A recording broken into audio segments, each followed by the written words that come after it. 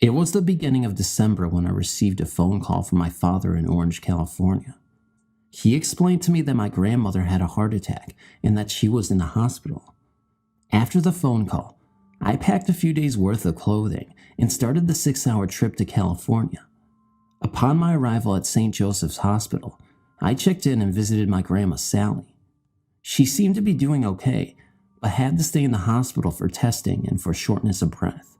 I stayed with her that whole weekend, then had to make the trip back to go to work. I did this for 3 weeks. Each week I visited her, she began to look worse and her breathing was getting shorter. The last week of her life, I can recall the doctor letting us know that she had cancer and her lungs were hardening, unable to take breaths. After weeping for some time, we lied to her and told her she would be fine and be out in time for Christmas. That last weekend, I can clearly remember being in the room with her and noticed her staring at a chair, but at the time, I did not think anything of it. She would ask me to stay with her because she was so scared. I asked her why she was so scared, and she explained to me in Spanish that there was a guy in black in the chair, sitting by her feet, sticking his big tongue out at her and throwing spiderwebs at her. I could tell she was scared. That evening, I grabbed her holy water from home and bought some saints for her room. It was a very uncomfortable feeling when I would go into that hospital room, seeing my grandmother focusing on that chair. I eventually had her moved to a room in front of the nurse's desk. The following morning, they transferred her out to a hospice where she died 2 days later. My dad says she would tell him she could hear singing right before she died. First off, I'd like to say that I really appreciate your site. So far, I found a lot of interesting things to read and learn. It's great to read other people's tales of true hauntings, because in a way, it's like sharing war stories with other veterans. These tales, if nothing else, really make a person think. I've always religiously believed in the supernatural. Too many strange and bizarre things have happened in my life for me not to. These are just two of the more interesting ones that I hope you and other readers will find mystifying and enjoyable. During the summer of 1995, I lived in Washington, D.C., where my father had rented an apartment suite at the Watergate. It was a very nice apartment, right across from the Kennedy Center on one side and a hop and a skip away from Georgetown on the other, and since the apartment was at ground level, had a nice fenced-in patio area just several yards away from the main pool. I was working as a White House intern and was just enjoying the first real summer away from parental guidance. After a time, however, I came to realize that I really wasn't as alone as I had thought. Upstairs were 2 bedrooms, the master and a smaller one right across the landing. At first, I decided to take the master because after all, bigger is supposed to be better. But I quickly changed my mind because, in the dead of night, I'd feel suddenly very cold and very uneasy, as if someone was standing near my bed, its dark, shadowy presence vaguely menacing. I didn't know who or what it was. All I really knew was that it was big, male, and didn't seem to like me as much as a roomie. After 2 nights of this, and getting very little rest, I moved my stuff across the landing to the other bedroom. Anyway, about this time, my roommate and best friend from college came to visit for a while and, without telling her of my own unsettling experiences, offered her the master bedroom. The very next day, she reported the same unnerving sensations. She told me that during the night, she felt someone breathing cool air on her cheek and felt a heaviness on her chest that both scared and kept her awake all night. After that, she promptly moved her things into my room as well. Since I knew what she was talking about, I graciously gave in, and the 2 of us were very careful to never enter that room unless we absolutely had to and only in broad daylight. Summer came to an end, and we both got ready to head back to college. As I was in the bedroom packing, I suddenly heard her calling my name from across the landing. At first, I was puzzled because it was unspoken between us that we would never enter that room, and since we didn't have anything in there to pack, I hesitated before answering. Finally, I crossed the landing and entered into the master bedroom, calling out, "Yeah, what do you need?" When I walked in the room, nobody was there. Chilled by the episode, I went downstairs, calling my roommate's name. I finally found her in the kitchen area, the furthest part away in the house from the master bedroom. When I told her what happened, she shook her head in bewilderment and told me that she hadn't called my name and was, in fact, inside the pantry room packing up some canned goods. When she told me that, my back stiffened and an eerie shiver ran down my spine. Needless to say, we got the heck out of Dodge. An interesting postscript to this tale came near the end of 1998. My mother had been diagnosed with liver cancer in May, and in a desperate bid to lengthen her life, she had decided to become a Buddhist nun. She dressed in the traditional nun's garb and shaved her head, but at the end of September, she passed away, unfortunately. During this time, a close friend of hers was in DC and so stayed at the Watergate apartment.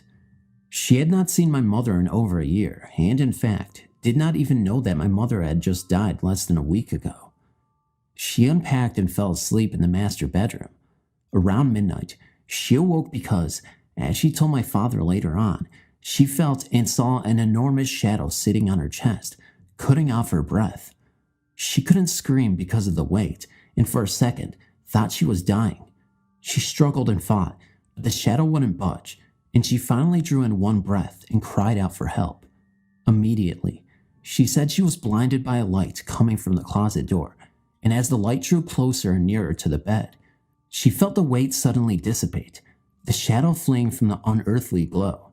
She opened her eyes and saw a woman standing next to her, brown robes flowing to the ground. Instantly, she said she knew it was my mother, but the only thing that made her wonder was the fact that this woman, this friend she had known for years, was shaved bald. The glowing woman then smiled gently at her and slowly disappeared. Only after this friend of my mother's had told my father about this incident did she learn that, indeed, the day my mother died, she had died with a clean-shaven head, dressed in brown robes. The second place I experienced a haunting was when I lived in a 2-story house on the south side of Las Vegas. The house was owned by a chief in one of the casinos near the Strip and was completely furnished as advertised. As I came from a traditional Asian household, my grandmother also lived with me and my father, and since he was frequently away on business, it was just the two of us there most of the time. The first week we moved in, my grandmother discovered very fine, very black sand would accumulate near the tiled fireplace, and since we didn't ever use the fireplace, we thought it was rather strange. She would sweep it up, throw it away, but the next day it would appear again. This happened for about 4 days in a row. My grandmother, bless her heart, is a Capricorn, and thus rather anal about things. She was forever checking doors and windows, making sure they were locked and secured whenever we left the house. So when we came home one day from shopping, we were shocked to see the front door standing wide open. We always came through the garage door, so it was very unsettling to see the door open, knowing we had locked it before leaving. And since the front entrance is protected on one side by the garage, we knew the wind could not have done this. Nothing had been stolen or otherwise disturbed. We ended up not talking about it because really, what was there to talk about? And put it down to a freak of nature. During this time, my father came home from his trip and stayed in the master bedroom. Now, my father is not a man that is given to sudden wild and unexplained imaginings. He's 6'2", weighs nearly 200 pounds, and is perhaps one of the most self-assured men I have ever known. But after a week in that room, he abruptly confessed to me one day that there was something else staying in that bedroom with him. He said that whenever he closed his eyes to sleep, he would feel as if someone or something was staring at him through the darkness, and he would then have to get up and sleep with the lights on. At first, I just thought that was ridiculous. I mean, the man had faced down a robber at gunpoint, and he had to sleep with the light on? I smiled and nodded, but didn't think much of it because this was Vegas, not some creepy little Stephen King town filled with outlaw boogeyman. But after he left again, and I decided to stay in the master bedroom, it had cable, I quickly changed my mind, because as I snapped off the light, I too felt something peering at me through the shadows. It wasn't the same as it was in DC. This one was just as unsettling, to be sure, but it wasn't as menacing, just very disturbing. It was almost like it wanted me to notice it, had something it wanted to tell me, and as I turned on the light, I couldn't help but feel that it also needed to do something. Finally, one night, I sat up in bed and asked it, "Okay, what do you want?" I've had some prior experience with channeling, and this wasn't the first time I had encountered a restless spirit, so I just bluntly asked it what it wanted of me so I could finally get a decent night's sleep. When I closed my eyes in exhausted semi-consciousness, it was around 3 a.m. at this time, I saw behind my closed eyelids the pale figure of a woman dressed in white with long brown hair down her back. To be honest, I didn't really believe what I was seeing, just thought it was a product of first stage REM cycle.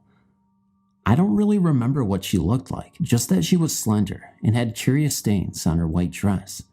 She looked to be in her late 20s to mid 30s. She told me that she had been taken out to the desert, raped, strangled, and buried in the sand where the present house stood. Again, I don't know how much of this is true because I was nearly asleep at the time, but what I can say with certainty was that this spirit was obviously distressed by the manner of her demise, and I felt very sad for her.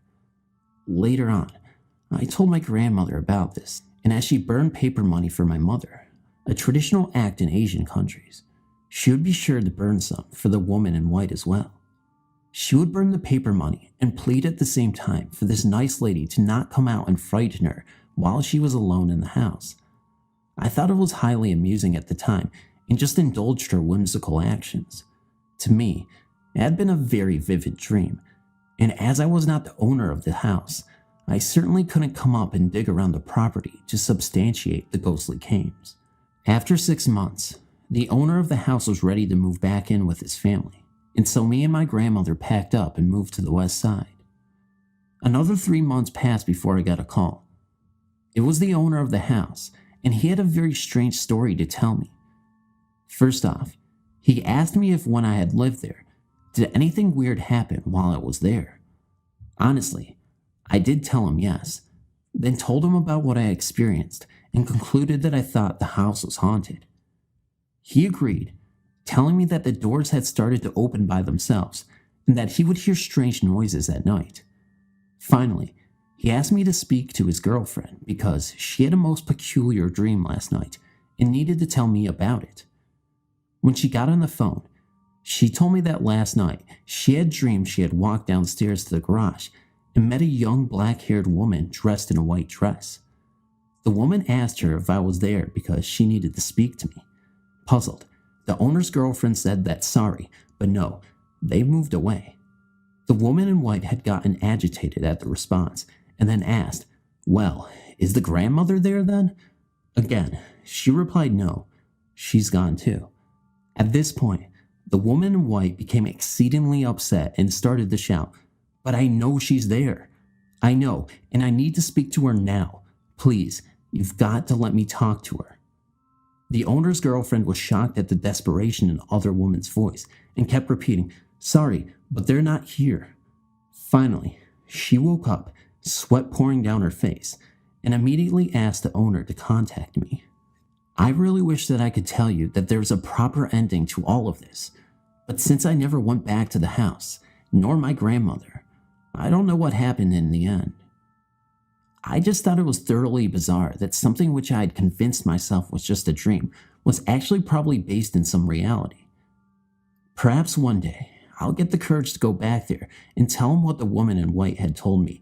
I still think about the poor woman at times, wondering if she's still on her quest to find some sort of justice or peace, and I hope that time really will heal all wounds. I just know that I've been blessed in the sense that I've been given opportunities to touch a world seldom seen by rational people, and hopefully this will not be a trend that will soon break. I also wish that I could include father's incidents that have raised my eyebrows a notch or two, but I think that I've taken up enough of your time. Thank you for listening. Oh, and by the way, my grandmother still burns paper money for the lady in white. She's convinced the poor soul will come after her if she doesn't. I was reading through your website, and it gave me the confidence to speak out about what I saw as a child. At age 12, I saw the angel of death, or what have you. I witnessed him come to a woman whom I had no knowledge of or have ever spoken with, take her away by giving her direct eye contact. Here's what happened. It was before summer in 1989. My family was poor, and we were being evicted from an apartment in Washington, D.C. We had to go to court to talk about it with the judge. In the waiting room at the courthouse in D.C., there was a woman sitting beside me with a large oxygen tank and a mask over her mouth. She was really heavy, and she wore a purple flower dress. I sat beside her. I remember I noticed her oxygen tank and wondered what was wrong with her. Then I heard a knock on the glass, which was right behind me. The seating arrangement was like the chairs were facing the waiting area, but your back was to a glass wall that if you looked through, you could see the security guards checking people in through an x-ray machine. I looked up when I heard a knock. 3 knocks. Then I looked up, and so did the other woman with the oxygen tank. We looked up at the same time. The angel of death looked at me with eye contact, then looked directly at her. He stared for about 3 seconds at both of us, me first and then her. When he looked at her, she wheezed a big then she fell on the ground in front of her chair. People, adults, started running to her and they said, "Get those kids out of here." And I just kept saying, "You did not see that man scare her?" Then I looked down the long hallway. He walked down and only saw his long black coat that looks like what judges wear. A black hat, black cape or cloak, and black shoes from the back. He did not look back and his arms were swinging. When I ran to catch up with him, he was gone. The security said no one came in with all black on, and they insisted I was crazy and to take me home. I still remember how he looks. He was a medium complexion black guy that was medium build and was older looking. The woman was white. This is a true story, and I'm not just saying that because I want you guys to believe this. It's because it is true. Thank you for reading. This is only one example of an encounter I had in a house I lived in. My daughter was only about 6 months old, and my husband and I were living with his parents at the time. On one particular morning, he had left for work, and I decided to lay on the couch until my baby woke up. I left the door to the upstairs open as well as our bedroom door, so I could hear when she woke. I fell asleep on the couch. Shortly after I fell asleep, something woke me. As I opened my eyes and looked up, I saw what appeared to be someone wearing a black hooded robe, going towards the stairs. I watched the figure. I sat there frozen, turn and go upstairs. At this point, I was freaking out. My baby is up there. I got up and started running towards the stairs, and I yelled for my mother-in-law to help. She was sleeping in the room off of the dining room. When I got upstairs and went into the nursery, my baby was laying there, limp with her eyes rolling in the back of her head. I grabbed her and ran downstairs. She was lifeless. We put 7-Up soda in her bottle and forced it into her and left it for the hospital. By the time we reached the doctor, she was okay. No one could explain what had happened. When they looked at her at the hospital, they thought we were nuts. She was laughing and having a great time, getting all of the attention. So, what was that? Had I beaten the angel of death? Or was she in trouble and that spirit was warning me? Whatever it was, thank God I still have my daughter. A little after 8 p.m., I was in bed, exhausted and waiting for my husband to come back from the kitchen with snacks. I dozed off for a few seconds, and when I opened my eyes, I saw a hunched over figure carrying what looked like a walking stick. He was standing sideways, so I saw his left side only, but his hair was gray and mussed, and he was wearing a ratty, moldy-looking cloak around his shoulders and partially over his head. As I stared, he just faded away. It was really disturbing. I didn't know if it was a dream or what. My husband came back a few seconds later, and I didn't know what to do. Finally, I told him, and he joked that it was the angel of death. I thought he looked a little like the guy from Akalog, Jethro Tull cover, but not quite. The next morning, My daughter told me first thing to call Dad immediately. His older brother in Italy passed away that morning. I asked what time, his time and our time. I saw him about 4 hours before he passed. The strange thing is that even though there are 11 children, the only other sibling, another brother, passed away 28 years earlier on the exact same day. I've not seen him again, but I've experienced visits by scent mostly, and he has visited a few times, mostly to tell the other siblings to call Italy and take care of his widow. I had spent time with this man, and he really liked me and even gave me a memento of his. I believe he somehow knew I could see things others couldn't. He knew I could, and did, carry out his message to my husband and for him to make sure his siblings stay in touch with her, too. Oh, and by the way, he did have a stick that he used to carry with him. Upon ever thinking of the paranormal, my initial feeling is fear. I'm not, maybe never will be, comfortable with my encounters with the supernatural. I've always been what you would call overly scared when it comes to the subject of ghosts, but that doesn't stop the supernatural from paying my frightened self many visits. For some odd reason, most of my encounters have been while being just in the midst of falling asleep, or they will wake me out of my sleep. For this reason, I've always tried to convince myself that they were just my imagination. I've come to cope with the fact that they have been happening more frequently. The past homes I've lived in have been older homes, so you would think that if I were having encounters, the history of the home would be to blame. But I now live in a newer home, and I'm recently being visited by a close friend of mine who passed away almost 2 years ago. My first encounter when I was about 13. I was lying in bed, almost asleep, when I heard what I thought was my little sister talking and playing in my room. I told her sternly, "Holly, get out of my room." But when the little voice and rummaging through my belongings in the corner didn't stop, I opened my eyes only to see that the little voice wasn't my sister's. It was a little girl whose face I couldn't really make out, being that she was a little ball of light. Some of her features were distinctive, but I could clearly tell what was happening. I jumped out of my bed and ran for dear life. My mother is a big fan of the supernatural and always says, "Elizabeth, you should try to talk to them if you see them. Ask them what they want." Is she crazy? My first experience made me run, much less strike up a conversation. We eventually moved into a much older home where I experienced a lot of lights turning on and off by themselves and the frequent sounds of someone walking up and down the hardwood stairs. But I grew used to it and never had any more visual experiences until recently. My closest friend, Morgan, passed away in a car accident almost 2 years ago at the young age of 18. I believe that she hasn't crossed over because she is confused. Her life was taken so quickly that I believe she is lost, and she is now visiting me. She has come to me 2 times in the past month, and I have a feeling that she's going to come again. Anytime I have an encounter, it scares the wits out of me. Again, this encounter came in the midst of falling asleep. I was actually having a dream about her, and I don't know if it was a noise that woke me up, but in my groggy state, I opened my eyes and someone was standing in front of me. I know it was her, but couldn't make her out.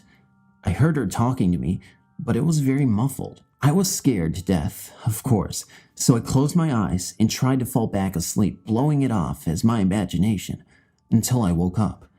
The same night, I was having yet another dream about her. I'm a very light sleeper, so any noise, touch, etc. will wake me up. While dreaming of her, I popped awake instantly while catching a chill and having something touch my back in the dead darkness of the night. I tried to scream, but nothing came out, so I hugged my infant son closer and went back to sleep. My way of dealing with my encounters is to be very still, if you call that dealing. I would like to not be so fearful of the supernatural, much less my best friend. Please help if you can. This took place when I was touring Kenya, Africa with my parents. We had lodged in a hotel in the savannah. The layout of the hotel was as follows. The main building was at a distance of some 1 kilometer from the lodging cabins. The cabins were amazing. They had a feel as if they belonged to the jungle itself. There was a river flowing behind the cabin, but it was out of bounds as it had crocodiles in it. But we got a good view of the river from the balcony of our cabin. It was great seeing crocs in their own habitat. The night we reached the hotel, we were all pretty exhausted. The room was cozy except for one weird thing. It had a deer's head hanging from one of its walls. The hotel was pretty old, so must have been placed there before hunting was banned in Africa. There was a show of Mira people, tribals, that night, which wouldn't take place for another month. As we were there for only 3 days, my parents went to the show. I decided to stay back as I was pretty tired and the hotel was about 1 kilometer away. I was reading a book but must have fallen asleep. I woke up about an hour later, which was pretty odd, as I never wake up late at night once I sleep. My parents were not yet back, and as I rubbed my eyes, I swear I saw the deer's eyes move. I was completely freaked out and closed my eyes. After some time, I gave it up for an illusion and started to read again. This was when I noticed a pretty odd thing. The curtains of the room were moving as if there was a breeze coming from the windows, but the windows were closed. Suddenly, I felt a shiver run down my spine. I felt as if I was being watched. I felt a weird cold sensation and started praying. After a while, the feeling stopped, and after some time, my parents returned. I didn't tell them about the experience, as I thought they would not believe me. The next day, I asked our guide, who had become a pretty good friend by then, about the experience. I thought that he would know, as he visited that place pretty frequently. He said that he didn't know anything about that, but I felt from his tone that he was hiding something from me. We went on a drive in the savannas and came back that evening in a pretty light mood, but when we reached our cabin, we found to our astonishment that our luggage had been scattered and messed up. We thought that the cleaner must have done it and complained to the hotel management, but they said that as per their policy, the cleaners do not touch anything belonging to a customer. The receptionist also said that the cleaning was done under supervision. We let go of the incident as some misunderstanding. Then, the last and most eerie thing occurred. We were about to go to bed when we all heard someone knocking forcefully at the door. When we opened the door, there was no one. This happened 2 to 3 times. Finally fed up, we shouted to the person who was knocking to stop playing around. No answer. The knocking stopped. We gave it up as some prank and retired to bed. But it must have been about 2 to 2:30 in the morning when I heard again the knocking. Sleeping on an extra bed near the door, so I think I was the one who heard it. I was pretty scared to go out alone after my first experience, and we were even advised not to go out alone at night as the area had many wild animals. So, I woke my parents and told them about the knocking. At first, they told me that I was just getting paranoid and that I should go back to sleep, but then, we all heard the knocks on the door. My dad opened the door only to find that there was no one there, but he saw something move in the bushes. He came in and declared that it was some kid. Though I didn't feel convinced, I decided that I would rather believe that it was a kid. Next day, we complained about this to the staff. They also said that it must have been some prankster, but then suddenly, my dad asked what moron would have let out a kid at 2 a.m. in the morning. That set me thinking. I started relating this to my previous experience and felt that this place was haunted. But anyways, we were to depart that day, so I didn't care much. I didn't think about the incident until the day we were about to leave Kenya. On the day of our departure, our guide told me that he wanted to tell me something. He asked me not to tell anyone what he was going to tell me. I agreed. He told me about that hotel. He said that it was rumored that a leopard at the hotel killed a boy of about 9 to 10 years, some 50 or so years ago. He told me that everyone said that the ghost of the boy still haunted the same room where he was staying the night he died. He said that many of his customers had the same complaint as me, but only those customers who stayed in 2 specific rooms had the experience. It was in room number 153 and 154. I had stayed in room number 154. When I was in my late teens, I was living in my family's home in Warren, Michigan, which is a suburb of Detroit. I came home late one night, around midnight, and parked my car in the detached garage in the back of our house. As usual, I rolled down the garage door and locked it. After exiting the garage, I faced the garage's entry-exit door and locked it as well. I'm not a person who is scared of the dark, and I definitely don't frighten easily. As I turned around to walk into my backyard so I could get into the house, I bumped into what I thought was a person.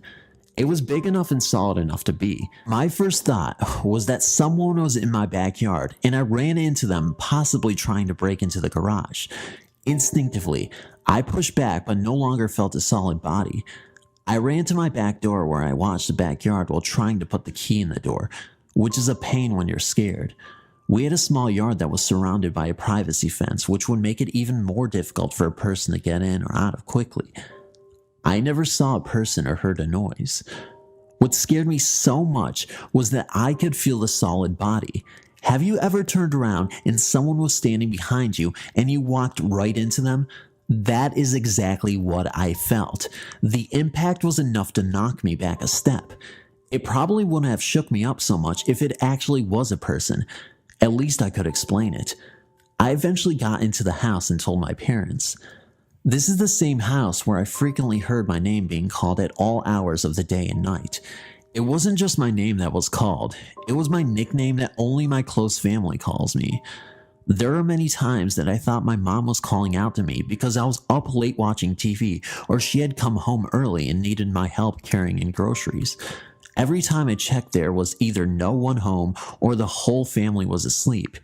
Years later, I found that both of my parents had experienced their names being called too. My mother's side of the family has always been sensitive.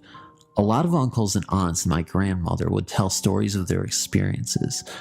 I haven't experienced paranormal activity as much as other family members, but I do have a few stories. I'll start with my favorite one. One night about 5 years ago, I was 18. I was staying over at a friend's house, Pat. He had his bedroom in the basement of his brother's house. There was a laundry room in his room as well. There was a huge bookcase which he used as a TV stand and as a wall between the laundry room and his area. You cannot see the door leading to the laundry room behind the bookcase, but it didn't reach the ceiling. I was sitting on the couch watching TV around 1 a.m. Pat was asleep on his bed. I heard what sounded like a door opening, and I noticed a light go on in the laundry room, and I saw the light and a shadow on the ceiling that looked like a man's shadow. I don't know why, but I forgot that was a laundry room. I thought, at that moment, it was a bedroom and a relative or friend was staying there, even though I had been in that room before. And I was kind of nervous to have to say hi while Pat was sleeping. Then I heard footsteps, loud footsteps, like as if he was wearing boots, and a small dog barking, and then I heard the dog start walking. I could see the shadow of the man moving on the ceiling, but I never saw a shadow of a dog or anything else. The footsteps kept coming, and then they stopped, and it sounded like the dog was eating. I could still only see one shadow of a person on the ceiling. At that point, when the footsteps stopped and the noise of the dog eating was the only noise besides the TV, I froze. It's like all of a sudden I knew I wasn't supposed to be seeing or hearing this. I sat on the couch just numb, waiting for something to come out at me. Then the footsteps started again, and the shadow began to go back towards the laundry room. Once it got there, it turned off the light. I could even hear the switch, and closed the door. I got up and jumped into Pat's bed, and the first thing I asked is, "Why didn't you tell me something was staying in that room?" And obviously his response was, "What?" I told him what had happened, what I saw, and what I heard. He asked me if I remembered that the room was a laundry room, and that's when I started realizing that, yes, I do remember that, and no, there is no way I just saw what I saw. So the next morning, after making my friend stay awake until I fell asleep, he showed me that the door to the laundry room couldn't even close because of a few wires he had crossing into his room from the laundry room. I'm not sure what I believe in regarding paranormal activity and such, but I do have an open mind and like to do as much research as possible before making any firm decisions. This experience happened in November of 2010, a month after having my youngest. I just had a procedure to remove a kidney stent, 2 or 3 days prior. I was sick almost right after leaving the hospital and felt horrible, but it was my first time going under anesthesia, and a nurse had told me it was common to feel ill. I was running a low-grade fever about 100 degrees Fahrenheit. The baby had awoken for a 2 a.m. feeding, and I was holding him standing in the living room in front of the heater. I was chilled to the bone because of the fever, and feeling a bit dizzy. I thought, oh geez, I'm going to cook the baby. Just then, about 5 feet away from me, appeared this man. He was tall, over 6 feet, buff large muscles, a stern face. He wore old brown-looking clothes. It reminded me of stories of fur trappers out on the frontier. Maybe it was animal skin, but I'm not sure. He had the same style satchel that crossed his body. The strap on one shoulder and the satchel rested almost on the opposite hip. He had long brownish hair and brown wings that went almost to the floor. He was standing beside me, one of the dining room chairs that was pushed away from the table with one foot on the seat. He did not smile, but I wasn't afraid of him. Surprised for sure, but instead of freaking out, I just said a muffled hello, and then he disappeared. I felt like I needed to sit and cautiously sat on the chair his foot was on, saying, I'm sorry if you were using this chair, but I need to sit. I thought later, maybe that's why he was there. I was holding a baby with a fever and standing too close to the heater. Maybe he wanted me to sit, but I also understand that I was ill and it could have been some sort of fever hallucination. I did many internet searches trying to find out who this was, but I found nothing that matched. I suppose I was wondering if anybody else has ever seen a man like this, or may know who he is. Thank you for your time. I hope I described him well, but let me know if there are any further questions. So when I was younger, about 11, my family and I lived in a 2-bedroom trailer. We had a small little hallway coming from the living room to the main room. My mom is Christian, and she listens to a Christian music radio station, and we would listen most of the time in car rides. Keep this in mind. In the room I shared with my brother, our feet were pointing towards the door which showed you out to the hallway. If you were to go to the left, you would go into the living room, and if you'd go to the right, to my parents' room. This one night, I woke up in the middle of the night randomly. I looked up towards my feet and saw a slightly tall man singing a song I knew I had heard in that radio station before. He just sang and stared at me, but his voice was so beautiful. I don't think Zahn or anyone else could sing just like he did. Also keep in mind, my dad wasn't home at the time. He was in jail. So the man started walking out into the hallway and walked towards the living room. I was not scared. I was more mystified of the man's presence. I got up and went to my room and asked her if she had seen the man, and she said no, and so I explained to her that he was singing the song on the radio station. I don't remember the name or how it sounds. Up to this day, I firmly believe that it was an angel watching over my family and I. My grandma has gone to explain that the way you know it's an angel is if you don't feel anything but peaceful, and if it's a demon, that you get bad chills and are scared to the max. This story didn't happen to me, but it happened to my sister. In our town, there is a bridge that is on a dirt road that is said to be haunted. It's called Hollow Bridge. They say a couple were murdered, and the wife still comes around every night about 2 a.m., which is the time they died. This was about 100 years ago, or so I am told. Do I believe this story? Not really, but I'll go with it. They also say that if you are there at night and you see her, she will tell you something you don't want to know. When I was 15 and my sister was 17, I've seen something. One night, my sister, her boyfriend, my boyfriend at the time, and myself were all there around 2 a.m. It was a very clear night. Well, all of a sudden there was a fog that was rolling up to the bridge from the tree line, about a quarter mile back. I couldn't believe my eyes, so I freaked out and we left. So forward a year, my sister, who at that time had a different boyfriend, had called me bawling her eyes out. After she calmed down, she said that the hollow woman told her she would die on the hollow, which is a very dangerous road since it was not paved and it was very narrow. I told her to calm down and that it was just her imagination. She would be fine. A few nights later, we shared a room. We were sleeping and she woke me up out of a dead sleep from her crying. I woke her up annoyed and asked her what her deal was. She told me my grandmother, who neither of us met since both grandmothers passed away before we were born, had come to her in her dreams, telling her that one day she'll need her and she'll be there to protect her. At that point, I was kind of freaked out, but I dismissed it, telling her she needed to go to bed. 2 weeks after the dream, about 5 p.m., my brother comes rushing over to my friend's house, which was right behind our house, crying, and kept saying, "Amber, Amber, Amber." My sister, being a very rebellious child and into bad things with bad people, I asked, okay, what did she do now? It wasn't new that she had gotten picked up by the cops. He said she's in the hospital and that she was in a bad car accident on the hollow.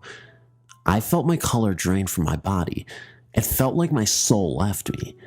I dropped to my knees, remembering everything she had told me about the hollow and my grandmother. I knew at that time my mom, cousin, and oldest brother were rushing to the hospital and a half an hour away because she was life-flighted.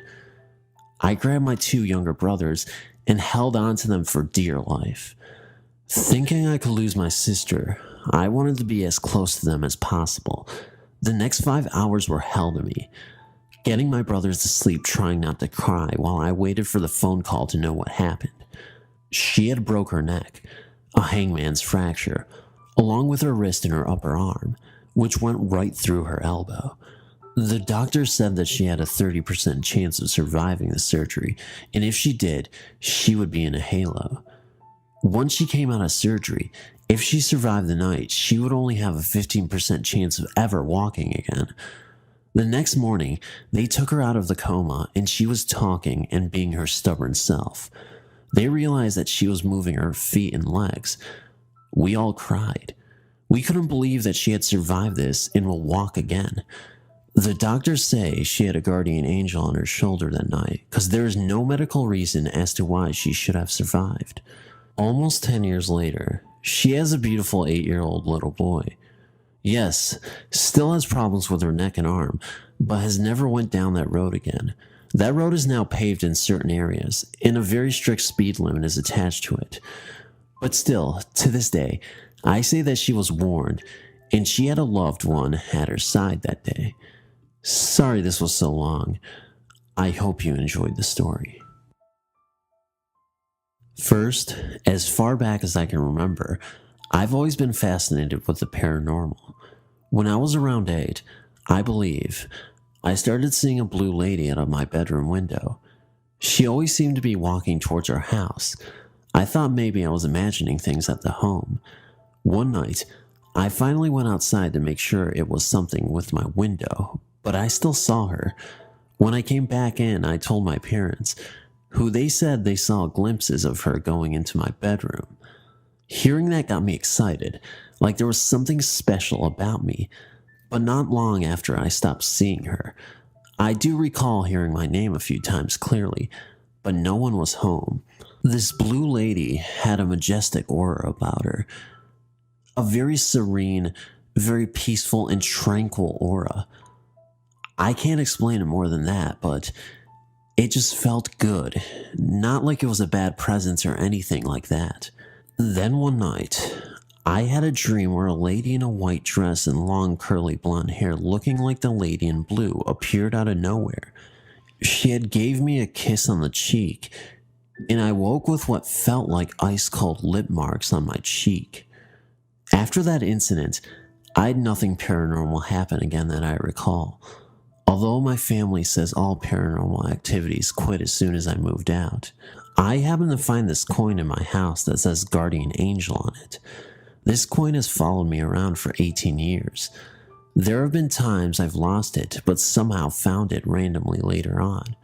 Recently, I had lost it at my previous house and never found it. I recently happened to find it in a used car I purchased from a family friend within the time I've been at my current residence. I've had a few experiences in the last 6 years that are paranormal, but those stories, yeah, they're for another time. Thank you for reading this, and I hope that you may find comfort in this story. I just got home from this adventure and had to write about it for you guys. I'm a new community member to the Phantom Wagon, and this will be my first, and hopefully not last, story submitted to this channel. I haven't heard every scary story video on YouTube, so I could be wrong, but I've yet to hear any involving storm draining. For those who don't know, draining is a term referred to exploring the tunnels of storm drains or manholes. I didn't even realize it was an actual thing people did. It's treated almost like a sport. Me and my bud are both named David. We both like to go on any random adventures we can come up with. We've gone through over 20 different storm drains in or near our neighborhood, located in Silver Spring, Maryland. By the way, if anyone listening is a local, I have plenty of other stories about well-known Silver Springs legends or creepy people in areas to share, many with documented proof and articles. Leave a comment if you're from my city or close and want to hear some more. It's always fun to see graffiti tags by people from the past, or to even feel like the first people to explore a specific drain with a blank slate, but nothing creepy has happened during our 20-plus explorations. That is, until tonight. If I were being honest, I've been impatiently waiting for something eerie to happen, so I'm clearly drawn to this type of stuff. David discovered a major storm drain. It was almost completely walkable without having to bend over too much as we traveled through the tunnels.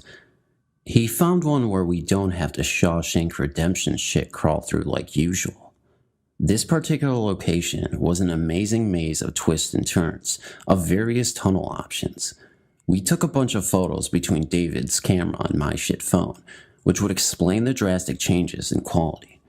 Of course, like many tunnels, immediately we came upon a faded, but still in your face graffiti tag that pretty much says welcome to hell, or in this case, the hellhole.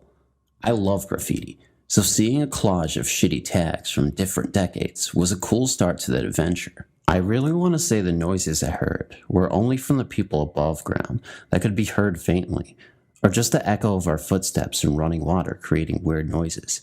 But this would be impossible because it's midnight on a weekday, and there was literally no one outside before we got in.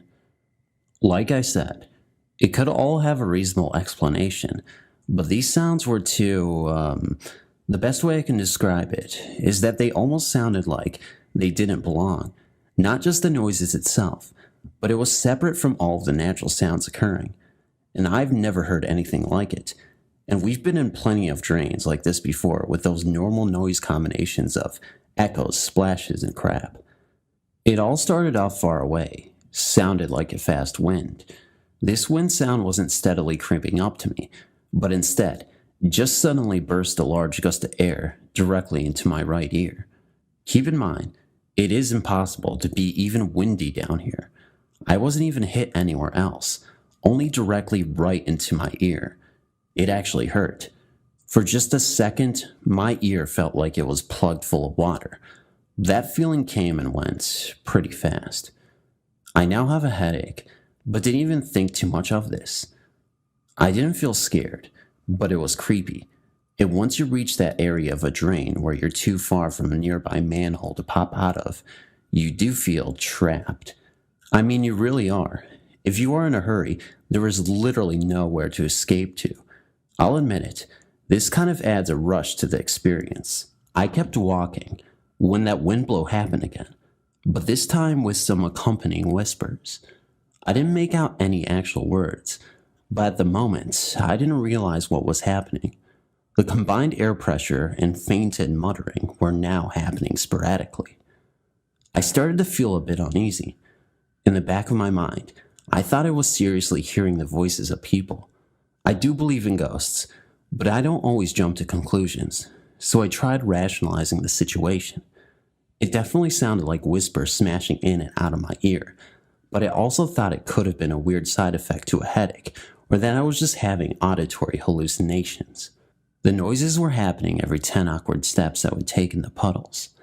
I called down to David to see if he had heard them, but he hadn't. David isn't too much into believing paranormal things like me, so maybe the force was more connected to me because, in a way, I wanted to hear it. I don't know how that really works. I've experienced things like this before, but I've only felt emotional responses, such as an unwanted feeling of dread or even a sense of calm. But this time, the feelings were more physical than mental. It was penetrating my eardrum and giving me a migraine. Now, yes, I did feel uneasy, but only because I didn't know what was going on. This now almost rhythmic pattern of intense voices eating my eardrum lasted for at least 5 minutes, but then the further and further we got into the drains, the noises stopped. What was odd were the graffiti surrounding me during this 5-minute hellish ordeal. Every area of tunnel was coated with terrible anti-Semitic and just plain out racist and ignorant tags. What is extremely fascinating was as soon as we passed through a manhole stop and entered a new connecting tunnel, not only were these walls completely clean from any paint, but the voices and ear pain stopped, and I mean instantly. What was creepy about this area, aside from the racist crap, was its specific location throughout the entire drain system. It wasn't even close to any of the other tagged tunnels, but just in a random area of the drains deep within the tunnels, almost like it was on purpose. After walking through these naked walls, we eventually came upon one of the many options of getting out without having to pop a manhole. We walked out of the hellhole back into the stars and neighborhood lights. We looked around and realized, damn, did we travel far or what? It was unbelievable. It didn't feel like we walked that much distance. In fact, we usually feel the opposite with opposite results. Of course, as soon as we came crawling out of a sewer in the middle of frickin' night in a shady part of Wheaton, Maryland, some dude was standing at a bus stop and we obviously terrified him. I started to speak out loud to David and pretended like we were looking for our dog. I'm quick to try and make myself look less shady than I already do. I've been told I give off that vibe sometimes, because I always have a pulled-down wool hat, visible tattoos, battle scars, a Newport in hand, and now a dirty face with dripping silk boots. I swear I don't mean to do it on purpose. I only mention this because the dude started to pick up his phone, and I was thinking, dang, I didn't even tag this time, and I'm still going to get locked up again. But overhearing the conversation, I think he was doing exactly what I was doing. As soon as it felt like we could stick around, David and I took our time and started to try and trace above ground where we travel below. David has the technology and is also very good at mapping, so he knew where he was going, but before we made those moves, we had no idea where we were and started off in a housing complex, and the more we walked and followed our trail, we eventually figured out exactly where we were. We were now in the area of where the strange noises and ear damage were most active. That is when I started to tell David what I was experiencing there. He believed me. He's a good friend. We continued walking while looking down at David's phone, but then we stopped dead in our tracks, looked at each other, and couldn't believe it. We were walking dead center under a funeral home. I tried to rationalize it as best I could, but knowing the events that preceded this, I came to the conclusion that this couldn't be a coincidence. I think I was experiencing those creepy, painful whispers, because that exact tunnel was literally crossing right through the undergrounds of a funeral home. Whenever I'd been to graveyards, which I do not do anymore, I for the most part always felt a positive vibe. But during this experience, these departed souls did not want me there. I think the offensive graffiti even added fuel to the fire, and this is why I experienced a painful ear and headache. So while nothing extraordinarily scary happened, at least from my version of what scary is, that was definitely a creepy but cool situation. As I write this, it does sound like the perfect idea for a fictional scary story. I mean, come on. Walking in a storm-drained tunnel, literally under a funeral home, and being surrounded by paranormal sounds. It doesn't get more unique than that. I'm sure a more elaborate, embellished, made-up story would be more exciting, but I think this whole discovery in general is exciting enough anyway. David and I also plan on purposely walking under the drains of a funeral home right down the block from our neighborhood. We've been in those tunnels before, but popped out of a manhole before we even reached the boulevard. If my locals are listening, that funeral home in particular is called Collins on University Boulevard. These tunnels are a tighter squeeze, but it'll be worth it, I hope. Thanks for listening. Sure, it could have all been one big coincidence. Maybe it is just an overactive imagination, but I like to stay paranormally optimistic. Is that even a real term? Whatever. Time for a cigarette. Well, about 14 years ago, I left my partner. I was looking for somewhere out in the country so I could get away from people I knew. So, I rented an old converted Methodist chapel. No one had lived in it before, and it was set in some lovely countryside, surrounded by hills, about 24 miles away from where I live now. It took me a day to clean the place, as it had not long been converted into a living space, and there was lots of plaster dust and wood shavings everywhere. It was all open plan with the chapel windows at one side, converted into arches, leading to a wonderful new conservatory, which was the length of the chapel. I fell in love with it, as did everyone the first time they had visited. It also has a built-on back, which was the toilet, bath, and shower room. My bedroom was the gallery, and a new gallery had been put on the side, which became my daughter's bedroom, and the vestry type of room by the door became my son's bedroom. The landlord had left the pulpit in, and had used the benches and pews as sort of shelf seats around the walls. Everyone who visited me thought I had won the polls. It was before the lottery. I loved it. The front door was oak, and the original door of the chapel, the back door, was by the bathroom and was an addition to the property. I did not believe in all that rubbish about ghosts and things. Well, to begin with, when things started happening, I thought maybe I was hearing things, as I was very depressed. Within a month, I thought I was having some sort of crazy breakdown, but I didn't understand why I was okay at work.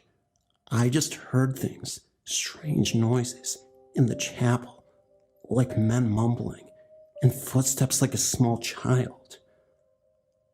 I'm worried about going on, as people will think I'm crazy. Well, as I said, I kept hearing things, and then things like the cooker clock kept pinging at strange hours. Then I would go to bed and hear a child running down in the living area. These were regular occurrences. I was on call some evenings and some days. I worked for a helpline, and we took the calls in our homes, sometimes redirected from the office, and I'd begun to realize that these noises were happening mostly at either 3 a.m. or 3 p.m. I still thought I was going insane, so I did not tell anyone. I kept sending the kids to visit their father at weekends, as I was worried about my mental health. Then, the atmosphere changed, and I felt there were people in there with me.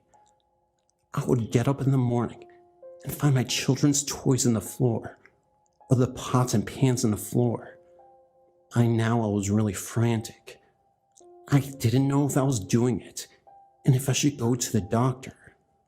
Nothing happened when my friends stayed. I began to get seriously scared for my mental health. More and more was happening at weekends, and I was frightened to go to sleep. And when I did, I thought my bed was shaking, as if someone was trying to wake me up. Then I started inviting friends to stay, just so I was not alone. I would make lovely meals and get a bottle of wine and invite people to stay over, as once they had a drink, I knew that they could not drive home. I regularly invited people to stay on the weekends. One weekend, While we were all sitting down to eat at 3 p.m., there were the four of us. We heard what sounded like a child running up the stairs. My friend David jumped up and said, "Someone is in here." I was that used to hearing the noises, and I was strangely embarrassed. You would think I would be glad someone else could hear it. I made a feeble excuse, but he went on to search the home. After we had drunk a couple of bottles of wine, I began to tell him about the noises. I did not tell him about the toys and stuff, and they all made fun of me, and we all decided it was silly, and we carried on having a drink. One of the other guys then began being silly in the pulpit and calling on imaginary ghosts. Everyone was laughing, including me, as by now, they had me believing loneliness had led me to imagine all sorts. Then, after lots of laughing, we all decided to settle down for the night, as the chapel was open plan. Nobody really got undressed, and we had a lot to drink. We were all laughing from the beds, and we ended up saying goodnight to each other, shouting things like "Good night, John Boy," "Good night, Mary Ellen," and giggling and saying it all over again. When the front door opened, it was made of oak and over 100 years old and was extremely heavy. Even the wind couldn't have blown it open. Lee got up and closed it, and we all began laughing again. After the initial fright, we started the "good night, sleep tight, John Boy" thing again, and the back door opened. Well, this was a new door which was always stiff to open and close, and the smell of strawberries was incredibly strong. I had smelled this many times before in the chapel. I thought it was bubble bath or something my daughter was using. Lee got up again and asked if someone was playing tricks on us. We were out in the country, and the nearest neighbor was 10 minutes walking away.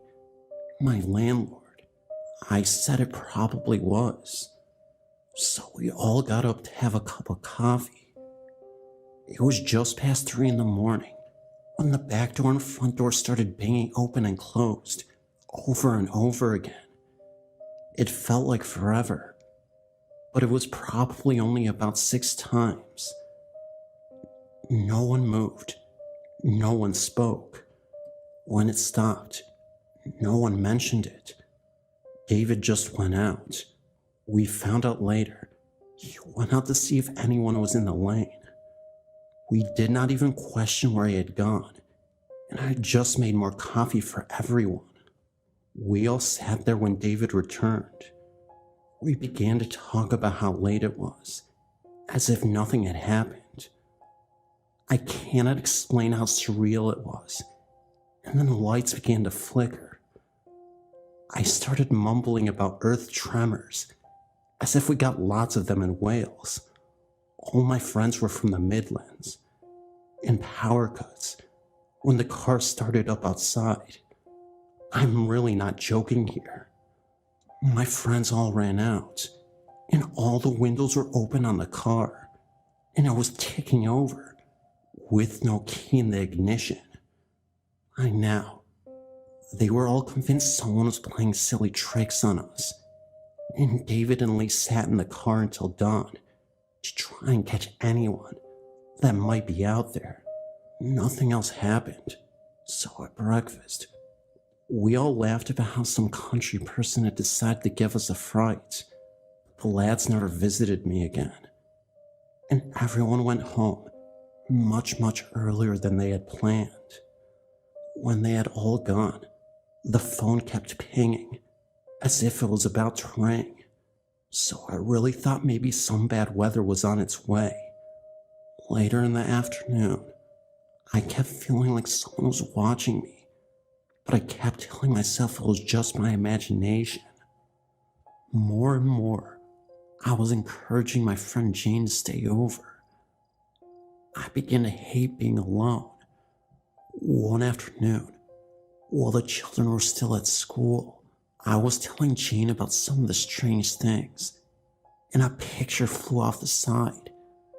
It made us jump, and we laughed and put it back. It flew off again, as if someone had pushed it. Again, silence. We did not see anything.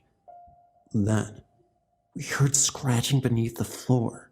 We found out later that the landlord's cat had recently had kittens, so I still believe it was one of them.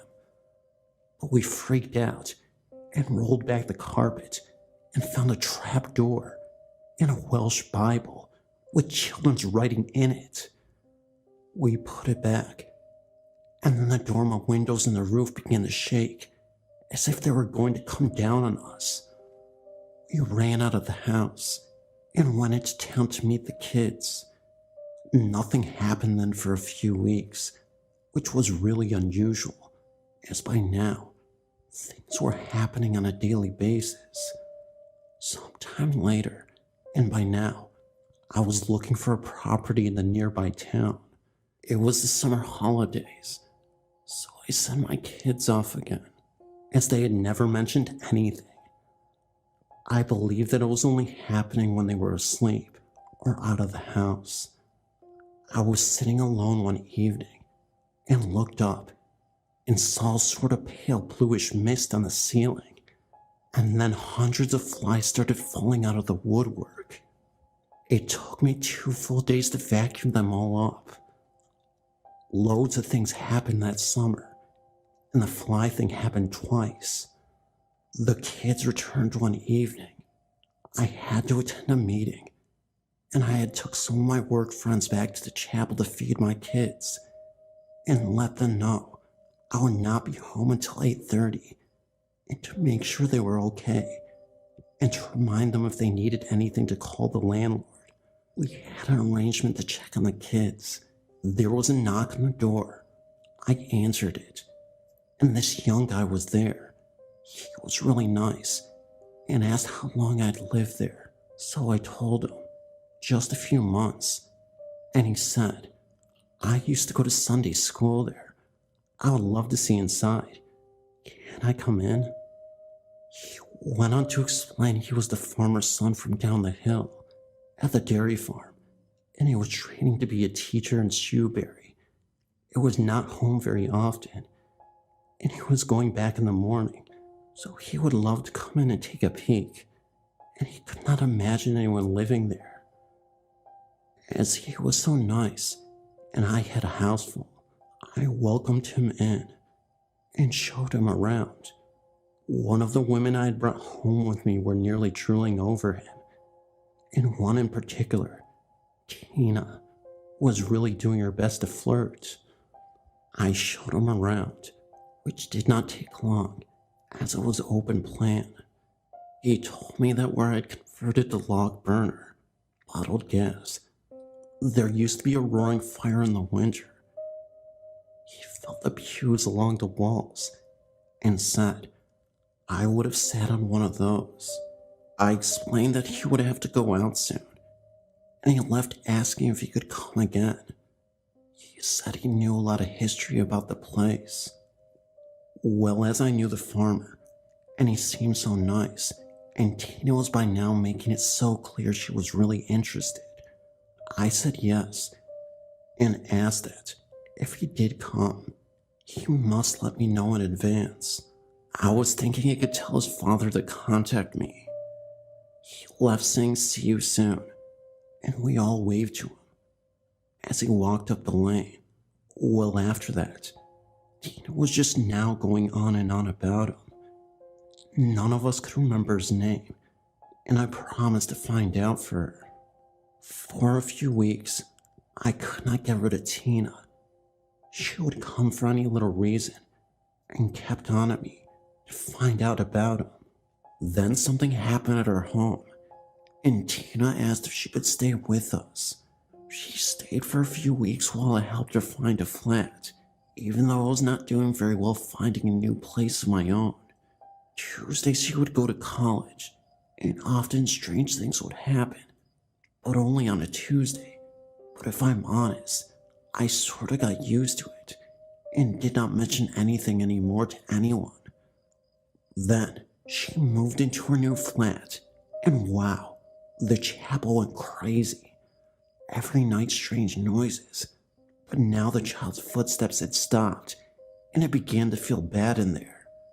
Tina still kept on at me to find out more about the guy who had visited. She wanted a name and hopefully a date. So one day I saw the farmer on his quad bike, and I waved him down. He was a real nice guy, and had taken my children lambing earlier in the spring. Well, I asked him how his son was. He looked at me and said I don't have a son. So I explained. He looked at me as if I was a bit of an idiot. And then he went on to explain someone had played a trick on me.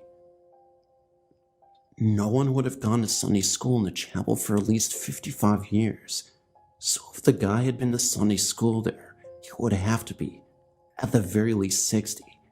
And as far as he knew, there was no teacher training college in Shrewsbury. I was so embarrassed, and as I walked home, I got angry. Maybe it was the same guy who was playing tricks on me, making noises. Maybe he was even coming into the house while we were asleep. I walked into the home in a right temper, and I swear I heard a man laugh. My children suddenly got really cheeky and naughty, very different to how they were before. My daughter would not speak to me at all for 4 weeks. My son was angry all the time. I sent them away more and more at weekends. A small fire started one night by my bed. It went out. I started believing I was going mad again. I could hear men's voices mumbling. There was really an oppressive feeling in the home. Even a friend Steve said he felt uncomfortable in there and had loved visiting before. Jane stayed over more and more often, and now she was hearing things too. Now I knew it wasn't me. I'm not sure if I'm telling all of this in the correct order, but lots of things happened, but it felt bad. Not like the more innocent things previously, like pots and pans being moved and paying clocks. Things would be moved all the time. The smell of strawberries would float past you just before the door would fly open. My car started up on its own, outside on a few occasions. I took it to the garage. The mechanic thought I was nuts. I made him check the ignition. It got worse and worse. I was desperately trying to find a 3-bed house to rent in the town. Well, things kept going from bad to worse. My life was a mess. I was not getting proper sleep. My children had turned into horrible monsters, and things kept happening. I will not repeat it at all, because I would be here forever. But it ended one night, when I was sitting alone. I got a fear I still cannot explain, and I could not move from the chair. I knew I was heading for hysteria, so I phoned my friend Steve, who lived in the town. "Steve, I'm so scared. Will you come over?" The phone went dead. I sat there for about 15 minutes, the fear rising, and the air was freezing, and there was the blue mist on the ceiling again. Anyway, Steve walked in and started screaming and lifted me up, threw me in his car, and drove back into the town. When we got back to his house, I asked him why he screamed. We did not speak in the car. He told me he did not really know why, but he said when he walked in, he had a feeling that we would both die if we stayed in there. I slept in his room. I was too scared to be alone, and I think he was too. But I still have to laugh. Steve is 20-odd years younger than me. And the following morning, his parents looked like they were going to have a heart attack when they seen us both come down the stairs. We did explain. Well, sort of.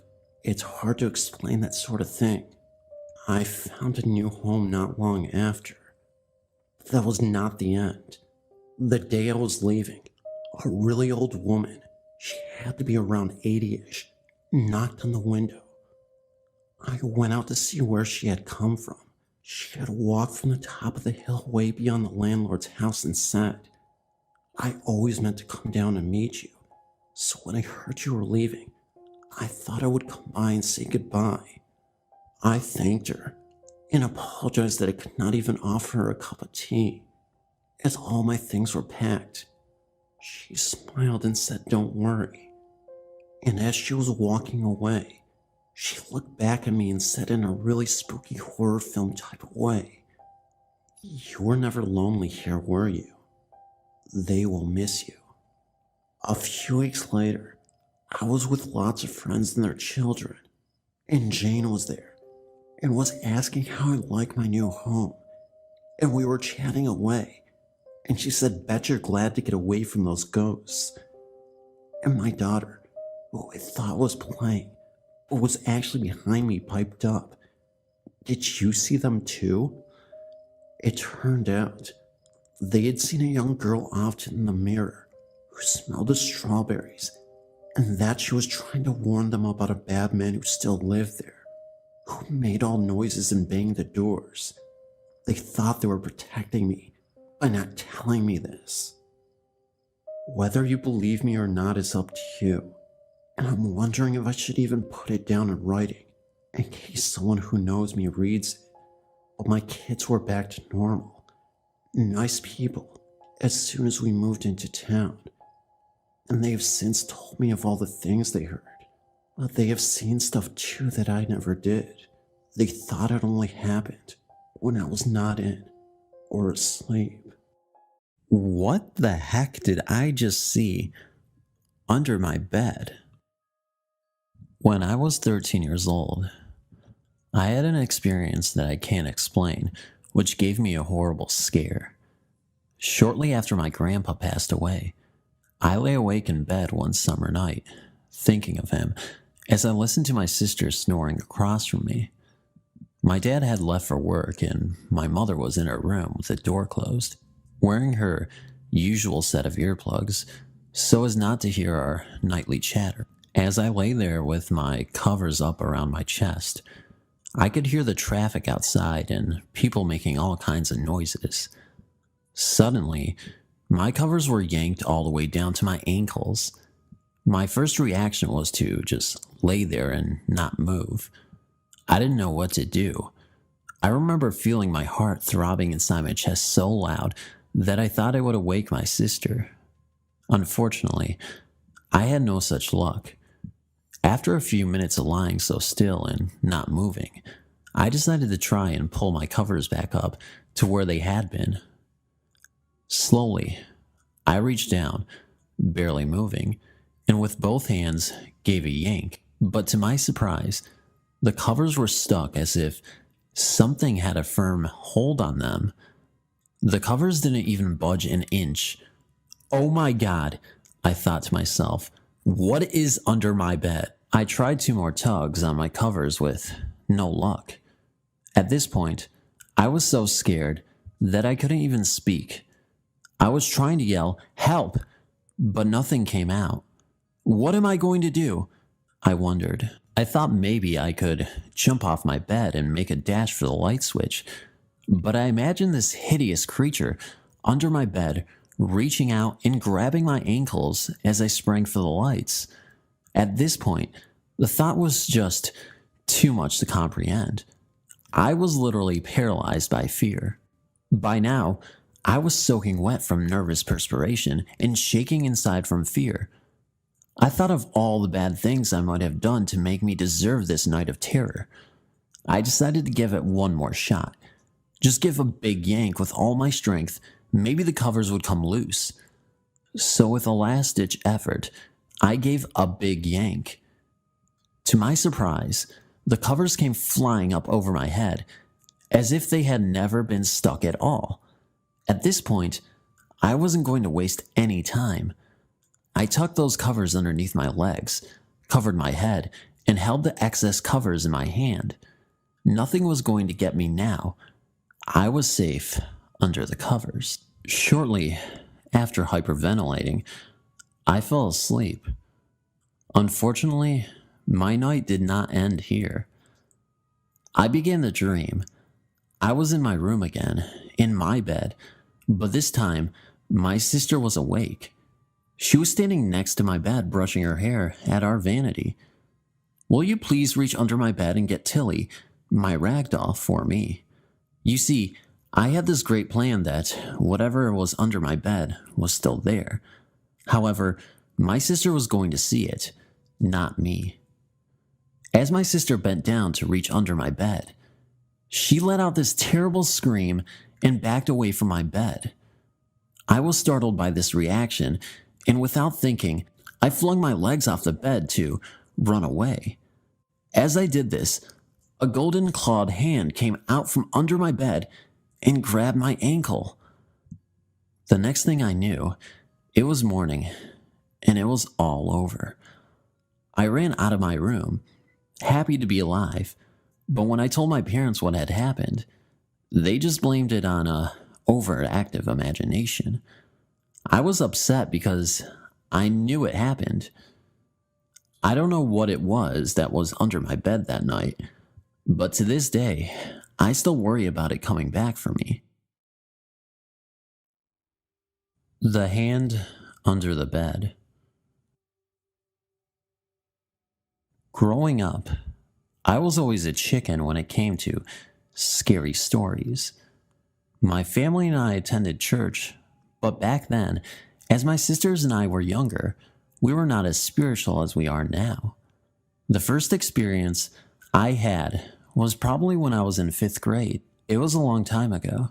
I remember it was a Sunday evening when my oldest sister's boyfriend came over. After watching a movie, my siblings and I all gathered together with my oldest sister and her boyfriend as he told us many ghost stories. As the stories got deeper and scarier, I began to cry because I was too scared. That following Monday, my 2 oldest sisters, me, and my younger brother got up to get ready to go to school. I had 2 younger sisters who weren't in school yet. In our house that we were currently living in, our bedrooms were all upstairs in the 2nd floor, while the kitchen and living room was downstairs. Right before my oldest sister was going to head out for school, she'd asked me to go upstairs to her room to go grab her jacket that she had forgotten. Without hesitating, I did as I was told. My sister's room was very well organized, since she was the only one out of all our siblings to have her own room. Her twin-size bed was centered in the middle of the room against a wall, and her bed sheets were nicely fixed. As I began to look around for her jacket, which was hung onto the back of her chair, that's when I saw it. I saw an arm, just from elbow down, to the hand slip out from under her bed. The hand did a half a circle slide on the ground as it went back under the bed. At the moment, I thought it was my 2 youngest sisters who might have woke up early and decided to play in my older sister's room. I walked around the bed to the other side, bent down, and lifted up the bed sheets to discover nobody under the bed. At that instant, I felt shivers throughout my body as the hair from my back of my head raised. Unbelievable. I ran crying out of her room, back downstairs to tell the rest of my siblings what had just happened. Until this day, I can still remember the image of the hand sliding out from under the bed. It might have just been a quick 5 seconds, but those 5 seconds still scare me until this day when I think about it. I don't know what might have triggered me to see that arm, but I tend to tell myself that it was just my imagination playing with me because of all the ghost stories I heard the night before. But I know for a fact that this really happened and not my imagination. Has anything like this ever happened to anyone before? It's seriously confusing and obviously frightening me. Thanks for reading. There's a monster under the bed. This event happened years ago, and I was probably around the ages between 10 until 13. But I assure you, what I experienced as a kid was pretty horrifying. During this time, I had a pet cat which would walk around the house at night. But it would be known it was the cat because she had a bell around her neck that made a jingle noise every time she moved. So, as I prepared my bed, which was a sofa that converted into a bed, I proceeded to turn off all the lights and the television and lie down. After a long while of trying to sleep, I hear this heavy breathing noise that seemed to originate from under my bed. I thought to myself that it was probably my imagination, or that I was probably breathing so heavy that I could hear myself. With that thought in mind, I then decided to hold my breath and stop breathing to see if it was me. To my surprise, I still heard the breathing just as heavy as ever. As the breathing was still going on, I then thought it could have been probably the cat. Regardless, though, I was frozen in fear and did not dare to move, and I was thinking of grabbing the television remote control to turn it on, although I don't actually remember if I did or not. So, as I was wondering if it was the cat or not, I then heard the cat's bell jingle 2 rooms down out of my room. This just freaked me out even more. Since this happened so long ago, I don't actually remember how I spent the rest of the night. Anybody have any ideas of what it could have been? I just remember the next morning when I checked under the bed and the couch, I found nothing. What's under my bed? We lived in a little trailer court in Bigler, Pennsylvania. I was about 5 years old when myself and my sister started experiencing unexplainable things. There were always a lot of strange things happening. We would see and hear things. There was one occasion when someone or something said my sister's name and laughed in our closet. Every night we would hear what sounded like boots walking back and forth through the trailer. But the thing that really scared me the most is the night me and my sister looked out the window and saw a black thing standing there. As quickly as it appeared, it was gone. Every night, I would get ready to go to sleep. My bed would start shaking very slowly. Then after a while, it would shake faster. The first time it ever happened to me, I ran out of my room and told my parents. They said it was just a washer and dryer. But the thing I didn't even get was, even when the washer and dryer were not on, my bed would still shake. Eventually, I started to sleep on the couch, but the same thing started to happen, which resulted in me sleeping on the floor beside my bed. I slept on the floor for over 2 years. I never slept on my bed until we moved out. The house we moved into was a newly built house. Even though we moved, I still did not sleep on my bed. That was until a few months ago. Still, today, nobody believes me, but I know what happened. After these experiences, I started to get into the supernatural even more tremendously than I did before. If you got any comments for me, please leave some. Ghost under my bed. I woke up one night because I felt someone pulling my leg. At first I wasn't sure if I was just dreaming, so I ignored it. I was about to close my eyes when I felt a hand pull my leg again. I yelled and ran to my parents' room. My parents wouldn't believe me and would tell me to go back to sleep. I was only 10 years old at the time. Soon, I began to hear voices whispering to me at night. I also started hearing the voices during the day sometimes. One time, I was getting ready to go to sleep, and through the corner of my eye, I could have sworn I saw someone peeking their head out from underneath my bed. When I told my parents about this, they decided that it was best if I started sleeping with my brother. But this didn't solve the problem. No matter if I was staying at my grandma's house or my aunt, the same thing would happen to me at night to where someone would pull my feet. This went on for years. I'm 23 now, and it still happens. Of course, not as much as it used to. Back then, it would happen every night, but now several days can go by and nothing happens, but then suddenly it comes back. I've also noticed that if I sleep with the lights on, it goes away. I'll still hear the voices, but the only difference is that it sounds like it's coming from really far away. I don't get my feet pulled with the lights on. I've gotten used to it, and I'm no longer scared. But is this something I'm going to have to live with for the rest of my life? To be honest, I'm actually curious and want to know if this has happened to anyone else. The ghost that puts stuff under the bed. This has happened to me a couple of times. My mom had a pink bracelet that had some very pretty glass beads. My sister took it and pulled it.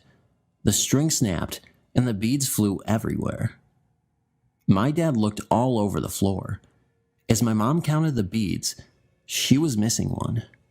My dad and I checked under and around the bed. About 20 minutes later, my dad walked into the kitchen and said that he found the bead under the bed, balanced on its side. About a week later, my brother's game case went missing. My dad checked under the bed. Later, he checked again. It was under the same bed, in the same place, and same room as the bead. That happened to the gaming case twice. Then, my mom's hairbrush went missing for a month. It was in the same place as the gaming case and the bead. Why our ghost likes to take our stuff and put it under the bed, I will never know. I've noticed that it has not taken any of my stuff and put it under the bed. It's still a frightening experience. I know it's not as scary as other experiences people have had on this board, but I just wanted to let you guys know. Truly something under my bed. So I vividly remember when I was about 10 to 12 years old, paranormal activity happening to me right before I would go to sleep at night. This did not happen just once, but at least 3 or 4 times that I can remember between these ages. It would all start out right after I had finished reading and had turned off my lamp on my end table. My family is very Christian, and my dad had me read the Bible before bed every night. Anyway, I remember resting my head on my pillow once when I would feel something like a fist push up on the mattress beneath me. I was not sleeping, and I was not just imagining it. I would physically sit up, turn my lamp on, and watch my bed move up and down on that spot. Like I said before, this did not just happen to me once, but several times when I was young. My parents lived on the opposite side of the house, and there was no one that could easily fit under my bed. I was always too scared to try and jump off and run, or even just to look underneath and see what it was for fear that it would get me. After about 1 minute of it starting, it would stop and not come back for at least a few nights. I never did tell my parents about it, even though it would keep me up late at night, some nights, sleep deprived. I think it's just because it would happen so fast, and when I woke up in the morning, I wouldn't be thinking about it until it was the next night already. The years following this, I think I still have an irrational fear to sit on my bed with my feet on the ground and feel really uncomfortable when I do. I also still have not been able to explain why this happened to me during that age, but I definitely remember every bit of it truly happening. This happened about 10 years ago. I was 14 or 15 at the time and working night shift with my mom delivering papers. I was having a lot of unexplainable things happen to me. One place we delivered to was beside an old park that no one played on anymore, and I always saw a little girl on the swing. The first time I saw her, I was really concerned. She looked no more than 4 or 5, and it was about 2 a.m. I told my mom, but she said no one was there. Just to make sure, though, Mom had me stay in the van and she went to walk through the park. She saw no one.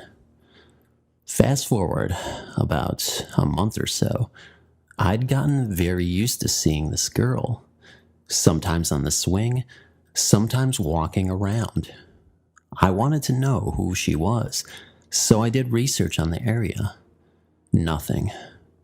At first, she gave off that innocent lost girl vibe, so I thought maybe she was a missing kid who met a tragic end. So more research. This time, missing or murdered children from the whole city and the towns around it. Again, nothing. Slowly, I started feeling uneasy when I saw her. She no longer felt like a child. She felt old, and something was definitely not right. I started getting bad headaches every time I saw her. Started getting sick and very weak as well. At one point, I was so weak and dizzy, I couldn't stand on my own for almost 2 days. My mom, who is not religious at all, started to get very worried and called a church asking for help. They suggested that we pray and ask God for guidance. In all likelihood, they thought I was just a troublemaker making stuff up. Well, that didn't do anything. Things got worse. One night, my headache was so bad, I told Mom to take me home. I couldn't see, it hurt so bad. At the time, we lived about a 5-minute drive from the park. So she drove me home and my brother went to work with her. My sister stayed up to take care of me. Nice cold cloth on my forehead and made sure it was dark and quiet. I finally passed out on the couch and she went upstairs to bed. Dream time. What felt like only a few seconds after I fell asleep, I hear a blood-curdling scream come from my sister's room. I open my eyes. All the lights were on, but I didn't care. Screw the headache. I booked it upstairs to my sister's room. Only I wasn't in my sister's room. I was in the van, at the park. Confused, I look around and see my sister standing about 10 feet in front of the car. It started pouring rain, so I yell at her to come inside the van. She comes to the passenger side of the van, and she's not my sister anymore. She's the little girl on the swing. She smiles, looks me dead in the eyes, and in the most evil, sing-song voice I have ever heard, she said, "I found you," and starts giggling. My eyes shoot open. I'm back on the couch. The lights are on, so I figure I'd been out for a while. I try to get up for a drink of water, and I could not move. I was in a form of sleep paralysis. I think I can hear that evil giggle again and start freaking out, trying with all my might to move, to yell, to do anything. Maybe about 30 seconds later, my mom comes rushing in the door, and I can move again. I rolled off the couch and screamed and cried. My mom said that ever since she dropped me off, she had a bad feeling and just needed to make sure I was okay. It had been about 20 minutes since she dropped me off. I told her about the vivid dream, and now my mom was convinced something seriously bad was occurring. She called one of our good friends who was a Wiccan for help. I'll call her Jay. Jay said it sounded like something demonic, but not necessarily a demon. She said she would be over within a week.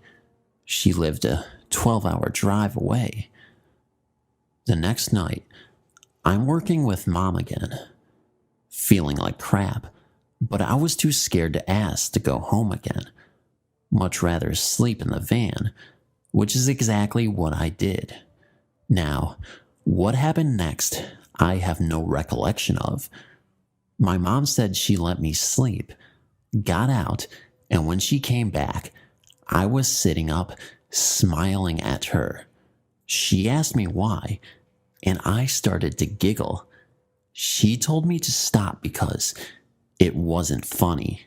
She said I stopped and looked at her, tilted my head, smiled, and said, "I found her. She's mine now," and started giggling again. Mom freaked out and started yelling my name. Finally, I asked her why she was yelling at me after snapping out of it. I had a headache. Mom called Jay and told her what had happened. She hopped on the next flight over. She just called in to work. Originally, she was going to finish the work week and drive over the weekend.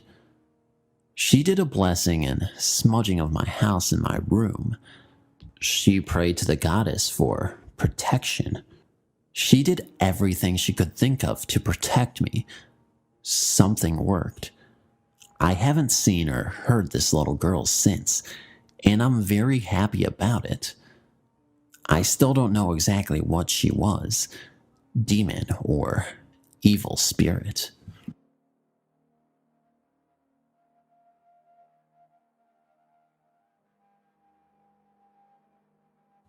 This story begins when I was a child, probably about 7 years old. My mom and aunts threw a huge Halloween party for all the kids in the family. I think there were 16 of us at the time, ranging in age from probably 5 to 13.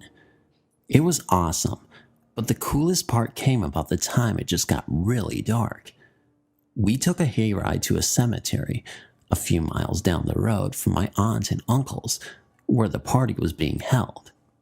My mom told us about some of the people buried there and how some of them were not resting in peace. Typical urban legend stuff. When we got there, the adults said they wanted us to show us the grave of an old man whose ghost was seeking revenge for his wrongful death. We were all scared and excited, creeping through the cemetery in the dark towards the largest tombstone. When we were about halfway there, my dad and uncles popped up from behind the graves, wearing scary masks. The kids all screamed and ran for the wagon, while the ghosts and moms all laughed. For years, the adults retold this story, laughing over the details of our panicked faces and terrified attempts to get away. When I was a teenager, my sister and 2 of my cousins decided to get our moms back for this prank. Our parents got together once a month to play cards, so that October, we made sure we were around for card night. We waited until our fathers went for a beer run, which inevitably meant an hour or 2 at the bar. We told our moms about a legend we had heard about a sad ghost that could be seen weeping at her husband's grave when the moonlight hit. We made this story up and convinced them to take us to see it. My cousin secretly called his best friend, who had agreed to go there in a mask and hide to scare them. The prank worked perfectly, and our mothers nearly peed themselves. We all laughed hardly as we went back to our car. When we got to it, the car would not start. We laughed some more about the ghost sabotaging it and decided to walk where my cousin's friend had hidden his car. We would send our dads to get the car later, but of course, his car would not start either. We started to feel a little weird about this since neither car had problems recently. But what could we do? This was before everyone had cell phones, so we started walking towards the closest house, which was about a mile or two away. Though none of us knew them well, we knew the name of the people who lived there. As we walked up their long driveway, we started to worry because there were no cars parked by the house, and it looked pretty dark inside. We knocked anyway, but got no answer. We were about to leave, not having nearly as much fun thinking we would have to walk the long distance to the next house, when we heard voices coming from the back of the house. We went to the backyard looking for the people we heard, but it was pretty dark and nobody was around. We yelled hello a few times and identified ourselves, but got no answer. The backyard had a fair amount of trees, and suddenly large branches started falling. This scared us since there was no apparent cause. In just a few seconds, at least a dozen branches bigger than your arm fell from the 5 or 6 trees closest to us.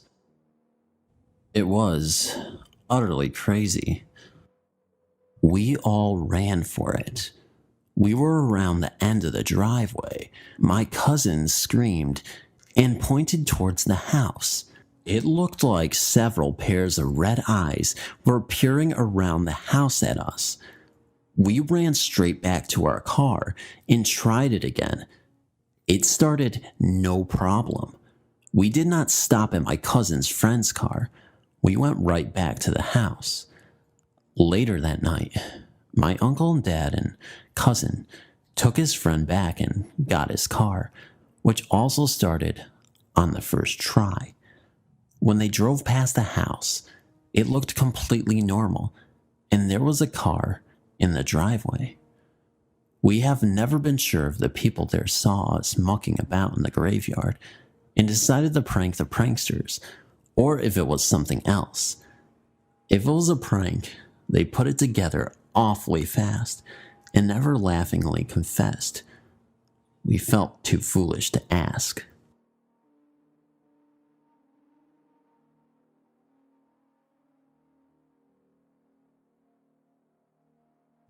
It was in 1971. I was in my late 20s. I was then staying in Rose Hill, in a different country, not married yet and staying at my folks'. One day, my dad came home with a South African couple. He met them while coming back home, and they were tourists visiting Mauritius with their bags, tents, and sleeping bags. Mauritius was still safe in that period, but independence was given by Great Britain in 1968, and a civil war had just come to an end a few months before. 2 communities had fought for some political reasons. Anyway, my dad invited them home to sleep over for a few days. I remember the guy had a big blonde beard. He was very kind. His wife was as well, but I forgot her face. We decided to organize camping during a weekend on the west coast of Mauritius. This place, which is now pretty developed, was at the time very wild with just a few houses. We went on a Saturday morning, found a nice place to put a tent, and organized the day. The South African man and his wife were very good swimmers and divers. We spent a lot of time in the sea, catching fish, crabs, some lobsters, which were getting scarce then. We don't find them anywhere by the coast, and cooked all these goodies on a small homemade barbecue set. All of us, Mom, Dad, the couple, and I really enjoyed the day. The sunset was beautiful. It was warm. We were in summer, and everything was perfect. When night came, we prepared a nice barbecue with chicken, beef, and pork, and a few shrimps we had caught earlier. The night was starry. My dad was happy and drunk, and the couple was obviously having a great time. Since we were not fluent in English, I was improving then. Communication was a bit difficult, but we could make ourselves understand with gestures and sometimes drawing on the sand. It was a great fun seeing my dad trying to converse with them with a very limited knowledge of English. Anyway, it must have been around 9 p.m. We were all seated on the beach, watching the ocean as well as the starry sky by the campfire. It was so beautiful. Then we started to hear like a complaint. We couldn't determine the origin of the sound, but it was like a woman wailing. It was faint, but clear, since the place was wild and remote. The wailing was not constant, but would be heard from time to time.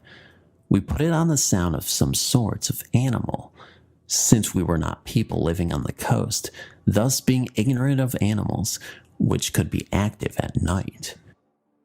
We were seated on the beach, facing the ocean, when suddenly we noticed someone coming out from the sea on our left at about 30 to 40 meters away.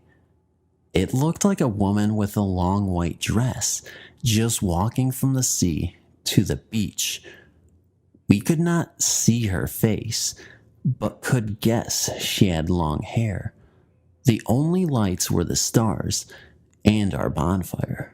She silently walked straight and disappeared from our view in the vegetation. We found this very odd. I knew it was not normal, but did not know what the others were thinking. My dad was drunk and watched the scene with a little smile on his face. I think he was lost in his thoughts.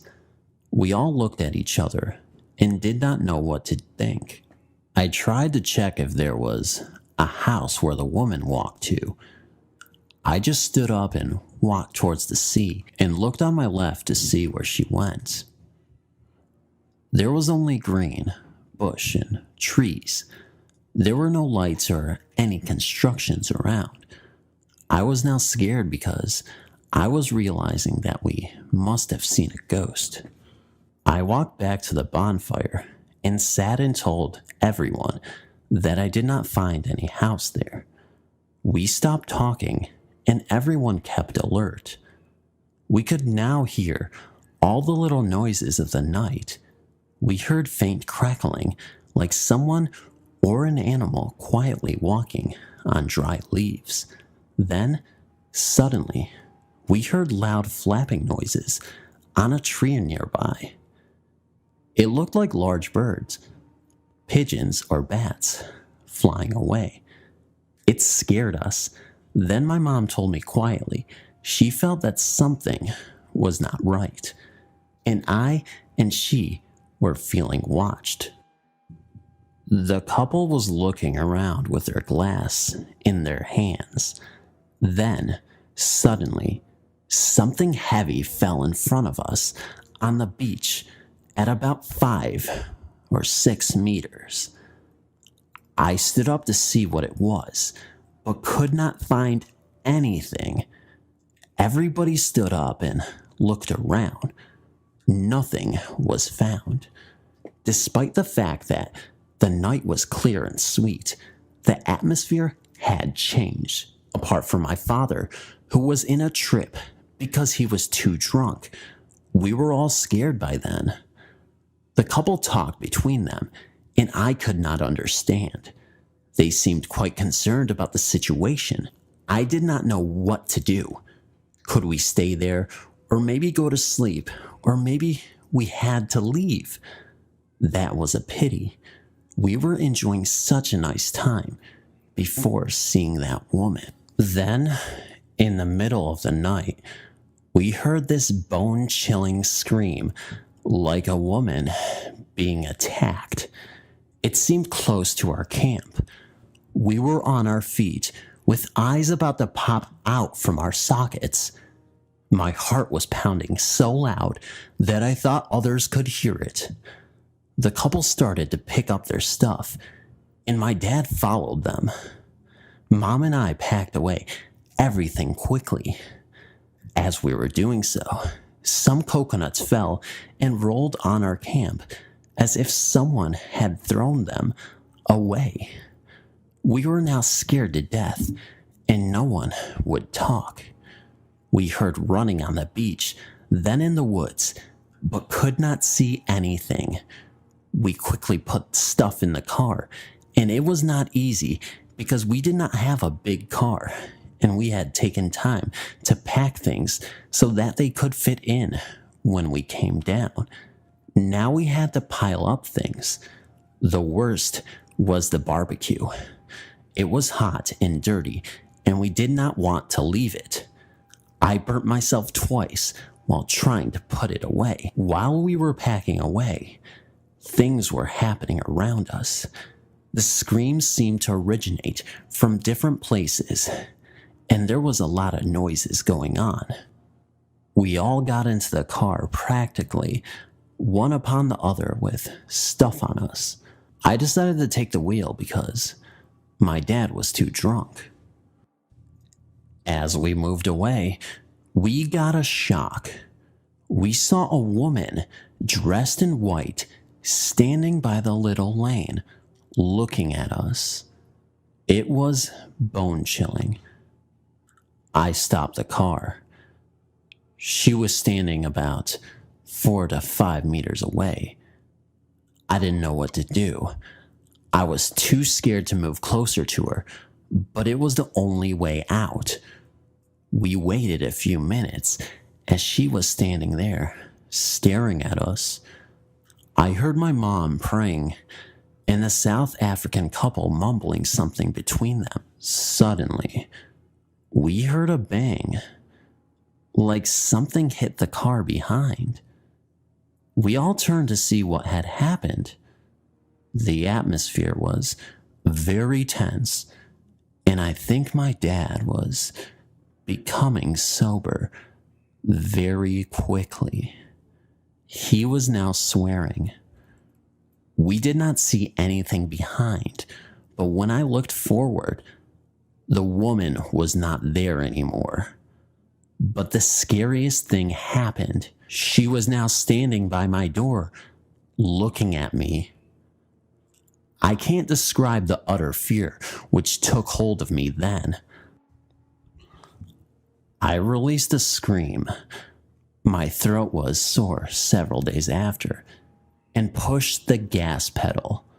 I think everybody screamed then, but with panic, the car choked and the woman was still there, looking at us. I remember not seeing her eyes or features because it was dark. I switched on the car again and drove off as fast as I could. The poor car got shaken on the dirt road. We reached the main road, relieved and shouting. What the hell had we seen and experienced? Fortunately, Rose Hill is not far from that area we were just at. But when we reached the town, the car broke down. The fan belt of the car had broken and the engine stopped from overheating. We were in the 70s, no cell or anything like towing services available a Saturday evening. The couple and my mom walked home, which was not far. My dad and I stayed by the car. At home, Mom phoned a friend of my dad, who was not staying far, to tow away our car. We finally reached home at around 11:30 p.m., completely exhausted. My dad's friend who had helped us was invited to have coffee, and we told him what had happened. He said that we were lucky because there had been accounts of people walking to the sea, like being in a trance and never coming back, getting drowned by possession, really scary and unbelievable. Some would be hurt by objects being thrown at them. A woman apparently lost her baby while being pregnant. She was a few weeks away from delivery, but after coming to that place and seeing the ghost, she had pain in her tummy and started to bleed a few hours later. She had to go through surgery where they noted that the baby had died. These events would not always happen, but would take place randomly. The South African couple stayed 2 more days at home and left. We never heard or saw from them afterwards. I later discovered that there was a cemetery on the other side of the road. Not too close to the road, though. I never knew who that woman, ghost, was, but it seemed that regularly she would come out of the ocean and walk to the cemetery. However, in the late 80s, there was no accounts of seeing her up to today. This is a true story that took place at Yokosuka, Japan. There's an American naval base there. When I first arrived in the spring of '81, there was a white building on the corner of the property that the naval hospital is located. Shortly after my arrival, bulldozers demolished the building to make way for 2 high-rise apartment buildings that would house American servicemen and their families. My family and I would be housed in one of these buildings after its construction. The buildings were named Cuban and Juban Towers, the Japanese words for 9 and 10. There were already 8 of these towers on base. Immediately after construction was completed, my wife was notified that she was to move into an apartment in Cuban Towers. I was out at sea. She complied, and it wasn't long before she started noticing strange occurrences in the apartment. Minor things, like the lights being on, and she was sure she had turned them off. Months later, I returned home and was pleased that we had moved into such better housing on base. But I was met with strange stories from my 3-year-old son. He told me of a Marine sentry who visited him each night in his room.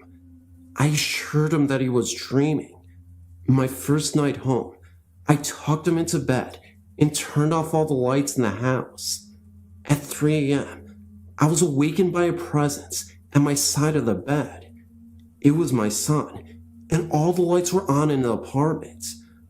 I asked him what was going on, and he said that the Marine sentry was in his room and wanted the lights on.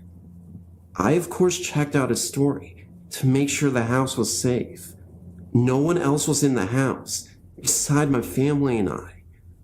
I tucked my son back into bed and turned off the lights. The next morning, I asked my son to describe the man who kept visiting him in his room. That 3-year-old boy floored me when he described the infantry marine in full combat gear. This problem occurred for several weeks.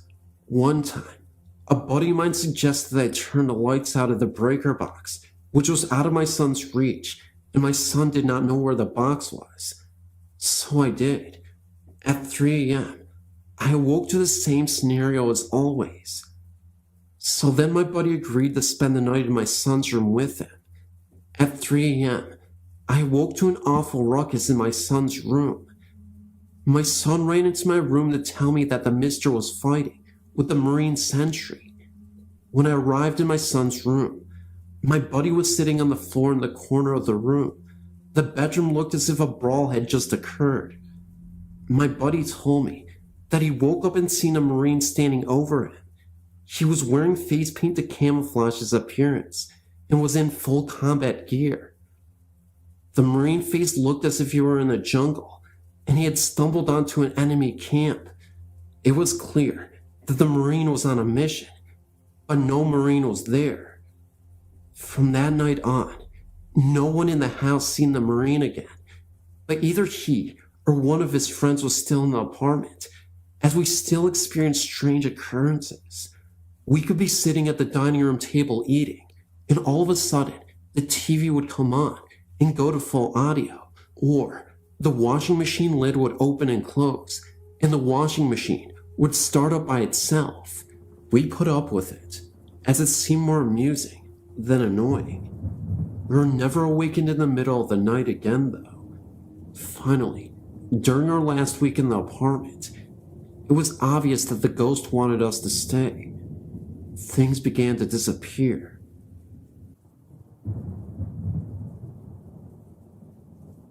In 1977, I was 8 years old and lived with my parents and my younger brother in a big house in the northwest suburbs of Chicago. There, I had an experience that I remember like it was yesterday. One night, I was awoke feeling cold. I sat up in my bed to reach for an extra blanket that was folded at the foot of my bed.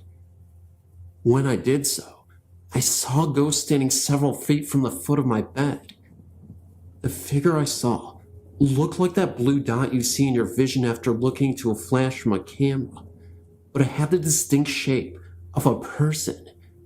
After looking at this form for some time, I jumped from my bed and ran down the hall into the bathroom, turning on the lights and shutting the door. Eventually, I got the courage to look down the hall and turned on all the lights. The blue man had disappeared, and I eventually went back to sleep with all the lights on. I told my mom, and only my mom, as I did not think anyone would believe me. The strangest thing about this is that a week or so later, my mom was talking to the neighbor, who told my mom her son had told her almost the exact same story, describing the ghost in the same way. I never discussed my sighting with the neighbor kid or anyone other than my own mother for years. My mother still lives in the same house, and has had several strange experiences since then, but no more sightings of the blue man.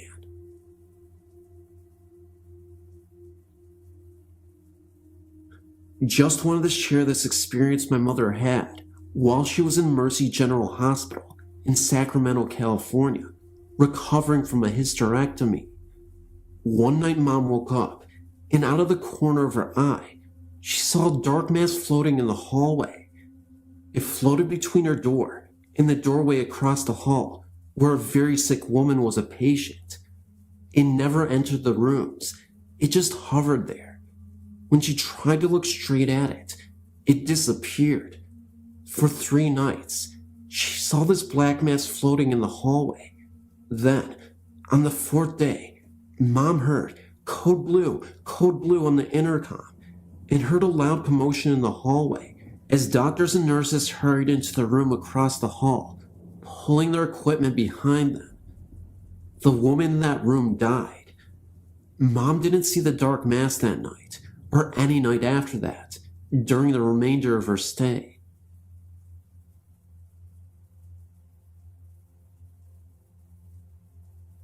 My name is Minsu, and I would like to share my supernatural experiences with you, because no one is willing to believe or accept my encounters. It all started about 3 days ago, at about 2 in the morning. I woke up to hear some very loud and disturbing footsteps. This probably wouldn't have scared me so much, except that the footsteps came from the first roof of my house. I didn't know what to do, so I just lied there scared. But 10 seconds later, whatever made the footsteps on the roof was breathing loudly at my window. At this point, I jumped out of my bed and ran into my mother's room. I looked out her window and saw absolutely nothing. The next day I told my mother what I had heard, and of course, she just snickered and thought nothing of it. Next night, I was determined to stay up and see what was going on. At 3:30 in the morning this time, I was startled by a loud thump in front of my window and quickly shot out of bed to see what it was. Again, I see nothing. At this point, I was scared and puzzled as to what this was. I climbed back into bed and continued to listen. The thumping went on, but as it did, I began to hear something different, something in the background of all the noise. It was laughter, not normal funny laughter. It was hysterical, mad in a way. The thumping continued, and the laughter faded, and I began to slowly doze off. When I awoke this time, I immediately told my sister what I heard. Unfortunately, she was the only one who believed me. Although this thumping and laughter was very frightening, It may have had some connections to the encounter I experienced just a few weeks ago. I was in my sister's room, looking for a book I had lost. Under the bed, I was sure. When all of a sudden, I saw a woman dressed in blue standing over me. I let out a scream and ran downstairs to tell my mom. We went back upstairs to check things out. Nothing was there, but this time, my mom was considerably worried. She thought it maybe have been a burglar and frantically checked under the bed and in the closet, but found nothing. These two experiences may be connected, but for now, they will remain a mystery.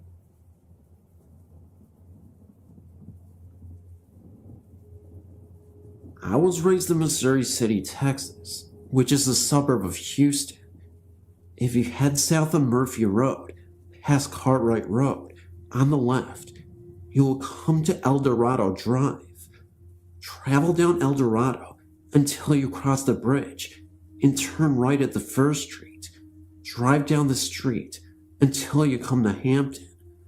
There, you will see a very large fence covered in overgrowth.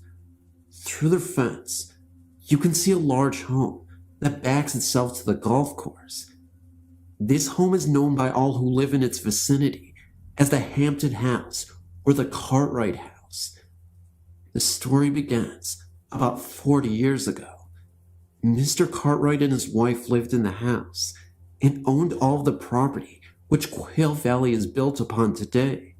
Cartwright Road was actually named after him. All was well until Mrs. Cartwright came down with a terminal illness of some sort. When Mr. Cartwright was no longer able to give his wife the care she demanded, he hired a live-in nurse. As his wife's condition worsened, Mr. Cartwright began fraternizing with the nurse.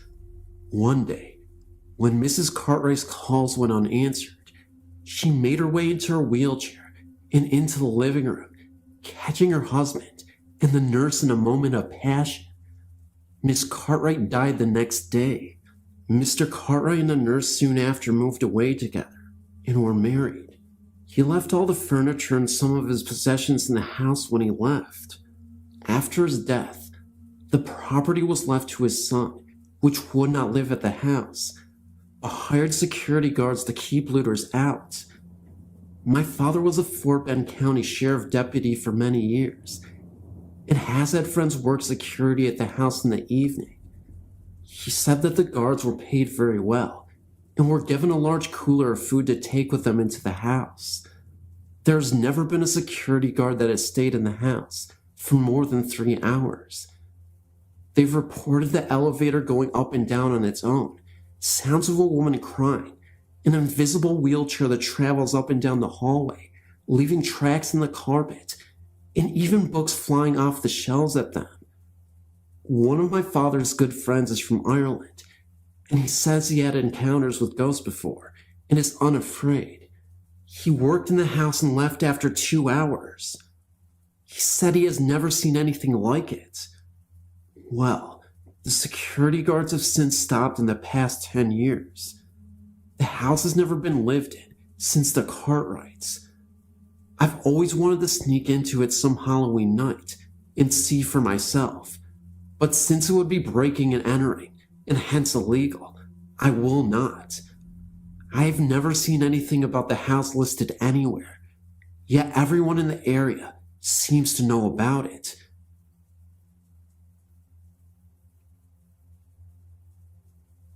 I have several stories that I could tell, and I'll probably post another as time goes on, but this is the most recent.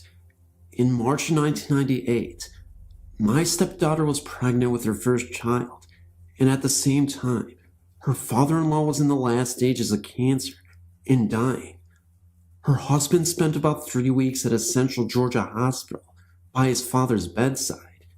He died on March 23rd and was buried on March 25th. She had the baby on March 26th. It was a boy, and it was named after his deceased grandfather. They kept a picture of the man that had died on the refrigerator, and had told their son that this was Granddaddy Kenneth. When the child was about 2.5 and talking, there were several times when they heard him talking to someone when no one was in the room with them. Each time, they would ask him who he was talking to, and he would respond with, Granddaddy Kenneth. When they asked him who that was, he would say, that man on the refrigerator. When they asked him what they had talked about, his answers were always about things that the child would have no way of knowing had someone not told him of them, and his parents never had. It has been a couple of months now since he's had conversations with his grandfather that they know of.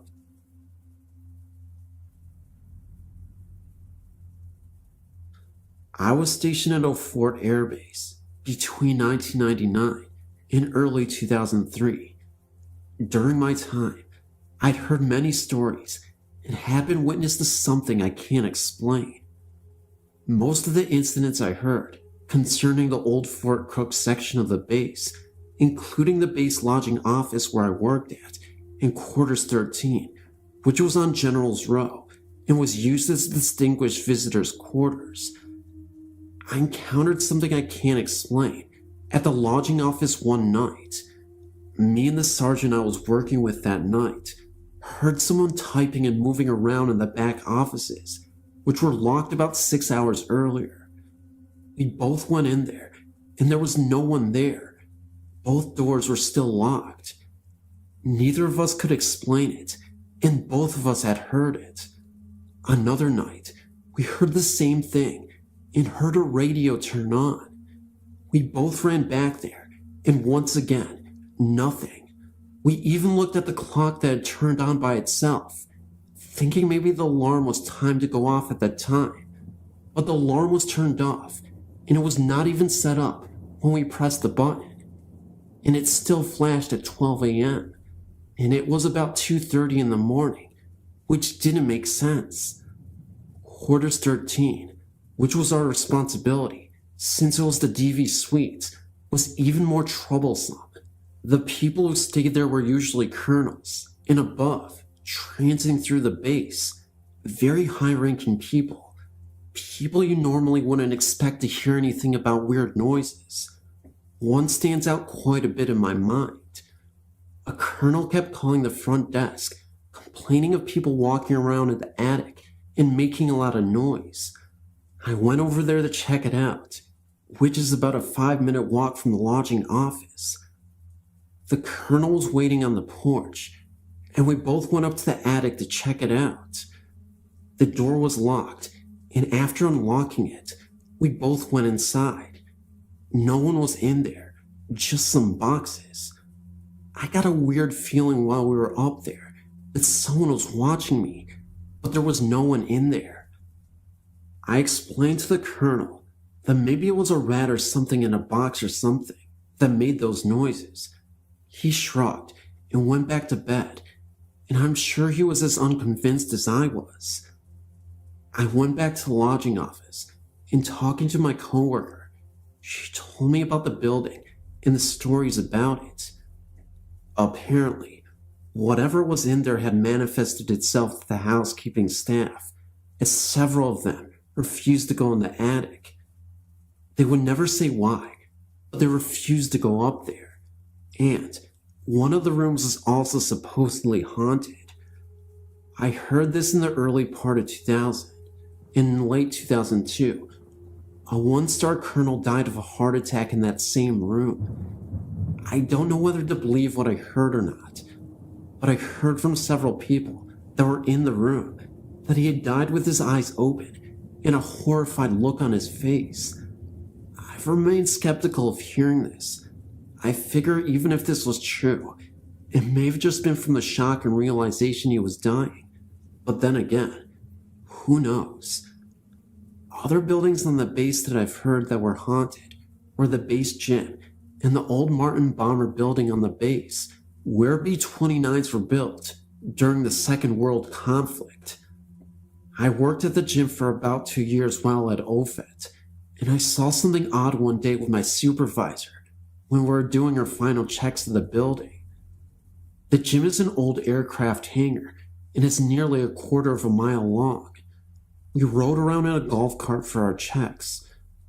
This is a 1/4 mile track inside the gym, and all the state flags hang from the ceiling around the track.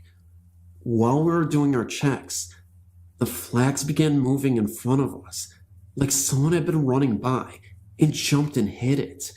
Except the flags hang nearly 40 feet up in the air, and there was no wind inside. Neither one of us could explain this, but I do know that someone had died of a heart attack while jogging a couple of years earlier. Could it have been him out for a run? I'm curious if you have heard any other stories about a Foot Air Base. I'm working on some research on the base, and I'm wondering if anyone else has experienced something here.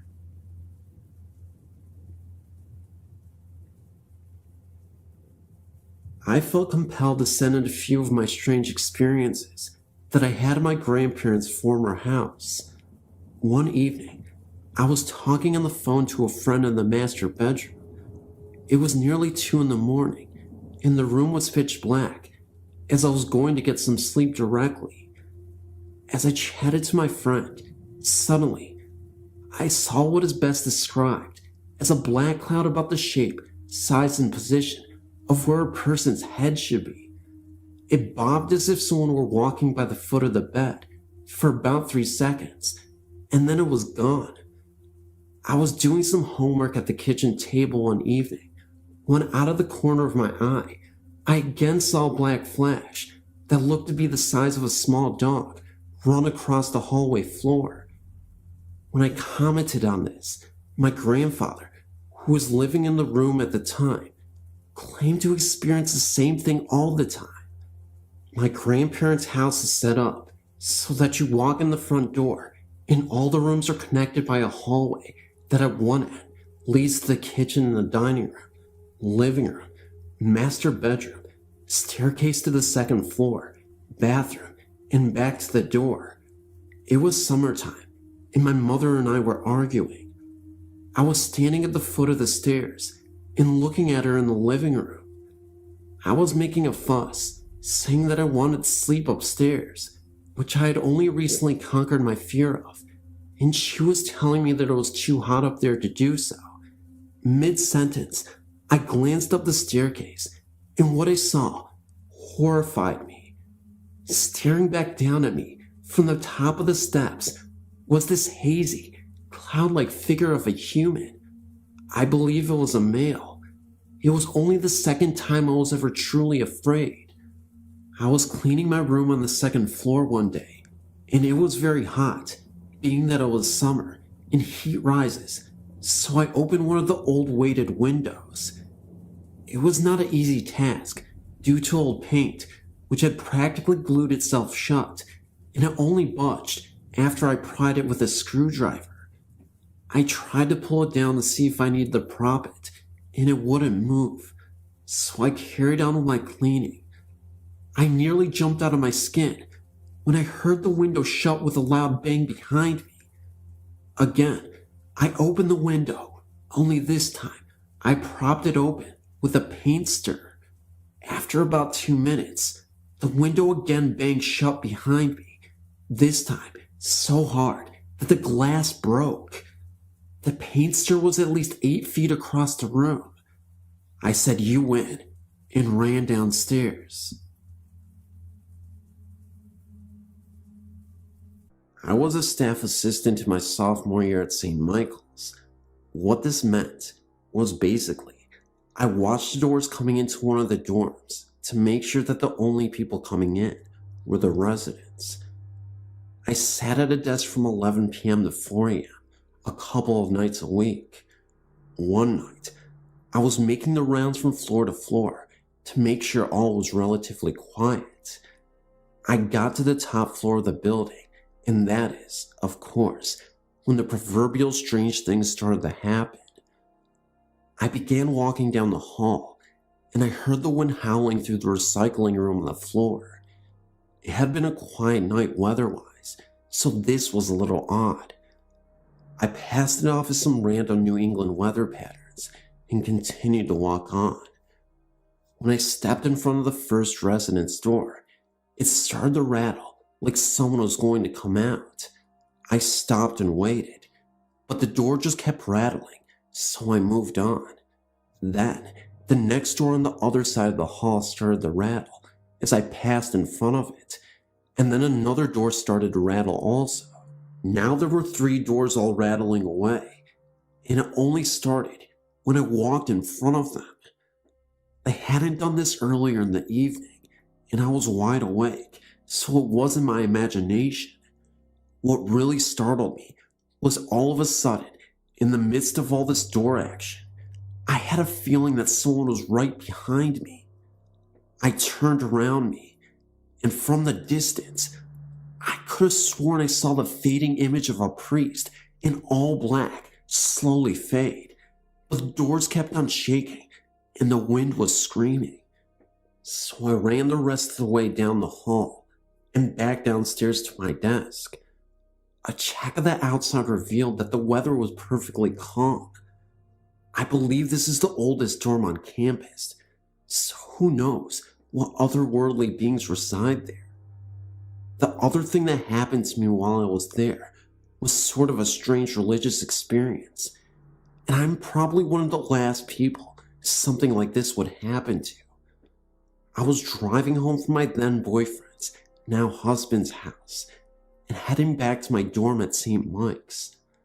I was at a stoplight, alone in the car, when I heard this deep, low, and gravelly male voice tell me that the second coming was going to happen soon.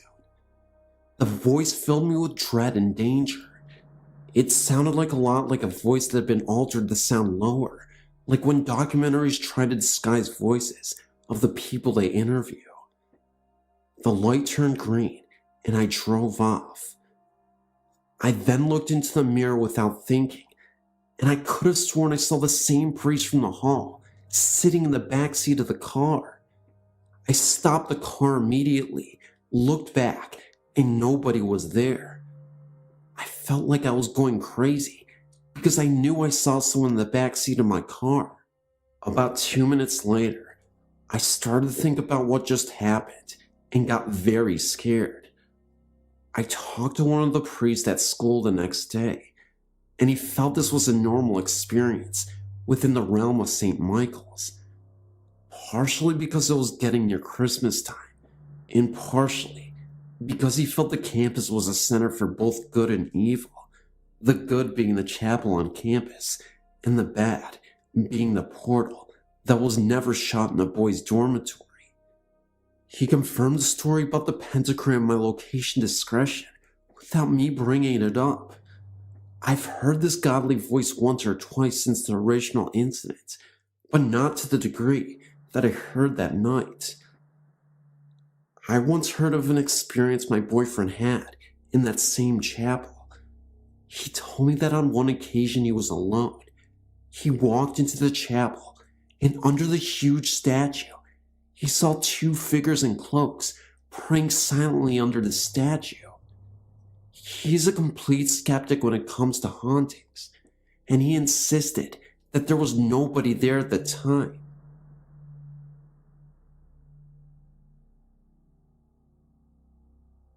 When I was 7 years old, my parents, my sister, and I lived in a home that was 1-story house that sat way back from the street.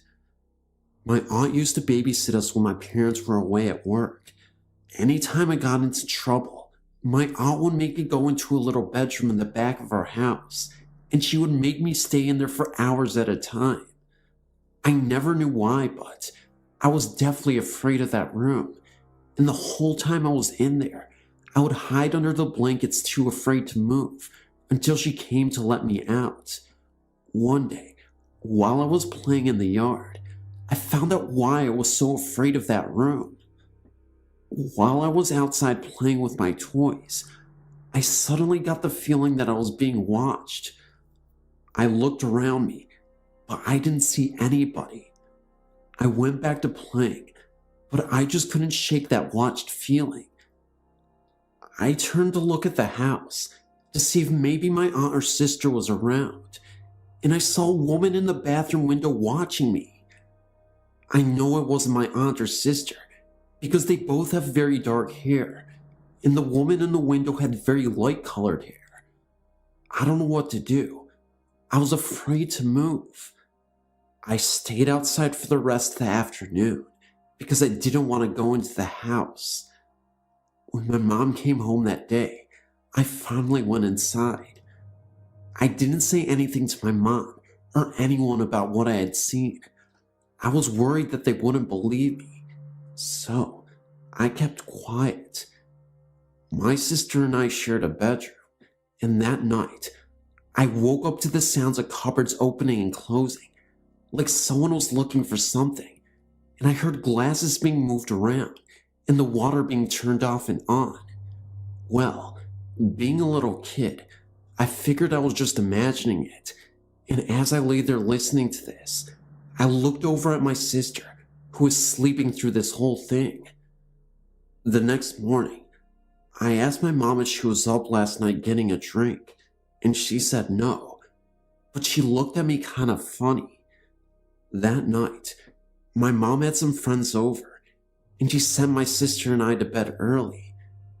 My sister fell right to sleep, but I just kept thinking about what I saw in the window and what I had heard the night before. My mom and her friends started talking about a lady who had hung herself in the back bedroom of our house. I could not believe what I was hearing. My mom then went on to tell her friends that she hears noises in the kitchen at night.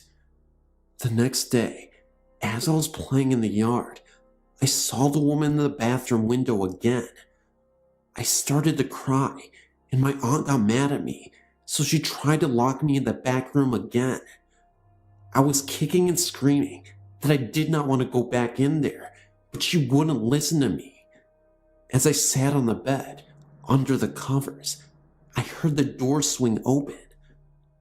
I thought it was my aunt to come let me out, so I uncovered my head, but nobody was there.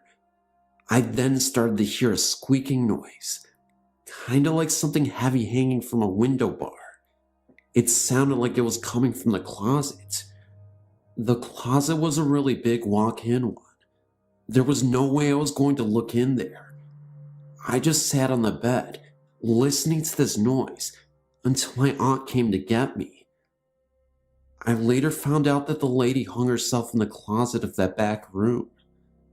I'm just wondering if anyone knows why she did this, and when it took place. Well, that's my story, and believe me, it is all completely true.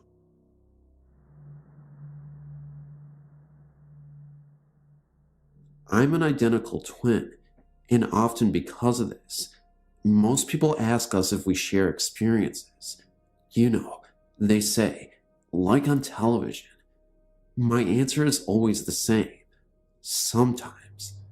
It's true that twins, on occasion, may share certain emotions, even though they may be miles apart. This is what my brother and I have known for years. But everything changed when my brother and his wife and 2 children moved into my late grandfather's home in Norristown, Pennsylvania. The history of the house is nothing spectacular. The only event of any importance occurred when my grandfather, who had been diagnosed with colon cancer in 1987, decided to spend his final days at home before the cancer took him.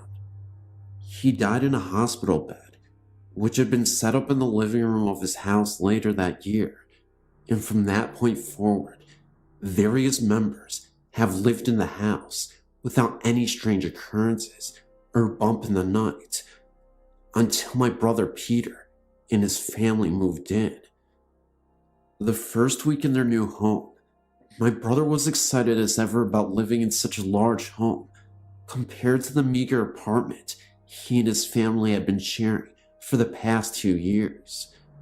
Given the history of the house, i.e., my grandfather dying there, didn't bother him one bit, since he was the last person who believed in such tales. Then, about 2 months after moving in, he decided to clean out the basement to make room for his music equipment. He is a part-time musician, and a new washer and dryer. My father had bought them as a Christmas present. While digging through the accumulated junk of a half a century, he happened upon a small Bible. Inside the front cover was an inscription denoting the Bible as a gift to my grandfather from my great-grandmother in 1906. He took it upstairs and laid it out on one of the coffee tables so that other family members visiting could see it when they visited. Remember that I had yet to hear of this find, since it only had occurred that day, but that night I had one of the most terrifying nightmares I could ever remember. I dreamt I was standing on the landing, overlooking the living room of my brother's house in Norristown, Pennsylvania, but something was wrong. Having visited the house many times in the past, I vividly remember the layout of how it used to look when I was a child, but in my dream, I remember seeing an end table, which was never there before, on which a book was placed. I was drawn to it for some reason. I slowly descended the stairs, even now, recalling how hollow my footsteps sounded on the hardwood floor as I made my way towards the table. As I got there, I looked down and saw that it was, surprise, a small Bible. Upon opening it, I saw there was an inscription made out to my brother from our father. This is where things got really spooky. I remember hearing my brother's voice behind me say, "This is mine, which Dad gave me. Please give it back." I was too terrified to look around, because even though it sounded like my brother, there was something otherworldly about the whole thing. I finally succumbed to curiosity and turned around. This was, of course, when I woke up screaming something. I don't remember what. I startled my wife, who was then yelling at me to keep it down. The neighbors will think we're fighting or something. Later that morning, I spoke to Peter to tell him the strange dream I had, and that's when he told me about what he had found and who it really belonged to. I was startled beyond words. I told him I would be down in an hour. I live in Parksea, Pennsylvania, approximately an hour north of Norristown, to see the book. Too late, he said. Why? I asked. It's gone, he replied. The conversation went on from there about how he had placed it on the end table, an end table that he just picked up at a yard sale that day, but when he woke up, it was gone. I asked if his wife had taken it, but he said that it was impossible. They had flown back to Texas 2 days earlier to visit her folks and took the kids with her for the short vacation. After going around and around about what could have happened to it, as well as the strange dream I had and what the voice had said to me, in the end, we just didn't know what to say.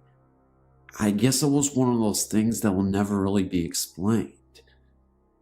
2 weeks later, his wife and 2 children arrived back home and were in the process of unpacking when she went down to the basement to see how the cleanup had gone. That's when she asked him about the small Bible.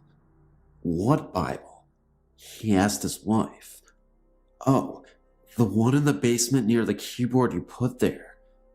Looking confused, I'm sure, my brother ran down to the basement, and sure enough, there it was on the door, right where he had originally found it. Picking it up, he read the inside cover again, only this time, there was no inscription at all. Did he imagine the writing to begin with? Did my weird dream that night have anything to do with it disappearing again? I don't know.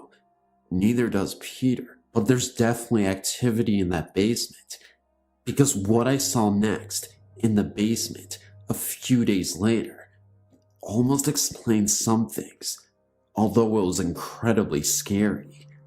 I had another bizarre dream. I ended up going back to the basement to retrieve the Bible, only this time, there was a red humanoid-looking creature sitting on a chair reading a book. He had horns protruding from his head, and he looked like an ape crossed with Bigfoot. His face very human-looking at the same time. Frozen in shock, I approached him. He pointed to the book, and there was an image of a car on fire. I woke up in a cold sweat and screamed. A few days later, I got a call from a guy who sounded like my grandfather. I kid you not, it sounded identical to him. All this man said to me on the phone was, "Check on your father, something's wrong with him." I later found out that my dad had been in a car wreck. The car caught on fire. He managed to escape alive. The most shocking thing, my twin brother had the exact same dream on the same night, same exact creature. I guess they say twins are inseparable.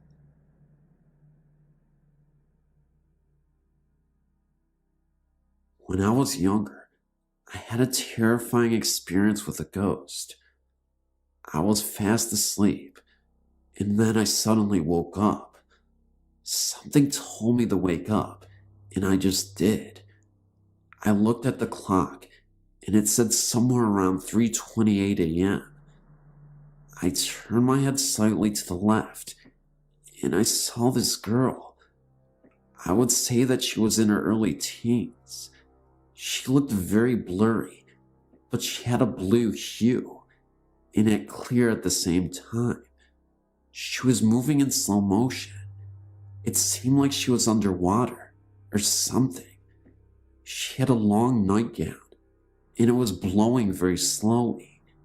She was holding a short candlestick, and her hair was long reddish brown color. She looked at me, and then I looked back at her. I was surprisingly calm. I got up to tell my mom what I had seen. The next morning, I woke up and I asked my mom if she saw the lady, and she said, "What lady?" Could this have all been a dream? I'm not entirely sure. I've been deeply confused about this ever since.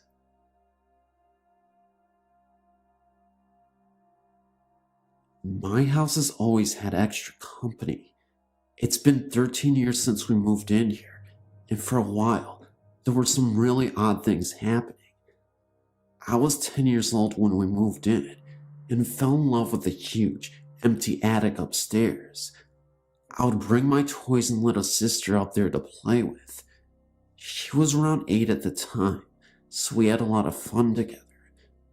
We brought our dollhouse up there and would spend hours making up stories and having fun. I would go up there and read by myself a lot because it was quieter than the rest of the house. Nothing out of the ordinary ever happened while my sister and I played up there, and I felt very comfortable. In the far end of the room were little racks where clothing must have hung before.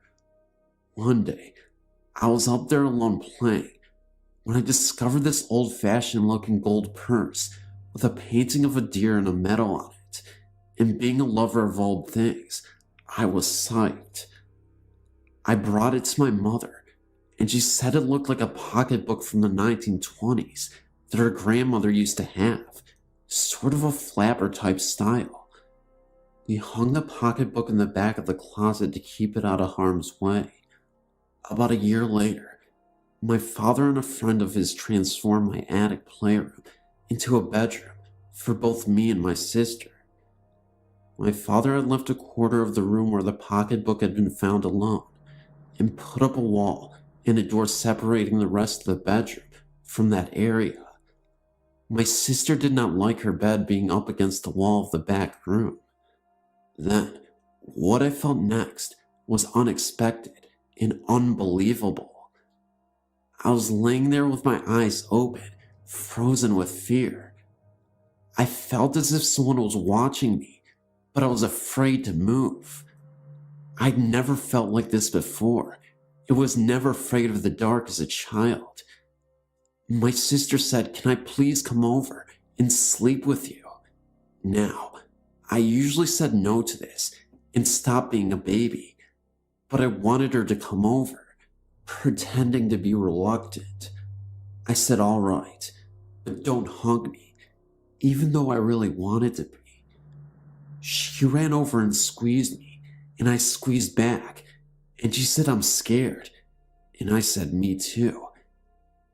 And then boom, boom, boom. 4 loud knocks right on the wall, which our heads were practically up against. I could actually feel the vibrations from the wall. Then my sister, crying, said, "What was that?" I made it up. I said, "Me."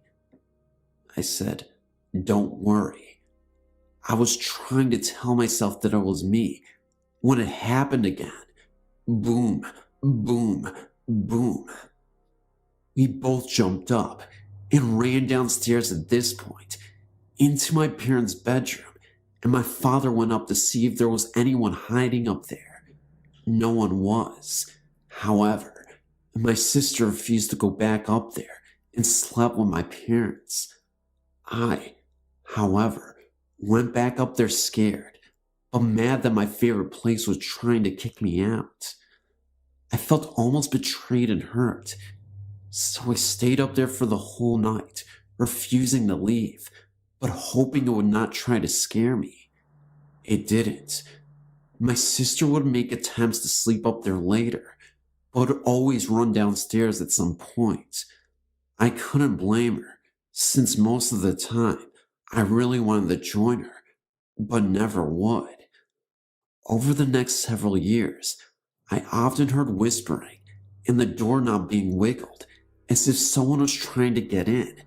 At first, then it became a game. The doorknob would wiggle really fast, and I would say, "I'm trying to sleep," and it would stop, and then I got used to the weird noises. It's 13 years later, and in that time, I've had many friends tell me that they heard whispering or tapping on the wall, or someone breathing in their ear. To which I say, "I told you there was a ghost in my house." But it sparked my interest in the paranormal, in which I'm an avid believer because of my ghost buddy.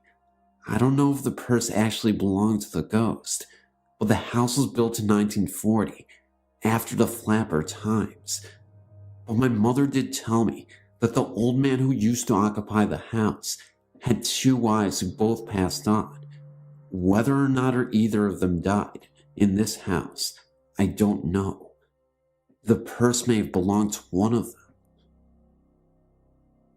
Hello, my name is Kirk. I'm about to turn 18, and I live in New York State.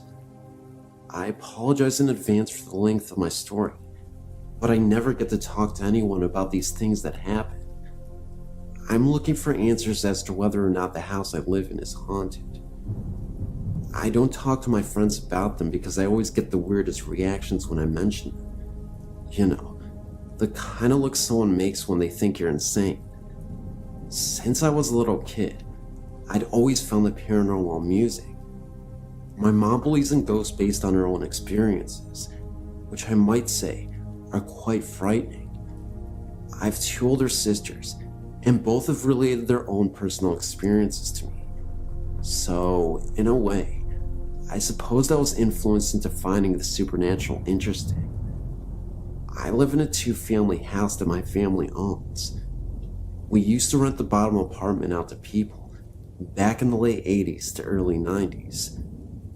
The tenants have said that the downstairs apartment is haunted, and a psychic my mom brought over one time said that the apartment was indeed haunted. In one of the rooms downstairs, my great-grandfather passed away. The house has been in our family for a while. Also, my mom's nephew who came over from Ecuador was living with us when I was about 7 or 8. Hard to remember. He died while living here in a car accident in Lake George. Is it possible he has unfinished business because his wife and daughter live in another country?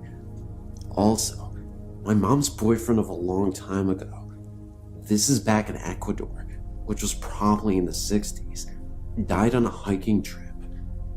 My mom loved him and always insists that he watches over her. That's just some background information, because they could all be possible haunts. The experiences I'm remembering are all recent ones. We moved from our old house in the early 90s and moved to Salem, Massachusetts.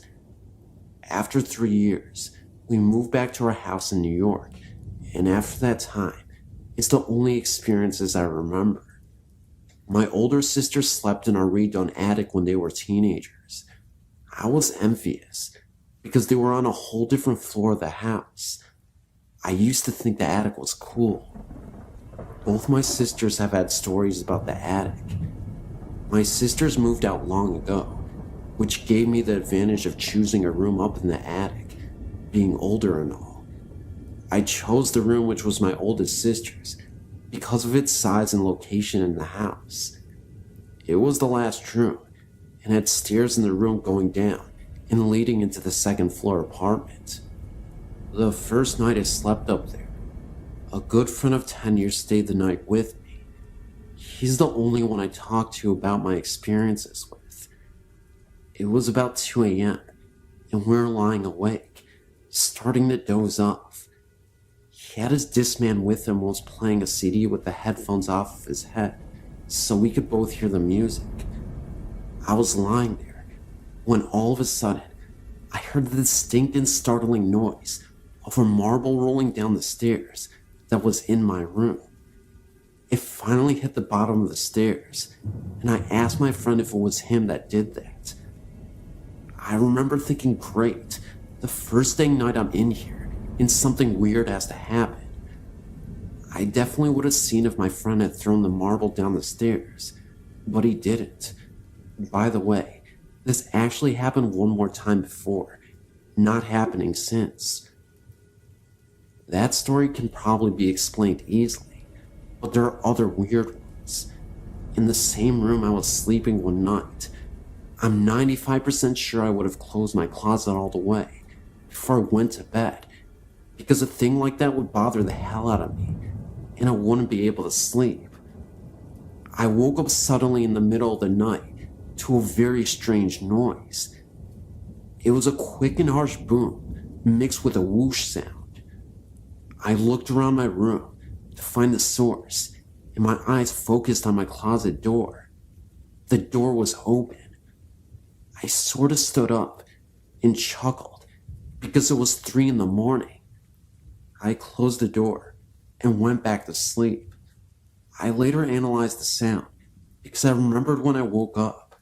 What it sounded like was the closet door being pushed hard from the inside and rubbing on the carpet as it opened, which would account for the whoosh. I was never scared, just sort of curious as to whether or not I was insane. The next experience was definitely an odd one. It was the morning. Morning is like 12 noon to me, especially in the summer, and I had woken up and was getting ready to take a shower. I made my way downstairs and was heading to my mom's room to get a towel. No one else was in the house at this time. My mom was working, and so was her boyfriend. As I was passing through our dining room, I felt something cold hit my right earlobe. Within a couple seconds, my fingers were up to my ear to pinch whatever was on my ear, because I thought it was a bug. I took my fingers away and realized that what hit my ear was a drop of some liquid. It didn't feel like water. It almost felt like oil. It had a strange smell to it, almost like a perfume oil smell. Very confused, I rubbed it in my fingers and looked around the ceiling for the source. But if you think about it, an earlobe is an awkward place for something like that to land on. If it was coming from above, it would have hit the top of my ear, right? But that's not the end. I shrugged it off, got my towel, and went into the bathroom. I took my shirt off, and splot, I felt a drop hit my chest. Now this was weird, because I was totally in a different part of my house. And again, the chest is an odd place if the drop is falling from above. Before touching the spot, I looked at it. It definitely splattered with some force, because it was spread out a little. I touched it and smelled it, and it was the same dang substance. Why is this relevant? One night, I awoke to hear a very disturbing noise coming from the bathroom. Nobody was up at the time, and I heard a very distinct gurgling noise. I walked towards the bathroom to see what it was, when the lights turned on by themselves, and the shower curtain was moving. Remember, nobody was up, the lights were off, and they somehow managed to turn themselves on. Curiosity got the better of me, and I decided to inch closer to the shower curtain. I had to know if something was behind it. I moved the curtain, and to my relief, there was nobody there. But then the lights turn off once again. I start to get really freaked out and rush to turn on the light. I look across the hallway, and I see what looks like an elderly man in a wheelchair with an oxygen mask on his face. He looked about as real as any living person would. Now, it wasn't like I saw this figure for a long time. I wasn't on meds, and I'm a sober person. I wouldn't even say I was tired. The encounter lasted about 10 to 15 seconds. It was fast, but it was long enough that I could see this man. I honestly felt like the liquid that I felt came from this gurgly elderly man. I found that very interesting, and later, I told my mom about it. She thought I was joking and laughed it off, then grew very concerned after I insisted that this was something I saw. She thought I was having hallucinations and wanted to take me to the doctor, but I urged her that I was of sound mind. Although she did later tell me that something similar happened to her, where she could have sworn she felt the presence of an elderly man, but she never saw anything. Lastly, there was an unexplained experience that happened in my room. One of my cats was sleeping on my bed, and I was sitting in this love seat I have, watching TV. My lights were off, so I couldn't see anything clearly other than the TV. Something startled me when I heard something hit my wall, as if being thrown, like a hammer hitting a wall. I then started to notice that my cat uncharacteristically started hissing at the window and moaning. She's usually a very quiet cat, but something really seemed to bother her, and she wouldn't keep quiet. She kept meowing for what seemed like 5 minutes.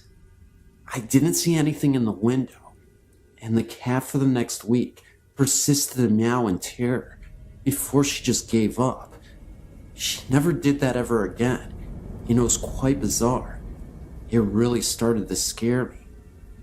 On a separate day, I've heard cabinets opening and shutting. These things terrify me because I still have no explanation for them. Is my house haunted by a timid spirit who wants to know that it's there? Any comments or advice would be appreciated. Hope you found my story interesting.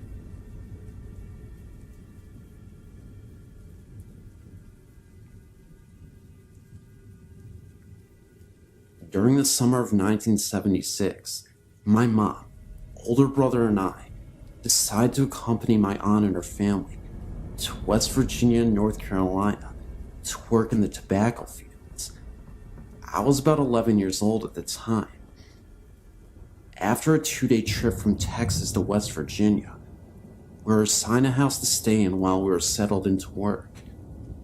There were several of us, 10 in all, and we were tired from the trip, so everyone just basically picked a spot in a place and readied ourselves for bed for that first night.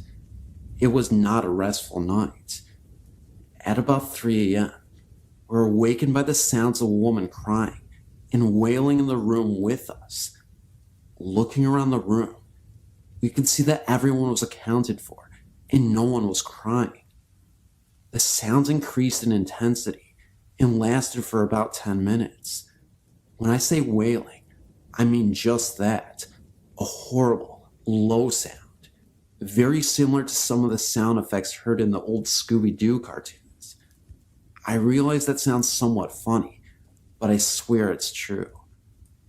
I'm not sure if my eyes were just playing tricks on me, but in the darkness of the room, it really looked like there was a figure kneeling down. You could see it well enough in the dark to know that it was a gray outline of some figure.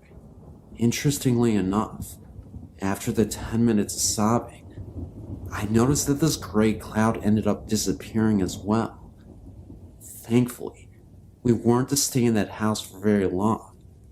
Another house, with more room for 10 people, was assigned to us. That was not an improvement. The next house was a 2-story one, located somewhere between Hendersonville, North Carolina, in a small town known as Soul City. It was situated about 200 yards off a road, with a long driveway and a set of railroad tracks that ran along the other side of the road. There was a large white house off to the north of our house, about another 300 yards away. The house had a large open field in front and was surrounded by woods on the other 3 sides, and a shed and an old open water well in back. Spooky enough setting during the day. At night, things would happen, such as lights turning on by themselves, footsteps heard upstairs, when everyone was in plain sight downstairs, the sounds of something heavy being all dragged through the house late at night, after everyone had gone to bed, knocking on the walls, and my brother swears he's seen what appeared to be a black hooded figure at the foot of his bed. I remember I had my window open once while asleep at night, and I could have sworn I heard the sounds of a horse running across the field outside. Nobody in our area owns any horses at all, and you could hear the sounds of neighs. I ended up looking outside and saw absolutely nothing, but there was definitely a horse that I heard. I swear to anyone reading this, these events really happened. I know people often make claims like that, which make it seem like it's fabricated, but I really want to put an emphasis on the validity of these stories. All I have is my word, but I'm telling you, these events are so real. I'm 36 now, an Army veteran, college educated, and I have an interest in ghosts and the supernatural. If anyone has any clues about the house, the one near Soul City, North Carolina, its owners, or perhaps even its history, please email me.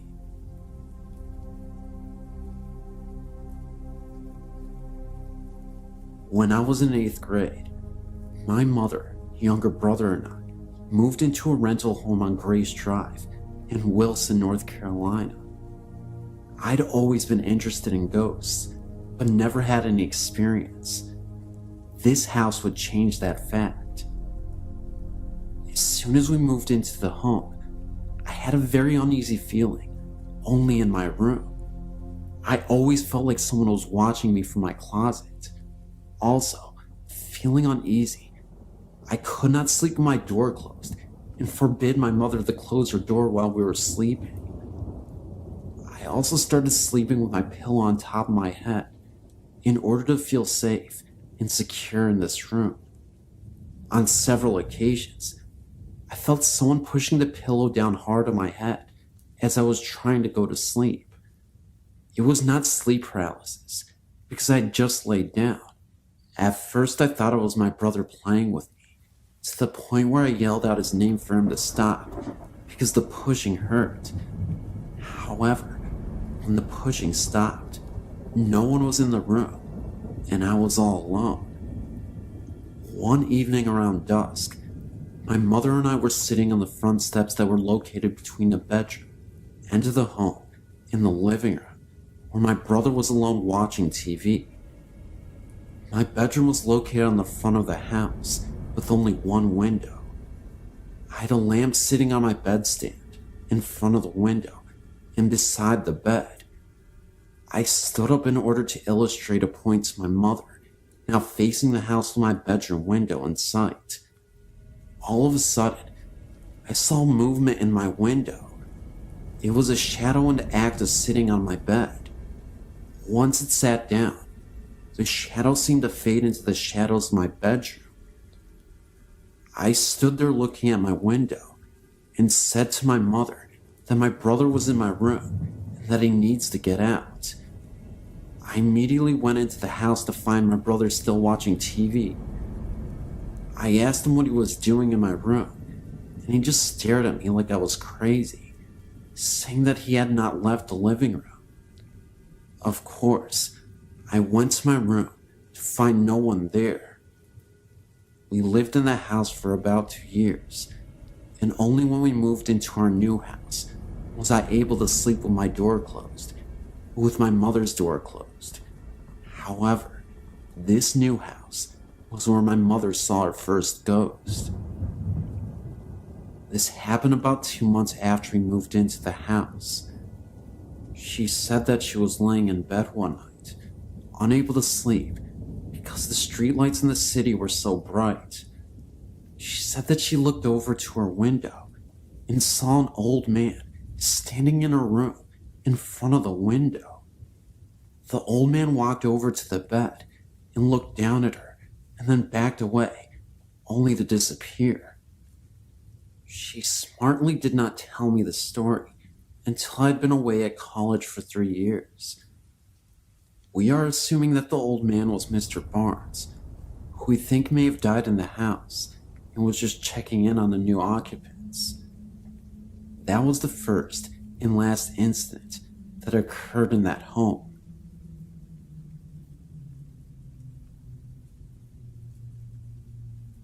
I'm 16 years old and live in a small town in Texas. It's about 28 miles south of San Antonio. When I was in 3rd grade, my family decided to move down here from Corpus. We began living with my grandfather and soon decided to buy property of our own. My mom and dad bought the property located right next to my grandfather's, which just happened to be the entrance to a coal mine that was very active about the 1900s. We built our house right next to the entrance to the coal mine. Our back door opened right on top of the entrance. By the time the house was built, I was about 13 and finally had my own room. One night, I was struggling to sleep and heard footsteps. Of course I was frightened, but somehow I went to sleep. I kept telling myself it was nothing. While I was sleeping, and this part of the story doesn't make sense at all, I had a dream that I was part of a well-known Jewish family in Europe in the Great World Conflict. I saw soldiers take my husband and I to a ditch in the middle of nowhere, where they got rid of my husband. In my dream, I understood German. Next, they got rid of me also. As I died in my dream, I woke up in real life. As I awoke, I heard more footsteps marching. They sounded like soldiers, Germans I assumed. They marched through my kitchen and some by my bedroom door, kinda like they were watching me. This is the first thing that happened to me. It didn't make sense, because I thought they would be dead miners or something. About 2 years ago, I became very depressed, as many young people do, and I tried to off myself. My mother came home from work and found me passed out and throwing up in the kitchen sink. They rushed me to the nearest hospital, where they thought I was going to pass away. I saw my mom crying next to me and became relaxed. I was in total peace. I felt completely happy. Suddenly, I felt 2 men walking around me talking. I tried to turn my head to see them, but couldn't. I heard them speaking to each other, and one sounded older than the other. They said, "Look, it's so sad she's so young." And the other one said, "Look look at her mother. At this point, they quit talking and continued to walk around us staring. Then, the feeling of peace was gone, and I heard two other voices. I kept saying, "Who is that?" And I was scaring my mom to death. Right after that, I passed out, and when I woke up, I was in a hospital room. I didn't tell anyone exactly what it was I heard. I did tell my boyfriend of the time. I'm not sure he believed me. After that, I would hear voices at my house, people talking to me, but there was no one there. I heard them almost everywhere I went, but I didn't tell anyone.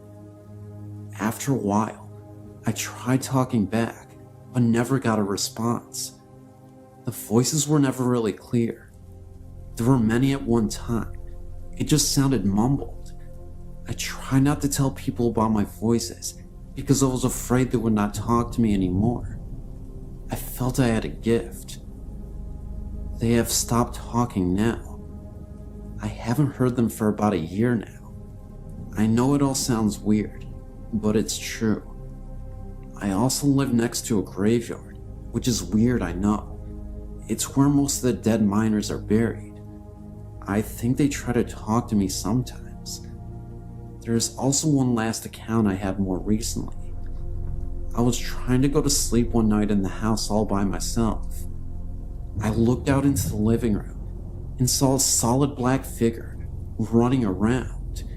He looked as if he were hiding. He ran behind furniture and walls and really just scared the heck out of me. It was the only time I saw him though. It was the last of all my encounters. Hi there. I believe that I had a true experience with a haunting. I used to live in apartment 205 in Kingswood Apartment in Fresno, California.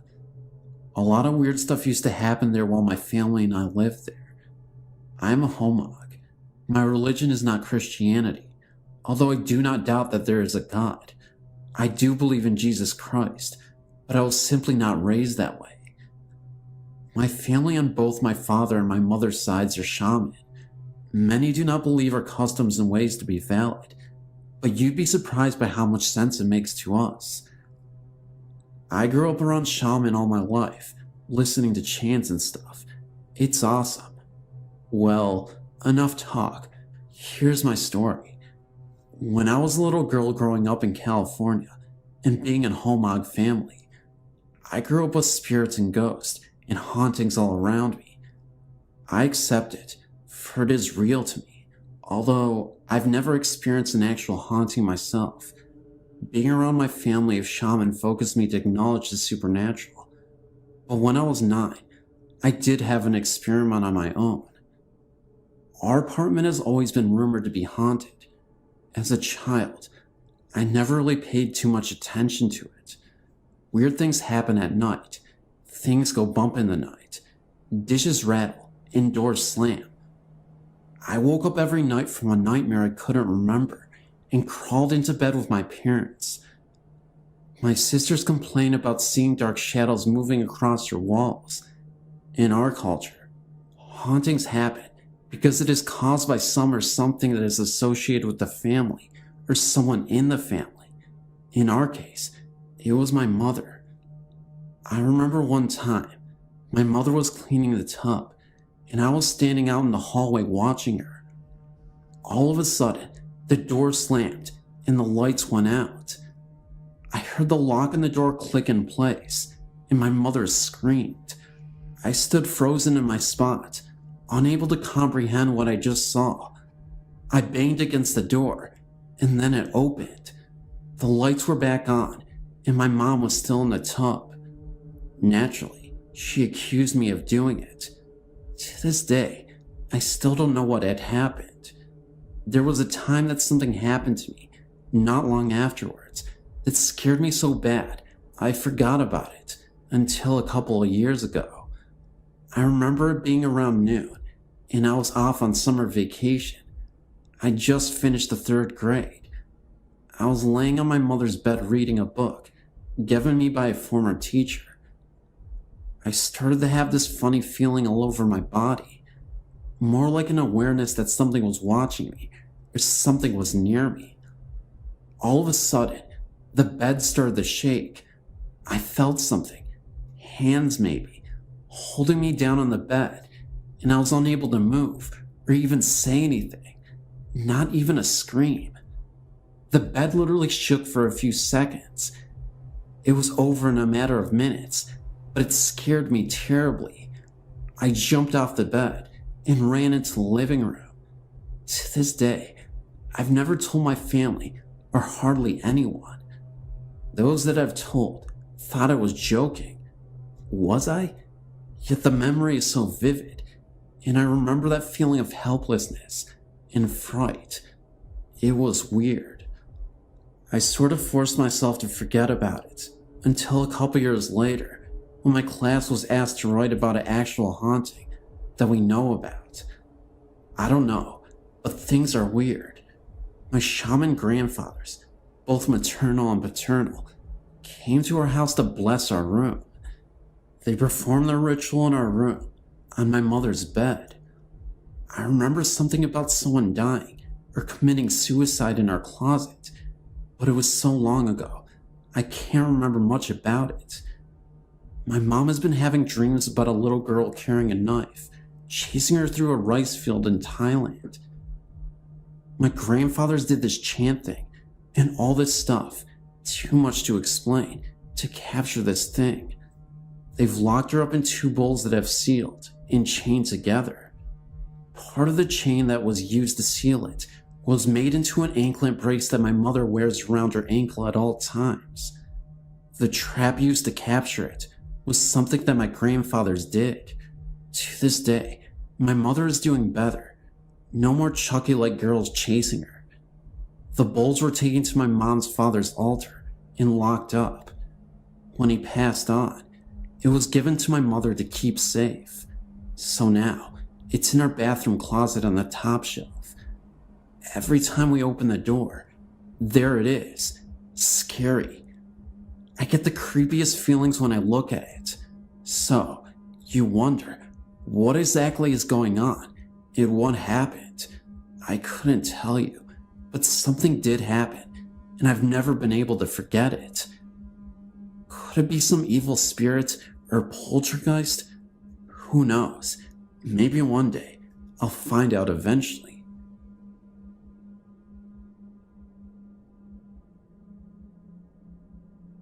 Being a Catholic, I believe there is an afterlife, heaven, etc., and spirits occasionally visit people here on Earth.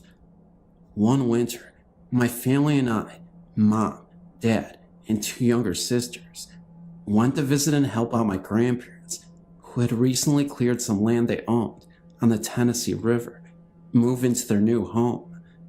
The land they bought had many legends accompanying it, including stories of gold and ghosts. My sisters and I were very interested in exploring the 25 acres of wooded land that had an old Civil War home place on it. An old country store was located about a mile away, and this was the only neighbors my grandparents had.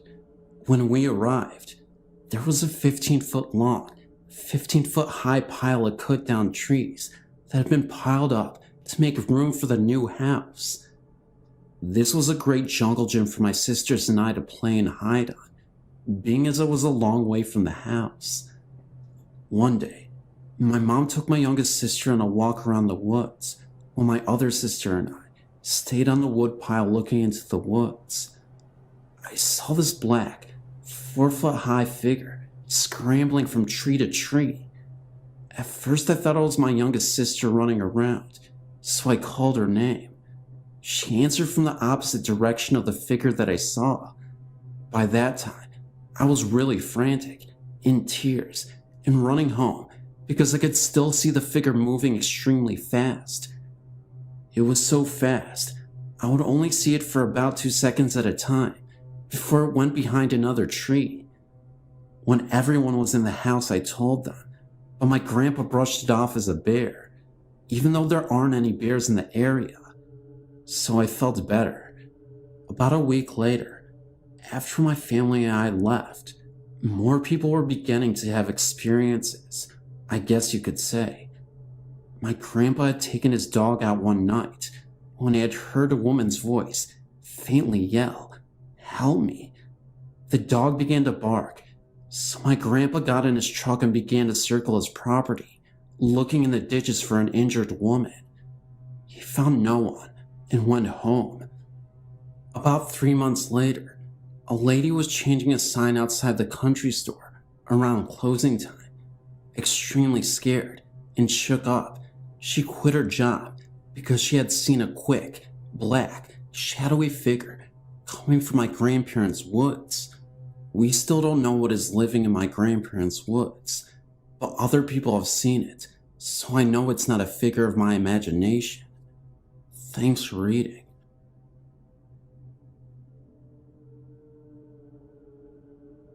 One night, about 13 years ago, my brother and I were Christmas caroling with friends around our block. We were about 10 or 11 at the time. After ending the night, my brother and I said goodbye to the last of our friends who had turned in for the night. We were riding doubles on a bike that night, my brother pedaling. We approached the edge of the driveway when he suddenly stopped. We both looked across the street. I said, "Do you see what I see?" He replied, "Yeah." Happening very quickly across the street was a dark shadowy figure, void of prominent features, approximately 7 feet tall. When it began to approach us, we threw the bikes down, and we were able to slide under the electric garage door, still in process of closing. We were able to summon our friend's dad to investigate, but nothing. That night, we rode our fannies home, about 8 houses down. Amazingly, we never mentioned it to our parents, who were waiting in the driveway to take us to the town's candy cane lane. We have since told them about everything, and to this day, when I visit home and happen to walk that corner of the block at night, I am constantly looking over my shoulder and feel as though I'm being watched.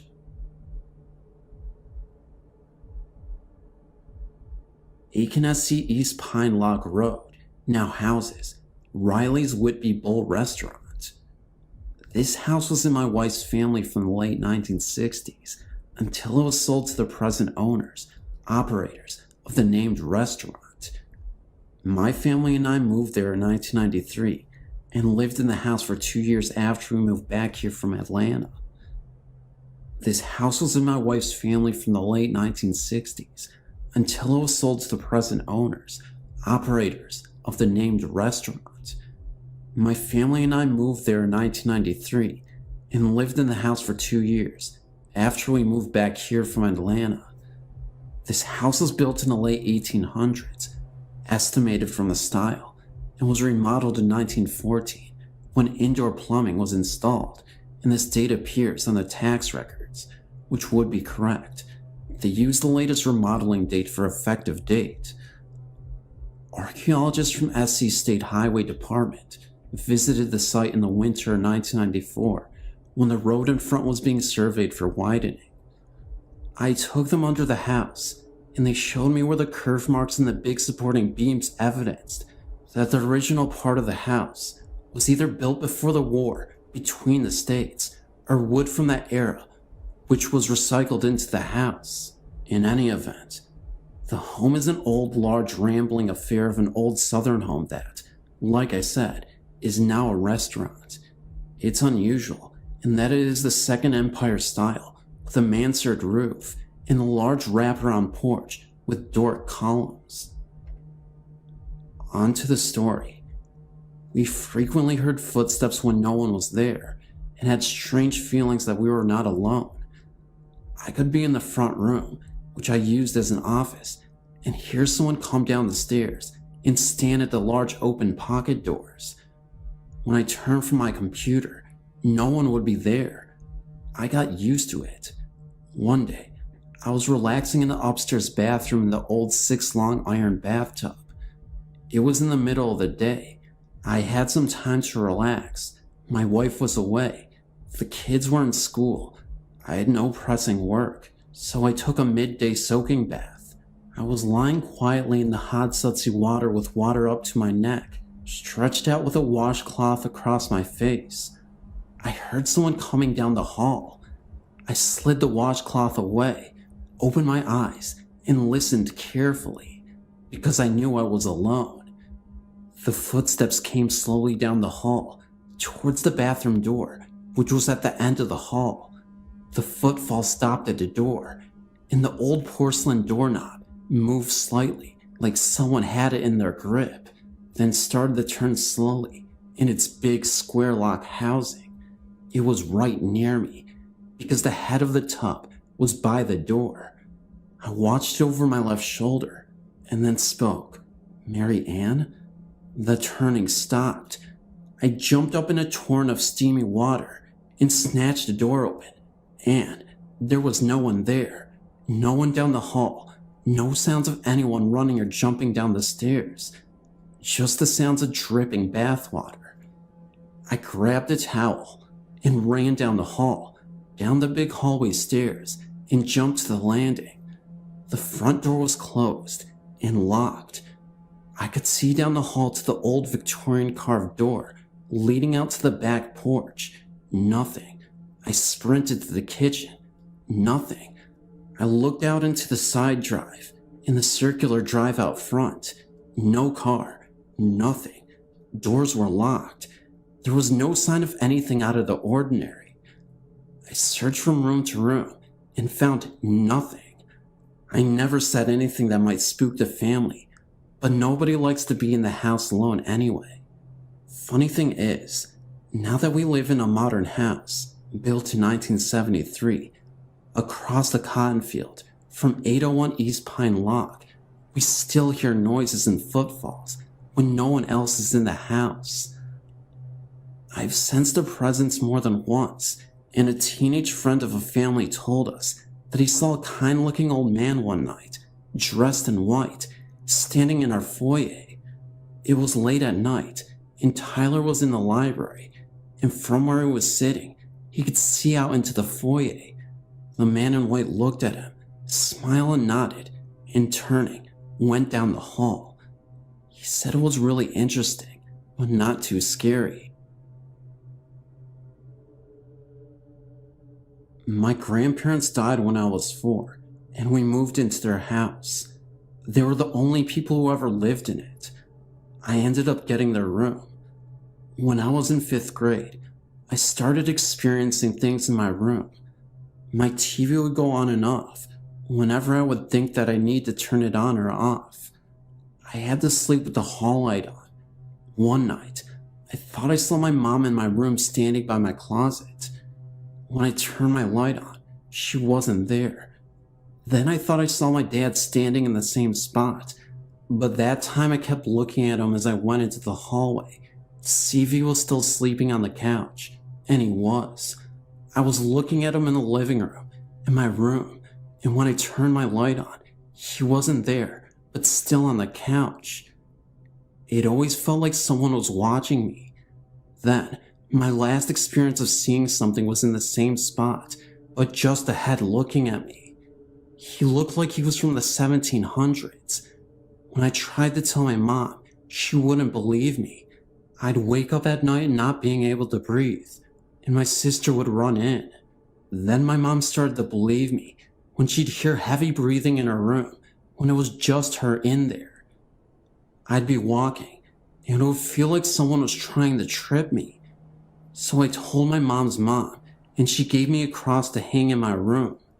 When I put it up, I didn't see anything after that, but it always felt like I wasn't alone in my room.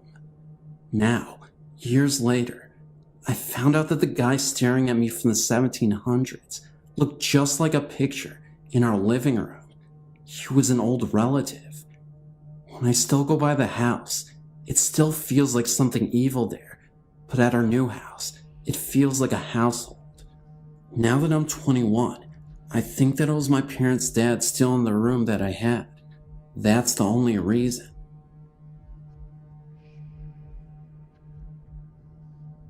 A long time ago, about 20 years or so, there was a car crash in front of my driveway. At the time, I did not live there. At that matter, nobody did. In the car, there were 6 young boys, ranging from 6 to 20. They crashed because there were a couple of drunk drivers who hit them head on. All the young men died in the car. About 10 years later, me and my family moved in a double wide on the lot in front of where the men died. About 1 year later, there was an awful car crash at the exact same spot of where the young men died. The woman was not killed, but she was seriously injured. After a couple of years, I went down to get the mail when I heard a strange noise, like a young boy crying. I was the only one at home at the time. I looked around and seen nobody. The crying became fainter and fainter until I could hear no more. The next day, I went back down to check the mail, and I heard talking. 2 men, about 18 years of age. I looked around and saw nobody once again. I listened to the conversation, and I couldn't make out anything they were saying, but I could hear the voices as clear as day. Soon after, the voices began to fade away. I talked to my grandmother, who lives just up the road. She told me that the accident happened about 20 years ago, and everyone in the car were killed. I asked her what time it was that they wrecked. She said it was about 5 to 10 p.m. Around 7 p.m. is when the young woman wrecked her car. A few years after the woman wrecked her car, another woman broke down on the bridge, several feet away from where the young man crashed. Another time, a couple were driving with a full tank of gas when all of a sudden, their gas tank just went empty, right where everything was happening. There were several more breakdowns and accidents that happened over the years where the young man crashed, and more of my family members have heard strange talking and crying below our driveway. After time, we have moved, and still, there have been breakdowns and accidents at the same location. We think that the bridge and the area around it is haunted by the ghost of the 6 young men.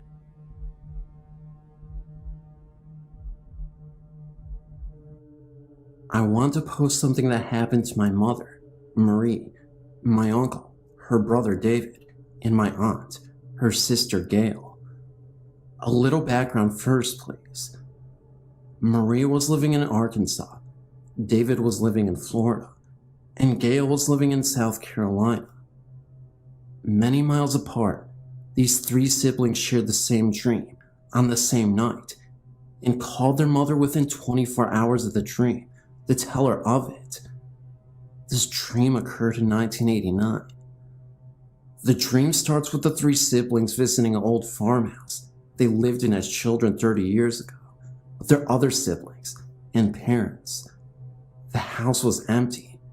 Marie, David, and Gail all got out of the car and walked completely around the house, recalling climbing an old oak tree that held a tire swing, recalling the farm area and what used to stand there, etc.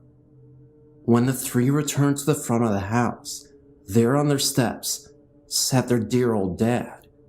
Dad passed away in April of 1974. Shocked to see their father on the steps, they called out to him. Dad stood at the 3 with a malevolent grin. He motioned for his kids to follow him into the house. They followed through the living room, past the kitchen, down the hall, until they reached their parents' old room. He turned and looked each one in the eye and put his fingers to his lips, as if to say shh. He then motioned with his hands for them to follow. He opened the bedroom door, and they followed him inside. He walked to the closet and walked through the closet door. Now in each person's dream, they were the ones about to open the door. As each reached for the doorknob and slowly started turning the knob, their mother appeared from nowhere, screaming at them to not open that door. They instantly woke up from the dream. I was a teenager at the time this occurred, and I did not see the big deal about following their dad into the closet until we visited my grandmother. My grandmother was telling my mother of how David and Gail both called her after Marie did, saying they had the same exact dream as she had. My mother looked scared, and my grandmother told her they all needed to get into church because Satan himself was using their father's image to lure them into something evil. I asked dear old Granny how she got that from a dream and Grandpa going into a closet. She told me because her husband, their father, my granddad, was scared of closets. I thought she meant he was claustrophobic. She assured me he was terrified of closets. The whole time they were man and wife, she would have to get his clothing out of the closets and lay them out for him. She would have to put things into closets. He refused to open them or go into them. My grandmother believes that Satan used Granddad's image to lure the three siblings down a path of evil. I know this isn't much, but I love to hear the story.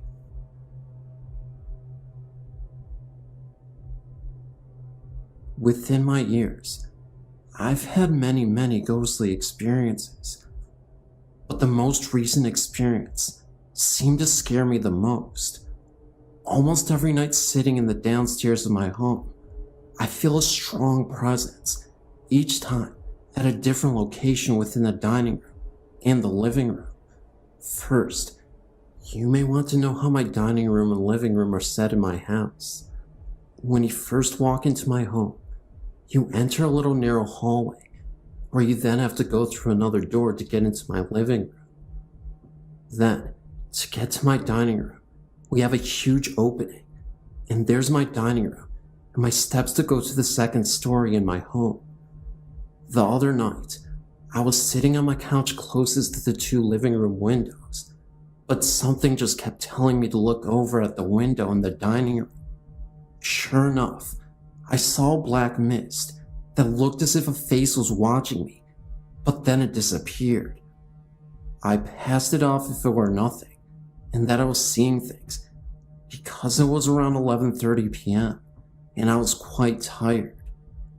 For some odd reason, my shades were semi-open for 5 blinks, and then the rest were closed, so no one can see. I then moved my brother to the other couch, and we sat together, and I just could not keep my eyes off the window in the hallway entrance. Within an hour, I was getting finally comfortable. My brother was sleeping. My mother and stepfather were sleeping, and my older brother was home upstairs, with his car parked outside. I gazed at the window, and the black mist was back, but this time, it was more clear and bigger. It seemed more like a body and a face, but turned to gaze out of my window. Then it sounded like someone was trying to open my front door. It's a big steel door, and when it's locked and somebody tries to open it, it sounds as if someone is pushing against it. It happened at least 6 times before it stopped.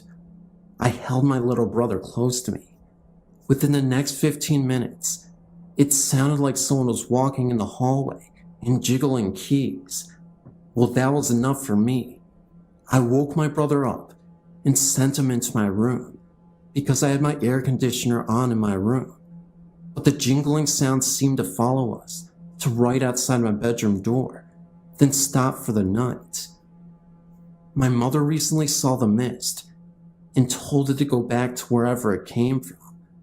It then seemed to glide to my basement door and disappear.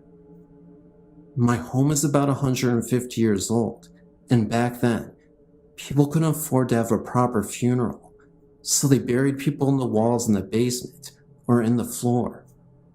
We recently had a dirt basement floor and a cobblestone wall, but we had the floor cemented over. My grandfather, whom I can safely say is a ghost expert, senses something in the walls in my basement. Around my house, but mainly in my room, I know for a fact there is a ghost in my room, but she's a sweet woman, and she just seems to watch me until I fall asleep. There are several ghosts in my home, but recently, I feel as if more are residing here. Just the other night I was drifting to sleep in my room, and I heard the sound as if someone was breathing. I held my breath, and the sound was still there, so I turned the TV on. It seemed to just go away. I was scared and looked towards the mirror and saw a flash, and then nothing happened. But I saw the woman and felt comfort. I feel as if she scared the other spirit away. In my grandmother's house, there is an attic, but it's hidden in the ceiling, and you have to pull the straps down. During the war at her home, soldiers were hid in the attic, and rumor has it, one night, the other people found them and killed everyone in the room. But the one young nurse was beaten and then murdered. I had a dream once about a place where there's a dangling light, and you have to walk on beams and then open a door, and there's a little room with bloodstains.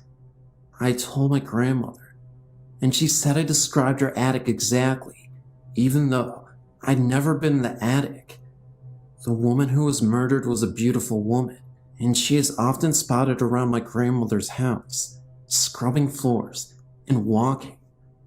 My grandmother's house was remodeled after the war, and the woman comes down the steps and walks, straight turns, and goes out a door, which is now a window. But before there was a wall separating the rooms and a separate door. Recently, my grandma had seen a little boy petting her dogs, saying, "Come on, doggy, come with me."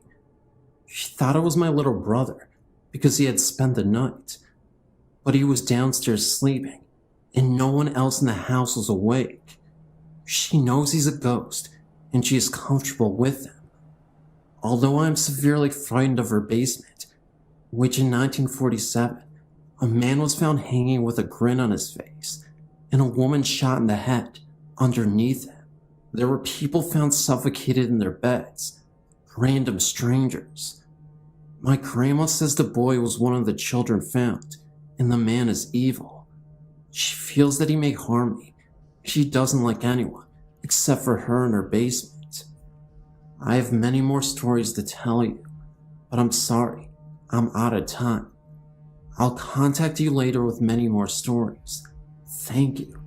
Feel free to email me, or if you just want to exchange experiences, thank you.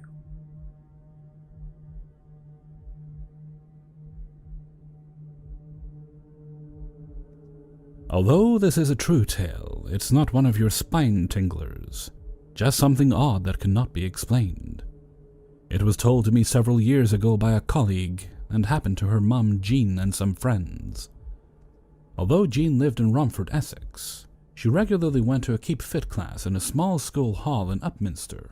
The class had finished and her friends had piled into her car and drove around the corner, parking near the chip shop, and they all ordered fish and chips, like you do when you've just had a good workout. They were all sitting in the car quietly eating, when one person noticed something odd and nudged the person next to them. Eventually, they were all mesmerized, mouths agape, chips forgotten as their attention was focused on the activities in the churchyard over the road. Quite clearly, they could see a silent nighttime funeral procession of a coffin being carried on the shoulders by 6 pallbearers, all decked out in long black-tailed coats. They silently watched the procession walk from one side of the church and disappear around the other side. St. Mary's Lane for anyone who lives nearby. Of course, they all asked the other, "Did you see what I saw?" Knowing full well they did. The next day, Jean decided to visit the church as she just had to know what happened. Maybe someone was buried late last night. However, she got to the church and found the vicar. She worded the question carefully so as not to look like a complete idiot, and was obviously stunned when the vicar told her that no funeral took place last night. She said that from the look on his face it was fairly obvious that he knew why she was asking. But being a vicar, he simply smiled and walked away. Spooky. I've been past the churchyard as my grandparents used to live just down the road, and it is quite a creepy-looking place. All the stones are really old and crumbly and covered in moss. None of the names or dates are readable. It's one of those graveyards where you can look at it for a little while, and then you kind of shudder and have to look away. I used to think it was my childish imagination, But even these days, the place still gives me the creeps, even in the middle of summer.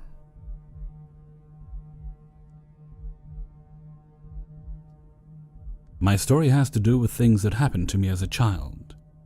When I was 6 years old, my parents bought a very old house, probably around 100 years old, and that was back in 1976. It was a very large house, and some of the original wallpaper was still in it. I have always been kind of in tune with the supernatural, and I also have a psychic sense. I'm not saying I am psychic, but I just know things and I can't explain it. Well, anyway, I know that my sister was very afraid of this house. She is 3 years younger than me. She would either sleep with my parents or with me, and she would never cross the long hall that ran through the center of the house by herself. I know that one day I was sitting in the living room and I got this really weird feeling, like I wasn't the only one in the room. I felt like someone was staring at me. Now keep in mind that my mother and sister had gone to the store, so I was in the house alone. At this time, I was about 9 years old. I was sitting on the floor and I just happened to look up. If you are familiar with old houses, you know that some have these glass windows at the top of each door that I guess people used for ventilation before air conditioning was invented.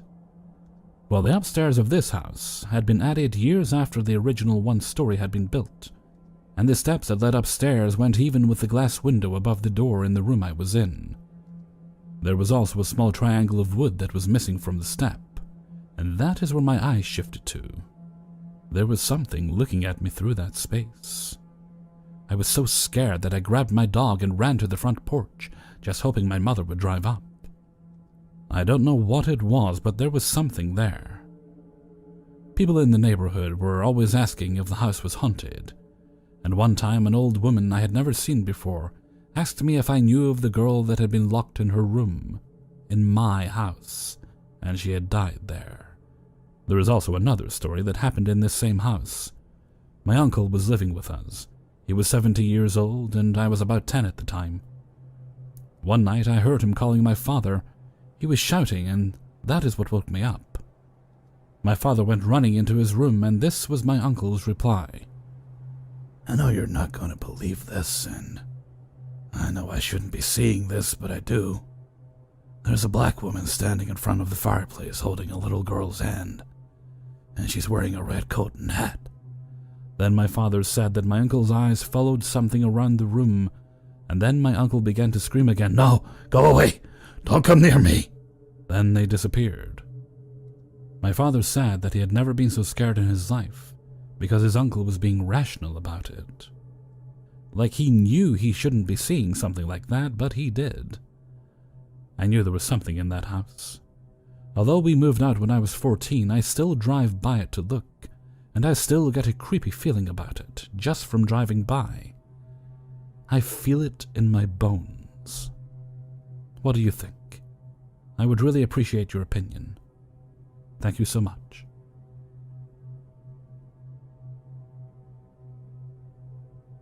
In the summer of 1999, I bought a house in a small town in Washington state. I'm a California native, so as you can imagine, I had a difficult time adjusting to the calmer settings. It was almost too quiet for my liking. About 3 weeks after I moved into my new home, an old colonial-styled house, I decided and began looking for a roommate. Soon after I placed the ad, I got a phone call from a very willing young lady who said it sounded like the perfect location for her. I took her name down, and she said she would call me the next day to set up a time and place to meet. I waited all day for her phone call, but it never came. I figured she must have found some other place to stay, but I kept the spot vacant in case she called back. A few weeks later, she did call again, and as before, she told me she would call back the next day to set up a time and place to meet. I faithfully awaited her return call, but same as the first time, it never came. I began to get suspicious as to whether it was a prank caller or a real person of interest. I thought it was odd how she'd given me a name without a number. My attempts to find her in the phone book failed, so without any other place to turn, I gave up on the search. About 3 months later, I was up in the attic storing some Christmas decorations I wouldn't be needing for some time when my eyes fell upon an old stack of newspapers in the corner. I was somehow intrigued by a particular paper lying on the top of the stack.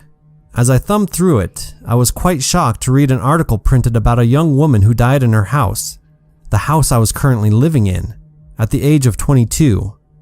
Even more shocking was the name of the woman. It was an identical match to the woman who called about sharing my home. I couldn't catch my breath. I went down to the local historical library and discovered that this woman did indeed live in the very house I now owned in the late 1800s. My visit to the library occurred close to 6 months ago. Since then, late at night, I've heard crying downstairs in my living room. My aunt and uncle used to live in an old log cabin. We think it was by an Indian burial ground, but it was definitely haunted, and the spirit there was not good at all. One night, my aunt and uncle woke up to find they couldn't move. They were being held down by something, but that's not my story. My 3 cousins all shared the same room. It was the only room on the second level. I hated going up there by myself. I never had to before, but this time I did. I was about 6 or 7. My sisters and I had been playing board games with our cousins up in their room. When we went downstairs to watch movies, I left my shoes up there. When the time came to go, I couldn't find my shoes. I looked everywhere. Then my sister reminded me I left them in my cousin's bedroom. I went upstairs and planned to run into the room, get my shoes, then run out and down the stairs as fast as I could. I ran into the room and picked up the shoes, but as I was turning around, I felt something behind me. I was so afraid to turn around, but at the same time, I wanted to run down the stairs, right out of the house and into the car. So I slowly turned around. There I saw a small little Indian girl, maybe about my age. She was surrounded by a blue and white light. I just stood there until she vanished. I ran out to the car where my parents were waiting, and until now I have never told anyone my story except for my aunt, who also sees things. Later I found out that my aunt and uncle would pray to the Indians to watch over them, to protect them from whatever was in that house. Maybe the little Indian girl was just watching over my cousins.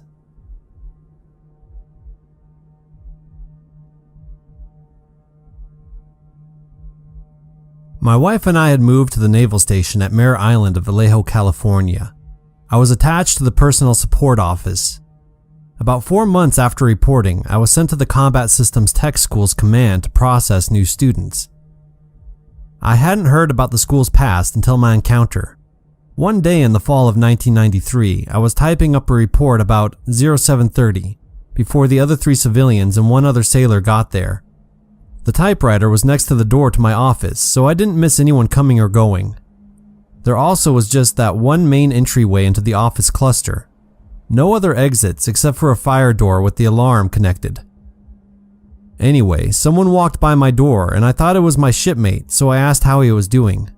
I got no reply, so I thought he hadn't heard me and I decided to go bug him after I finished my report. I went to his office and found it locked. Then I noticed the light on down the hall. The light was moving ever so slowly and getting closer to me. It was then that I realized that it was actually a translucent figure of a sailor. It terrified me so much that I ended up passing out from a panic attack. One of the civilian computer programmers walked into the hallway at work, noticed I passed out and shook me awake. I told her I saw something in this hallway and she said that I probably was just overworking myself from stress. I also told her that I thought Brian had walked by. She looked at me and said that nobody had moved from their computers since she got there at about 15 minutes to 0700. She did tell me something fascinating though. She said that at times she could have sworn she heard a whistling and a crying sound coming from the hallway. It sounded a lot like a little girl. It was then that I learned that the school was a fleet hospital for the San Francisco Bay Area built back approximately 100 years ago. The night watch detail would find locked doors open and hear footsteps at night. There were stories told about people hearing sounds of a little ghost girl playing ball near the main staircase. I never had the chance to witness her, and the base is now closed, but it was very interesting. As for the sailor, I have absolutely no clue as to what the story behind this guy was. To spare myself the anxiety, I just revert to thinking it was only my imagination, although it felt as real as anything I could ever see. One other experience was shared by my wife. myself, and my mother-in-law at Hickam Air Force Base in Hawaii in 1995. My wife had been flown to Tripler Army Hospital due to complications with her first child. My mother-in-law arrived a day before I got there from my ship. Anyway, we were put up in the guest house at Hickam for a couple of nights before being moved temporarily to an officer's quarter in the corner of the base. It was a well-furnished room and had a pleasant air about it. That was until the night arrived. My wife was awoken that first night where she heard multiple whispers. She then went to get herself a cup of milk in the kitchen of the house when she saw the presence of two figures crouched down as if they were praying. They both wore brown robes like they were monks. This whole ordeal must have lasted 30 seconds and they faded away quickly. In the morning, we both got up and discussed what we had felt that night. That's when she told me about what she witnessed. The crazy thing was, while she was experiencing that, I told her that I could have sworn I saw the face of an elderly man just staring back at me in the mirror when I used the bathroom. He had scars on his face and was balding. I'll never forget the sight of it. It was an extremely uncomfortable feeling. This is a story that will always live with me for the rest of my life. My mother and father used to always take lengthy trips over the weekends to visit my grandparents in Ohio when we had lived in Michigan. We would drive about 4 hours, and we usually would get there by the evenings. My grandparents lived in a huge Victorian estate on top of a hill, surrounded by woods all around. The house had 6 bedrooms and was extremely spacious, so whenever we slept over, I got a room to myself on the second floor. At the time, my dad suffered from terrible sleepwalking episodes, and they only seemed to trigger at this house. I can remember one night, I was sleeping in the room and had my window open. That was when I was awoken by soft sounds coming from outside of the window. It sounded like hymns and chanting, as if it was a lullaby.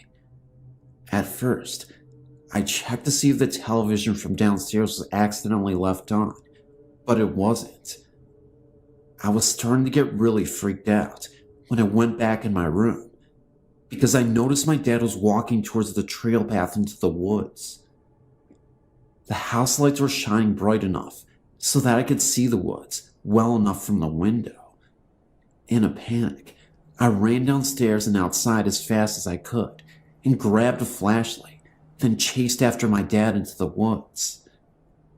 He had managed to walk so far into the path of the woods that we got to be a mile away, and the further I went into the woods, the darker it got. We just kept getting further and further away from the house, and it was really starting to get cold and scary. I started to call out for my dad, shining the flashlight straight ahead in the now pitch black woods, when I had lost him. For a split moment, I felt someone whisper my name in my ear, and the rustling sounds of leaves behind me, as if someone was walking right behind me. For some reason, I thought maybe my dad was behind me instead, so I turned and pointed my flashlight, and there was nothing there. I kept going and continued to look for my dad. That was when I once again heard a voice, but this time in a low and guttural voice. I could have sworn I heard the voice say, "Let's play." At this point, I actually thought my dad was playing a practical joke, so then I yelled out to my dad and told him this isn't funny and to show himself. Even though the voice sounded nothing like him, I just kind of assumed, maybe to ease my mind in my panic state.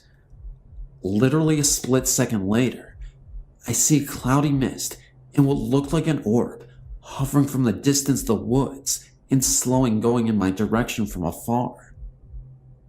It then disappeared. I heard my dad's far off distant scream, and I started running faster into the woods to try to locate him. When I finally found him, he had fallen into this well that none of the family had any idea had existed. I quickly helped my dad out of the well, and he had asked me what happened. I brought him back into the house and told him that he was sleepwalking and managed to wander into the woods. The creepiest part of this whole experience was this. He said that while he was sleepwalking, he had dreamt that a woman in pioneer clothing urged him to find her missing son in the woods. She told him to run to the well and he will find him. When my dad told me this, I told him about hearing some soft singing before I rushed into the woods to get him, and that I heard voices and whispering into the woods. A couple days later, fascinated by the well that existed in the woods, we went to go see it in daylight. To my utter shock, we had made a gruesome discovery. We found what looked like human bones at the bottom of the well. We immediately called the police. They examined these bones, and we were able to confirm weeks later that they weren't animal remains, but human remains. We had the bones examined by a professional, and they believe that the bones belonged to a young boy who may have perished hundreds of years ago. My guess is in the early 1800s. I would like to state wholeheartedly that these events are in fact true. From my father's sleepwalking to the dream he had and the bones uncovered. It may sound a bit far-fetched, but I guess you'll have to take my word for it. This event happened in the 1970s, and I'm 70 years old now. This all happened when I was 17.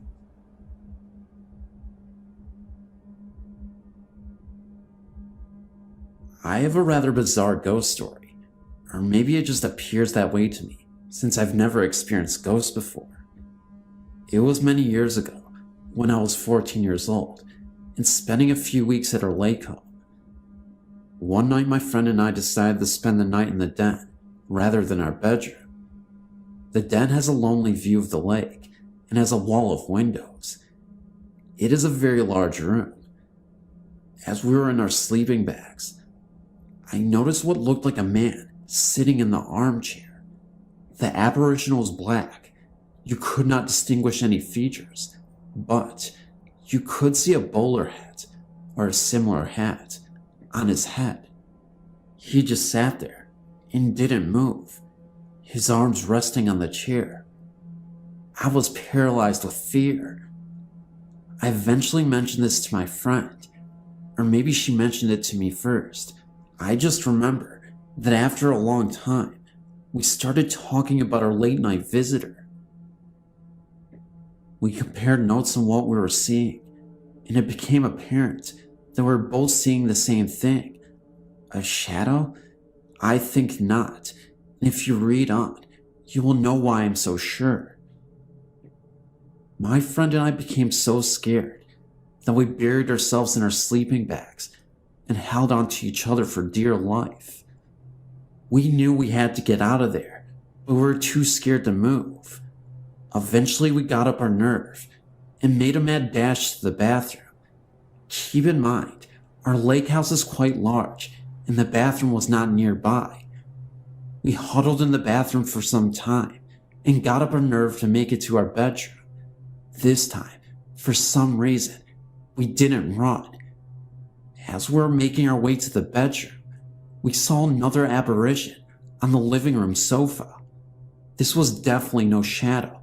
There were no windows in this room, therefore no light except the bathroom light.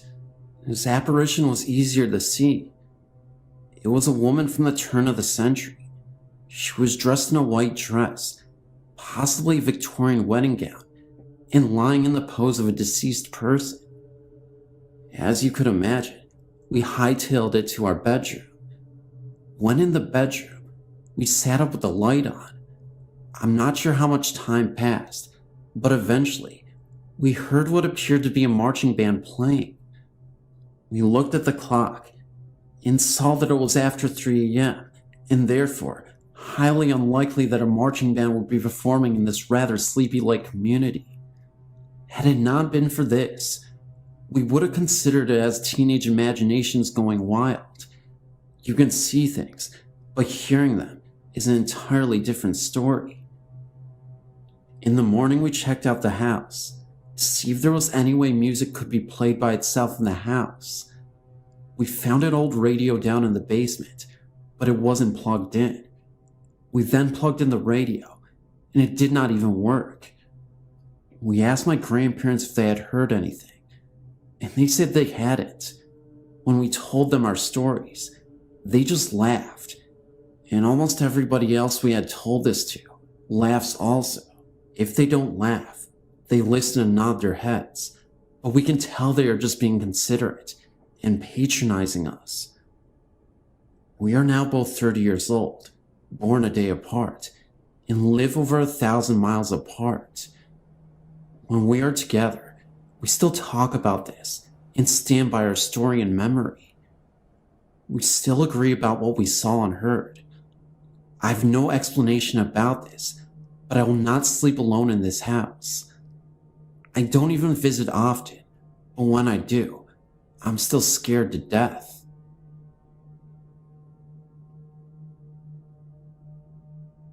Seabrook, Toddville Road, the former Toddville Mansion, which has recently been torn down. The property turned into apartments or condos. Reports of a strange creature roaming the grounds, noises, feelings of being watched, shadowy figures. Actually, this mansion was the List Mansion. The story of this place was well known to the people of Seabrook who lived there at the time. I lived near the List Mansion for many years. Several acres of land were bought by a Houston business owner in the late 70s to early 80s, right on Galveston Bay, near the intersection of Toddsville Road and East Meyer Road. Bill List was his name, and for the most part at first, no one knew who he was, only that there was a major construction project going up near the bay. Bill List owned a trailer manufacturing business, and with the success of his business came great wealth. The mansion was a massive undertaking, built up on several feet of soil. The 3-story brick structure dwarfed the modest home surrounding the property. The brick foundry, where Bill was buying the bricks for his mansion, was unable to keep up production of bricks for the mansion and bricks for other products, so Bill just bought the brick foundry so all the bricks made could go into his construction for project. Month by month, the mansion began to take shape. The stark brick structure was 3 stories tall, 4 if you count the massive garage on the ground level. All the windows on every floor featured wrought iron bars.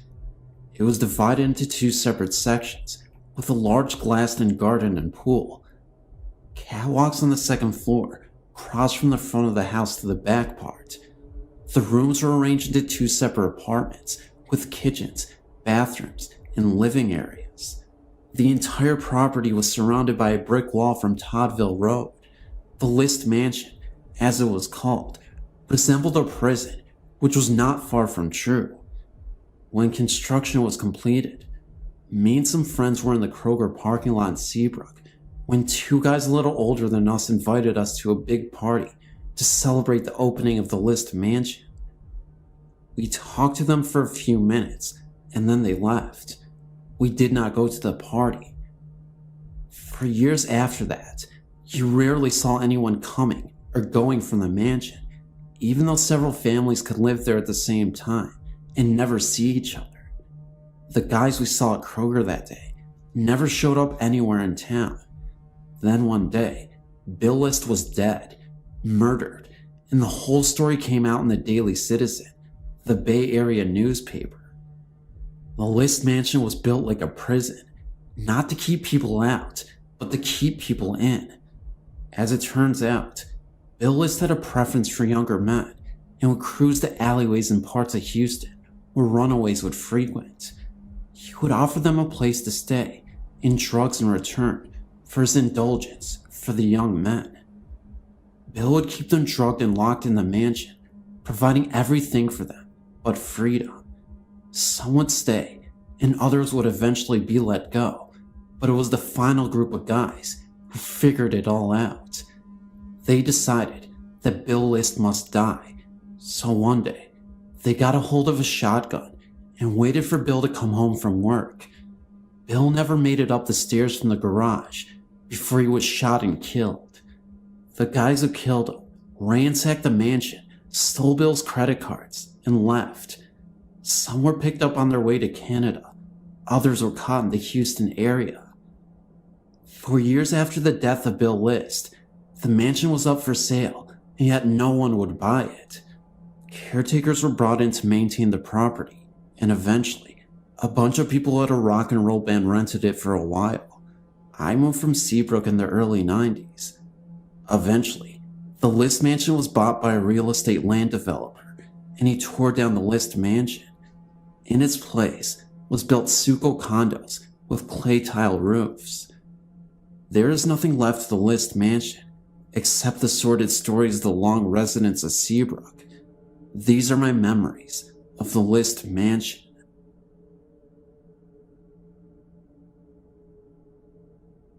I grew up in a small town, and for about a year, we lived in a haunted house when I was just 2 years old. In other words, I don't remember specific things, just feelings. It all started when my mother and father moved from South Carolina to Kentucky. They rented an old house with a huge basement. This was told to me by my mother. I don't remember much about the house, so this is all secondhand information. They had lived there only about a month when my mother and older sister started to notice things. They told me that I was the focus of the spirit, as it would do things to me or around me.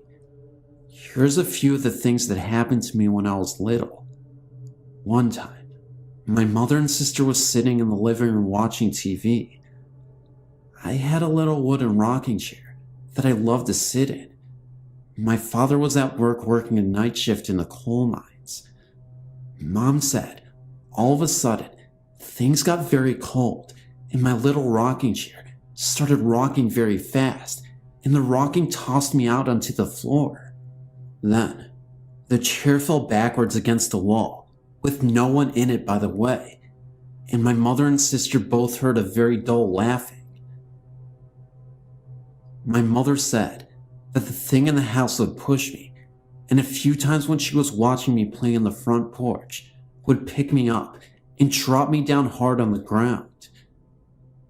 My mother says that she was terrified to leave me alone. Then another time, my big sister and her best friend were playing with me in the front yard, and my mother said she heard them screaming for her. When she went out in the yard, my sister and her friend was holding on to me and crying. I was trying to go down the little hill into a little field below our house, begging to go play with it. My sister to this day swears that she and her friend saw a big black figure hiding behind a tree and motioning for me to come to it. And what was scary was that I was going. My sister's friend refused to come visit her at her house after that episode. My mother told me that I told her its name. I won't repeat it here, for it makes me have anxiety attacks, and that I lived in a deep dark hole in the ground, down in the field below our house. My mother went looking for a hole in the ground, and she found an old well that had been boarded up, and the weeds grown over it pretty bad, so it was very difficult to see. She didn't tell me if she experienced anything there or not, but she wouldn't talk about it with me. She kept begging my father to move. My mother said it would laugh at her, and she was constantly scared. Finally, one night when my dad was home, something happened that made my dad rethink and take my mother seriously. My parents were in bed, and it was pretty late. My father looked up and noticed the shadow of someone staring at him in the darkness. My dad at first thought it was my sister, so he raised up and asked her what was wrong. The thing laughed, and my mother screamed that it wasn't my sister because the shadow was too big to be my sister. When she screamed, my dad jumped up to turn on the lights, and it laughed again and disappeared. From then on, my dad took what my mother said seriously. After a while, my dad was able to buy a piece of land, and we moved, and according to my mother, not a minute too soon. To this day, my mother refuses to talk about it. I didn't find out about this until years later, when I was watching TV about 15 years old or so. I saw a commercial for cat food with the same name of the thing that had haunted us for years before. I had no idea about this because my mother didn't tell me about it until afterwards. As soon as I heard the commercial and some of the cat food, I had an anxiety attack. When I told my mother what happened, she turned very pale and told me some of the story. Some history of the house after we moved out. There was a man and his daughter who moved into the house. He was a single father, so he had his mother move into the house with him to help him take care of his daughter while he worked. Within 2 years of them living there, the man went crazy and one night killed himself with a gun. The daughter and her grandmother moved out at the night of his suicide and moved away to another state. No one ever lived in the house again. It stood empty for years, and the house started falling apart. The owner had since died a long time ago, and everyone just sort of ignored the old house. My mother never told anyone of our experiences. Finally, about 6 or 7 years ago, they tore down the house in the basement and they built a community fire department on the property. That building isn't exactly where the house was. It stands about 30 or so feet from where the original house stood. Anyway, that is my story. I've had other experiences as an adult, but I will save those for another day. Thanks for listening. I live in a 2-story townhome. It was the middle of July, and it was very hot in Kansas City. I was sleeping on the couch downstairs, as the upstairs is hot in the summer months. I was sleeping, and I remember a low, heavy, dark voice saying I must help Laura, my cousin, understand. I woke up startled by the deepness of the voice. You could even say a little bit scared. My dog, which hardly ever barks, was looking into the kitchen and growling, and then slowly he started to bark. He was watching something, and when I looked in the direction he was looking, of course I couldn't see anything. The light from the outside street lamp was beaming through the window, so it was somewhat light. He started to back away and follow the presence into the den, and then to the wall that was straight across from me. He was watching something, but of course, I still couldn't see anything. But from the way I woke up, in a startled state, I was somewhat scared to move. Like an idiot, I just stayed still and watched my dog follow this presence that only he could sense. He then started to go to the door, located on the wall across from me, and which opens to my garage, growling at the door. He would back up and then move closer, and then he started to smell under the door. Still, I was too afraid to move. I just stayed there and watched. Within 5 to 10 minutes of this, the presence seemed to have left. My dog stopped growling and was going from the kitchen to the wall, into the door again and again, as if to look for something. Finally, he gave up and just curled up at my feet, which have not moved an inch this whole time, and fell asleep. Feeling now that the presence had left the room, I went to the door, which led to my garage, and pushed on it to make sure the door was closed. Once again stating what an idiot I am, I did not dare to open the door. However, I didn't really have a choice, because that was when the door cracked open just enough that I could see the face and a body of a bloodied lady in a black robe. It appeared for 40 seconds, and I saw her long enough to make out that she had to be a nun. I just remember her face looking so badly bruised and beaten, as if she was hit with a bat or something damaging enough to give her a black eye. I turned away in fright, then opened the door completely to see that nobody was there anymore. It was like it appeared in a flash of lightning, then was gone. Just to give you some background on my house, the door that goes to my garage does not have a lock in it. Yes, this is dangerous, for if my garage door is open, anybody could just walk in, right into my house. Maybe this nun I saw was really a homeless person. Maybe it was someone who was trying to rob the house, but since they saw me, they fled. Nothing was stolen. Everything was in one piece. Feeling somewhat safe that the presence had left, I joined my dog and soon fell asleep.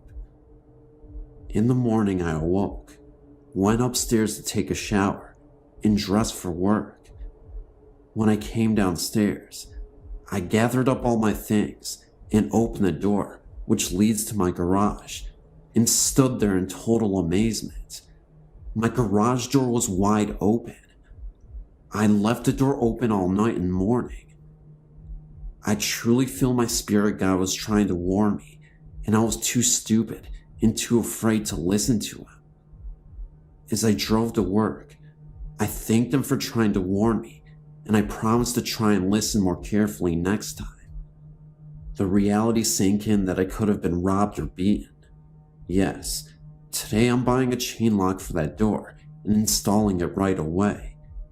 In hindsight, I wish I would have been more accepting of the events that were happening to me. If this has taught me anything, it's to stop, slow down, and listen to the ones who are trying to help me.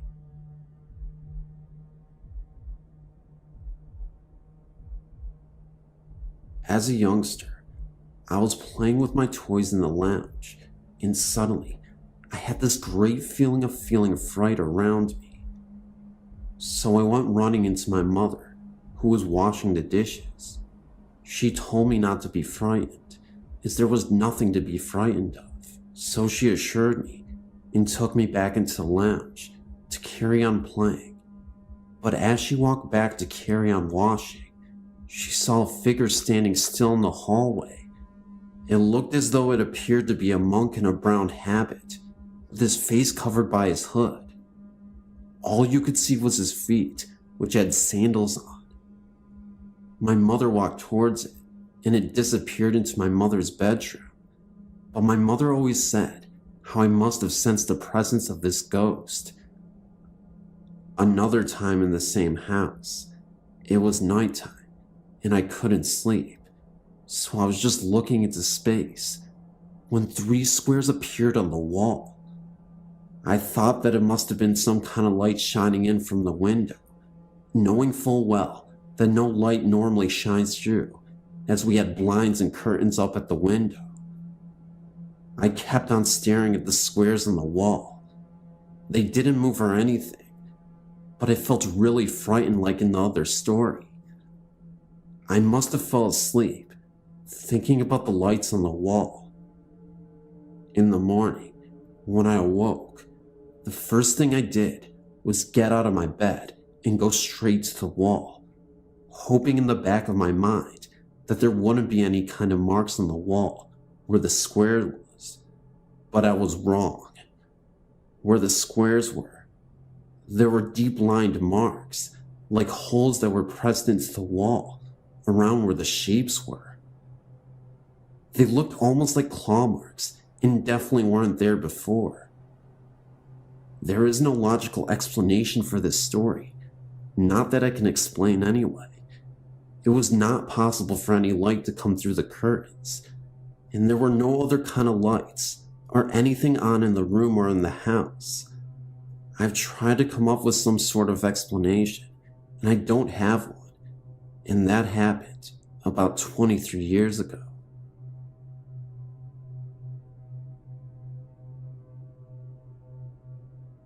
I've had some strange and incredible experiences over the years.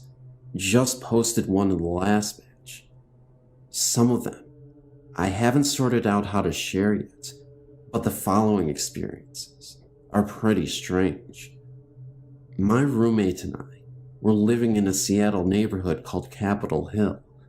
Our apartment building, the Ben Lamont, was built in 1910, and my apartment overlooked a little park area with a long retaining wall in the back. One night, I must have fallen into a deep sleep as soon as I went to bed.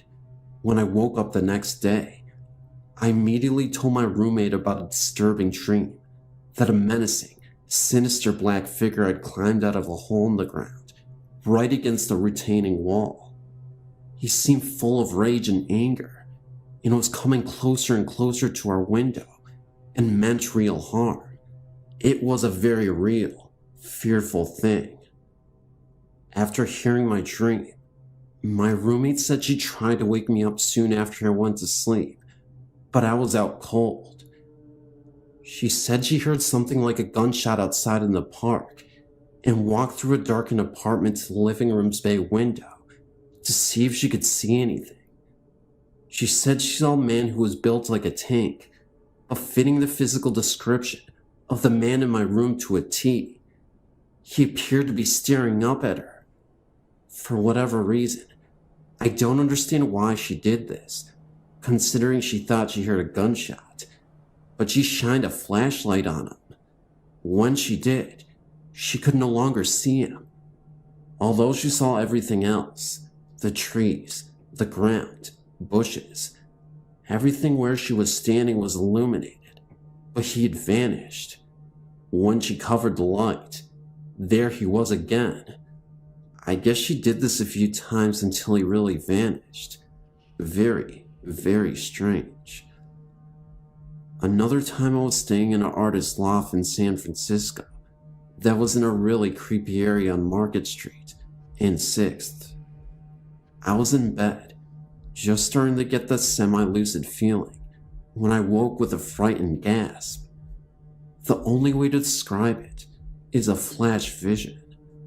I thought for sure my throat had been slashed with a deep long knife from left to right, and all this blood was pouring. I remember sitting up gasping, knowing it was fatal. Then on the news the next day, chills went up my spine when the anchor person said that someone's throat had been slashed at a hotel on 6th Street, right around the corner from where I was staying. Somehow, I must have picked up on the victim's fear, anxiety, and shock. Not really a ghost story, but still weird. Another time, a friend and I had an interconnecting dream. I dreamt one part, and she dreamt the other. They matched perfectly, and since we both dreamt this right before we were waking up, we assumed we had these dreams at the same time.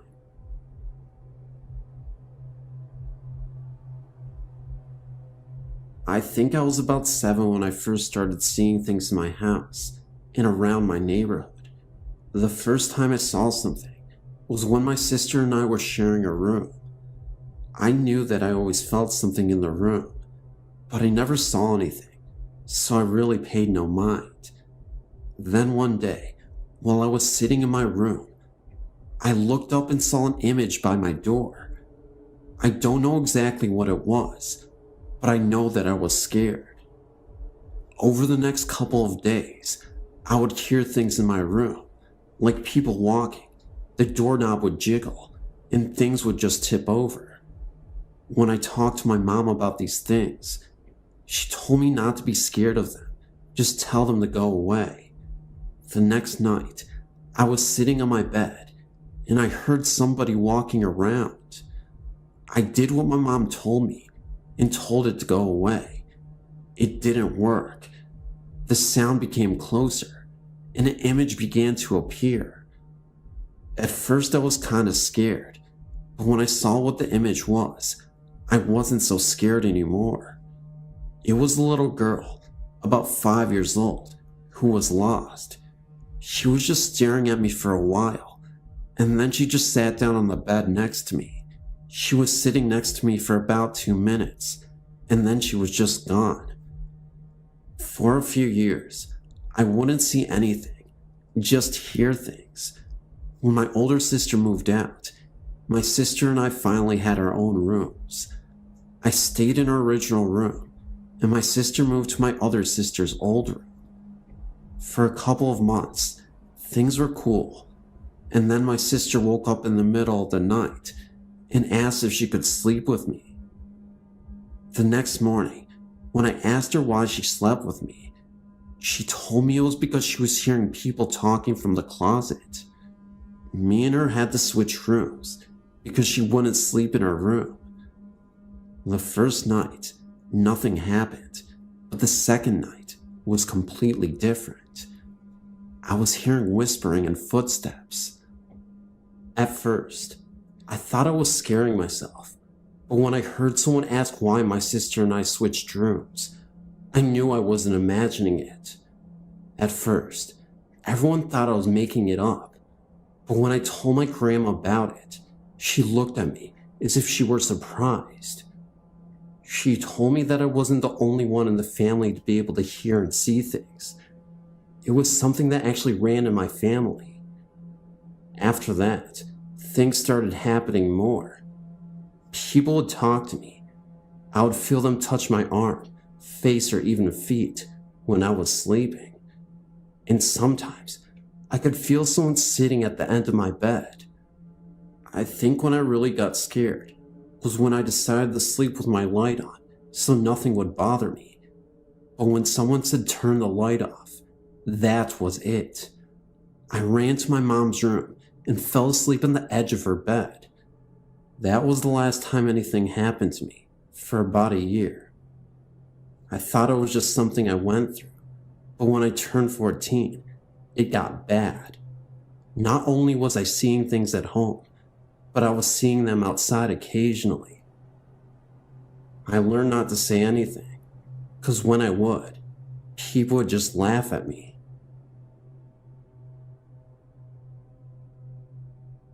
My family and I became aware of a particular area of a supposed haunting in the Jamestown, North Carolina area. We were intrigued by the article and wanted to investigate, even though we are people of faith. The article, which made us aware of the haunting, was in a local magazine and caught my two sons' attention after my wife read the article in a restaurant. The article described the following. In the 1920s, there was an accident in Jamestown near a certain bridge underpass involving two high school students returning from the local prom. From time to time, locals have reported driving by the area where the accident occurred and spotting a young woman dressed nicely standing by the roadside, needing a lift. The stories tell of a young woman named Linda entering the car and describing where she needed to be dropped. Upon nearing the destination, she vanishes. Of course, my wife and I are skeptical, to say the least, so, unaware of any peril, or should I say for a lack of knowledge or fear, we thought we would investigate with our two young sons, of 5 and 8 years. We arrived at the location, which is off the main road into the woods, about 100 yards. There is an old stone-blocked railroad underpass, located next to the now regularly used underpass. Both of the underpasses have been covered with graffiti in tribute to the stories of Lydia. The old underpass, however, has been overgrown with ivy and weeds and is relatively secluded to say the least. Nevertheless, we were determined to investigate despite the spooky nature of the claims. As we entered the underpass, the air became distinctly colder, which we all noticed. We all felt frightened and left after only a few moments. We got in our car and drove home. We thought nothing of the event until that evening. Strange things began to occur at about 2 a.m. Of all things, an old woody doll with a pull string began to speak in a toy box and would not stop. The electric van door opened and closed several times without any provocation. My boys thought someone was in their room. We thought we were frightened from our prior experiences and let our logical minds control. The house still seemed strange to me, and I had difficulty sleeping, even though my male ego would not let me admit my fear. Time went by, and although the supposed haunting events were less traumatic, they nevertheless continued for about a month. It came time for the van to have a regular tune-up, and we took it to the dealership. When my wife returned with the van, the trouble ceased. I don't know what we experienced exactly over that period in 2001, but it seemed real. My wife and I still question the validity of our haunting, but our youngest son still maintains that Megan, as he refers to her, often talked to him and was very nice. Anyway, it's a nice little story we often tell family members who don't think we're lost on cozy evenings. Hope you will enjoy.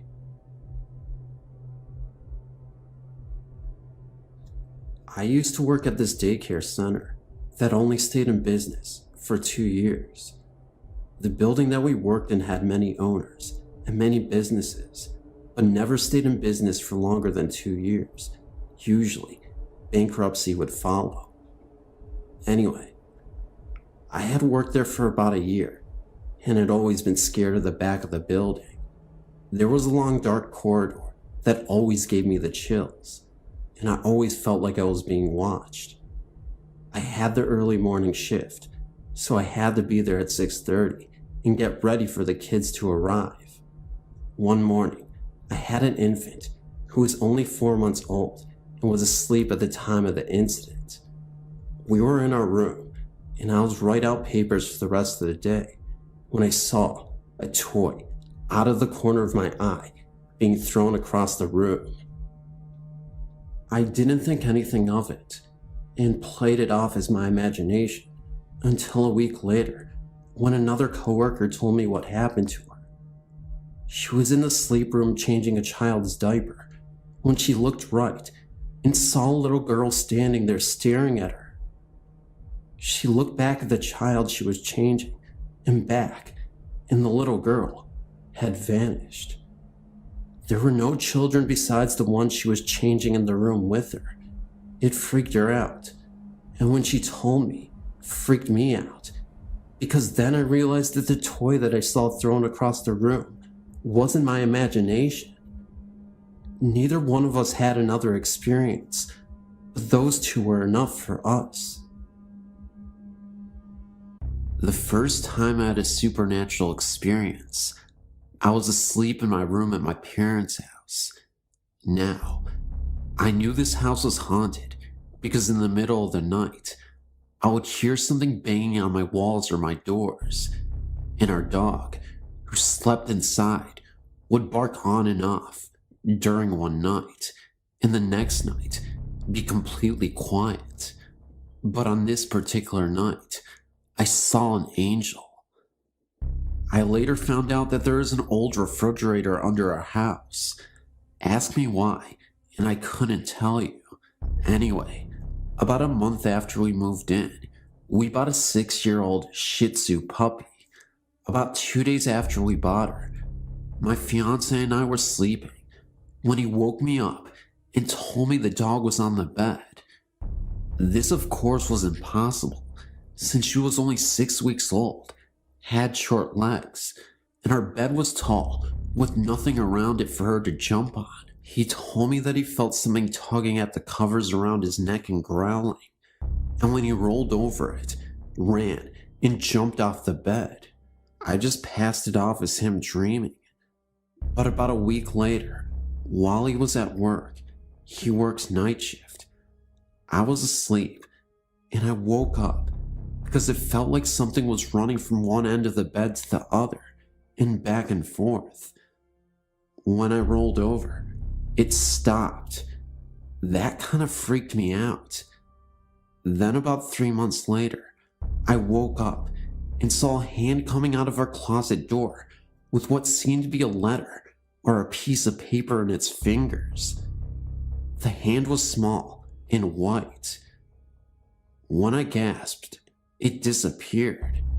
Then, about a week after that, the bed would periodically shake while I was asleep. I later asked my fiance if he ever felt the bed shake, and he told me he did. And when he described how it felt, I knew we were both feeling the same thing. It's a subtle shaking as if we're an earthquake, except we live in Virginia, where we don't have earthquakes, at least not the kind you can feel. It was almost as if there was a big dog on the bed, scratching furiously at a flea, and he also described it the way I would have, which is when you wake up, your first thought is, man, my heart beating that hard? And then you realize that it isn't your heart at all. And just last week, I saw a young woman with brown curly hair and brown eyes peering at me from a crack in the closet door. And last night, the downstairs bathroom door slammed by itself and the bed shook with both of us on it. Usually, it only shakes with one of us on it. Anywho, that's my story. If you have any insight, please give it to me, and you can put the stories on your site.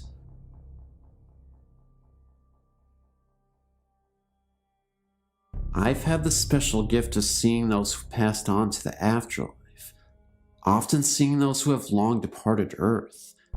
It happens periodically, but when it happens, I have some pretty vivid and memorable experiences. This has been happening since I was 8 years old. One of the scariest ghost encounters I had was when I was 23. I was a teacher at that time, and when I first started teaching, it had gotten very late, and I was in school grading papers. I remember it started to violently storm for a few minutes, before it stopped after some time. At this point, it was so quiet. I was the only one in the school at the time. I had left the classroom door open when I heard a loud banging on the school lockers right outside the door. It startled me so much, I flinched so hard. I wanted to make sure it wasn't a break-in, so I went outside in the hall to investigate. That's when I was floored. Standing all the way down the hall near the lockers was a man in blue overalls with a long beard. He was holding an umbrella in his hands and looked so deranged. He honestly looked like a homeless squatter to me. I told him not to move at all and that I'd be calling the cops, that I was armed with weapons, so if he tried anything, I'd attack, which wasn't true at all. I was bluffing, but I needed to scare him anyway. The next thing I know, the man starts charging at me full speed. I run back into the classroom I was just in, slam the door, and hide under the desk. I remember hearing the most intense scream for a second, coming from the hallway. The lights go out, and it's pitch black for a moment's time. I started to hear a couple footsteps. Then, silence. It wasn't until about 2 minutes later the lights went back on. I screamed out loud, "I'm armed. You need to leave. You are trespassing. You don't belong here," etc. I waited a minute or so under the desk and eventually got out. Still quiet enough to hear mice. I opened the door and head out into the hallway. There was no sign of life. Nobody was there. No deranged, homeless man. Just nothing. The school is pretty small. It's 1 floor and about 10 classrooms. There are, of course, 2 entryways to get into the school, the front and back. I went to check the doors, and to my utter surprise, they had been both locked the entire time. I thought to myself, how could anyone break in? The doors are locked, no windows are open, and all of them are locked as well. Was I hallucinating? No, not at all, because the man looked as real as any person I could see. So, I made sure to check all the classrooms, even opened the lockers, to make sure this man wasn't hiding in there. But there was no sight of this guy. I did end up calling the police. They checked out the school as well, and saw absolutely nothing. By morning, everyone was aware of what happened. I think they actually canceled school for the kids that day because they were worried that a maniac was on the loose. I think they made the right decision. To this day, I have no idea what it was exactly. Of course, since I'm gifted, I lean towards the idea that this was a ghost. If it wasn't, then I'm really lucky I was unharmed. It could have been a lot worse, and I'm honestly thankful that it was just me that evening. I should mention that the school does have a history of oddities and ghostly phenomena. Supposedly there was a rumor that years ago, in the indoor pool at the school, a teacher went mad and drowned a student right in front of everybody. Legend has it that you could hear the moans and cries of a young person in the pool from time to time. One of the school janitors once swore that they saw a blue figure hovering right above the pool. Unfortunately, nobody took him seriously.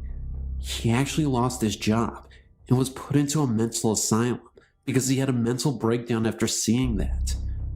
Anywho, that's my story and the surrounding rumors of this haunted school. I hope this was thoroughly entertaining. I don't work there anymore. I moved to a different state and work as a teacher currently. After what happened to me, I honestly couldn't stay. Thanks for reading.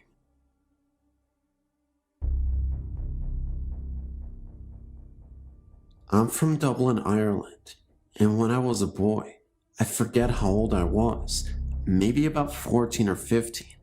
I was staying with my parents with my old aunt and my family's ancestral home. There's a very old church just up the road from the house. It's so close that you can take a shortcut across just one field and you're there. It used to be part of an old Franciscan monastery. Anyway, I was in that church on my own one summer's afternoon. It was a hot day, and though the church was naturally cooler, it was only a degree or so cooler. I remember feeling a little uneasy. All of a sudden, the hackles on my neck rose. I thought my little sister had followed me in, but then the temperature literally nosedived from somewhere in the high 90s to the mid 40s in a matter of seconds. I sensed that someone, or something, was watching me from the choir balcony, above and behind me. Something told me that it sure as hell wasn't human. I don't know how, but I knew. I slowly turned and looked up. 3 seconds later, I was tearing down the road as fast as my legs could carry me. What I saw was the semi-transparent, cowled figure of a Franciscan monk regarding me from the balcony. He was barely there, yet details, the folds of his robe, the heavy cross about his neck, and the shaded outline of a face was visible, yet weirdly see-through. I'm now 20, and still refuse to enter that church alone. I've since asked the parish priest about it. He explained that he had seen an apparition a couple of times when he was alone in the church, but refused to comment or speculate further.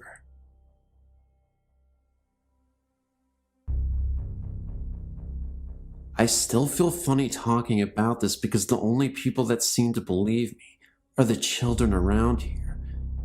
You described some of the things that have happened in your number 2 list of types of ghosts, so maybe I'm not crazy. We moved to this 120-year-old farmhouse about 4 years ago. When we first moved here, my youngest son was 3. He would ride his tricycle back and forth from the living room to the kitchen, which at the end was the basement door. He would ride his tricycle back and forth from the living room to the kitchen, which at the end was the basement door. I was doing the dishes when he turned to me and asked me to stop laughing at him. I told him I didn't say anything, so he proceeded to go to the living room and back again. When he reached the basement door, he turned to me and said, "Can you hear them, Mommy? They're laughing at me." I left it alone, but I never forgot it. As time went on, little things would happen that really got my attention, like the smell of perspiration when nobody was around. It would only last a minute or two, and it would only be in one spot of the room. I would go to other parts of the room, but could smell nothing until I went back to the original spot, and it would still be there. I would also smell it as if it were just passing by, in front of me, and then be gone. This continued for the next year, and then one day, I laid down with my son for a nap. It was about 1 in the afternoon. I would wait until he fell asleep, and then I would get up, but before I could move, our bed started shaking for no reason. It only lasted a couple minutes. After that, things happened a lot. My 8-year-old started to get smacked in the leg when he was asleep. He would always come downstairs afraid after it would happen. I started getting nudged on my leg at night, like someone was trying to wake me up. I am a very light sleeper, so I'd wake up immediately and look all around my bed in my room, but nobody was there. One night, when I was sleeping, I felt something lay across my legs. I tried to move, but it was so heavy, so I started to kick real hard and crazy, and it went away. Again, nothing was there. My son was 5 when he asked me if I could see the man's work boots standing in my dining room. He would see black things floating by and asked if I saw them. He would describe them like shadows, but the clincher was, when we were all sleeping at 4 in the morning, and my dresser started shaking so hard, I thought I was going to fall over. I spoke to my pastor's wife about it, and she said they say a prayer every night that asks the Lord to protect them from any harm or evil. My children and I started including that in our prayers, but we added spirits also. We have never had another problem since, except I do still smell them from time to time. I do still hear footsteps across the ceiling when nobody is upstairs, but that's no problem, I don't mind.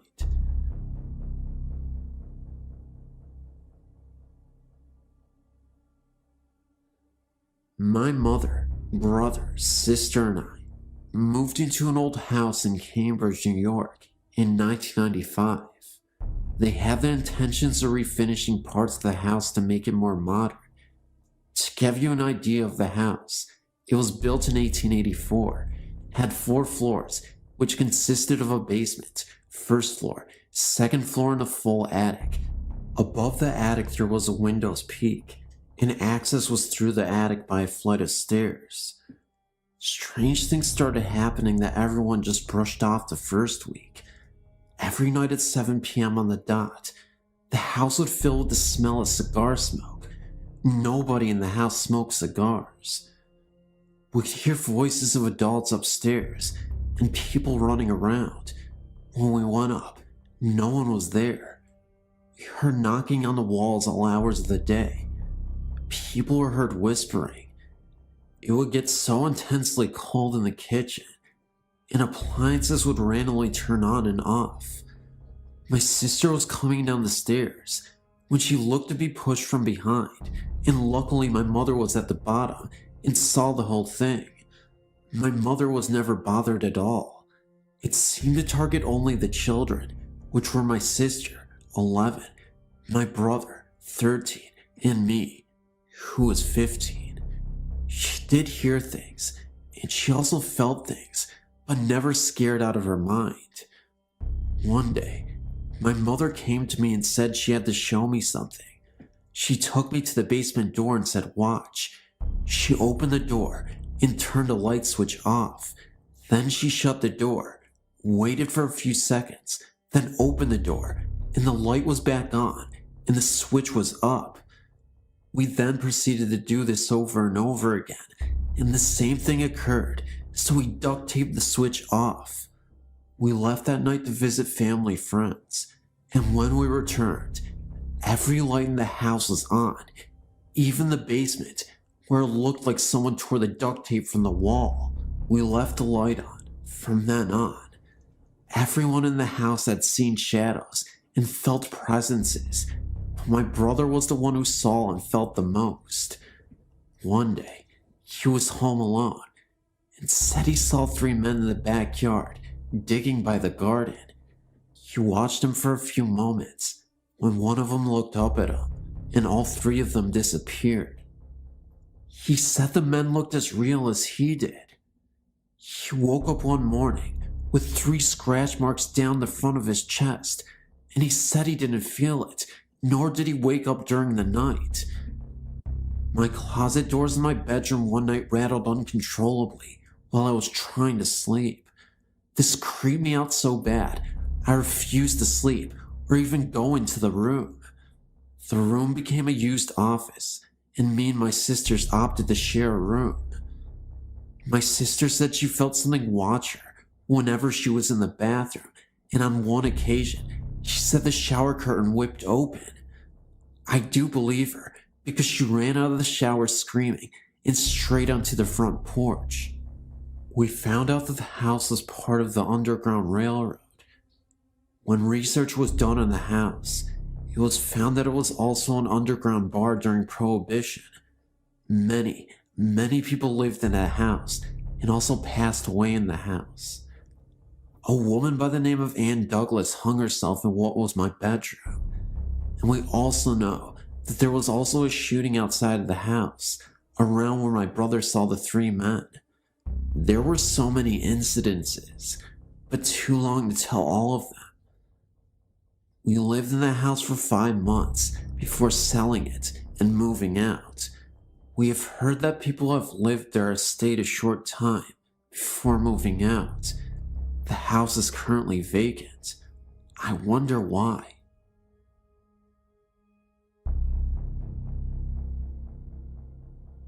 I had many paranormal experiences when I was young. As I grew older, I dismissed them as fantasy of the young mind. As I grew older, they became less, but 2, as an adult, stand out in my mind. One happened when I was in Germany, and the other didn't happen to me. The first time was when I was in Mittenfing, Germany. I was about 23 years old. I was new to the country, military, and looking for a place to rent. We, my ex, an atheist, and I found one. Our apartment was on the 2nd floor. The landlord lived on the 1st, and there was an attic. The first night we stayed there, I had a dream about a person named Caleb. I could not see his face. All I could see was a shadow behind curtains. He was asking my ex to come with him, and I kept saying no. I had the dream several nights, but I never told my ex my dream. About 1 month after we moved in, I started experiencing phenomena. We had a bathroom with a skylight. I had this unnerving feeling that someone was looking at me while I bathed. Keep in mind that this was an old German house, and showers are hard to come by. I also had the feeling of being watched when I went into the kitchen. Several months passed by, and winter came. We had a lot of snow, and it was piling up. One day, I was in the living room when I heard this sound in the attic, like someone was dragging something across the attic. I dismissed it as snow piling up on the roof and falling. The only problem was, the snow really was falling north to south, roof pitch, and the sound I was hearing was from east to west. I ignored it for about 2 weeks, and the sound got so loud that I had to leave. My ex found me sitting on the landing one day and asked me what the problem was. I told him what I was hearing, and he laughed and told me it was the snow falling off the roof. I told myself, giggling, "You're losing it." Several days went by, and I kept hearing the sound. I did ignore it, but one day, I tried to lay down on the couch when I heard this sign next to me. I left the apartment again, but one night, we had a party, and my ex told people that I was hearing things. They laughed, and I was embarrassed, but I told them open the attic door, which was between the bathroom and kitchen, and see what was up there. They did, and everyone stopped laughing. I didn't really want to see what was up there, but then again, I did. My ex told me there was nothing up there but old rags. He tried to persuade me from looking, but I wanted to see for myself, so I climbed up the stairs and looked in the attic. What I saw took my breath away. There was an old black German baby buggy sitting up there. It was full of cobwebs, and someone pushed it, and I knew what that dragging sound was. It made a distinct sound that could be heard by everyone. I actually felt sick to my stomach. We stayed there for about another month, and nothing happened. Then one night, we laid down to go to sleep when I heard this knocking on the wall above us. 3 knocks. I asked my ex if we had heard that, and this is what he said. I'm going to tell you I didn't, but I did.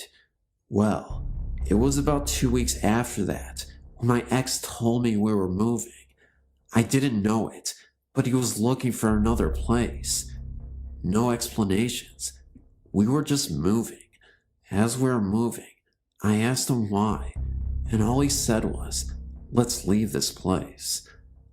I asked him why, and he got really mad and told me we were just moving.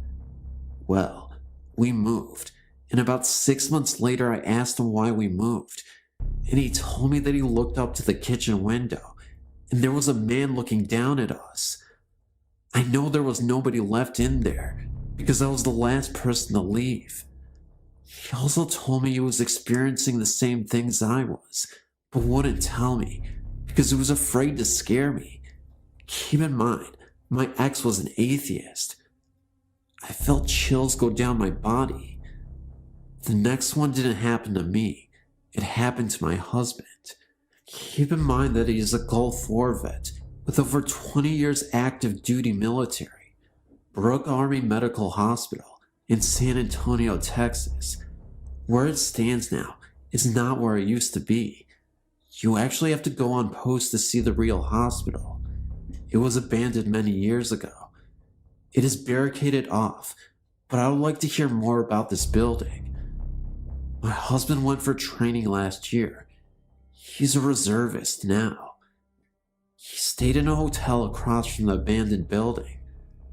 After a few days he was there, he called me and told me he couldn't sleep in this haunted hotel. He stated he woke up several times to find his stuff from his closet strewn across the floor. He also said his closet was extremely cold. He also told me that there were roaches as big as tanks. I laughed most of it off until I went there. He told me that several soldiers complained about things happening to them, but no one believes them. Well, I didn't believe him until he drove me by the old hospital, and it looked like an abandoned building, barbed wire, and chains with locks. After a few passes by the hospital, he told me I needed to see the hotel. He got me into the hotel pretending I was a soldier. I felt more like a prostitute, the way the CQ looked at me. I will tell you, this place looks as if you stepped into the 30s. I swear they haven't changed the wallpaper since then. He kept telling me that when he looked out his window, the hospital would have lights on and the windows would be open. Keep in mind, this is an abandoned building. He took me to the room he stayed in, and yes, the whole room was cold. I could see the hospital from the window and no lights. When we left, I looked up at the hospital and I saw a room with lights on and a window open. I got the creeps. As we were leaving, he drove closer to it, and there was no way anyone could have gotten in there. Firstly, I guess I'm what you call a sensitive. I regularly see things, hear things, and feel things that others don't. I'm usually the first one to point out when something doesn't feel right, and I've been like this all my life. During my first year at university, I stayed at Hillhead Halls, and I had the strangest experiences. For about the first month of being there, it was fine. One day, I was walking about the kitchen, and I felt a huge blast of cold and loud whispering, which really frightened me. Seeing strange things doesn't usually bother me, because it happens quite regularly, but this really bothered me, because it felt so bad. I asked my flatmate if she had heard anything, but she said that she hadn't.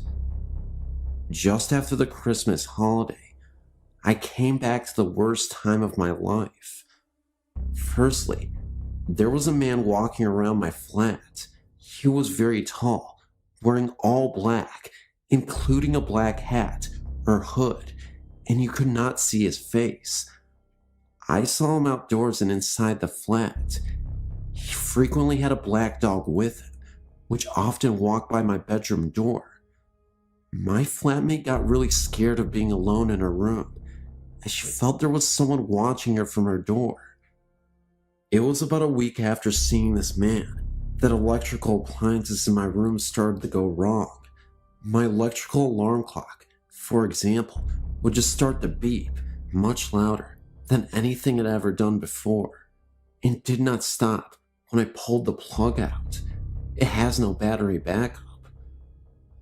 My printer would just print out random rubbish, even if it was not switched on, and light bulbs will blow if you looked at them for a long time. The electrical stuff would only happen in my room. Objects would disappear from my room, reappearing elsewhere in the flat. An example of this is that we lost a bread knife out in the kitchen. Bearing in mind that I don't eat bread much, especially not in my bedroom, we found it on top of my wardrobe at the back, about 3 or 4 months after it got lost. At night was the worst. Me and my flatmate would drag our mattress through to my room and sleep there because we're too frightened to sleep in separate rooms. I would have the most horrendous nightmares, which I never got before and have never got since. At night there would be constant bangings, tappings, and scrapings, which sounded like they were coming from the space between the walls. I think about the worst thing that I experienced while living there was getting up one morning and walking to the window at the end of the landing and looking out at the trees that are above the river dawn. On the larger branches, there were hanged people, as in dead, with a rope around their neck, swinging in the wind. They weren't dressed in modern clothing. I wanted to run away and stop seeing it, but maybe I was too frightened because my feet wouldn't move and I found it really difficult to breathe. After this, my flatmate found staying in her room, which overlooked the river dawn, unbearable, and moved into the room next to mine. As soon as that room was locked, everything was fine until it came to the end of the year and she moved out. She moved out about a fortnight earlier than me, but I was spending most of my time in the flat above mine. After her moving out, I came downstairs from upstairs to find her door open and light shining through onto the landing carpet. Very bravely, I went to shut the door and switch the lights off, but just as I got there, the door slammed in my face and locked, and I heard the light switch off. I phoned my flatmate to make sure she was home, which she was.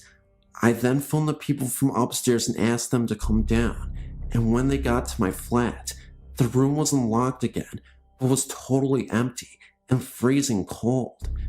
It was the summer, but you could see her breath was white. The next day when I got out of the shower, I found that the bathroom door was wide open, despite the fact that I'd locked the door, and there is no way that the lock could open itself. Also, the bathroom door was very creaky, and I hadn't heard a creak. I went to my room and got dressed as quickly as possible, but I couldn't find the key to my room so I could lock up and leave. I'd left the key in the lock on the outside of the door, but it was gone.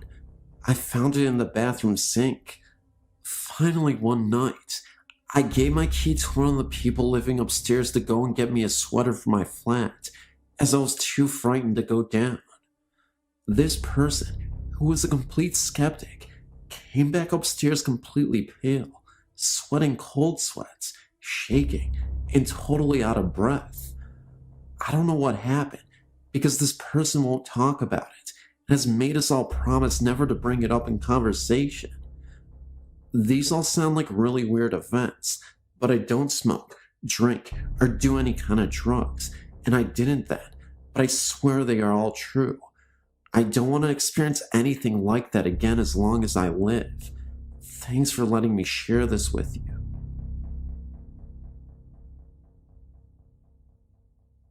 My friend and I went to Alabama during our senior year in high school to visit my grandparents. Now, my grandparents lived in the middle of nowhere, little town. You blink, you miss it. Anyway, there wasn't much to do, so one day we went exploring. Down about a half mile from my grandparents' house, at the end of the road, was a huge pasture. It hadn't been inhabited or cared for years. There was a large gate with a no trespassing sign. This made us curious to see what was hiding back there, in the middle of nowhere. We crawled under the gate and started walking. There was a gravel path and nothing else but trees, grass, and insects. We kept going for about a mile until we were in a fully wooded area. This is where the strangeness happened. First off, we stumbled across an old graveyard with only about 3 graves in it. Looked like a family. The tombstones were dated back to the early 1800s. I took photos that I can send at a later date if you'd like. Across from the graves was a waterfall. We decided to sit and take in the sight. While sitting there, we heard horse hooves galloping closely. We turned and saw nothing. A little while later, we heard what sounded like something being swung through the air near our heads. Nothing visible though. It spooked us, and we decided then that we should probably head back to the house. On the way back, we heard the horse hooves again, and this time we ran, got back to my grandparents' house, and replayed our story to my grandfather. This is where it gets spooky. He said that a while back, he stumbled across the waterfall too, and decided to sit and fish at the bank. He heard the horse too, and heard the swinging, which he described as a hatchet or something similar. Only he said that he turned and he saw a man on a white horse, carrying a machete, and appeared to be clearing the fields, but it wasn't really there, like he and the horse were transparent. He said that's when he took off running too. The only thing I can think of is that at one time, someone lived on that land, which is why they were buried there. I can tell you one thing, it spooked me then, but now I just realize that people just stayed there where their home was. I haven't had any opportunities to get back to that area, but if I do, I may go visit them.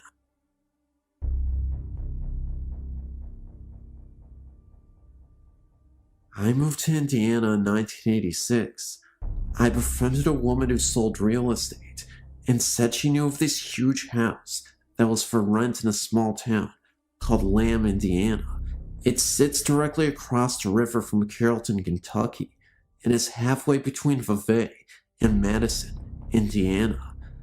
The house was absolutely fabulous, made of stone and built circa 1800. It is told that the Native Americans taught a white man how to build the house. It became part of the Underground Railroad during the Civil War. There was a tunnel built from the Ohio River up to the basement wall, where they had knocked a hole in the wall for slaves to enter. My story starts in the fall of 1987, when my mother, my dog, and I were on the first floor in the living room, watching television. My little dog ran upstairs and was running around in circles. I could hear little toenails on the wooden planks. I felt a cold chill, like a burst of cold air, and became puzzled by it. There were no doors or windows open in the house. It was cold out, and we had built a fire in the wood stove. I went up to check on my little dog to see what she was doing, and there it was. My room had a door that led out to nothing. I assumed there was a balcony at one time, but at this time, there was no evidence of one, so the door stayed shut and locked. When I had gone upstairs, I noticed the air was more frigid, and it seemed windy. I went to my room and the door was standing open, and it looked as though a small child had breathed on the window of the door and wrote Amy's room on the window. I think the most interesting experience in this house also happened to be the most terrifying. One night, I'd been sleeping in bed with the door open when I was awakened by what I thought was my dad. I remember the door squeaked open slowly, and I heard a whisper.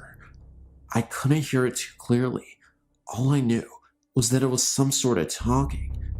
That's when I started to open my eyes slowly and saw what appeared to be a nun with an axe on her head, kneeling down and praying in front of my bed. I screamed. My parents rushed into the room, and I told them I saw something. My dad did his best to reassure me that everything was okay, and after I explained what had happened to me, I feel like he was just as creeped out as I was, even though he tried not to show it. Well, that even frightened my dad, to the point at which he told me he couldn't sleep the rest of the night. I ended up falling asleep, and my dad stayed up. He told me he went to the bathroom and turned on the light, when all of a sudden it went out. Needing to use the bathroom, he grabbed one of the flashlights we had.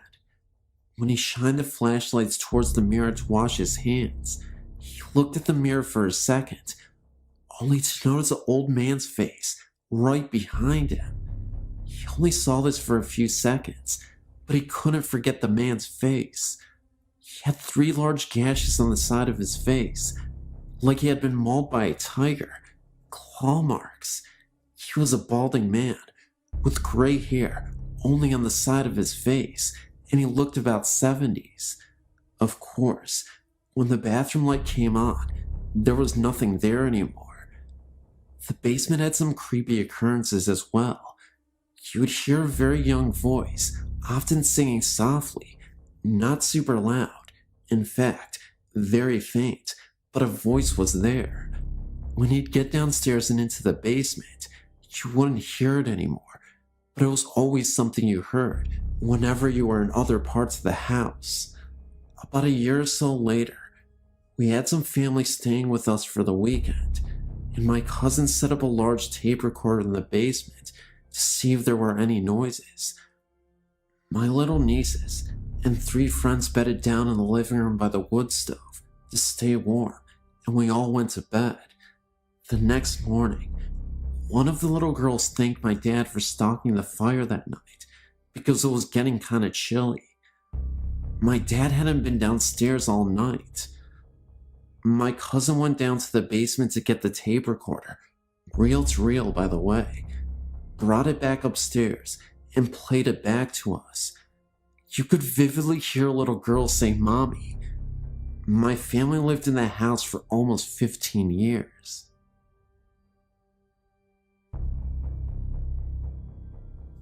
This is a wonderfully chilling and rather classic, if that can be said, Scottish tale ghost experience. My mother, who was attending university in St. Andrews, Scotland, was walking home from a party. It was about 11 o'clock on a chilly November night. It should be noted beforehand that St. Andrews was, centuries ago, the religious capital of Scotland, and the ruins of the great cathedral still stand in the middle of the town. Anyhow, she decided to take a shortcut to the dorms. Instead of taking the road, she began to make her way through the soccer pitches. These were surrounded by spinneys of trees. As she crossed the fields, she noticed what appeared to be 3 policemen at the road at the end of the pitch, where she was heading.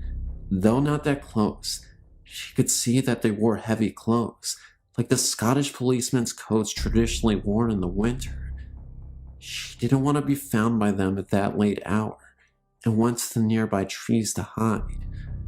To her chagrin, they began to move towards the center of the field, though not directly at her. She stayed put. As they came closer, she realized that they were walking on the air, about 3 feet above the ground. Furthermore, they were not policemen, but monks in clerical robes. 2 of them were supporting a third in the middle, who seemed to be wounded. They passed only a few yards away from her, so that she saw them very clearly.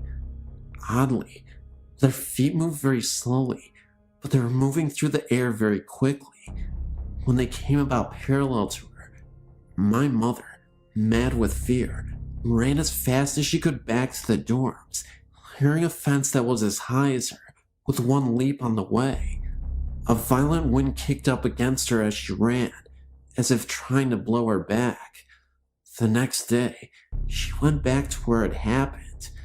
At the very spot where the 3 monks had passed near to her, she found 3 black cats eating the carcass of a rabbit that they had just killed. In another note, the mystery as to why the apparitions were floating is easily solved. The ground was leveled in order to make a proper playing field. The monks were simply walking on their own terrain, as it would have been in medieval times, 3 feet higher than the leveled field.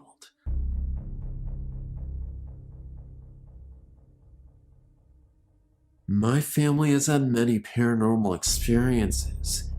When my mother was a child, they purchased a house near Martins Ferry, Ohio, that had some strange occurrences there. My uncle was in his room asleep and woke up in the middle of the night to find an old woman in a rocking chair sitting in the corner of his room. He said she told him to get out of her house. My uncle was so frightened, he literally dragged his mattress into my mother's room and refused to ever sleep in his room again. My mother-in-law also saw the woman and can vouch that she was real. My great-grandmother would also see a small black devil-like creature with glowing red eyes outside her window at night. None of my family's pets lived very long in that house either. Their fish were found dead in their tank one morning.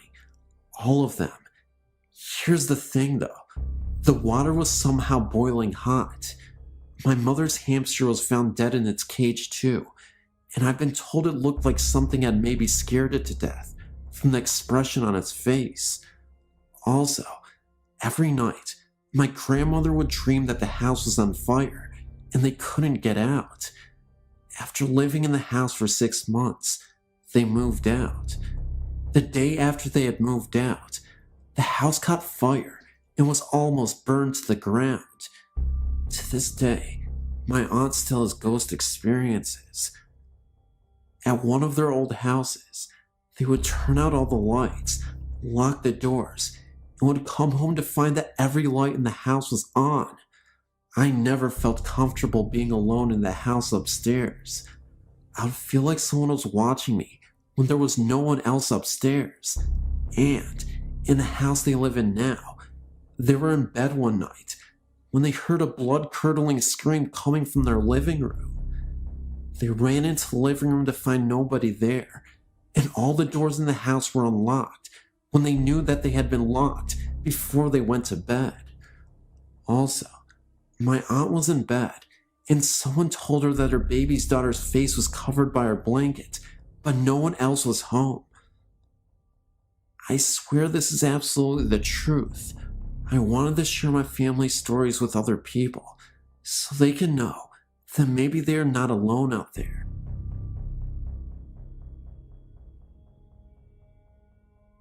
Hello, my name is Naomi, and I've had several paranormal stories to share. Ever since I was young, I've always been terrified of the paranormal, and I have had terrifying, vivid dreams. As a child, I would frequently awake to see a dark, shadowy figure standing by the doorframe of my bedroom. I would feel a presence behind me when I would walk upstairs at night. At a slightly older age, I dismissed the possibility of ghosts because I figured it was impossible. but later had a change of heart when I went to this haunted yard. I'd heard many stories about a small yard where strange things had occurred. One night, I thought it might be interesting to go take a look at it and see what all the fuss was about. The yard is almost impossible to find, totally surrounded by trees. If you are able to find it, go there in winter. The snow is always perfect, not a single flaw. If it's a windy night, there will be no wind within the yard. The freaky part about it is that there is an old building which used to be an insane asylum, now abandoned. It's boarded up, but one night we opened it up and we heard a faint barking of dogs from within, but there were no dogs anywhere nearby. Next to it, there is a small trailer. No one lives in the trailer, but light and the TV are always on. There is an old swing on the yard. If you watch it for long enough, it will begin to swing slightly. The strangest part is that there are 2 old Native American tombstones. Every time you go back, they've been redug and moved to another location on the yard. I'm not sure if any of this is ghost related, but it certainly is freaky. An incident happened to me this evening as well. I was walking with some of my friends along the railroad tracks in my town. On the street next to the tracks, 100 years ago, there was a man who went insane, killed his family, and was hanged in the courtyard. Anyway, tonight, as we were walking, we all of a sudden simultaneously stopped and looked at each other terrified. We all felt a strange presence brushing against our backs. Later, we were sharing stories about screams people frequently hear coming back from the park. We decided to sit out on the deck of my friend's house, who lives right by the park. We were just sitting around, talking, when we hear the scream of a little girl, as if she was being murdered, coming from across the park. We randomly ran inside. Once inside, we began to share ghost stories. One of my friends believes his house is haunted. He always feels things in his room when he is sleeping. With one particular experience, back in winter, he would wake up in the morning with claw marks in his shirts and slight scratches on his back. This happened about 6 times. Another time, he woke up and all of his blankets were totally flipped upside down, but looked as though they had been untouched.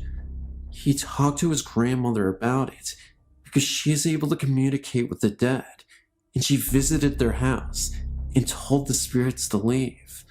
Since then, there have been no strange occurrences.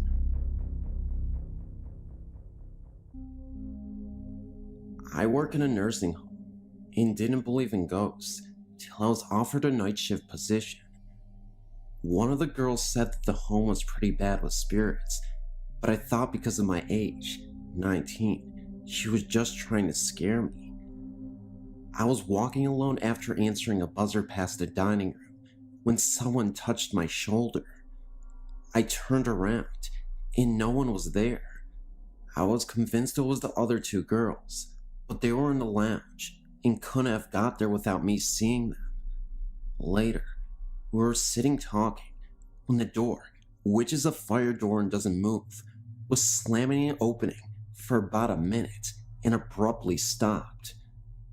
We all got out of our seats, don't know why, and then a black figure appeared at the door and just stared at us for about a minute and walked off. The eldest girl went after it, so we followed, and no one was there. We sat down to calm ourselves because we were pretty freaked out by that, when the emergency buzzers started going off simultaneously from one room to 30, but there are patients who can't reach them and others on medication, so we went and turned them off and checked our residents. We went to one lady who was dying of cancer, and I turned off the buzzer when my coworker said she was gone. We can only think this was her having a laugh because she was a great lady, or she was trying to let us know she was gone. That also wasn't the first time someone passed away before we were aware of it.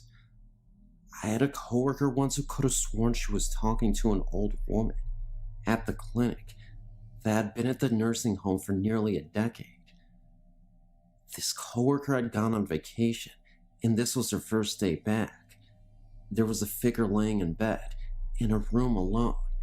She was facing away from my coworker, and she had the door cracked open for a second to see if the woman wanted anything to eat. There was no response, so she figured the lady was just cranky and didn't want to be bothered. A few hours later, she went back to the room, and nobody was there. My coworker asked another why the patient was missing. The other coworker looked puzzled. Did nobody tell you that Miss Noble passed away in her sleep while you were on vacation? My other coworker said, well, then why was there somebody in the room a few hours ago? She found out that nobody moved into the new room since Miss Noble passed away. They tried moving a patient in there for a couple of days, but we would hear him scream bloody murder for no explicable reason. But again, they took him out right away, and way before my coworker returned to work. My coworker insisted that she saw a figure in that room, and that she wasn't tired or feeling unwell.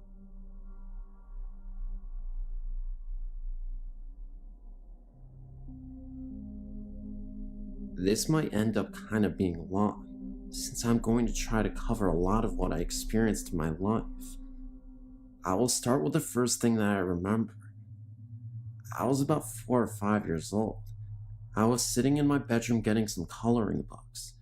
It was summer, and the window was open. I heard this noise, and at first, I couldn't tell where it was coming from. I looked towards the window, and the sound faded. It sounded sort of like a lawnmower. Well, I went back to what I was doing, and the noise just got louder. I realized the noise wasn't coming from my window, but from the other side of my room, where the closet was. I looked over and saw this black orb hovering over the molding of the closet. It was moving in this swaying motion, and the noise I was hearing came from the black orb. I screamed and curled up into a ball. I continued to scream until my mom reached my bedroom. She looked terrified and kept asking me what was wrong. Well, my little brain could only assume it was a black bee, which she didn't find amusing. She said she thought someone was trying to kill me because of how I was screaming. From that point on, I read everything I could get my hands on about ghosts. Nothing happened for many years after the first incident. My father was in the military, and we moved from Atlanta to Minot, North Dakota, my sophomore year of high school. I'm not going to get into everything that happened down there, since it was a daily occurrence down there, no matter where in town I was. In brief, let's just say the blacker than black negative things. Everywhere. Luckily, the people that I normally hang out with saw them too, so I didn't feel like I was going crazy. They ranged in height from being 1 foot to over 7 feet. There was one we nicknamed Split Toes. Keep in mind, there were more than one of them. I lived in Minot for just under 1 year, and I'll never step foot there again. On top of the shadows, there were many other things that happened, ranging from smells to noises to the absolute feel of being chased, the fear. My sister even saw them, though it traumatized her so badly she shut down and now says she didn't. Now I know this sounds crazy, but I know there are other people out there that have experienced these things. I know that what happened down there was not an overactive imagination. We all from time to time will wake up with cuts we couldn't explain, or have them appear out of nowhere, sometimes singular, sometimes looking like a tiny clawed hand had hit us, and rarely bite marks. We were told by a friend's mother to wear sage and little leather bags for protection. I still wear one, even though I'm back in Alaska. After Minot, things slowed down a lot. I had a few more experiences with the shadows. After a while, I had enough, though. I yelled at them and told them if they agreed to leave me alone, I would pretend they didn't exist, and it has been pretty much quiet ever since. The last time I had an experience like that was out in Cooper Landing, Alaska, just a few years ago. I left Minot almost 8 years ago. My friend invited me and a few other people to her parents' cabin for the night. We drove out there from Anchorage at around 8 p.m. in the winter. I don't know if you're familiar with Alaska's seasons and such, but in the winter, it's hardly ever light out. Maybe a couple hours a day during the time period we went out there.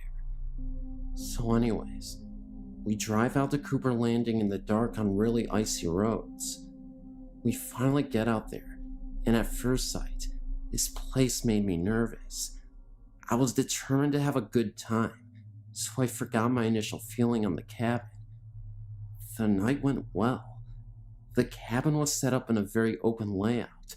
There was a wall that went halfway across in the middle of the cabin, with the living room on one side and 3 sets of bunk beds on the other. Come to find out, it used to be her grandmother's cabin before she died. Well, we all decided to go to sleep. My friend and her boyfriend pulled out the futon in the living room and went to sleep. Me and my boyfriend were lying on the bunk bed, where we could look into the side of the cabin where the living room was. We were just talking, and then all of a sudden, we started to hear this noise. It started by the living room, but outside, and worked its way around the cabin. But the noise would continue to come from everywhere it had already been. It was sort of like wailing. It reminded me of what a banshee might sound like. I was really freaking out and asking my boyfriend what the hell that was. He said it was a ghost crying. I looked out to where the living room was, and this thing started to appear, starting at the top and kind of whirlwinding down. My boyfriend saw it and leapt to the bunk bed directly across and was freaking out. I started demanding he go and turn the light on. It wouldn't stop until he did. Finally he did, and the thing disappeared. My friend woke up and told us things like that always happen out there, and we just needed to get used to it. I was really upset she didn't tell me. Neither me or my boyfriend could sleep till it got light outside. Nothing else happened that night, but I have no desire to try my luck again. Since then, I haven't had any encounters with anything that appeared as a shadow. I've seen ghosts that appear like people look, in color, and they don't scare me at all. I'm not sure what the black things are, and I'm not sure I want to know. I do know that as long as I don't think about them, I don't have any problems with them. Oh, I almost forgot. Oklunta is a really creepy place up there. Not the cemetery, but the village, or what's left of it. I only got to spend about 15 minutes out there, but that was more than enough to feel it out. Very bad vibes out there. And as we were leaving, I saw something back in the trees. As soon as I looked at it, it darted behind a tree. It was dark out, so I didn't know what it was, but it didn't look like a person. And when we were driving back to Anchorage, on the outbound side of the highway there was an accident, and this huge bull moose was on the side of the road dead. But none of the vehicles looked like they had hit it. A moose hitting your car would crumple it like a soda can. Well, that's all I have for this morning. Maybe sometime I'll go more in depth about my experience in Minot, but not yet. I don't like talking about it when it's dark outside.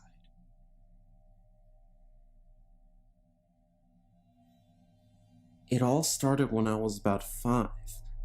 There was a thunderstorm, and I hate storms, so I went to my parents' room across the hall. After the storm was over, I decided to go back to my room.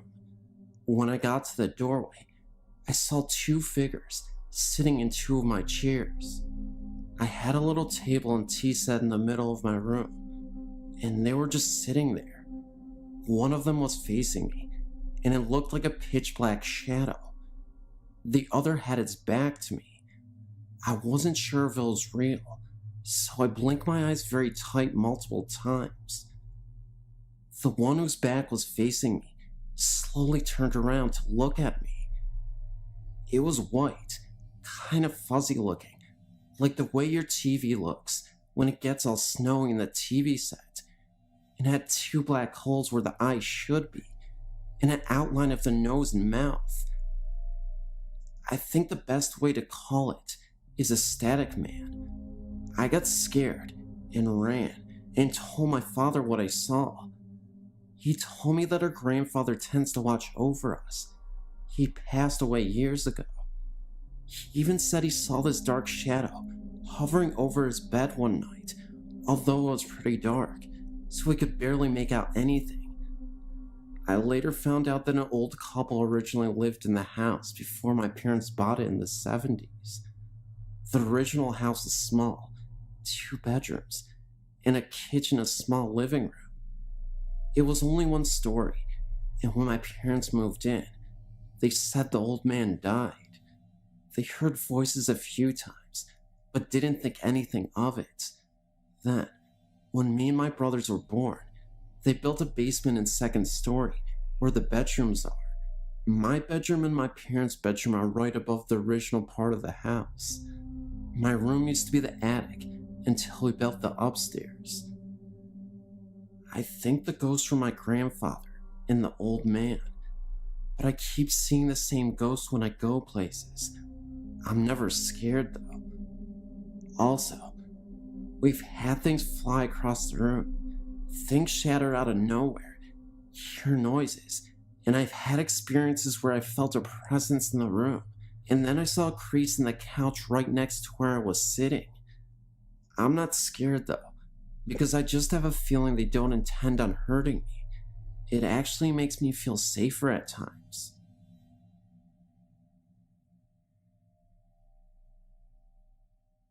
Hi, I've enjoyed your website and wish to share one of my experiences. This is all true, and if you have any comments about ghosts or questions, please feel free to email me, as I'd like to know what it might have been. When I was 12 or so, I had a strange experience. I was playing with my friend in the woods near the Quibbin Aqueduct. This is in Wayland, Massachusetts. We had to take our neighbor's police dog on our adventure, looking for the Indian artifacts. On a hill that was gravelly, I found what I believed to be an arrowhead. After showing it to my friend, I stuffed it into my pants pocket and moved to a new spot with the dog. He began to wind towards some bushes about 20 feet away. I looked in the direction the dog was looking and saw nothing. Figuring it was a rabbit or squirrel, I let the dog off his leash. He began barking and ran into the bushes. My friend joined me, and we called the dog back. He came right away, being well trained. He sat looking from us to the woods and panting. We put his leash back on, and both my friend and I had the feeling of being watched. I reached into my pants to see the arrowhead, but it was gone. I checked the other pockets. Nothing. Then we decided to go home. Both of us creeped out. On our way back, the dog stopped at a tree and looked up, and at least 30 feet up, we saw a piece of bloody fur stuck to the tree. We ran back to the neighbors and returned the dog, not wanting to get laughed at. We didn't tell them about the fur. My friend got her bike and went halfway to me to my house. When I got in the door, the phone rang. It was my friend. She asked if I was okay. I was fine. I told her. Then she'd explained she'd seen someone lurking in the bushes of the only empty house in my neighborhood, and they seemed to be following me. I dismissed it and ate dinner. That night, a storm came. The thunder and lightning woke me up. During a flash of light, I saw a tall, thin figure at the foot of my bed. I think it was a man. He wore all black, a long, odd jacket, and had very long arms. They reached his knees. On his head was a stovepipe hat that was too high and had a wide brim, so his face was shadowed. As I looked at him, too terrified to scream, he raised his arms and pointed at me with the long finger. Another flash of light, and he was gone. In the morning at school before homeroom, I asked my friend to describe the person she had seen the day before in the bushes. She said he was thin and had a weird hat like Lincoln wore. Of course, I was freaked out. I don't know how much later, maybe a month or more, I was doing homework on my bed and heard scuffling in my closet, thinking it was the cat. I opened the door to scoot him out. The cat was not there, but the clothes were swaying side by side. I closed the door and left my room. The next and last time I saw the ghost was at summer camp. I'd been put into a room alone, having had a panic attack over an incident in which I had a dream come true. I dreamt a kid got run over by a van, and a storm came and a cabin was hit by lightning, and kids burnt up. That day, we were teamed up and competing for ribbons. One event was the van pull. A team of kids were pulling a van. A kid fell under, and the van went over him. He was unhurt, but the license plate made a dirty mark on his back. I got scared, and then it began raining very hard. Everyone headed to their cabins. It began to lightning, and I lost my mind. I'd confided my dream to my friend that morning, and as she tried to tell the counselor, I was crying and trying to warn people about the fire I believed to be about to happen. The counselor locked me in a room, alone. A blast of thunder and lightning hit and blew the outside door open. Rain poured in, and in the storm stood my ghost looking in at me. I screamed and slammed the door shut. Luckily, fire never happened. I never saw the ghost again. I often wonder about it, and as scary as it was, it never hurt me. Please note, I know the story sounds far-fetched, but it isn't. This really happened.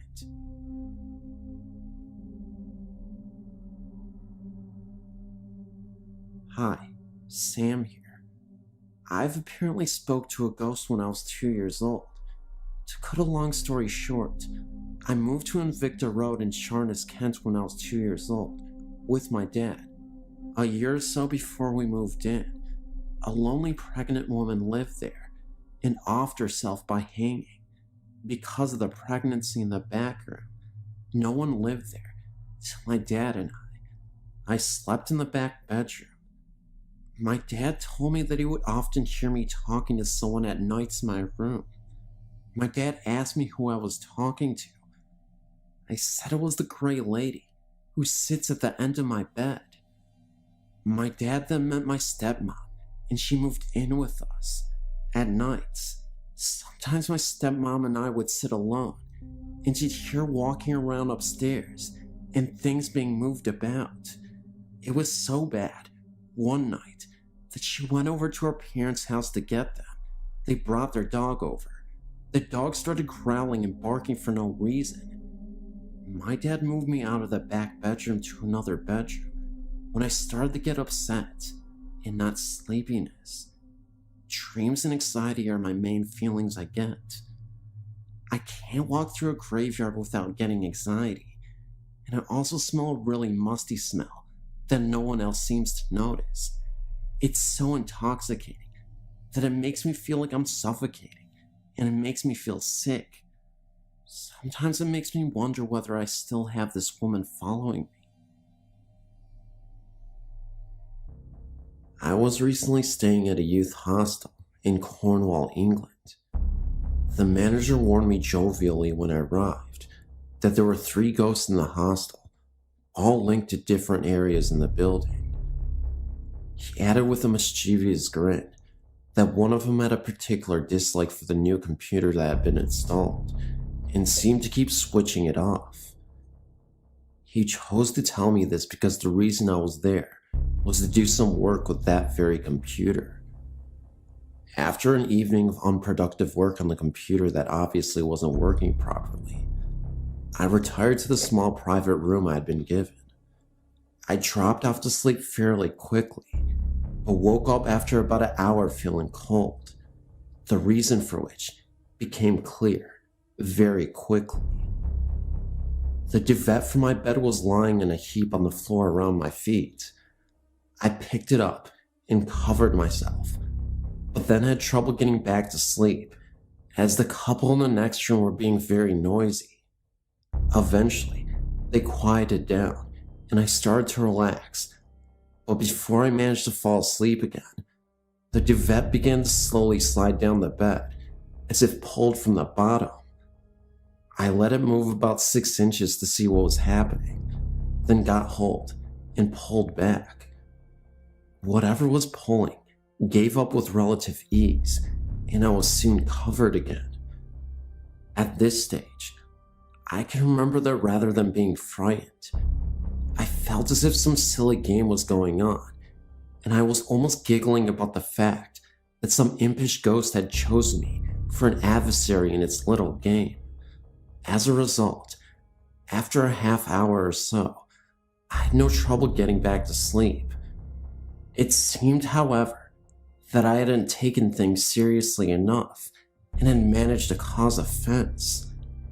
The next time I woke up, it was with a startle, as the duvet began to quickly slide off the bed, again in the same direction towards my feet. This time, I decided that enough was enough and started to feel very afraid. You know what it's like in the dark at night.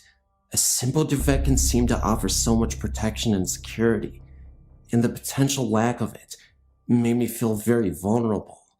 I think I managed to move about an inch before I found myself suddenly unable to move anymore.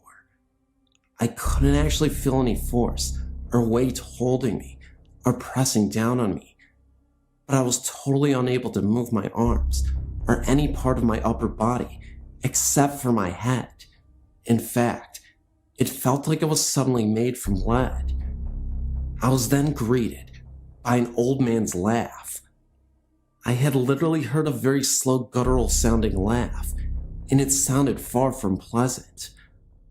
I fought and eventually managed to get my fingers to move slightly. As soon as I achieved this one small movement, everything was fine. The inability to move evaporated quickly, and I was left back in full control of my body. I stood right side up, surveying the entire room, and what I saw next terrified me. There were a pair of red eyes looking at me by the door for about 30 seconds before fading away. Just then, the door opened, and there was a light mist that moved through the door and then evaporated. I screamed, "I'm not afraid of you, and that tonight's rest will be a peaceful night's rest." I pulled the duvet back over myself and surprisingly only felt any kind of fear for a few minutes and was soon relaxing again. Whatever the game was about, it seems that I had won and that my adversary had admitted defeat fairly gracefully. I slept peacefully well for the remaining few hours of the night and woke up perfectly refreshed in the morning.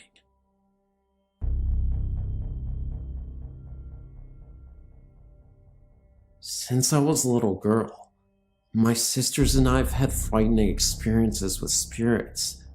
When I was 6, my family and I moved to a fairly new house, only 8 years old at the time, in West Texas. As far back as I can remember, we had strange things going on in that house. First off, at night, If you were to go through the hallway to get to my parents' room, you would always hear what sounded like a TV. You could hear voices and sometimes music. Most of the time, my parents' TV was off. If you left the room and stood in the hallway again, the sounds would be gone. Secondly, when I would try to go to sleep at night, I would always have that classic someone's watching me feeling. I always blamed it on me being a young child. The house was a very scary place to be at night. Wherever you went, someone was watching you. Friends who have spent the night rarely stayed twice. The areas of the house that scared everyone the worst were the hallway to my parents' room and my older sister's closet. The closet always had a feeling of hate radiating from it. I tried to spend a night in there with my scared sister, and it didn't last. I was sleeping on the floor with my head next to the closet, and that just wasn't a good feeling. I went back to my room after she fell asleep. A couple years after we moved in, my younger sister had a frightening experience.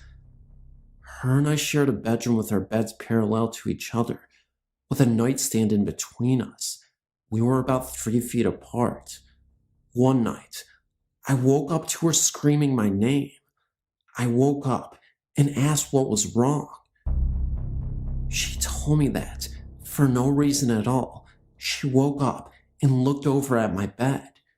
Laying at the foot of my bed was a light blue glowing figure of a woman. Her eyes were gone, and her mouth hung open. My sister described her as looking dead. My sister also added that she couldn't see me anywhere on the bed, so she started screaming my name and closed her eyes. When she opened them, I was awake, asking her what was wrong. She told me, and I looked down at the foot of my bed, and my huge stuffed animal that I had there every night was sparking like it had really bad static electricity. I took it off my bed and threw it in my bathroom sink and ran water over it. Being young, I thought it would help. Years later, my family and I moved to southern Louisiana and moved into a gated subdivision. One night, my 2 sisters were mad at me and left the house to go on a walk. I followed them without them knowing. I followed them up to the front gate of the subdivision and talked to them for a minute. They quickly left in a huff, being that they were still angry with me. For what? I don't remember now. I stayed by the gate for a couple of minutes afterwards, and then decided to run to the end of the main street and hide behind some bushes that faced the gate. I waited for my sisters to walk by, and when they did, unaware where I was hiding, stopped remotely in front of the bushes. I heard a younger sister say, "What is Jenny, me, doing, sitting on top of that stop sign? The stop sign is located next to the gate." After that, they walked on. I was a bit confused and was about to chase after them, but then, through the leaves, I saw a shadow of someone running past the bushes I was behind. I could also hear the sound of footsteps. I stood up quickly to see who was there. No one was in sight. After this, I ran to my sisters and told them what I had seen. They then told me that they saw me, or what looked like me, sitting on top of the stop sign.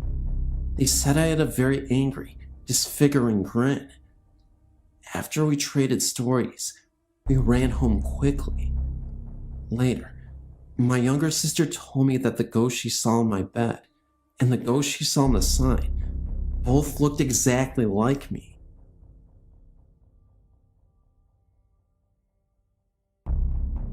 It all began around the 1st of June this very year. The incident took place in my grandmother and grandfather's home. My grandfather had been diagnosed with cancer.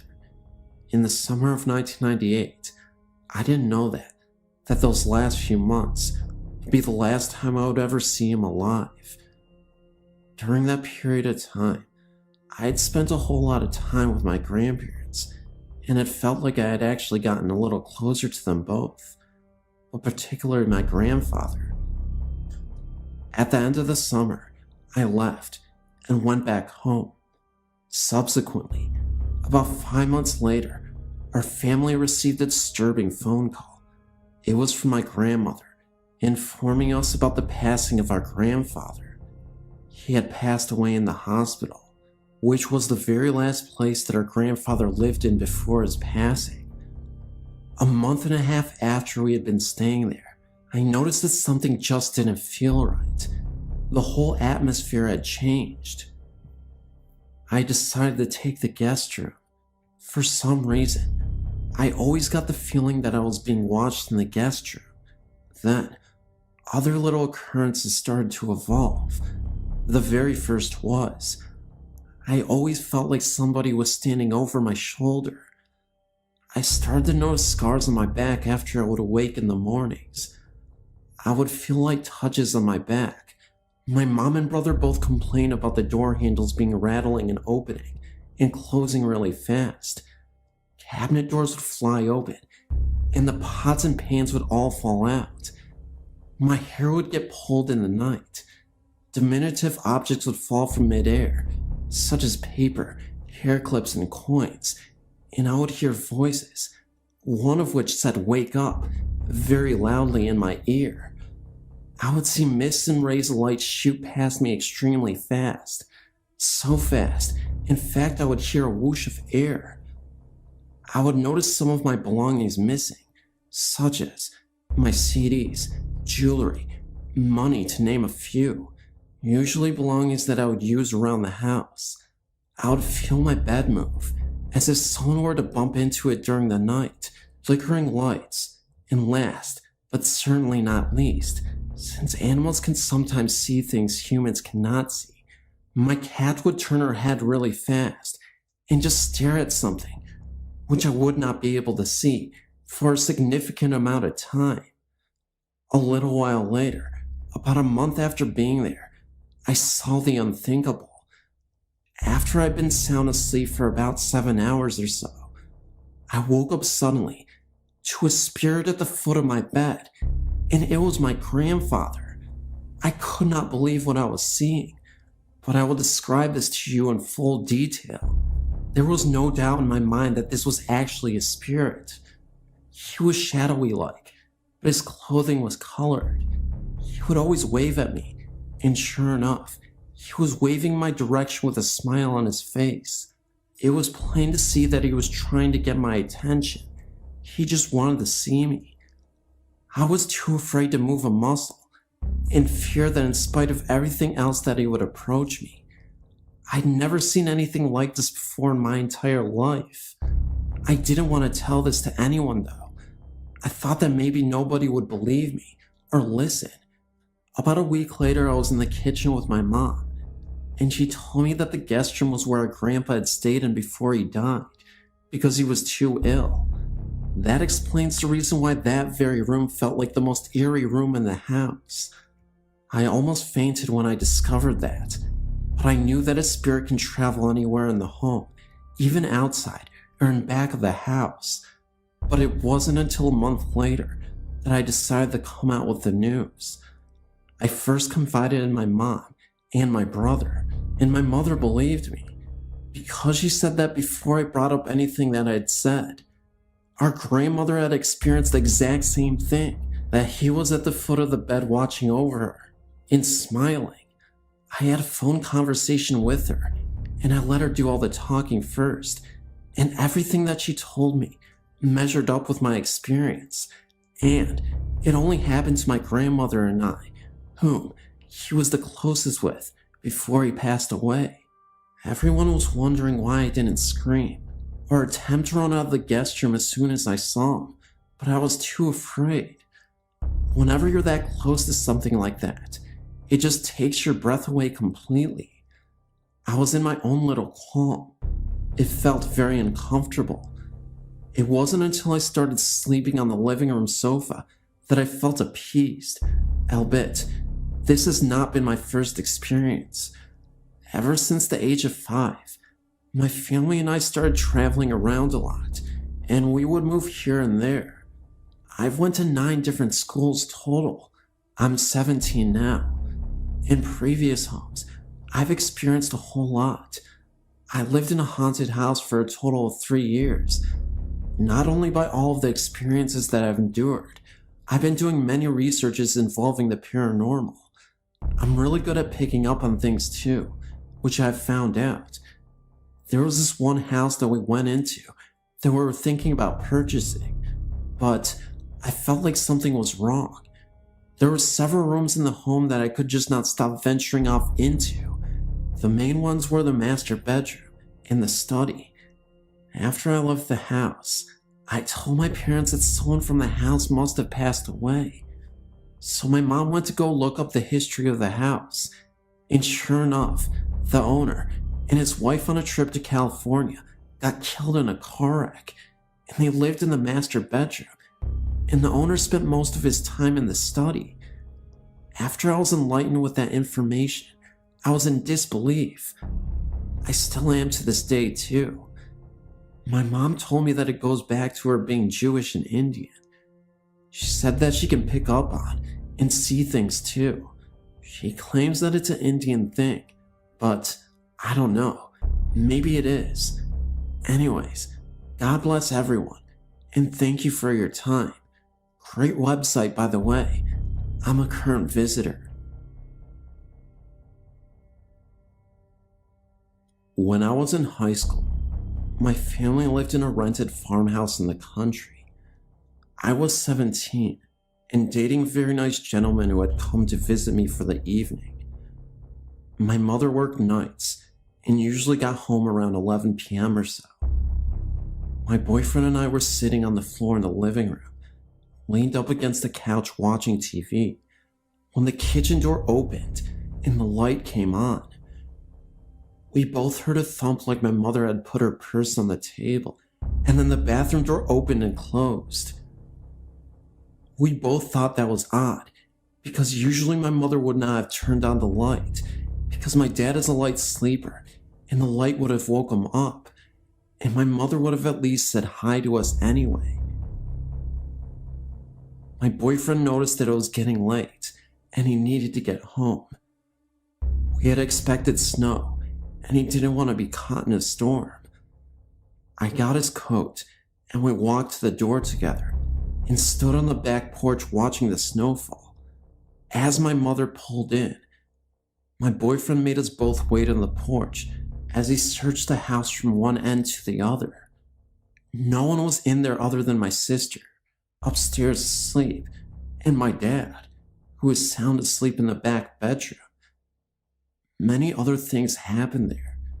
One night, me and my boyfriend decided to play the Ouija board to summon the spirit that was residing in the house. I remember it was a blizzard that day, and my entire family except for me were in another state visiting my extended family.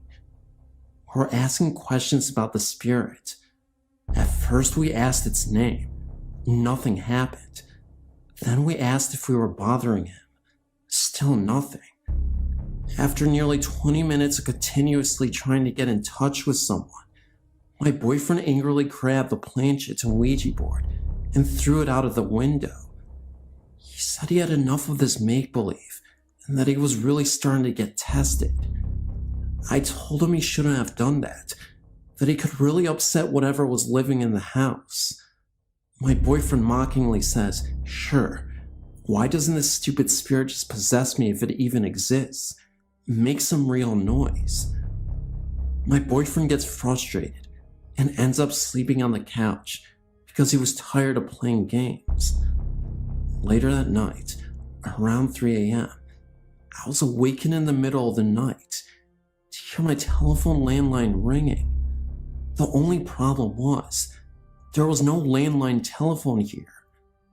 We all had our cell phones, and they were on silent. Seconds later, I hear loud pounding on the door to my bedroom, and it's slightly opened. I yell out to my boyfriend, but there was no answer.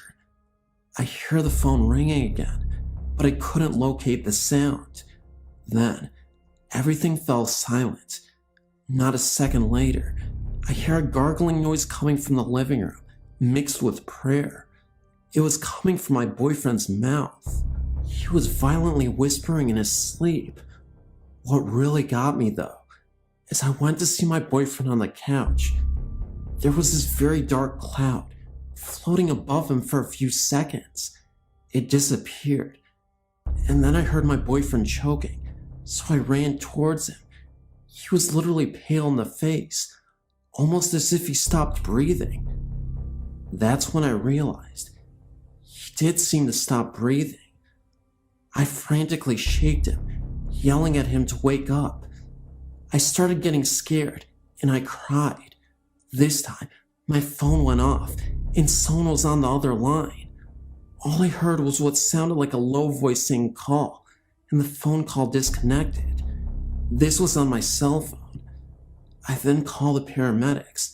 They arrived. Paramedics were in my house, checking my boyfriend's pulse. That's when he wakes up, delirious, but confused. He asked me what's going on. After talking with the paramedics and my boyfriend, they were convinced that he had a panic attack in his sleep, and they ended up leaving. But he told me something very scary. He said that while he was asleep, he had this odd dream that someone was trying to get him to go to the afterlife with them. There was this hooded figure who said nothing to him. He was just motioning towards the sky, and then all of a sudden, he was in a cemetery and saw himself in a coffin dead. I told him, this all makes sense because you threaten the spirits. This is 100% true, and all I have is my word. But believe me, these events happened. I can't explain the mysterious phone call. I'm sure that my boyfriend challenged the spirits to make some noise, because it certainly made some noise. This is an incident that happened to me in the Pacific Northwest, Seattle, Washington state area, long ago, in the 1960s. As a young teenager, I was very impressionable. My parents were never active in my life, and I always wanted to feel like I belonged to a group. It didn't matter who gave me the attention, just as long as I got it from somebody. Feeling neglected, I ended up running away from home at the age of 19 so I could join a satanic cult. The cult was pretty serious. We would often meet up at this secluded building in the middle of the woods that was abandoned at night to gather around in circles, drawing pentagrams and praying to evil. We did a lot of drugs and even sacrificed animals as part of our ritual. We would decapitate squirrels and place them inside the pentagram, and other times we would cut ourselves and write our names on the walls with our blood. It was definitely not a good environment for me, to say the least, but at the time, I was thinking of how much of a bond we all had together, the 5 of us. The building itself actually felt very haunted, but because I was so stoned out of my mind, I wasn't sure if it was hallucinations or legitimate spirit haunting this old building. I remember one night, we were injecting each other with needles, and we ended up passing out for a few hours. As I started to regain consciousness, everyone else was completely out, and I swear I saw the presence of an old man in a brown cloak, hood on, and with white eyes that glowed in the darkness of this building. He was there for about 30 seconds, then vanished. He was watching me from the stairs inside the building. We were all in the living room at the time, and there from the living room, you can see the stairs in front of you. The people I was with would sometimes hear voices, evil whispers and laughter so subtle, but quiet enough to hear. I vividly remember another night where we held our bloodied hands together after sacrificing a deer. I could have sworn after 3 minutes of chanting the devil as our leader, we heard the door from the upstairs of the building open and slam twice.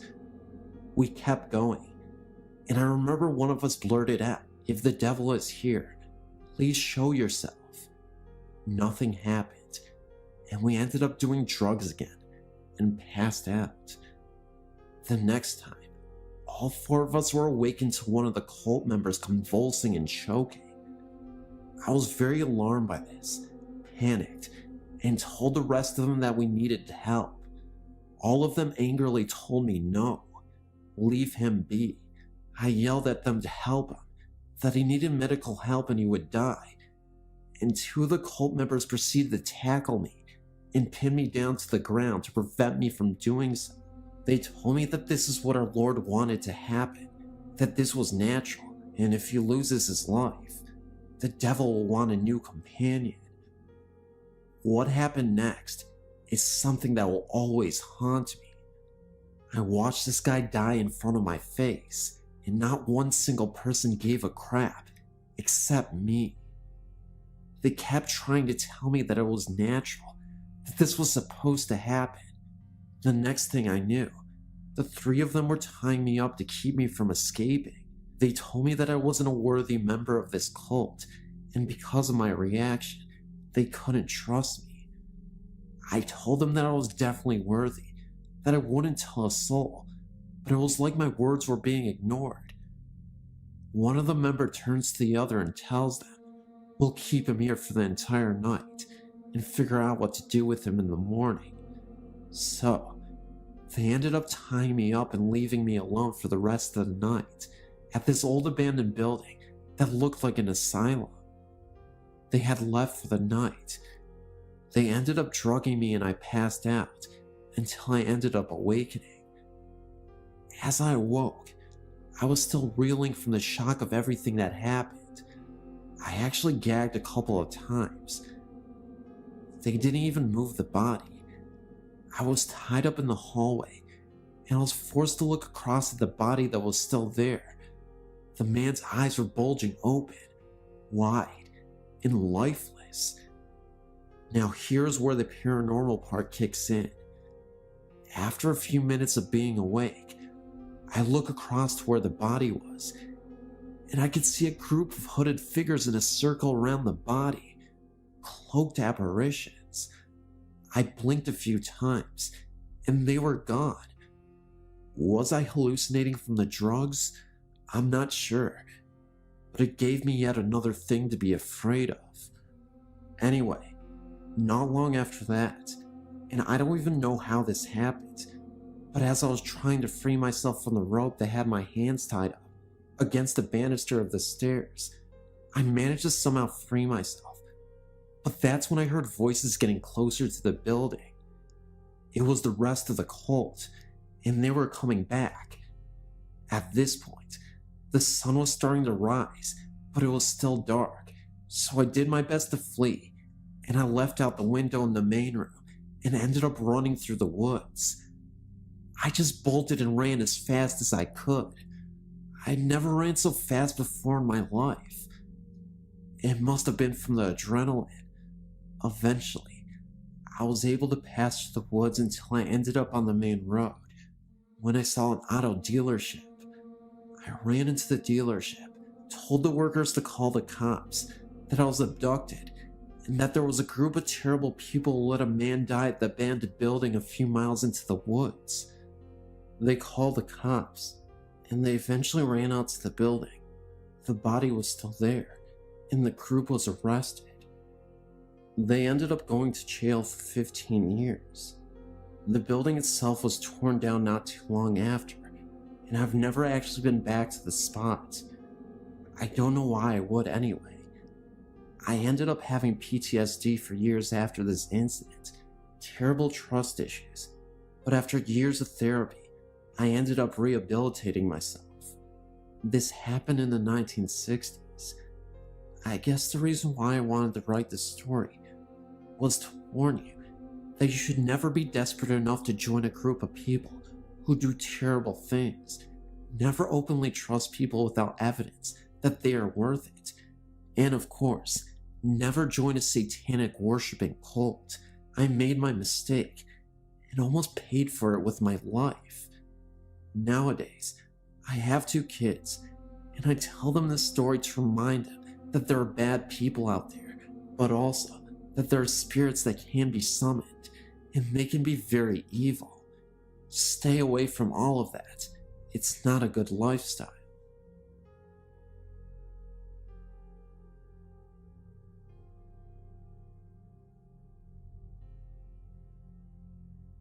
What I'm about to tell you happened during the summer of 2015. The incident was at a Mayan jungle, 2 hours away from Cancun, Mexico. My friend John was moving for work and decided to drive 1,000 miles from his home in Mexico City to Cancun. To an adventurous girl like me, it rang in my ears as a fascinating road trip. I offered to go with him, as he'd be going through some of Mexico's most dynamic and breathtaking sights. In Cancun, with its beautiful coastline, covered in powdery white sand and deep turquoise blue waters, was not only worth the 1,000-mile drive, but would be the perfect destination to complete my vacation before flying back home to California. Cancun is situated in the Yucatan Peninsula in Mexico's southeast. The peninsula is a region covered in deep rainforest and jungles, where the Mayans once erected their great empire. The first leg of the trip was as expected. Great sights, great food, great places, great music, great people. However, the rain and terrain soon started changing as we started going deeper into the jungle. Roads were less illuminated, towns and villages scarier. We had enjoyed the road so much. The next leg of the trip was going to be non-stop all the way to Cancun. The night hit us as we drove through one of the deepest parts of the jungle. The road started narrowing until it became a 2-lane road, with the only light coming from the full moon ahead of us, and the dim headlights from the mid-90s hatchback John was driving. He estimated we would be in Cancun in about 2 hours. It was 2 a.m., and the moonlight could let you appreciate the thick vegetation on each side of the road. John was telling me some more folklore about the region and legends about the Mayans that once lived in the region, when suddenly, the car started slowing down. John would press on the gas, but the car would struggle to go. Shortly, the oil indicator lit up. Something was wrong, but to our relief, we saw lights up ahead and what seemed to be toll booths. We decided we would park by the booths and call roadside assistance. Our relief was short-lived when we realized the toll booths were under construction and they weren't functioning. There was nobody on duty, so we decided to keep going, but about 25 yards past the booths, the car completely stalled. Luckily, the road was well illuminated from the booth sign, and the car stalled right next to a light pole. John gets out of the car to see what was going on. It was leaking a lot of oil. He calls roadside assistance to no avail due to bad signal. He decides to try to fix the car. He goes to the trunk, gets some tools and a bottle of oil, and gets to work. After many attempts, the car wouldn't start, so John decides to call roadside assistance and finally gets through.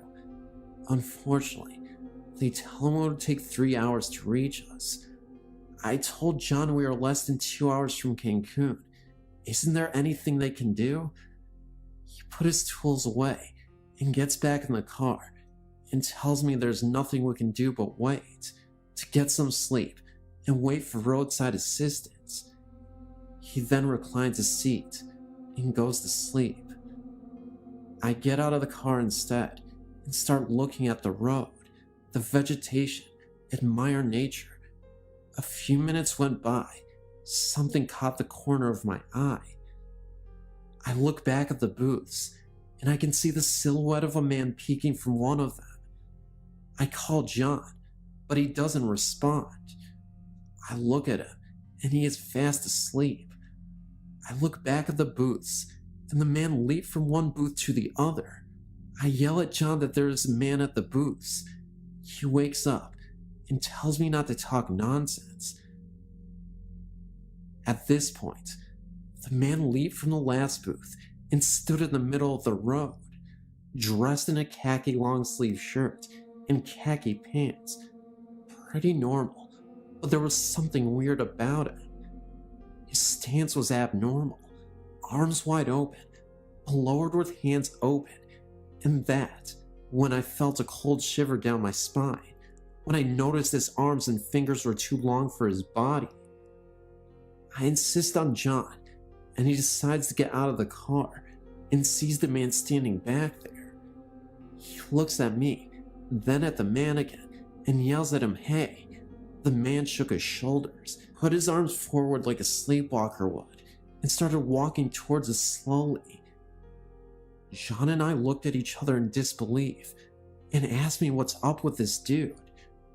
We turned back to the man, and he was now about 10 yards away. I could really see him now. He was of heavy build, about 6 feet tall, short black hair, light brown skin, but I couldn't see his face. It was like an empty space. As he drew closer, we saw in horror that he had no face, just flat plain skin with no nose, no eyes, no forehead, nothing. At about 5 yards, he stopped with his arms still forward like a zombie. He had long arms and bony hands with long fingers. The area was well illuminated that we could see him clearly, that there was no mask, and we were no doubt in front of something paranormal or otherworldly. The faceless man tilted his head side to side, and that's when panic set in. I rushed into the car and told John to get in and let's go. He was in shock and took all my screaming to get him back. He rushes close to the hood of the car, and I can see the faceless man walking towards us again. John was getting back in the car when I noticed the oil lamp on the car's hood and yelled at him to put it on. He pops the hood of the car and puts it on. The faceless man had taken 2 long steps and was now 5 feet from when John was rushing back in the car. He turned the engine to no avail. I could see the torso of the faceless man through the driver's side rear window. I was totally panicking. Then the car finally started, and we took off as fast as the car could. We look ahead at the road, and we hear what sounded like a hit on the rear bumper. I screamed at John that he is probably hanging off the bumper. John, short of breath, tells me he doesn't think so, as he would feel the weight on the car, and that I might have to get back to the back seat to check. I was about to, when I looked back and see the faceless man standing back there in the middle of the road, fading with the distance as we speed away. In a couple very long hours of shock and silence, we reached Cancun's city limits. We stopped at the gas station to collect ourselves. He had no face. John would repeat this over and over for a while. When we were calm and rested enough to keep going, John turns the car engine and the car does not turn on. We look at each other with horror, but then remembered we were safe away from the scene, and we smiled, slightly in relief. I want to express that we did not see Slender Man. That's an internet creepypasta. The body of the man was like a normal heavy-built guy, just long arms with bony hands. He even had hair. This experience changed my view about risks and scary parts of being an adventurer, but I will continue to have adventures in the deserts, forests, and jungles of the world. I just hope I don't ever run into the faceless man again.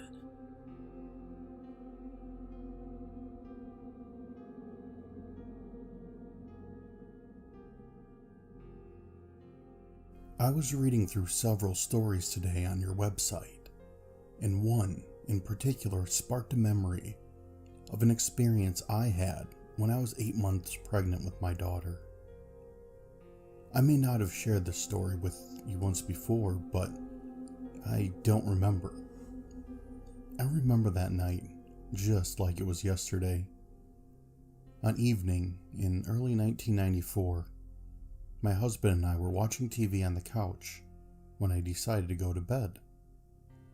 I blew out a candle I had burning on the kitchen table and then headed to the bedroom. It wasn't too long after I crawled into bed that I was abruptly taken over by this unseen force sitting on my belly. My daughter began to move very violently and I felt like I couldn't breathe. I looked out my bedroom door and could see this flickering light coming from the living room. I figured my husband fell asleep on the couch and forgot to turn off the halogen floor lamp we had sitting behind it. I began to scream as loud as I could for him, but nothing came out of my mouth. The harder I tried to scream for help, the harder the unseen force seemed to push down on me. I began to pray. I prayed like crazy, asking Jesus to protect me and my unborn child.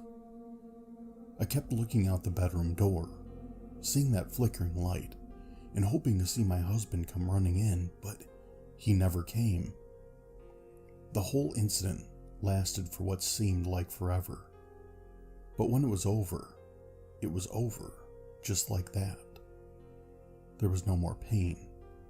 I could breathe, and my daughter was at peace. That's not the end of the story, though. I got up from the bed and headed to the living room to tell my husband what had happened. No sooner than I left the bedroom, of course, I found him sleeping soundly on the couch. But the halogen light behind it wasn't on.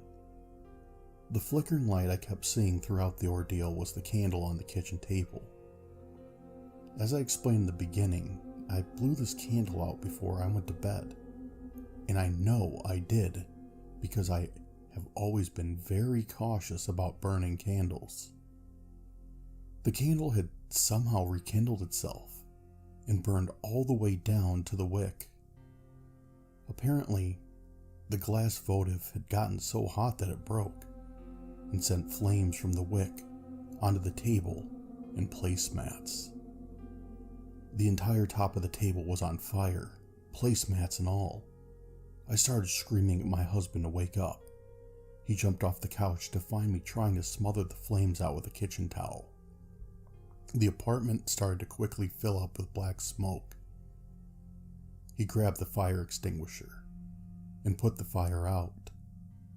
After it was all said and done, we talked about what had just happened, trying to make some sense of it all. I was certain the unseen force was trying to kill me and my baby. I thought it was holding me down so that when the fire spread through the apartment, I would die from smoke inhalation, or worse, burn to death. My husband thought that whatever it was trying to warn me, that it was trying to wake me up so that I would discover the fire. But I swear I was not asleep. At some point, I thought maybe it was all just a bad dream. But then it dawned on me. If it was just a dream, how was I able to see the flickering lights coming from the living room, which turned to be flames? What I do know is, had I not gotten up when I did, it wouldn't have been long before the whole apartment would have been filled with smoke and fire, and we all would have perished. Guardian angel or evil spirit? I guess I will never know.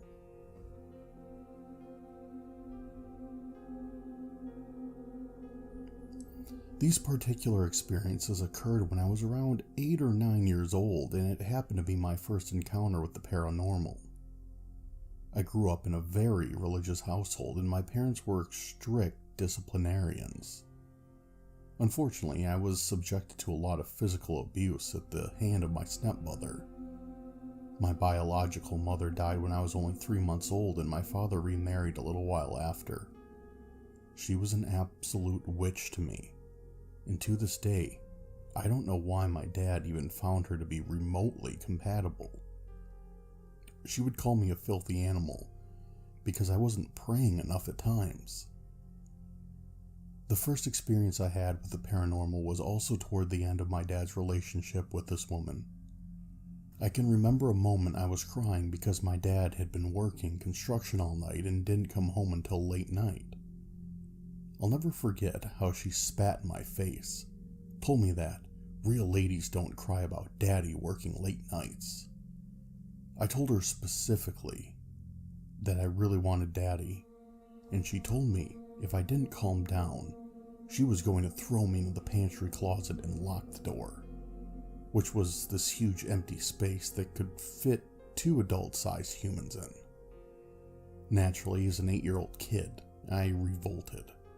She kept her word and threw me in there for an hour. This is where something creepily paranormal happened. After about 20 minutes in, I could hear a faint whispering of a female lady in my ear. I couldn't make it out, but I'll never forget what it sounded like. It was very soothing, and I felt very comforted. I then felt a breath on the back of my neck, and 2 cold hands touched my shoulder. The pantry closet got a lot cooler all of a sudden, and in my mind, all I was thinking about was the sound I heard from this voice. I ended up curling up on the floor of the pantry and started drifting off to sleep. As my eyes began to feel heavy, I squinted with limited visibility. I turned my head to the opposite side of the dark pantry when I saw a pair of glowing green eyes in the mouth of someone. The crazy thing was, whatever this thing was, it had razor-sharp teeth, as if they were fangs. I could only see their eyes, and it almost looked like it was slowly opening its mouth, as if it were going to devour me whole. I closed my eyes completely for a few seconds, opened them up again, and it was gone.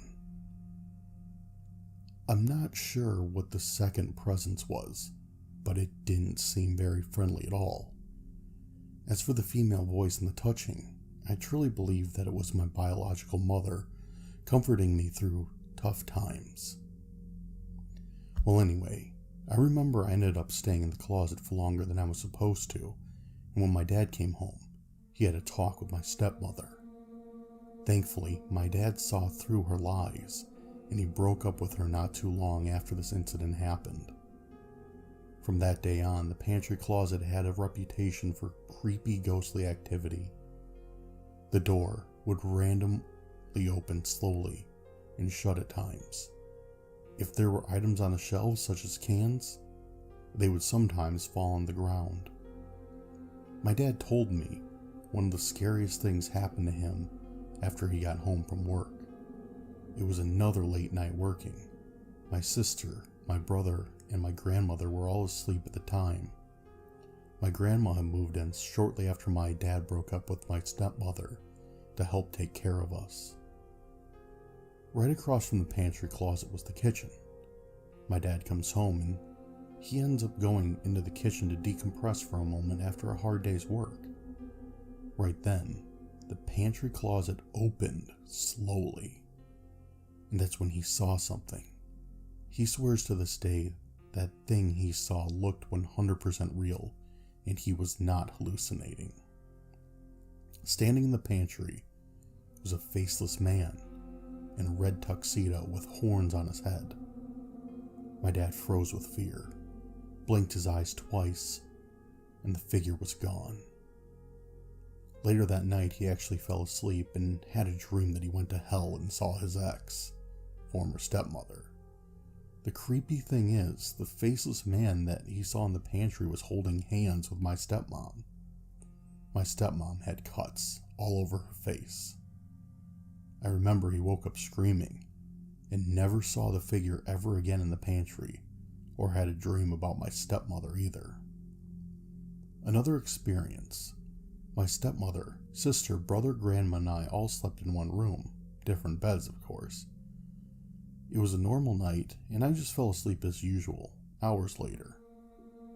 I woke up for no reason and saw a person sitting in my grandmother's bed. I thought it was just my grandma praying, since she would always pray, but then I started to realize that my grandma was sleeping, and this person looked a bit younger. I just stared at whatever that thing was and noticed it was looking right back at me. This wasn't my mom because it looked like an entirely different woman. I've seen pictures of my mom and she was a ginger and had beautiful thick long hair. This figure I saw was bald-headed and looked very distraught. After she looked at me, she looked back at her hands and covered them with her face. I know for a fact that it was a woman because she had feminine features in her face. You could see it clearly in the body of a woman. Not only was she bald-headed, but her face was burned and disfigured. All I did was stare at her. Then, after all that, she suddenly got up, turned away from me, and disappeared. Eventually, I fell asleep again. I woke up the next morning and asked everybody if they were in the room last night. Then I asked my grandma if she had been praying that night. Everybody, including my grandma, said no. That was the first time I ever saw that lady, but from that day on, almost all my relatives that lived in that house have seen the very same woman I have. Only difference, they have been scared. Me, on the other hand, though I was slightly afraid, I had a curiosity about this whole experience. I attended Harding University in Searcy, Arkansas not too long ago. During my senior year, I stayed a few months in a private dorm in the Patty Cobb Girl dormitories. Many people say that various parts of Harding campus are haunted by the ghost of Gertie, a girl who died by falling from a bell tower on campus back in the early 1900s. She has been known to haunt the old music building, the brick pathway that cuts across campus, and the bell tower, which has since been detached and placed on campus as a landmark. One other thing she is said to haunt happens to be the Patty Cobb dormitories. There is debate as to whether or not it's Gertie or a different ghost entirely, but either way, one thing is for certain: Patty Cobb is haunted. I'd heard about this prior to moving into the Patty Cobb dorms, but I was told a different story about how she only haunts the first floor dorms. I was given a dorm on the third floor. It was a private dorm that had no connecting suites to it. I had my own private bathroom, and the room was not shared with a roommate. At first, I was thrilled with not having to share a bathroom with anyone. Then I started having strange feelings at night. I would find that I would hear noises in the hallway at times. Of course, being a dorm, I passed it off as silly girls wandering the hallways at night. No biggie. But then I started having strange feelings in my room. There were times I would feel as though someone was sitting at the edge of my bed. Sometimes I felt as though someone was standing there staring at me. The doorknob would also jiggle at various points during the night. I normally tried to ignore it, thinking maybe it was an RA doing nightly dorm checks. The university has a strict curfew. But there would be times that it would happen at 3 in the morning, when any sane person would already be out of the hallways and in bed. The few times I opened the door upon hearing it jiggling, there would be nobody in the hallway. The most memorable experience I've ever had was in the middle of the night.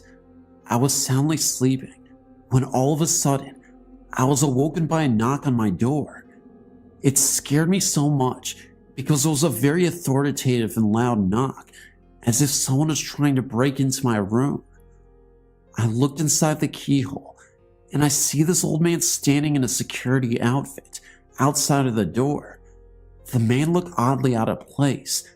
The outfit looked Victorian. I wasn't dressed, so I told him just a minute. After about 3 minutes, I opened the door and the security person was gone. I looked down the hallway at the other end and see a dark shadow floating down the hallway. I never saw that man again. Eventually, I moved out of that room and moved in with a girl a few doors down. While I still could hear the occasional freaky noises in the hallway at morning hours, the feeling of something being in the room and the doorknob jiggling, seized in my new room. I found out later from an older friend of mine, however, that she had lived in the exact same dorm room that I had scary issues in. A few years earlier, she and a friend of hers were sitting around talking.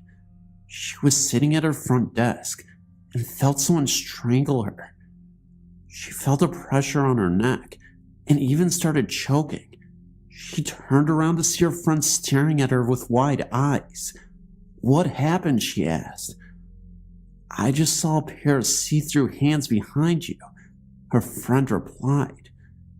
To this day, she swears up and down that Gertie choked her in her dorm room, the exact dorm room that I had so many freaky encounters in. And people wonder why I get so paranoid being alone in the house at night. Earlier this night, I was rehashing past visits to a cemetery in my hometown in Nukatuk, Connecticut, called Guntown, when I remembered a visit to Iowa when I was 17. So, back in 2000, I went to visit a friend and spent only a few days there. My friend, having been the 13 Stairs, I just recently found out its real name, Pleasant Ridge, many times told me about it, and we decided to make a trip of it. There were 4 of us in total, 3 teens and an adult. My friend told me the stories about bodies being buried in the steps, about the graves being mostly young children, about possible Satanist activities, and the like, before we arrived, so I was prepared. We left a little after 11:30 p.m., arrived there shortly after midnight without any problems finding it. I think there was a gate, but it was open. We parked a few feet from the steps with the car facing them. The moon was out, but it was still fairly dark, so we brought flashlights. We went to check it out only to look around some and take some photographs. It was around winter, so it was cold and windy. We were the only ones there, no other cars in sight at least. We made our way up the stairs and into the cemetery. It was eerie. I kept getting those deep chills up and down my spine that kind of make your body jerk, and a definite feeling of being watched. I know my friends complain of the same and wanted to leave minutes after arriving. One claimed to have heard their name being called and being touched, like someone was tugging on their clothing, and seeing shadows move around the tombstones. I didn't experience any of that myself, but I was weirded out all the same. We walked around a bit, not too far from the stairs themselves, and took some photos of the graves. After about 30 minutes, and it being well after midnight, the others were ready to leave. This is where the freaky thing happened. To our knowledge, we were the only ones there. There weren't any other cars visible, nor people. After having a somewhat disappointing time, in my opinion, we made our way down the steps and towards the car. We had the flashlight on by then and lighting our way, when my friend saw something black on the ground.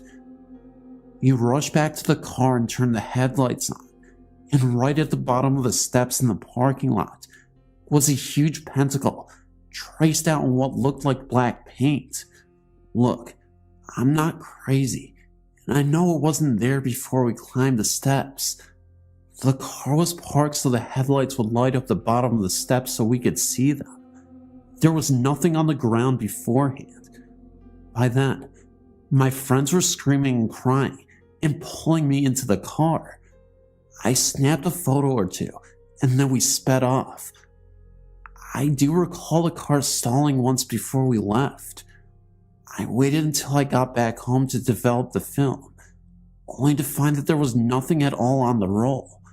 It was a roll of 24, all of which were of the cemetery, and the roll was completely blank. That irked me. The pinnacle thing was crazy. We weren't drunk or high or anything stupid like that, and I know the 4 of us couldn't have imagined it, and it definitely was not there when we first arrived. I'm not saying ghosts did it either. For all I know, there could have been some kids there already and decided to mess with us. I heard it gets vandalized a lot. It's just what we experienced that night, and my friends who are from that area were horrified for a few days about what happened and mentioned some rubbish about going to hell. It's a little hard to believe, and I wouldn't have either if I wasn't there, but I thought it was interesting and felt like sharing. I'd love to go back one day. I'm not sure if this is a haunting or anything. More of a strange happening at a haunted place. Anyway, thanks for listening. I wonder if anyone else ever experienced that. I thought it was strange. I have a sister, Janet, who's dealt with paranormal experiences over her life. She sent this site to me via email. I, in return, thought that I would share my feelings and some of my encounters with you. Some of the stories I read from your site were very convincing, while others sounded a bit like a hoax. Although my experiences would sound like the latter to many people, I swear that I believe that all I've seen to be true, although inexplainable. As many of your stories, my experiences also started in childhood. Mine, I believe, may be a result of troubled years, reflecting child abuse and fears of daily trials. Perhaps my apparitions were given a portal because of the fears. I remember as far back as my early adolescence, living in a house that sent a chill in me and fear to go to the upstairs alone. Now, my very human predator used to always stalk me in the long narrow hallway around the wall from the stairway, which accounts for some of the fear. However, this person was not always present in my home. The feeling was always there. I remember at night I slept in an antique frame bed handed down through the family. I would lay very still, and that bed would shake like it had a vibrator attached. I heard sounds and footsteps. Once when I was a teenager, I was alone in the house. I wanted to wear a jacket that was stored in the third floor attic closet. I went up to the enclosed stairway to the top, thinking of nothing but retrieving my jacket. When I stepped onto the floor, an old wind-up antique Victoria record player started playing a very creepy song called Fernando's Hideaway. I've hated that song since I was a baby, and my brothers would play it to frighten me and make me cry. I ran out of my house frightened by the song and about 10 blocks to my best friend's house. When I got there, her mother, known as the Gypsy Lady, was having a seance in her kitchen. The table these people were standing around rose off the floor just about an inch. I bolted from there too. To this point, most of my experiences were sound and physical experiences. I had not seen any apparitions. During my second marriage in my late 20s, my husband and I bought an old log cabin, which was hand-built with logs and stone from land it stood on many years earlier. It was beside the Chilisy Creek on old Indian grounds. This is where I began to see apparitions, both frightening experiences and enlightening experiences. Many things occurred. An unseen force put a large dent in a metal cabinet in the laundry room right before my eyes. My little 3-year-old stepdaughter would not stay in her bed. She would crawl under the bed to sleep or hide in a closet. One night, I found her under clothes in a laundry basket in the laundry, just outside of her bedroom. The area of the house seemed to be the most affected. It was here that one afternoon while putting clothes into her washer that I felt a cold hand on my shoulder. I was alone in the house at the time. When I looked behind me, I saw a black hooded robed figure. I do not remember a face, nor do I remember this figure being much taller than me, at 5'4" height. I do remember getting very scared. I looked away, and then it was gone. A small bathroom was also off this room. I I recall once while taking a morning shower, hearing animal growling and scratching at the bathroom door. These sounds disappeared when I began reciting the 23rd Psalm. One night while I was sick with the flu and spending the night on the sofa, I remember awakening to an apparition copycat that looked exactly like my husband in his pajamas in the bedroom doorway, but he was transparent. This also disappeared after a brief encounter. Our life together in this house was rocky, and I thought perhaps I was losing my mind. I didn't do drugs and only drank socially. Everything that was happening was very real. One final memory I believe I have, which was as a result of my depression which I was falling into, I'd come to a point that I did not want to leave the house. I also knew in my heart that my husband was having an affair. One night after contemplating ending my life, I sought God through deep prayer and called the 700 Club to ask for the prayer line to pray for me. The same night while I lay in bed alone in my dark room, a light started to shine in the corner across from my bed. It grew brighter, and it was in the form of a bright light ball that floated across the room and hovered at my bedside. I was not frightened and reached up to investigate. I felt a hand from out of the light take my hand, and I heard a mental message saying that everything would be okay. The light then just went away. I was left feeling cleansed, happy, and pure, as if touched by God Himself. I wanted to tell the world that life goes on. I couldn't utter swear words and put down my cigarettes. The cleansing phenomenon unfortunately was temporary, and I slid back into my old ways after a few weeks. The divorce occurred. We moved out of the house, and my life went on. The okay part came a few years later, when I became a mother of my own child for the first time. I went to school and became a registered nurse. I fell in love with the man that I am now married to. That was the last apparition I've seen, until my nursing career took me into some old nursing homes. I tend to always work the night shift. It fits into my lifestyle. One night, while working in a home in Lewisburg, Pennsylvania, I saw a strange occurrence. A helium birthday balloon floated out of the resident's room, traveled down the center of a long corridor as if being held in the hand of a child.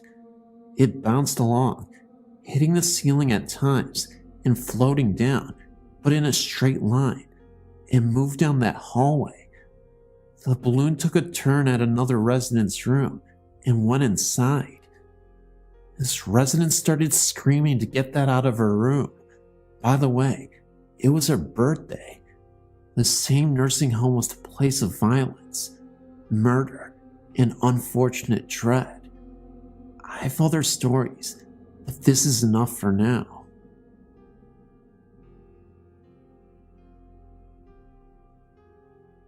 The Willard P. Hall Mansion on Hall Street in St. Joseph, Missouri, is haunted. Willard P. Hall was the lieutenant governor of Missouri during the last part of the Civil War. When the governor died, Willard assumed the office of governor. With the Civil War raging, he moved the state house from Jefferson City to St. Joseph. I don't know why he did that, because St. Joseph was pretty well known to favor the South. After the mansion was used as a residence, it became a rectory for priests who served the St. Peter's and Paul Catholic Church parish next door. As parishes were closed in the Diocese of Kansas City, St. Joseph, one priest took over the St. Peter and Paul Church and the Immaculate Conception Church, a church immediately west, about 3/4 mile away. The pastor leased out the first floor of the house, at that time, to United Cerebral Palsy and allowed me to live upstairs to oversee the property so it would not be vandalized. Most of the walls throughout the house were solid brick and stone construction, yet sounds of large rats could be heard scrambling within those walls. The light switches in the old servants' quarters upstairs, where I lived, were not up and down switches, but to be rotated in a circular manner. Those switches were observed rotating, on their own, turning the lights on and off. Dark shadows frequently covered doorways, eliminating all light outside those particular rooms. Once, when that happened, a loud scream, like that of a wild cat, lion, or tiger, could be heard, and it was ear-shattering. The room on the southwest corner upstairs that was my bedroom became so cold that ice actually formed thick in the corners of the room, and the walls were frosty. Sounds of music, like a very soft harp, was heard on occasion by a number of people. One parish council meeting stopped suddenly when one of the councilwomen, who was wearing a shoulderless summer dress, felt an icy hand placed upon her shoulder, and no one was behind her. And finally, many times, when it was very late at night or very early morning, one could hear footsteps throughout the house, followed by a conversation that always turned into an argument, and then was followed by the soft crying of a woman. The basement of the mansion appears to have been used by either slaves or prisoners, and there's a rumor that there's a cave entrance hidden somewhere in the basement that leads down to the Missouri River, a distance of about 1.5 miles. I never found it. When I called the pastor once in the middle of the night and asked him to come over and experience some of the things going on, the icy room, a darkened doorway, and the sound of a screaming large cat, he told me no way. Do you think I'm nuts? I'll come over first thing in the morning. He never showed up, and I moved. The place is still standing, but I haven't been back.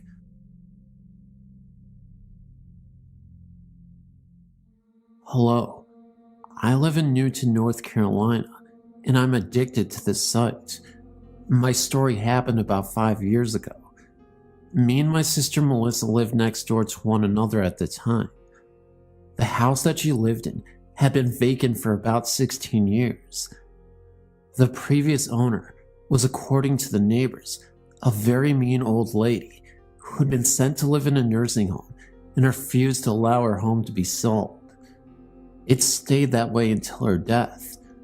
As soon as she died, her children put the house up for sale, and my sister bought it.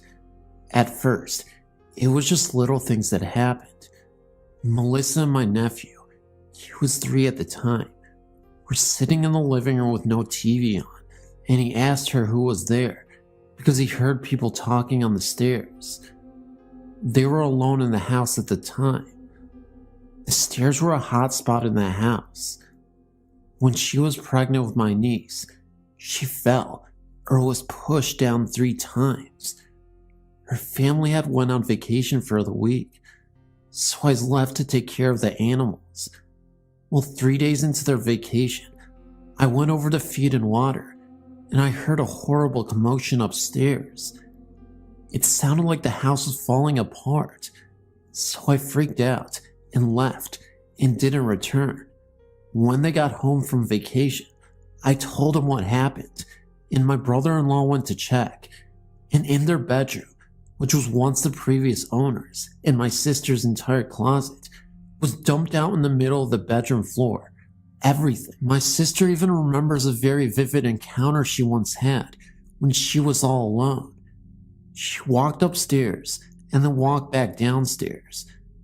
There was an old rocking chair that she previously purchased and put into the living room after it was discovered that it was an antique. For whatever reason, she couldn't take her eyes off of it, ended up buying it, and it's a really old rocking chair. As she made her way towards the living room, from the distance, she could see a figure that was sitting in the rocking chair.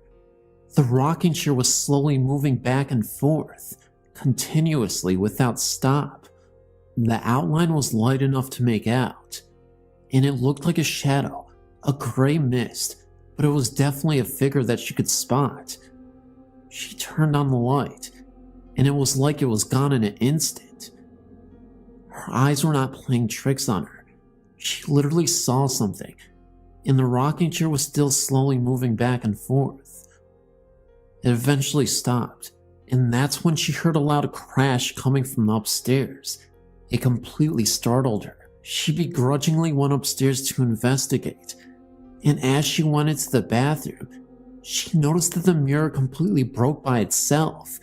No logical explanation, just the mirror broken. Even though she was terrified, she ended up going to sleep anyway after she cleaned up the mess in the bathroom. But she couldn't even get to sleep. Mainly because her cat Smokey kept staring at the bathroom in the dark.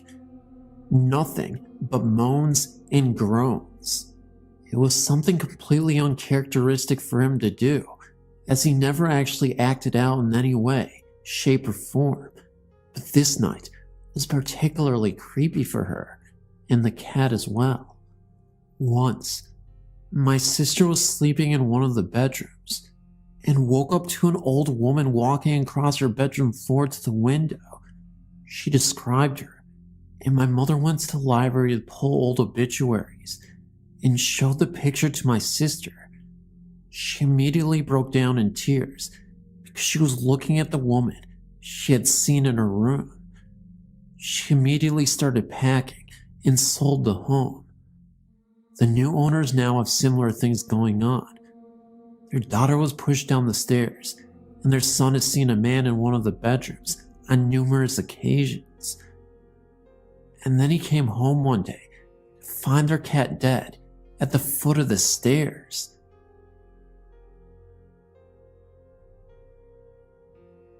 My mom had about 3 years of on and off visitations. She would wake up around 11 at night with a start to see different shapes of grayish white fog, which every time she would think it was smoke and her house was on fire. Sometimes the fog was in a blue arc by her dresser.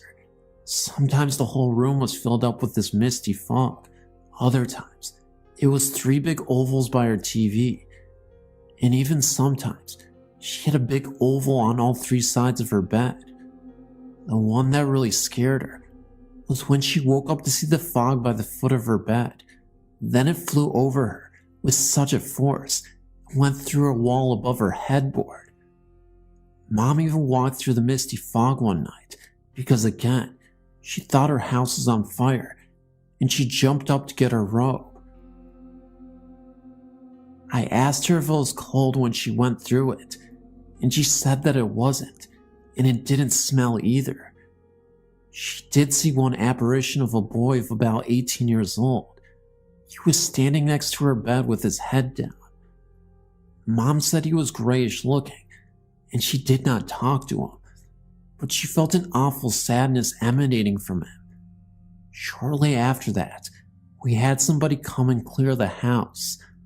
The woman who cleared the house said that since Mom volunteered at a hospital, she was bringing all sorts of spirits and ghosts back home with her. They sort of attached themselves to her. After that, Mom said the house felt very empty.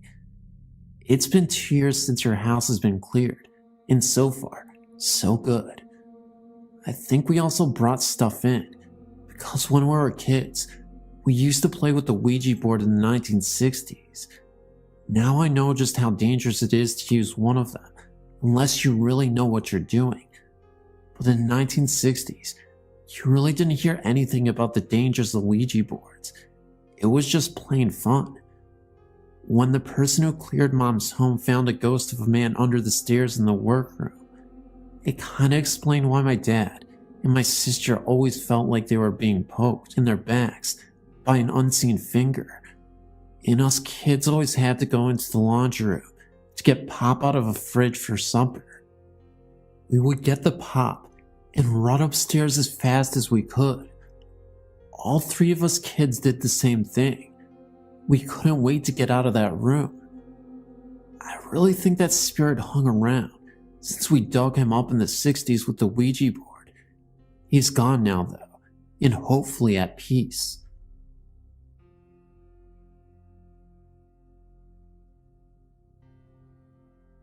A few years back, I was in a car outside Worcestershire State Hospital in Worcestershire, Massachusetts. The building was all boarded up, and I had a vision. This was the first time this happened to me, and it scared the wits out of me. In reading your website terminology, I think it was a residual haunting. I heard blood-curdling screams and saw a man in a striped nightshirt, like the nightgown type shirts worn in the 1800s, and wearing a derby hat. He had dark hair and a mustache. He was levitating near the ceiling of a hallway. It seemed to happen quickly, but the screaming was heart-wrenching. After we left, I was quite shaken. Sometime after, I discovered a website called opacity.us. A photographer posts photos of haunted abandoned mental health hospitals and other old abandoned buildings. He has pictures of Worcestershire State Hospital, including the boarded up building. I came across a picture of the hallway that I saw in my vision. What do you make of this? Was it a residual haunting? I've always experienced spirits or ghost type experiences, usually a friendly or mischievous spirit. I've also felt or connected with loved ones. Another odd experience involved myself and my 3 children. I woke up to one of my children screaming. I got up to check on him, and it appeared he had screamed in his sleep. I went back to bed, and when I did, I saw this creature that looked like one of the gremlins from the movie of the same name. It ran through the living room where my bed was and through the front door. A few years later, I mentioned this to a friend. My children said that they remember that night and also experienced this. While we talked about the experience, my younger son drew a picture of the exact same thing we all saw. I was floored, as I had no idea that they had all seen this. I originally chalked it up to being half asleep, and perhaps I had imagined it. I just wanted to share this with you. In 1957, my family moved to an old farmhouse in Mount Laurel, New Jersey. I was 7 years old at the time, and as I went upstairs to my new bedroom with an armload of things, a terrible wave of fear swept over me when I reached the top of the stairs. From then on, I disliked that small area at the top of the stairs where it met the hallway. Unhappily, there was no way to avoid it. I had to walk through it to get into my bedroom. Other than that, nothing else happened that I know of until 1966. From my bed, I could see it out into the hallway to that small area on top of the stairs that had always frightened me. One night, towards the end of August, I woke up very, very slowly, only to realize that there was a terrible stench in the bedroom. It was like a mix of rotten garlic, human waste, and rotting flesh. Then I noticed the room was icy cold. Remember, it was August, usually the hottest time of the year in New Jersey. I was lying on my side, facing the doorway, and when I opened my eyes, I saw that the bedroom door was wide open, and a figure stood in the doorway, very close to the spot that had always spooked me. Since no lights were on, all I could make out was the silhouette of a tall, dark figure that seemed to be wearing some kind of long robe with a hood. What truly petrified me was seeing this creature's eyes. They glowed red and stared straight at me. But before I could scream, somehow the knowledge came to me from somewhere, my guardian angel, that if I acknowledged this creature's existence, I would be haunted for the rest of my life. So I pretended to be asleep, which was not easy. And after a while, I felt the cold room become warm again, the dreadful smell disappear, and the figure fade away. We moved out in 1967, and the house was torn down in 1972. I, for one, was not the least bit sorry to see it go.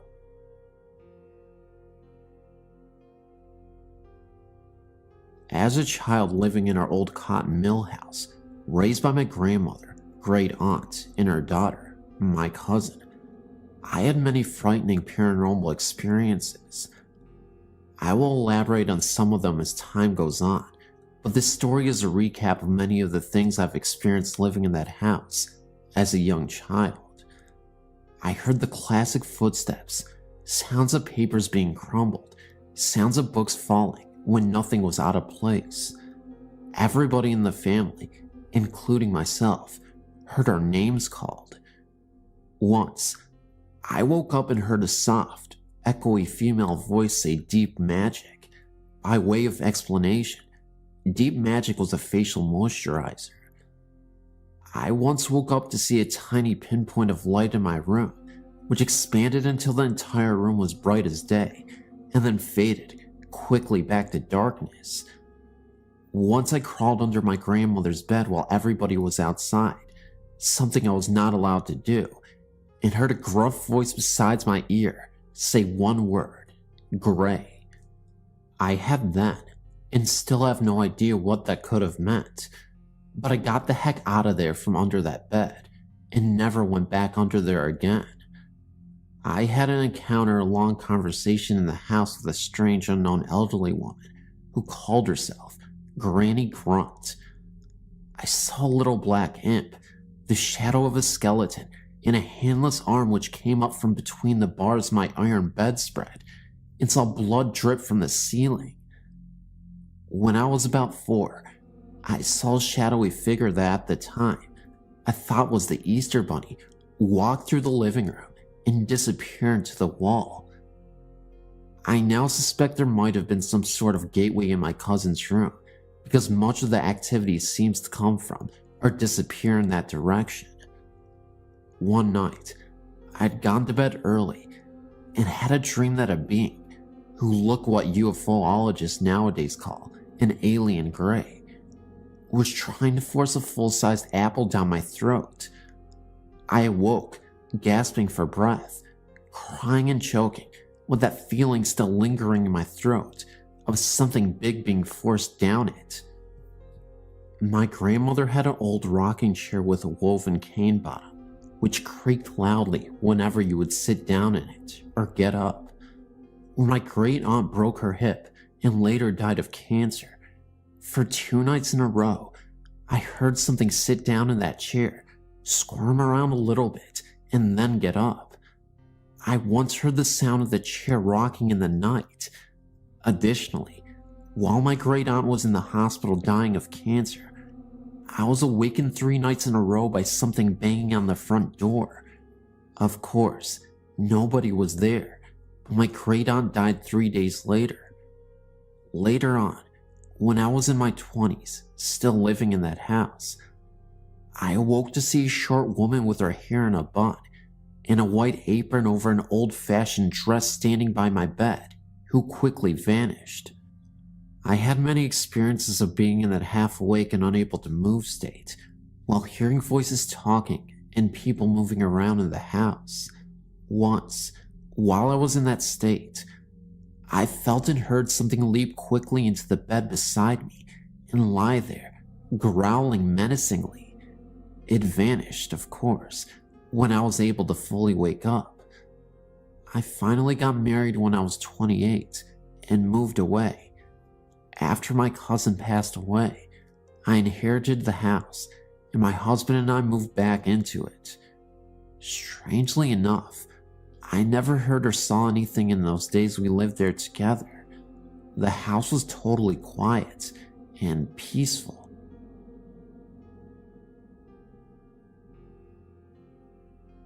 My wife and I lived in Ringgold, Georgia, and have lived there for 25 years in the log home that we built ourselves, with a lot of help from friends and family. This was about 1983. About 3 or 4 years after we moved into our log home, some strange things began to happen. We would be watching TV when all of a sudden the TV would go off, and when we found the problem, it was unplugged from the back of the TV. You have to turn the plug on the power cord to unplug the TV, and it was lying on the floor behind the TV. After this happened, we started to hear Indian music and some very low volume chanting in the bedroom when my wife and I would be sleeping. I would see the outline of a body on the wall, like a shadow moving, and it looked as if it was a stereotypical Native American. There was a moment where I went into the bathroom. In the mirror, I saw the presence of some dark face behind me. At times it would get very chilly in the house, even when it was warm outside, but only in one bedroom. We have a big wall clock hanging on the great room wall, and has 3 chimes hanging down from it for the doorbells. When you push the doorbell button, the chime plays a short tune. At times, for no reason at all, the chimes would start to move and ring like someone had pushed the doorbell button, but there would be no one there. Our commodes would flush, and there would not be anyone out there to flush them. We have found human bones in Indian pottery, arrowheads, and lead bullets. We do know that a Civil War battle was fought on our land, and we checked with a university in Alabama. They told us that this was an area that had a Cherokee Indian village back in the 1700s to 1800s.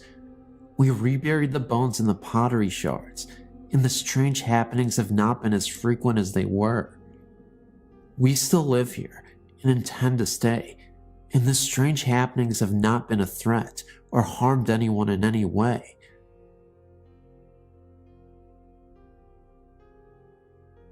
This is an account of events experienced by a close friend of mine. I've changed the names to protect the identities of the people involved. These events took place in Manchester, England. I met Charlotte some 2.5 years ago when we both signed up for a course of ice skating lessons. We got on well from the start and stayed in touch afterwards. Charlotte's father had started to suffer from dementia, and her mother was taking care of him at home. Unfortunately, her mother suffered a stroke in November 2008 and was unable to return home. Therefore, it fell on Charlotte to look after her father. Sadly, Charlotte's father died in his sleep in February 2010. This was a big shock as, although 89 years of age, he was very sprightly and in good health. As you can imagine, Charlotte was devastated. One of Charlotte's sisters came up from down south to stay with her in the days afterwards, and while they were arranging the funeral, they both slept in their father's bed. A couple of days after he died, Charlotte had a very vivid dream. In it, she saw her father as a young man in rolled up shirt sleeves and a tank top. He was running down a hill, and hot on his heels was a dog, like they were having a race. She said her father looked very happy and full of life. She has never experienced anything like this before and felt it was her father's way of showing her where he was now. I asked her if she recognized the dog. She said her father used to talk about a dog he had when he was young, but she had never seen a picture of it. It was obviously a very profound experience because it eased her grief, in that she'd felt he had gone to a better place. It is now March 2010. I saw Charlotte over the weekend, and she told me what else had been happening. Charlotte, her sister, and her brother-in-law had been in their father's house clearing it out and decorating. Charlotte was in one of the bedrooms and came across an organ her father bought her when she was 16. She plays the piano. Anyway, she sat down and started playing it. The moment she did this, the phone started ringing. Bear in mind, the phone was disconnected some weeks ago. Her sister answered it, but there was no one there. While the three of them were upstairs in separate areas, Charlotte's brother-in-law asked who was making a drink. Her sister replied that they were all busy and that he should make his own drink. Her brother-in-law said that was not what he meant and asked who was boiling the kettle. When Charlotte's sister went downstairs, the kettle had just boiled and switched itself off. no one had put it onto a boil. A day or so later, Charlotte began playing the organ, and once again, as soon as she did, the phone rang, just like before, still disconnected, of course. Charlotte said that one night they were sat around talking about their father, and the lights in the room started flickering. This has never happened before. As soon as they stopped talking, the flickering stopped. I told Charlotte that experiences like this are fairly common, and it's her father letting her know that he is still around. The last time I saw her, she was in pieces. After these experiences, although still very upset, she seems very much calmer and accepting. It is wonderful when things like this happen. If only it could be that way for everyone.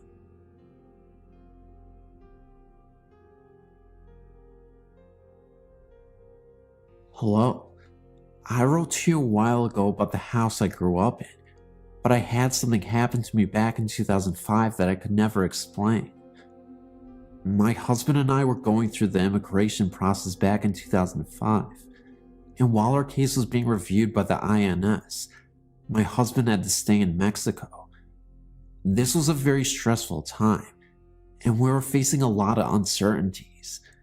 So we packed up and moved to his family's house down in Samoa, Mishashoan. At the time, my oldest son was only 2 years old, and my mom had driven down with us to help with the INS appointments and to help us get settled into our new home. Well, so when we finally arrived to my husband's family home, we got unpacked and settled in to await our verdict. We would hear from the INS 6 months later. The house is basically 2 homes together. The building is L-shaped. It has the original house, and then you have to go outside into the courtyard to access the second house. This area had a bathroom and a store, and a supply room for the store, and above this was our apartment. This area had not anyone stay in it for maybe 10 years. This area was like a duplex attached by a door through the living rooms. So we took the left side and closed up the right side. Now, the side we took had an unusual feature. It had a huge bedroom that was divided by a wall and had an open doorway, so it was 2 bedrooms in one. We slept in one bedroom, and my mom slept on the other side. Now, this is a huge home, especially by Mexico standards, but we only shared it with 2 other people. My brother and sister-in-law, because the other family members moved about 10 years before. Nothing about this home seemed scary or creepy, but I did learn that between the 2 houses, 2 of my husband's toddler sisters were buried. I didn't know this until months later, so a few days after we arrived, we were cleaning and unpacking. My husband was down in the store covering for his brother, and my mom and I were upstairs cleaning the bedroom. She got tired and decided to go out on the balcony and sit. She took my son with her so I could continue cleaning. Well, I decided to sit down on the bed, and I was faced towards the window looking out. Well, I could see the door leading to the living room out of the corner of my eye. It was halfway open. While I was sitting there, the door opened up, and someone walked into the little bedroom. I heard the door move across the carpet, and I saw out of the corner of my eye someone in a white shirt. I figured it was my mom and thought nothing of it, but then wondered where my son was, and I started to worry why she had left him on the balcony alone. So I called out, and no one answered. I got up and walked across the room and into the little bedroom. I was certain someone would be there, because I had seen someone go in there. Well, I was completely surprised when I walked in there, and no one was in the room. This really startled me. So I walked out into the balcony, and there was my mom and son. I asked if she had went into the room, and Mom just looked at me and said no. And no one but us and my husband were there that day. Another time, I was walking up our stairs to our apartment, and I had a vision flash in front of my face that completely terrified me. I still don't know what it was or why it happened, but it was at night, and I looked to my right at the wall, and there was this horrible face like a gargoyle, just for a second, and then it was gone. The only place I felt really uncomfortable at was the downstairs storage area. I would run past the place. It had a weird feeling to it. Nothing ever happened around there other than that feeling. The other times involved my son. During this time, he developed an imaginary friend. He would call it the baby, or baby sometimes. He would be in the hallway of the kitchen playing and say, "Oh, come see the babies." Or he would be talking, and I asked him who he was talking to, and he would say the babies. I didn't think anything of it until my husband told me about his sisters. Then I felt some kind of uncomfortable with it. One day, we were sitting in the living room, and he comes in crying and tells me that the babies are hiding under the bed. Well, I didn't want to look under the bed, but I did anyways, and of course, there wasn't anything there, but it still made the hair on the back of my neck rise up. The only other thing was one day, my husband and I were sitting on the couch and my son was playing on the rug, and we were just talking, and my son looks over into the corner and says, "Look at that man with the cowboy hat on." Well, we didn't see anything, so we just said, "Oh, is there?" And he continues playing with his truck, and we keep talking. Well, about 10 minutes later, my son looks up and says, "Oh, he's gone." I don't know. We had left 6 months later, and were able to come back to the US, and have just experienced all these stories that have occurred. It was weird, to say the least. Later, I was talking to my sister-in-law, a different one, who had grown up there, and I told her about her experiences, and she got really defensive and didn't want to talk about it anymore. So who knows? Thanks for letting me share.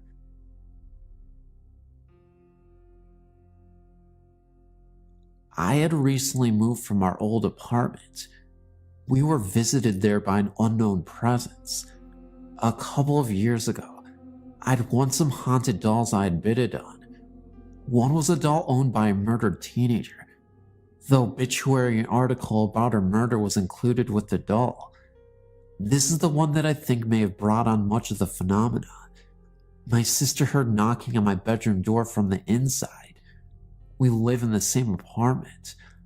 I didn't tell her that I had the haunted dolls until she told me that. Gave more credibility to it that way. I tried to debunk it by saying that I may have knocked on the door while I slept, but she said no. She heard me up, getting ready for work, getting my clothes on out of the drawers. I didn't hear it from the inside though. It happened one more time the next morning, but she asked the spirit to leave, and then it stopped. But other things started to happen. Our music box mysteriously came to life with a full wind. Even though it was wound all the way down, it wasn't played for over a year. Then again 2 hours later, again at full music without being wound. Kept playing for several minutes. Also, our kitchen faucet moved from the right to the left overnight. It is hard to move it by hand. If that weren't enough, we had to unplug out of the power strip, and neither her or I unplugged it. It isn't easy to unplug. It was kept plugged in for the pump for the inflatable bed, which had a leak in it and had to be pumped up every couple of hours, so we never unplugged it. Our visitor made sure to make itself known. I remember one night I had so much trouble sleeping. I'm an insomniac, so I often wake up many times during the night. I went to fetch myself a snack, so I got up. The living room leads to the kitchen, so I have to walk through there to get to the kitchen. As I'm walking through the living room, I hear a monstrous laughter erupt, a deep voice saying ha. It creeped me out for a second. Then I brushed it off and proceeded to the kitchen. I'm now sitting down at the kitchen table and can see the living room from where I'm sitting. The only light I had on was the kitchen, but it was dim enough that I was able to see a dark shadow move from one end of the room to the other. It wasn't my sister because she was knocked out from rest, so I'm going back to my bedroom. As I'm heading past the living room, there was a window and the curtains were moving by themselves. There was no wind or open windows and no AC unit on. Nothing that could have made the window curtains do this. A second after this, I feel a pain on my arm and female laughter once again this time. I check to see if my sister is up, but she is still asleep. I dismiss it and say it's just me and my imagination, so finally get tired enough to sleep when I'm laying down and staring at the ceiling. That's when I see it. A face that looks like a witch, much like the witch from The Wizard of Oz. It appears only for a few seconds, but it really made me paranoid. For some reason, I was able to sleep. How I did so, I can't even say, but I did. When I awoke in the morning, I looked back at my arm, and there was a red imprint of a hand there, as if someone tried to twist my arm. I know it sounds crazy, but I wasn't too afraid, even after all that. I investigate places now and then for people, and I'm very much used to activity. My meter readings some nights were very high in some areas that are usually in the green area on the meter. Many times, I would ask for a sign that it was there, and then it would spike into the red zone. I sort of missed that activity after moving out, but perhaps someday it will return in the new place I moved into. I wanted to share a story with you about something that happened to somebody I knew when I was a young man in Minnesota that always sends chills down my spine. When I was about 12 years old, which would have been 1977, my brother Royce was working in a town named Worthington, Minnesota, about 30 miles from my hometown of Jackson, Minnesota. He worked at a lumber yard called UBC and had a friend that worked at a local grain elevator. The silos for grain elevators in that part of the country rise hundreds of feet into the air and have the capacity to store tons and tons of grain, whether that be corn or soybeans, whatever the silo is being used for at that time. Occasionally, the employees of the elevator climb a ladder on the outside of the silos and get into the silo via an access door at the very top in order to inspect the grain inside, making sure it's not too wet, rotting, or whatever. Inside the access door, there is a catwalk that circles around the entire circumference of the silo. My brother's friend climbed the outside ladder, opened the access door, and lowered himself onto the catwalk that circled the inside of the silo. After walking halfway around the silo on the catwalk, my brother's friend, I don't even recall his name any longer, observed what he thought was an excessive amount of moisture on the surface of the corn, which was what the silo was being used for at the time. So, being an industrious young man, he jumped over the catwalk rail and walked out onto the surface of the corn to roughly the middle of the silo to take a closer look. After inspecting the corn, he decided to just continue his journey across the surface of the corn to get back to the catwalk on the other side of the silo. As the catwalk was a few feet higher than the level of the corn, he had to grab onto the catwalk rail and bounce to get his foot up to the catwalk platform and swing his leg over the rail. As he swung his foot over the rail, he heard a noise behind him. Balancing with one leg over the catwalk rail and one leg on the catwalk platform on the outside of the rail, he turned around to see what the noise was. Much to his horror, the corn that he had just walked across was falling straight down, hundreds of feet to the bottom of the silo, which was cement floor. It landed with a crash a few seconds later. Instead of walking on solid surface of corn, as he had assumed, he had actually walked across a crust of rotten corn that had formed on top of the silo when corn had previously stored in the silo. The remaining corn had been removed from the silo the previous week. He spent a few months sitting on the catwalk, staring down into the depths of the silo, and then silently got up, went out across the access door, made his way back down the ladder on the outside of the silo, and took the rest of the day off. Oh, and the creepiest part yet, when he was heading back to where he was going, he actually saw in the distance a farmer of some sort, but it definitely looked like an apparition.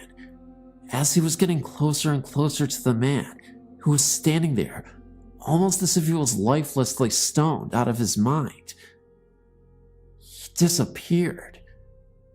His face looked so rugged, disfigured, and it looked like he was emanating pure evil. He later awoke in the evening in his own bed, to a man choking him out in his sleep. He woke up immediately, and the man was gone.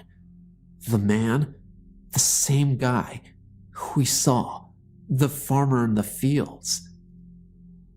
He was described as having the most bulgy red eyes he had ever seen in his life, in the face of evil. Something was going on there, and he couldn't quite place his finger on it, but it was definitely demonic of some sort. That farmer was very protective of the cornfields it seemed that he may have raised himself, although I'm not sure why he even appeared in the first place, in the field, or as a possible sleep paralysis or ghostly encounter at night. Nevertheless, it gave me nightmares for a long time.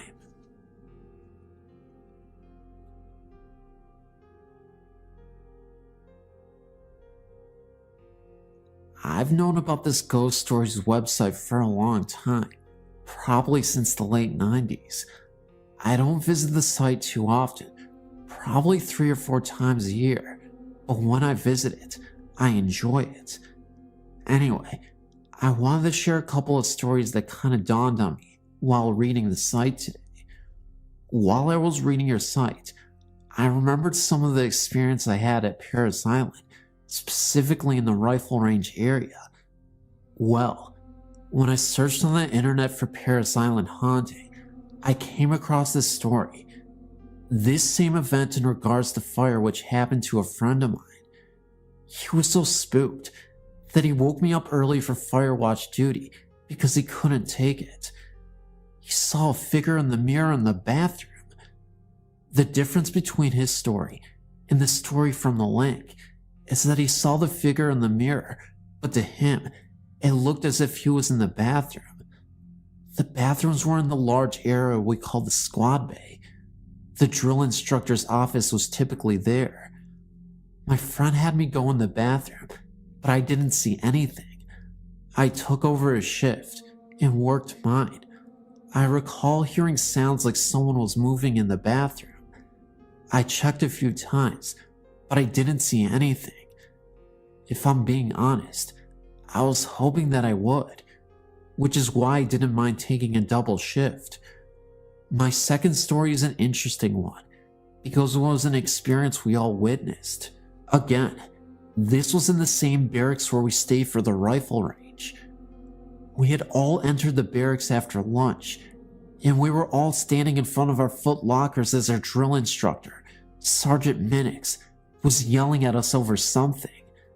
He was standing right at the door that we always used to enter and exit the barracks. We're on the second floor of the 3-floor unit. Well, while he was yelling, there were 3 distinct knocks on the door. It was the 3 knocks that all recruits had to do in order to approach the drill instructor at his office, or when a recruit has to enter another squad bay. By knocks, they were not traditional knocks on the door, but more like hand slaps against the door. As soon as the 3rd knock was heard, He flung the door open. Now, if someone was standing there, they would have had a door to the face. There was no one there, and there was absolutely no possibility that someone could have jumped out of the way or hid. They would have had to run up or down the stairs or jump over the railing and taken a very high and nasty fall, and would have been obvious just hearing footsteps. Looked up and down the stairs and said, "Must have been a ghost." It was the time of day where all platoons would have returned to their barracks, so it wasn't some recruit falling behind or a drill instructor late. That just doesn't happen. Paris Island is very orderly in everything. Of all the ghost stories I've heard, I've never read or heard one where a room full of people experienced the same thing. I read many of the stories on your site and decided to tell one of my own. This is the scariest and most unexplainable thing that has ever happened to me. First, I'll give a little background information. I grew up on a farm in rural South Georgia and spent a great deal of my free time fishing, hunting, and exploring, and always doing this by myself, since there weren't a lot of other kids around and I only had a younger sister. I never really experienced any fear of anything, other than being late for dinner, all the years I was growing up, and I can't recall any paranormal experiences other than the one I'm about to share with you. I had a best friend from school that I started hanging out with after we became old enough to drive and got our trucks, which are required for country boys. For the next 2 years, we did most of our hunting and fishing and troublemaking together. After we graduated from high school, we even went to the same local college and continued to hang out. My granddaddy owned a farm in the same county that we lived in, and I would go deer hunting on his land sometimes, but I had never taken my friend there with me. Behind my grandparents' house were several barns, then several large fields, then a large pond with a swampy area, then a large pasture that stretched from one side of their property to the other, property line to property line. This wooded area was immediately behind the pasture and also encompassed the entire backside of the property. The woods were also enclosed on the back and on each side with a 4-foot tall fence, since cows were allowed into the pasture and wooded area at times. You will soon see why all this detail is important. On the 3 sides of the wooded area were large open fields belonging to the neighbors, with each field belonging to a different neighbor. Take note that there are no more trees or woods close by. During the fall of our first year in college, I had scouted these woods and put up 2 deer stands, one on each side of the property on the property lines, but also very close to active deer trails and signs. These stands were no more than 100 yards apart and about 150 yards into the woods from the pasture. I decided one weekend to treat my friend to a little hunting paradise, although I had yet to see anything other than squirrels all season long. We went to the woods about 4 p.m., with it being dark by 6. I took him to his stand and then proceeded across the woods to mine. Just after the sun went down, I heard my friend whistle loudly, obviously trying to get my attention. I whistled back. He whistled again as though he didn't hear me. Again, I whistled back, even louder this time. There was no response. About 5 minutes passed, and then I heard him whistle again. But he was closer to me than he should have been, but still through the woods somewhere. I found this very strange, since we were supposed to sit in our stands until after dark, and then meet up in the pasture to walk back out to the house. He whistled again and was even closer, and I could tell that he was almost running, and he started calling out my name. He sounded panicked and was coming straight toward me, although there is no way he could know where the deer stand was, since he had never been there before, and I didn't respond to him until he called my name. I climbed down from the tree stand as he approached, and when I got on the ground, he ran up and said, "We gotta get out of here. Something big is after me." Instead of joining him in the rush, I stood there looking and listening. Sure enough, in a few seconds, it sounded like a bulldozer was coming through the woods, but without the engine. I could hear trees breaking and large bushes being shaken and trampled, and it was coming right at me with the sound becoming deafening, as though it were right on top of us. I started running down the fence headed for the pasture, and realized that my friend had run ahead of me and stopped. When he saw me running, he took off running again. We ran as fast as we could through the woods with the sound of massive destruction right on our heels. As we broke out into the pasture and got about 50 feet from the edge of the woods, the sound stopped. We continued to run until we were halfway across the pasture and turned to look at each other as we ran, both realizing that either we were no longer being chased or there was just nothing to be torn and crushed in the pasture. We both stopped and turned around, dropping to the ground and shouldering our rifles, aiming to kill whatever was behind us. To our amazement, there was nothing there. The daylight was almost gone, causing the woods to appear as nothing more than a black blob. I told my friend to get up and run for the pond while I guarded the rear. Then he would stop and guard the rear while I ran to him. After meeting up again at the pond, we both walked in silence back to my grandparents' house. We got into our separate trucks and drove to our parents' houses, not mentioning the event until many years later. We still remain close friends then and even today, but we still don't know what happened in the woods that night. I did return to those woods a week later by myself, but in the middle of the day, I walked over the entire wooded area and never even saw one broken branch or bush. I walked in the fields around the wooded area and saw no large or unusual footprints. My friend never returned to those woods with me, even though I returned many times day and night, and never again experienced any strange occurrences or sounds. I know there was nothing physical in the woods that night, but whatever it was, I obviously didn't want my friend there, and he got the point loud and clear. My family and I took a trip to Tennessee in the summer of '08. We went all over the place, such as Jackson and Nashville. On our second to last day before we left to go home, my family decided to go to Franklin because we had picked up a brochure of haunted places in Tennessee, and so we went to humor me because I was interested in hauntings at the time. This city, not known to most people, is actually the site of the bloodiest battle of the Civil War, even worse than Gettysburg. There are two houses that were the main sites. One of them was the Carnton Plantation, which is the setting to my story. The plantation was creepy enough when we drove up to it, without even knowing the history. When I got out of the car, I looked up at the house and noted how beautiful it was. Then my attention was averted to the balcony on the second floor. There, standing on it, was a man. He was clearly dressed in a Civil War uniform, though I quite can't remember which color, and I could clearly see that he had a beard covering his jawline. He stood there with his arms behind him, as if he was gazing out, overlooking troops. Of course, at the time, not knowing any of the history, I thought it was just a tour guide taking a break out on the balcony. I even hoped he was going to be my family's guide. Later, once we were on the tour, I noticed that none of the employees were dressed like 19th century citizens. Of course, then we got the history of the place, and I understood why this place was considered haunted. When the battle itself was both going on, and when it was over, injured soldiers were treated inside of the house. So many, in fact, that there are stains of blood inside of the house that will not come out of the floor. Many soldiers obviously died inside of the house. When we continued our tour upstairs, we entered a room with a door to the balcony. This is where I learned that no one was allowed out on the balcony. This confused me since I'd seen that man out there.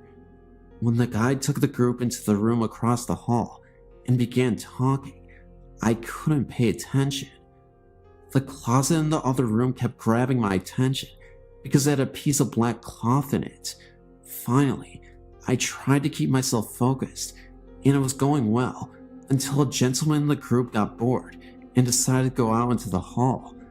I watched him leave, thinking that it was very rude and should come back.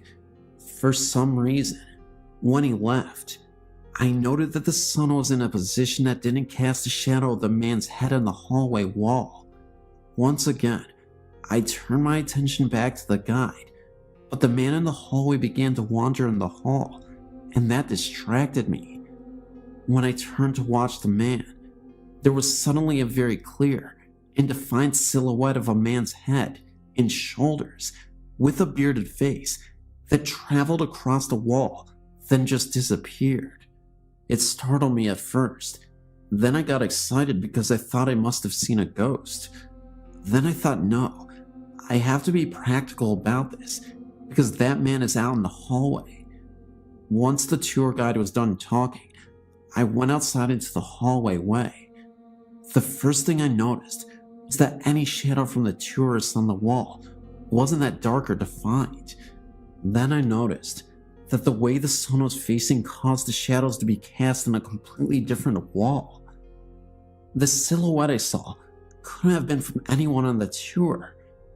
Then I noticed that there was an upstairs where I thought maybe an employee could be working. That theory was completely dismissed when it appeared no one was up there. There wasn't any logical explanations for the silhouette. It wasn't until my family returned home a few days later that I decided to research what I had seen. After discovering that there was a frequent spirit there that was called the General, I made the connection.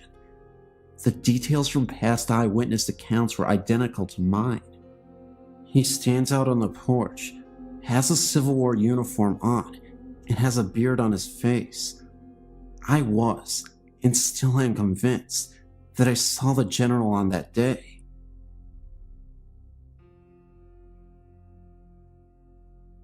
This took place shortly after I turned 16.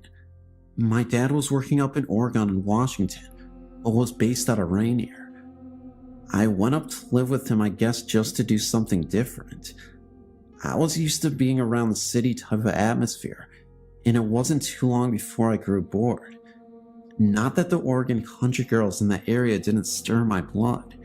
It's just that they mainly wanted to waste their time getting high or drunk, tipping cows, or shooting the passing ships going down the Columbia River, which I don't mind. I just miss the city lights or something. Anywho, I'd been out partying with a friend and drove off the side of a mountain. Another story, which would take a while to go through. And I thought my dad was probably going to kill me anyway, without benefit of blindfold and a last smoke, so I decided to hitchhike back to Oklahoma. Needless to say, I lacked understanding of just how far it was from Oklahoma. My newfound compadre decided to go along, because he had gotten in recent trouble with his folks and wanted out of town too, so we took off. Somewhere between Portland and the Dells, on I-84, which was only a 2-lane at that spot. We were really tired and looking for a place to sleep. By this time, I'd found out that this hitchhiking thing wasn't for me, and it really should be called a lot of hiking and not enough hitching, or something similar. And what seemed weird was that out in the middle of nowhere, the fences were really well kept, and I didn't want to get caught up climbing one. No houses, no anything. It was simply just nice fences. Anyway, we found a rather peevish looking fence about 3/4 of a mile before a bend in the road. The moon was out and actually lit up the area pretty well. There was about 3/4 of a mile behind us from the last turn in the road, and like I said, about the same in front of us before the next one. We were in a valley or whatever they're called that the road went through, and it was really a beautiful sight. Just as we were fixing to jump the fence, a car came around the bend from in front. Of course it was too far off to see us when it rounded the bend, but we didn't want it to see us climbing the fence when it came abreast of us, like the owners of the land are out cruising in the middle of the night. The sides of the road in that area sloped down at a very sharp right and were gravel, at least on our side of the road, so you didn't have to go far to be below the grade of the road and out of sight of passing motorists. It went down probably 15 feet though, well below the road. Come to think of it, I don't think I've ever seen anything quite like that since. Just as we were sliding down the slope out of sight, I caught sight of something way down the road, just the side of the curve. The lights of the oncoming car caught it, just as it was making the curve. Whatever it was, went down the embankment on the opposite side of the road from us. I asked my friend if he saw it, and he said yes, he saw something. After the car passed, we peeked over the top of the road, and right when we started to climb back onto the roadway, because we decided we didn't want to sleep in that area anyway, we saw what appeared to be two guys pushing a motorbike climb up where we saw it go off before. This was still about 3/4 of a mile at least off, down the hill near the curve. We slid back down the slope, out of sight. I really don't know why. Then we kind of just looked at each other. A motorbike? We both looked at the incline behind us. If you pushed a motorbike off the side of the road down this embankment, you'd have a heck of a time stopping it before it went all the way down, and the river was on their side, and even a harder time getting back up. I couldn't imagine trying to get it back up to the road, assuming it didn't go into the river. We both peeked over the top, breathing really quiet and shallow, watching for another couple of minutes, when all of a sudden, it stood up. It wasn't two guys pushing a motorbike. It was something that had been on all fours and stood up, and it was huge. At least twice as tall as us, and by the way, we weren't midgets.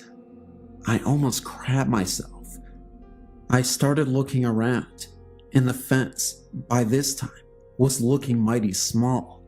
Thinking really fast in that fight or flight mode, and the flight was definitely the way I was leaning towards, I realized that, thank God it had been his turn to carry the backpack, which would slow him down, and had the only food we had in it, and on top of that, I thought I could outrun him. Maybe it wouldn't want both of us. I looked at him, saw the panic in his eyes, and knew he was thinking along the same lines. I knew I couldn't run. I also knew that I had to sense us when it got directly across from us. I pulled out my little pocket knife. I knew that we're going to die, and all I could think of was, Lord, please let it be quick. I peeked over the top again, and it was almost even with us. I might have whimpered, silently of course, but I also noticed that the wind was blowing in my face from his direction. There might be hope. We ducked back down, and we could hear it almost stop right across from us for a moment or two, then start on up the road again. It was almost to the curve up the hill from us from the direction we had originally came from, when another car came around the bend downhill. I thought about jumping out in front of it and yelling for help, but if it didn't stop, then whatever that was would know that we were there. We waited, and it disappeared below the other side of the road, like before when the other car came. This time, it didn't come back up. I don't know how long we waited, but we finally climbed back up and continued down the hill and around the curve. We didn't say a word or breath, anything about a whisper, till we cleared that bend in the road and was a mile or two away. When we called the Dallas, we called our parents to come and get us. We'd had enough of the open road in Oregon. I don't know what that was, but I still think about it sometimes. I've had a few other things happen to me in my life, but that really scared me.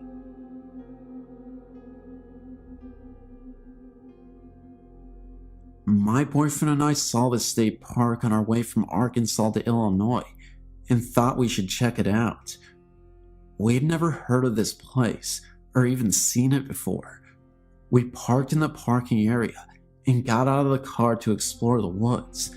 Naturally, I had to use the restroom, so I went to the bathroom, and once I got to the toilet, I had a terrible feeling of being watched, and I truly felt like someone was in the bathroom with me, but obviously, I was the only one.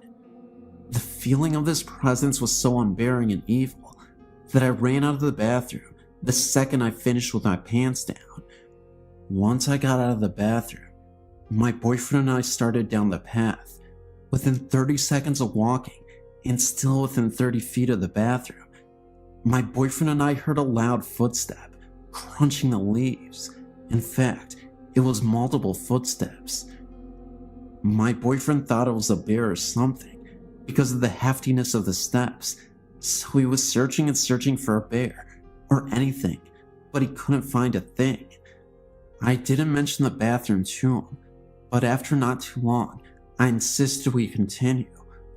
I know there is something terribly evil in that bathroom.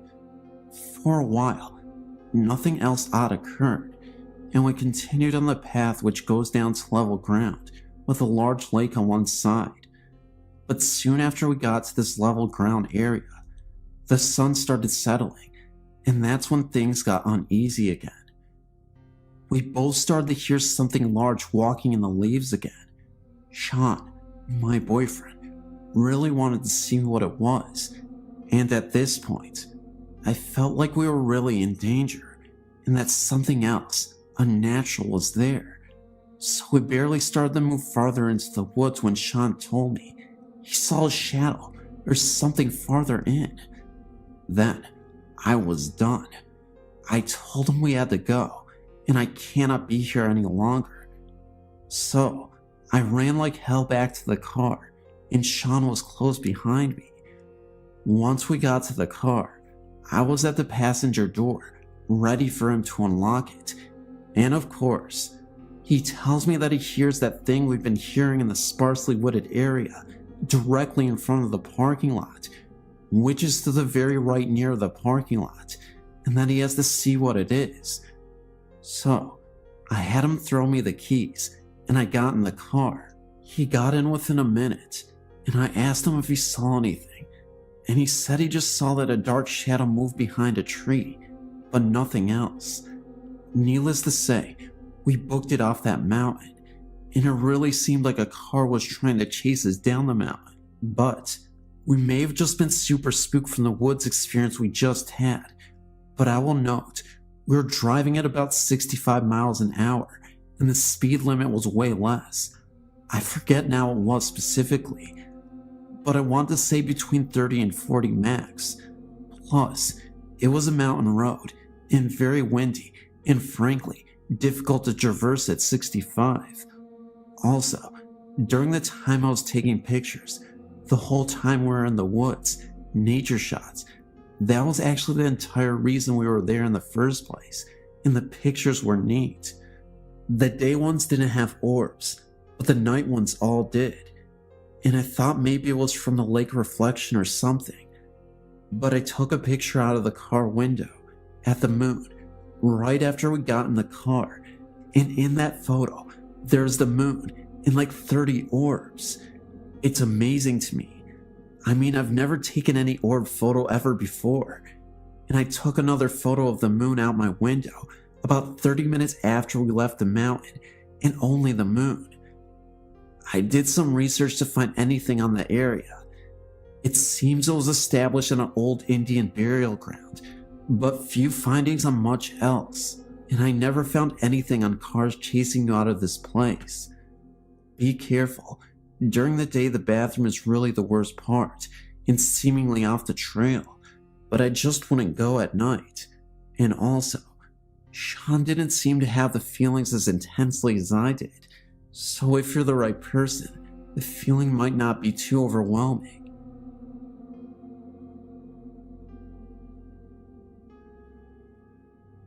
I was thinking about my dog last night, as he was put away a few years ago, and the immediate remembrance of a very weird experience me and my dog had in my home, in Tallahassee. This home, prior to any construction behind us, was all wooded landscape and ran into Lake Jackson. Within this wooded area were several Indian burial mounds. One day, shortly after I moved there for a new job, I took my dog for a walk, unleashed, back in the woods. I saw those mounds, but really did not know that they were Indian burial mounds. My dog and I both walked over these mounds just being adventurers. When I returned from our walk, my neighbor asked me jokingly if I let my dog run loose back there, and my response was yes. He then stated that I would see a black bird perched somewhere soon in a tree close by, and that this bird would be watching me. I laughingly asked why, and he said that if we walked over those mounds, we would have possibly wakened the spirits, and that the bird was their watchful eye on me. Well, of course I thought this man was crazy, but he was actually a very nice and intelligent man, as I learned later. So only about 2 days later, I returned home from work, and I recall thinking about the black bird Betty told me. So I peeked around the left side of the home to look into the wooded area, and lo and behold, there was a blackbird perched on a tree, staring at me. He would not take his eyes off either. Needless to say, that was creepy. So that very night, I was in my office, and my dog was usually laying in the living room by the fireplace. As I was doing my work in the office, my office chair was budged about 2 to 3 inches forward with a force that felt like someone actually pushed the chair. I instinctively reached by, looking over my right side, expecting to see my dog. No dog, nothing. So I quickly went into the living room, only to see my dog laying down facing the hallway entrance, which is where my office resided, as well as 2 other bedrooms. And he had his head between his paws, staring and growling at something in the hallway. Talk about getting freaked out. So I grabbed my dog by his collar and tried to lead him down into the hallway, and he resisted every attempt. He was scared, obviously, and he definitely saw or sensed something. I did not see anything at all. As I walked into each room through that hallway, I did not see or sense anything. Then I walked into the bathroom in the master bedroom to find that my candle, which was lit, went out. So that night, I kept all lights on. The following day I came home and looked again for that weird bird. He was not there. So I took my dog outside to do his thing, but then noticed he was limping. Then he fell to his side with pain in the backyard. As I made the observation, I noticed that in his groin area, he had a large tumor-like bulge coming from this area. I immediately took him to the veterinarian, and I recall she had no explanation for it, but prescribed medication to reduce the swelling. Within 2 weeks or so, the swelling went away. Looking back at that, I really feel that the spirit, or whatever it was, made that happen, as my dog was still young and very healthy. After that week of weird occurrences, I never had anything further happen. I never told my neighbor what had happened, as I did not want to look silly or have rumors flying around. But for sure, I can tell you that I know in my own gut that what that neighbor told me came to life. Dogs can definitely sense or see these spirits, as we cannot apparently. Between the bird, the bump on my chair, my dog growling and acting scared, and the bulge in his groin area, all made sense that something was in that house. Never walked in those woods again. I no longer reside there either.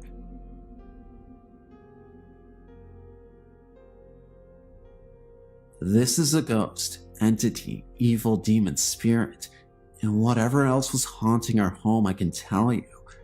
I will never forget what happened as long as I breathe air. We moved into this big house when I was 15. It had been empty for about 10 years. It had old, creaky wood floors and a ton of doors. Everywhere you turned in the house, there was a door. Don't ask, I still can't figure it out. It was a doctor's house. In the very back of the house is where he saw his patients. Yes, some died in the house in his office. Both my grandparents also died there. The very first thought we had activity, about 3 a.m. in the morning, there was someone banging on our front door. My grandfather would get up and no one would be there. This happened all the time. We'd drop our car keys in the glass bowl right when we walked in, and they would be in a different part of the house. Things were always showing up all over the house. It likes to play tricks all the time. So many things happened, I can hardly recall them, all but this one I will never forget in my life. I would love to forget it, but it just won't go away. I was 20 years old and just had a baby.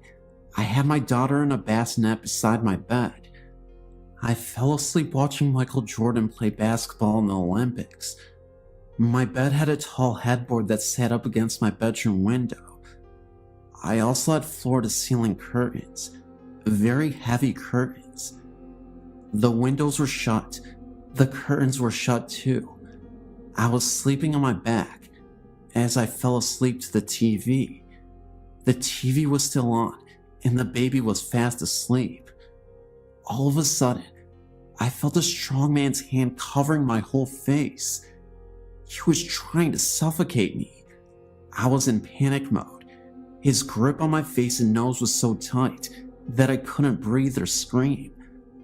I was looking up at the ceiling thinking I'm gonna die, right there, right now. It seemed like an eternity, and I was losing my breath.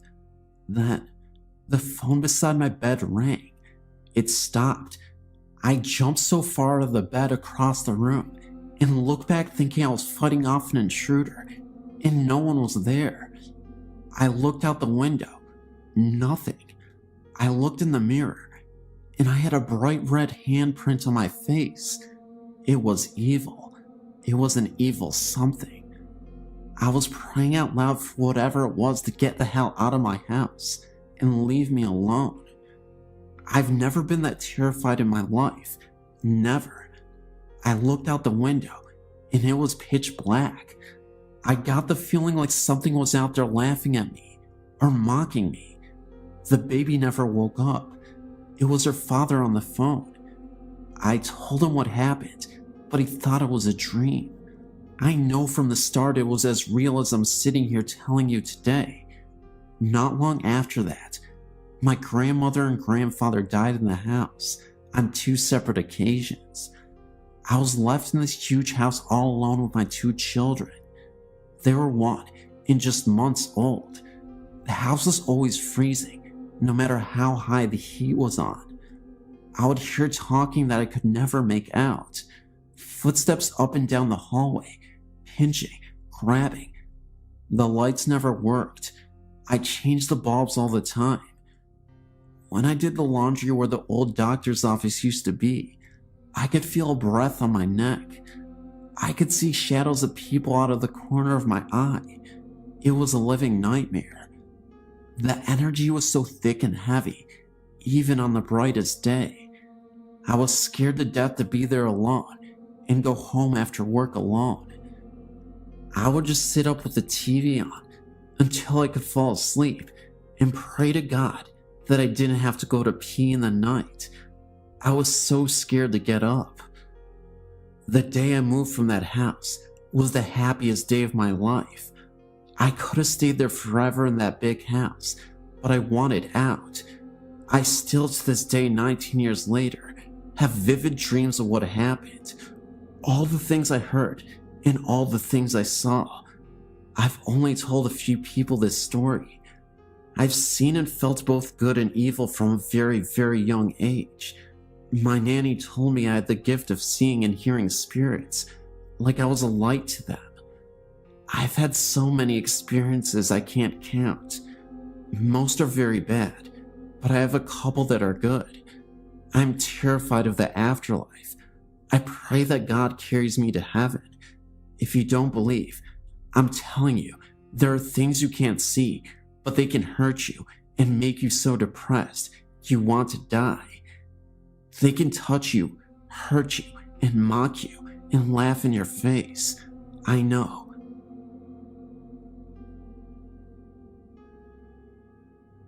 Here's my story.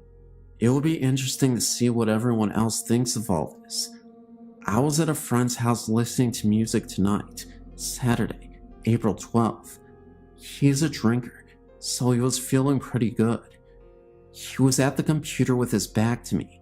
I was on the couch directly in front of the TV, which was off. The only light on was right above the computer desk. To my right was the entryway, which was dark, pitch black actually, but I could see the reflection of the room in the TV. He was playing "Oh Death" from "Brother Where Art Thou."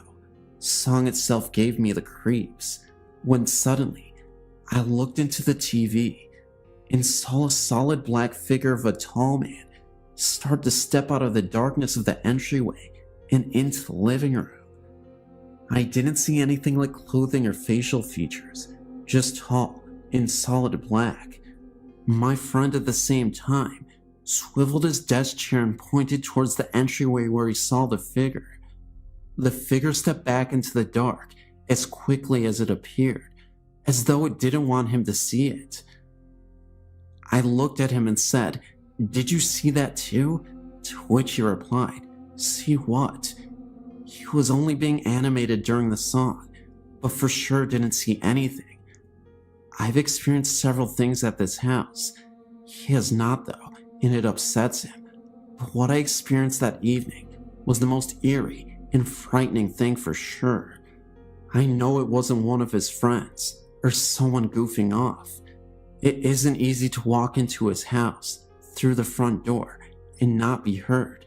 The floor is tile. We walked over and turned on the light, and we both looked. There was no one there. I just went home. I couldn't stay there, and I begged him to come with me, but he wouldn't.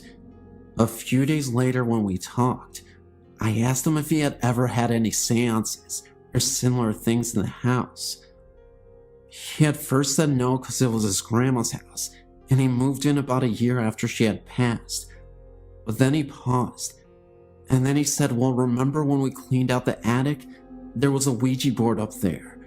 Well, no, I didn't remember, and I told him to get his house cleansed, but he was just laughing at me. I've never been back to his house since that night. About 2 weeks later, he got an unintentional EVP, which is very eerie also. He has a voice-activated recorder and was recording a couple of programs off the computer for a friend at work. He turned off the computer and the TV isn't hooked up anyways, but when he woke up, there were 3 recordings instead of 2 on the recorder. I know he's pretty up on computers, but he didn't make this EVP himself. Actually, it scared him, and he said he wasn't going to listen to it anymore. Even though I'm not sure whether I do in fact believe in ghosts and the supernatural, I must be the Ghost Stories world's biggest fan and relentless reader, and have been a patron of your site for many, many years, at least a decade now.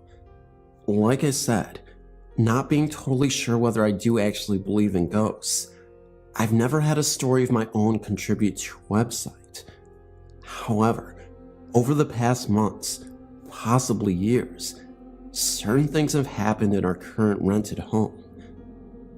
Occurrences in this house that made me think twice, maybe even 3 times about what I actually do and don't believe in. My husband Craig and I have been living in our rented home here in Melbourne, Australia for almost 4 years now. We rent privately and know very little about the house and its history, apart from the fact that we are private renters and the rent has always been almost ridiculously cheap. The house isn't that old, however. It would only be about 15 or 20 years old. We do know, however, that several of the last tenants that lived here, families with children, by the look of the wall drawings in the study and backyard, moved out fairly quick after moving in, which has always puzzled me, as the house isn't in that bad a shape. The neighborhood is okay, and the rent, like I said, has always been ridiculously cheap. Any questionable incident that has happened in this house has either taken place in the lounge room or the nursery. My daughter is now 3 months short of turning 3. I remember one time when my daughter was tiny. She would have been 6 months old at the time. We put her to bed in her cot in her room. She's always been a fire alarm screamer, and on this particular day, after screaming for about 10 minutes, she quite suddenly stopped dead. Assuming that she had just fallen asleep, I walked outside into the backyard about 10 minutes later to feed the dog. I looked through her window subtly to make sure that all was calm in her room, when I noticed a very strange thing. My daughter did not look close to sleeping at all. She was in fact staring intently at the ceiling. I watched her eyes move from left to right and so forth, as if she was watching something very closely, but there was nothing there. Not thinking all that much of it, I went back inside and continued on with whatever I was doing, thinking that she was just boring herself off to sleep. A few weeks later, something very similar happened to this again, except this time, it was in the lounge room. Heidi was sitting with me on the couch. The family dog was also in the room, sitting by my feet, as Heidi all of a sudden started staring at the ceiling again, with much the same intensity as before in our room. This time, the dog joined in and was making much the same eye and head movements as Heidi was, as if they were both watching something on the ceiling move from side to side. The dog's hair then stood on the back of its neck, and he started growling, which frightened me, as he is one of the friendliest dogs in the world and wouldn't hurt a fly. Then, being a bit of a wimp, he got up and snuck into the next room and didn't come back for about a half an hour. This sort of thing has happened about 3 or 4 times since then, but nothing besides this has ever happened either. No apparitions or noises or banging. I've sometimes had the feeling, though, that we are not alone here. Nothing like this ever happens when my husband is at home, only when I am alone or with Heidi. A couple of days ago, it happened again. Heidi started off by staring at the ceiling, and then her gaze diverted to her toy basket in the corner of the room. She looked at me, smiled, looked back at the toy basket, pointed, and yelled baby. The word baby doesn't necessarily mean baby to Heidi. She calls newborns babies, as well as toddlers up to about her own age. I asked her where, Heidi. Where is the baby? There, she persisted. There, baby. I shrugged and looked away again and hoped to dear God that she would stop pointing and looking at that darn toy basket. She did, thankfully, after only about a minute or so this time. What do you honestly think about this? Fluke? Or something more than just imaginative child playfulness?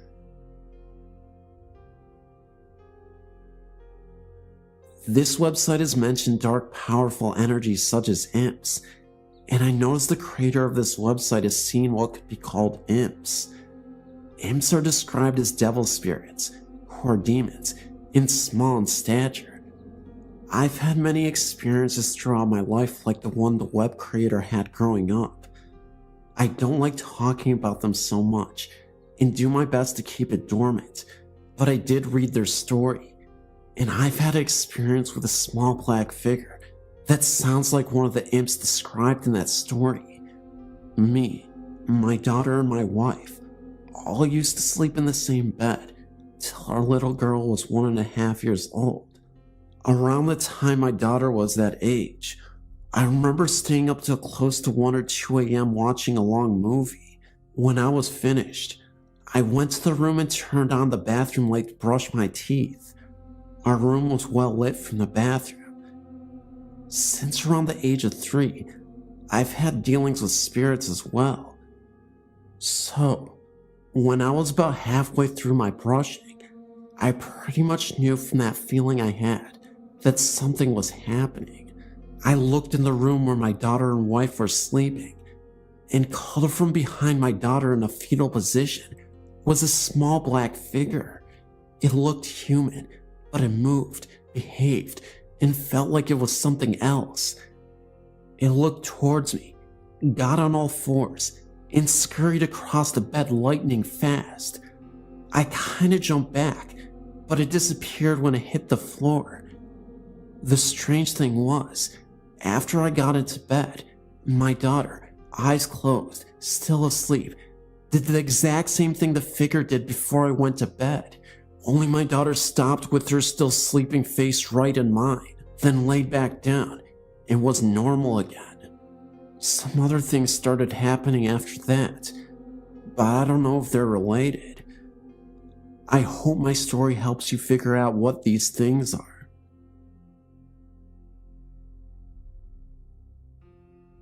My story begins about 3 years ago.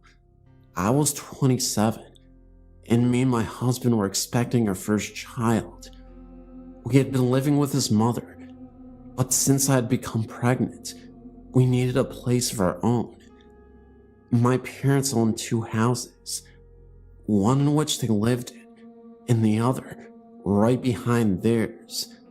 My oldest brother and wife and children used to live there, but he bought the house right next door to my parents. Always wanted to stay close to our family. We're very close.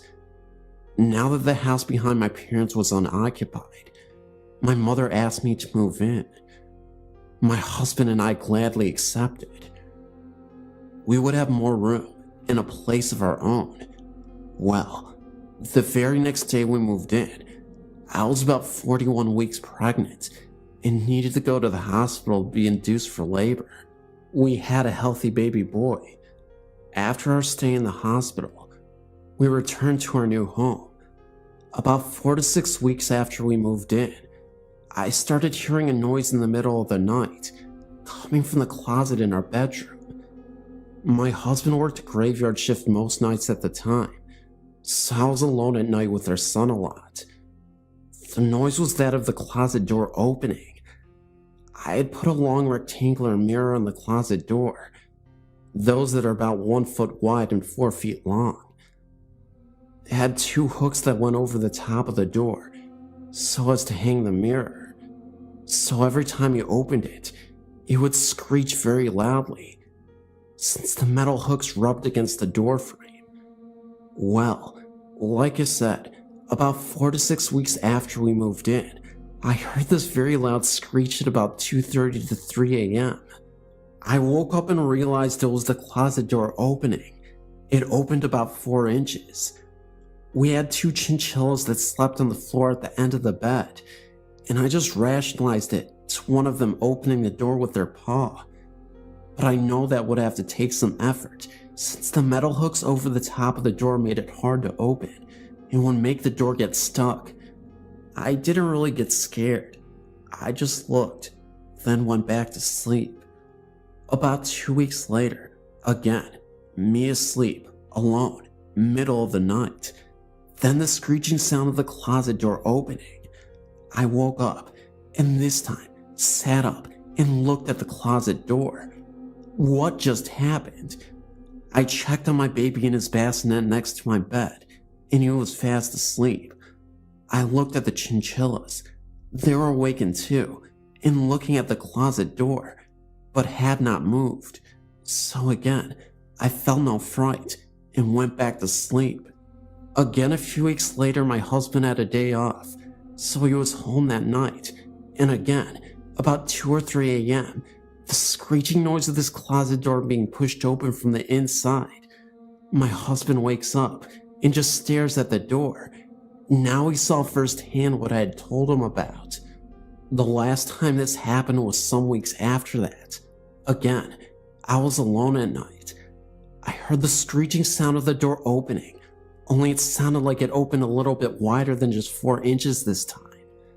I sat up and looked at the door. The chihuahuas were staring at the closet door as well. This time, they stood up. Then the closet door started opening a little bit further still. That set the chihuahuas off. One was barking at the closet door like there was no tomorrow, and the other ran under the bed crying and howling. Their reaction is what scared me the most. My heart was racing. I put my head under the covers. The closet door didn't open further, but it took me forever to get back to sleep. After that night, I was scared of the closet. I told my husband, and he put a lock on the door. I closed it and locked it every night. I didn't open it again. Only one thing happened after that. About a year later, the closet door became increasingly harder to close. It would get stuck, and I would really have to push to close it completely. One Sunday night, about 7:30 p.m. this time, I again was home alone. My husband was working, and my son was with my parents in the house in front of ours. I was watching some TV, and I didn't like to leave the closet door open anymore. So I walked over to the closet door to try and close it completely. I was really pushing, and I started banging on the door with my fist to try and close it. It was almost closed. Then, while I was banging with my fist, right on the other side of the door there was a loud bang, as if someone hit it with their fist. It was right on the spot I was hitting it. I could feel the vibration against me. I stepped away from the closet door. I tried to stay calm. I'll try to sit down and watch some TV, I told myself. I sat down, but could not keep my eyes off the closet door. After about 30 seconds, I decided I couldn't stay in the house any longer. I left my parents' house in front of mine and left the TV on. Why did that scare me so much? I was fine when the closet door would open in the middle of the night. Was it because I was so sleep deprived from having an infant son that it was so easy for me to go back to sleep? The fact that I heard the banging on either side of the closet unnerved me so much. Thinking back, I remembered when I was 14 and my brother first moved in the very same house with my then 4-month pregnant sister-in-law and her 4-month-old daughter from a previous marriage. I remember shortly after they moved in, her telling me she thought the house was haunted. I asked why, and she told me that at night, she would see the closet doorknob rattle and turn. Oh, it's just her imagination, I told her. Even at 14, I would rationalize everything. I guess it wasn't her imagination after all. I later asked my niece, now 21, if she ever saw anything. She told me she did, which I later write about. This is something completely different to my experience, and I think it had something to do with her and not the house. She also used to tell me that the closet door used to open in front of my brother until he confronted it. Then it stopped. Thank you for taking the time to read my story.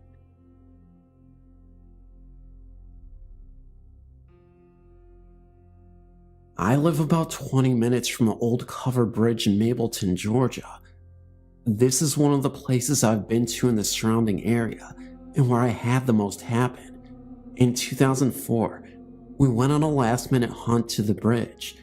I know you're supposed to be better prepared, but I kept most of my things in the car at all times, just in case.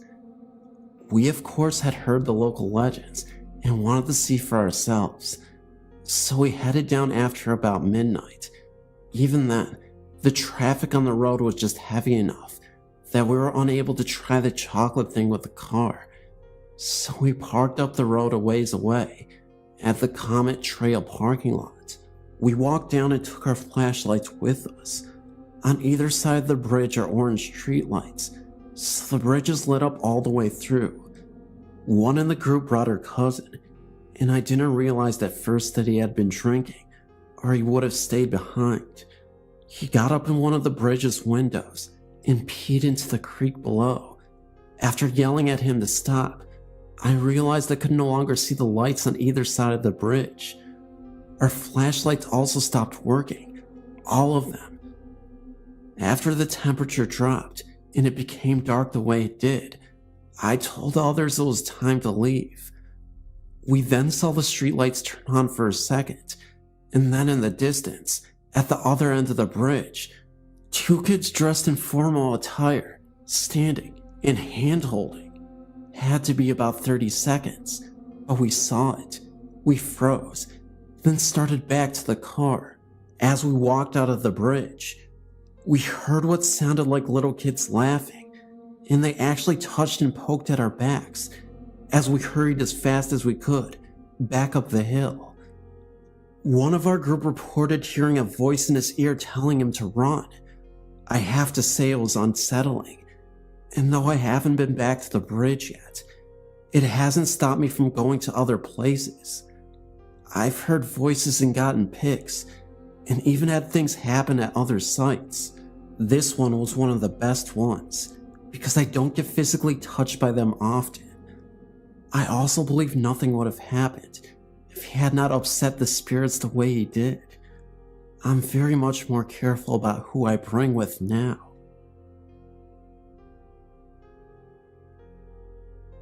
Only one town over from our home stands one of the largest and most ornate railway stations in our state. The owners worked over 20 years bringing it back from neglect in a time gone by, as their second love is antiques. They have decorated it with period pieces throughout, now opened it as an outstanding restaurant. My husband and I often bring friends there to enjoy not only the wonderful food, but for the pleasure of watching them jump as the Amtrak fly by, only feet from the window. There is a very small organ that has been placed on a wall, not far from where we often sit. Several meals ago, our waitress entertained us by telling, some people have commented there is a ghost attached to this instrument.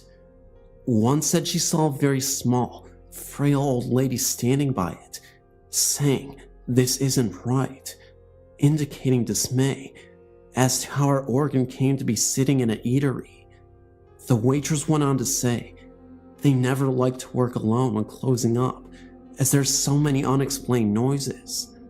We enjoyed a meal there today, and as always, our conversation turned into the many thousands of people now gone that pass through these massive arched doors. Out of nowhere, I smelled a very strong odor of ivory soap. Mind you, we are eating fish, no one is passing by, and the other tables haven't changed their patrons. I say nothing, but a moment later, my husband smells it and says how weird it is. Such an uncommon smell today. It lasted for about 3 minutes. There was no explaining the smell. As we finish, we wander through the hall looking at various rail-related antiques and move on to the outside. There's an Amtrak train on the track, but it is going slow. Strange, as they usually are speeding enough for an onlooker to feel their wind as they pass, heading for Boston. It comes to a complete stop at the station. A man in uniform gets out and looks at the front and then under. Turning to us, he says he thought he saw someone laying on the track. He walks about, making a full inspection. Then he gets in and then starts going. We see the riders in their seats, but as we watch, he stops again, just down the track, and repeats the inspection again. Strange day. This place should be investigated.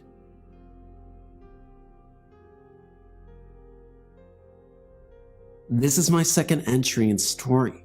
This takes place in Rusk, Texas in the 70s. This story comes from an acquaintance of mine, who is really more of a good friend of mine, of my good friends. Mike and Katie were married and had 2 children. One was a 9-year-old boy, and the other was a 5-year-old girl. They moved into a house that had a shotgun-style layout.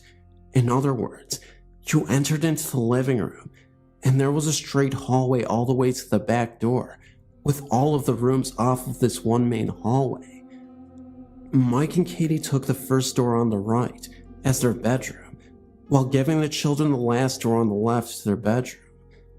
One night, not long after the move, Mike and his wife were sound asleep when they were awakened by screams of mommy and daddy, and turned on the nightstand lamp to find both their children wide awake and terrified. The children claimed to have seen a man with a hat on and a beard peering into their window. Mike immediately got his gun and ran around the back, where he found an empty field and no sign of anyone having been there. At first, they were under the impression that this man had a ladder, because the back of the house stood on a steep grade down, and no one could be peering into one of the back windows without a ladder.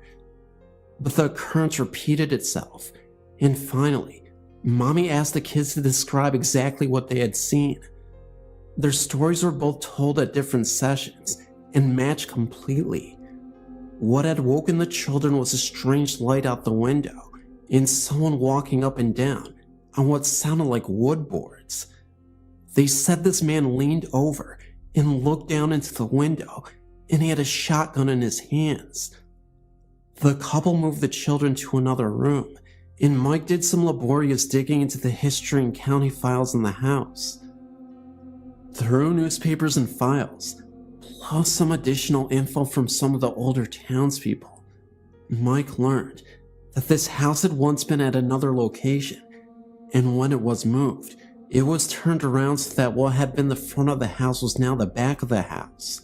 He also learned that the man who had died at the house had been arrested and died in prison for shooting his wife and her lover in their bed with a shotgun.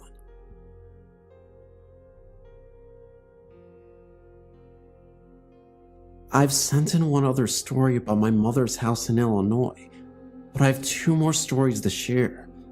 I was raised by my grandparents. Their house has its share of odd occurrences, knocking sounds from within the walls, an apparition of my great-grandmother, and eerie feelings down the long hallway to the bedrooms. One night, I was around 9 in 1989. I was lying in bed, trying to fall asleep. My bed was facing the doorway, and I could see into my grandparents' bedroom across the hall. The hall is only about 4 feet wide. The only light visible came from a small night light in the outlet at the center of the hall. As I was tossing and turning, trying to fall asleep, I looked out into the hallway and saw a young woman with curly hair, her body glowing faintly. She carried a candle in her cupped hands. She walked slowly and paused for a second and turned to look into my grandparents' room. Being the nervous child I was, I quickly pulled the covers over my head and ignored it, eventually falling asleep. Years passed, and I never saw another apparition. When I was 16, 1996, I was still living there. I grew up in that house, 13 years total, and had moved across the hall, having switched rooms with my grandparents. I decided I would try an experiment. I found a dress similar to the one I saw the apparition wearing, so I decided I would put it on and sort of relive that experience. I have very curly hair, and it was the same length as the apparitions. I put on the dress, grabbed a short white candle, turned off the hall light, lit the candle, and took the path that I had witnessed the apparition take. I took the same route, made the slow walk, paused at my old bedroom door, looked in, and walked into what was now my bedroom. Was what I saw a ghost, or merely a glimpse into my future? Was I seeing myself on some other intersecting point of time? I'm still trying to figure that one out. Next story. This occurred in 1997, while I was at a Native American ceremony in the woods in Nebraska. We had been out in the woods for about a week, living in our tents and teepees, ceremonies going on throughout that time. I'd heard the stories of spirits who lived in the trees, and being as curious as I am about the supernatural, I was nervous and excited to see what might be out there. For the first few days, things were normal, and I went about my business working in the cook shack, making large quantities of food for the huge number of people there. One evening, after dinner, I was sitting at a table with the aider, talking about the name he had just given me, Star Woman, for my love of looking at the stars for hours on end, when my right hand suddenly went ice cold. My mother was sitting to my left, and I said, "Wow," my hand just went freezing cold. There was no wind, and it was July in Nebraska, pretty hot, even after the sun went down. She said, "Oh, don't worry, that's just the spirit touching you." I can't recall the name for them, so I'll just say spirit. I think it was Wayne Guy, but I'm not sure. Okay, no big deal. Our tent was set up along the perimeter of the tree line, with an outhouse about 50 feet to the right. On several occasions, while walking to the outhouse, I noticed black human forms in the trees. When I'd shine my flashlight on them, they were gone. I attributed this to my imagination. A few days later, a friend who had brought along for the trip was sitting in my tent with me, talking about the day. I was on the left side, leaning back on my arms, with my lantern flashlight next to my left hand, about 12 inches away. It was the kind where you could pull up the body of the flashlight to reveal a lantern. We were talking, and we noticed the light shifting in the tent. There were no other lights, aside from a bonfire on the side of the camp at about 300 feet. I looked at my flashlight, and it was standing on its edge. All we could do was sit and watch it. It stood on its edge for about 2 minutes. Then we decided to leave the tent for a while because we were a bit freaked out. The flashlight had a rounded head, not a square one. My hand did cause the tent floor to dent in slightly, but my flashlight was nowhere near my hand or the dent I made in the floor. The light was literally standing on one rounded edge. When I mentioned it to my mom the next day, she quipped, "They were playing with you. They must like you." I wasn't really scared, just a bit nervous, considering we were out in the wilderness with no lights. I was intrigued more than anything, considering the nature of the ceremony we were attending. I'm certain the spirits were focused by our activity. I hope to return to that spot in the future.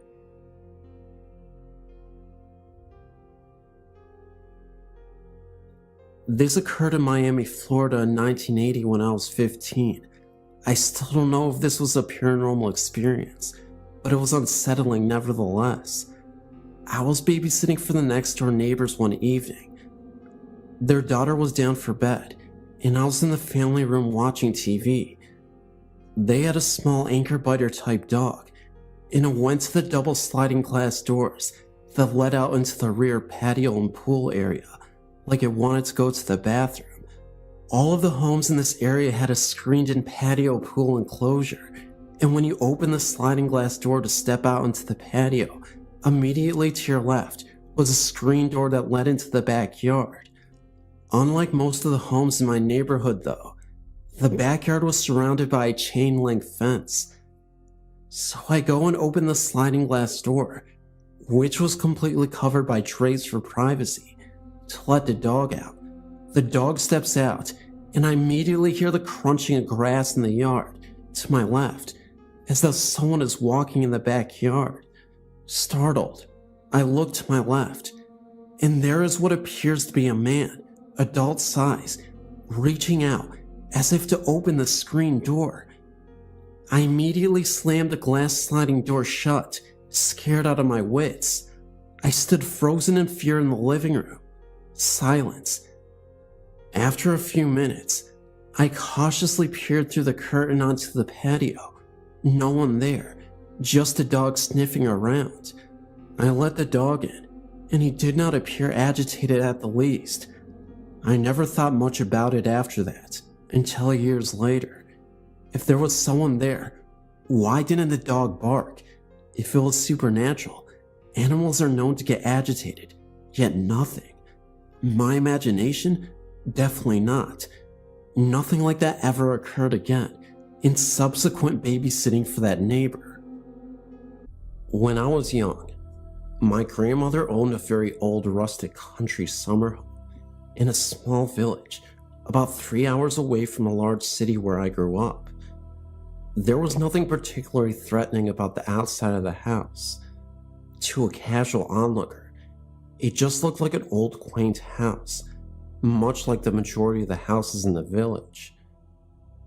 During summer break from school, my parents would send me there, since my grandmother always took her vacations there, far away from the busy life in the big city where we all lived. Though I miss my parents a lot, and didn't get along well with my grandmother, I still, for the most part, enjoyed the large garden with its old apple trees, a berry orchard, and a large vegetable garden. The inside of the house had a very different feel to it. First of all, it was definitely very old and somewhat musty, because it went unused for a large portion of the year. In one of the bedrooms where the wallpapers was peeling, you could see several layers of different color wallpaper, which makes me think that the house was owned by many people before my grandmother, though she had for many, many years. Though it had a sink, it did not have a toilet or a shower. Instead, there was an outhouse outside and an outside shower for summer use. There was one room in the house, which was added sometime after the original house was built. It was a slightly newer, open space with many windows, painted in a pleasant pastel color. It was located at the very back of the house. For some reason, my grandmother insisted that this particular room is where I would stay. If you were to simply look at it, you would find absolutely nothing threatening about this room. However, for some reason, I was terrified of staying there. My parents always remarked that unlike the other children, I was scared of nothing.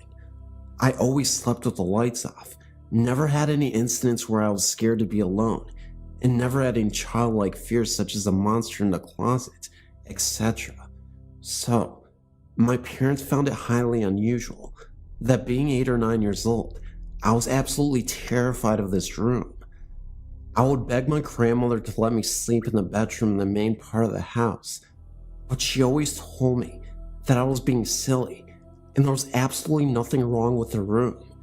Yet at night, with the lights off, I couldn't help but hear unusual creaking sounds, knockings, and what sounded like footsteps after my grandmother had gone to bed. Having never been scared of anything, I would pull the blanket almost all the way over myself, except for my eyes, out of which I could see faint black shadows moving along the corners of the room. I tried so hard to convince myself that I was just imagining things, but the extreme uneasy feeling never let up. I felt like something in the room could physically hurt me if it chose to. I told my parents and kept asking my grandmother about the room, but my questions were sidestepped, and I was always told that I'm just imagining things. And maybe it's because the room is sort of isolated from the rest of the house, and that makes me nervous. And of course, I got the usual explanation of it's just the house settling, etc. Since the house had no hot water, they couldn't blame the water heater. Things would go on like this every summer I was there. On a few occasions when I was allowed to sleep in the bedroom in the main part of the house, I felt much more at ease and was able to fall asleep much easier. In the other room, the uneasy feeling would keep me awake for hours, which was highly unusual for me since I never had trouble sleeping anywhere else. Yet, though significantly weaker, the effects of that negative energy permeated the entire house. To wash up before bed, we would heat water in the kitchen and put it in a basin. On numerous occasions, when I was washing my face or giving myself a sponge bath, since the only shower was outside, I had very strong feelings of being watched, to the point where I would do what I needed to do as fast as possible and would turn to look behind me, expecting someone to be there. One particular occasion I remember very clearly. It was broad daylight, and my grandmother went to the local market to buy food while leaving me at the house by myself. I was about to go outside to the garden when I heard a loud female voice clearly calling my name from the living room. Utterly confused since I was supposed to be the only one in the house, I went to investigate. My grandmother was still out, and I confirmed that I was alone. Then I heard the same voice again, calling out to me urgently from another room. I was really freaked out and almost ran out of the house, but made myself go and see if anyone was there. I saw no one. When my grandmother got back from the market, I told her what happened, and she told me many people imagine someone calling their name when they are home by themselves. Even then, I thought it was an odd explanation, since I never had an occurrence like that before. And actually, I haven't had an occurrence like that in the nearly 20 years since then. Sadly, since I was still a child, I never found out the history of the house before my grandmother finally sold it after she was too old to maintain it. I don't envy whoever owns it now, though.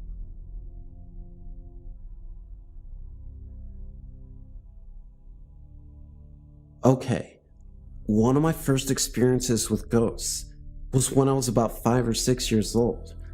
I was in Texas at my grandmother's house with my brother and cousin.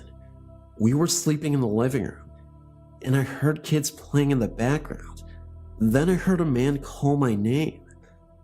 I thought everyone else was up, and my grandma was waking me up. I stood up and opened my eyes, and there was no one there. It was also silent. I thought it was a dream, but then I heard kids again, and a man's voice started to call my name again. I now knew that this wasn't a dream. I ran to my grandparents' room and told them there was a man calling my name and that there were kids playing.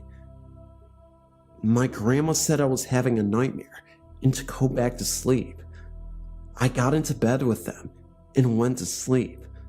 About an hour later, my cousin came into the room saying that a man wouldn't stop calling his name. My grandma thought it was maybe a coincidence and told us to go to sleep. Nothing ever happened to my brother. A few weeks later, we got a call from them telling us that they were moving. My grandpa had gotten up about 1 a.m. to let the dog outside, and when he turned around, all of the dog's squeaky toys started squeaking, and there was a woman standing right in front of him, and it wasn't my grandma. They found a house and started moving as quickly as possible. We came down to help them.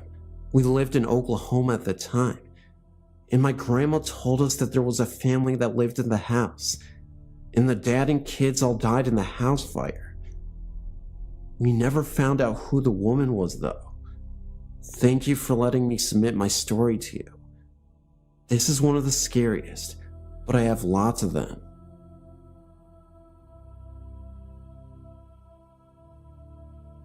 For as long as I can remember, I've been able to feel and see spirits that no one else could.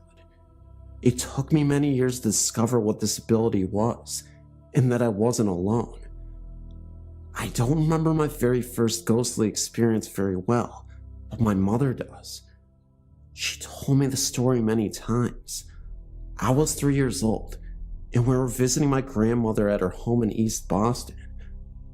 I walked into the back bedroom, my grandmother's room, and then back into the dining room and asked my grandmother about the man in our room. She asked me to describe him, so I did.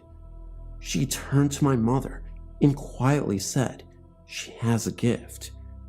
She handed me a photo of her and my deceased grandfather and asked me if that was the man. I said yes, but he was skinnier now. My grandfather died of a brain aneurysm, a complication from a bout of meningitis in 1952, 34 years before my birth year. 1 year later, I was 4. We moved into a new home. Directly behind the house was the cemetery. We lived in that house for the next 14 years. There was a very heavy, eerie feeling that surrounded the stairs. Something watched you from the base of the stairs while you were in the living room, or at the top of the stairs. Every so often, there was footsteps and the sounds of someone falling down them. When you went to investigate, nothing was there. The basement was the worst place. It felt like something like a voice grip was squeezing your chest. I could never go down there. I was apparently the only one that felt it. My sister told me after she moved into her room down there that she never quite felt alone, and she'd get this odd headache, then smell something really awful. My dad made sure everything was perfectly safe before she moved everything down. There was no explainable reason for her experiences. I've had experiences outside the house as well, in cemeteries, in other people's homes.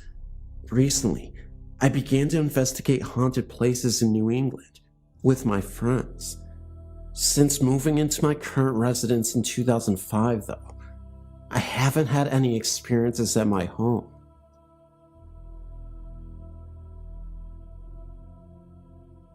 We lived in a small farmhouse with a huge backyard, and beyond the fence, an even larger pasture. I was 11 years old when we lived there, and we, the kids, would always explore the backyard, especially at night, and play hide and seek all of the time.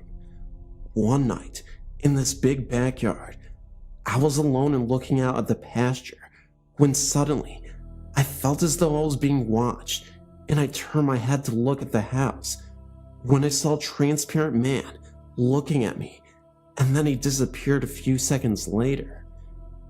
My uncle had died when I was 4, so I assumed it was him watching over me, and ventured into the house and went to sleep.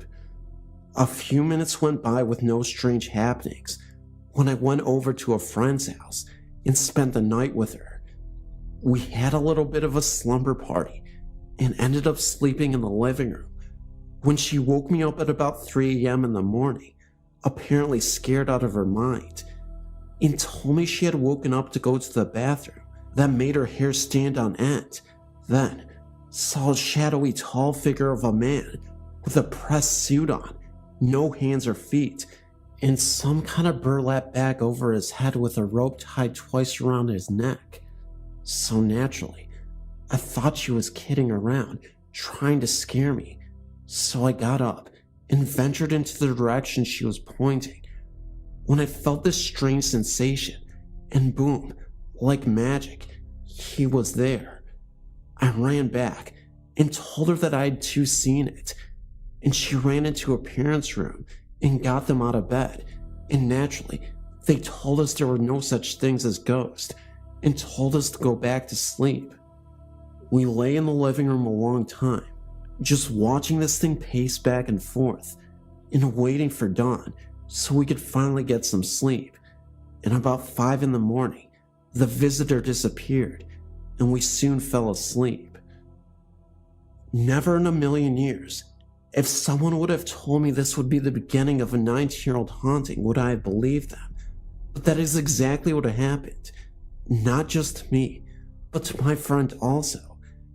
It seemed that this ghost visited us every night at the same time for almost 2 years at first, just pacing the halls, then turning things off and on, changing TV channels and radio stations, swinging things in the walls, just little annoying things that at our age would scare the crap out of you.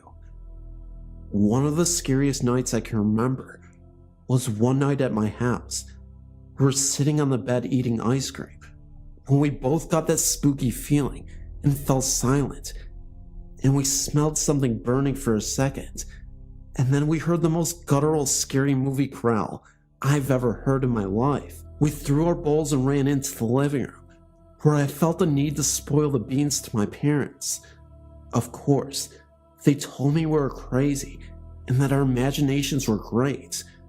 A few months later, I was still insisting to them that something evil was in the home, and they kept telling me the same thing and began asking me if I needed help like counseling or something, but I kept fighting with them about it. By this point, even my brothers thought I was insane. A few months later, my parents decided to move because I stuck to my story, and they were hoping that if they got me away from my friend, that my imagination wouldn't work overtime. We moved about 65 miles from that town to another farmhouse that was even older than the last one. The same thing was happening, only instead of pacing back and forth, the figure began to float to my bedside, lean its head to the side, and make noises like it wanted something from me. This was a nightly ordeal for a few months, and then it began to start touching me. I could never see its hands, but I could feel the icy cold prickle sensation that came with it, working its way up my bed, to my legs, up my body, and even surrounding my head.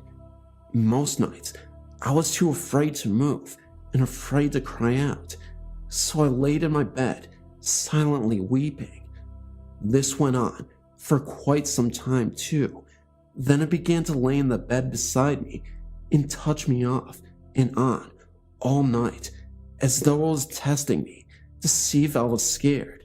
And trust me, I was terrified. But when 5 a.m. rolled around, proof he would vanish.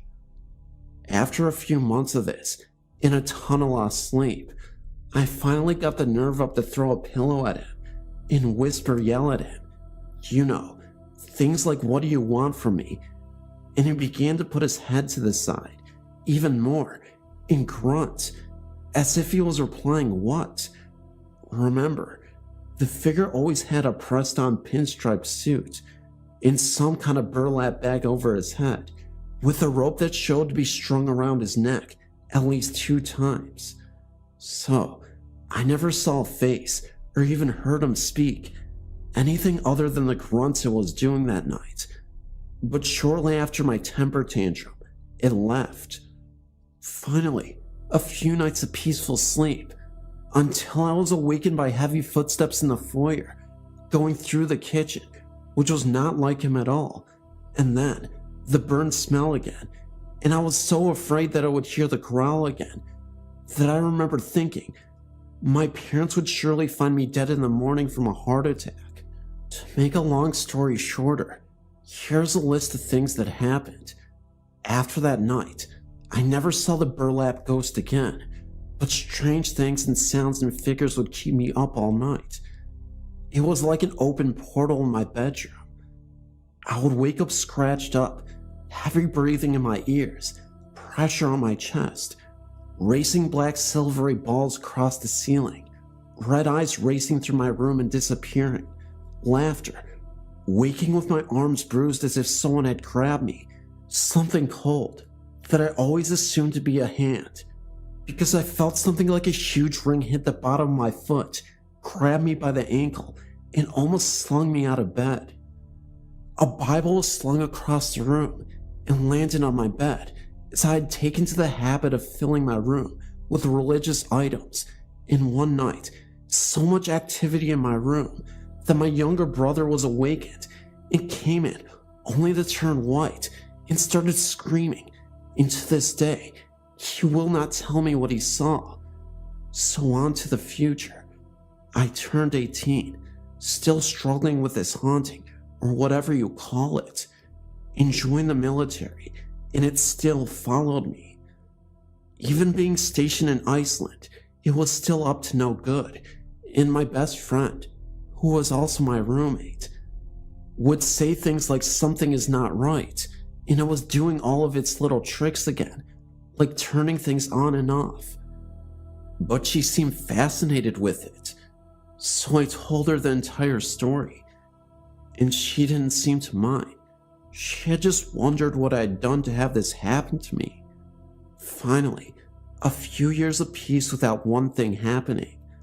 I'm now 24 and live with my boyfriend in our 3-bedroom, 2-bath house, and nothing. Another year of peace when he tells me one morning that he felt like he was being choked in the middle of the night, and he has some bruises on his arm. I say nothing because I don't want him to think I am crazy, but it keeps happening, and then I wake up, look at the clock, and it's 3 a.m. again, and something is breathing heavy in my ear. I got up and went into our guest bedroom, and nothing, so I fall asleep for what seems like a few hours. But when I wake up, it is only 40 past 3, so I attempt to get up, and I can't move. Something is strangling me and hitting me all over. I struggle to get up, but I can't move. I can't even scream. This went on for about 15 to 20 minutes, and proof the struggle is over. This time, the attack is so severe that I consider calling a team of specialists out to see what it is, but I never did. Shortly after that, my boyfriend and I split up, and I moved to Oklahoma to be with my family, and nothing has happened since. Once in a while, I get a strange sensation, but I don't think about it twice and just keep doing what I'm doing. And it has now been about 2 years since anything out of the ordinary happened. There are many more things that happened during this trying period of my life, but for me to write it on here would take a year at least. For those of you who read this and think I'm crazy, I can only say that maybe someday my little brother will tell me what he saw.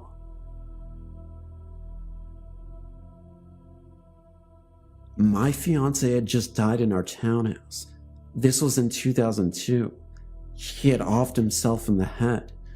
I went back later because I couldn't go back there for a while after he had died. Anyway, I went back and I kept feeling a hand brush across my forehead. One night, I was in bed and was about to fall asleep when something grabbed my foot and was pulling it downward. I freaked out. I was the only one in the house. Then, I had a friend come over because I was afraid to be alone because of these things happening. My friend was downstairs and I was upstairs, coming out of the bathroom, and a dark floating figure floated right by me.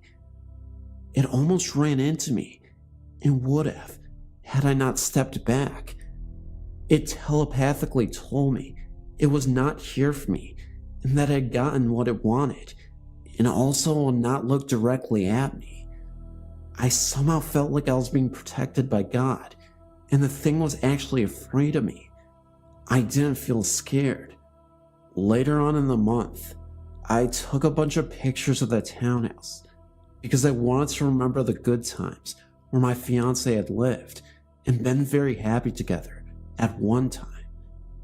I was planning on moving because the memory of his death was just too much for me, and I always had this creepy feeling there since he had died. After I got the pictures developed, there were 120 photos in all of several different rolls of film of different things, and then the one that I had taken pictures of, the inside of the townhome. Out of all these photos, I had taken 3 of the exact place where he had died, and only those 3 photos were what appeared to be flames right in the place where he had passed. It almost looked like the portal to hell. Seriously, to this day, I cannot explain those pictures. They were taken with a very expensive camera. No other photos I had developed before or after that had ever had those flames in them like that. Just the 3 that were the exact location of his body when he died. My name is Malin, and I've just turned 21. I live in Sweden. In my parents' house, I've experienced some strange things that I really can't explain. My sister and I have always felt that there is a presence other than us. My parents don't believe in that kind of thing and have always told us that it's just our imagination. One of the first things I remember is that my father had gotten this stuffed animal that looked like E.T. He got it from his students as a present. I must have been about 4 years old and had recently seen the movie with my sister, and for some reason, I thought that E.T. was the most scary thing I've ever seen, so I didn't like this doll at all. In our basement, there are a lot of different rooms. In one of them, we had a huge box filled with stuffed animals. Every time I went down there, I took the E.T. doll and put it in the bottom of the box, under all the other stuffed animals. But the next time I went down there, the E.T. doll was lying on top of the others again. This happened repeatedly, every time I went down there. It didn't matter if I waited 2 days or 2 minutes. I of course asked my sister and my parents about it, but they swore that they had nothing to do with it. Of course it could be so that they lied to me every time I asked them, but I find that hard to believe. Anyway, I solved the problem a couple years later by giving the ET doll to one of the guys in my class. I constantly heard, and still hear, cracks and other sounds in their house, footsteps, and sometimes voices. They've always been there, and I guess I got used to it, but it took a few years before the next big thing happened. I was 15, maybe 16, and had moved down to the bedroom downstairs. I didn't like sleeping downstairs, but it was either that or a tiny room upstairs. One day, I was sitting in my bed, writing in my diary, when I heard a knock on my door. I was surprised because I was alone in the house and hadn't heard either the car nor the door open. I said, "Come in," but when no one entered, I got up and opened the door, but there was no one there. I thought it was strange, but went back to my diary. I had hardly any time to pick up my pen before I heard another knock. This happened a couple times and really scared me, so I locked the door and crawled under the covers. Then I heard scratching outside and froze, just to hear meow, one of my cats. At first I thought it was my cat who had caused the knocking, but I've never met a cat that can actually knock that hard. Another time I was in the bathroom upstairs. I just finished washing my hands and was outside the bathroom when I remembered that I left my watch on the shelf in front of the mirror. I turned to go get it and took a step into the room when a bottle of lotion literally flew off the windowsill and landed in front of my feet. The window was closed and there was no wind to speak of outside. If the bottle had fallen off the windowsill because it was placed unstable, it would have fallen right down in the cat's litter box, but instead, it flew almost 13 feet. I calmly went out of there, closed the door, and got into my room and locked the door.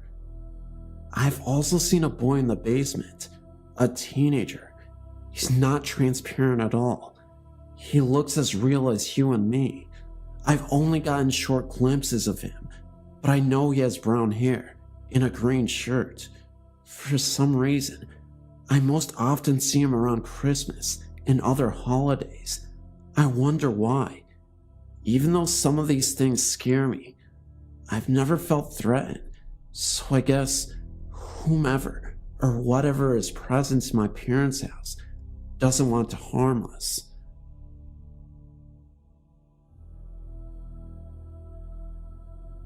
I'm one to be afraid of the dark, but there are feelings I get. Feelings that tell me to get out. Almost a communication with my location. The basement has been home to incidents experienced by me and my slightly older sister. My experience is weird.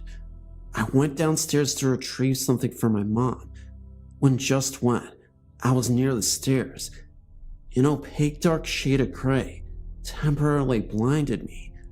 Whilst running up the stairs and wiping my eyes, I swore I heard something. My sister heard something too.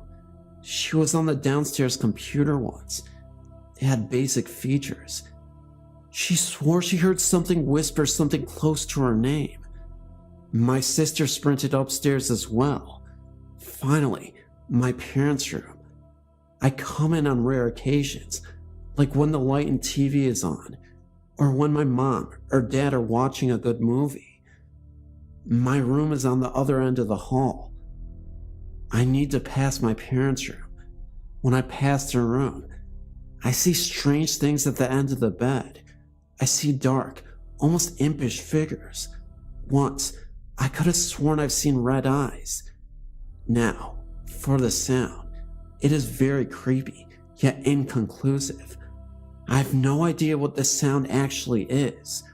Once, when the family and I were in the living room, I heard a broom sweep in the back of the house. Weird part, there was no broom in the back of the house. Plus, just today, on 3/20/2008, I heard something in my room exhale. I know it wasn't me. That had freaked me out. The feeling. I think I may actually have been touched too.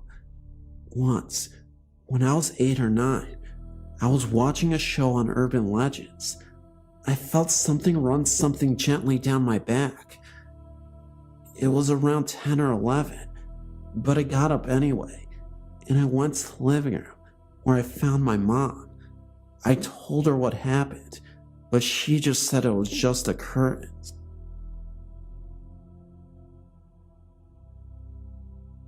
I lived in a home in North Salt Lake City that my children and myself had many experiences over the years that we never could explain other than the supernatural. My husband, myself, and 2 children lived in this house for over 12 years. There's a family that now lives in the house, and I do not want them to cause any problems by giving them out the address of the house. I will say that the house is located on 5th North. My children attended Jackson Elementary School when they were young and graduated from West High School. My daughter was sleeping and thought she heard her name being called, and when she opened her eyes, there was a man with a beard sitting in a rocking chair, holding a hat in his lap. My daughter's bed was hung from the ceiling with chains, and her bed was 4 feet from the floor. My daughter said the man turned his head towards her and grinned at her. She also said that her rocking chair was even with her bed and was 4 feet off the floor. She told me she pulled the covers over her head, and when she peeked out over the covers, he was gone. My son told me of a man with a beard and a top hat sat on the end of the bed. My son heard his name called, and when he even looked in the direction of the speaker, the man sitting on his bed, the man grinned at him. My son pulled the covers over his head, and when he looked out, the man was gone. I was alone in the house for a few days, and on 2 different nights, I was awoken to the sound of music, violin, and tinky sounding piano. The lights were on in the kitchen and the front room. As I entered the kitchen from my bedroom, the music stopped and the lights dimmed, and as I entered the front room, the lights dimmed, and I found myself standing in the middle of the front room in the dark. I heard footsteps in the stairwell, and when I got to the bottom of the stairs, the lights were on upstairs. I started walking up the stairs, and with each step, the light got dimmer, and about at the 5th step, it was now dark upstairs. I could write about many other things that happened at this house. We never felt anything evil with our experiences, and it was always our own fear that scared us.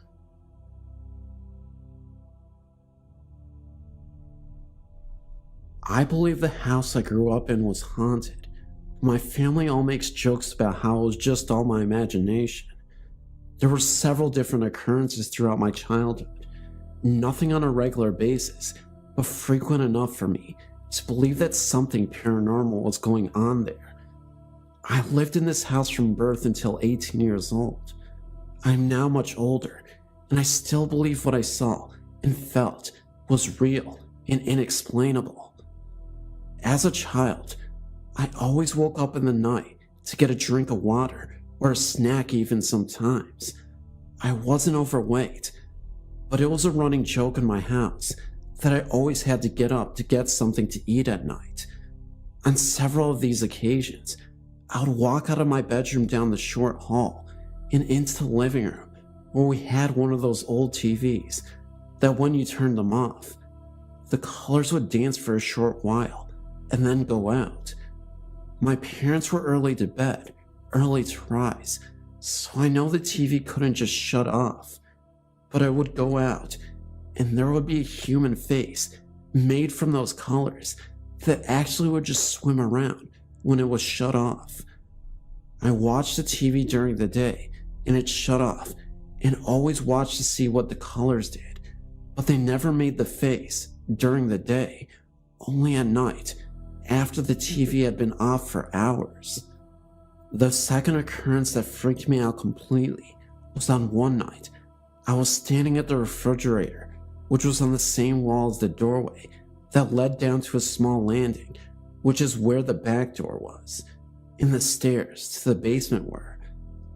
I always felt watched downstairs and couldn't stand going down there at night, even with all the lights on. I could do it fine during the day, but at night, it freaked me out. Anyway, the night I'm speaking of, I turned my head to the doorway. The only illumination was the light from the refrigerator, and there was a fully formed person peering around the corner from the side that would have been coming up the stairs. The horrible thing about it was that at first, I thought it was my stepdad, but then I got a look at his face a little closer, and it was his face, but almost evil looking. I swear it had red eyes, but that could have been a misinterpretation of what I saw. I ran back down to see where all the bedrooms were, and I peeked in my parents' room, and he was still in bed. I've never found an explanation of why it could have been his likeness, but I know it was definitely scary. About 2 years ago, my boyfriend Luke and I were at our friend's house. He lived about a half an hour away from us in a small beachside suburb called Two Rocks. To get there from our house, you have to travel down a road called Winero Road. It's a very long winding road and has no streetlights. Lining the side of the road are white gum trees. These stretch on for a few kilometers. A lot of people have crashed their cars on this road. Most end up as fatal crashes. There are quite a few crosses, especially in the white gum area. Anyway, it was about 1 in the morning when we decided to head back home, as we were both really tired after a long day. We turned, as usual, onto Winero Road, and were chatting to each other about what to do the next day when we reached a high-end death toll area. Luke always slowed down near here because there's so many windy, sharp turns that you have to be careful. As we were driving, I looked out of the window, and to my absolute astonishment, there was an old man walking down the road with a bag in his hand. I pointed this out to Luke, but he just thought it was some weirdo who had one too many to drink. About a minute later, Luke slammed on his brakes and we skidded around, doing a 180-degree turn. We had both just seen the same man, carrying the bag, run out into the road waving his arms. We sat dead silent watching where he had come from, but nothing was there, just the trees and the butte. Not far away from where we had stopped, there was a white cross where an old man had flipped his four-wheel drive and died instantly. On another occasion near the same spot, I saw a young girl, about 17, wearing blue jeans and standing next to a white gum tree. Luke didn't see her, but I can remember that she looked sad, almost lost. There have been a lot of claims from a lot of different people about the white gums on Winero Road, mainly about figures darting out trying to make their vehicles come off the road, or of an old man walking along carrying a bag. We don't travel down that road anymore. They've built up a new road that's more convenient for us. A few other things have happened to me in the past 18 months.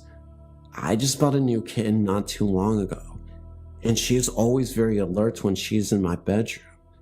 Usually, she will cuddle up and purr, or go to sleep, but in my bedroom, she can't settle down. A few weeks after we got her, Luke was working a night shift, and I was home alone in bed, because I'm not fond of being on my own in a dark house. I decided that my kitten would stay with me in my room until Luke got home. At about 11 p.m., I just finished watching a movie on the TV and grabbed the kitten and headed to bed to read a book. I was a few pages in when Lottie, my kitten, started trying to hide underneath my arm. At first I thought she was just getting comfortable, but that's when I noticed she was hiding. She then started to walk up onto me, looking up at the ceiling. Her pupils were huge, and her ears were back, and her tail was wagging angrily. I tried to settle her, but she started to follow something along the roof with her eyes. I looked up, but couldn't see anything, so went back to reading, although I was very uneasy. Lottie kept following this invisible thing for about a half an hour. Then she eventually went to sleep under my blanket. From then on, when I'm alone in my room, I always feel uneasy, like I'm being watched.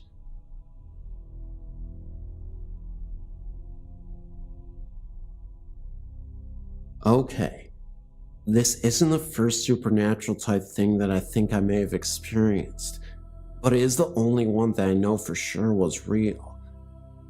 My best friend moved here to Kentucky when I was in kindergarten from Chicago and moved next door to me when I was about 10. After that, me and her were always together and always spending the night with each other.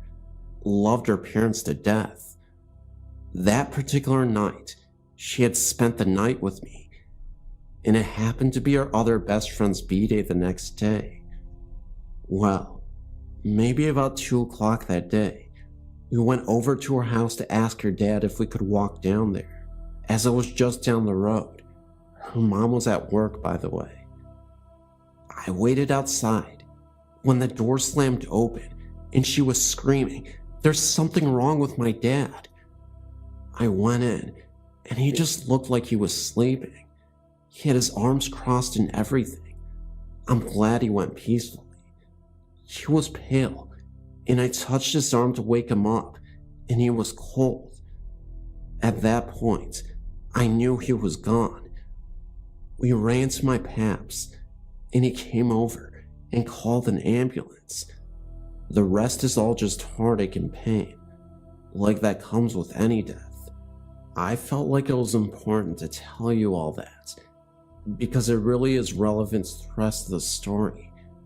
Or at least, in my opinion, it has some correlation. Okay, now on to the creepiest moments. I was spending the night with that same friend, and I asked where the mouthwash was, and this was probably about 3 or so months later. She said her dad had some in his dresser, so I went into his room. I stood there as she looked, and suddenly, we heard this rhythmic knocking all down the side of her house. It was really fast and complicated. We freaked out and ran to her room. I think he didn't want her going through his stuff. Well, that's all that happened for a very long time. The last experience, her dog is chained up in their fenced-in yard, and it was in heat, and my male dog got in her yard and no one was home. So I rushed over there. They really didn't need any more puppies, and opened her gate to get my dog that somehow got in there. And I heard his voice again, very meanly shout, "Hey," so I freaked out and ran again. The main thing I'm wondering about is that knocking. It's really odd. I think about it sometimes, but I mean it shouldn't bother me anymore, but it does. If you have any ideas as to what this is, please speak up.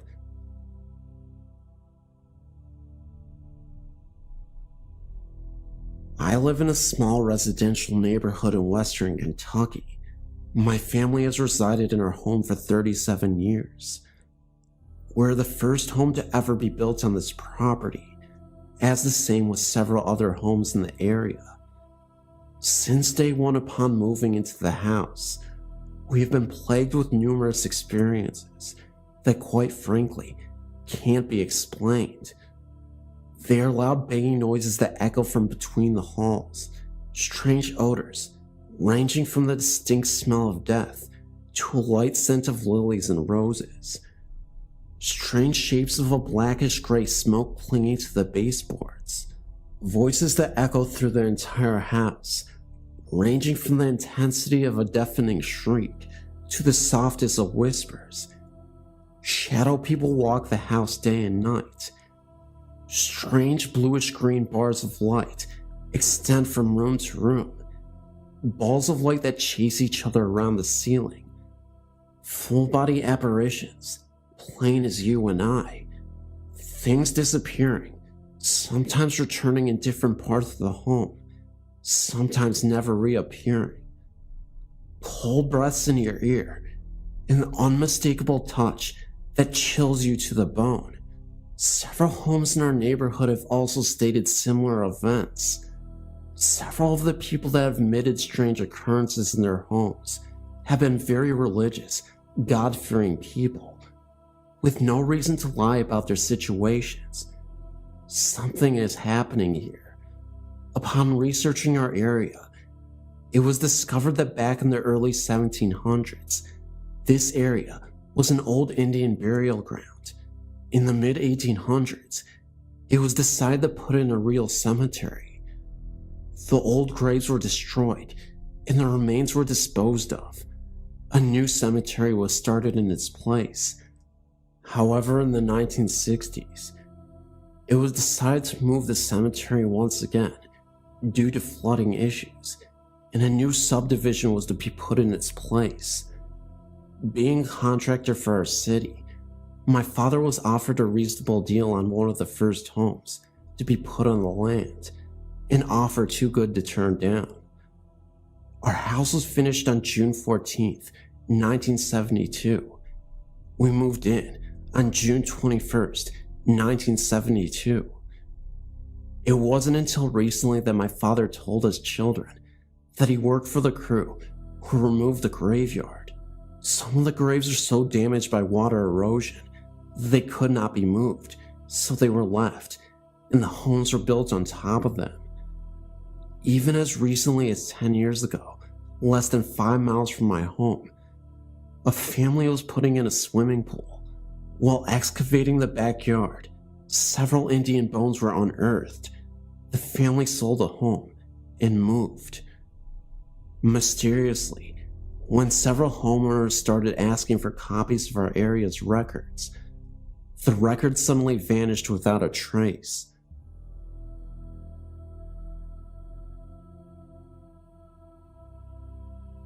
Here are 2 instances in which I experienced ghostly activity. They're not very long stories, but I think they're very interesting. So here goes. I really don't know if you keep up with your website, but if you do, back in 2004, a couple of buddies and I went to Thompson Creek Trail. We started down the trail. My friend and I were at the front of the group. We had flashlights, and we were flashing them at all the really dark areas of the trail. We had passed an old-looking house to our right at the beginning of the trail. Shortly after, there was a curve in the trail, and in the bend of the curve, there was a tree. It was really dark at the trunk of the tree, so I was kind of scared, and I shined my light on it. The image that had projected from my flashlight was of a very tall man and was standing very close to the tree, and a shadow was cast onto the tree trunk. It is a fact that no one was in front of me. My friend had also seen the huge shadow of a man.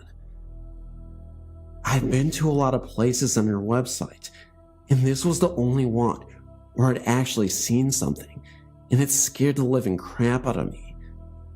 On to my next paranormal experience. For me, I've always believed in the paranormal, though I've never had any experiences of my own until very recently, including the one I just told you about. I met a new friend at school, and he told me his house had spirits in it. He and his family had all something happen to them, i.e., seeing figures, hearing voices, unusual odors, and poltergeists. They even hired a priest to bless the house, and also a psychic. I never thought I would have something happen to me, but me and my mates were watching a movie in his room, and suddenly out of the corner of my eye, I swore to God that I saw a shadowy figure in his mirror, and when I turned my head, it kind of stepped out of view. I thought this was weird, because usually I can tell if my eyes are playing tricks on me, but this time it just seemed different. Another experience I had was when I was on the computer alone, and my friend was downstairs.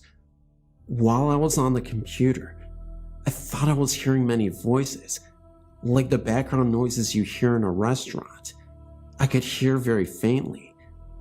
Now, because of these experiences, I don't like being alone in this house. What I want to do next is to actually try to do ghost hunting in this house. So there you have it, my 2 experiences. I hope you thought they were interesting, because they scared and terrified me.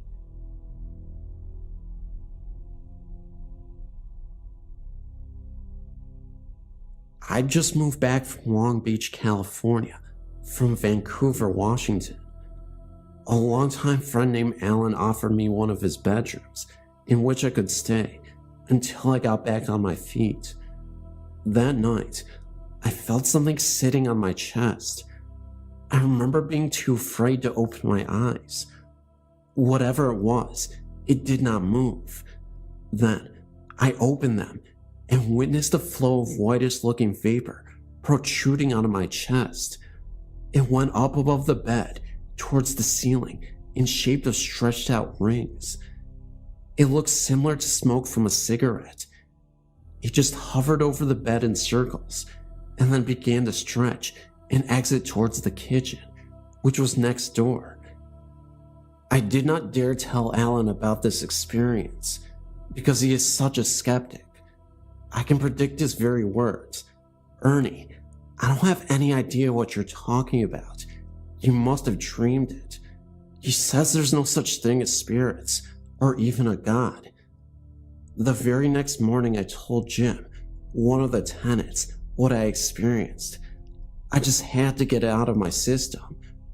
Will someone please hear me out?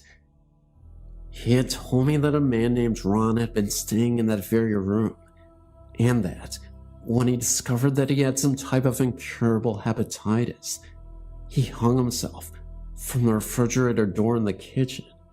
That really didn't make any sense to me, but he explained that Ron had somehow did this by tying his belt around his neck and then somehow sliding on the floor. According to Jim, Ron received a letter from UCLA about a month later, stating that he was to come to UCLA immediately because they now had a treatment for his type of hepatitis. If he'd only waited 1 more month, Jim told me that he believed Ron had tried to inherit my body when I was sleeping, as in, tried to possess me. This incident, however, never happened again. I do recall one time waking up at 1 a.m. in that house and hearing a repetitious sound coming from the garage. I looked out the window because the garage had a window, but it was dark. The next day Al was in the garage and I asked him what he was doing in the garage at 1 a.m. He said, "I wasn't in here. Why do you ask?" I told him what I had heard, a repetitious sound from the night before. Then, something made me focus on a small machine that sat on a shelf. I asked Al what it was. He told me that his previous tenant named Ron used to do laboratory work, and that the machine was for polishing rocks. There was still rocks in it. It had a handle that turned. When I turned it, I heard the same sound that I had heard in the morning. I told Al, but he said he must have been mistaken. No one was in the garage last night.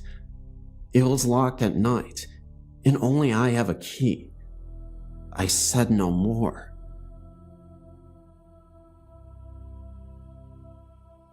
After my brother had died in his home, my family gave it to me to live in. It was an older mobile home.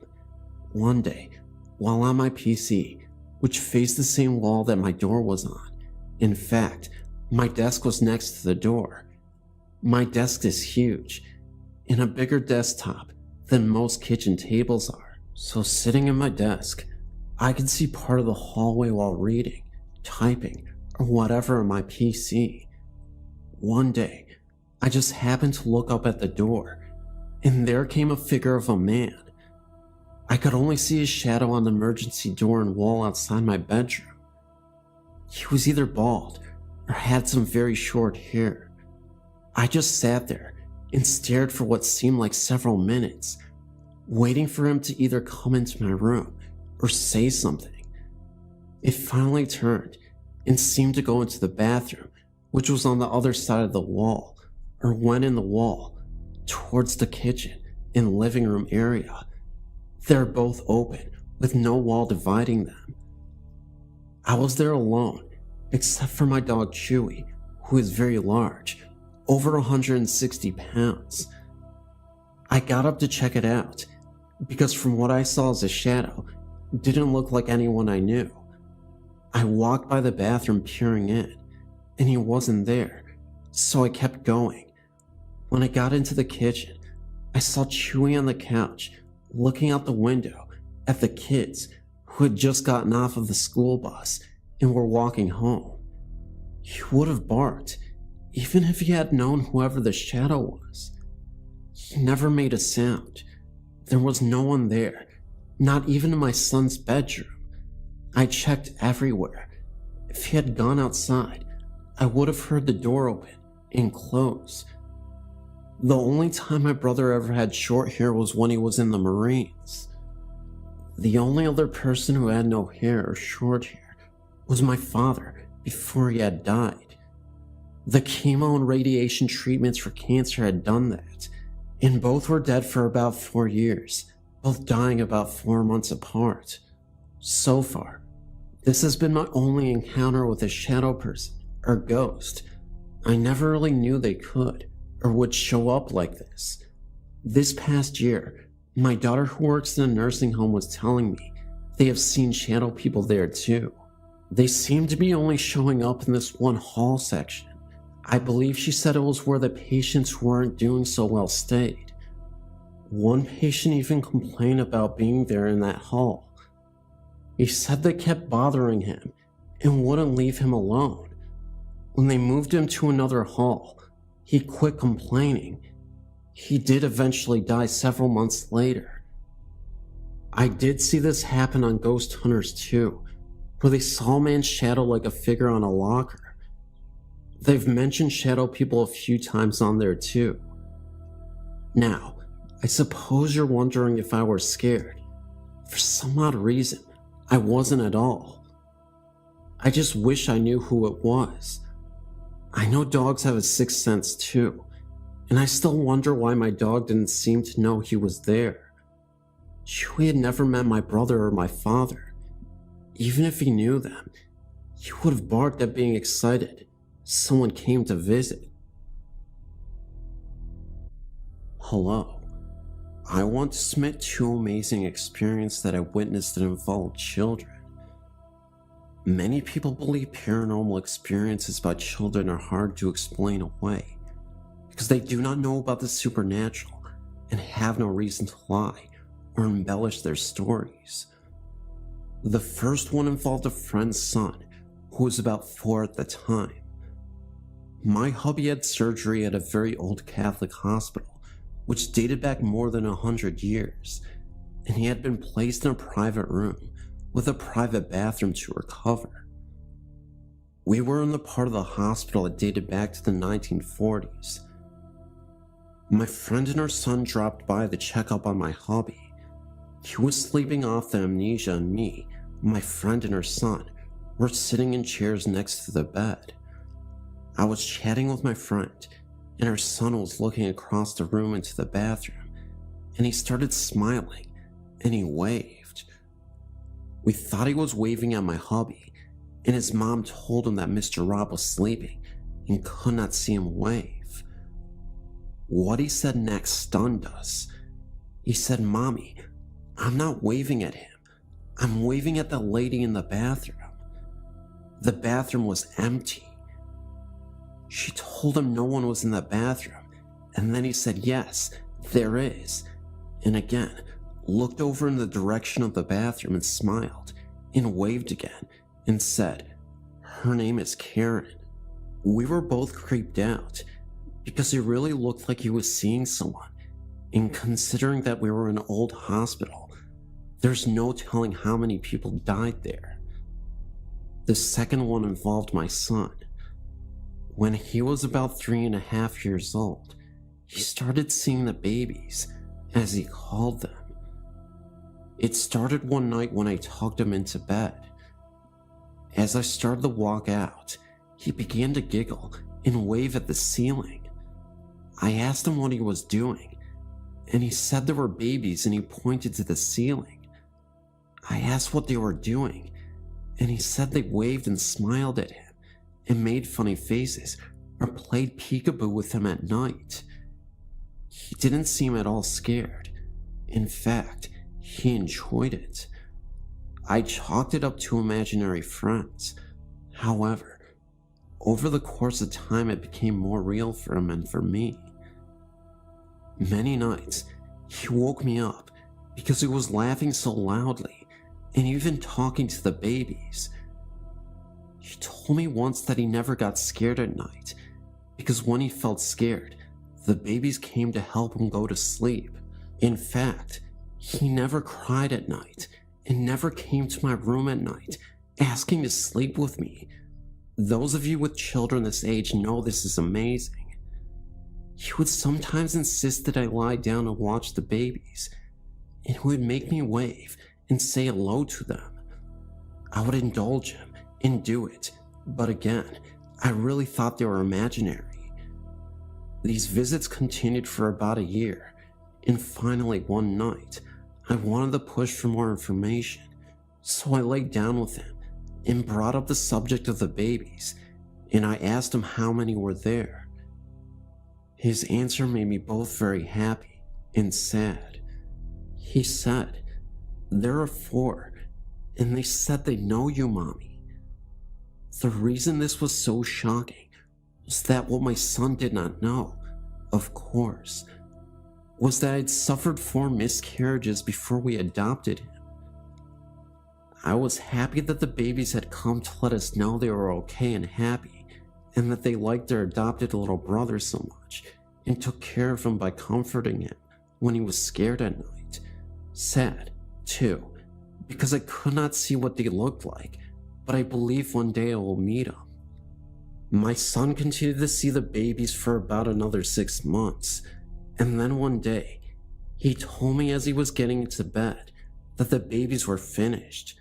I asked what he meant, and he explained they were finished because he was a big boy and he could go to sleep by himself now.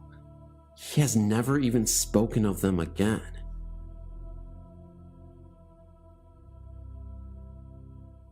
When I was about 15 years old, my dad became the manager of a pub. I won't say the exact pub, as he does not run it anymore. The pub is located near Sheffield in England and is on a county road. The pub is converted from a farmhouse and barn. To get to the pub, you come off the country road and follow a small track only about a half a mile until you reach the car park. The first night we stayed there, we all slept in rooms as the pub was also a small hotel with about 6 rooms spread over 2 floors. The first night, I stayed in room number 3. When we started to go to bed, the family dog wanted to come into my room, and it laid on the carpet and would not move, even when my dad was shouting at it to leave. The dog did eventually leave to go and sleep in the corridor, but soon after my dad closed his door, I opened mine again to let the dog in. Now, this dog is a Rottweiler with a head as big as a boulder, but the poor thing could not get any closer to me and really did not want to be on its own. I should mention that my parents divorced, and at the time, I only saw my dad on the weekends, so the next time I went to stay there, I stayed in room number 4, just to set the scene.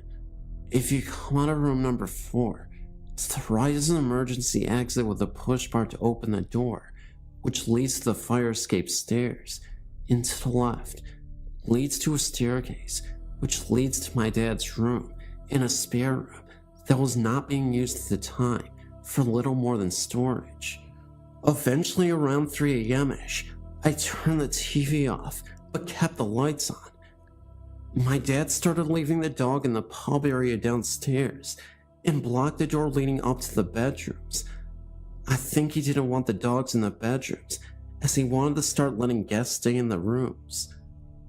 I was not comfortable at all in the room. I did not want to turn the lights out, and I tried to keep watching TV. Eventually, around 3 a.m.-ish, I turned the TV off, but kept the lights on. My dad had started leaving the dog in the pub area downstairs and blocked the door leading up to the bedrooms. I think he didn't want the dog in the bedrooms, as he wanted to start letting guests stay in the rooms. Anyway, the dog was going crazy, barking non-stop. I was far too scared to go down and see what was up. I then started hearing the emergency exit bar on the door outside my room rattle, as if someone was trying to open it, but they were not pushing hard enough to open it.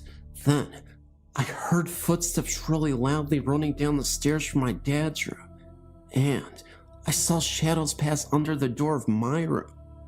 I felt relieved. I thought my dad had come down to go and see what the dog was barking at. The next day, I asked my dad what the dog was barking at last night when he went down, and what he said sent shivers down my spine. He said he had no idea. He had never heard the dog and never went downstairs at all during the night. After some research, I found out that a woman many years ago had slipped down those stairs and fell down them, breaking her neck, and she died instantly. There was one instance when my dad's partner, her son, and I came home, and the pub was in darkness. This actually frequently happened as well. The lights would go out all by themselves, and my dad, who previously was an electrical engineer and more than capable of rewiring a house on his own, could not figure out why. Anyway, we come home. I can't remember why the pub was closed, but it was. We just had a quick scan around to check no one had broken in. Don't forget, the pub is in complete darkness. There's no lights. And right at the back of the small restaurant area, we could see a man sat at one of the tables, just staring at us. He was just solid black. Other things started to get lighter. The flowers on the table, for example, and the chairs, but this figure remained solid. We panicked and ran upstairs and stayed in one of the rooms till the lights came back on. It was not a burglar. The next morning, we checked everything, and everything was still in its place, and all the doors locked. The kitchen area of the pub was a big room, which was the old barn, and that was the worst room of the house. You could constantly feel like someone was watching you and walking past you. Whoever was watching felt angry, as if they were annoyed because you were there. No one wanted to be in this room alone. My dad had a few waitresses and bar staff leave because they felt very uncomfortable working in there. Again, after a bit of research, we found out that the farmer who lived in the farm hung himself in the barn, which is now the kitchen, and to be honest, I don't think he left. Objects would constantly go missing. Spoons would turn up again bent out of shape, and get this, the whole kitchen was cold. Even when we had cookers on, we still had to wear jumpers in there. My stepbrother and a family friend were staying in room number 7, the storage room I mentioned earlier. During the night, one of them, Neil, thought that the other, Jim, had gotten up and was leaning over him as if to check he was okay. And to make it a bit more confusing, Jim had thought that Neil had gotten up during the night and leaned over him. They both said that they were half asleep, but through their haze, could see a figure standing above them looking down. A few other things happened, such as a football came rolling down the length of the pub to where me and my stepbrother were sitting. It literally then stepped on the spot about a foot away from us. No one else was in the house. The back door to the pub was locked at night, but every morning we would find it open, but the lock was still in the locked position. The actual bar that locks into the socket was still sticking out. There is no way it would have opened. The lock was new and undamaged, but this kept happening. This happened about a month before my dad moved out. Anyway, my dad eventually gave the pub up. His partner didn't want to stay there. The dog was never the same. It became a very tame dog, but it did start to get a little better after my dad moved out.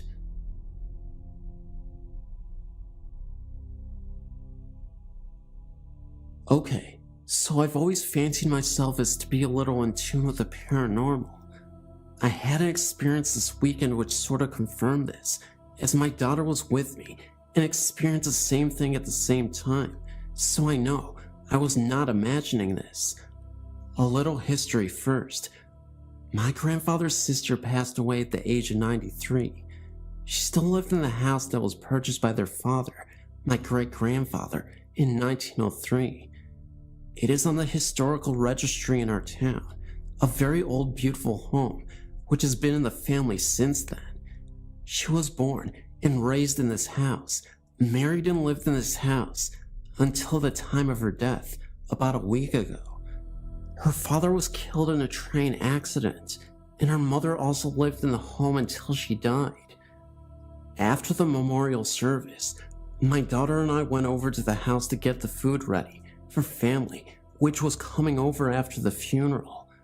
We were alone when we walked into the house, and I immediately got a feeling of a presence with us.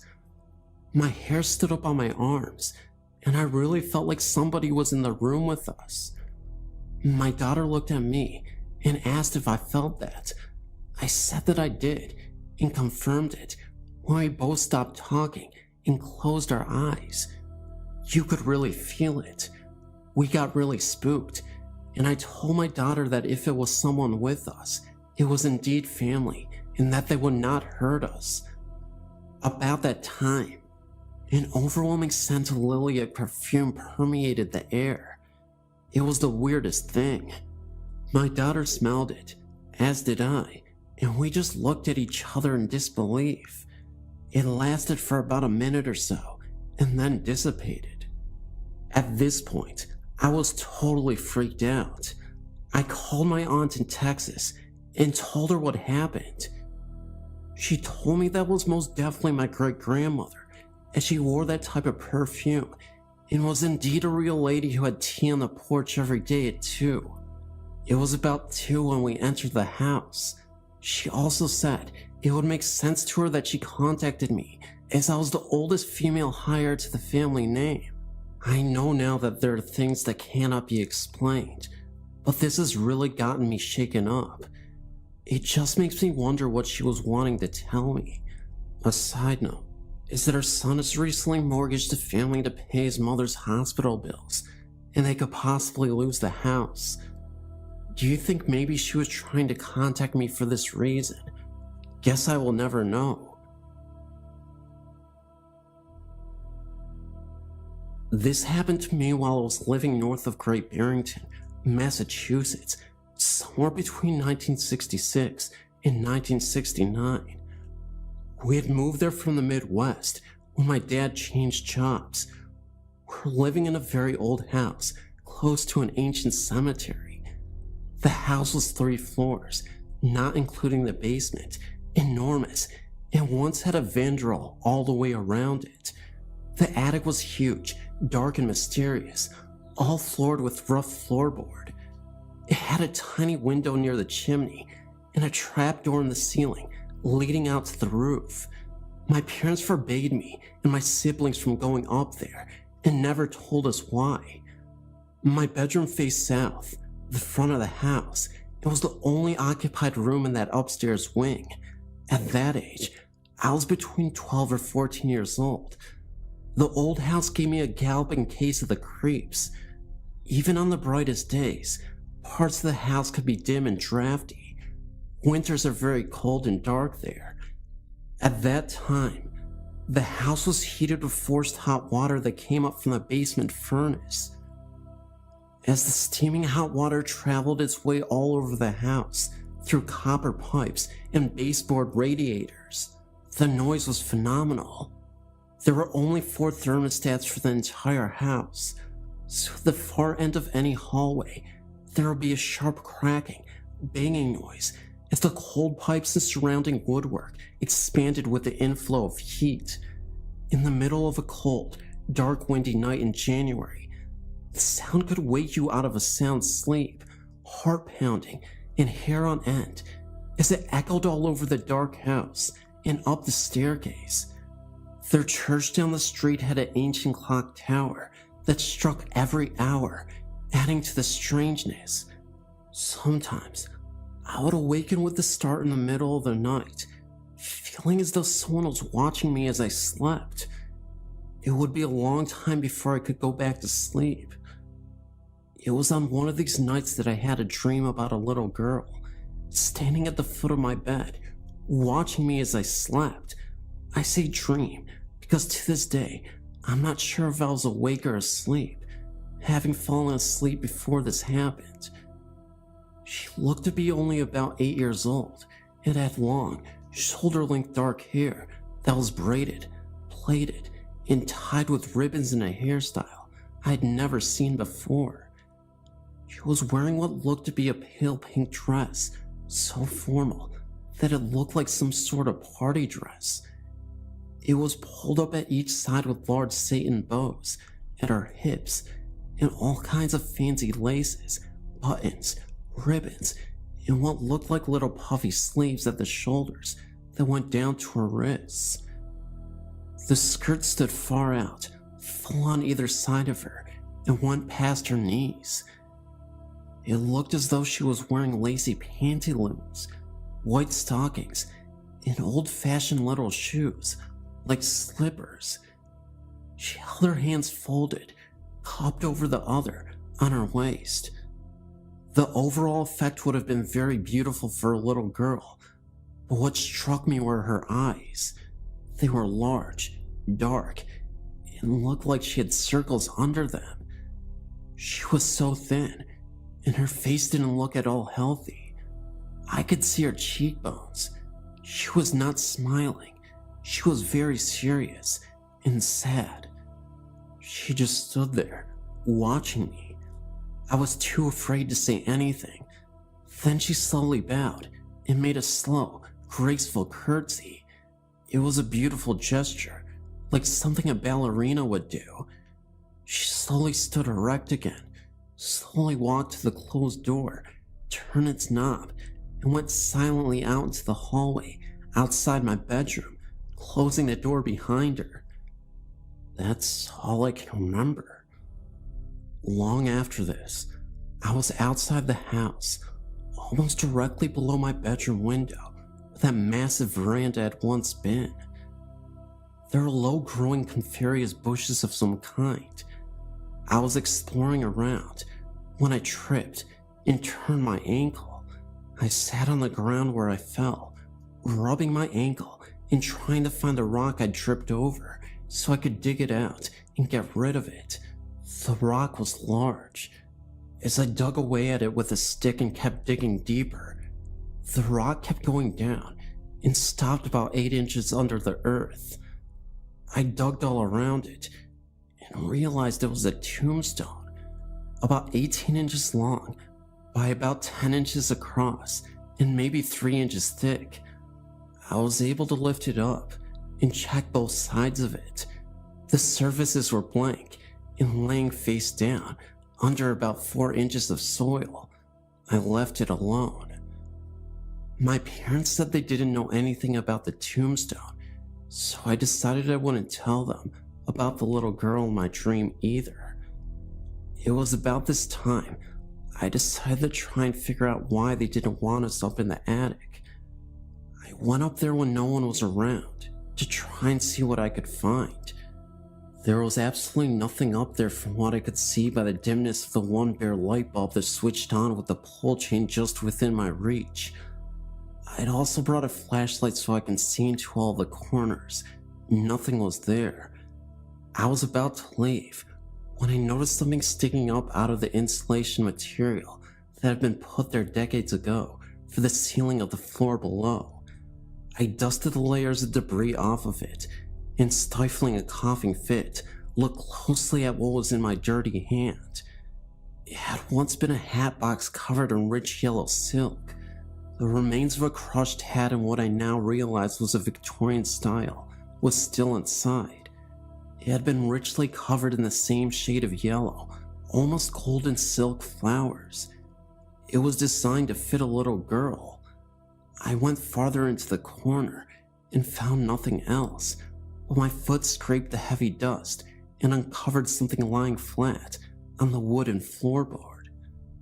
It was a round metal circle, with more round metal rings inside of it increasingly smaller diameter to the very center, which was open. It was an open space, about 10 inches across. There must have been more than a dozen of these graduated metal rings, each separately covered in what had once been white cloth and sewn with 4 long pieces of heavy cloth tape from the outer ring to the smallest ring in a large X. I had no idea what it was. I put both things, the crushed hat and the hat box, and the strange ring thing, back where I found them.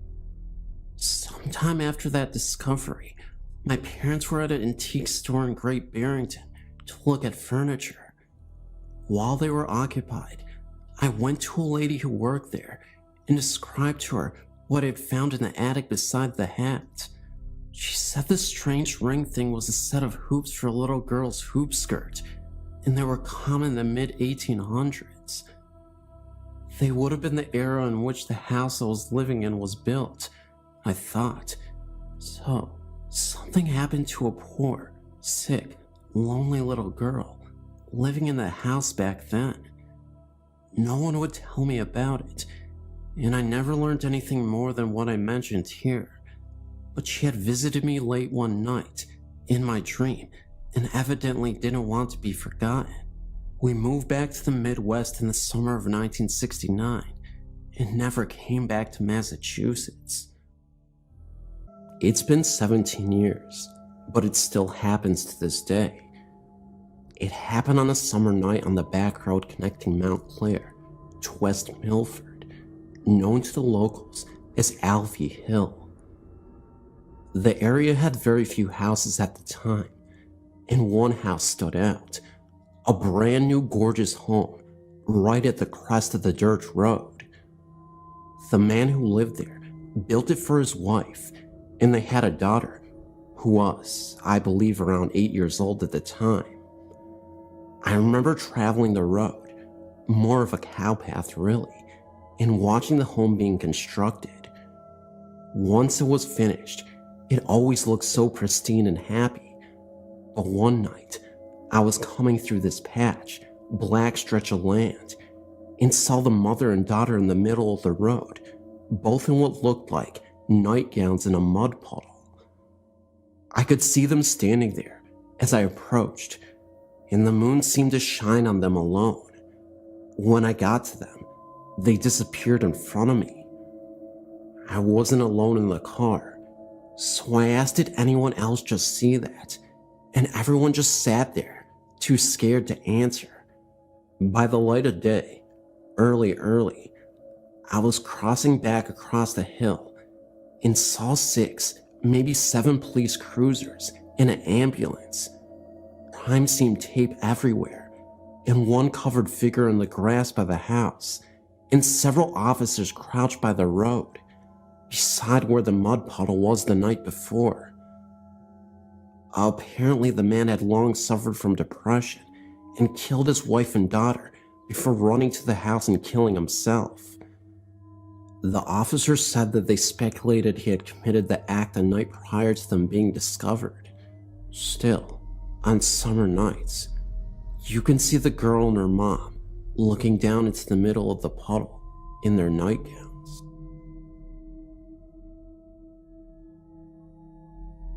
My husband Steve, brother, and myself were staying in a condo at Sunrise Village in Killington, Virginia to go skiing. It was in April of this year, and there was a special on the Fox News channel entitled, "Does the Devil Really Exist?" or something of that nature. It must have really affected me, as I later dreamt that my husband and I were before the devil, and he was going to decide which one of our souls to claim. I was making an argument to spare Steve and take me instead. I remember waking up as someone was grabbing my left calf and tugging on it. I looked around and saw my husband was just coming into the bedroom from the bathroom, and he saw my distress as I was waking up and shouting for him to turn on the light as I was waving my hand around me to see if I could detect any cold spots. I enthusiastically read all I can on the paranormal. I vividly recall the hand, fingers and thumb wrapped around my left calf. It was a warm hand, and no, without a doubt, it wasn't my husband's. He was in the bathroom, or my sleeping brother on the living room couch. I was sleeping, tucked in with the sheets and blankets tucked under the mattress. I think whatever it was trying to wake me up from a horrible dream. Perhaps my father, who passed away 5 years ago prior. Don't know. What I do know is that my husband believes it was a dream, and he won't accept any other explanation. This infuriates me to no end. I know it was real. Thanks for listening, and keep up the good work on your website. It's great.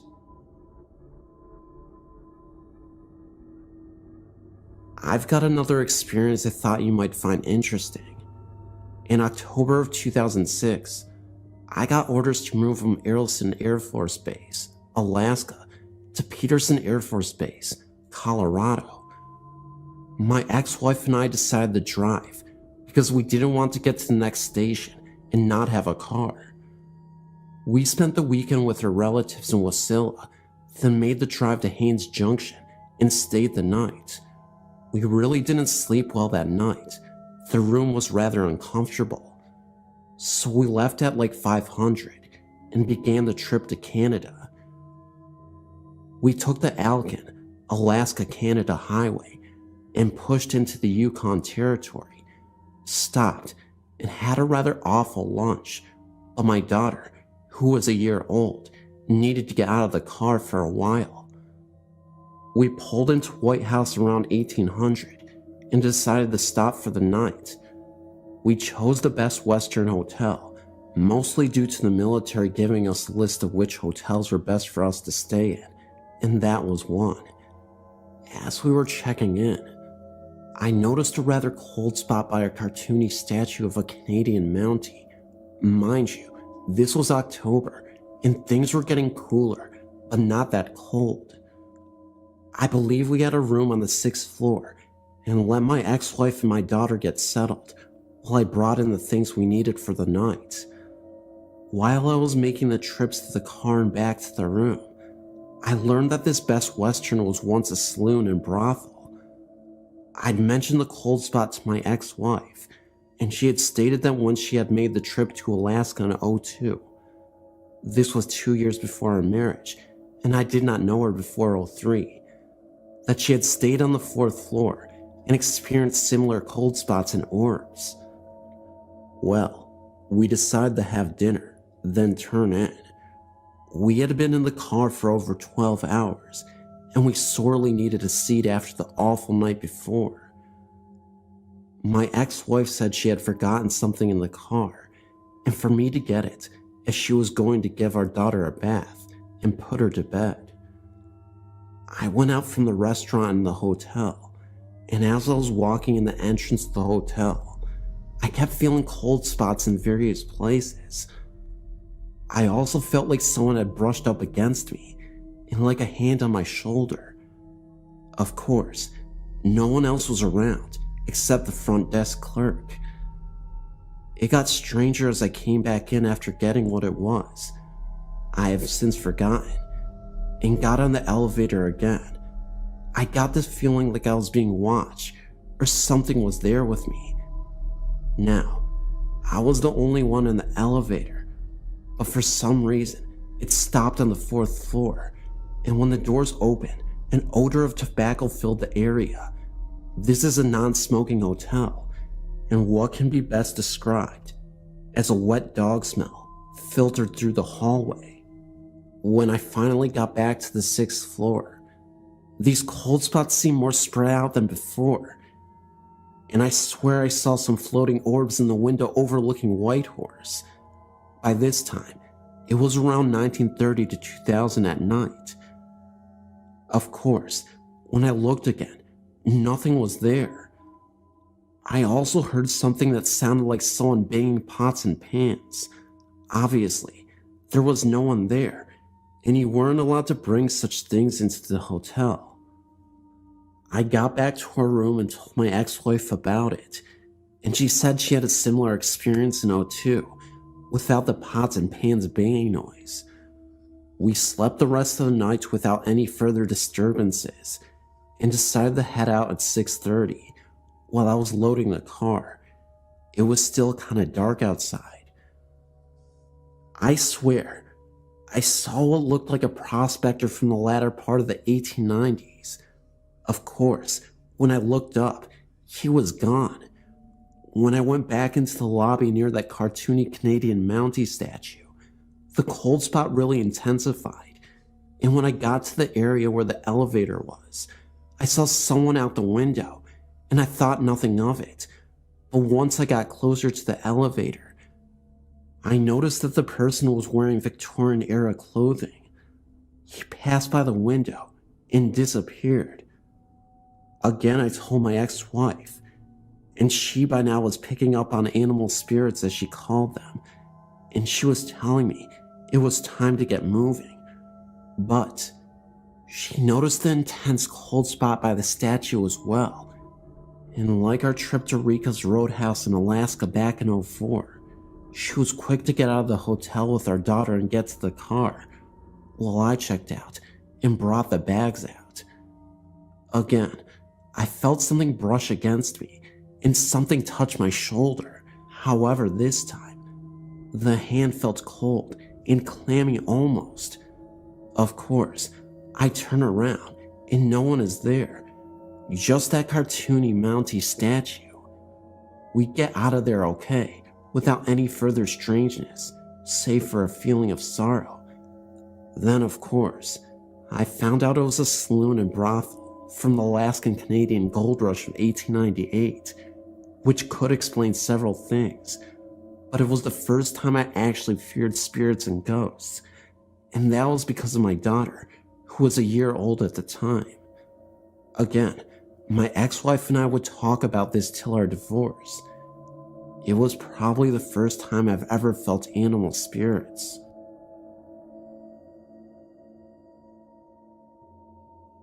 This is a personal experience that happened to me 2 years ago in Charleston, South Carolina.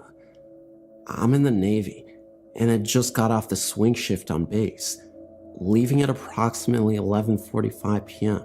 from the base. The base I was at is on an old plantation's land, but I never thought anything of it. The part where I worked at was on the water of the nearby river, and the road back passed along the river for about a half mile before turning inland. Fog had a tendency to build up on the river in the fall and winter months, and the fog had rolled across the road on this particular night. As I was driving along the road coming back from work, I saw a man running on the side of the road. This was nothing special on a military base. People run all the time to keep up physical condition, but this was almost at midnight, which I found strange, and he was wearing nothing reflective at all, seemingly wearing all dark clothing. As my car came up on him, he immediately darted out in front of the car at a speed I'd never seen before. I slammed on the brakes, but it was too late. I expected to hear and feel a massive thud as I hit this poor fellow, but as the car passed through him, he vanished without a trace. I got out of the car, brights on, searching with my flashlight for a person anywhere around my car, but I was the only one as far as I could see on this road. It scared the living daylights out of me, to the point in which I started searching inside of the car to ensure I did not have a hitchhiker with me now. After getting into the car, I drove as fast as I could, with interior lights on in the car, to the nearest well-lit area, locked the doors, left the lights on, and called my father to relate the incident. After some 20 minutes of consoling me, I finally got my wits about me to drive home. However, it did not end here. From this night on, something was different about my apartment. There was a presence in that place that I haven't felt the months before the incident. I began to review sitting in the living room alone altogether because of feeling like someone was watching me. Out of the corner of my eye, I would see the bathroom light on, clear as day, but when I looked over, it would be off again. It would feel like someone would sit down next to me on the couch, but I was the only one in the apartment. Finally, one weekend my father came out to visit. Growing up with numerous ghostly and at sometimes demonic experiences, most of which he never talks about, he has become highly sensitive to the paranormal. The first day he arrived, he used the key I left him to get in while I was at work. When I got home, having said nothing of my experiences in the apartment to him, the first thing he asked me was if I ever got the feeling someone was in the kitchen area, peeking over the half wall at the television. I froze in my tracks at this. Over the course of his week-long visit, he said he also thought he saw the bathroom light turning itself on and off, and felt someone else sit down on the couch next to him, as well as seeing a shadow of a man mainly around the kitchen area, who would periodically lean over the half wall like he was looking at what was on the television. But he said he never saw or felt anything or anyone in the bedrooms.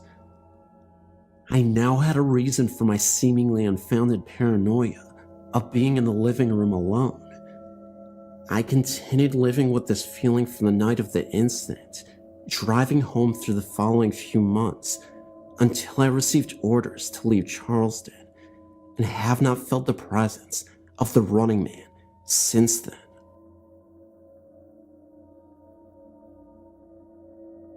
When I was little, about 5 or 6, we lived in a big house which was originally 2 cottages, later joined together. Although myself and my sister were young at the time and had no personal experiences, my parents told us stories about what happened there when we moved house some years later, as well as the familiar cold spots, creaks and groans. Some other stuff went on too. One day, my mom was in the downstairs bathroom when she heard a man's cough coming from outside the door. Thinking it was my dad going into the study room, which was opposite the bathroom, she thought nothing of it. When she came out of the bathroom, however, the study was empty and no one was outside. She went back to the kitchen and found my dad where she'd left him, sitting at the table. She asked him if he had come out the bathroom and coughed. He hadn't moved the whole time. Another time, my mom, my dad, and one of their friends were sitting at the kitchen table when they all heard a massive crash come directly from upstairs where my bedroom was. My mom described it as the sound of a wardrobe falling over or a full-grown male adult being thrown to the floor. They rushed upstairs to find me fast asleep and nothing out of place in my room. We even had the fireplace in my room checked in case a stone had fallen down the chimney. Nothing was found, and there was no explanation.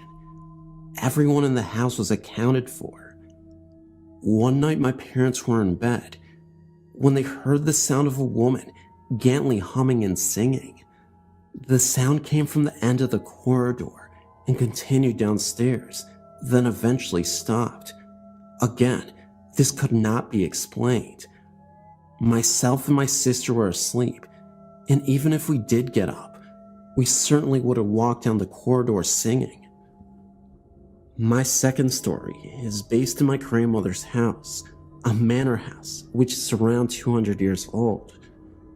My grandmother has a story which even to this day she swears was true.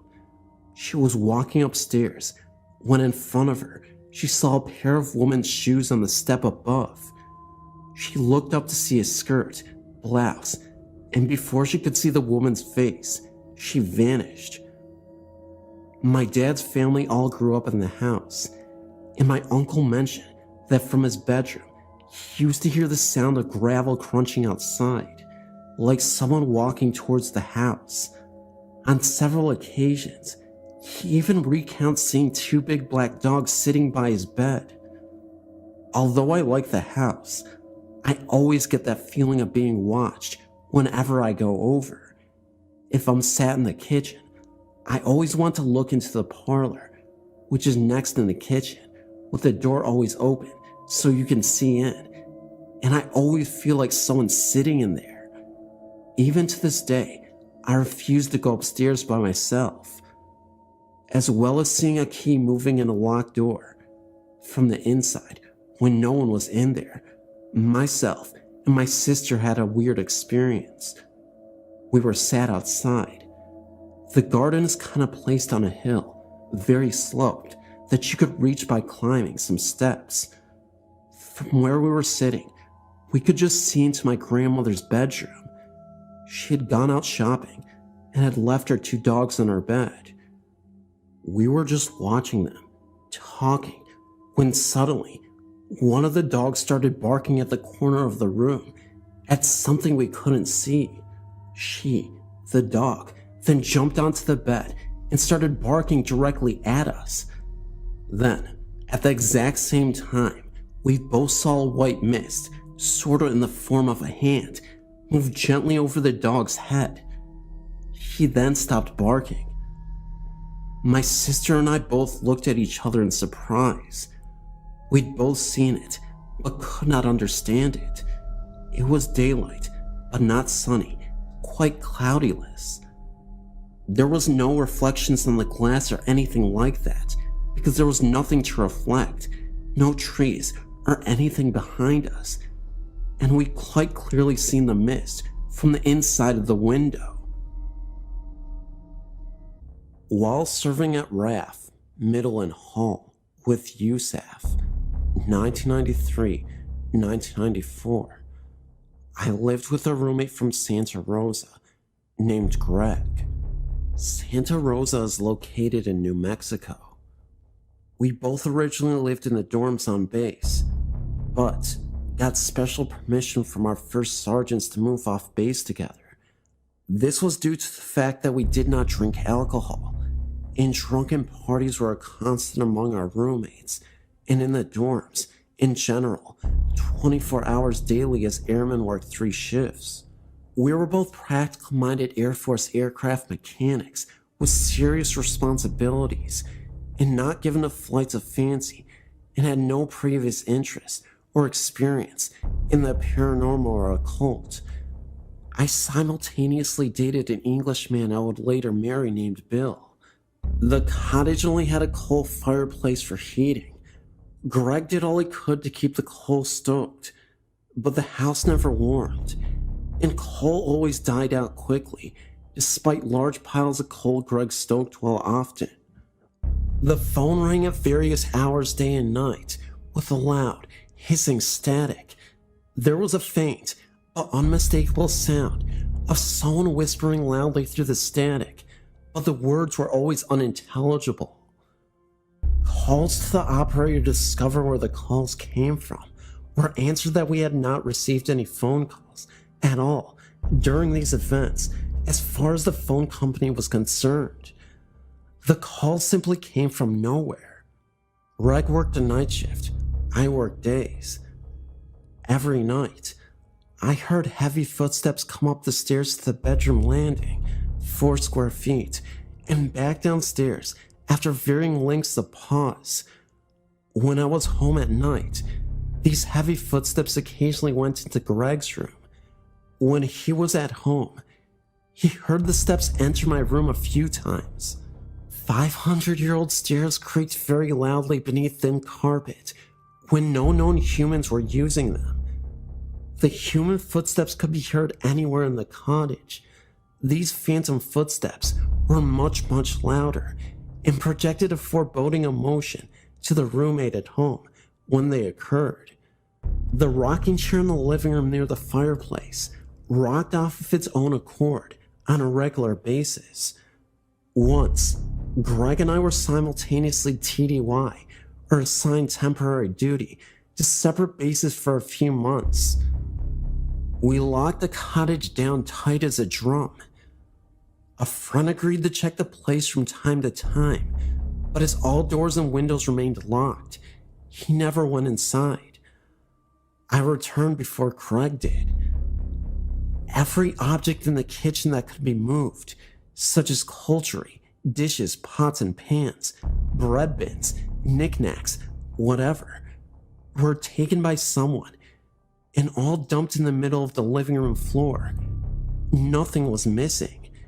It was simply transported to the middle of the living room and unceremoniously dumped there. At other times I was TDY, and Greg experienced occurrences more often and more intensely for him when I was gone. However, his worst experience happened unbeknownst to me while I was deep inside the cottage. One night, as Greg went out to his car to go on duty, he saw what are sometimes called a shadow figure, but in much more detail. Greg was not bothered by the unmistakable occurrences in the cottage until he met this thing. It was blacker than black, the outline of a large adult male, about 6.5 feet tall, be his estimation. No facial or other features, except glowing eyes that looked at Greg in such an evil way. Greg said he was scared to death. He claimed without hearing a sound that this thing was unmistakably evil and had ill intentions, to say the least. Greg got in his car, a true British yellow Mini, and sped away as soon as he could. There is a broken down shed directly behind the house in the backyard. Both Craig and I looked into it from time to time, but refused to enter until one day we agreed to go in together. We both experienced an unexplainable strong sense of being watched from up close, though no one else was on the property. The sensation, we both agreed at the time, was an evil one. We both thought we heard heavy breathing, but neither one of us wanted to jump to the conclusion and appeared to the other one to be easily duped by what we couldn't explain. There's a storage area on the side of the house that cannot be accessed from inside the house, only by the door outside the storage area, attached to the side of the cottage. Greg and I both hardly dared to look inside after our first time inspecting the property. There were no electrical lights in the room. There was junk and building materials scattered around, as if someone dumped everything from the ceiling, and materials changed positions from time to time. Occasionally, the taps, faucets in the bathrooms upstairs turned on and off on its own accord, yet both hot and cold tap levers were always in the off position. Every unexplained occurrence was of an extremely strongly sensed nature. It always got our attention, except for the static phone calls and the chair rocking itself. Most activity took place when there was only one roommate in the cottage. Neither Greg nor I had ever experienced anything paranormal before. At least, he had not anything to this degree. Of the photos taken inside and outside the cottage, there is nothing remarkable. No orbs, light streaks, vortices, apparitions, etc. The Englishman I was dating and later married was a complete skeptic, but strongly disliked being in this cottage. He would only state something is wrong with this house, something is strange about it. For his degree of skepticism, that was quite a statement in itself. When a man with a young teenage girl moved into the other side of this duplex cottage, Greg and I decided to warn her, without giving anything specific away about the occurrences, so we weren't planting suggestions in her mind, knowing teenagers are very impressionable. We simply welcomed her, made chit-chat, then told her when she was alone if she was ever uncomfortable or frightened, telling us she was in her bedroom alone when she audibly heard a voice call out for her.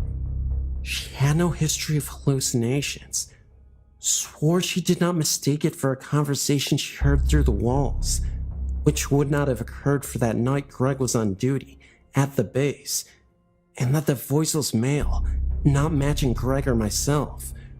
Shortly after this, I moved in with my fiance in a nearby town, largely to get away from the occurrences, and soon lost touch with Greg entirely. The paranormal occurrences in the cottage were constant, in one form or another, and experienced intensely. It carried a heavy pull of fear or, at times, dread or terror everywhere in that cottage that never ever left. Never anything that could be called benign or benevolent.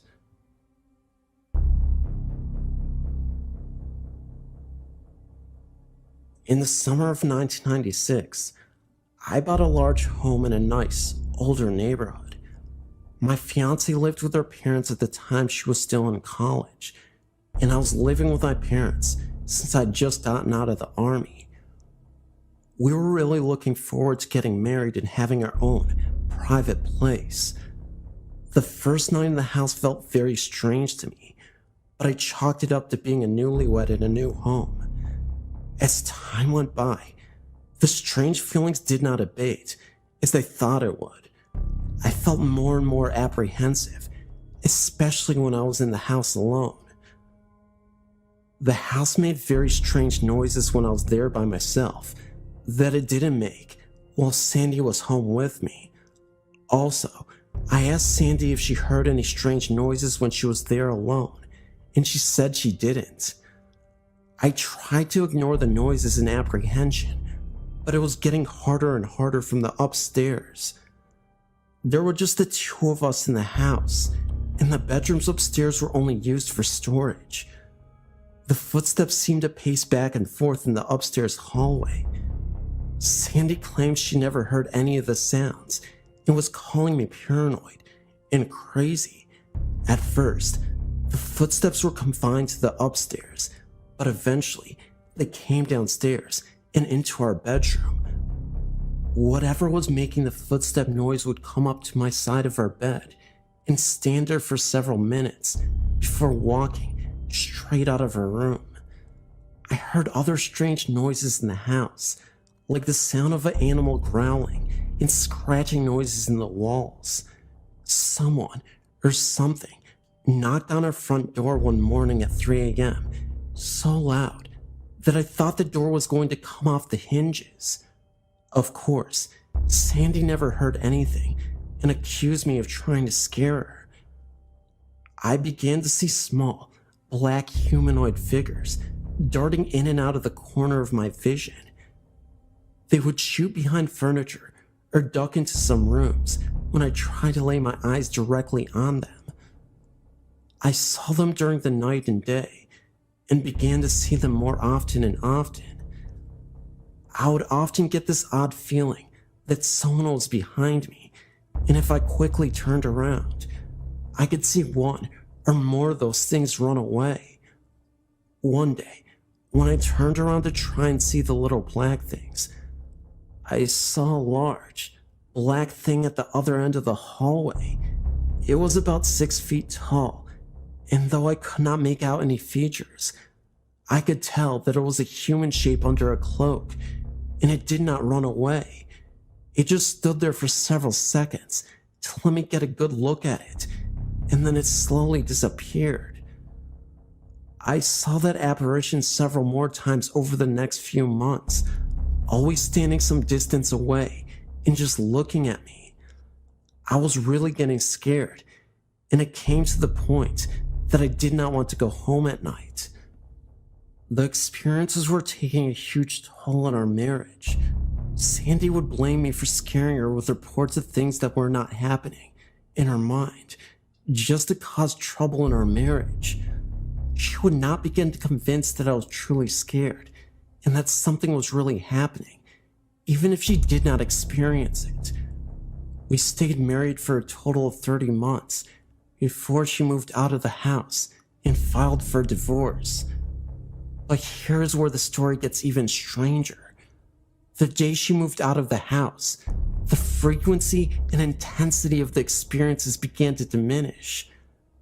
That night, the footsteps did not come downstairs like they always had in the past. I saw the large black apparition only one time after she moved out, and that time it was translucent, as opposed to being completely opaque as it had been before. It also did not stick around as before. Once I saw it, it vanished. 4 months after she was gone, all the activity ceased. The house was quiet and still, and I no longer felt that apprehension I wrote about earlier. I've since remarried, and we live in the same house with our children. I thought that the experiences might return once I brought my new wife into the home, but they didn't. If they had, I would have sold the place. It had to be something associated with Sandy. Maybe she was into the occult or something. I spent plenty of nights with her in our parents' home when they were away, before we were married, and never experienced anything like what happened in the house. Perhaps it was the combination of her and the house that was the problem, but I hope not. If it were, then that means the same thing could happen again, and I don't want my family subjected to that.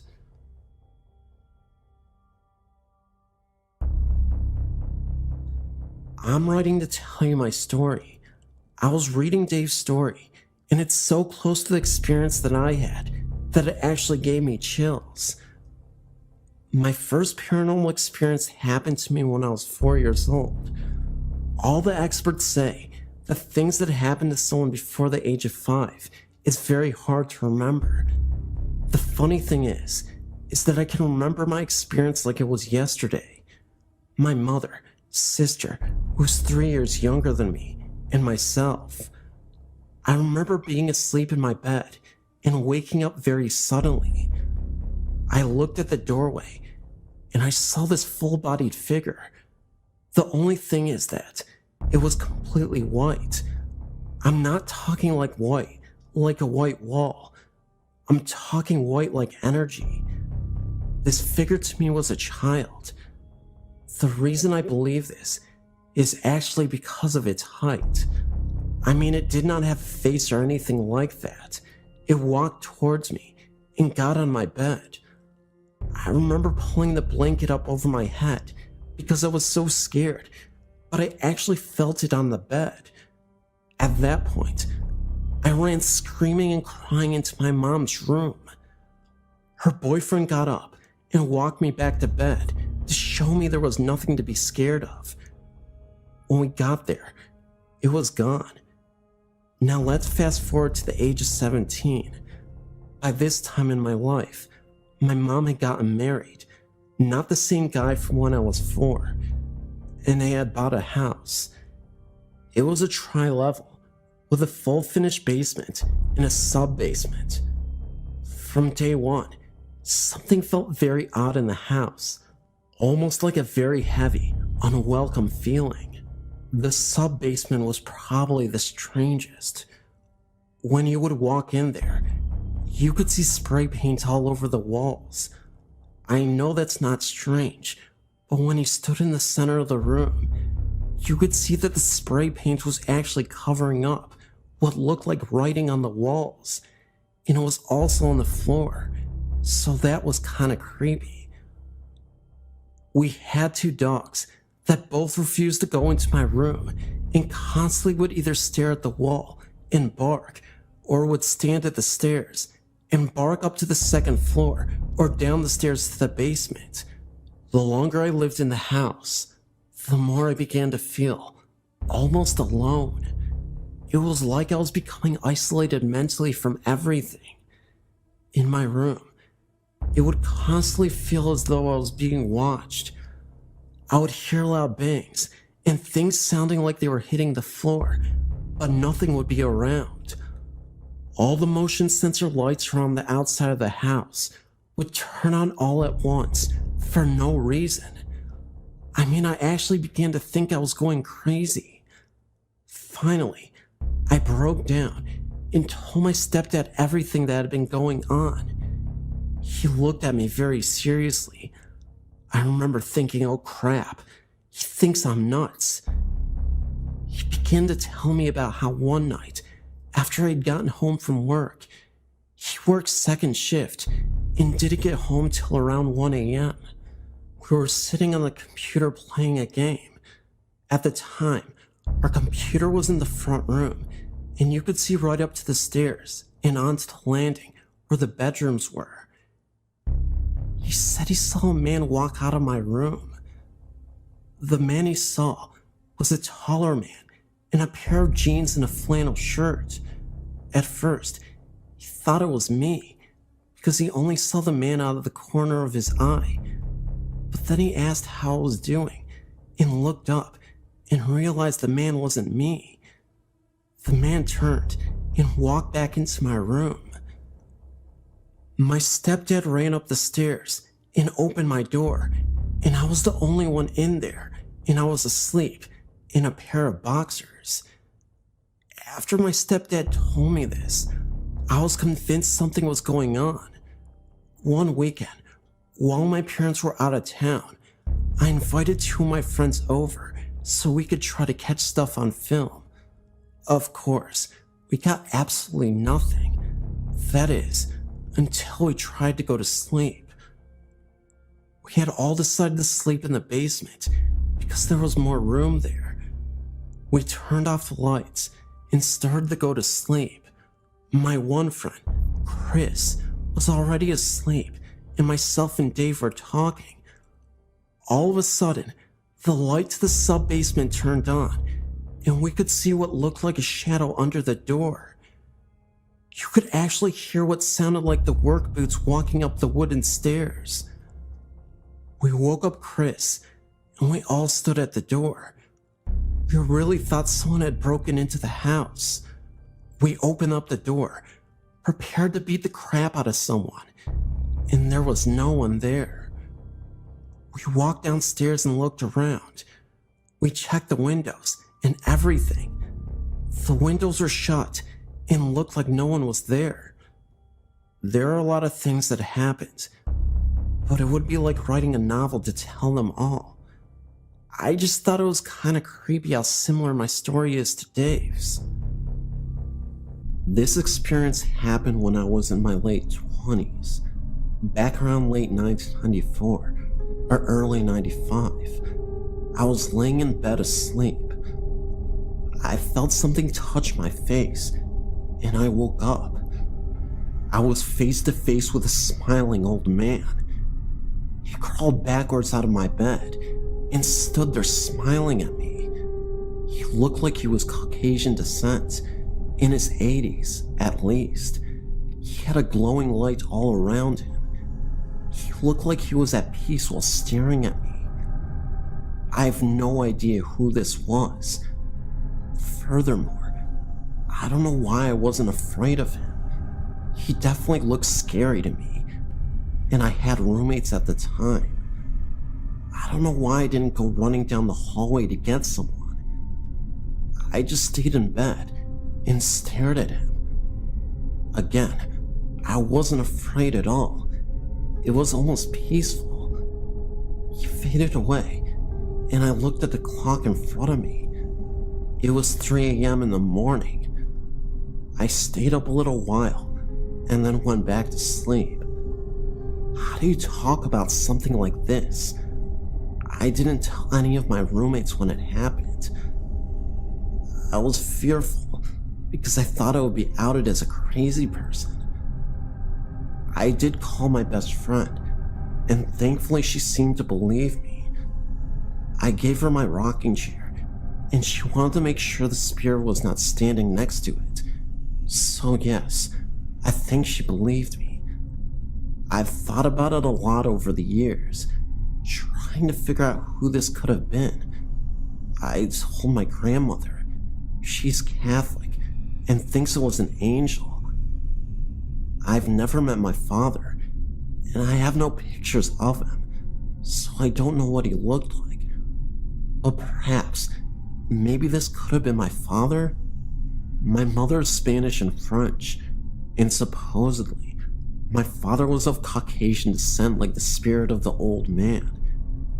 So again, maybe it was the father or grandfather that I never met. Who knows? Since then, I've now had a husband and children. I mentioned it once to my husband. He looked at me like I was crazy, and I'm not allowed to talk about it again. Anyway, thank you for reading my story. I know it sounds unbelievable, but it's the best I can do to tell you guys.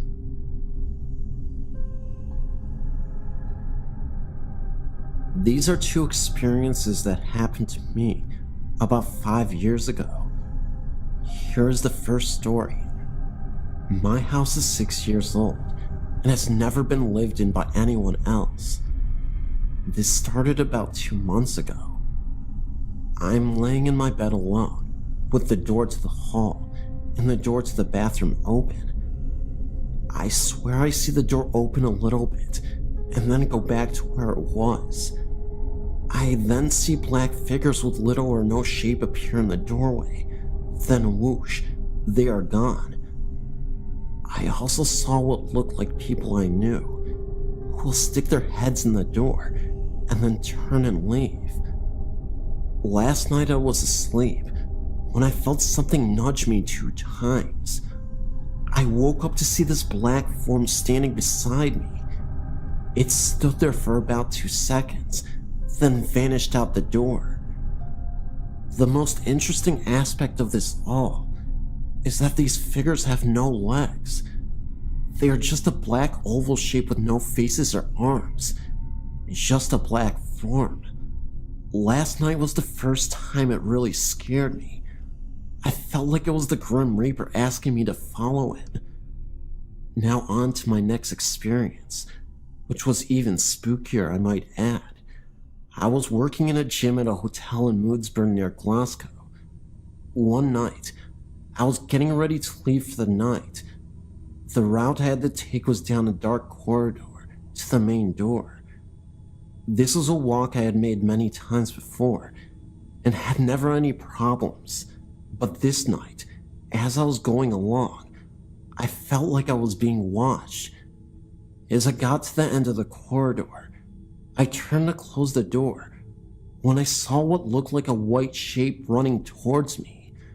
Needless to say, I closed and locked the door very quickly and sprinted to the bus stop outside the hotel. The next night, I was working again and decided to see what could have caused it. I went through every possibility I could have think of, from car headlights to interior lights, but nothing recreated what I had seen. About 2 days later, I was looking through the old accident book when I found an entry from 3 years before. A man was running on the treadmill and died of a heart attack whilst using it. What was interesting was, it was the same date and time of when I saw this incident myself, of the running man.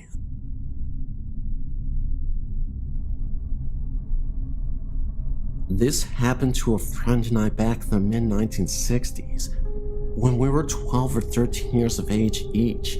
and we were camping with our church group, and while we had some free time, Alan and me as in Mark, decided to do exploring on our own, so we set off towards the perimeter of the park, where we found a fence that we could easily squeeze through, surrounding the park property. And bordering some large open cow pasture land was a grove of trees right smack in the middle of it. We set off across the pasture land towards the grove of trees, and much to our delight, for it was a hot day, we found a meandering stream in the grove of trees that was about 6 feet deep and about 6 feet wide, and it wandered all throughout the grove. But to our dismay, Alan and I realized that we were wearing blue jean pants and a t-shirt, and had not brought along our swimsuits, since we were not planning on going swimming until later, when the springs in the park was less crowded, so we had nothing to wear to go swimming at that time. But Alan convinced me that there was nobody around to see us, and we could go swimming like they used to do in the old days, by going swimming in the nude or skinny dipping, and nobody could tell we had nothing on. Once we were in the water, and not wanting to be labeled a coward or chicken by my friend, I quickly got undressed, and we dove into the cool water. We swam around in the water for about 15 minutes, when we were startled to see a young boy, about our age, dressed in some dusty old-fashioned looking overalls, and barefoot, staring at Alan and me from the bushes. And even though he probably saw we were both skinny dipping by our clothes hanging from the bushes, neither Alan or me felt embarrassed about it.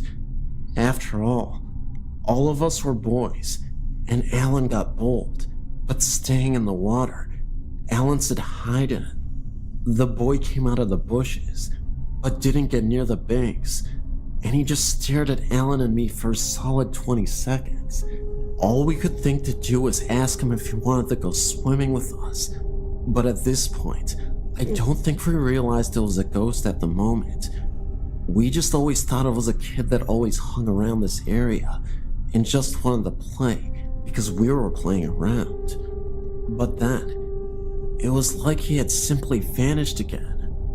Helen and I did not wear glasses, and our vision was perfect, and we were looking straight at the boy as we climbed out of the stream, and like I said, the boy just disappeared before our very eyes, just kinda blinked out of sight, and Alan and I quickly got into our jeans and looked around for him, but he was nowhere to be found in the bushes. And if he wanted to play with us, why did he disappear? And if he had left the grove of trees, which he didn't, we would have seen him in the open pasture land. And afterwards, we talked about our experience between us, but Alan and I didn't tell anyone of this, knowing that no one would ever believe us. Alan and I both wondered if the boy might have fallen into the stream from the crumbling banks and drowned in that stream many years ago. And as the kids our age wouldn't be caught dead wearing old-fashioned looking overalls, when all the kids we knew were wearing the latest looking fashions, was it even remotely possible that perhaps Alan and me saw a ghost that day? One who was lonely and just wanted to play.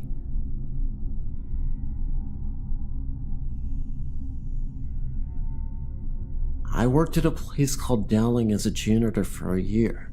My shift was overnight, and for 3 months, I worked that shift alone. I never saw a purple orb, but I did spend a lot of time outside.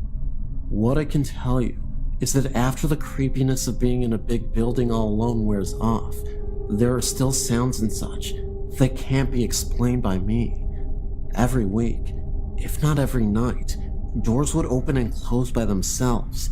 Me and the others would go chasing these noises, thinking there was someone in the building, but of course, there was no one there, or I wouldn't be writing to you. And the security company wouldn't call to say an external alarm went off, so there couldn't have been anyone there. Sometimes we'd be in the library, and we'd hear one of the counselor's doors open and close. The library was the same room, but divided by office walls from the counselor area. Sometimes the classroom doors would as well. At times, I'd be in the gym and would chase the sound of footsteps. The place does make a lot of building noises. It's difficult to report on anything I heard in the auditorium, the creepiest place in the school. Because the roof and heating systems would collaborate with the big empty space to make many mysterious noises that could be too easy to explain away. Plus, the auditorium was creepy because it was always dark until I would clean it, and there were so many access areas, such as backstage or the lighting area above the stage, and the several doors that would really just make me paranoid. Having said all that, I did sometimes get transfixed on the idea that an emaciated naked woman was watching me. I only got that feeling in or around that particular room. It makes no sense to me, but I did avoid it. The band room was also a little creepy.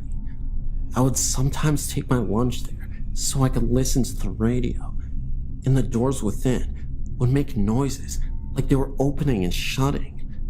There was one definitive time that I also couldn't explain. I went into the library and locked the door behind me because I was hearing so many noises around that door that night. Then, I climbed over the wall to the counselor's area and unlocked that door so I could rush through it when I heard the noise. Sure enough, the library door tried to open because I heard the deadbolt hit the door frame. So I ran to the hall and listened for footsteps, but there were none. I ran to look down both north and south halls along the library. There was nobody, and there was nowhere to hide. I didn't think someone could have gotten away like that, not in that manner anyway, without making enough noise for me to hear it. A similar thing happened one night when all three of the overnight janitors were in there.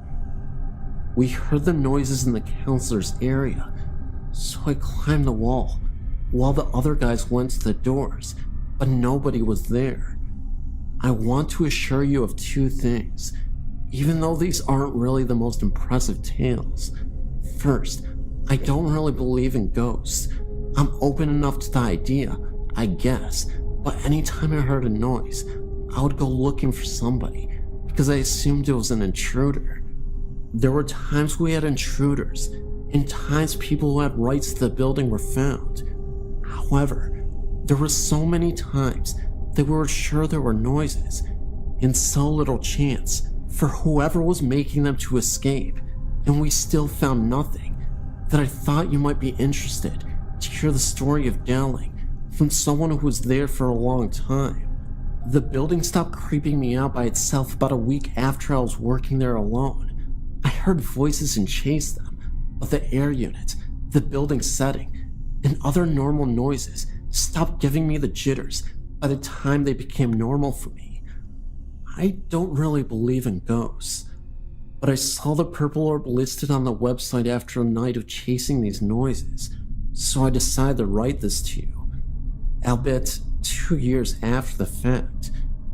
Last thing I want to say, there are 2 creepy stories about the place from a source that I'm not sure I trust, but I'll tell you anyway. One time, this guy saw people in robes walking into the woods west of the building.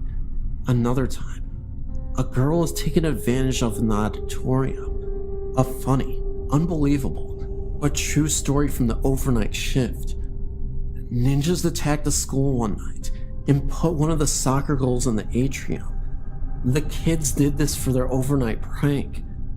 They seriously climbed onto the roof of the school with 2 of the school's regulation-sized soccer goals and dumped them into the atrium. I chased off a bunch of kids when they were trying to get on the roof a 3rd time. They were all dressed like ninjas. My name is Carly, and I used to live in a 100-year-old house on the Eastern Shore in Maryland. This house was on a street with about 10 other houses, all closely related in shape and size, except my friends. She's my best friend, and the man who had built all the houses in our street lived in hers. They have never had any bad experiences in theirs, up until now. My friend's older sister came back for Thanksgiving, and she woke up in the middle of the night and saw a form of a giant man. The man closely resembled Andre the Giant, even though she thought it was her boyfriend. When she looked next to her, he was sleeping. She really didn't think too much more about it until the next day, where the rest of the family shared that they had been hearing and seeing things too. My house was only a few years younger than hers. My parents bought it at an auction because the whole thing had to be gutted and renewed. As my dad was working on it, he was putting in new windows one day and saw a man. He was crouched down with his face right up against the wall, looking at the window he had just put in. The man saw my dad get up and disappeared.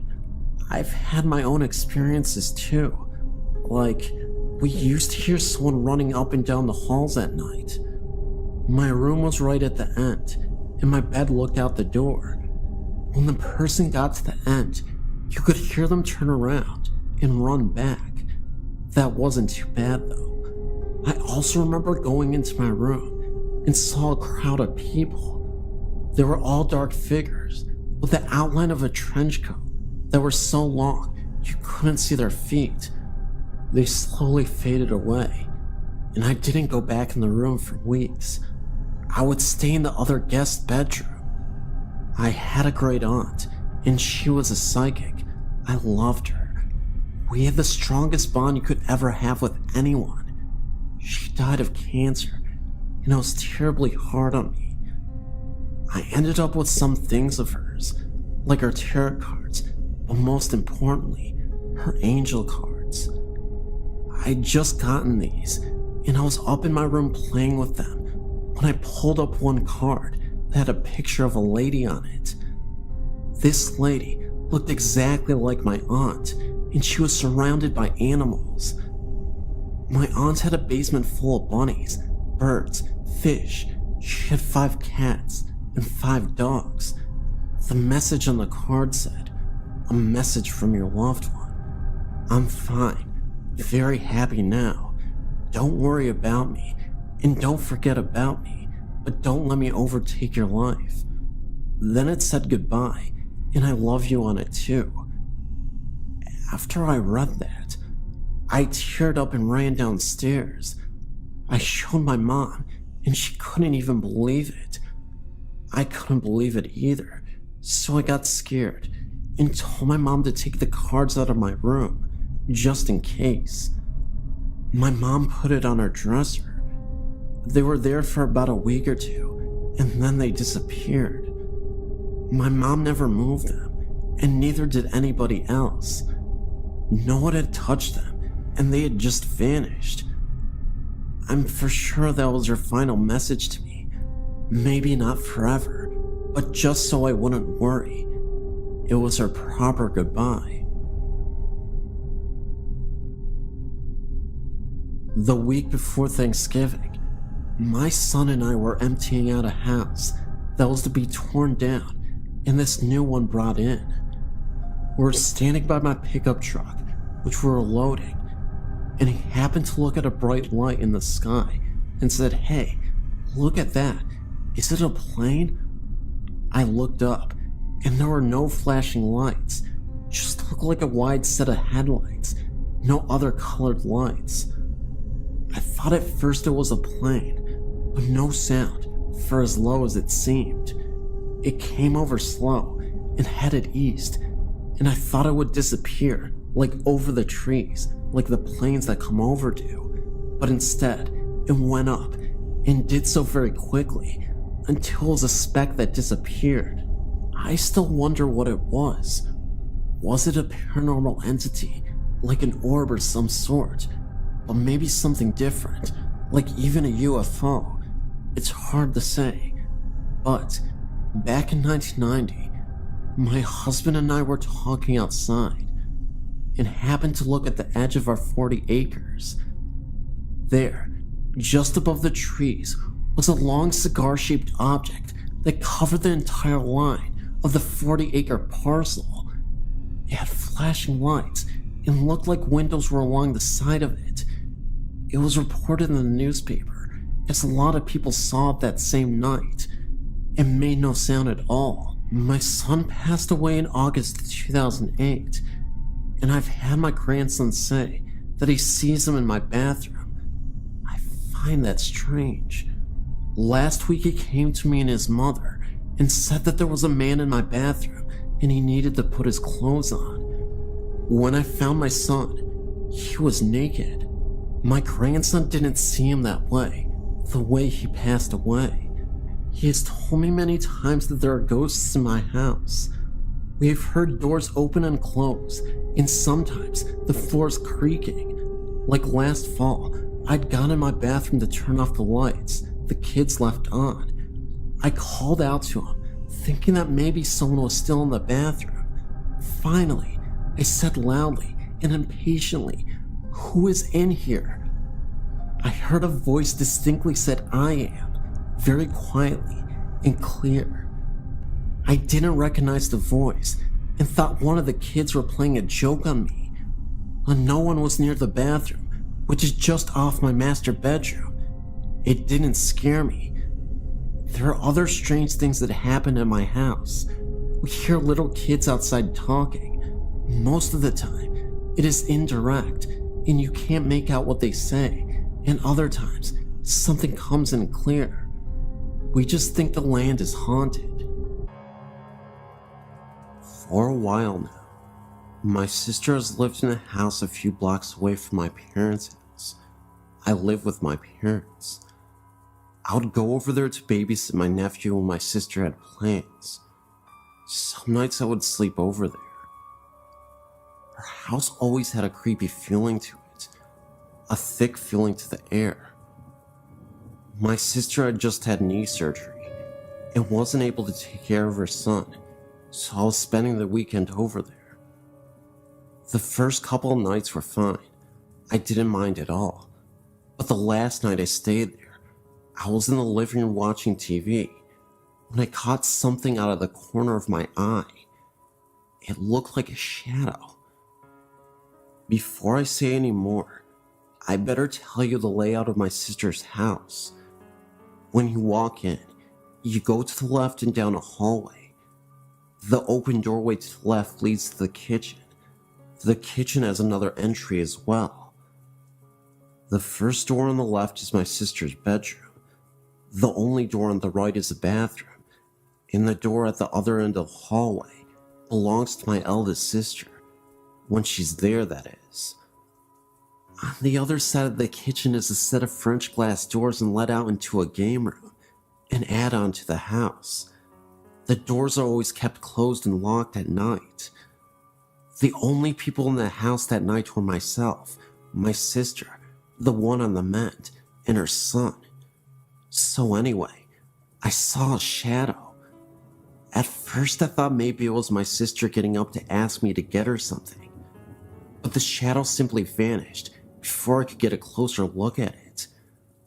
I shrugged it off as me being tired. I lay down to go to sleep. I woke up a couple minutes later. It was around 5 in the morning. I didn't know what had woken me. I was sweating badly, and I felt like someone was sitting on my chest. I was propped up enough to see the French doors, which were across the room from the sofa. What I saw that night is engraved into my brain. There was an old woman outside the doors. She had her hands pressed against two of the glass panels and her face against another. Her mouth was open in a scream. I was scared beyond belief because I couldn't move, I couldn't speak, I couldn't do nothing but lay there. And then the door began rattling. The woman was shaking it. A shadow came out of the kitchen, and the woman vanished. The shadow vanished after that, and I could breathe again. I don't know what the shadow was, but it did make the woman go away. I like to think it was my guardian angel. Who knows? That's my story. Anyway, and yeah, it is true.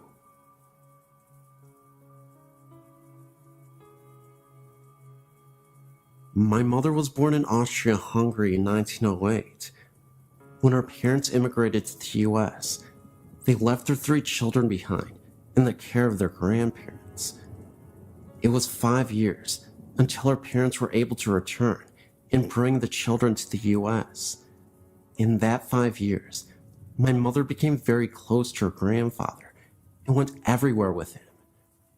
She arrived in the US as a 13-year-old, grew up, and married my father. They were a young farm couple living in rural Ohio. One night, my mother awoke to see her grandfather standing at the foot of her bed. He was smiling at her, but did not speak. She relayed that she pulled the covers over her head and then looked again, and he was still there. She then tried to wake my father, but when he awoke, her grandfather disappeared. She had the overwhelming feeling that her grandfather had died. This happened in the mid-1920s, and at that time, international long distance was only a thing for wealthy folks. Her only contact with her grandparents was via mail, which would take a couple of weeks to arrive. Sure enough, 2 weeks later, she received a letter from her grandmother verifying that her grandfather had passed away on the same day and approximately the same time that he appeared in her bedroom. My father attested to the entire happening. This was always our family ghost story that no one ever had a reason to doubt.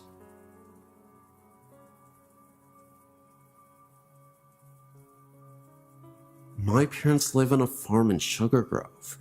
My stepdad grew up here with his family as a child. On Christmas Eve in 1964, his dad went into town to pick up the grandma for the holiday. With him, he took a younger daughter and his younger son. On the way home, there was a terrible accident, and everybody died except the daughter. Over the years, the farmhouse was used as rental property until my mom met her husband. They have lived here now for 6 years, and have had many experiences with the spirits of this home. I, too, have had some of the same. There are many, many voices that we hear. Marbles rolling down the hallway upstairs, foot noises walking up and down the stairway, clouds of light and dark smoke throughout the entire house, doors open and close, things come up missing, then are returned within days. If you are alone in the house and stand by the sink, you will soon hear a voice that asks you to go away. It will repeat until you walk away from the sink. Standing outside, if you look up into the window upstairs, sometimes you will see a vision of a woman standing in the window. This is believed to be Grandma. I have an 11-year-old daughter that has walked into the downstairs bathroom and ran out, stating there is a man standing at the bathroom sink. He will only turn his head and look at you, and then turn back to the mirror. He hasn't spoken yet. When my parents first came here, they slept upstairs. They had to move to the downstairs room in the winter, because no matter what room you are in up there, it is ice cold. We have used electric heat sources to try to generate heat, but it doesn't work. There are also apparitions of faces, white in color, etched into the door of the master bedroom. These appear darker at times and lighter at other times. They appear to be stuck in the wood of the door. It's believed by everyone here that the spirits and happenings of this house are all those family members that were killed in the crash. After all, they all did reside here, and I think they still do.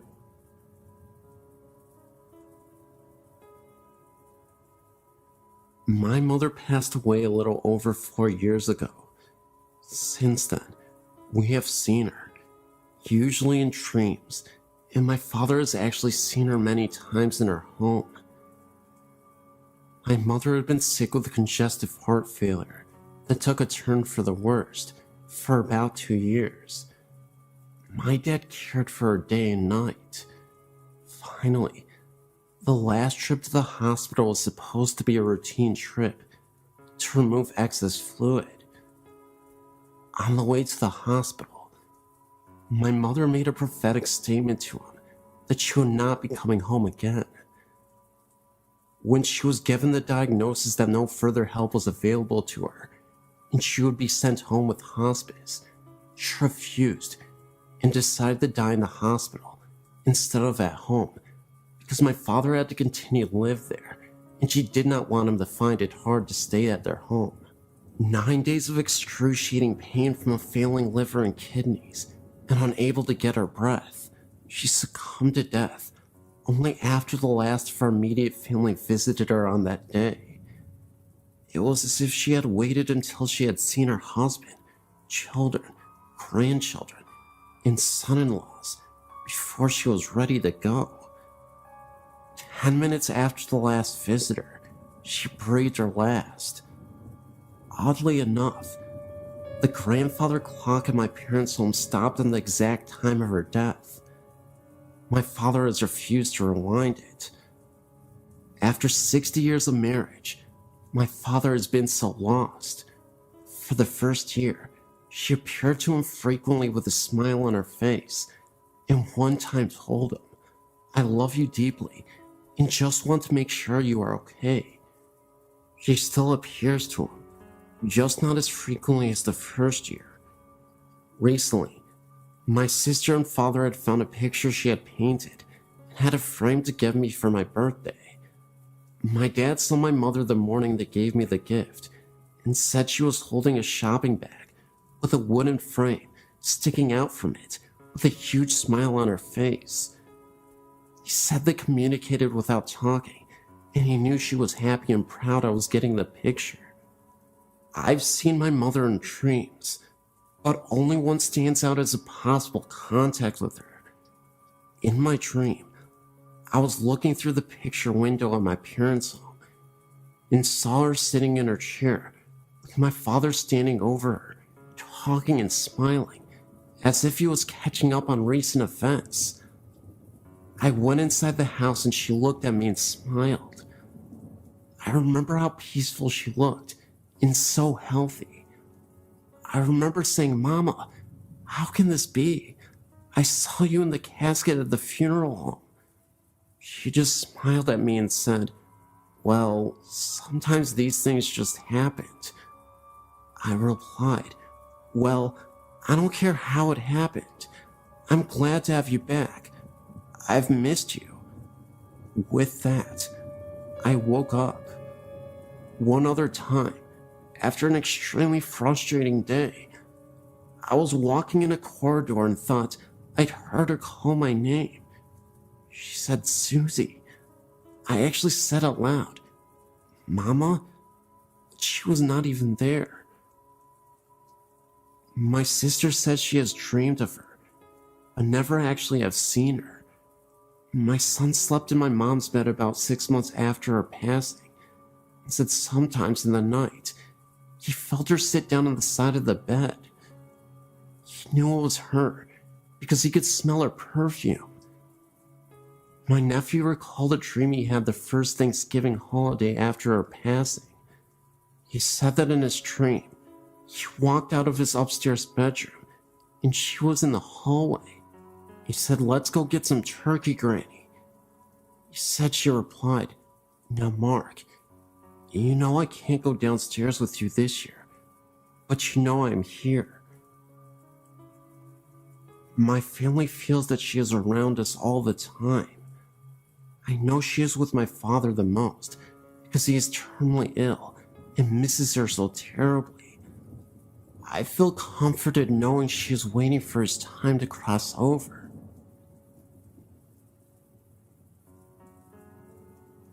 My mother is a current janitor working at Rockford College, and one of the buildings she is assigned to cleans happens to be the Burpee building. There, she and some of the other ladies that work with her have lunch in that specific building every work night. A while back, she told us that during her lunch break, she saw what was a female figure walk past the room they were in. She said she wore a blue dress and had blonde hair. The room has a mirror that faced the only door of the small area. She said, and I quote, "I glanced at the mirror, a habit of doing when you're in that room a lot, and saw this thin, transparent figure walk past the door. I thought it was one of the other girls that was walking by, but it wasn't until I realized that no one that night was wearing a blue dress or had dyed their hair blonde. I walked out to see if it was a trespasser, but saw no one in the hall. I called security and asked them if they allowed any blonde, blue-dressed girl on the property. They denied doing so, confirming my suspicions that it was possibly a ghost. This is just one of the stories that she has told us during the last 2 years of her encounters with the burpy ghosts."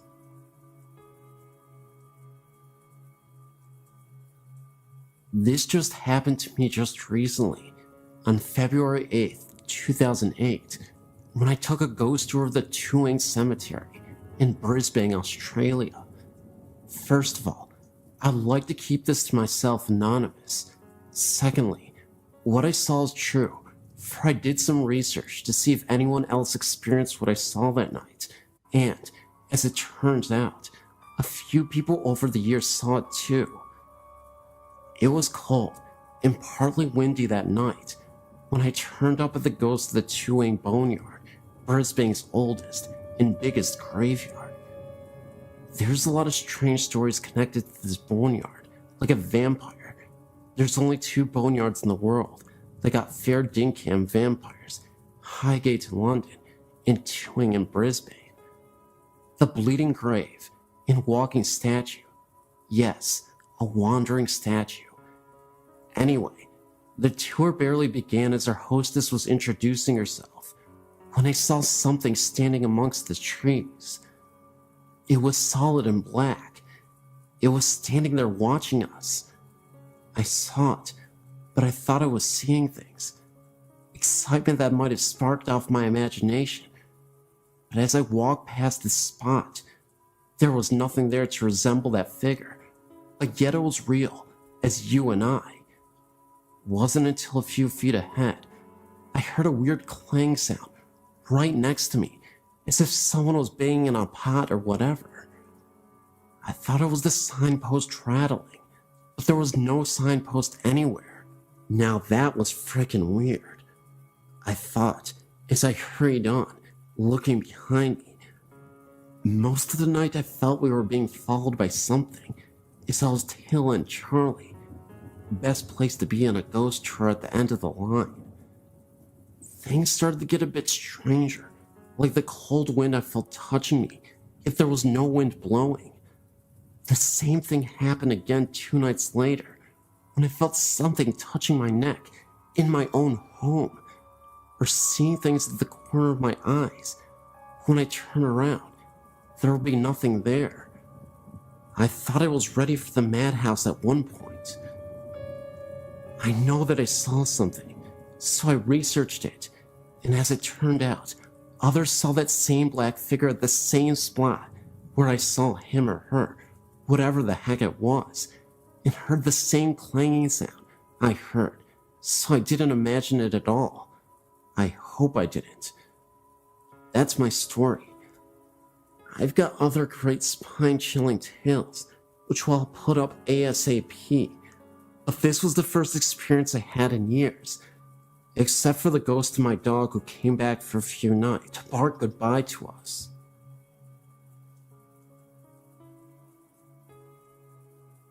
My name is Tina. I'm 33, and I have a story I would like to share with you and your readers. I've been experiencing strange things for many years now, but I've only been sharing them for just a few people who don't believe always have the need to find something wrong with the ones who do.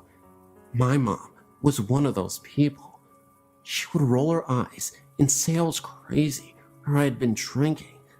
The day she became a believer, was one of the most beautiful moments we've ever shared. This is our story. My mom had surgery in her foot and was using a walker to get around. I was at her house helping her with her laundry and such, and had laid my son down in the bedroom down the hall for his nap. Mom was kicked back in the recliner and decided she would also take a nap. All my chores were done for the time. Everybody in the house was sleeping, so I went out to get into the pool. I turned on the baby monitor at the room where my son was sleeping and brought the other piece outside with me. My mom lives out in the country. No neighbors close enough for monitor to pick up any other signals from a phone or another baby monitor. It was so quiet in my mom's house, I could hear the tick-tock ticking of the clock in the room where the monitor was. All of a sudden, I heard a woman's voice so clear and loud. It sounded like she was speaking into the monitor. It sounded like peep, as in P-E-E peep. I'm not sure what that means. Maybe it was just gibberish. That's what I heard. At this point, I start to run to the door to see if my mom is still in the chair in the living room. I got to the door, snatched it open, and there was my mom, still reclined back in the chair with a really strange look on her face. I guess I had a strange look on my face too, because she said, "What? What's the matter? Who's here? Who are you talking to?" I just looked at her and couldn't say anything. She asked again who I was talking to, and I said nobody. Why? She said that she heard a woman talking. She thought she was dreaming.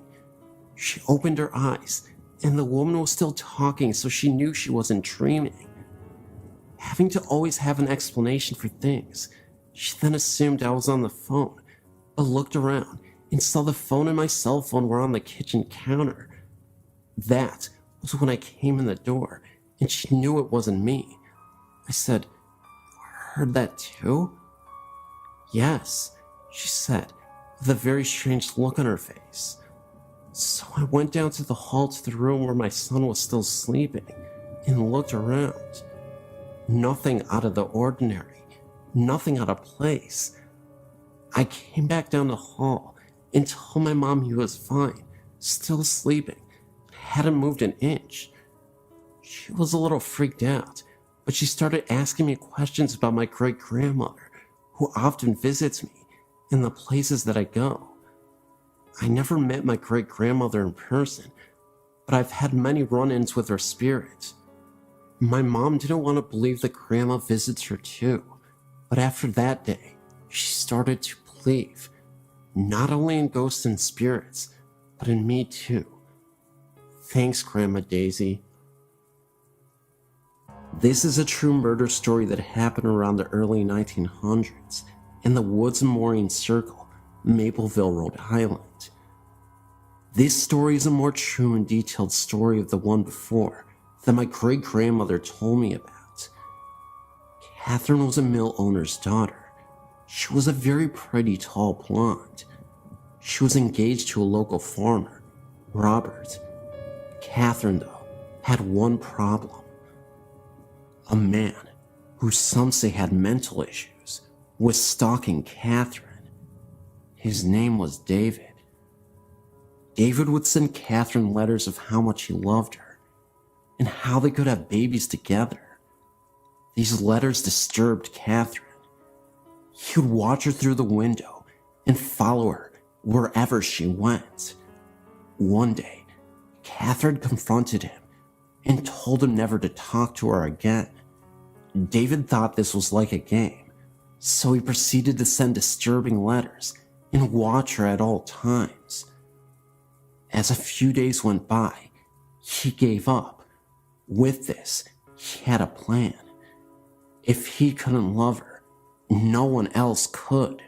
So one day, while Catherine was going to the woods to get water for her family, David followed.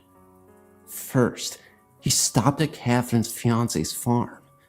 Robert was working on the farm as usual, and David came in from behind and stabbed him in the back with a pitchfork. Then he went off to find Catherine. Catherine was sitting next to a pond under a hemlock tree. David pulled out his knife and stabbed her through the neck. She screamed in pain as David ripped open her body. As she died, David messed with her dying body. Afterwards, he took her organs out, cut off her breasts, and nailed her heart to a tree, covered in blood. David went home and took a nap. He was supposedly awoken by the sound of dripping. He looked around his room, and it was covered in blood. In the middle of the room, Catherine stood there cursing at him. David had gone insane. He wrote his last letter to the police, telling them what he did, where her body was, and all that happened. He drowned himself the next day in a river, his body sprawled out on a rock, broken. Catherine and Robert were buried in a now abandoned cemetery, and David's body was thrown into a pit. During a biopsy, they found a heart in David's stomach. Some people think he swallowed her heart, while others think Catherine put it there. Still, rumors persist that late at night in the cemetery, you could see the couple holding hands as if nothing ever happened.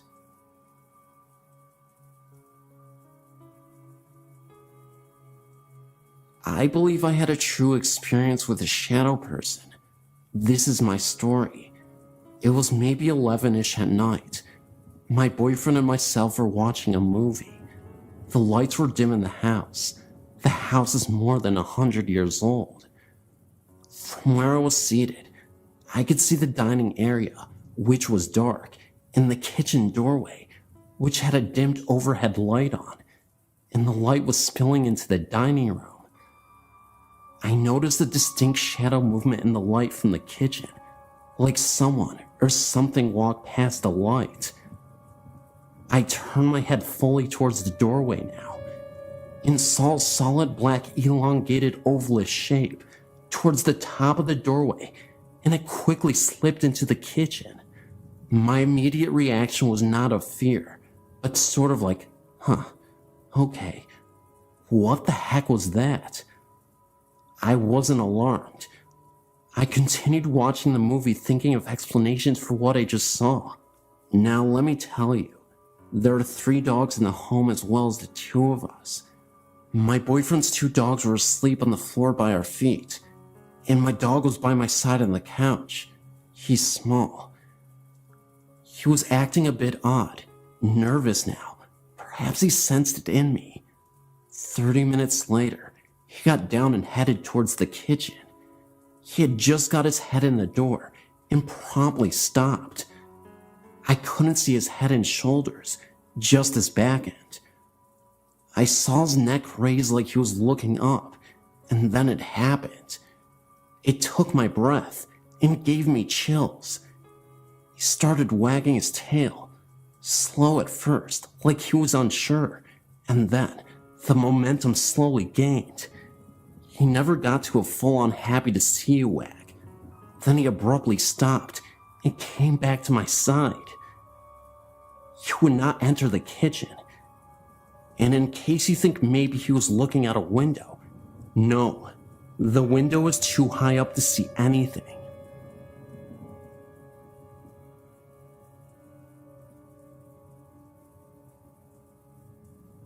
My name is Guy, and I would like to share my experience at Lambertville High School. I've been there numerous times. I live about 25 minutes away in Pennsylvania. My friends and I are ghost hunters, and Lambertville is a favorite spot of ours. The first time I visited the school was about 2 years ago, in 2005 and 2006, and I've been curious about it ever since then. I've had many comments about history of this amazing site. I've been through some of the school, not all of it though, because the building is in poor shape. The first time we went, we didn't encounter anything out of the ordinary. Back then, we had no equipment except our eyes and ears and flashlights. We really didn't venture inside until the second trip, but that was during the day, and also uneventful. The third trip back to the school was a shocker that still gives me chills to this day. We went on a summer night, around midnight, or maybe a little later than that, and not a smart thing to do, but we didn't know any better. We parked the car out in front of the steps leading up to the school. We were to go in shifts up and into the school. 2 go and 2 stay in the car to watch for cops. We were there for 5 minutes before 2 of my friends came sprinting to the car screaming, "Drive! Drive!" Me and my friend, who stayed in the car, were wondering what was literally scaring them to insanity. What they told us was pretty crazy at first. They said that while they were walking up the steps to the school, they heard the sounds of little children, little girls, giggling and laughing. At first I didn't believe it and wanted to go back to experience this for myself. I'm the kind of person that has to see to believe, but it's the hope of that proof that draws me back to this school. Anyway, that incident was about 2 years ago, and between my friends, it has been just a story with no proof. No proof until now. Last week, May 2008, me and my friends met up again, thanks to school being finished, and decided to go back. We went that night around 10 to 10:30 and stayed there for a good hour and ventured inside. Though we heard no laughing, I'm still a believer. I believe my friend's story and everyone else's stories of little children laughing because I caught it on tape. I recently purchased some equipment to help capture paranormal activity, and the most valuable tool I had that night was my recorder. It's amazingly lucky that I caught anything at all, because I only recorded audio for about 7 minutes of our hour-long investigation. In all but about a minute of the audio has voices on it that were not ours. I also caught the voice of maybe a teacher or student saying, "Does he seem okay?" in a 2-minute-long conversation with what I believe is a female and a male that answers a question that I ask. I've showed this tape to my family and friends, and they all hear talking as well, and the laughter seems to freak everyone out.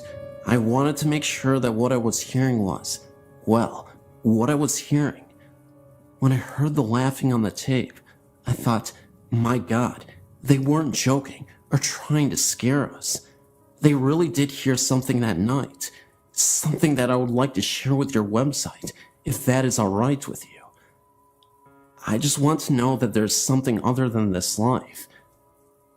And that is what draws me to the paranormal. Thank you for your time, and thank you for reading this. If you have any comments or questions, please feel free to ask. I'd love to share these clips with you guys and your viewers.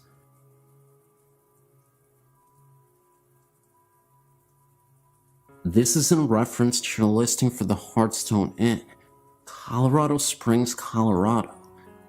This place has much more than a little girl. As a housekeeper there in 1999, I was able to experience almost all of the hauntings. In the south building, 3rd floor, the little girl would appear regularly, as well as the man in brown in the main bedroom, also in the southwest corner of the floor. He was harmless and would usually disappear as soon as spotted. On the 3rd floor, I've never felt alone, would often hear the little girl and running and laughing. 2 of the 4 bedrooms on the 1st floor share a bedroom. I learned to prop the door open while cleaning, or I would be locked in. The first time I was locked in, I rattled the door and was screaming for the other housekeeper. I was nearly hysterical when she let me out after about 5 minutes. Also in the south building, 1st floor, there was a bedroom at the end of the hall that used to be under the stairway. The back stairway of this building, when it was a hotel, led outside. Many of our guests reported having the dreams of the woman in this room. I would feel her, but never see her. I would have trouble with the lights and an unwelcoming presence. On one occasion, the owner, David Oxhandler spent the night in the room on having a very vivid dream of this woman and dismissing it as a dream. He was too shaken to go back to sleep. When he stepped outside to have a cigarette, he turned around, feeling he was not alone, and actually saw her, dressed as just in the dream, floating where the stairs would have been. Rumors she was the victim of a lover's quarrel and was shot on the back stairs.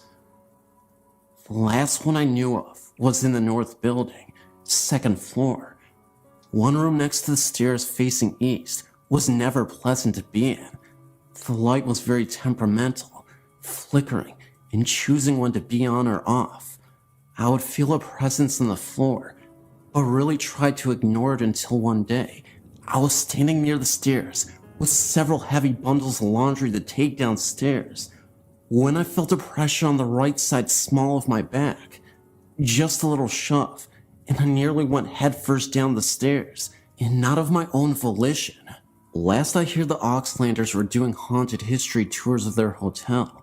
Shortly after, it has been sold to another local organization. Very much worth adding some info to your site, and thanks for the space.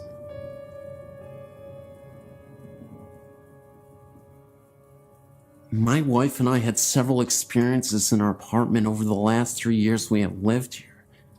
It began with hearing noises and creaks in the building early on, and slowly evolved to seeing shadows in the middle of the night in our bedroom.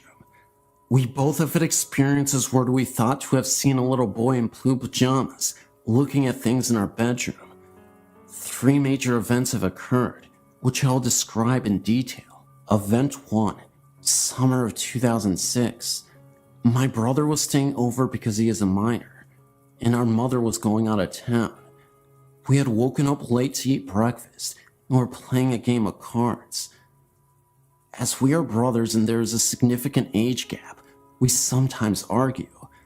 I was being a little bit of a jerk, picking on a card selection he had made, when our kitchen trash can started to rock back and forth. We were the only people present in the apartment, and we were about 10 yards from the trash can. I investigated the trash can further to find that it was nearly empty and there was nothing that could have moved, so we went to the park. Event 2. Winter of 2007. My wife and I were growing fascinated with the television show Ghost Hunters. We had spent an entire day watching episodes from the second season DVD. Being cocky and joking with my wife over her growing discomfort with the mood the show was setting, I began joking about talking on the ghost of the apartment, saying such things as, "If anyone is here, come here and get me," or "You can't touch me, you're just a ghost, I don't believe in you." Later that night, at 4 a.m., I woke up quite distressed and felt that the apartment was shaking from a significant earthquake. I was sure that it was the big one and rushed to jump out of bed and pull my wife to safety in a doorway. She was in a state of shock as I lifted her out of bed and was scared of an earthquake also. When we finally got to the doorway and calmed down, I explained to her that I thought there was an earthquake but couldn't feel it anymore. She couldn't either. I began to grow very nauseous and leaned on her for support. I told her I wasn't feeling right and I blacked out. As I was blacked out, I heard sounds of people talking very quickly. At first I thought it was my wife, and I tried to tell her to slow down. I felt the sensation of running very quickly while I was hearing the rapid dialogue. I was growing angry when suddenly I awoke lying on the floor with my wife over me. She told me she thought I was having a seizure or something because all of my muscles had lightened, and I was screaming and moaning in a sense of fear. She said that I had also grown pale. All throughout that night, I felt the bed continue to shake. Event 3. Soon after Event 2. I was angered by an experience I had felt earlier in Event 2, where I had awoken to what I thought to be an earthquake and experienced what I thought to be a form of being possessed.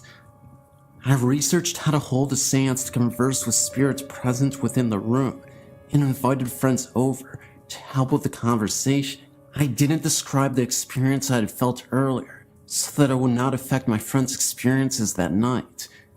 In the middle of the seance, one of my friends began to grow woozy and sway forward when he suddenly stopped it. He said that he couldn't go on and felt like someone was talking quickly to him, and he had felt the sensation of running, identical to my experience earlier. I shared with him my experience, and we decided not to continue. Also, this night, my friend's car got a flat tire while parked in my apartment, and only needed to be refilled with air as there was no puncture to cause the flat, as if someone deflated it. Also, another friend was called by his girlfriend within minutes of us ending the seance because she felt something had happened and was worried. He had only told her he was going to see me and not anything about what we were doing that night. The friend with the flat also received a phone call from his aunt about an hour after, whom he speaks with rarely, because she had similar concerns as my friend's girlfriend. How's that for women's intuition? Ever since that last event, nothing else has occurred.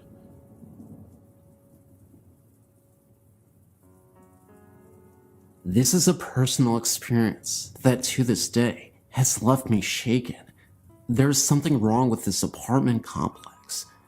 My experience centered on the apartment we were in, but from other residents, I heard other tales that made me really not want to live there, and as soon as I could get out, my husband and I certainly did. Pond Trail Apartments located in South Lyon. There is a huge tree right directly in front of it. Apparitions have been seen in the little hallway between bathroom and bedroom. The panel in the hallway leading up to the crawl space had moved on its own. Personal experience was actually in the bathtub, and the only one home when it happened. I'm all of 5 foot, and that ceiling is a good 8 feet. There was no way for me to get up there. We figured that the only way to move that panel was to be up in the crawl space.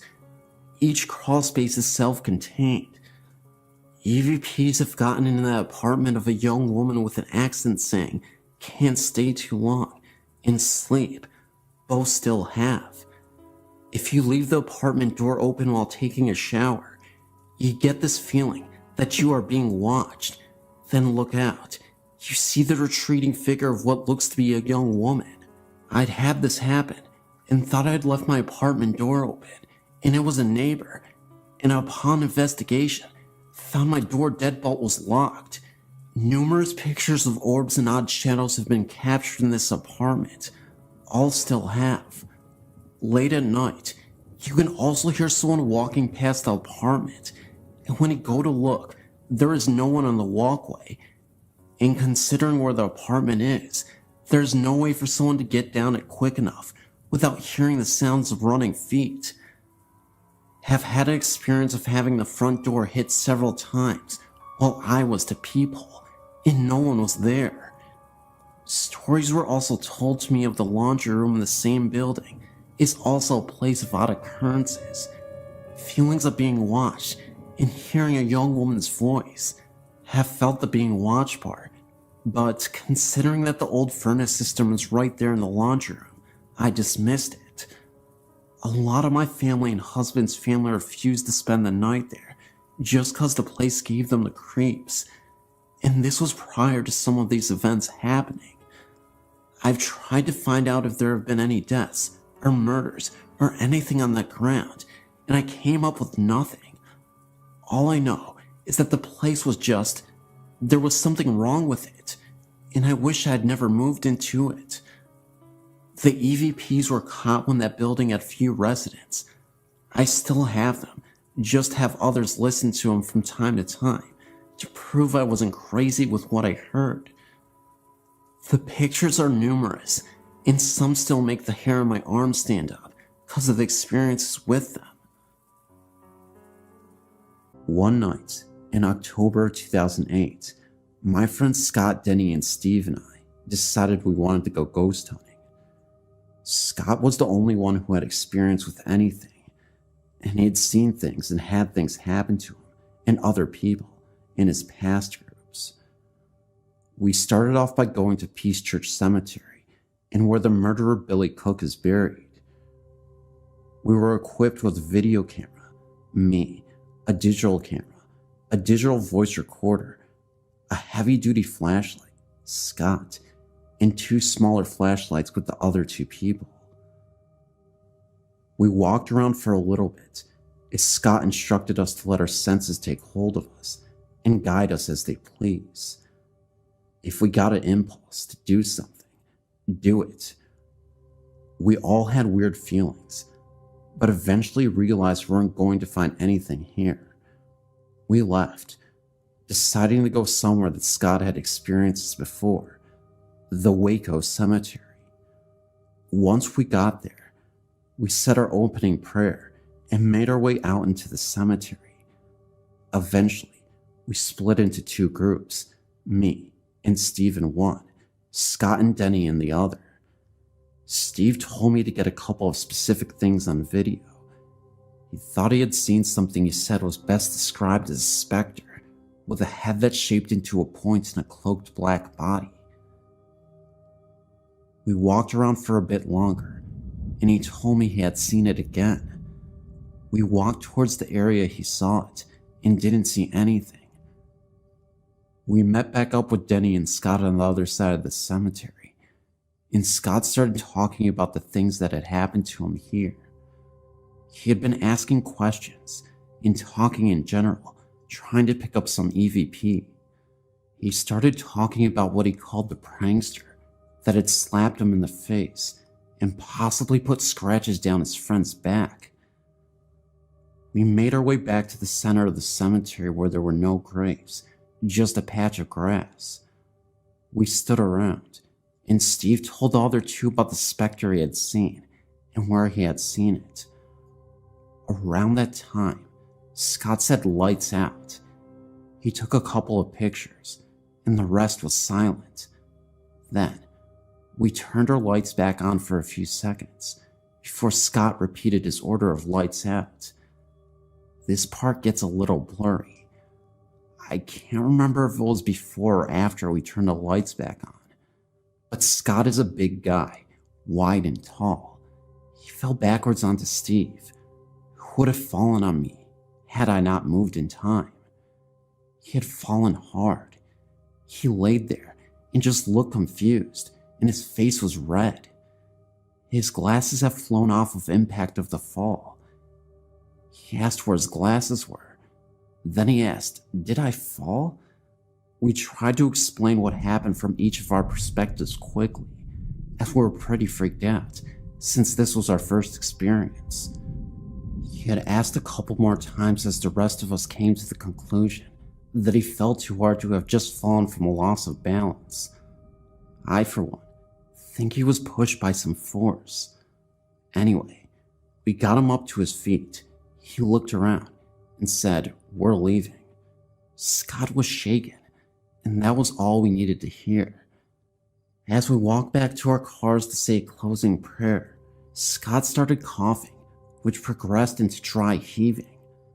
We had 8 Hardee's before we went to the first place, so we knew that he had something to throw up. We stopped to wait for him, and after he felt better, we proceeded to walk to a space between the cars to say the prayer. Scott began, "Our Father which art in heaven." It was interrupted by more dry heaving. Steve said, "Scott, are you okay?" He nodded and said, "Hallowed be thy," and cut off to some dry heave some more.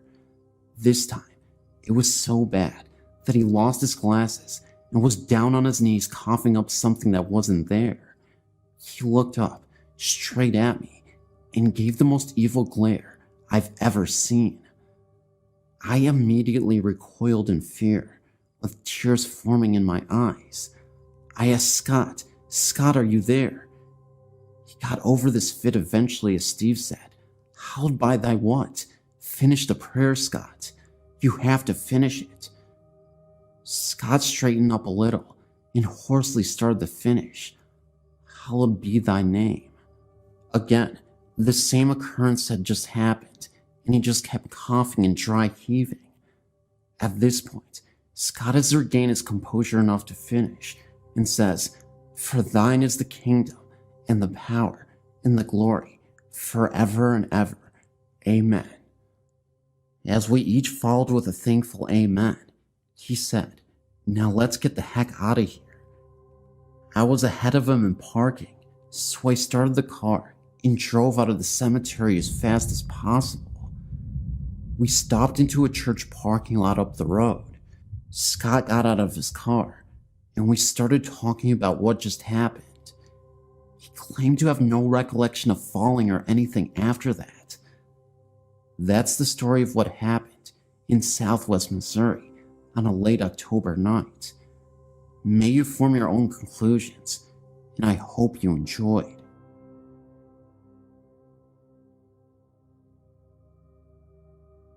I've felt the presence of ghosts at some places I've been or lived at. I've never had an experience of seeing a ghost, but I can walk into a place and tell if there's a ghost there. I know if it's a male, female, or child. I've seen dark shadows, but not all have been black. Some are gray, like the color of a rat. One night, a very good friend of mine came over and we started watching a movie and eating pizza. I saw the dark outline of a male child peeking around the corner of the kitchen. I told my friend Dawn, who is very religious, and at first she didn't believe me. I kept seeing the outline of a head and shoulders peeking around the corner. Then, about 5 minutes or so later, we started hearing a scratching noise. I told Dawn that's the ghost. She said it was just a mouse. Then, I heard a loaf of bread fall on the floor. The bread is kept on the counter far back next to the microwave. I got up to investigate. The bread was lying on the floor, but had no holes in it from a mouse. I put the bread back and went back into the living room. Dawn got up to get a glass of soda, and when she went into the kitchen, she yelled.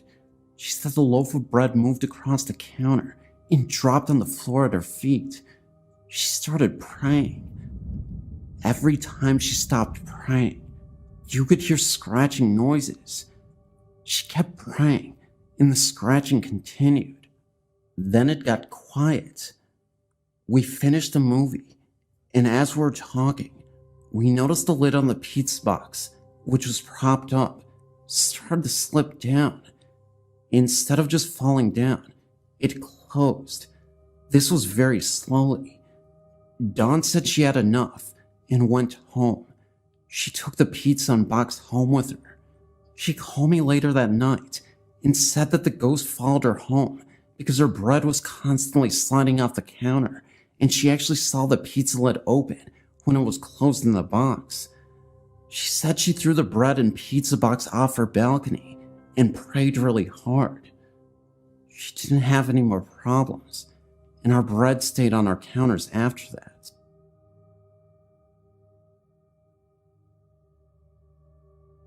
I was at the age of 12 to 13 when my grandmother bought me a rocking chair out of what she said was a yard sale. She claimed that they were very glad to get rid of it, and she never thought to ask why. She brought it home and sat it in my room with my dolls on it. It was an antique, so I was leery about anyone sitting in it. I never experienced any weird activities in it, but my brother at the age of 9 years was sitting in the living room where he could see it and claimed to have seen it rock 3 times. It scared him to the point where he just ran outside to my grandmother, crying and screaming. I was confused, and my grandmother told me to keep it closed and keep my door shut. Later, my aunt said she went into my room to get something, and she also seen it move. I was getting mad, thinking that there was something wrong with my chair, and hid it in my closet. The last person that had seen it move was my little cousin, due to us moving to another location. She agreed to keep it in her room, where she did not stay at the time, but went in and out of there when needed. She was doing her hair in a dresser mirror when she got a glimpse of the rocker moving. Then, To her surprise and fright, a little girl appeared. She said she was very beautiful in an older clothing. She screamed and ran from the room. It took her some time to calm down to tell what happened, and there I was, ready to get rid of it also. The one thing I did find out about the chair before giving it away was that it hated men.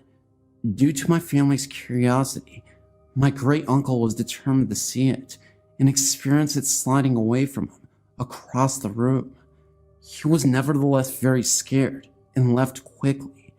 I'm glad I gave it away and didn't think twice, but never had it do anything in front of me.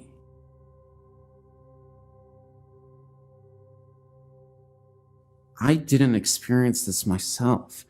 It happened to my mother a couple of months ago, and she told me about it after it happened.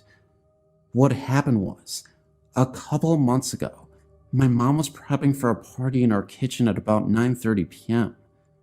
Me and my brother, who were about 11 at the time, were both at the house at the time. I was upstairs, and he was in the living room. My mom told me that she was washing dishes and that she looked up at the window in front of her and she saw someone walk by the hallway behind her. She immediately thought that it was me because of how tall the person was. She called out my name and told me to do something for her. After a couple of minutes, she came to look for my brother to ask where I had went.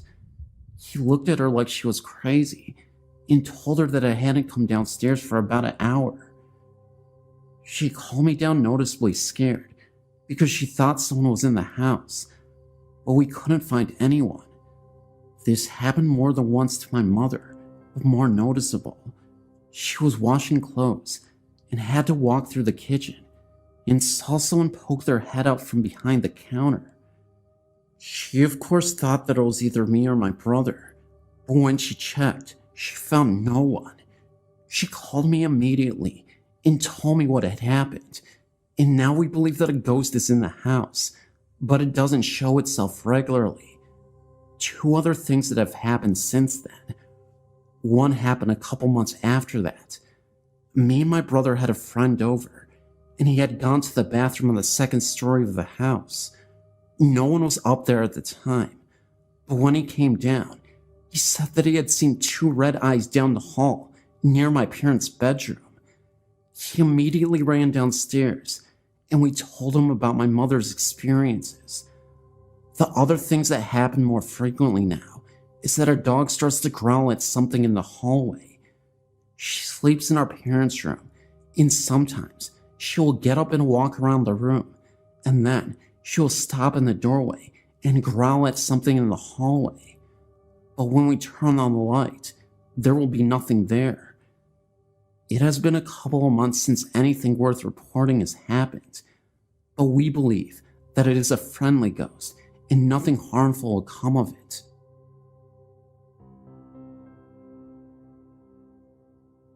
Even though I'm terrified of this kind of stuff, reading stories and watching things on TV about it is very interesting to me. I have a story to share. It's still very fresh to me, even though it has happened many years ago that it has taken place. My husband and kids laugh at me when I tell them my story, just because some of the things that went on. They find it more humorously amusing than seriously true. This story took place when I was about 5 or 6 years old, in a house we lived at, in Oregon, Ohio. I really don't even know where to begin. The house was a 2-story home that wasn't huge, but sure wasn't small.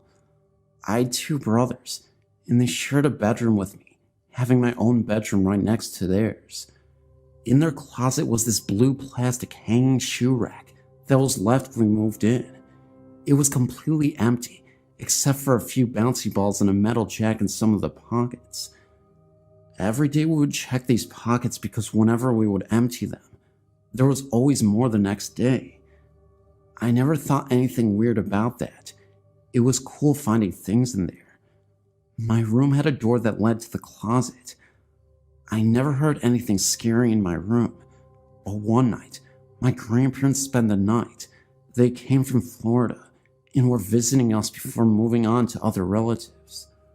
In the middle of the night, everyone ran into the room because my grandpa woke up screaming.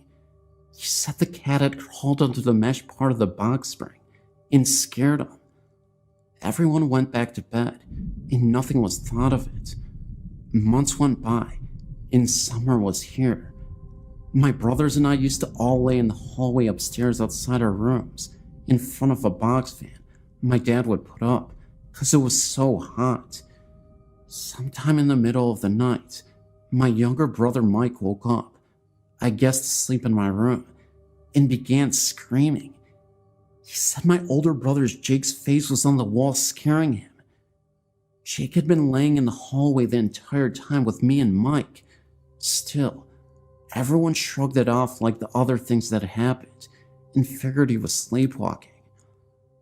I've heard things throughout the night on and off after the last incident, but the last and scariest part of the house that happened to me, and I'm not sure how much time in between this happened, is one night when I was sleeping with my cat.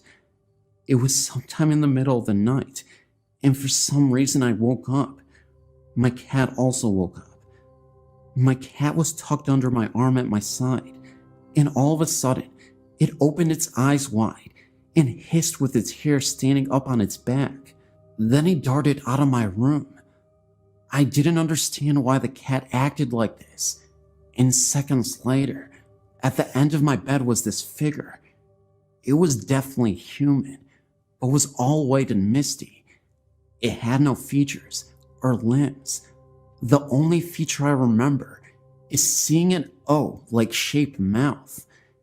It was just standing there, but then looked like it was moving slowly closer.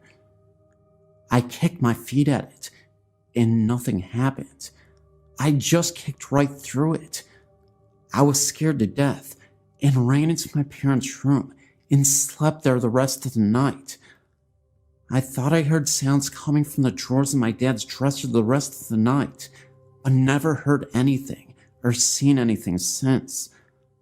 My husband, like I said, finds this humorous, so last year, he bought some ball and jacks and placed them on my pillow and laughed. I would love to find out if anyone living in that house after or before me ever had any experiences like that. I always wondered why that thing would want to scare us like that.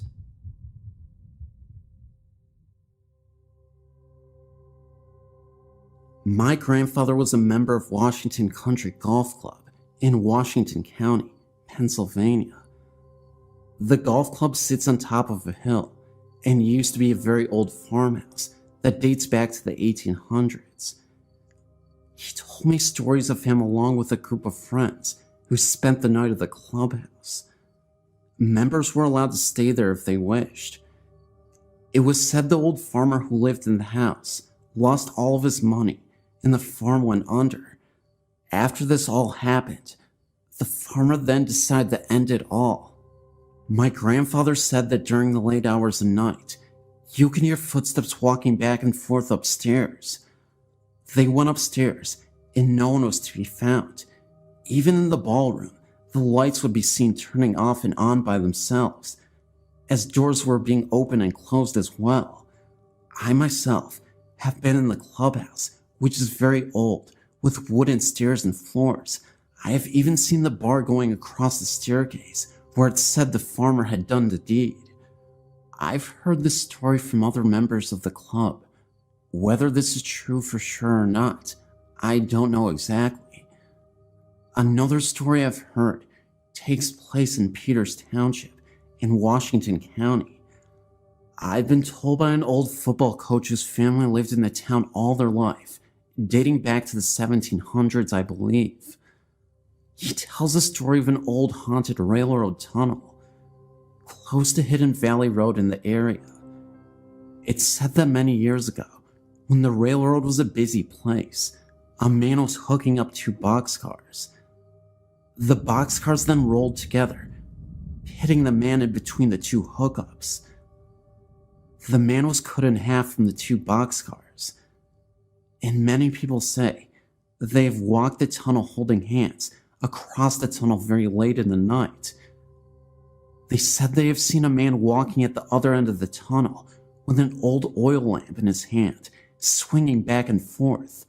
They even say that a train can be heard off in the distance, but no train even came. The story has been known as Boxcar Willie. I've heard this story from many different people in the past. I've seen the tunnel myself one night with two of my friends. We held hands going across the front of the tunnel. We all then saw a very small light at the end of the tunnel. Never went to check it out, but something was there. We all saw this light. It may have been something off in the distance, but I believe it was Boxcar Willie. We all felt something very weird that night. That's why I get the feeling something was out there. About 2 years ago, my first love was shot to death and died instantly. I was devastated when it happened, but one night he came to me in a dream and told me he loved me and he didn't want to see me cry over him anymore because it hurt him. It was really strange because I woke up immediately after that and I just started crying so hard, but I only cried for a few minutes because I remembered what he said and I stopped. I didn't want to hurt him. I remember the dream feeling so real that when he held and kissed me, I felt so safe and secure, like he was really there with me. I never really cried over him again after that day. Sure, a few tears here and there when I visit his grave, but I never cried uncontrollably again. I never forgot about him, but I moved on and tried to make happiness in my life without him. Then a few days ago, a really good friend of my mother's came to visit us for Thanksgiving. Now, I never knew this before, but she has the power to feel the presence of ghosts and spirits. She can talk to them, hear and see them. She was scared to tell my family about this gift because she thought we'd call her crazy. Finally, she just couldn't take it anymore because she said we had a ghost in the house that was influencing my thoughts when I would sleep. She said it was a man and he lived in my room and his favorite place was at the foot of my bed.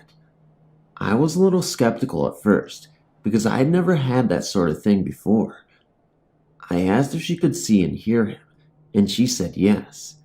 She told me that he had black hair, sharp brown eyes, olive skin, a mustache, and he was about 5'8".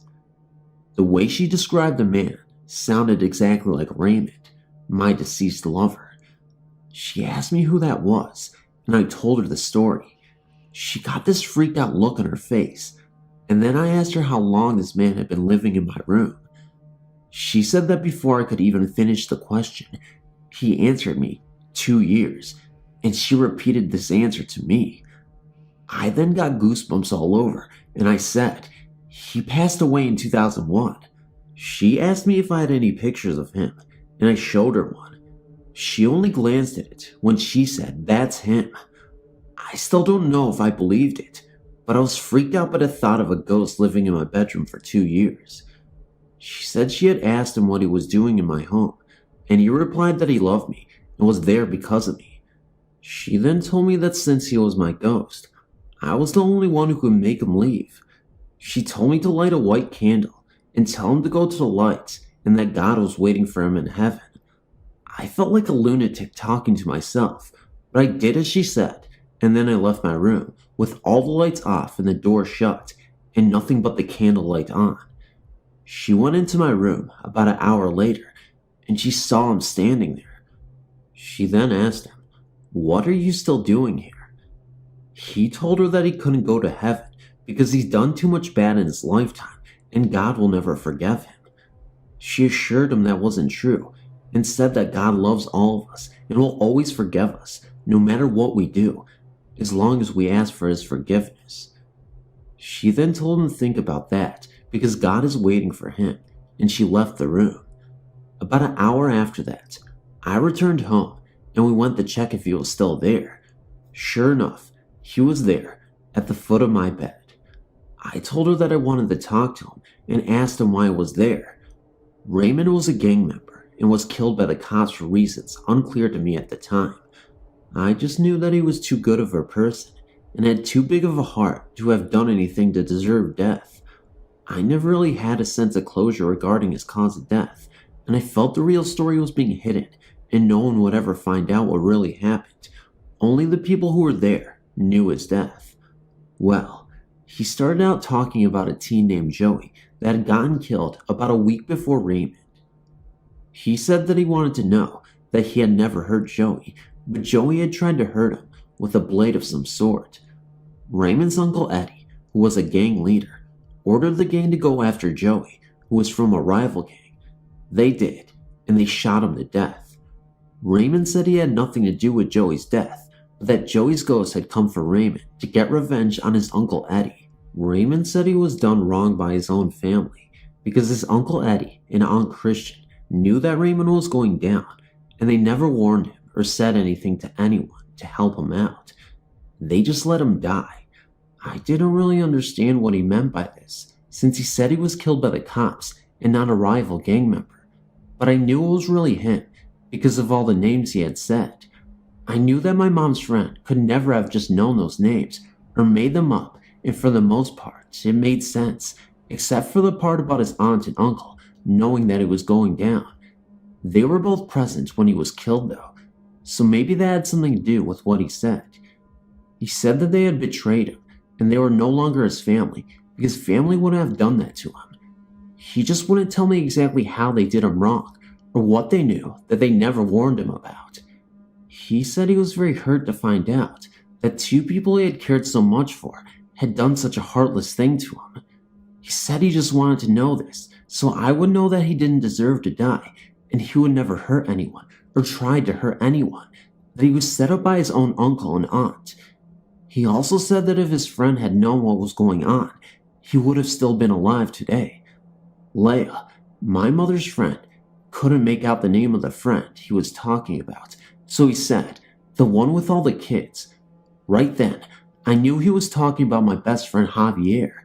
He said he only told me all of this, so I would know the truth and would never think of him as a bad person.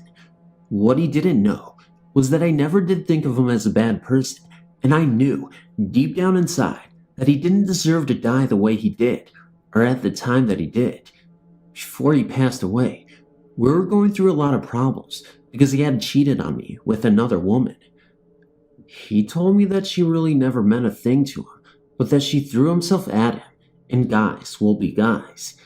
He said that we were supposed to get back together and get a house together, and I was supposed to leave his son. He said he wasn't ready to go yet, and he had plans for us, and that was why he chose to stay with me all this time. He just felt comfortable with me there. Leia had told me that since he died so suddenly, he never knew he was dead, and therefore had not crossed over yet, and had been trapped here on Earth. He said that he never meant to hurt me in any way, and that I was his true love. What was really weird was about a year ago, 2002, I had a new boyfriend living with me, and he broke my heart. I still get sad about him and miss him occasionally, and Raymond knew this. One of the last things he had asked Leia to tell me was that the man I was so heartbroken over wasn't even worth my time or tears, and that he could just never be good enough for me, so not to hurt over him anymore. He said he didn't like that guy, and that he never deserved me. He was just no good. Well, he was so right about everything he had told me in that whole conversation. At the time, I didn't know it for sure, but I just felt it inside, and I knew he wouldn't stay around for 2 years just to tell me lies. After he told me all of that, he said he didn't want to talk anymore because I should be able to figure out everything from what he already said. Leia and I then asked him to go to light and go with God.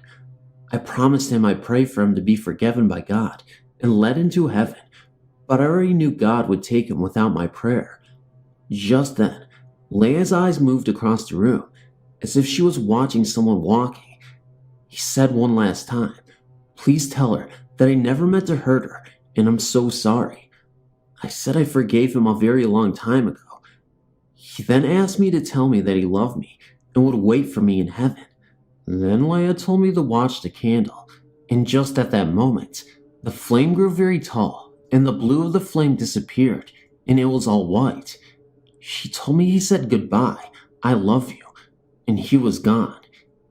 He just wanted to tell me those things and wouldn't leave until he got the chance. I felt really happy after that because I sent my love to heaven where he belongs. This is a true story, and it was honestly the best experience of my entire life, which isn't too long since I'm only 19. Even though I couldn't see him or hear him, I knew for a fact that he was right there with me, just from what he said and all the names he mentioned. I know I will never experience anything like this again, so I feel very special that he chose me. It really was crazy to go through that, but once I knew it was him, I wasn't so scared anymore. I actually felt happy that he stayed all that time just to tell me how he felt and what really happened when he passed away. I felt even happier that I was the one who had sent him to heaven to be with God and be happy again. It may not make sense to you, but it did to me because he was my first love and I knew him so well. I tried to follow his case and dig to find something on what really happened when he was killed, but never could, up until he told me. Soon after that experience, I spoke to his mother, and we put the whole thing together to find out that his family had betrayed him, just as he said. His Uncle Eddie is now standing trial for the death of Joey, and he is looking at 25 to life with no chance of parole. But for what he did to Raymond, he deserves that. He actually deserves to be the one laying in that casket instead of Raymond. But I'm just glad Raymond is in a better place and away from this cruel world. He deserves to be happy for eternity.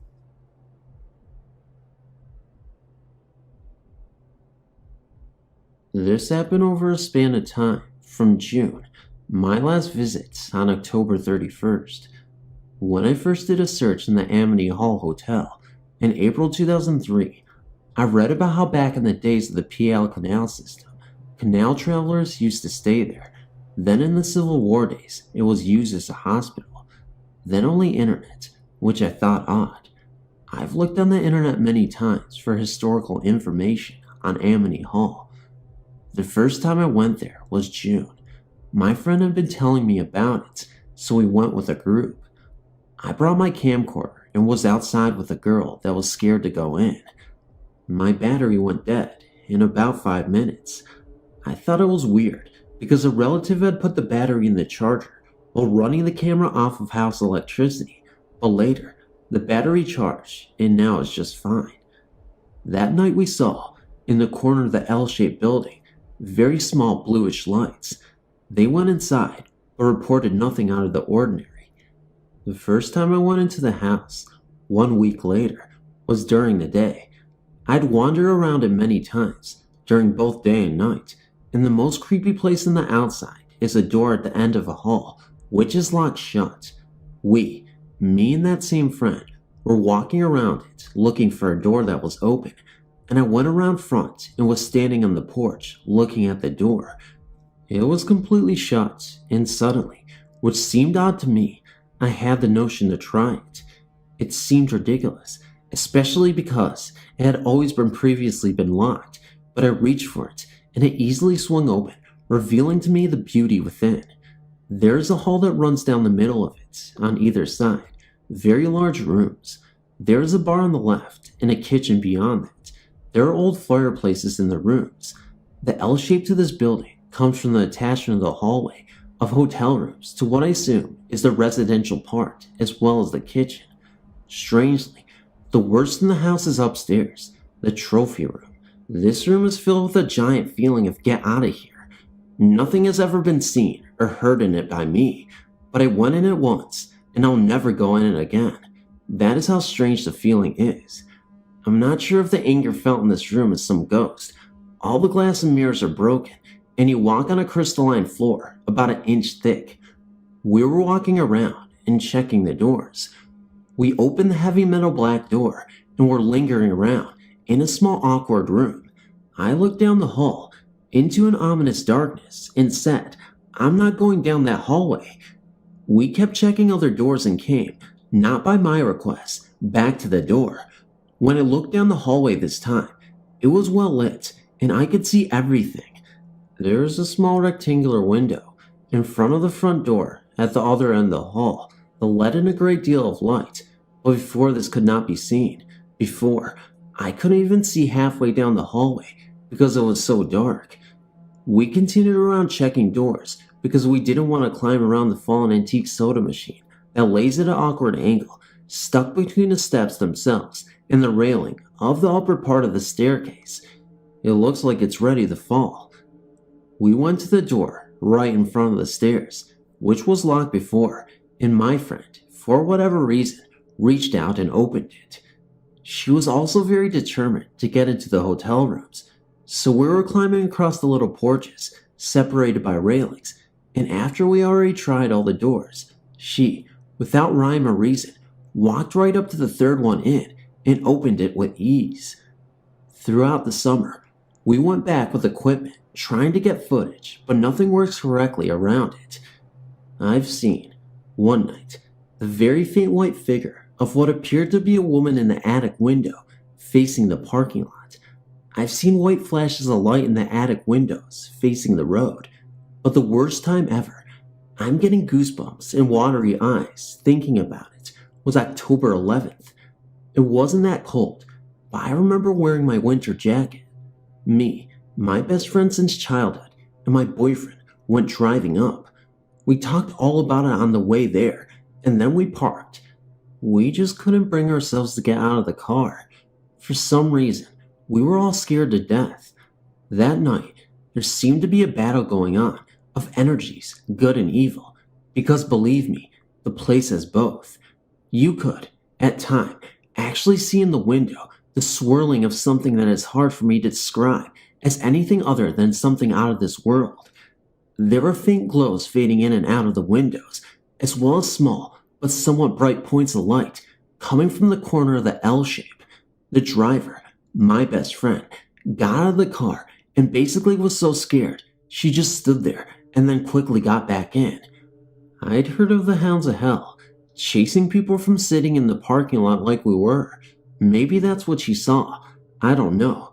I was watching the house, but suddenly, my boyfriend in the passenger seat freaked out and pointed to the front left corner of the car, and just as he did, I was suddenly scared. I cried a scream that came straight from my soul. Go now. We spun out of the parking lot and parked on the other side of the road. Each time the car was still running. My boyfriend was talking about what he saw, which was a black figure, not the shape of a dog, but about the size of a dog, lingering around the front bumper where the driver was standing. We were talking about how still, from this far away, the house felt creepy and strong. This may sound weird to some, but I don't care.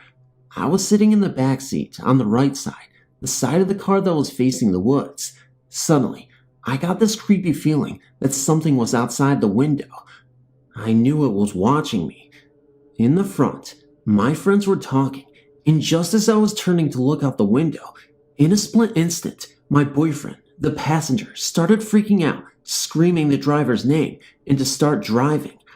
I was, somehow, too slow for this. The timing was just about right, that I never got to see with eyes what I already knew to be there, just outside the window, not just watching, but glaring at me. I hadn't even began to describe what I experienced when suddenly it started coming from my boyfriend's mouth. He was trembling and telling about how something was outside my window, looking in at me, and it wanted to hurt me. He said there was a woman outside his window, silently screaming at him, which is why he screamed.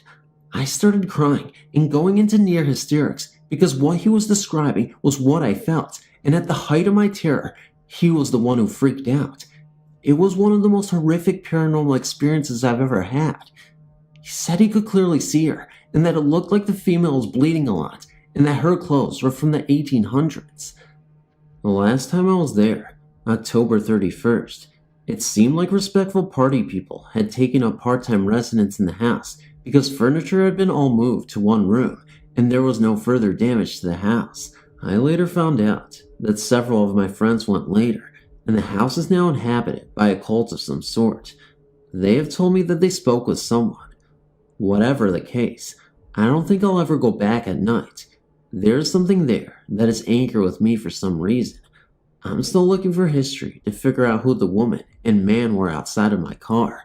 I would appreciate any ideas you might have for why the male gave off the feeling towards some and no one else in the car. My boyfriend is also wondering the same thing about the male. To be honest, I don't think I'll ever go ghost hunting anymore either, because I've been so frightened by the above events.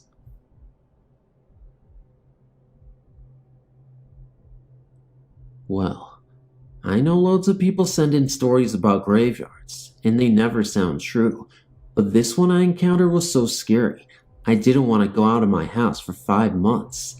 Basically, my 2 friends, Ursula, Nikita, and I, were sitting on the wall of this graveyard we used to hang out in when I decided to take a visit to my friend, who is dead, in the cremation garden and have a talk to her. Nikita and Ursula knew I liked to spend time on my own, so they left me to it. After all, they were still in view. Well, Asher, my dead friend's flowers were dying, so I went into the back of the graveyard to pick some flowers. Then, all of a sudden, I heard a voice.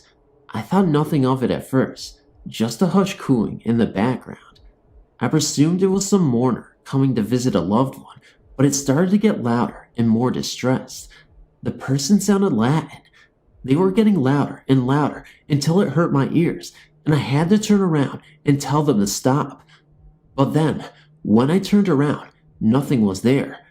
I strained my eyes, but all I could see was a graveyard and flowers. Quite startled by the experience, I decided to tell Urs and Keats about what just happened. Then I heard a scream. Things were getting stranger and stranger. I was scared now. I ran and ran, but my surroundings were unfamiliar. I hadn't a clue where I was. I couldn't find my way out of this whirling blur that I was trapped in. And the Latin voice was getting louder and louder. All of a sudden, I appeared to wake up. I was in the middle of the graveyard in the pitch black. I panicked like you would. I was so utterly confused. I looked up to see a blurred figure, and I screamed. The figure was about my height and my size, but it had no face. It was nothing. It was just there. And as I stared at it, it came closer and closer until I was practically inside it. And it stopped dead in front of me. And then the Latin voice came back, quiet at first, but louder it grew, louder and louder. I let it. The next thing I knew, the figure was fading and fading into nothing, until that's all it was, just nothing. Eventually, police found me and rushed me to the hospital. They said it was just my anxiety hallucinating me, but I'm sure it was something more, something that won't leave my head. You see, every night when I go to bed, I say a Latin prayer and hope that the figure I see will rest in peace, but that didn't stop it from scaring the hell out of me. Please make sure you don't wake up at exactly 3:12, because I do, and I hate it. I see the figure at the foot of my bed, with a face and everything. She's a little girl, and she screams, silently, but she still does it, and it scares me. She hasn't hurt me yet, though. When I was 14, my family moved to Seattle, where my father was to do some teaching. We rented a beautiful old house. From the time we moved in, I was uncomfortable. I would turn quickly to think I saw someone move, just out of sight. I was placed in a downstairs room, which seemed to have the largest amount of activity. And each night, my dog would awake, barking at what seemed to be nothing, and my cat would become very alert.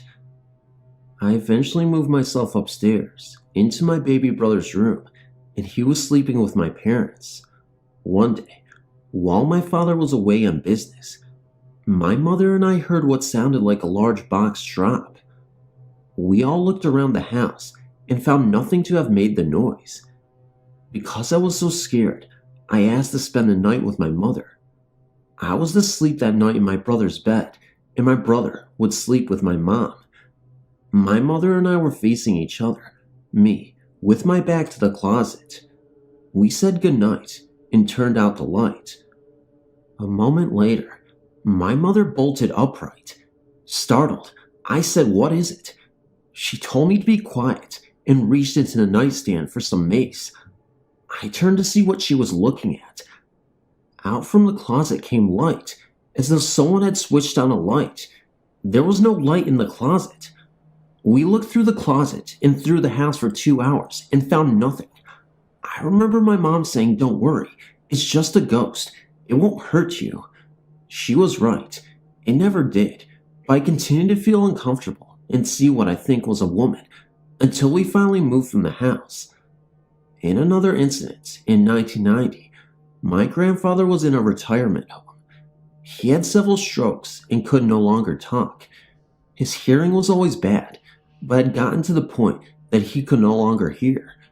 He had recently come down with shingles and was not doing well. That night, as I was drifting off to sleep, I clearly hear my grandfather talking to me. He told me he loved me and then said goodbye. The following morning, I got a call saying he was dead. I already knew. There was another incident that has haunted me to this day. My husband, 2 kids, and myself took a trip to Alaska last summer. We made it to the border of Canada somewhere around 8 in the evening. We were told that the nearest town was a place called Hope, about 30 miles up the road. When we got to the town, we found that there was no place to stay. It seems it was a national holiday.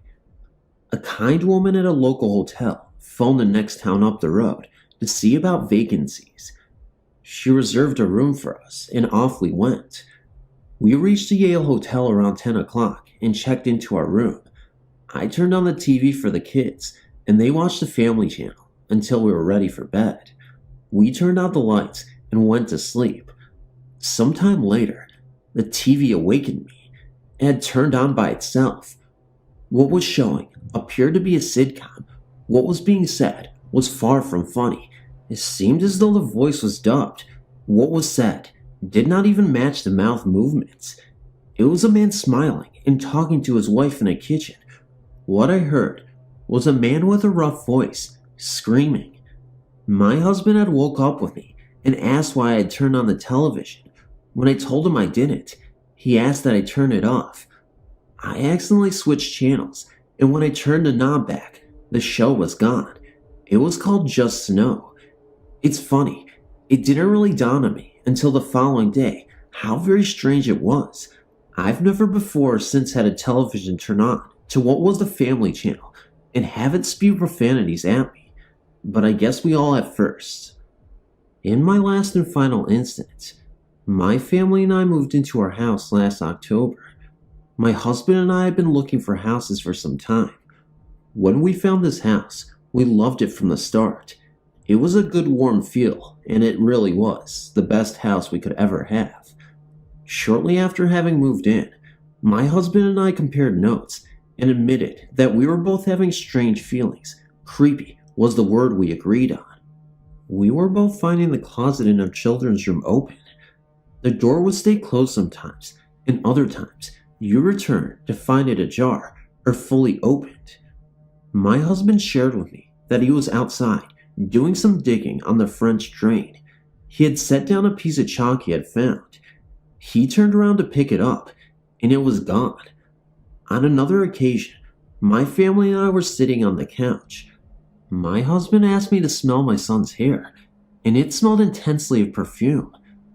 Being that neither my husband nor myself wear any fragrance, we began looking around for something that may be carrying the scent. To refresh this memory, he sniffed my son's hair again and asked me to do the same. The smell was completely gone. The oddness seemed to subside for months. Then, this year, around the same time, it seems to have started again. The closet door is again not staying closed. We are having trouble finding things again. The other night, I felt a cold breeze coming across my face as though the windows were open, but they were closed. I go up to find the back door unlocked, knowing that I had locked it the night before. A few nights ago, when I closed my eyes, I heard someone saying to me it's all right. After looking up the site and looking at the pictures, I decided to try my hand at photographing the potential presence. I went into the bedroom that has the closet door that doesn't close. I said out loud, though I'm not comfortable with the idea of having a presence in my home, I think I could deal with it better if I knew whether or not you exist, and since I have children, and they would be able to see you if you exist, I feel I need to be aware of that fact. So, I'm going to take pictures of the house, and if you are comfortable having me take your picture, you can get in front of the camera. If you're not comfortable, I can respect that. I'm guessing you're a good entity, because my cat seems to like you. Note, my cat is very insistent on spending time in this room. I must say, I felt a little silly talking to the air, but it seemed the right thing to do. So, I took pictures of the house. I frankly was hoping that nothing would be found, and that I would find my imagination had run away with itself. When I got the pictures back, I found that the photos taken in the bedroom and in the closet have what I understood to be a vortex. Needless to say, I'm pretty spooked. I'm planning on finding out the history of the house to see if I can figure out who our roommate is. Also, I'm hoping to contact some people that are knowledgeable on the subject of ghosts. If this entity needs my assistance, I hope to help. If it just wants to hang out with us, that's fine too. And if it's bad news, I need to know. I'm hoping that my initial feeling of my house is correct, and that what I believe is a ghost is of the non-threatening variety. I just keep telling myself that. The ghost has been very polite for the last year, and those that should be able to sense the presence seem not to mind it. The cats and my 2 children, whose room the ghost seems to live and spend time in. Thank you for your time, and I'm glad that you were able to read my story.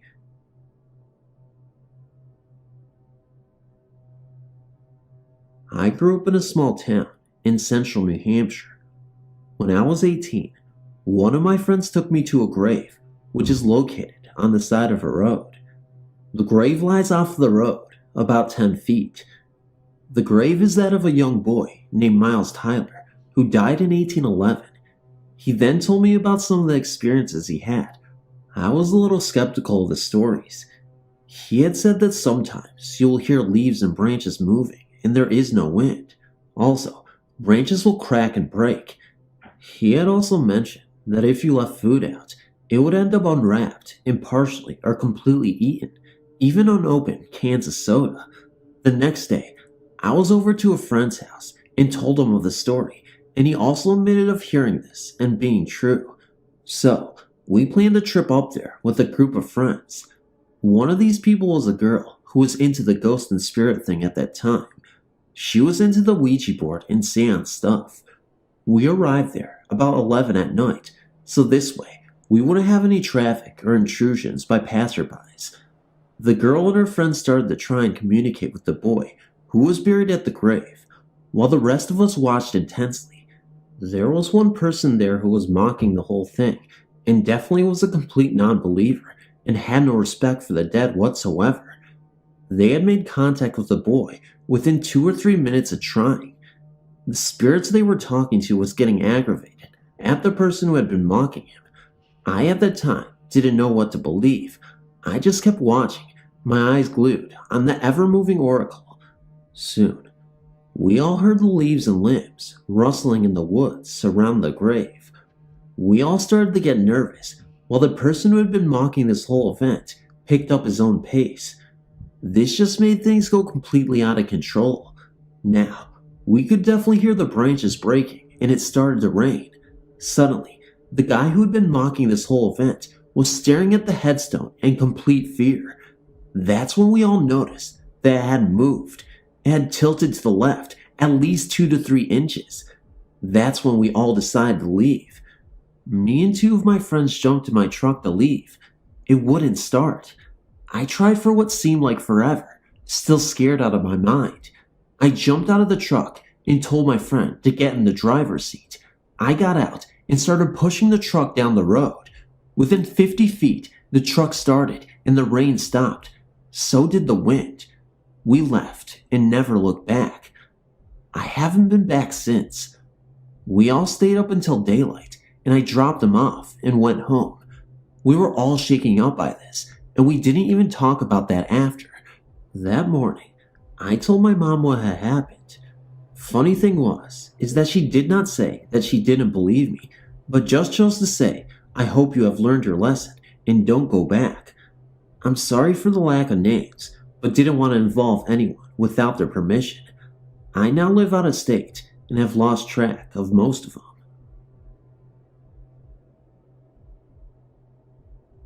One summer, when I was about 11 or 12 years old, my parents, my little sister, two of my older sisters, and myself moved into this old gray house in northern Indiana.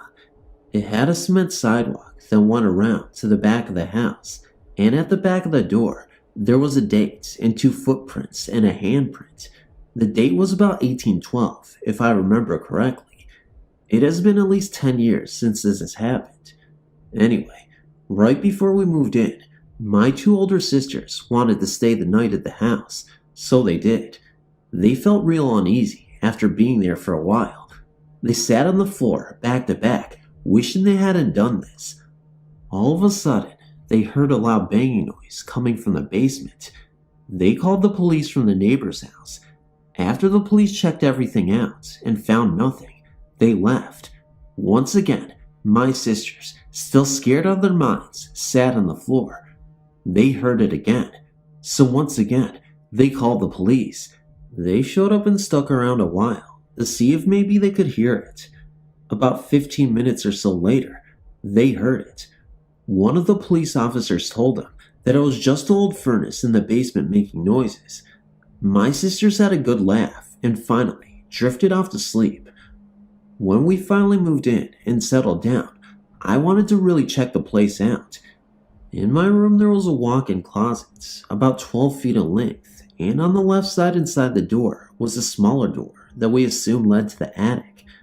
I felt very odd every time I had to go to the closet. One night, my little sister decided that she was going to sleep in my bed with me. Of course, being the brave sister I was, I picked up my little book of ghost stories and began to read a story entitled Phone Calls from a Ghost. All of a sudden, the light in the hallway began to flicker. It was the light we were using to read the book by. We got scared, and I threw the book out my bedroom door. We laid there talking, wondering what caused that to happen, when we began to hear music and lots of voices coming from the attic. I could hear a child running around and laughing also, but my sister says she didn't hear that. We decided to go downstairs and sleep in her room that night. A few weeks go by, and one of my older sisters bought a Ouija board. My mom didn't like the idea of it being in her house because her mother always told her that they were of the devil. But, being a little curious herself, we all sat down and watched as my mother and older sister began to play the game. The spirit in the board said his name was Ghoul. I'm not sure how it would be pronounced, but I remember how it was spelled. We asked it some silly questions, and then my mom asked it a more serious question about if one of us was going to die, when, and how. The board told her something. She wouldn't tell us. Then she got really mad at the spirit and began calling it names. The little device that you put your hands on began moving around the board really fast in a figure-8 pattern no one was touching. Then it flew off the board and sailed across the front room into the dining room. My mom told my sister to get out of her house and never mention anything about what had happened. But she didn't take it out. She just put it in the closet in my room. One night, me and my little sister decided that we were going to be gypsies. So, we got our crystal ball, which was nothing more than an electric candle with a blue bulb, and sat in the playroom and turned off all the lights. My mom was the only one home, and she was downstairs. We sat next to the candle and began chanting, "Oh spirits, if you are here, give us a sign. We want to know who you really are and why you're here." Over and over we chanted. Just then, I felt this cold chill. The windows were closed and it was midsummer. The bulb in the candle flashed and then went out, and I heard someone whisper, "I'm here." It sounded like a child's voice.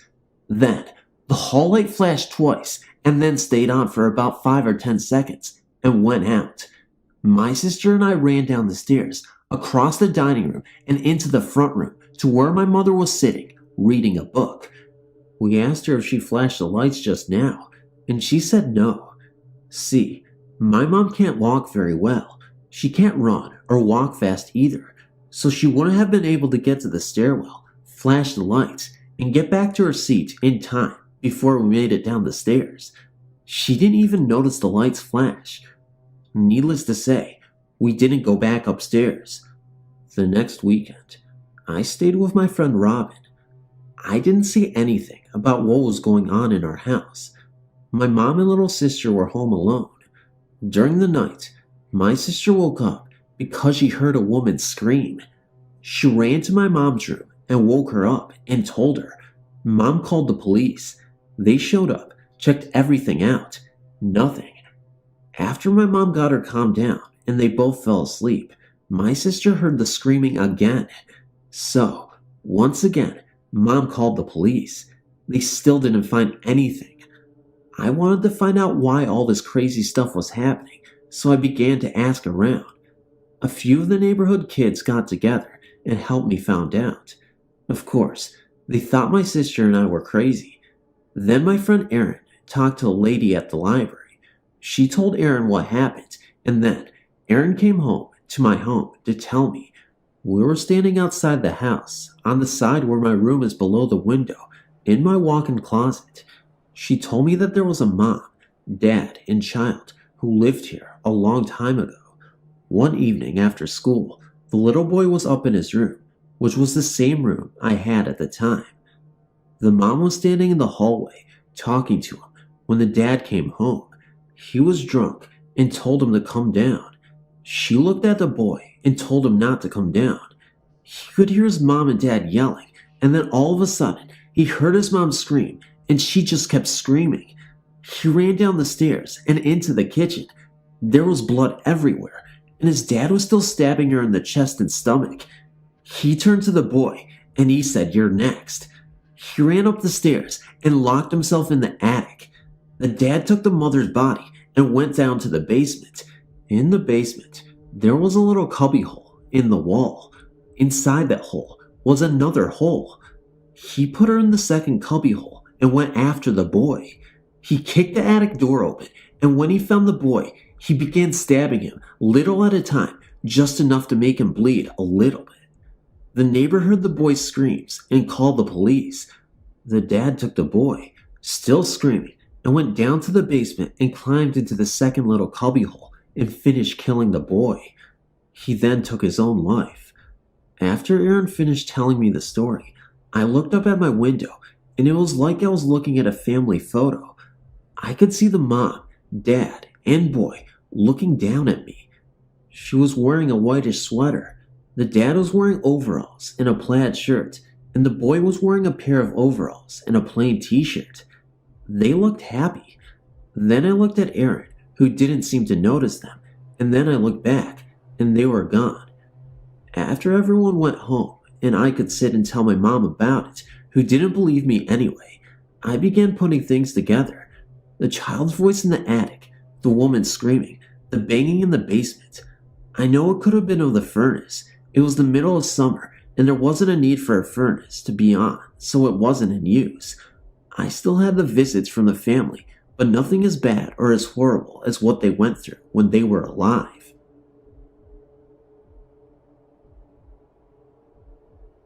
I want to start off by saying that this is a great site, and I love reading about everyone's ghostly experiences, even though I must admit I have a hard time believing them all.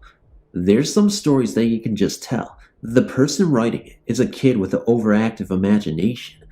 I only say this because even though I am a believer, I am a college educational rational individual, and I can also be the biggest skeptic you've ever met, which brings me to this incident that occurred while I was still in college.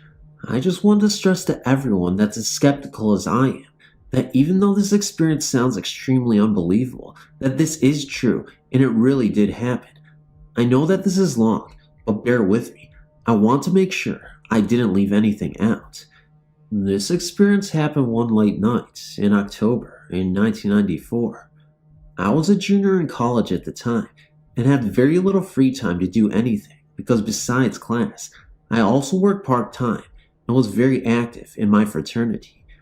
Every year, we would have a big Halloween party at one of our fraternity brothers' houses and just have a completely wild, chaotic night, but nothing can compare to what we all experienced that night. I got to the party shortly after it started, got a beer, and noticed people coming out of the basement. I asked one of the people what was going on down there, and they told me that my friend Jeff had brought his Ouija board to the party and was down there, acting stupid. Apparently, these people didn't know Jeff very well. He took the Ouija very seriously. If anything, he was addicted to it.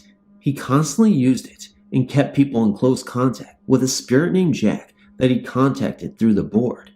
I'd come to learn that Jack wasn't the most pleasant spirit and was a pretty mean individual who had died in prison, but for some reason, Jeff liked conversing with him. I then proceeded down the stairs to see what was going on. There was about 10 people down in the basement. By the way, this was not a finished basement. This was the spooky concrete floors and dust everywhere basement. Jeff and a girl I knew named Lynn were using the board and talking to Jeff. Lynn began getting tired of it. She was just trying to have a good time, and she thought that Jeff was taking the whole thing way too seriously. Before she could get up to go back upstairs, a girl we knew named Dana came down the stairs. As soon as Dana came down into the basement, the board went absolutely nuts, moving around at a frenzied pace. Jeff said that this wasn't like Jack and asked the board what was wrong. The board spelled out that it wasn't Jack, and it just kept spelling Dana's name over and over. Jeff asked the board if the spirit knew Dana, and it said yes. At this point, everyone's kind of looking around confused and everything, and Dana was just looking at the board all weird. Jeff then asked the board what its name was, as it spelled out the name Michael, and that he was 6 years old when he died. This is when Dana went ballistic. She just started crying uncontrollably and shouting, but we couldn't understand her because she was crying so much. She then ran upstairs and out the back door. A couple of us followed her to try and find out what was going on and to try and calm her down. We went outside and saw Dana crying on another girl's shoulder. This other girl looked both pissed off and scared to death at the same time. We asked her what was wrong and started yelling at us. How could you dare pull a mean trick like that? You should feel awful for doing this to her. We were clueless. We asked her what she was talking about, and then she told us that Dana had a younger brother named Michael that drowned when he was 6 years old. A chill immediately went down my spine. Once Dana calmed down a little bit, she told us that she'd been trying to contact Michael over the years, but was never able to. She then offered to buy Jeff's Ouija board from him so he could keep in touch with her brother. At this time, Jack came back, and it was like he and Michael were fighting over control of the board. Jack then told Jeff that if he burned the board that night before midnight, that his soul would be set free and he would be at peace. Jeff immediately wanted to set the board on fire because he said he developed some sort of relationship with Jack and wanted his soul to be at peace. Let's just say Dana didn't like that idea a bit, so they both got in a huge argument and the party became totally chaotic. By this time, everyone at the party, only about 50 people, knew what was going on, and everyone started fighting and yelling, split down the middle, either on Jeff's side or Dana's. Eventually, Jeff snuck outside with a can of lighter fluid and set the board on fire, with Dana standing over it and crying her eyes out. As you can guess, no one was really in the mood to party after that, and everyone ended up either staying at the house the party was at or left for home to get their head back together. After that night, not one person I know that was at this party ever talked about that night again, not even once. I don't know how to explain what happened, but all I know is that there's no way that this was some sort of trick or joke that Jeff and Dana could have played on us. Being the skeptic that I am, to this day, I tried to find out just how they could have pulled this over on us. Dana was just a friend of a friend of a friend that not very many of us knew that well, and that night at the party, none of us knew that she had a brother. Just that one friend of hers at a party that yelled at us knew anything about it. And then there's Jeff. He just takes the occult way too seriously and would never use it as a basis for a joke. And if it was a trick, he's not the type to let it go. He'd make sure he knew it in our face about how much he scared us and what a great joke it was every chance he got. That's just how he is. To this day, anytime I tell anyone about this, when I get to the part that the spirit was her brother, I get a chill all over my body.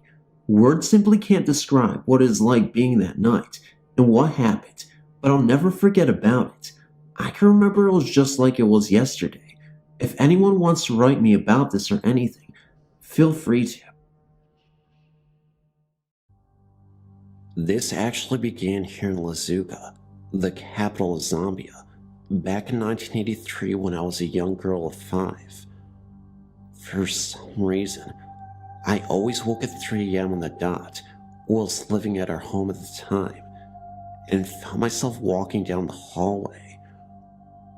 We had security lights in the garden, therefore shadows would play off trees, bushes, and windows onto the interior walls of the house, like a Russian puppet show.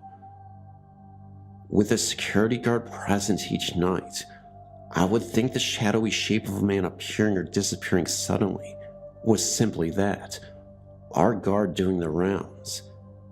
It wasn't until one final night, after my usual check of the houses, I was walking back to my room when I just felt something behind me. Wish I hadn't, because the shadowy figure of a man was right behind me, away from the walls and lights, but very distinctive.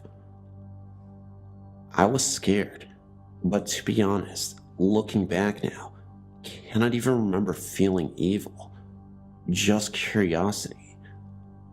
A few months after, I started experiencing visions and dreams. I would start having a dream of a little funny white man standing in my doorway, looking at me with a mean little grin on his face. Then, he would walk off in the direction of my brother's room, whereby I once woke up to hear my brother screaming for my mom, saying there was something in his room. This experience happened only once, but the dreams of this little man continued. When we moved to the UK in 1986, my final experience occurred with this man.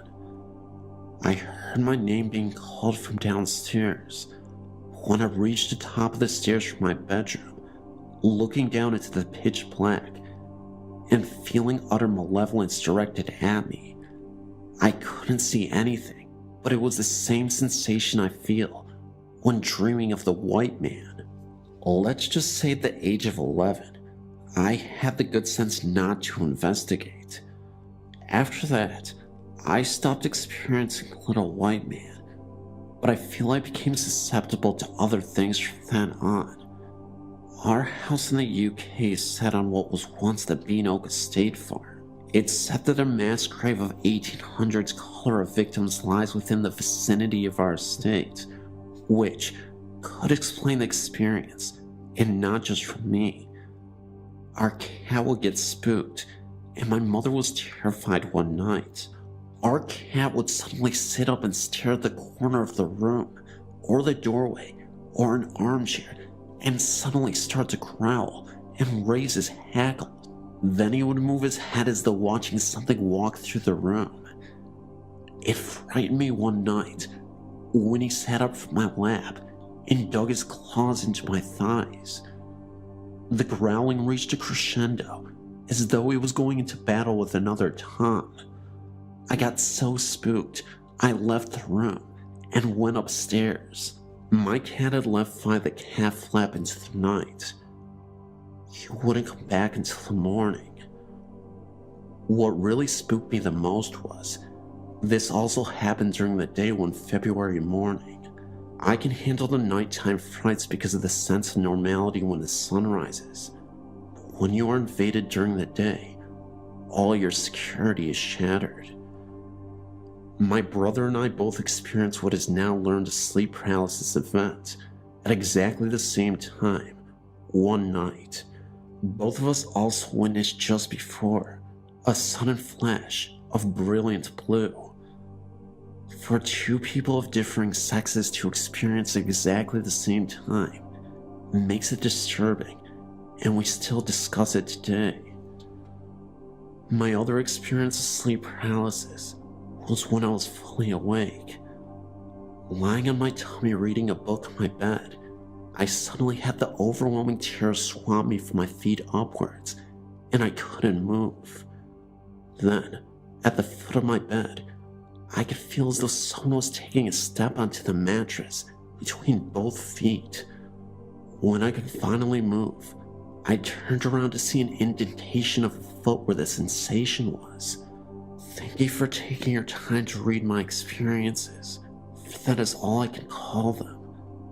I did have one other experience, but it's too terrifying to write down, and causes me fear, even to this day.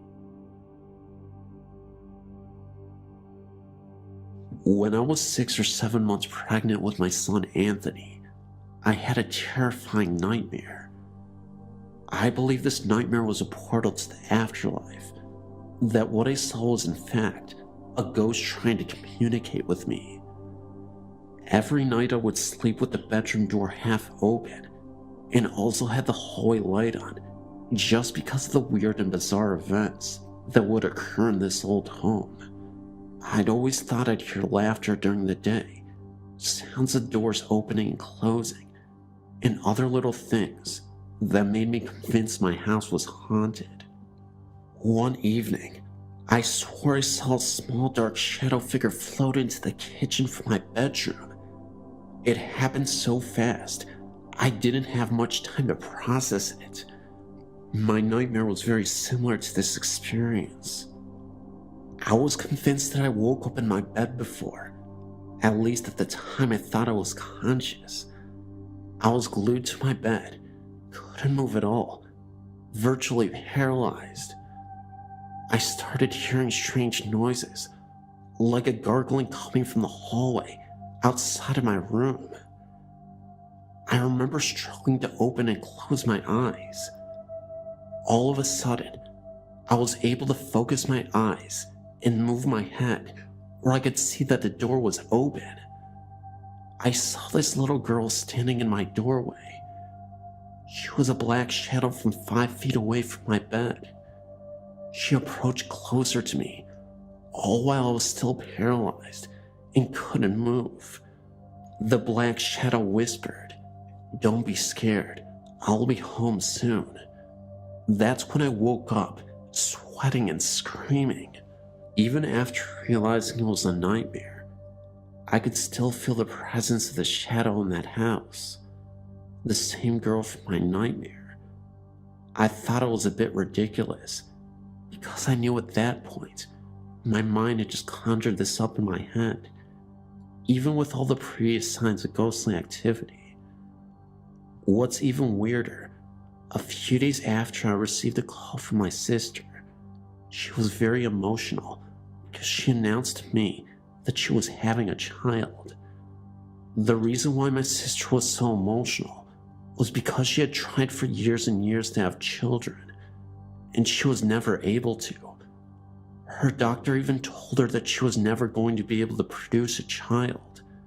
I bet you the shadow from my nightmare came back as her living child.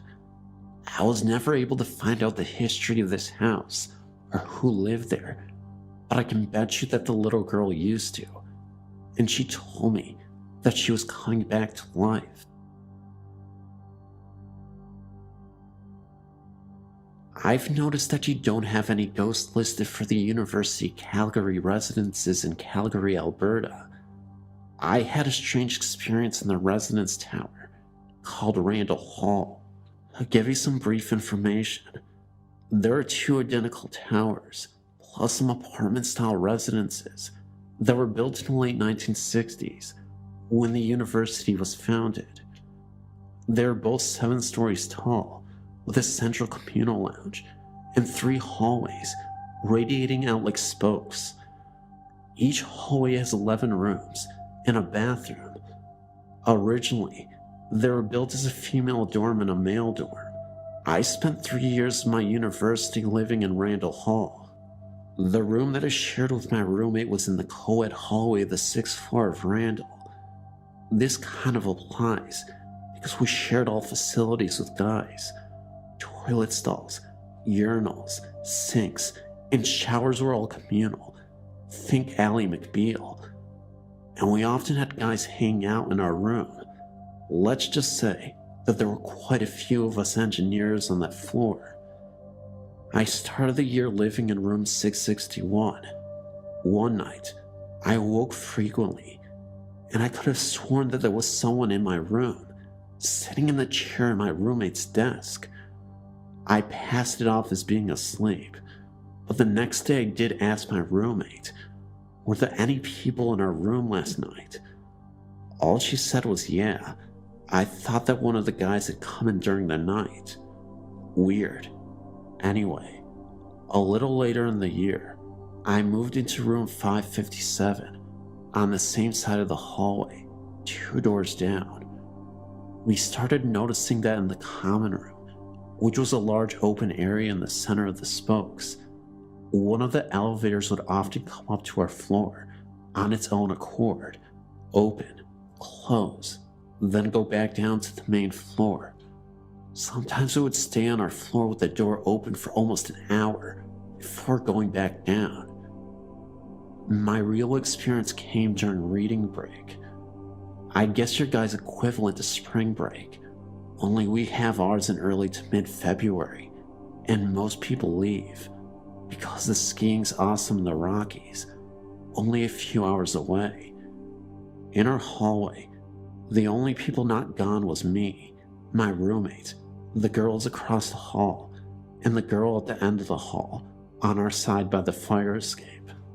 To start my real story, I'll give you guys a little explanation about how our room was laid out.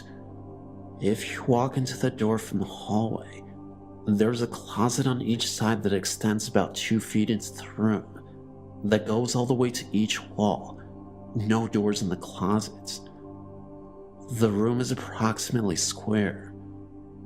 My roommate's bed was against the left wall, with her desk against the window, directly across the door, and the chair between her headboard and the desk. My bed was against the window, with the headboard against the right wall, with my desk along the right wall. I awoke one night because I swore that the door to our room had opened, and that one of the guys from the guy's wing had come in. He had gone on a date that night and was a close friend. I looked over at my roommate's bed, and it looked like this guy was whispering something to her. I found it kind of creepy though, that instead of crouching by her bed like a normal person would do, he was standing with his legs straight, bent at the waist, with his face about 2 inches from hers. Now, I got kinda pissed off because it was the middle of the night and this guy had come in to tell Lauren about his date. I wanted to see what time it was, so I sat up in bed so I could see around my desk to my alarm clock, which was on a dresser in the closet. It was 2:30-ish in the morning, so I turned my head to yell or whisper strongly at this guy. Then I realized it wasn't who I thought it was. This is the creepy part. He stayed bent over my roommate in the same position, but slowly turned his head to look at me. While he was turning his head, this grin spread across his face. One could interpret this grin as malevolent. I sure did at the time. Then he slowly stood straight up and took a few steps backward towards the closet, folded his arms across his chest, and looked at me with the same scary grin on his face. It was strange because really, he had no facial features. Nothing of a face that I could see, except for this grin that I could more sense than see. Well, that was enough for me. Like any 20 going on 6-year-old, I dove beneath the covers of my bed and stayed there all night. This was very hard to do, since the heating is very efficient in those buildings, and most of the rooms are usually hot enough to be in shorts and tanks in. Anyway, I didn't sleep again that night. After a week or so, thinking about this experience, having insomnia, and sleeping with the light on, I have second thoughts on what was going on there. I think that yes, he was intentionally trying to scare someone, but only out of a sense of fun, because he knew he could. I think he had my roommates in his target sights, and he had his face by my roommates, waiting for her to wake up with this ghost face 2 inches from hers. Well, you could wake my roommate up with a cherry bomb when she's sleeping, never mind waking to a ghostly presence, like so many of us do. Instead, I woke up, and his grin was more of a, finally, someone's awake that I can scare grin. So that was it, other than the knocking, which is actually quite funny. It was about 2 days after my experience, when all 3 of our rooms got simultaneous knocks at 5:30 in the morning. My roommate got up to answer the door and scared the crap out of both her and the girl directly across from her by opening the door at the exact same time. Also, the girl at the end of the hall had her head out of the door, asking if someone had knocked. There was no one in the hall, and no way someone could have left without us hearing. The door into the central common room was on a mnemonic hinge and made a whining noise when you opened it. The door to the fire escape at the other end makes a crap load of noise, which echoes through the floors. The door to the bathroom also has a mnemonic hinge and bangs when it closes. Anyway, to close this outrageously long story out, I worked for housekeeping during the summer because the residents are rented out like hotel rooms. I didn't go back home in the summer. I was talking with the cleaner from the 6th floor while doing laundry one day. She related that she has had experiences with this guy over the last few years. She was cleaning a room after move out and had the door propped open with the garbage can. A guy poked his head around the door, looked her in the eye, kicked the garbage out from in front of the door, and slammed it. There was no one there when she went to look. There are rumors that a guy got really stressed out during exams in the 80s and threw himself off the roof into the parking lot. I've not substantiated his claims, so who knows. I do know that the roofs are now off limits to students, whereas they weren't in the past. The cleaner says that he is quite shy and is only seen during summer, Christmas, on reading breaks, never when the residences are filled with people.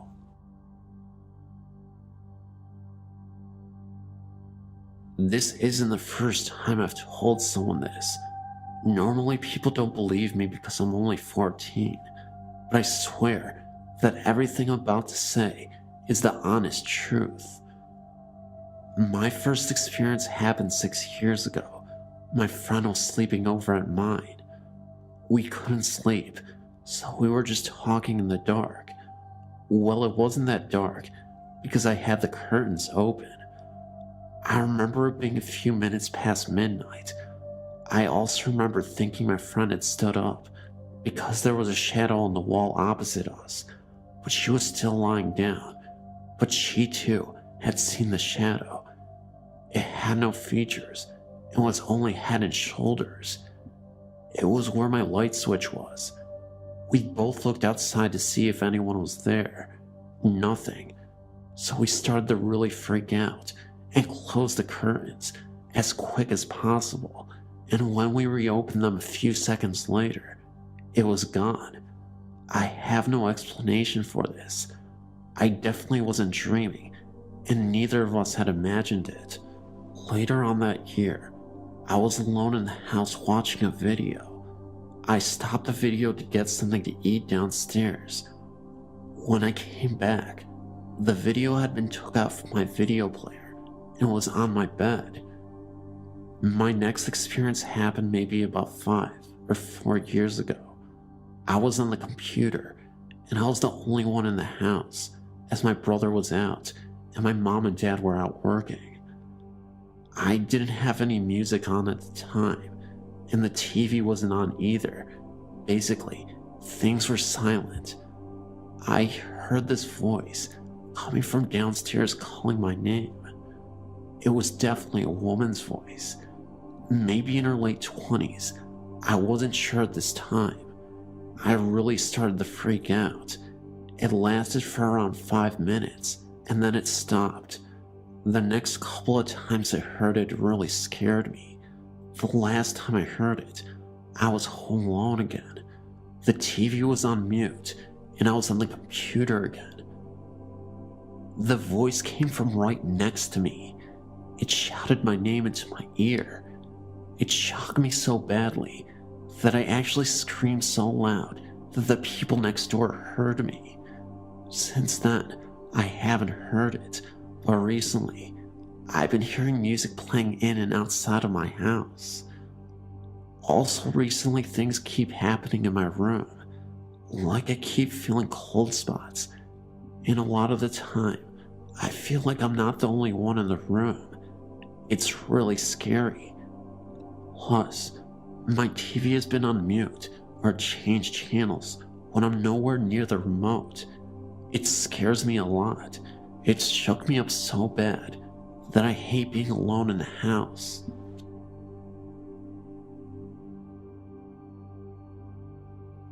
This occurred roughly 20 years ago when I was 19 or 20, and I was sleeping over at my boyfriend's apartment in Spring Valley, California. My boyfriend left for work by 4 a.m., and I was alone in the apartment. This one morning after he left, I awoke on my back to a heaviness in the room. It was still dark, but becoming dawn. I looked to my right, and standing next to me by the bed was this tall black shrouded shadow entity. I was terrified. I could feel its presence surrounding me. Then it spoke. I was lying there wide-eyed and in shock. I'm not still sure how I heard it. Was it audible or just in my head? The voice was deep and gruff and asked, "What are you doing here?" I'm familiar with some experiences with the paranormal, just never had it been so terrifying. I closed my eyes and began the Lord's Prayer. By the last words, "Deliver me from evil. Amen." The room had cleared. I felt a change immediately, and when I reopened my eyes, all was normal again. I told my boyfriend later that day, and he thought it was his deceased grandfather being curious. My boyfriend's grandma was recently staying with him, and she would tell him stories of the grandfather visiting her. Possible, I guess, but I still wonder what the black shrouded entity was, and what its intentions were.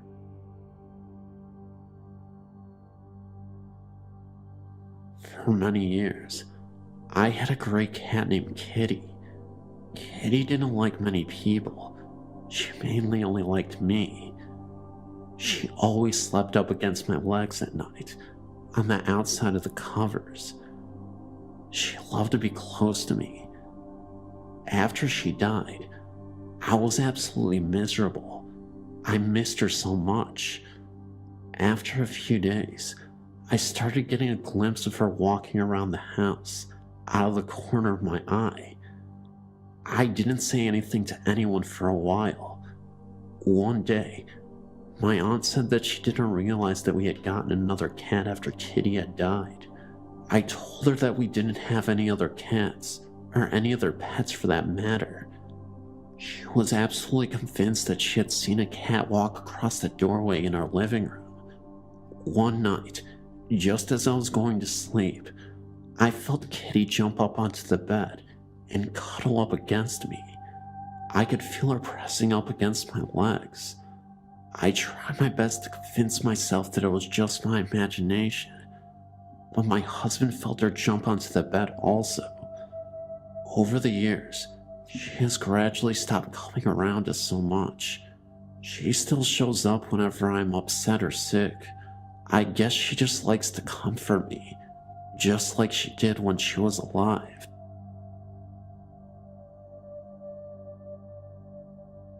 Hello. I grew up in an old apartment building in the Fordham Hills section of the Bronx. When I was about 14 years old, I was speaking on the telephone to my best friend, who lived upstairs on the 5th floor of the building. My apartment was on the 2nd floor. My friend said that she was going to go down to my apartment in a few minutes. As soon as I hung up the telephone, there was a knock on the door. I wondered how my friend could have possibly made it down 3 flights of stairs so quickly. As we hung up the phone that second, I went to the door and looked out at the peephole to see if it was her. There, at the door, stood a tall young-looking man wearing a ruffled white shirt, a thick black belt, black pants, and black boots that went almost to his knees. Hanging from the side of his belt was a sword or a saber. As I stared at him, it appeared as though he was looking right at me with piercing blue eyes, even though the door was between us. I then noticed that I could see the number on the apartment door across from mine through his shirt. I quickly ran from the door, realizing what I had seen, thoroughly frightened, and called my friend, asking her to hurry and come down as I was alone in the house. I will never forget it for as long as I live. I did some research and learned that there was Revolutionary battles on in among Fordham Hill. I came to the conclusion that the ghost was a Revolutionary War soldier, probably British from the clothing. I only wish I could learn more. Nothing occurred for the rest of the time that I lived in that apartment. Thanks for having a great site where people can share their experiences.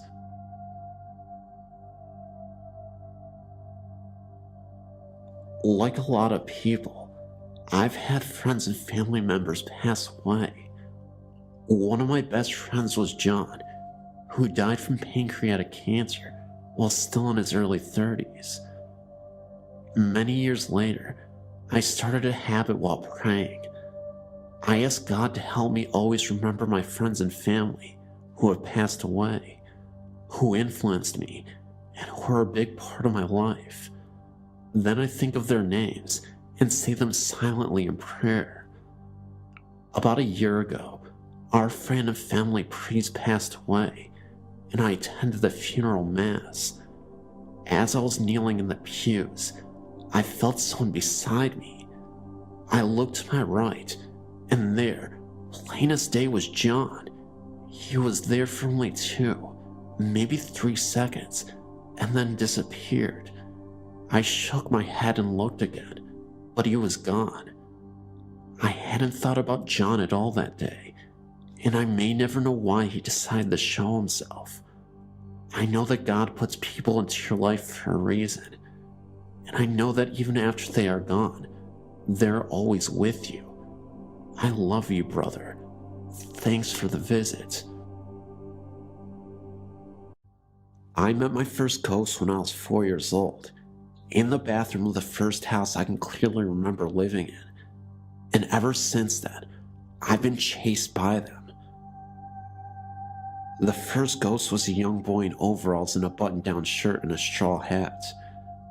He looked to be about 6 years old, and didn't do anything except stand there in the bathroom watching as I brushed my teeth. He appeared there several times over the next few months, until my family moved to a house just up the road. In the new house, which was the same property, I never felt comfortable. Sometimes at night, I woke up hearing someone call my name, but the voice was unfamiliar. I was always too afraid to get out of bed, and assumed that if it was my mother or father calling me, they would come to get me. The house was always cold, as I'm told newly built houses usually are for a while. But even years after we moved in, there was always a chill in the air that neither the electric heat nor the wood-burning stove could chase away, even in the summer. The first time anything appeared to me in that house, I was 7, and my brother Josh was a few months old. His crib was kept in my room, and I was always the first to wake up when he was crying. One night, in March, when Josh was 5 months old, he was crying, and he woke me. I sat up in bed and waited for Mom to come in and get him, and as I looked out my bedroom window, I saw something silvery and translucent, standing on the railing of the deck, on the back of the house. As my eyes came into focus, I made out the vague figure of a heavy-set woman with a little boy in her arms. The same little boy who had appeared to me in the bathroom of the old house 3 years before. She extended her arms and held them, dangling from her hands, and then let them go. I quickly closed my eyes, not wanting to see what happened. I heard the sound of a child crying. I covered my hand with my pillow and tried to go back to sleep. Through the rest of my childhood, there were many more experiences of this type. I saw a male ghost that I presumed to be the father of the little boy ghost, a much younger little girl ghost, and an older girl who had a distressed look about her, as if she had been through something terrible. Her clothes were ragged and torn up, and appeared to be stained with something dark. I speculated that it might have been blood, and every year, on the night of August 1st, I lie awake at night, listening to the sounds of children screaming. I gave up trying to explain the sights and sounds to my parents, who just laughed at me. Their excuses for not believing me went from inadequate to just ridiculous. At one point, when I was 11 or 12 years old, they told me ghosts don't haunt new houses because they can't make enough noise. All that changed when I was 15. My mom and I were up late watching a movie after she had come in from work. Around 2 a.m., she drifted off to sleep, and I went to the kitchen for a glass of water. When I came back, she was sitting bolt upright on the couch where she had been lying asleep. Her eyes were wide and fearful, and she was pointing at the front window. I followed her gaze, and in the light on the front porch, I saw the shadow of a man hanging from a rope. Together, Mom and I opened the front door to investigate, but nothing was there. Mom was proactive. She began researching the farm we lived on, desperate to find any reason for the hauntings we were experiencing. In the meantime, I experienced more and more alarming sightings. I found old toys under my bed, ragdolls with button eyes that were pulled loose, and wooden pop guns and handmade bears, all of them dirty and obviously ancient. The 2 small children kept appearing wherever I was, calling my name and tugging on my clothes. The most frightening thing happened a few weeks before I left for college. I was packing up my books and CDs and felt an unwelcome chill. It was early August again, about the same time I always had the most intense experiences. I stood up and moved the box I was packing, and when I turned around, I saw a large man in the corner of my room. He was different from any of the other ghosts I had seen, with a darker coloring and sharper, more defined details. He was wearing dark clothes and had his back turned towards me. I looked closely and saw that there was someone with him, so when he backed into the corner, the older girl from the family of ghosts I'd been seeing for years. He was harming her, though I couldn't tell if he was just beating her or trying to mess with her or what. But she was crying and screaming, and it was absolutely bone-chilling. As I stood there in the room watching, the other male ghost came into the room holding an axe and approached the other two in the corner. I couldn't watch and ran out of the room. Over the next few years, my mother documented everything she had seen and heard in this house, ranging from the same sorts of things I had seen to some even more aggressive appearances. One day in early August, a couple of years after I left for college, she was in the barn watering the horses and tripped over an axe. Later that same year, she was cleaning out the basement and came across a rope that none of our family had put there. Her research on the farm and the original house that stood on the land revealed that it had once belonged to a wealthy family named Hawkins.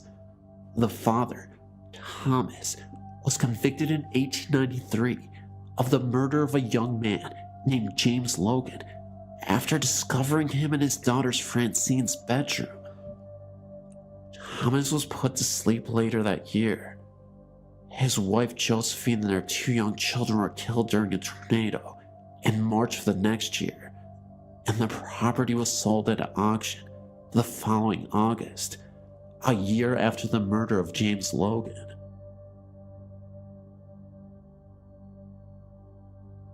I've seen and heard ghosts for many years, ever since I was a small child. These are a series of ghost stories that you probably haven't heard. Forgive me, the formatting is a little different, and it's scattered, and the writing isn't very good, but I think you'll get the gist of it. This one occurred in Elong Road, Croydon, Surrey. That's England. My mother saw and heard a little boy walking up the road and singing. He then walked up a pile of sand and disappeared through a wall in a different city in Surrey. I saw 2 ghosts there, next to the chalk pits. The first appeared and disappeared, and was an old man in brown.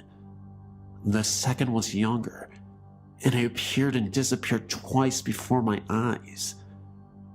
2 people walking towards me walked right through him and didn't see him at all. It was very eerie. My sister and I saw the apparition of a man in dark clothes and wearing a hat, standing in our bedroom.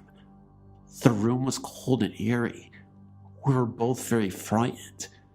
Several months later, my sister saw a girl with a Scotty dog come in the front door and walk up the stairs. There was nobody there when she went to investigate. In this next small tale, this event occurred in Eversfield's old people's home. It's in Surrey. In the caretaker's house, and in the house next door, there were noises heard when nobody was around. Blood dripping through the ceiling onto mirrors, which could never be cleaned. They also heard the sounds of coat hangers being rattled about next door when nobody was in the house. Doors would open and shut violently. A bed moved away from the wall, silently, while the room was full of people. You could also hear the sounds of women's voices downstairs, of laughter and chatter. When you open the door to listen, it then goes silent.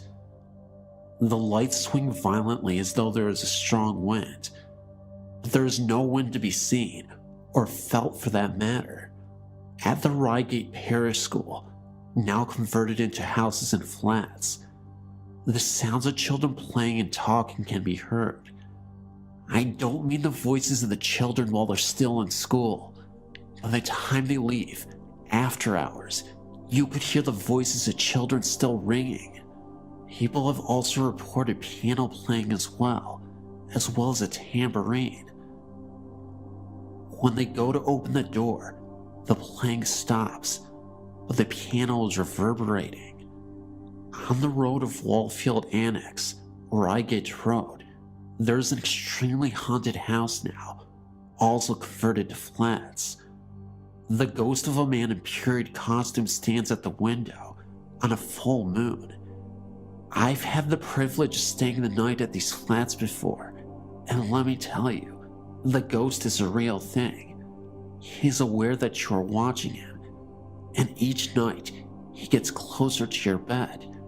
One night, He was peering into my face, and he winked at me before disappearing. Apparently, the house was owned by an artist who liked to paint by the light of the moon, which may explain the haunting.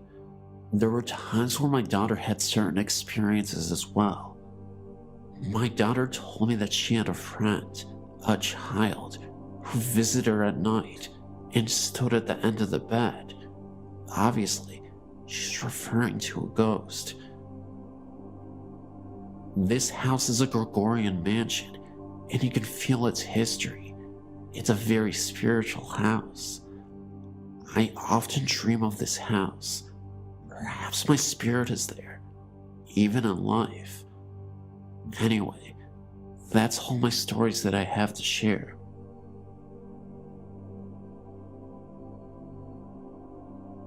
I work really early in the morning, so by the time I get off work and head home, I'm really tired. I was sneaking in a nap before my husband came home. I've seen some unexplained things when I was younger, but I've never had this happen to me. This was in my parents' basement because at that time, my husband and I were building a home. When I think about it, the dogs never came down in the room. They hated it down there. Anyways, like I said, I was taking a nap. I remember waking up in complete horror. I was being attacked. By this I mean, this shadow figure was trying to get at me while I was asleep.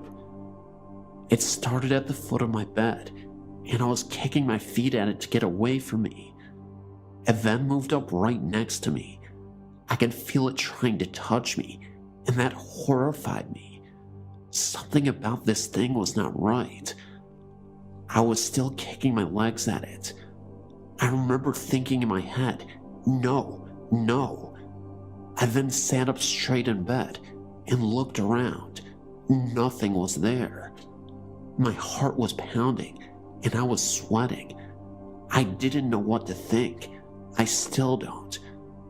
I wasn't fully awake during this fight to keep the shadow away from me. I guess I could have been dreaming, but it felt so real.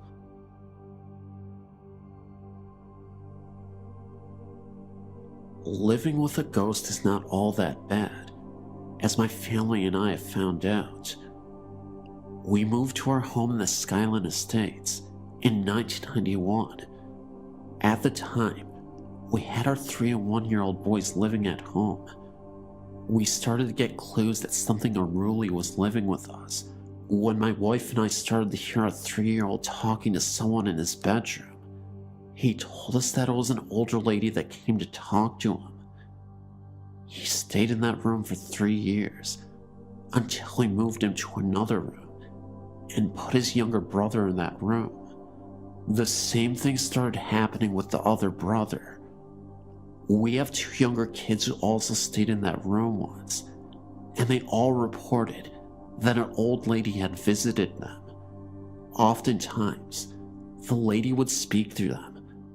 The kids would call her Miss G. Miss G would also make herself known to my wife and I. She was very active any time we made improvements to our home. She would come and watch us, often from the closet, as we would consistently hear and see the closet door open. One time, my wife even swore that she saw a floating face there as she was cleaning. When we were working on the house, we would also feel as though a hand was placed in our bodies. At this moment, we'd also feel a draft of cold come in. When I was working alone, I'd feel the hand again, thinking that this time it was my wife. I would stop to say something, look over my shoulder, and there would be nobody there. This happens to my wife too. She would think I was touching her as well. I saw Miss G once in 1993. I was sitting in the living room late at night. I remember I had the doors leading to the living room closed. A short moment later, I heard what I thought was the sound of my wife walking behind the door. I turned to look back, and saw the silhouette of a figure walk by. I immediately went to open the door and look for my wife when I saw a figure move quickly from the hallway into the kitchen, then turn the corner. It happened so fast and it spooked me. That's when my wife walked through the front door. She had been shopping. That's when I suddenly realized that this was the presence of Miss G that was making herself known to me. Even though it spooked me, I don't think she meant any harm by it. As if to say, sorry, I'm just passing through here. My wife has had many interactions with her in the kitchen while cooking. She would set the table and ask her to move a plate. The plate would move slightly forward on its own. Not a big movement, but enough to let her know she was there. After these encounters, we did some research about who our ghostly ghost really was. We found out that an older lady had the house built as her dream home to retire in. Unfortunately, she passed away only a day after she moved in. There was another homeowner who bought the house before us. They only lived there for a month before moving out to live with their kids. I really don't think Miss G is a threat to us, but I believe when we do eventually move from this house, we'll miss her presence, even if it's a bit scary at times.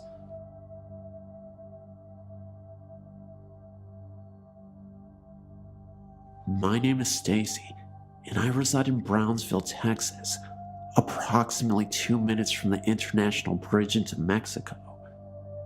What I'm about to tell you is something that happened to me when I was in the 3rd grade, and haven't been able to forget since then. I'm now 25. I remember very distinctly that it was Halloween night, and my brother, father, and I had just returned from a night of trick-or-treating. It was almost midnight when my parents sent us to bed, worried we wouldn't wake up in time for school the next day. At this time, being so young and so close to the border, I shared a room with my nanny. We slept on 2 twin beds. Mine was situated right under a window to my left, and my feet pointed towards an adjoining room we called the laundry room that also doubled as a closet. There was a window in there as well, which illuminated the little room with light from the moon in conjunction with the street lamps. At this time, our house didn't have central air, so we slept with the windows open and a floor oscillating fan. I'd been asleep for a while, and I woke up because I felt hot and looked at the fan as the blades had a tendency to jam. As I had suspected, the fan wasn't working, and I stared at the ceiling, contemplating going to the kitchen for a glass of water. While doing so, I happened to glance into the closet, and standing in front of the washer was the figure of a man dressed all in black and wearing some type of hat, a fedora maybe. Also, his face was not visible to me at all, and all I could see was the black underneath his hat. He was chuckling, but at the same time, I thought it was the most horrifying noise in the world. He started to talk, very casually, about how he was going to get me and my family. I snapped, and finally I realized that this wasn't supposed to be happening. He wasn't supposed to be there. Where was his face? I jumped up from the bed and sprinted to the door, hoping at the same time, not wanting anything to be able to reach out and grab me. I could still hear him laughing, and I felt him getting closer. By the way, when he said all those things to me, it was like a telepathic thing. I don't know if you understand that, but that's the best way I can describe it. I then noticed a faint banging that kept getting louder as I got closer to the door. I then realized it was my brother banging on his wall. That was when I realized that I was screaming at the top of my lungs. I reached the door, and no matter how hard I pulled on it, it wouldn't open. I also tried turning on the lights. I had a dimmer, and I kept turning the knob, but it wouldn't turn on. Suddenly, my nanny woke up and yelled at me to stop screaming and asking me what was wrong. Was I crazy?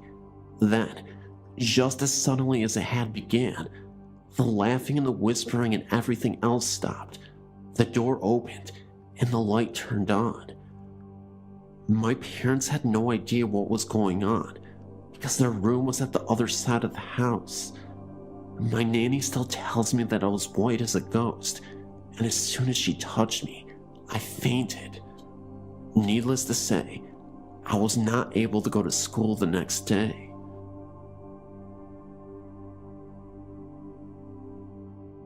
When I was about 7 years old, I can remember this very strange house in West Virginia I used to live in. First, it started with my brothers and sisters and I. We all had one bedroom upstairs we slept in, and one night, waking up, I saw a strange figure of a little child by our bed. I recall turning the opposite way and holding on to my older sister. Being that age, I never thought nothing of it until about 8 years later my family and I moved out, and we were talking about how nice it was to live there, and my mother and father were telling us if we only knew the strange things that they had seen and heard. My father said he woke up one night seeing a little child and thinking it was one of us, and he said go back to bed. The figure never moved, so we sat up from the bed realizing it was a shadow figure and not one of us. And when we went to wake my mother up, it was gone. And other times, here my mother would get up in the middle of the night and see that figure all the time, thinking it was okay, nothing bad was really happening. A few months after that, he heard loud noises, like a baby crying. He said it sounded like it was coming from the wall. My father would really have loved to know about the spirits, but my mother really wanted to move. It's funny when you are little, you really don't know what's going on.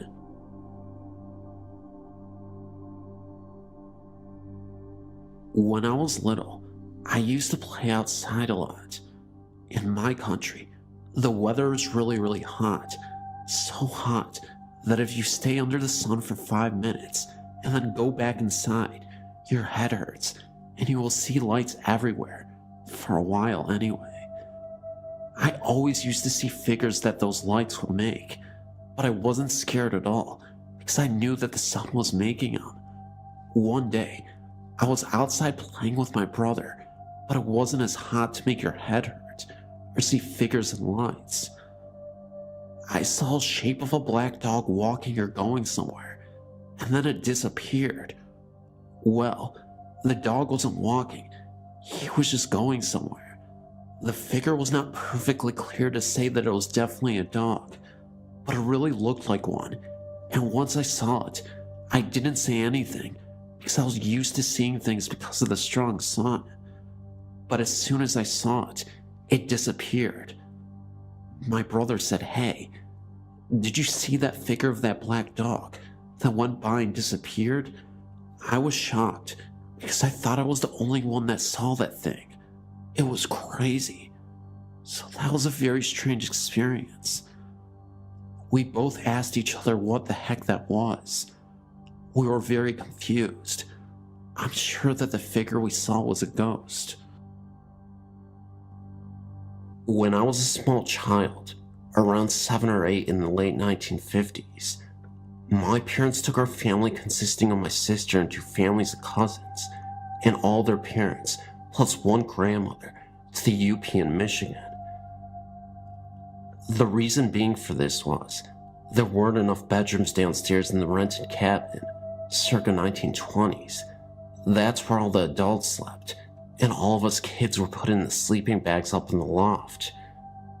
Not too much time after going to bed, I felt a heavy presence and looked around to see if any of the cousins were feeling this, whatever it was. Alas, they were all sleeping soundly, except for me. After a while, I became very afraid, and a man's face appeared right above my sleeping bag, glowing like it was daytime. It was well after midnight. I remember seeing this face for a moment or two, before the face vanished entirely. I was so scared, I screamed in terror to leave me alone, waking up my family in the process. They asked me what the matter was, and I told them that I saw a face. They both tried to confront whatever it was, and told me that it was just my imagination, and that there was nobody there to scare me. All night long, I laid there frozen in my sleeping bag, unable to move. Years later, I returned to the same cabin. I was 18 years old now, and I was with a couple of friends. At this point, I'd become so fascinated with ghosts and the paranormal that I wanted to do some spirit sessions in the process. We ended up using a Ouija board to contact the spirits that I thought appeared to me years before as a kid. So, me and my friends began the Ouija board session. We began to ask it all sorts of questions and requested it do things for us. Things such as turning the lights on and off, knocking on the walls of the cabin, anything to get that extra confirmation. It wasn't until my friend James told me that he was getting bored of this because we weren't getting any answers, and the Ouija board wasn't even moving the planchet. It almost seemed as if the spirit had completely left, until late that night, when we went to bed. There was a rocking chair in the cabin that had been left there for years. What my friend James saw next swears it was true. I'd fallen asleep, and James had woken up to take a smoke break out on the front porch. The rocking chair was on the front porch. As James was smoking, he suddenly turns to face the rocking chair, and the chair literally rocked back and forth, as if someone was sitting there. This wouldn't stop for about 30 seconds. Then it suddenly stopped. He called me over, and by the time I had a chance to witness it, the chair stopped. This was in the middle of the summer, and there was absolutely no wind. I believed James, because he had no reason to make up any stories about the rocking chair. I mean, to be honest, it wasn't like it was the most unbelievable thing that could happen to someone. Definitely creepy, considering what we were asking for hours before. I don't exactly remember when in our friendship James said this, but we made an agreement that one day, that if either of us passes on before the other, we would give each other another sign to yet again prove that ghosts in the afterlife is a real thing. Fast forward another 12 years. James unfortunately died in a car accident the year before. It was so devastating because he had just gotten married a month prior and had a baby on the way. I was very close to his family and we remained good buddies throughout his life. Creepily enough, I had a dream that I was in the same cabin and was again playing the Ouija board with James. I then remember the Ouija board suddenly disappearing. Then we were sitting on the couch together, drinking beers and just hanging out. James looked at me and said, "If you only knew." I asked what he meant. He then remarked, "I wish I wasn't dead. I miss you guys so much." The dream ends, and I wake up with tears in my eyes. I've never had a dream about him after that. You may say that this was just my imaginative mind making up a dream of us together because I was mourning.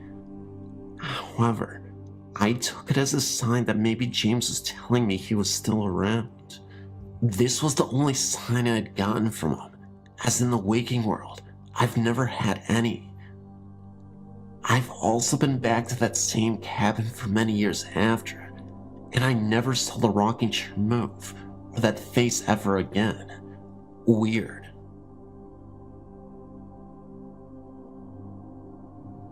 I will start by telling a story that happened to me when I was about 13.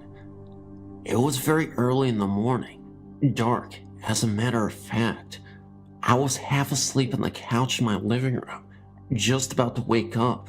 In the hallway from the kitchen, I heard a growl, then a scratching sound. This scratching turned into a tapping, like how a dog runs on a hard floor. This sound seemed to rush from the hallway closer to me, when all of a sudden, I feel something hit me as I try to wake up. What happened next can be explained as sleep paralysis, but instead of just the feeling of being pushed down, I felt as if my chest was being torn open and my sides were ripped apart. The growling was still present, along with my whimpered voice trying to let out a scream. After I tried to put up a fight with whatever it was, a hallucination or some other being, I jumped back awake with tears dripping. My chest felt that pain for that entire day. The reason why I told this story, even though I'm not sure if it was a hallucination or not, is that it closely relates to another experience that happened not too long ago, almost a week actually. I was again half asleep in my bed, the same room where I've mentioned seeing a ghost lady at the foot of my bed, and another experience I've emailed, where I was practically having a nightmare. It was a strange nightmare where there were faceless beings surrounding me, ripping my body apart. It's a dream, so it's very hard to explain in words. Well, usually in nightmares, you widely awaken in fear before you go back to sleep. The most disturbing thing about this is, after I became widely awake, these same apparitions were still in my room, surrounding me, muttering and growling. I then closed my eyes, fell back on my pillow, and I let out a cry. I woke my mom up. She rushed in to see what was wrong, and she saw me laying there with my eyes wide open on my pale face. I felt sick for a week since that day. I thought hard about this occurrence when I realized that the sounds and feelings I've sensed from the first story were present in what happened in the second one. It's a rough connection, but I felt the very same emotions, and I feel like there must be a connection. They both happen in my waking stage of sleep. The spirits, as I think they are, rush and attack towards the inside of the chest, and are disturbingly similar. In any case, it's something I really want to look into. I've had plenty of people spend the night here, in the living room mostly, and hear strange noises coming from that branch of the house. My room, the hallway, and the kitchen are all in the same branch of the house, which is the newer addition to the old schoolhouse building. Some of my friends who have been here late at night have felt a strange presence from that hallway too. I know I felt it as a child. I remember trying to avoid that hallway for my life.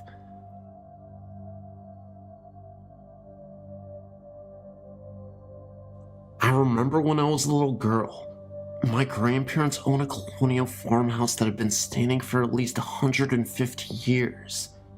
My grandmother thought the house may have been used for the Underground Railroad, because it had a few little doors and rooms off some of the closets in the bedrooms and in the basement. I wasn't allowed to go into them because they didn't have electricity, and my grandmother was afraid that I would hurt myself. Members of my family said that I wouldn't want to go in them anyway, because there were ghosts in there. Of course, I didn't believe them. I thought they were just telling me this to scare me, as any 7-year-old would. But that was all going to change one night, when I spent the night there one night. I was staying in their guest room, which had one of those little rooms off the closet. The little room was probably for extra storage, or maybe a staircase, because the back was all boarded up. And late that night, I woke up because I thought I was being watched. I looked up and noticed that the closet door was open and a small figure was standing there, glowing bluish. I screamed and ran into my grandmother's room and wouldn't go back into that room. I never saw that figure again, but I did see another ghost of an elderly farmer on the property. I was 9 this time and playing in the barn. I was upstairs in the hayloft, burrowing around in the hay. Again, like I wasn't supposed to be. Again, I had that same feeling of being watched.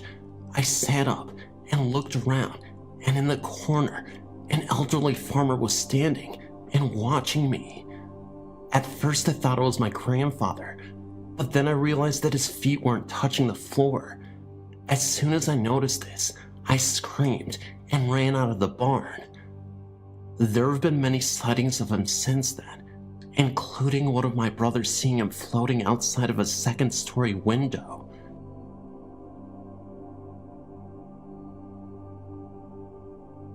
This is an experience I've had repeatedly over the course of several years when I'm in bed for the night, just falling asleep.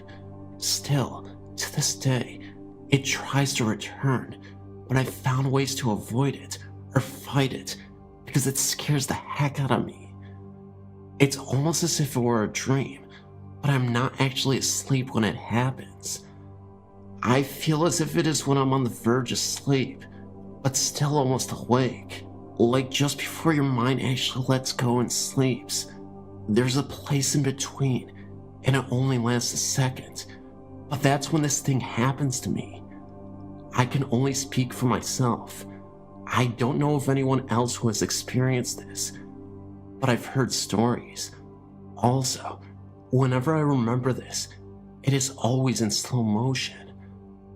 I feel as if it is something coming at me from behind always towards my back. It's like a shadow, and it tries to suck me deeper into sleep. And if I don't fight it with all my might, I truly believe I'll never wake up again. While this is happening, I'm frozen and cannot move, yet I'm aware of my room. I'm aware of things around me and what is happening. I can even hear my TV. I can scream in my mind and barely hear it all come out of my own mouth. It takes all my might and effort to open my eyes.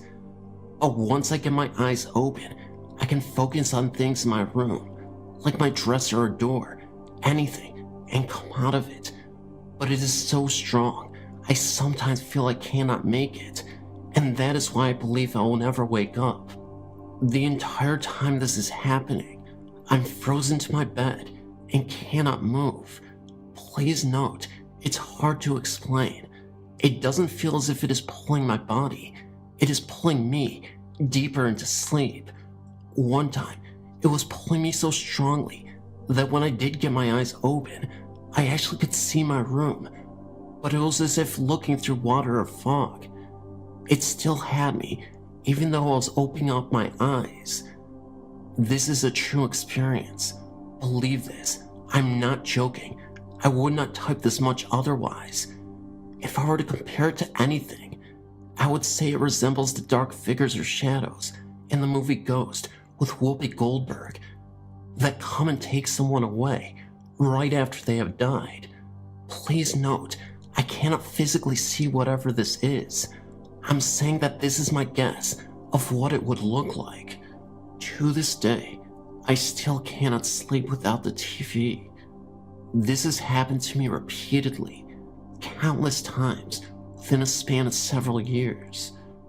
When this began, I lived in an apartment near the Piedmont Hills in the Bay Area, California. I was always uncomfortable and felt as if I was being watched there. I started sleeping in the front room with the TV on because I started having really evil dreams and was so scared to be alone at this point. I would desperately beg my boyfriend to please stay home with me, but he couldn't take any more time off because he wasn't able to use any more sick days. Sometimes I'm just too scared to be there alone, especially at night.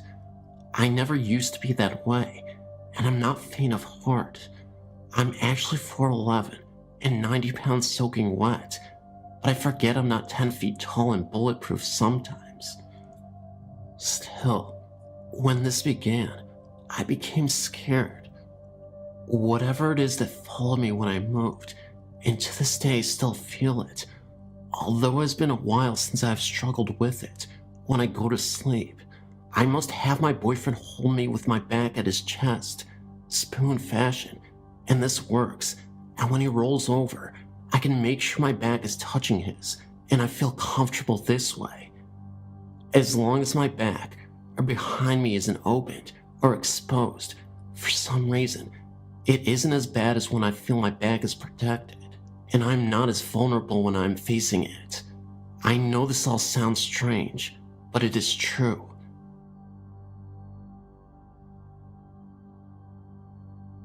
I work in a nursing home, 3rd shift. For the last year, I've been transferred to the 1st floor. I, among others, have seen some pretty weird stuff. It starts like this. About 6 months ago, I started seeing off-the-wall things. While all of us were at the nursing station, there are only 4 employees on 3rd shift 1st floor.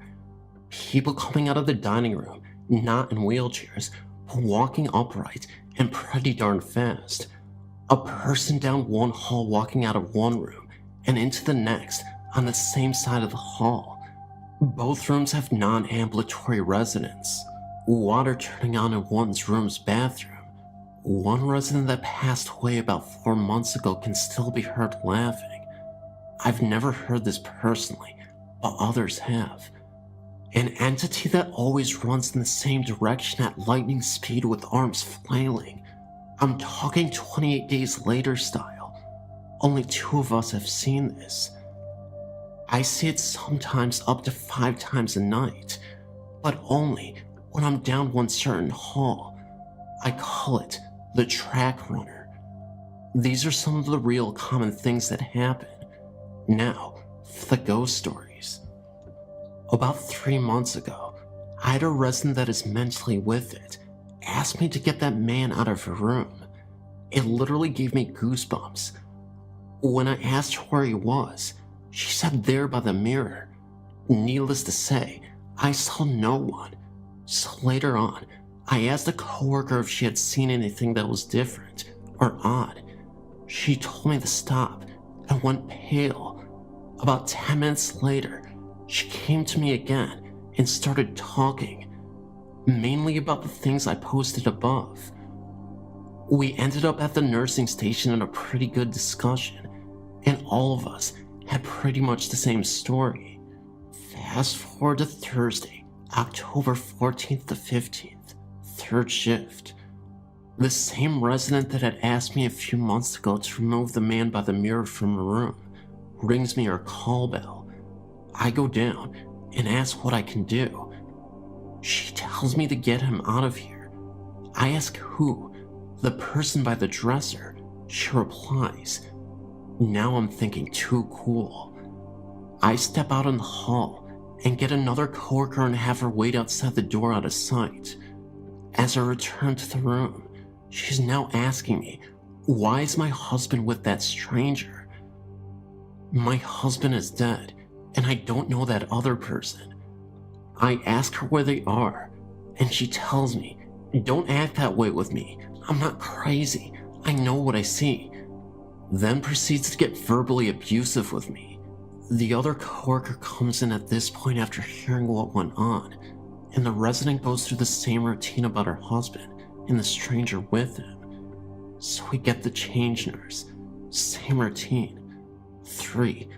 About an hour later, another resident rings her call bell.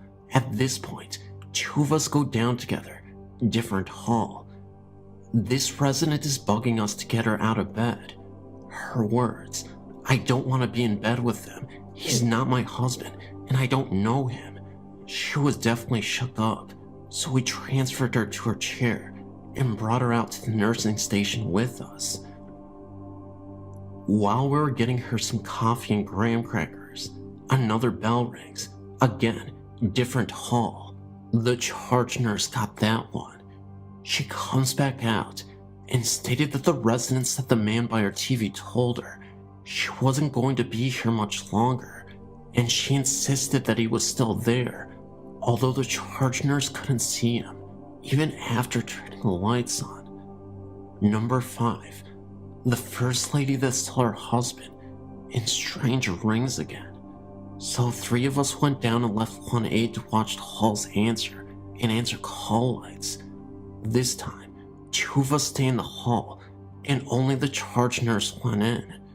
The residents started talking about possession and demons, very detailed and very scary to say the least. I figured with all the weird stuff happening at work and all, I would share what I've been experiencing with my coworkers as of late. I've had other uncanny things in my life at other places, but nothing with this much activity or so many other people that either agree with me or describe what I've seen to me first without me asking.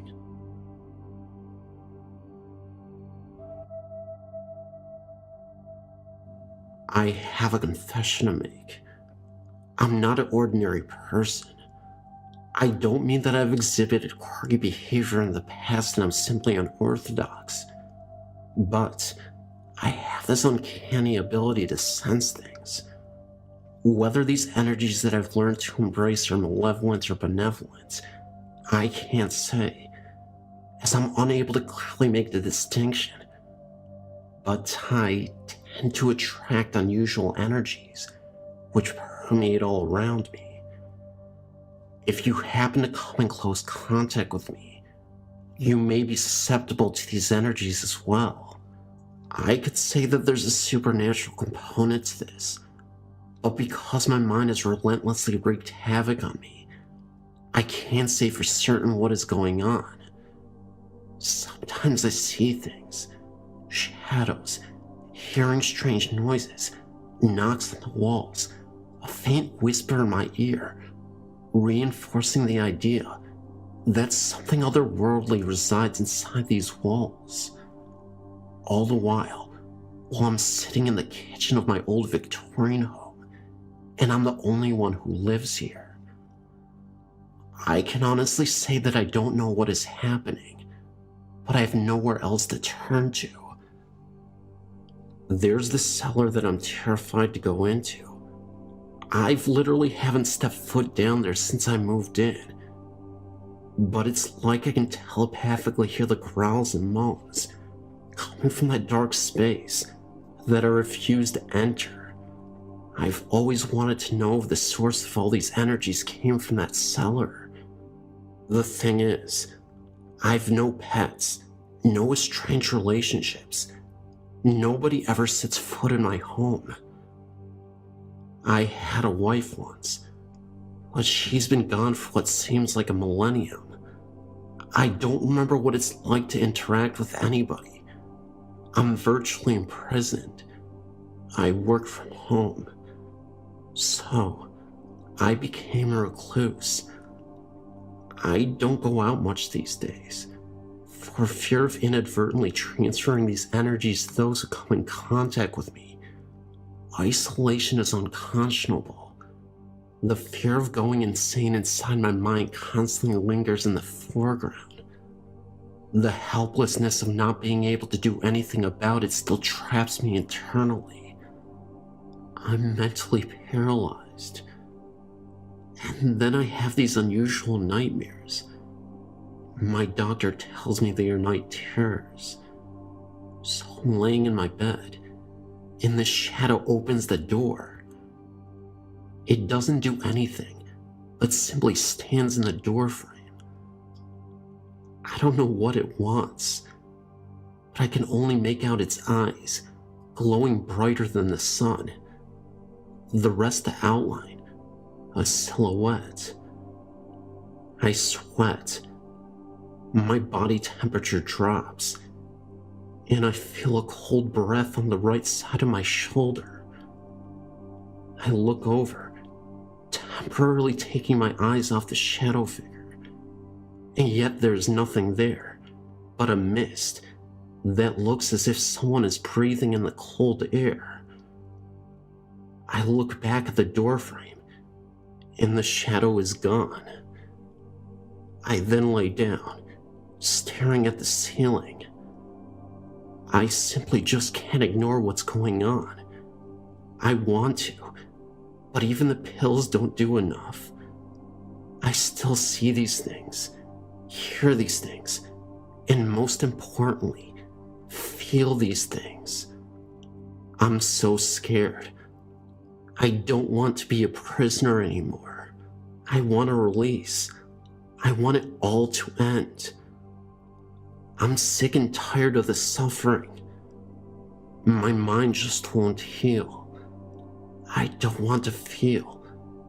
It's almost better if I don't, but I can't turn it off. Still, these images persist. In another moment, I can clearly see this elderly woman silently screaming at me. I can feel the terrible darkness emitting from her, and when she opens her mouth, there is nothing but darkness, almost as if it is a black hole. No sound, just the mouth opening. The woman with her old tattered clothing, not from this time period, definitely not present, Victorian times, with a black dress from that era, long black hair, matted and uncombed. This being was just standing there. I ask it what it wants from me, but it remains silently screaming for a few seconds. I blink my eyes as hard as anybody could. The figure simply won't disappear. I see a single cockroach move out of her mouth. I had to have dreamt this. This night terror felt so real. It consumes me. I can't get it out of my head. I go back and forth thinking this has got to just be a hallucination. But the more I think about these events, the way they truly never disappear, it makes me believe there is an entity in this house that I can't ignore. They are communicating to me through my dreams and through some of my hallucinations that I've had as well. The therapists, the doctors, they all tell me that I've got some psychosis. Trauma from my youth remains unsolved. These walls inside this old home has so much history engraved into it. Tell me that spirits don't exist, and I can't prove it to you.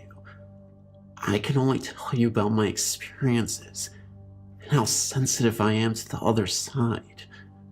Then I think to myself, why are we so arrogant about this other side? Why do we dismiss what we do not understand? Maybe I'm just crazy. Or maybe the world wants to shield us from the fact that these beings live among us. If you truly open up your eyes and begin to understand that there is nothing that the world can't see, then you can believe. Several years ago, I was planning on moving from the USA to Australia to be with my partner, Greg. My partner and I would talk for hours on the web. What else can you do when you're 9,000 miles apart? My daughter, Catherine, who was 7 at the time, would often get in on it too. Her and Greg developed a very loving father-daughter relationship, even though he is her stepdad. One day, no different than any other, Greg and I were chatting. He wanted to talk to Catherine. I yelled for her. She was in another room, and I couldn't see the monitor. She came running and stopped dead inside the doorway. She could not see the monitor and started wigging out, demanding that Greg shut his bedroom door, which was clearly visible behind him. She wouldn't move from where she was. We tried to coax her, but she wasn't having any of it. Greg got up and closed the bedroom door. Catherine ran into my lap and buried her face into my shoulder, away from the monitor. She wouldn't even look at the monitor. I asked her what was wrong, and she said, "He's mean, and I don't want to see him." Completely caught off guard, I asked her who was mean. She answered, "The mean guy in the doorway." I asked her to describe him. She said he was tall, had red hair, blue eyes, and wore a dressy shirt. Deeper voice than Greg's. Oh, and by the way, Greg's voice is already pretty deep enough as it is. I tried to get more information out of her. That was all she had, or what she wanted to tell me anyway.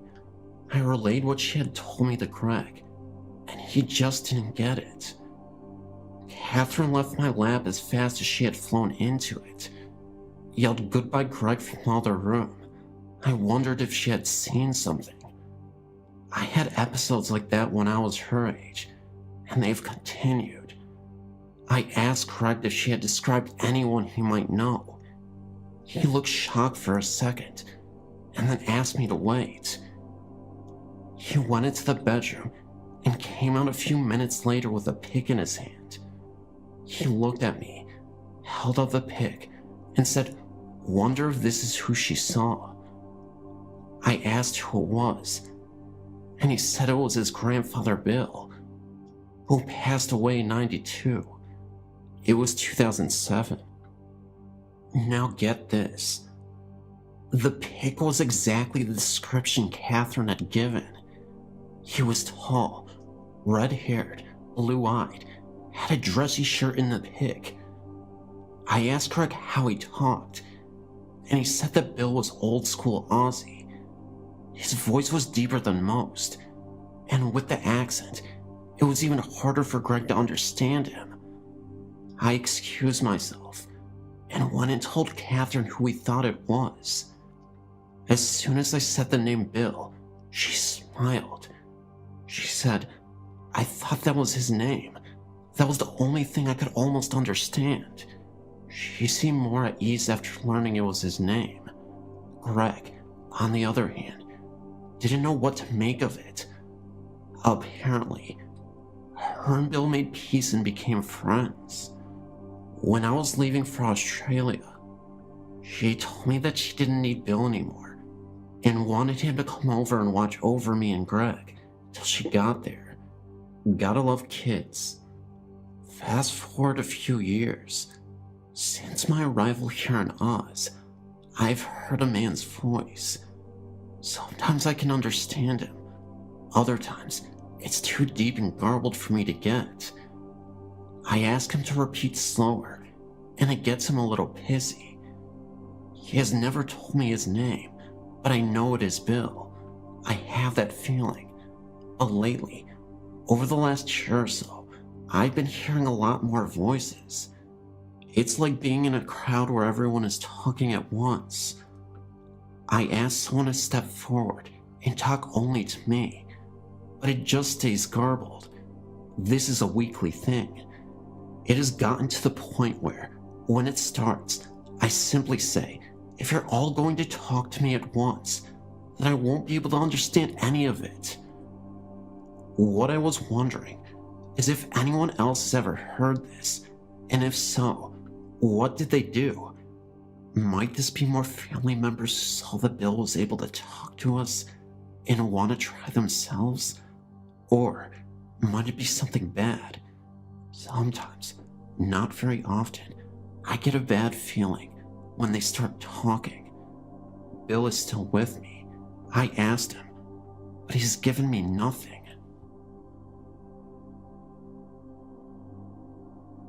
I lived in Chicago up until I was 18 and had graduated high school. My grandfather lived in the house, and we lived on the first floor in the third flat apartment building we owned next door. We had the basement that was connected to the first floor apartment as well. The basement had 3 main rooms. The front room that led outside held a half bath, a washer, dryer, and 2 storage closets. This is where we kept our bikes and skates and stuff. The center room had 4 storage closets, the water heater, and the furnace. This was the room that held all my dad's and grandpa's tools. The back room that led to our upstairs apartment was where we had the deep freezer, old clothes, camping gears, old toys, etc. The center room was awful. Just looking at it, you felt like you were being stared down. Something was sending very angry energy out from that room. If you were in that room, it was just overwhelming and overpowering. It felt as if something was going to grab you and actually hurt you. None of us were hurt, but it always felt like it could happen at any time. My sister believed it to be female. I believed it to be male. This makes me think that it could have been a demon and was just appearing female to her and male to me. The stairs from the basement led to my brother's room. The stairs and the door were extremely creepy.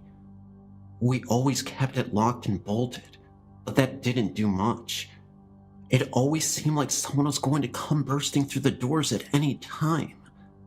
In the bedroom I shared with my sister, we have both seen strange things. I've seen a man a few times. He would start at the head of my bed, which happened to be by the door to the bedroom, and walk towards my closet. My closet and my parents' closet shared a wall. From there, he would kind of nod his head and then disappear. I could tell he was wearing overalls, work boots, and had gloves in his back pocket. He was tall, about 6 feet, dark hair, dark eyes. I could see all of this, but I could also see the other side of my room through him. He was kind of a misty gray color. I saw him first when I was 5, then again when I was 8, and the last time when I was 14. When I was 12, I felt a pulling on my blanket.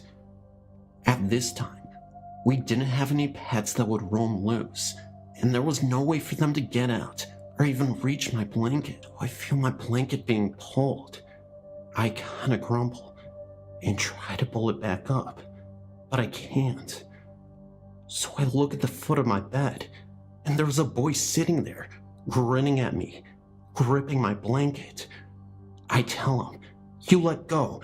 I'm not scared of you. Go away." And he disappears. I pull my blanket back up and go to sleep. Then we just had weird things happen.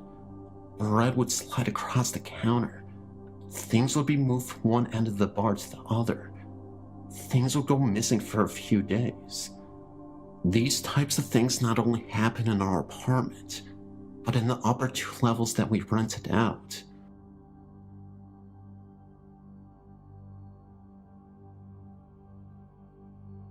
I was in Arizona a few years back. I was at the Sonoran Desert Museum outside of Tucson. It is more like a zoo than a museum. It was summer, very few people there, and a pretty warm morning. I was in the very back of the property all by myself, taking photos of the native cactus. I was completely alone and enjoying the beautiful outdoors. I suddenly felt a terrible sense of dread behind me. I turned and looked, and there was an elderly Native American man standing there. He was dressed in all black, long-sleeved black shirt in the middle of the summer. His hair was snow white, and his face was wrinkled. When we made eye contact, I felt like someone tweaked my soul. I started to walk, fast. I wanted to get back to the front of the zoo and be where people were. I was really moving, and every time I looked back, the man was about 6 feet behind me. He never seemed to increase his pace, but kept up with me no matter how fast I walked. He casually started straight ahead and kept walking. I made it up to the front and walked into the gift shop. He stayed with me the whole time. I decided to get the heck out of there. I hurried to the parking lot. All I wanted was to get into the car and get away. He was still behind me. When I reached my car, a coyote was standing by the trunk. I made eye contact with that animal. I can't describe it. It sounds nuts, but that coyote gestured towards the exit with his head. Of course, he didn't speak to me, nor did I hear a voice, but I just knew that the coyote would watch over me while I drove away. As I was about to get into the car, I turned back to look, and the coyote and the man were gone. I never went back. Every time I think of this, I feel as if I escaped something terrible. It's so strange, but it's like the coyote knew me, and I knew him. Thoughts, anyone? I don't take drugs, wasn't drinking, or overheated. I swear this happened. I know it sounds unbelievable, but it did. This happened in the summer, and at the time, my horse was living on an old farm not far from the sea. The farm was from 1925, with the original stables and barn. Anyway, on this day, it was only me and my horse there, and I had him standing outside while I was tacking up, since the weather was nice. Where he stood, he had the back entrance to the stables on the right side, and straight in front was the door to the barn. You had to go through the barn to get out. Everything was fine at first. Then, I got this feeling like I was being watched from inside the stable. I looked inside, thinking that maybe one of the other girls who had their horses there had come. But it was empty. I shrugged it off and continued grooming. Then, I noticed my horse had his attention towards the stables. I walked up to the door and looked inside, but again, there was no one. I got my saddle and stuff and started tacking up, and then my horse suddenly tensed up. He stood completely still, his ears forward, and all his attention on the entrance to the barn. I looked over, thinking it was a cat or something, but what I saw made the hairs on my neck stand up. In the barn stood a tractor. Behind this, I could see a dark figure. It didn't really look like a man. It was more, I don't know, liquid sort of. It stood on the one side of the tractor, hardly hidden, and I could swear that it was staring back at us. It moved backward towards the back of the tractor and just vanished.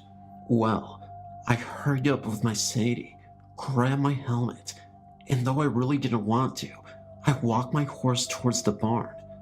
Let me tell you, it was no easy task getting him to go inside, and when I got him inside, he refused to go anywhere near the tractor and almost ran out the other side, pulling me alongside with him.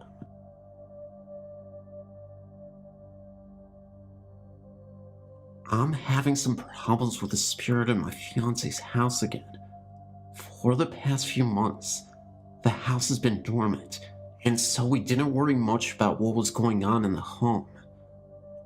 We had one of my fiance's friends move in, and things were fairly calm and peaceful. Her friend, though, began to never stay at the house, and due to some issues, emotions got rather heated between the three of us. 2 days ago, her friend moved back after a fight, and activity has escalated in the home since then. Yesterday, I got an overwhelming sense of fear and dread while at the house, and I had an overwhelming headache come over myself.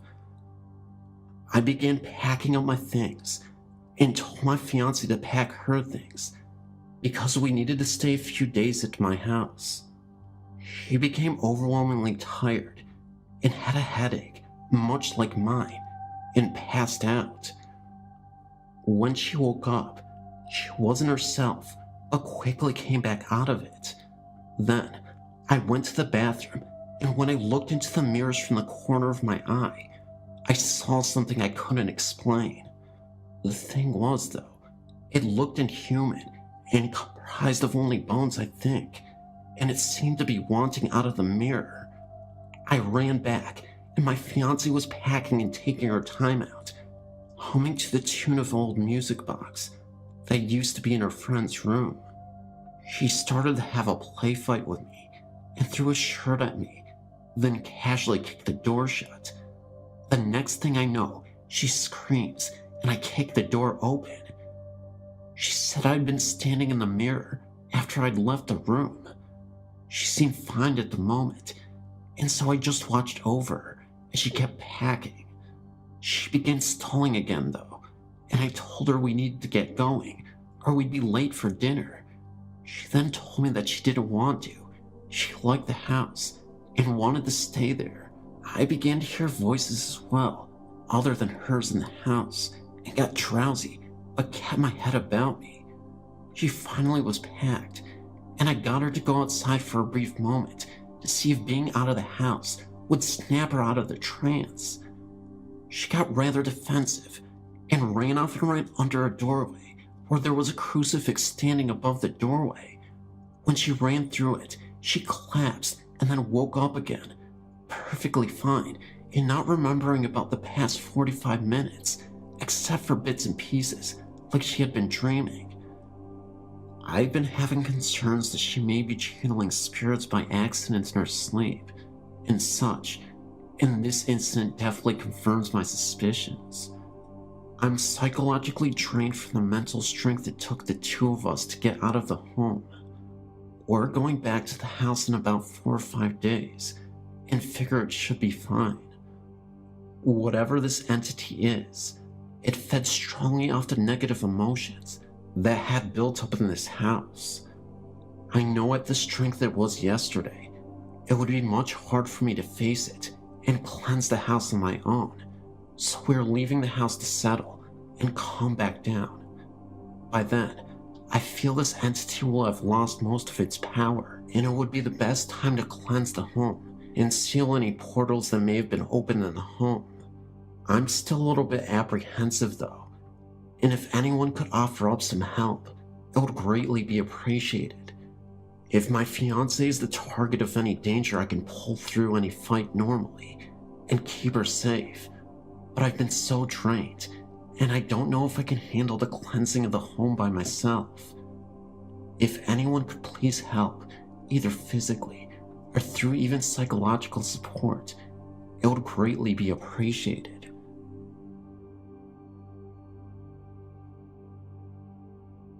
Hey there, I live in Akron, Ohio. About a year ago, I moved into my ex's house since it was nice, and well, we were in love. I lived there for about 6 months before she broke it off and decided to live in Ireland. I've been heartbroken for a long time, but I do remember some extra stuff that happened in that home. It's on Spicer Street in Akron, Ohio.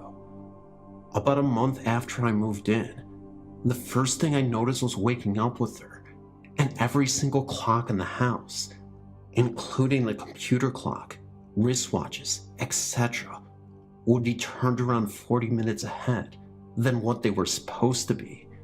This only happened once, and after I arrived at class, she called me to explain how each clock had changed overnight. Later, she told me that the previous tenants believed the house was haunted and refused to move back in. They were both girls, I was told. We began to notice other things too, such as their stuff would get moved if we left the kitchen, the television would turn on and off, lights would turn on and off if we left the home, fan would move and not move, TV would turn channels with the remote being on the TV, and certain spots in the house would be unusually cold. She was scared at times, but I typically wasn't. I just thought of it as having a little kid in the home. I wasn't really worried, and I was confident that I'd be able to protect her from that kind of stuff. If you read some of my earlier posts, I see specks a lot, and I guess it gives me some sort of confidence, even if I don't understand them. My thoughts were confirmed, I believe, when I was sitting in the living room with her and thought I spotted a blonde-haired boy's face under her table. It looked a lot like a German kid, but naturally, I blinked and it was gone. There were 2 spots in the house that seemed really weird. The basement was odd, but not too odd, since students in the past used this place for studying. The oddest part in her house was her bedroom closet. I would step at the door and not go in. She refused to even sleep close to it. I was the one who slept closest to it while she slept between me and the wall. I didn't really see anything from it, but it did feel really weird, and it didn't feel like the kid. It was something else. Also, that closet was connected to the attic, which neither of us ventured into. After I saw the kid, I felt some sort of attachment to it. I remember she used to complain that sometimes my eyes would go completely black in the house. I'd usually counter it with me complaining about staring at me as she slept as if I woke up around 5 in the morning, but we wouldn't argue about it. It was just weird. When we broke up, or rather, when she broke up with me, I'll admit it, her away messages often wrote how she was scared and didn't want to hear any noises. So I guess the activity in the home increased when I left. Again, not sure why. So, I want to find out more about the home, but I don't know where to start.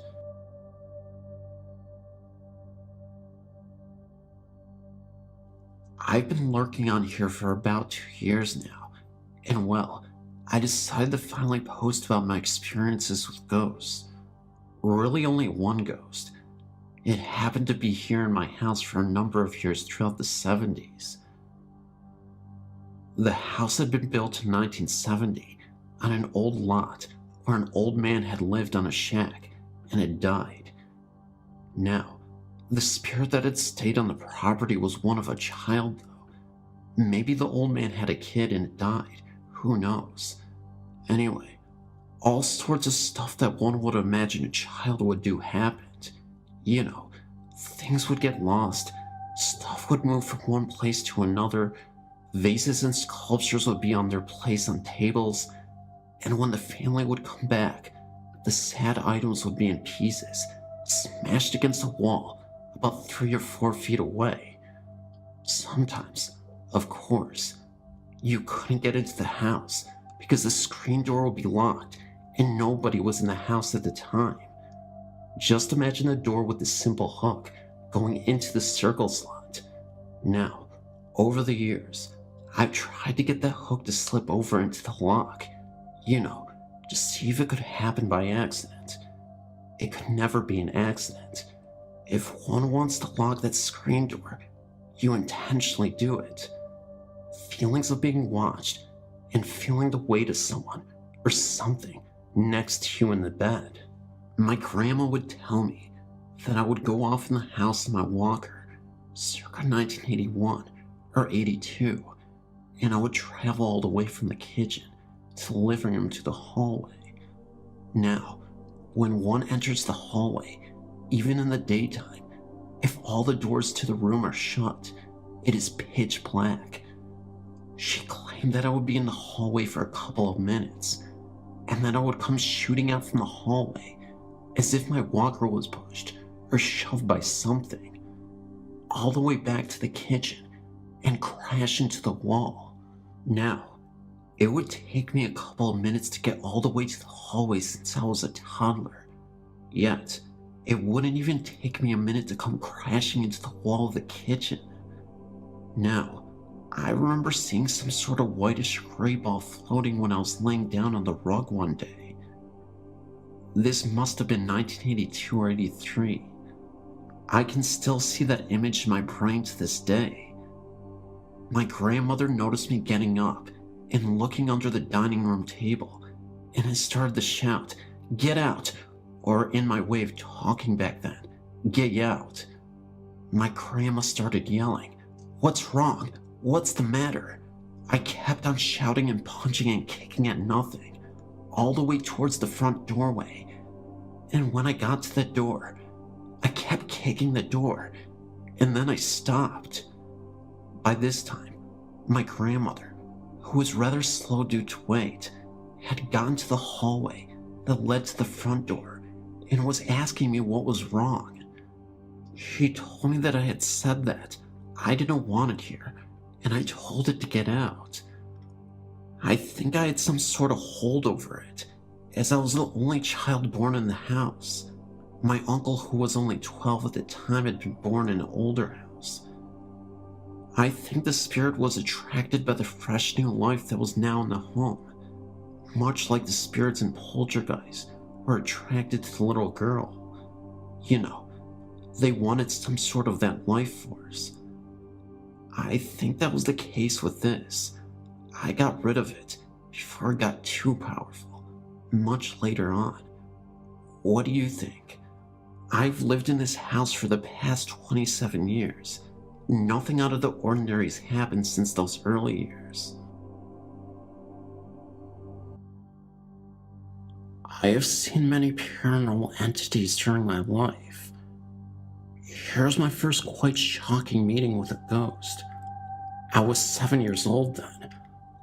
I was in my grandparents' house with my mother. The house is about 80 years old. I was relaxing downstairs when the phone suddenly rang from upstairs. My mother proceeded to go upstairs to answer the phone, and I followed her. After climbing about halfway up the old staircase, I felt that somebody or something was behind me. I quickly turned my head, and that's when I saw a middle-aged lady climbing the stairs, holding out her hands as if to grab me. She was wearing a bathrobe, and her hair looked mangled. I freaked out and ran upstairs as quickly as I was able to. She surely was a ghost, because she wasn't a family member or a friend. I'd never seen her before, and my mother didn't even notice her. She disappeared as fast as I'd seen her. Unfortunately, that wasn't the only ghost experience I had in that house. I was about 10 years old when the second meeting happened. It happened in the same old staircase in my grandparents' house. It was late night, and I was going upstairs to get some sleep. That's when I quickly discovered that my route was blocked. At the end of the corridor where you turn right to get to the staircase was a man, a very unusual man standing there. He was wearing a gas mask, so I wasn't able to see his face. He didn't speak, nor did he move at all. He just stood still, and I was too afraid to go past him. So I then got my grandmother and went back to the corridor with her. The gas man was nowhere to be found. Understandably, I was too afraid to sleep, so my grandmother stayed the night with me. I'm pretty sure that my grandparents' house is haunted, and my friend has witnessed that too, as the next experience tells. I was 11 years old, and my friend was 12 when this happened. We were playing in the basement of my grandparents' house. It's no surprise that the basement is also quite unsettling, just as much as the rest of the house is. We were in the big room just under the staircase that leads to the middle floor. We were having fun, until both of us felt a strange feeling that made it obvious that we were not alone in the basement. We felt that there were other beings present, entities that couldn't be seen with the naked eye. We're also sure it wasn't our grandparents, because both of my grandparents were upstairs. That feeling also told us to leave the basement. It felt like we were surrounded by invisible people, and that we really needed to leave the basement immediately. After a few minutes, in a panic, we fled back up fast. Even at this stage of my life, it is still frightening for me to walk that staircase or be in the basement.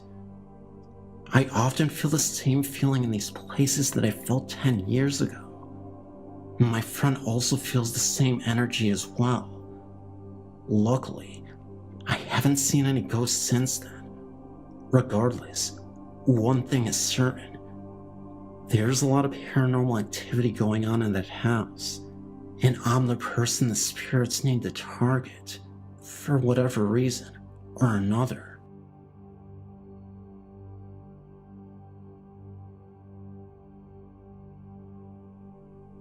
My story starts back in 1991, when I first hooked up with my then boyfriend, now husband.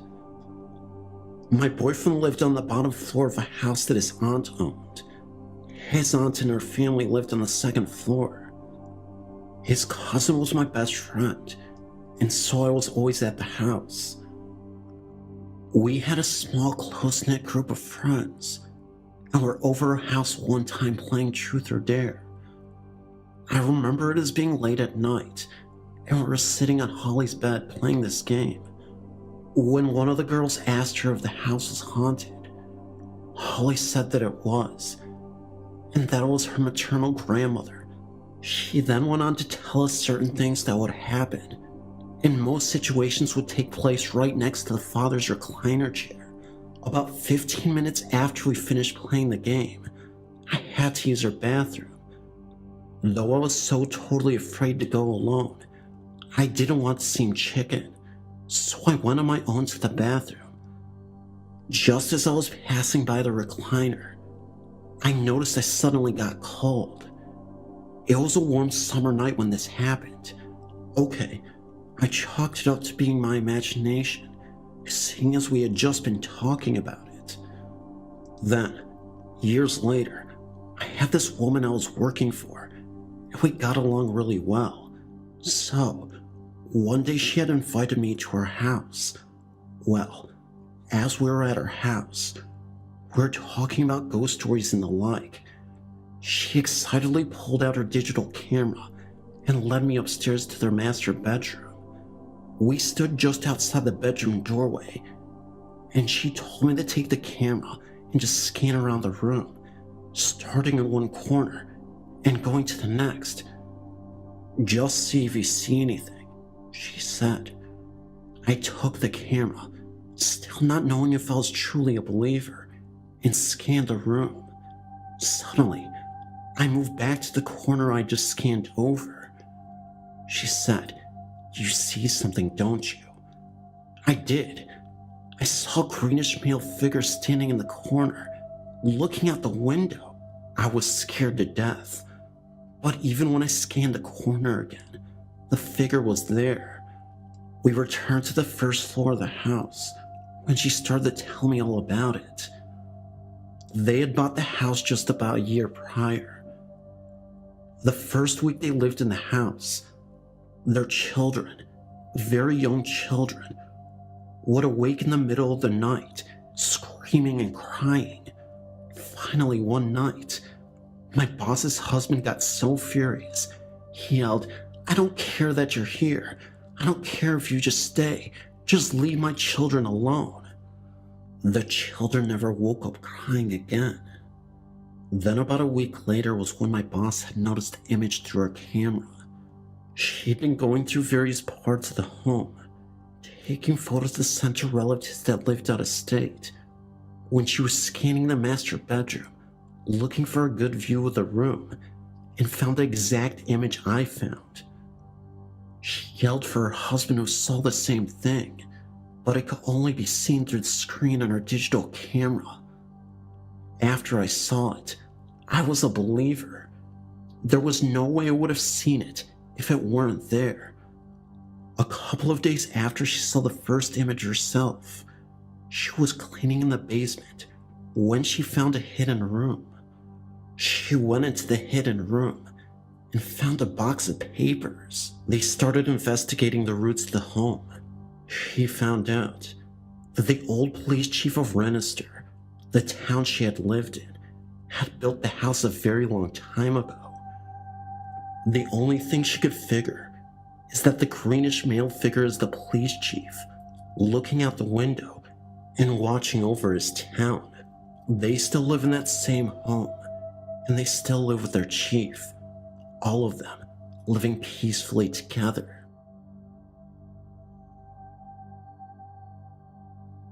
Since I was little, I've been sensitive to ghosts.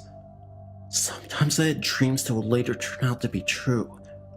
Also could tell which song was on next on the radio, knew who the phone call was next, etc.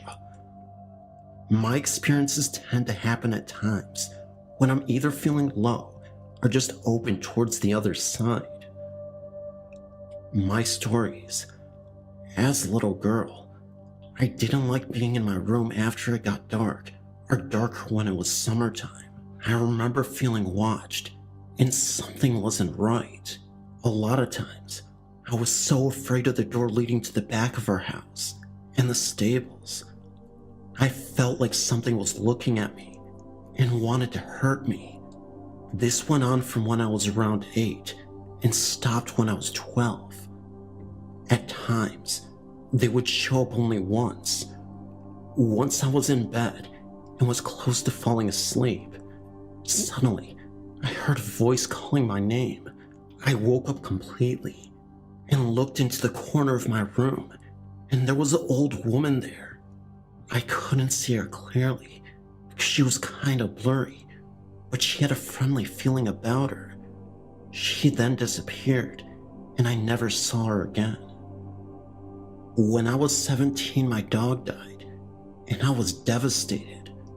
A few weeks later, I heard him coming up to my room from the kitchen and saw him enter my room. He then jumped up on my bed, walked around 3 times before sighing, and got down.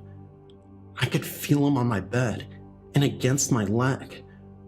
When I tried to touch him, he disappeared. My parents' farm, where most of the events happened, is old. It burnt down once there, and there seems to be quite a lot of ghostly activity. In the barn, my parents got their car. Since I was little, I was afraid being alone there. I felt something was wrong, and that something was hanging in the dark. I always felt uneasy there until a few years ago, when my mom told me that someone had offed themselves there. My worst experience I've had was when I was around 15 to 17 years old. My room was connected to the kitchen by a little hallway. From the kitchen, you can go directly to the 2 living rooms. The last one I've never felt easy in was always feeling unnaturally cold and just weird. One night, I woke up and my room was ice cold. I heard someone open the door from the hall to the kitchen. It was a man, and he was going directly to the last of the living room. Somehow I was there when he went there. I saw him take his rifle and then off himself. It was feelings more than actually seeing him do it. I then was back in my body, but heard him fall down to the floor, moved a bit, and moaned before he died. The second that happened, the coldness disappeared and I could breathe again. I told my friend at the time about it, but I was too afraid to ask my parents. One day, I sort of jokingly asked if anyone had offed themselves in that room. My dad turned around and looked at me with a strange look. Yes, your godmother's father offed himself there. They hadn't told me because my godmother didn't like me to know. I found his grave, and it happened the exact day he had offed himself. I've had nice experiences though. A friend of my parents and their friend had offed herself. My friend was really devastated about it and couldn't get over it.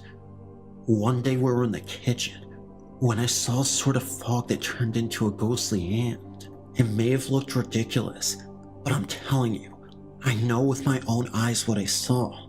It was right on my friend's shoulder, almost as if to soothe her. After it disappeared, I immediately alerted my friend, and she said that her shoulder felt really cold. My friend then told me that she felt a lot of peace. To the both of us, it really meant a lot. The latest year, The happenings happen without any real pattern. Last year, when I was at my parents' and sleeping in my old rooms, I didn't get any sleep for the last 4 days I was there. There was a presence in the room, and it was not a pleasant one. It just radiated hatred, and it was pointed at me for some reason. The next time I got home, it wasn't in there, but then I had to sleep in my mom's bedroom. I was woken up by someone slamming their hands into the bed very hard. I looked at the end of the bed, and I saw a shadow standing there, then disappeared. Since then, I haven't felt it. For some reason, I knew it was male, but I didn't know why it felt so badly about me. When I'm home at my parents' now, there's a young girl there, something I can't feel what it is, and a man. None of these are evil, but just looking out for me. I've seen the girl from the corner of my eyes, and seen her reflected in the mirror. I think they are protecting me, and just looking out for me. At times I can enter a house and know that there's more than just what the eyes see. I felt the presence of family or just passerbyers. I do believe that at my parents' house, there's some kind of field of energy where these spirits can enter. Some stay, but others don't. I got one in my room where I live now. Just a little prankster, really. Turns on my computer, or opens all the cupboards. I did have an old man, though, who loved to watch me shower. I told him that it was rude, and I didn't like it. Since then, he hadn't been there. At the same time, there's a girl running every night on the upper floor. My brother is sensitive too, but apparently never experienced the same as I have at my parents' house. Seems I'm the only one they get attracted to. Also felt being pushed, but that happened at my parents' house as well. I don't mind having this ability, but I know I have to learn to control it. It can get to be too much at times.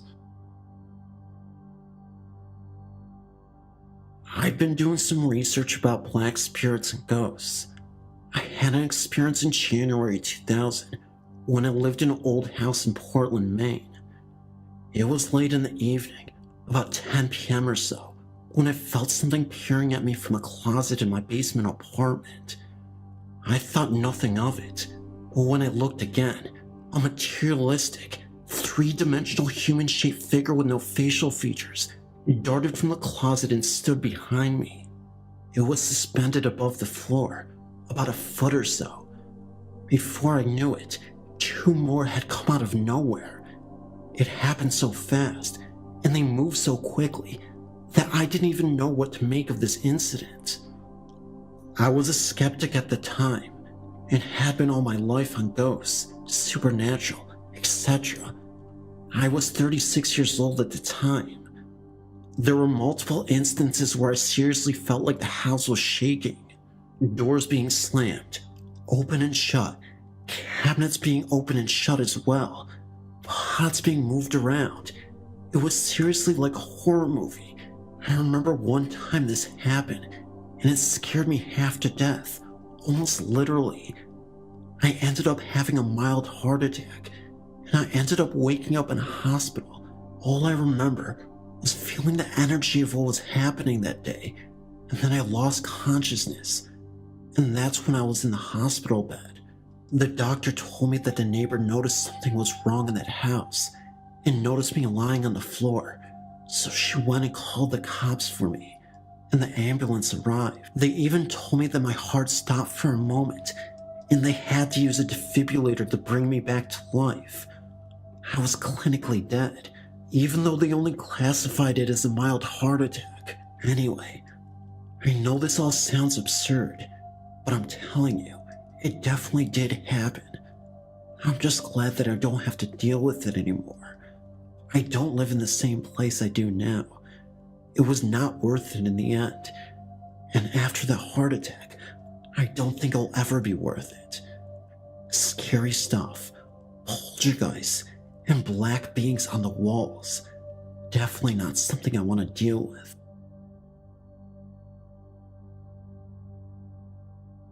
One night, me and two guy friends were driving into Howard City, Michigan. We were driving down the road, and on each side, there's cornfields, and we saw two girls, one standing at the opposite side of the road, and another walking directly into our path. The girl walking into our path was wearing a gray sweatshirt, blue jeans, had blonde hair, and white eyes. The girl that was standing on the other side of the road was wearing a red sweatshirt, had brown hair, and wore blue jeans. As we're driving towards them, I tried as hard as I could to tell my friend's boyfriend to look out for her, but I couldn't. I couldn't say a word. I tried, and nothing came out because I was so terrified of what I thought I saw. The girls had completely vanished. After we got to the stop sign, I said to my friend's boyfriend, "Did you see that?" He said yes, and the other guy that was in the truck with us asked me what, so I told him, and he said, "We have to go back and check it out." So we turned back around and went back down the road and found no signs of them. This is a remarkable story of ghosts from my experience. This happened when I was studying at my university. At that time, I was far away from home and stayed in a hostel near my university with my friends. Before I moved into the hostel, my friend who lived in the hostel told me that it was haunted. Actually, it was a house whose owner intentionally left this world. That's why many people have said that the hostel was haunted. They said that the spirit of the owner appears near the kitchen at night. Another said that sometimes you could hear the crying voices from the woman who owned the now hostel. At that time, there was only one last room available for me to sleep in, on the second floor, so I had to stay in that room. My room was in the last row. Many people have said that my room was terrifying because the surroundings around my room were quite dark and sunshine couldn't enter my room. There were multiple nights in which I kept waking up around 2:30 a.m. One night, I was terribly tired and went to bed earlier than usual. When I woke up, it felt as if somebody was pulling on my blanket from my feet, and so I pulled it back up again. However, when I went to pull the blanket back up, I still felt a resistance on my blanket. It definitely felt as if somebody was pulling it down again. I then felt annoyed and wanted to sleep, so I just said, "Stop it, don't disturb me, I really want to sleep." Surprisingly, it actually stopped, and I was able to sleep the rest of the night. In fact, nobody ever pulled my blanket again. In the morning when I woke up, I remember what happened last night and I started shaking. After that experience, it was pretty obvious why I always felt on edge whenever I slept in that room. Ghosts are pretty freaky. I was sleeping over my best friend Jasmine's house, and the night before, her mother promised us BLTs for breakfast. So that night, after setting me up in an air mattress for the room, we had gone to bed. That night was peaceful, but I'll forever remember that horrific morning. I woke up and looked up to where a person was just standing in front of the closed door from afar and simply staring at me. She was young, around my age at the time, with features almost identical to my friend. I was still half asleep and just figured it was my friend anyway. I began to ask her when we were going downstairs for the BLTs, and she just stared at me without saying a word. I closed my eyes for a little bit, then reopened them, and that girl was gone. I never heard the door open in her room, and somehow the girl was gone. I looked at my clock, and only 10 minutes had passed since I closed my eyes to lay down. I had screamed loud and ran down the stairs to find Jasmine and her mother sitting in the kitchen. They looked very concerned and asked me why I screamed. I told them that just 10 minutes ago I saw Jasmine, but she didn't say a word. Her mother looked at me and told me that Jasmine was downstairs for over an hour and had never once went back upstairs in the time in which I saw this girl. It was then when I realized that it was a spirit. Ever since, I've only seen the girl twice. On my friend's birthday, I was downstairs getting cake for some of the other girls, and I saw her standing in the pantry watching me. And the other time, I was in the basement with Jasmine. We were getting some laundry done when we all saw the girl run across the basement living room to a storage room. I haven't been back since, but the last experience helped my friends not think I was crazy.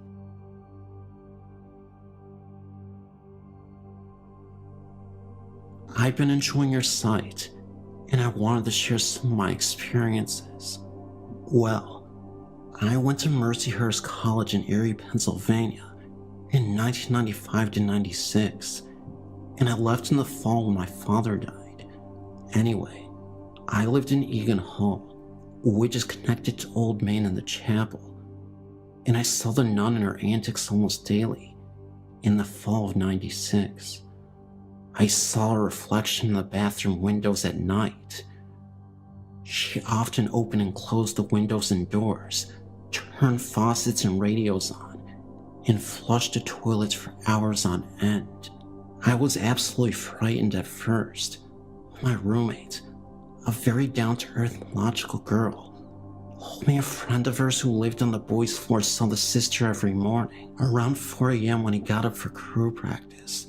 He would end up seeing her, but she was only there supposedly to look out for us. It turns out that the heartbroken nun story is just a fun, creepy story, and the truth is that the nun died peacefully of old age and stuck around to keep an eye on all the students.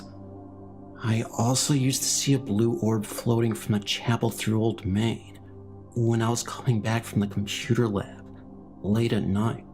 Other students had seen the orb originate from a small statue in the chapel, and a figure had been seen in the organ loft as well. I have heard that the path between campus and the New Covenant is haunted, but I can't verify that. In Springboro, Pennsylvania, there is a large Victorian house which had been used as a stop in the Underground Railroad. There had been a tunnel between the basement and the barn, but the tunnel was filled in the late 70s to early 80s for safety reasons, and the barn was moved to Cunnaville at some point. There are cold spots throughout the house, and a feeling of being watched. Sometimes, you can see strange reflections in the windows and lights or figures, just at the edge of your field of vision. The basement is very frightening. There is a feeling of pressure, and a very dark and menacing feeling. I mean, I feel very threatened if I go down there, no matter the time of day. When I'm alone in the living room without the TV on, I can hear muffled voices from the basement. I have always felt very negatively in this house.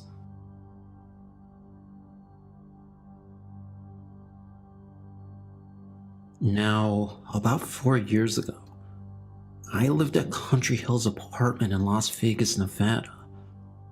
My family and I had some weird encounters there. Well, first, it started with this. My sister and I went to my grandparents while my parents stayed home. We were all the way in Cali from Las Vegas, Nevada for a weekend. My dad woke up at night, the night we left, claiming he heard a little girl singing in mine and my sister's room. He goes in there and sees my sister's rocking chair moving. Our second encounter was when my mom was going to take me to school one morning. And right when we open the door, the DVD player goes on. The radio on the DVD player. My mom and I were so tripped out, we were telling each other to turn it on, until eventually, my mom does it. Now how freaky and unexpected is that? Our third encounter was when the blinds for the sliding door that leads to the porch just started moving. It was strange, really strange. My uncle had moved in with us a little bit before the second encounter, but the only encounter that he shared with us is when he invited a friend over and the blinds were closed. Then he noticed that all of a sudden they were open. He told us, and we got tripped out. I was right next to the blinds too. That was my story, and thank you for reading.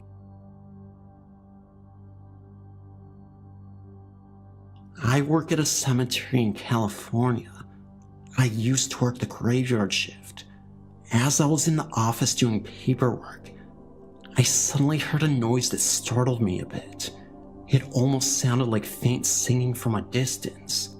I got up, turned to face where I heard the mysterious singing. By the way, there are only 4 of us in the office. Everybody else was in the other room. And in that direction, I noticed a lady looking at me. She freaked me out so badly because she didn't even look real, translucent. All I could remember was that she had a smirk on her face and disappeared within seconds. It happened so fast, but I knew there was a lady there. She was just nowhere to be found. I walked around looking for this lady. I asked the other employees about it, and they all looked at me like I was crazy. So I forgot about it, went back, and finished my paperwork. Well, the next night, we got 4 bodies in. I started to do paperwork on this one lady. As I started typing in the information, I went to check the tab on her toe and took the sheet off to see her face. And it was the lady from the night before. It freaked me out. And after that experience, I never doubted ghosts again. I was at the job for only 1 week at the time. It's now been 10 years. I believe we walk and live with ghosts and spirits every day. They don't know they have passed on. I say that because I've experienced a few ghost sightings and I heard things. It is so fascinating. In September of 2002, I was in Geneva, Switzerland on a business trip, and I was due to return home the day of my girlfriend's birthday. For her birthday, I purchased a violin, and I planned on giving it to her after she picked me up from the airport. The violin was at my house. The night before I was scheduled to return home, I called my girlfriend, but she was not home, so I left a message. After I hung up the phone rang back in my room in Switzerland. I picked the phone up, but I didn't hear anything. After saying hello a couple of times, I hung the phone up. Later that night, I again tried to call my girlfriend, and this time, she was home. As we spoke, she told me that she received both my messages. Having only called once before, I was very perplexed. I asked her what was said on the messages, and she described the first message that left to a T, but she thought that I was teasing her with the second message, since she thought that I might be giving her a violin for her birthday. After some prompting, she told me that she heard scratchy violin music, like a beginner tuning their instrument, followed by me saying hello, hello. I thought she was joking, but when I could tell that she was serious, I asked her if it sounded like the music, static, or some other background noise. She had the voice messages still on her answering machine, and she played both messages back to me. On the first message, I could clearly hear my voice saying that I just called to say hi, and that I would see her tomorrow. The second message starts with about 4 seconds of clear but scratchy violin music, and then I could very clearly hear my voice saying hello, hello. My girlfriend said that both the messages had my phone number and the caller ID. By this time, I had convinced her that I did not leave the violin music on her machine, nor were there any TVs or radios turned on in my room during the call. All I could think of was that I may have been hearing some future event when my girlfriend would be tuning her violin, and that I would not be around to hear it. So I changed my plane reservations to take a different flight home. Nothing happened to the plane that I would have been on, but I cannot help to think that the violin music was meant to be some type of warning. Maybe I would have had a car accident if I took the other flight, or I would have been hit crossing the road. Regardless, an omen like that is hard to ignore. I've kept the message recording as a reminder of this very strange experience. In May 2006, it happened again. After over 3.5 years, we received another ghostly phone call. Last night, we were sitting at home when my wife's, my girlfriend in 2002, cell phone rang. She answered it, and at first did not hear anything.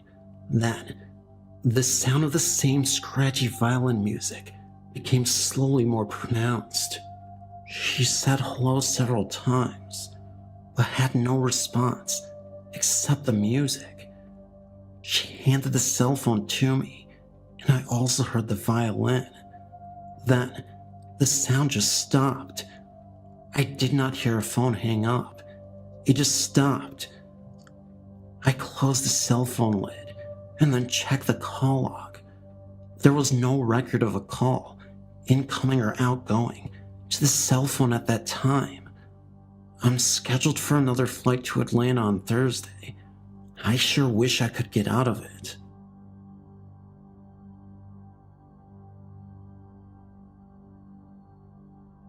In the Chinese calendar, people believe that the month of July is the time where all the ghosts come to Earth from hell. We call it the Ghost Festival. This is why Chinese people are very used to buying incenses in order to pray for these ghosts. During last year's Ghost Festival, something strange happened onto my family. It was the time where all my aunts and uncles and other relatives came back to my nanny's house. The entire family of mine sat in the living room, watching TV and chit-chatting. Suddenly, one of my aunts started yelling very loudly, "I'm cold, I'm bleeding, I'm in pain." She then ran upstairs and started throwing everything she saw. She acted insane, and her face turned pale. Every one of us in the family was shocked by her actions. We were panicked and did not have any idea of what had happened. My nanny was the only person who remained calm. Immediately she called the ritual witch, whom we called her as Boombo, to the house. As soon as the Boombo arrived, my aunt ran to her and wanted to choke her to death. She yelled, "I'm dead, and now it's your turn." Two of my cousins immediately captured her and pulled her away from the Boombo. The witch then murmured as if to cast spells on my aunt. About half an hour later, my aunt was awake. She said she felt exhausted and asked everyone what had just happened now. At the moment we told her the truth, my aunt was frightened and couldn't believe that. The witch told us that she was possessed by a ghost who was killed in an accident years ago.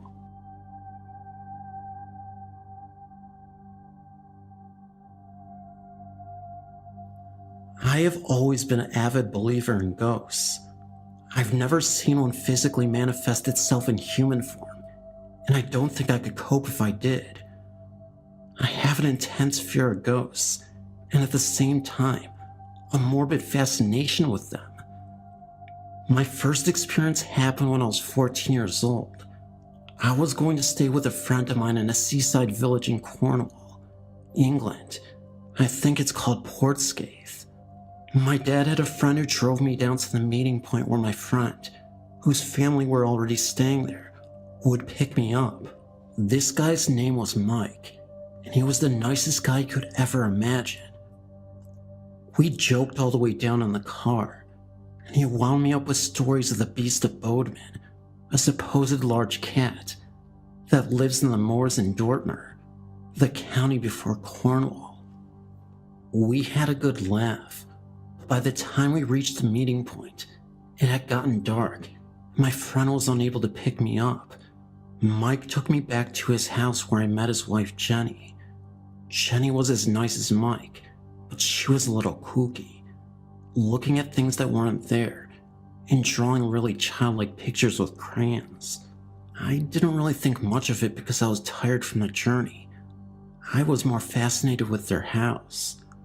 Their house was so large that it had been divided into 4 apartments, each one with winding stairs, large rooms, and old-fashioned structures. The house itself dates back to the 1700s. After a while, I went upstairs to sleep in their son's room. He was away at the time and set about rifling through his music collection to pass the time. His CDs were in one corner of the room, and every time I was looking through them, I felt like I was being watched from another corner of the room. I looked over to where I felt this presence emanating from, and saw nothing except a barred window. It was only a small window with a few bars across it, and very high up. There was nothing there that should have made me feel so watched. I felt sleepy, so I turned the lights out and got into bed. As I was drifting off, I felt that same feeling of being watched. I snapped my eyes open and felt as if something retreated. Ignoring this irrational feeling, I turned over to sleep on my side with my back to the wall. At that moment, the door, which was one of the old barn-like doors with a latch, made a noise. I heard the latch lift up, and the door slowly creak open. Next, the light snapped on, and I was blinking in shock, trying to see what happened. Next thing I heard was a scuffling, as something retreated down the slope accompanied by a horrific crackling, under-the-breath laughter that scared the heck out of me. I tried to see what happened, but the door opened towards me, and the light switch was beyond that, so I had no way of seeing who had turned the light on. From my bed, I tried to call out Mike, Jenny, but the words were really hard to say. I was so scared that any noise might bring this something back. I couldn't sleep with the light on, so I scuffled out of bed, switched it off, and practically jumped back into bed and under the covers where I felt safe. I finally fell asleep and thought nothing of it. I didn't really think about it again until a few months later when, out of the blue, my dad mentioned he was thinking of taking me to Cornwall to stay at that house. I told him my story, and he told me that the house was haunted and that Jenny was one of those people who could see ghosts and communicate with them. He told me that the ghost that did that was probably Harry, a mischievous ghost. He also said that the house was full of them. A lot of children could be heard playing on the steps, and a Chinese washerwoman was always communicating with Jenny while she cleaned the kitchen. This at least explains some of Jenny's unusual behavior. She could sense ley lines and everything. Being terrified of ghosts, I totally freaked upon hearing this, especially as Dad told me we were going to stay there. A few months later, after my exams, he took me there as a treat. Knowing what I know now, it felt a little unsavory. I was absolutely terrified of walking into that house, especially as Mike and Jenny were away. I felt watched everywhere I went, and on the first night, I didn't sleep a wink or turn off the lights. The rest of the holiday, I actually spent sleeping in the same bed as my dad. A little unorthodox for a girl of 15, but it was a choice between my dad and the ghost, and I'd choose my dad any day. The last thing that happened which really scared me was that Jenny popped back for a short while and was cleaning the kitchen. As she did, I repeatedly saw her brush off something that wasn't there and say, with a giggle, "Get off," in the calm and patient way a mother does to a child that's pestering her for cookies. The next thing I saw was an invisible force actually pinch her clothing and pull it from her. I actually saw the shirt she was wearing become pinched and pulled away by nothing. She looked at me and said, "Oh, don't worry, that's just Hong Lee, the washerwoman. She thinks I'm not doing a good job of these surfaces." We didn't stay much longer. I've had several paranormal experiences during my life. Hearing my mother's voice after she had died, and feeling my mother-in-law's presence after she had also died. But in February 2002, an angel guided me from certain death. I awoke on a Saturday morning because I heard our dog whine, and that is when I realized our house was on fire. Our bedroom was off the living room, which was totally in flames. I yelled to wake my husband, who jumped out of bed and ran right through the fire and out the front door. I started to follow him, but a hand touched my right shoulder and turned me to the right. At the same time, I heard a voice in my right ear saying, "The window." I ran around the bed, opened the window and screen, and rolled out to the ground. It was a one-story house. I escaped with just a few burns to my back and left shoulder. My husband, on the other hand, was in intensive care for almost a month, with acute smoke inhalation and second-degree burns over half his body. I am certain that if I had followed him through that burning living room, I would have died.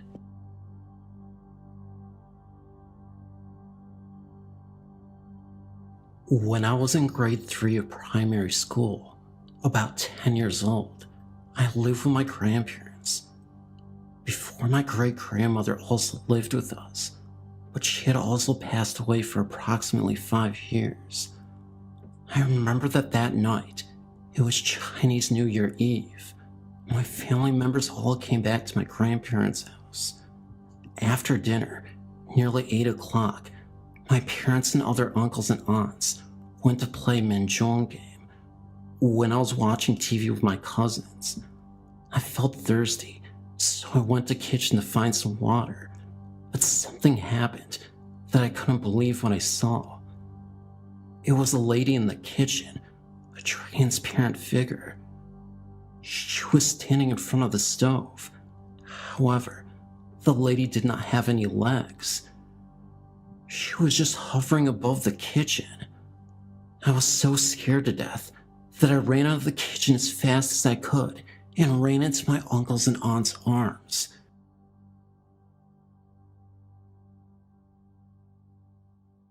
"3 years ago, I was taking university classes at St. Peter's College in Saskatchewan, about an hour-and-a-half drive east of Saskatoon. The college was originally built as a monastery for monks who came up from Minnesota to found a colony around 1900. Since then, it had been expanded from a boys-only school to a fully integrated co-ed college. There are several ghosts on the property.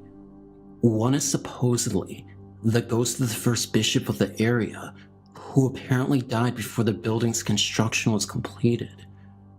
He can be seen occasionally walking the grounds.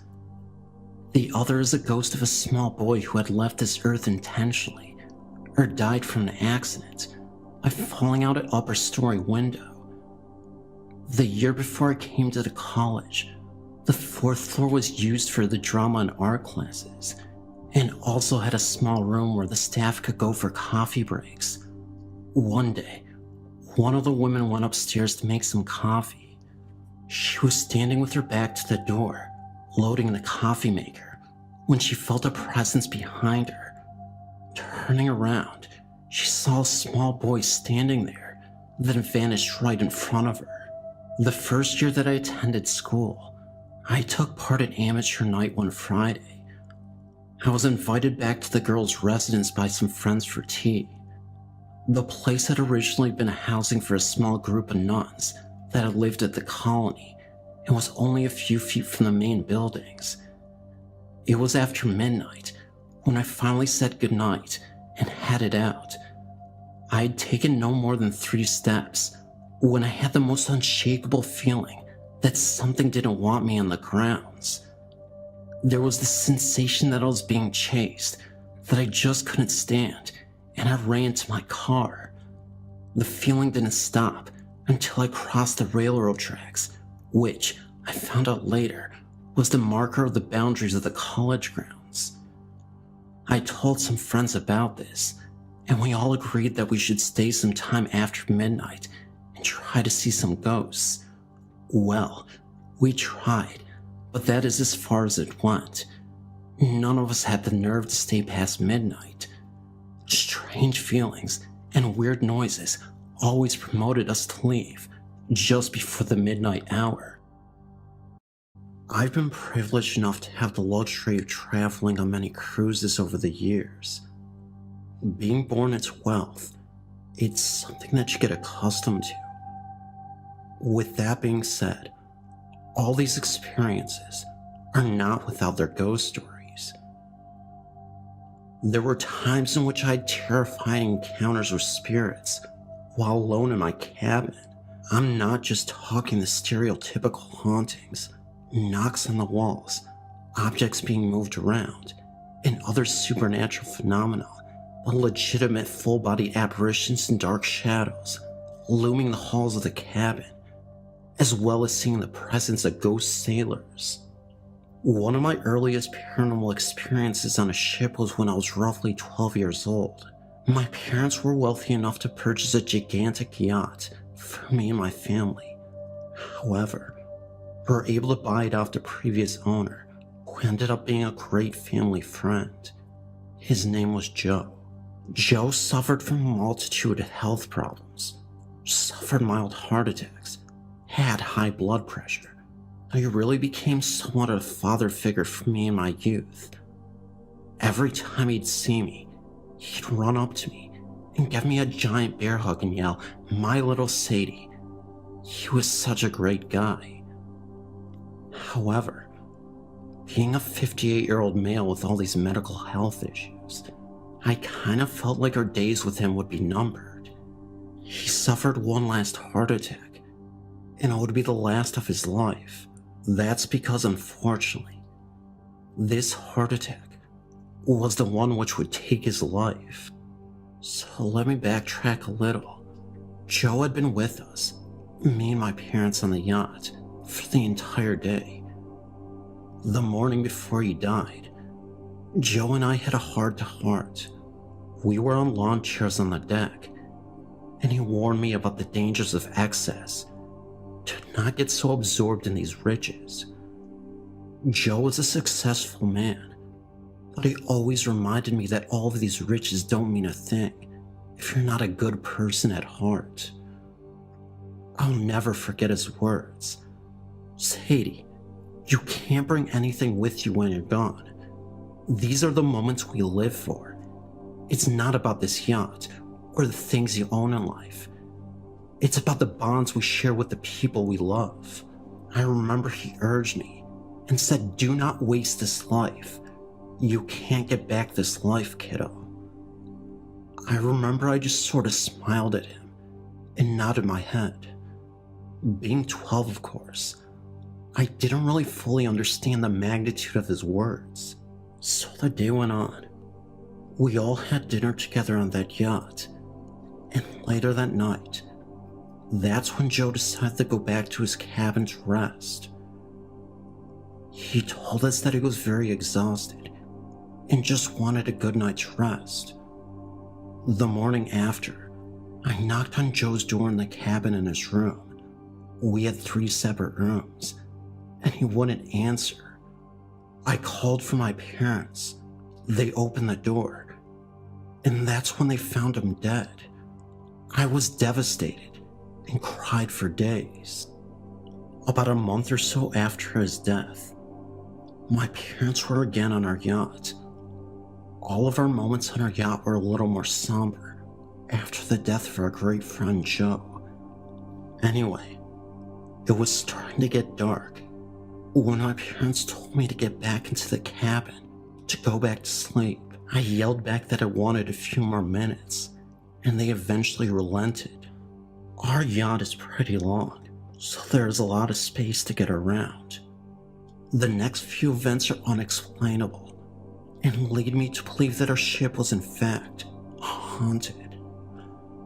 So, I'm standing right in the spot that me and Joe used to, with our lawn chairs, and just taking in the scenery of the blue waters, and breathing in the fresh air delicately touching my face.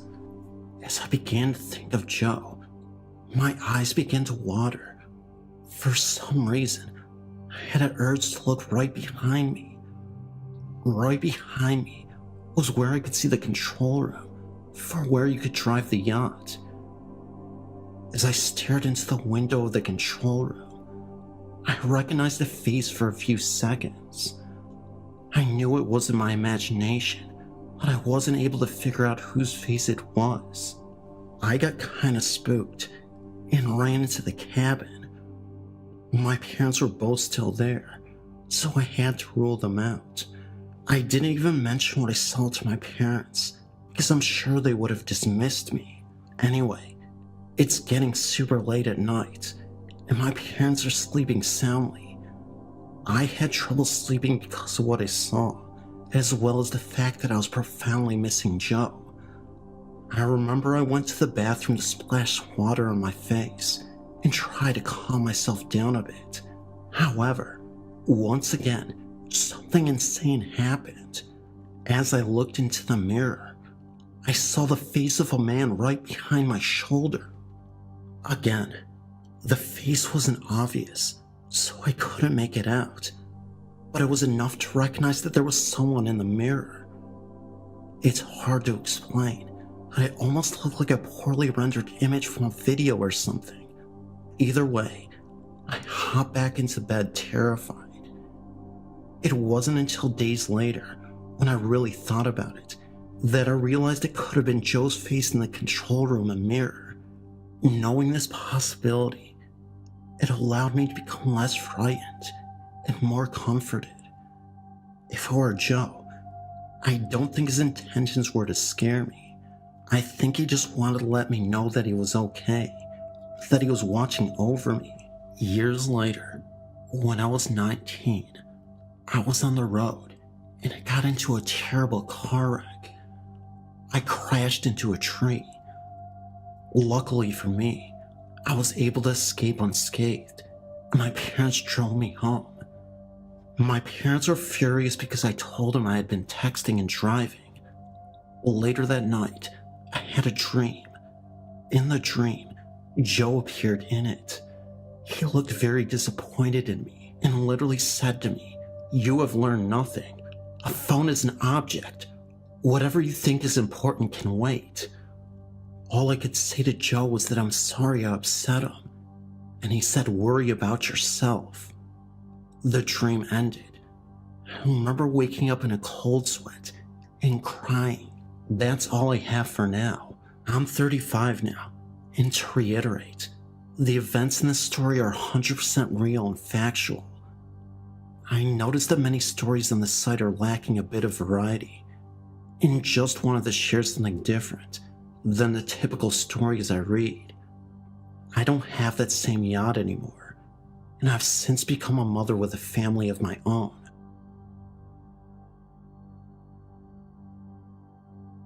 I'm a 20-year-old English writing professional major, attending Slippery Rock University, Pennsylvania, and I've never believed in ghosts until this happened to me. Early last fall, my good friend told me about Snyder Cemetery in Butler County, Pennsylvania, and its alleged hauntedness. He, our other mutual friend, and I decided to visit it one Friday night.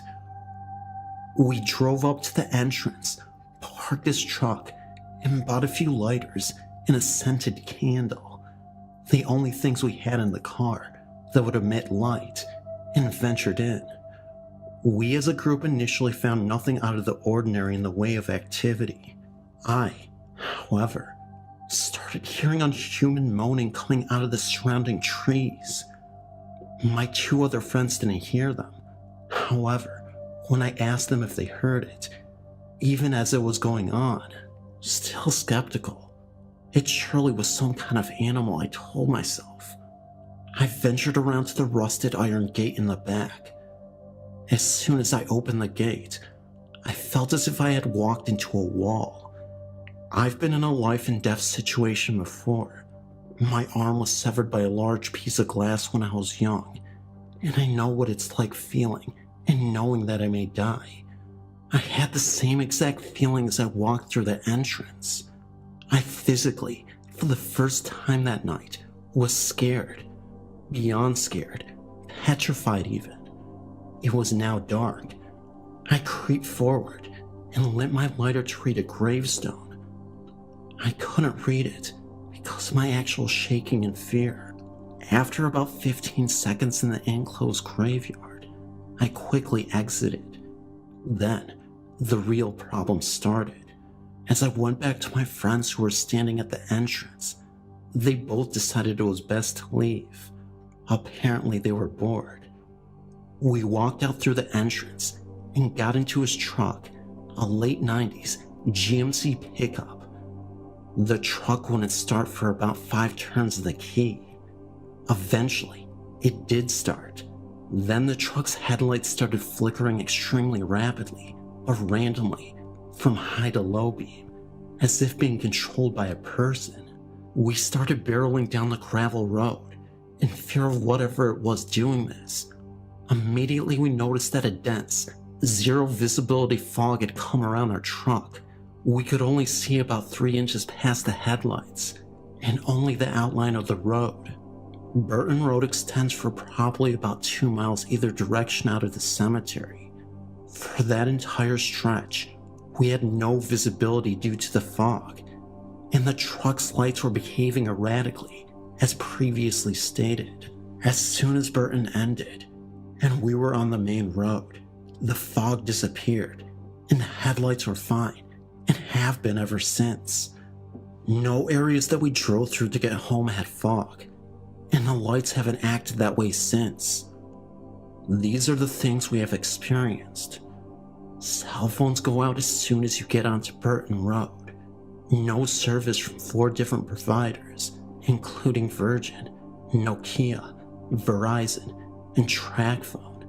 Drums. This is sometimes listed on other sites, but not on yours. Odd, bassy but wooden sounding drums are heard. Not like a bass kick drum, but more of a war drum sound, playing simple war beats. Sounds of heavy creatures, peoples, or whatever entities in the woods, snapping sticks, walking in trees, etc. When pulling out, a feeling of tugging or extra weight in the car, as if we were riding the brakes, or we had about 500 pounds in the trunk. I hope all of this will be helpful in your listings on your hauntings. One last thing. Butler County, Marine State Park, Burton Road, Snyder Cemetery. Red eyes will chase you out. Also, something else will chase you out as well. It is Conrad Snyder, who is haunting the family's resting place.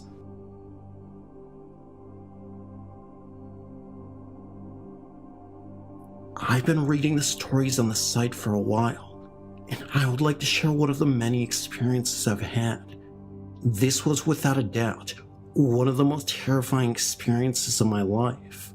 Now, as a little bit of a backstory, I've been aware of the other realm and its inhabitants all my life. Also my mother, her mother, my Nana, and her mother, my great Nana, have as well. I've been in tune with the entities that are among us my entire life. So, To say that this particular event scared the heck out of me is saying a lot, but I think the only reason why it scared me so much is just because it happened to someone I love, and it hits so very close to home. I want to make it very clear that I am absolutely no way being dishonest. Here is my story. My boyfriend and I had just recently gotten together and had only been dating a few months. We were house sitting at his parents' house while his parents were out of town, and we were sleeping in his parents' room. Also, we had just gotten our dog, that was a puppy at the time, a week before. This is all relevant to the story.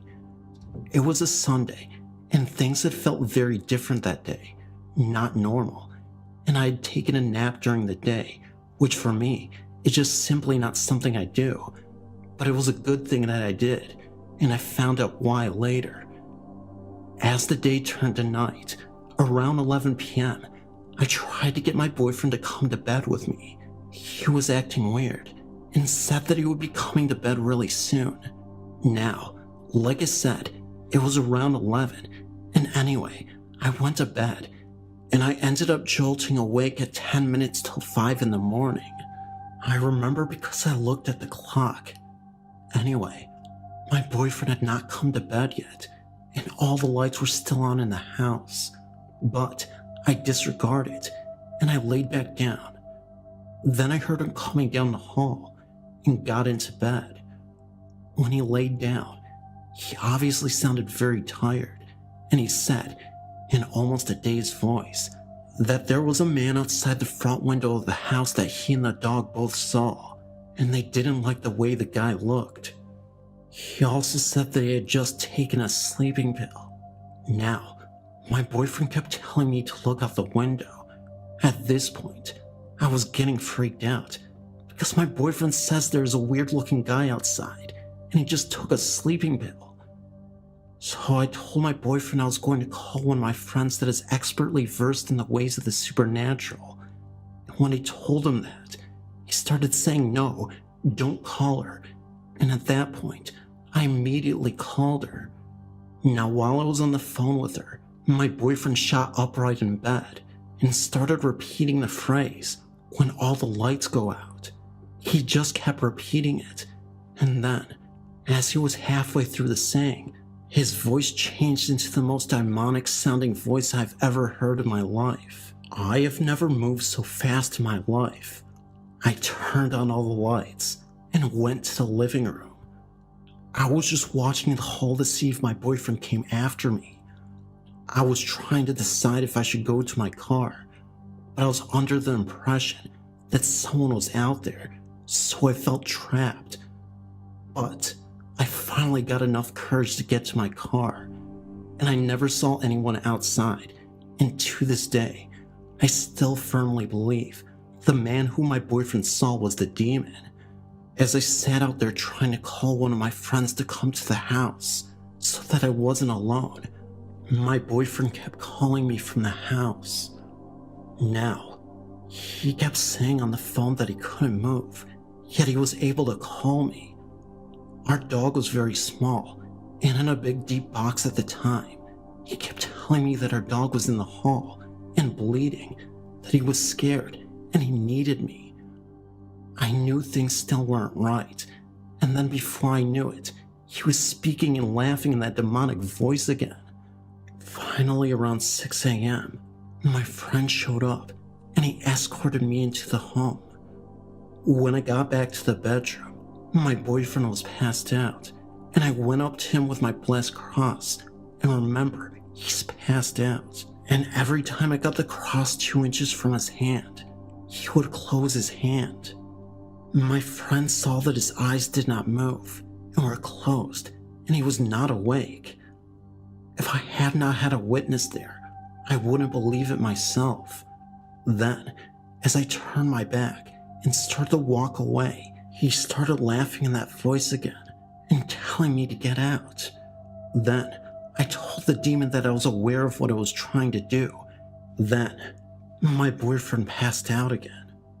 So my friend and I left the home because I had to go to work. Well, later that day, My boyfriend called me, asking why our dog was in its box in the bathtub with the water running. I had not done that, and he obviously didn't do it either. When I started talking about the events of the night, he didn't remember any of it. But he did talk to his mom, and she said that the same thing had happened to his dad many years before. I knew that there was something in that house, but what had visited that night was not it.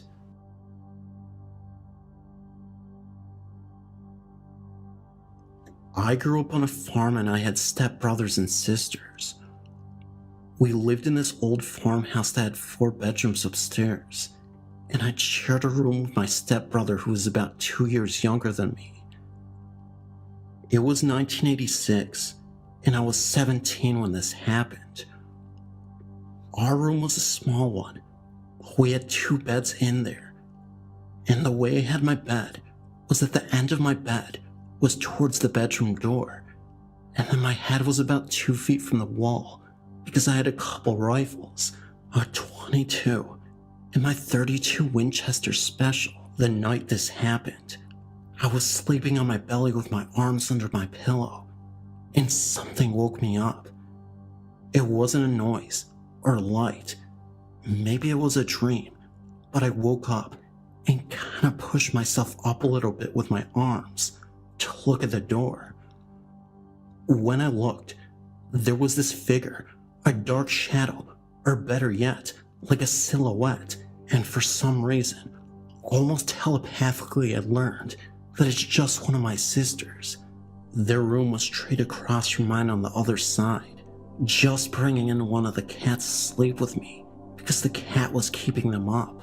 We had a lot of barn cats that weren't allowed in the house. So I turned back around the way I was before I woke up and laid my head back down, and I expected the cat to be put on my bed, and the feeling that I got was a very comfortable feeling, like everything is okay.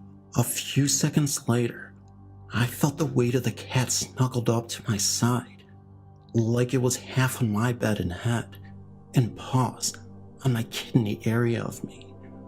I woke up a couple more times feeling this kitty cat still next to me. I was going to reach around and pet it, but I didn't want to wake her up. After a good night of sleep, I woke up and I couldn't believe that the cat was still in my bed and partially on my side, and I did not find a cat on bed with me. I found my .22 rifle laying across my back. I was totally confused by this. I wanted to confirm that it was not me who put my rifle across my back, so I put it back to where I had it before I went to sleep. And to be able to get at it, I would have to have gotten on my knees and reached way over to the corner, and with one arm grabbing it, and I couldn't lift it up at that angle. Of course, nobody had believed in me, so I just never tell the story, except for now. For my next story, I'm going to say something first as it relates to my story. I have what is now known by some as sleep paralysis. I'm sure a lot of you know what this is, when you wake up and you are mutually awake, but you cannot move. This is a very terrifying experience. I have heard many theories on this, and the one that makes the most sense to me is by Sylvia Brown. She says that while you sleep, your soul leaves its vehicle, your body, and goes wandering around to various places. As a result, your body wakes up, but you can't do anything about it because your soul isn't back from its journey to whatever. On with the second story. After we had sold the farm, my family moved into this town called Ashland, Wisconsin. I decided that if I wanted to make it in life, I had to go to college, so I stayed in this house my parents bought, which was very old. Not sure what year it was built, but it was one of the first ones built when the town started. My room was a very small room, about the size of a large bathroom, but it worked. The year was 1993, and I stayed there throughout my college years till I graduated. One night, again I was sleeping on my belly, and I was in a very deep sleep. Something woke me up. Not a noise or light. Everything was as dark as it could get. It woke me up enough where I sat up and I was staring towards my door. I couldn't see my door. It was so dark. I was wide awake and I kept looking at it, almost as if I was in a trance of some sort. All of a sudden, I got this telepathic-like communication that told me that everything is okay. You don't have to worry. This feeling is the most bizarre feeling, as if someone's mind is with my mind, talking to each other. So then I was told to lay down and don't be scared. Then I got this extremely comforting feeling, so I laid back down, except this time I laid down on my left side. Then I felt someone or something's hand around my neck, and it started to squeeze. And then I cocked my head over to the side of my bed, by my neck. Meanwhile, I tried my hardest to yell or scream to wake someone up, but all that could come out of my mouth was a little gargling sound that no one could hear, except for myself. This was extremely terrifying. Then I had the feeling of high voltage electricity that make this humming sound and buzzing sound, and feeling this throughout my entire body. I then woke up in the morning in that exact same position that it left me in. So, those are somewhat short versions of my two stories. I have many more like them. Thank you for taking the time to listen.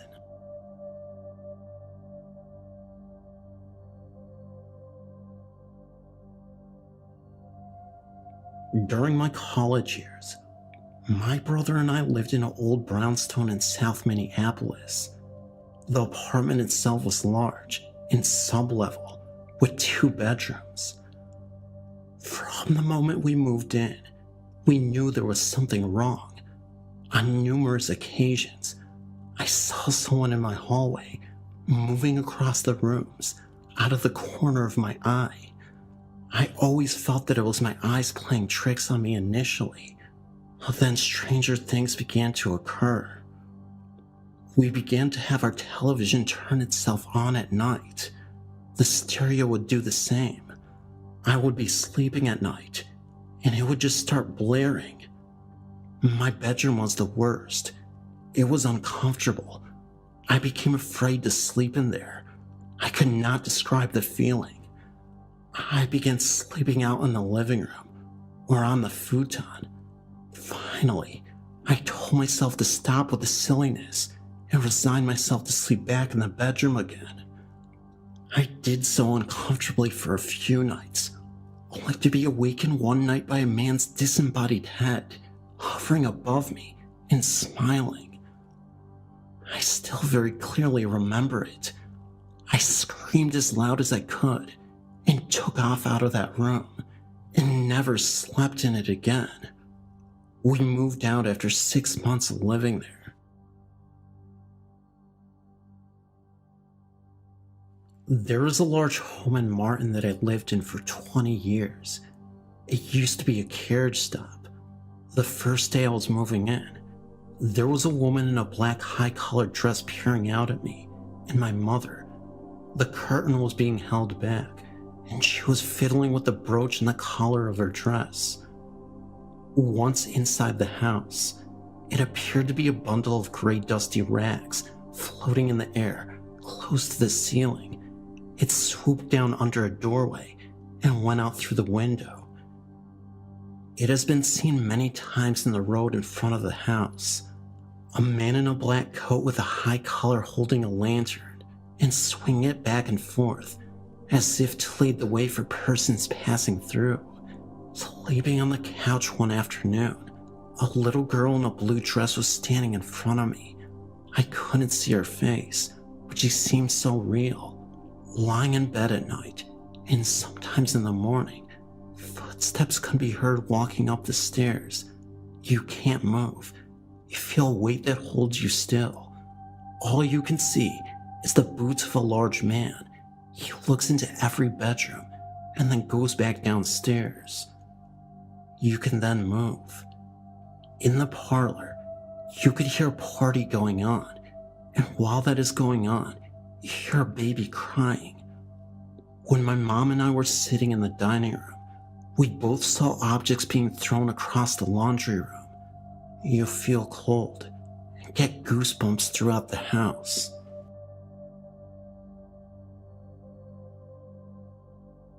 A while ago, me and my friend were doing a project for school, and we got to choose what we did. So we did ghosts and hauntings, and we used the site, and it helped us loads. But anyway, while we were working, our substitute came over and saw what we were doing, and he asked us if we ever had seen a ghost. I think I've heard a ghost crying, but I wasn't too sure, and my friend hasn't seen anything. But my sub said that he had seen one. He said that he went to look after his nephew once, and he saw something. He said that he went around to his brother's house, and while his brother and his wife were getting ready, his nephew came downstairs and told his dad that he had seen the man with the big hat and the funny glasses right upstairs. My teacher asked his brother what he was on about, and his brother said that he had seen the ghost again. My teacher didn't believe him, but his brother said he'd seen it upstairs. Then when his brother and his bro's wife had gone, his nephew, who was only 5, wanted to play football in the garden. So as they were going through the kitchen, his nephew said that the man with the big hat and funny glasses was behind my teacher. He freaked out and was scared to death. He said he just wanted to get out of the house, but made himself turn around. He said that he saw a gas light form that had a pilot's hat on, an old one, not a helmet like nowadays, and that the thing was wearing big goggles. He later found out that his brother's house was built in an old airfield. The story freaked us out.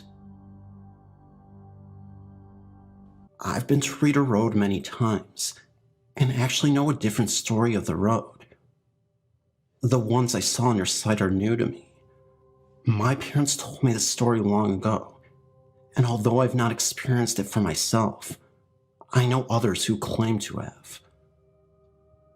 This may be more of a local story, but who knows? It's still something I'd like to share.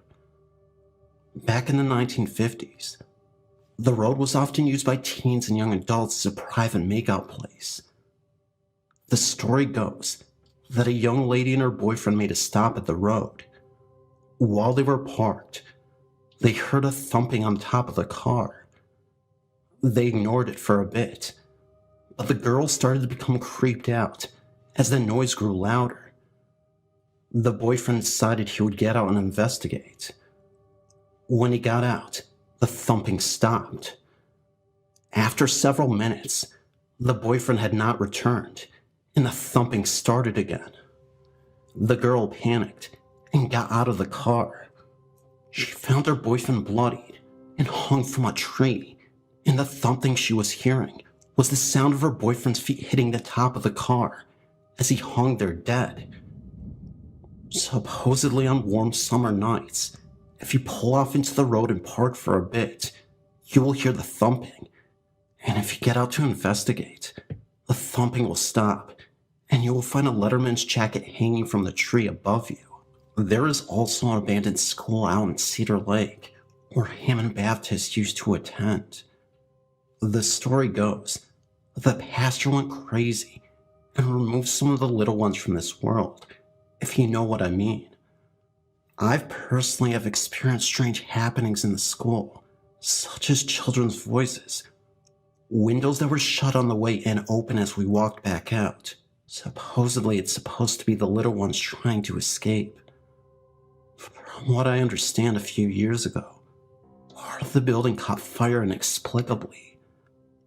I haven't been there in about 5 years. However, if you would like some directions to the place, it's a little tricky to get to, and I would be happy to share them with you if you are interested. Like I said, this is a story passed on to me by my parents, and others I know also know the story and claim to have witnessed it. I'm also aware of the satanic gatherings in the field, down the trail in the woods, usually occurring during the 2 equinoxes every year. This may explain some of the animal parts we found. Also, in this field, I've seen glowing orbs here and there, but never thought much of them since they were out far in the field. But you may be able to look into this more than I can. Oh, and the girl that jumped into the river and drowned, she is also part of this story. And Hammond, of course. She can be seen on Halloween night on Klein Avenue, hitchhiking to get to her wedding. Supposedly, if you pick her up, she thanks you for the ride and then disappears into the night.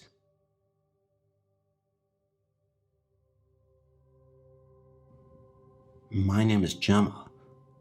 I went to a primary school in a small village where I lived for a year or two. Then we had to move into a town nearby.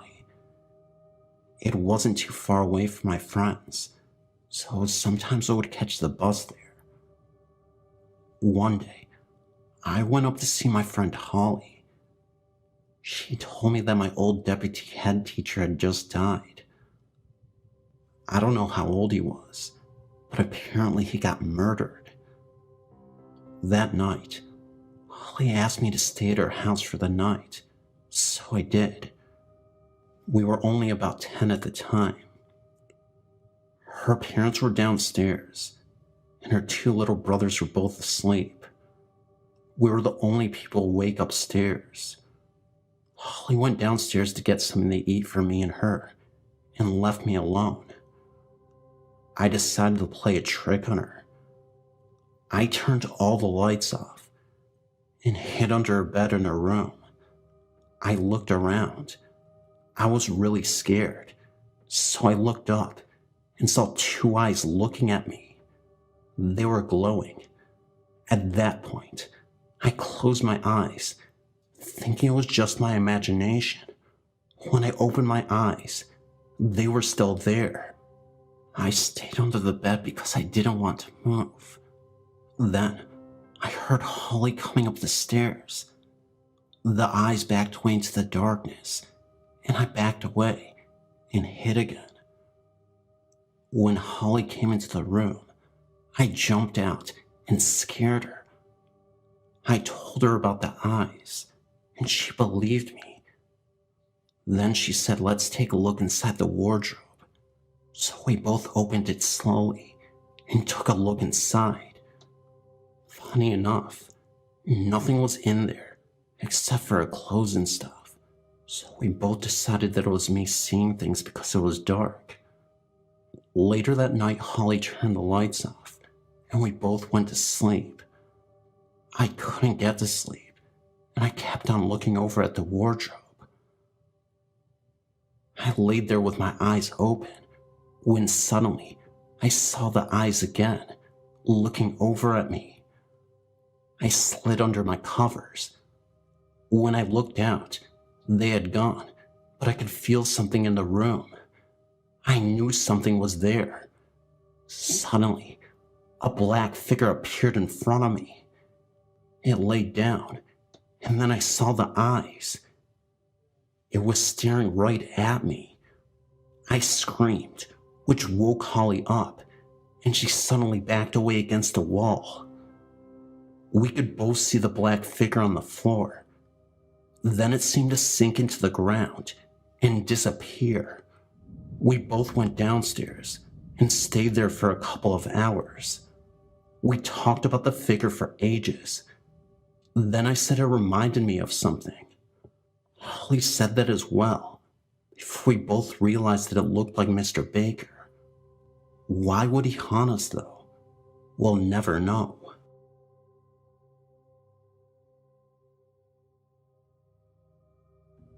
When I was younger, I had quite a few paranormal experiences, as did my mom. The most direct contact either of us had with spirits was with her father. He died at home and lived with us when I was about 4. My mom was very close to him, and I was pretty close to him too for being so young. After he died, my mom would often be house cleaning and walk into his room where his old recliner sat and smell his unique scent, cigarette smoke mixed with cologne and whatnot. She never saw or heard him, but she would know he was there and would talk to him for a while. When I was 6, we moved out of the house he died in and into the house where my mom still lives. I never had the type of encounters my mom had with them, but I was lucky enough to see him once. First, I need to explain the setup of our house. The front and back doors are directly parallel to each other, and both have glass panes in them. The front door opens into the dining room, and you can walk straight through to the kitchen, and then to the back door. You can look from the front porch all the way into the backyard through the glass in these doors.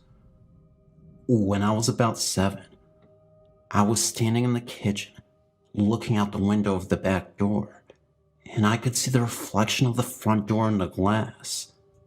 Suddenly, I saw my grandfather walk by the front door in the reflection, as though he was walking across the front porch. He smiled and waved at me. The whole thing only lasted a split second, but he was very deliberately contacting me. I believe he chose to do it in such an indirect way, so as to not frighten me.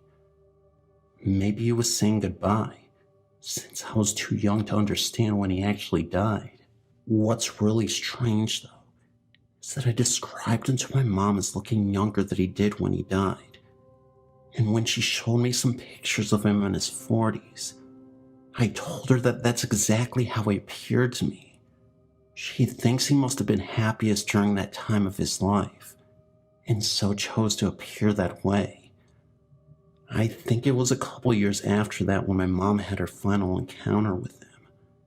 She was house cleaning again, when she smelled his familiar odor. She was in a hurry, and she told him, "I'm sorry, Dad.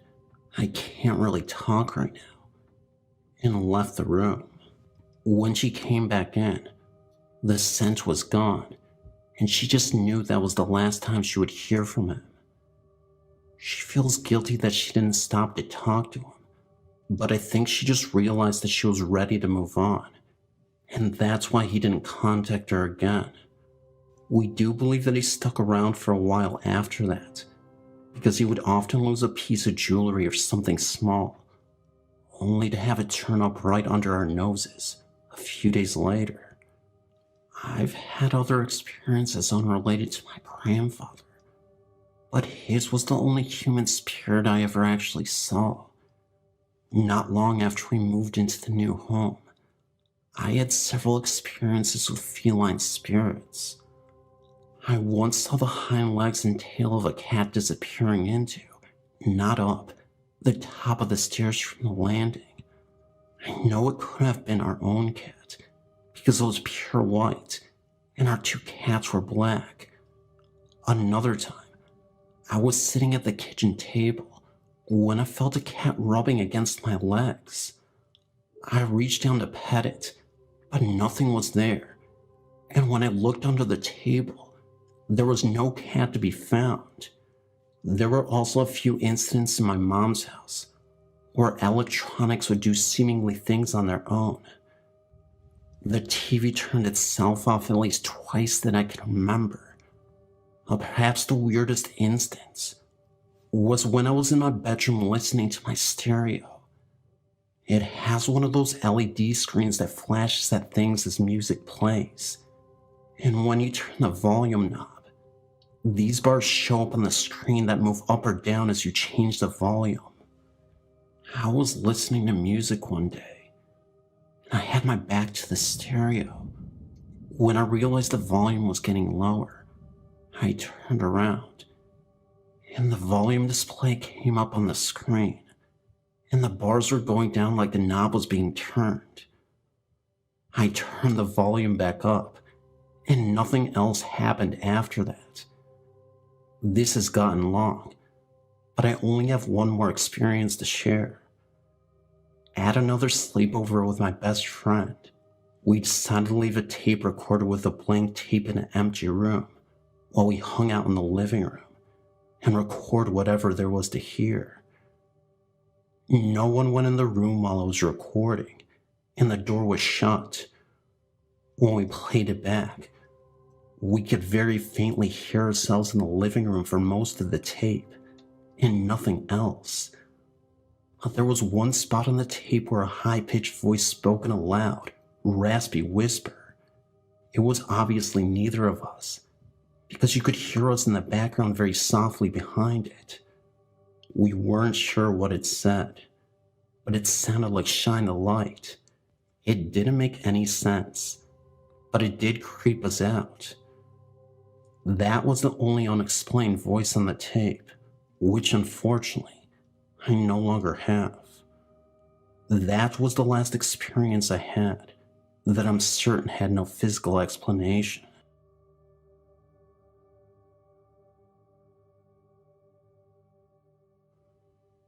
This is a story about ghosts that I think is worth sharing. It's a little bizarre and not very detailed, but I think it would capture your interest. When I was young, I always heard ghost stories revolving around these red coat ghosts. These were entities that would often appear in our house. The home I lived in used to house British soldiers from Napoleon's time, so essentially the late 1700s. I remember one particular incident. It was late at night, and that's when I started to hear strange noises in my room. At first I brushed them off, not thinking anything of it, because you can always explain these incidents away as nothing more than just normal noises. Then, I started to hear noises which were very peculiar. I would hear faded whispers, like a group of people whispering when I would open my door to investigate the sound. It wasn't anything loud, and didn't last for too long. Of course, I ended up going down that staircase to find a root cause of these whispers. What I saw next was actually quite interesting to me. Not scary, although a bit unbelievable. After going downstairs and into the living room, I saw two redcoat soldiers for a second, just standing side by side as they quickly faded from the living room. They also had a foggy and faded quality to them to begin with, where you could barely tell a figure was there with the red colors. I'll never forget that moment the rest of my life.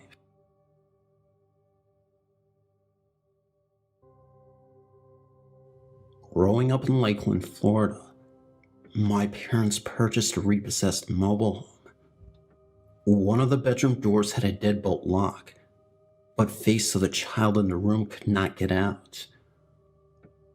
My elder sister had this room and reported a small girl about the age of 5 or 6 that would appear in a white nightgown carrying a teddy bear. She would sit at the end of my sister's bed and just cry. In the closet of the bedroom in the same home, there were stickers and drawings on the wall where it appeared someone was punished and made to sit in the closet. There were also fingernail scratches on the wall in the same closet. In the third children's room of the same home, there was brown carpeting with a line grain shape on the floor that was the same shape of a clothes iron. If an iron fell onto carpeting while it was hot, doesn't it make sense it would just burn the carpet hair instead of change the color to green? My aunt even had to come remove a spirit once that was following my little sister all the way to school and hiding behind things when she turned around to see who was following her. My little sister said it resembled a Grim Reaper type of shadow. In the same home, items would mysteriously be moved to another area. Things would then come up missing, then all of a sudden reappear one day.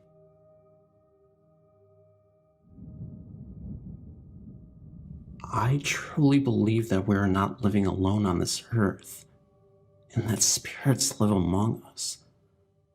There are a lot of theories as to why this is, but to me, I believe that ghosts and spirits are almost other living forms trapped in another dimension. Even if we have loved ones who have passed and appeared to us, to me, it's like they are leaving this realm of existence to enter another one, and they behave much like we all do, often unaware of the world they just left. I believe that the ones that chose to bridge the gap between our world and theirs are messengers chosen by God to give us confirmation that we as human beings will not lose purpose once we have left this earth, and that our souls do live on. Even if you aren't the religious type, I do believe that if ghosts exist, then God must exist in some form. Otherwise, how do these souls still live on? And what power is allowing them to exist in the other universe? Anyway, my ghost experience comes at the time I was staying at my grandmother's. It was night, and I was 11 years old. I was watching TV in the living room when I heard what sounded like my grandfather, who was a heavy-set man, but tall, make his way through the home. Noticeable footsteps, as if he were wearing boots, and they were walking across the hardwood floor.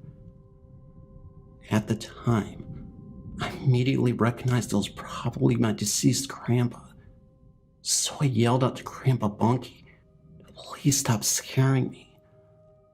I was hoping I would get confirmation of him leaving me alone, because I'm a very anxious person, and even though I'm in tune with spirits, sometimes I just don't want to deal with it. I don't think my grandpa honestly meant any harm by it, but I think he felt that he wasn't getting enough attention, if that makes sense, and wanted his presence to really be known that day. He was always known as a loud, boisterous person in life, the kind of man that had to be the center of attention. Then, out of the corner of my eye, I could have swore I saw the shadow of my grandfather materialize. As soon as I got up to turn directly to where he was gone and faded. So I rushed downstairs to where my grandma was. I really wanted to make sure that nobody else was upstairs, so I just asked Grandma if she was just up the stairs in the hall. She emphatically said no, and asked me why I was so concerned. I told her that I saw Grandpa, and she said that Grandpa is gone, and that while you may miss him, we have to accept this. She didn't believe in the afterlife. Funny thing was, about a year before this all happened, my great-uncle died of a disease in his lungs and kidneys. This was the exact same disease that my grandpa had died from. While that's not unusual, my older sister told me she witnessed the exact same thing that happened to me. One night, when I was at a friend's house sleeping over, she was about 17 at the time. So, I'm not entirely sure if it was my grandpa or great uncle exactly, but I still think my grandpa was the one to visit because he knew me better than my great uncle did. I also think that it had to be my grandpa, because maybe he wanted my grandma to believe, but since she is closed off to this world because of her views, he was frustrated. Maybe he gave her signs, and she ignored them. Are frustrated ghosts a thing? Anyway, hope you enjoyed my story.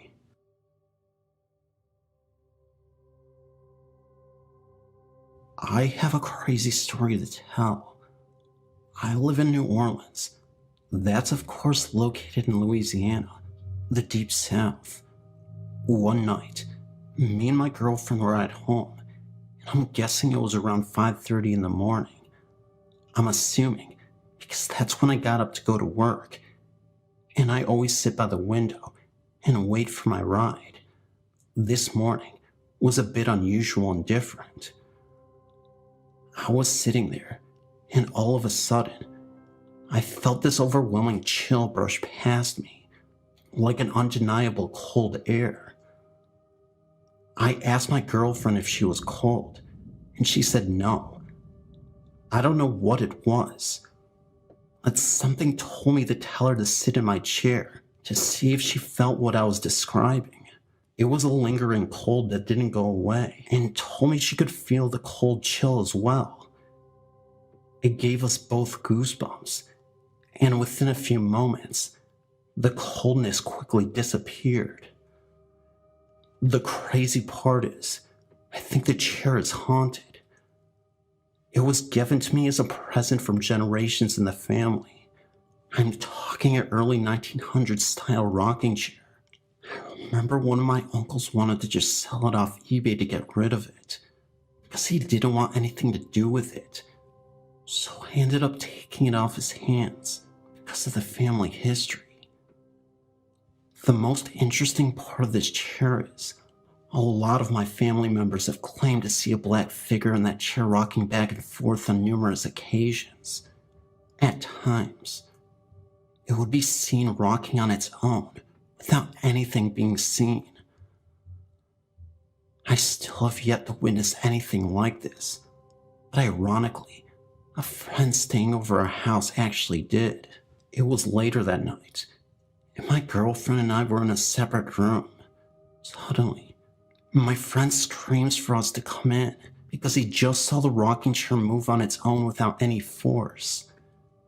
He didn't even know about the history of that chair and our family, so that made it even more terrifying, but intriguing in a way. My dad had stayed in our house once, and he said looking out the window, there's a tree outside our home, and late at night, he saw a faded man in overalls walk behind the tree and suddenly disappear. Again, none of these things have personally happened to me, but they seem to be happening to my family and friends. None of them are capable of lying. I don't see why anyone would anyway, since we're all older, mature adults, and we have no business lying for attention or any purpose really. Now, just because I said I didn't experience anything, besides the coldness in the chair, it doesn't mean my girlfriend hasn't. She told me one day when she was out on the front porch, where you could see the tree. It was evening. It was getting pretty dark, but not so dark you couldn't see anything. She too thought she saw a very dark shadow move around the tree and then disappear. She said it was the weirdest thing, because it was like a fog, and you could easily see the contrast between the tree and this mysterious fog. I don't know if you've seen these type of videos before on YouTube, where they show this type of stuff, but she said it was very similar to that. She's also seen the blinds from the window where the chair is positioned move from time to time without any explanation. Knocks on the walls, and sometimes her name is whispered into her ear. Again, these are her experiences, so I can't tell you if it's real based on what she said. But again, my girlfriend wouldn't lie to me for no reason. As you know, New Orleans is a city with lots of history dating back hundreds of years, and with our old home, there's bound to be some entity, especially with the haunted chair. Do you believe in this? Because honestly, as crazy it may seem, I do, even without having these experiences for my own to share. As an open-minded person, I'm not just going to hate on someone just because they have a ghost story to tell. I'll be open-minded. I'll consider their credibility and other things. If all those aspects of their personality check out, then yes, I'll have to believe them. This world is fascinating. It has a lot of mystery. I will not just ignore the spirit world. I just wish that I could experience it too. just once, what everyone else has as well.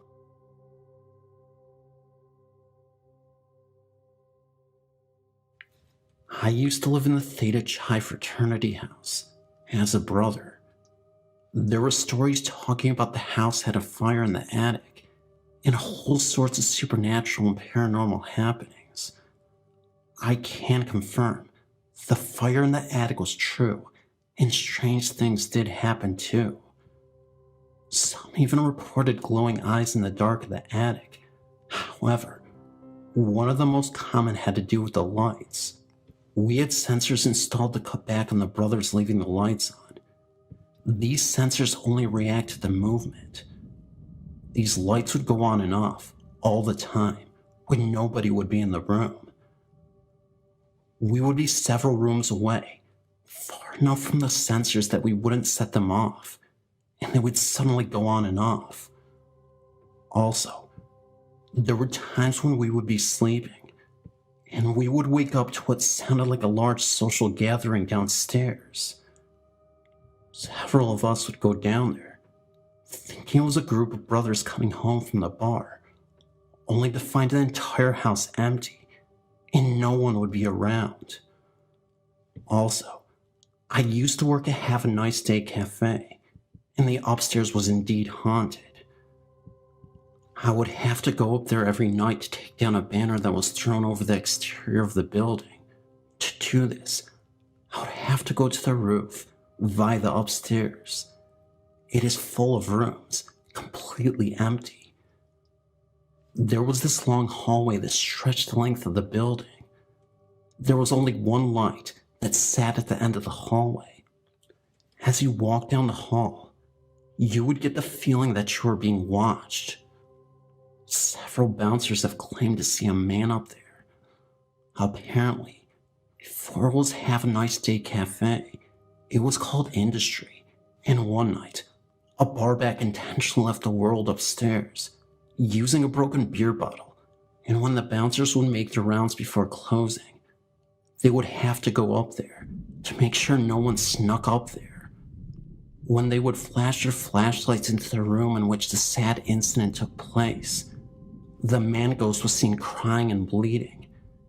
He would get up and run towards you, as if asking for help. Many bouncers quit after they experienced it. I guess you could say they bounced after they saw that ghost.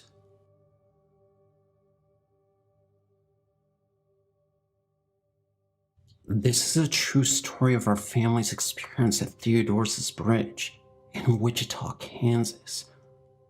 I grew up in Sagwitch, Kansas, a small town just north of the bridge's location.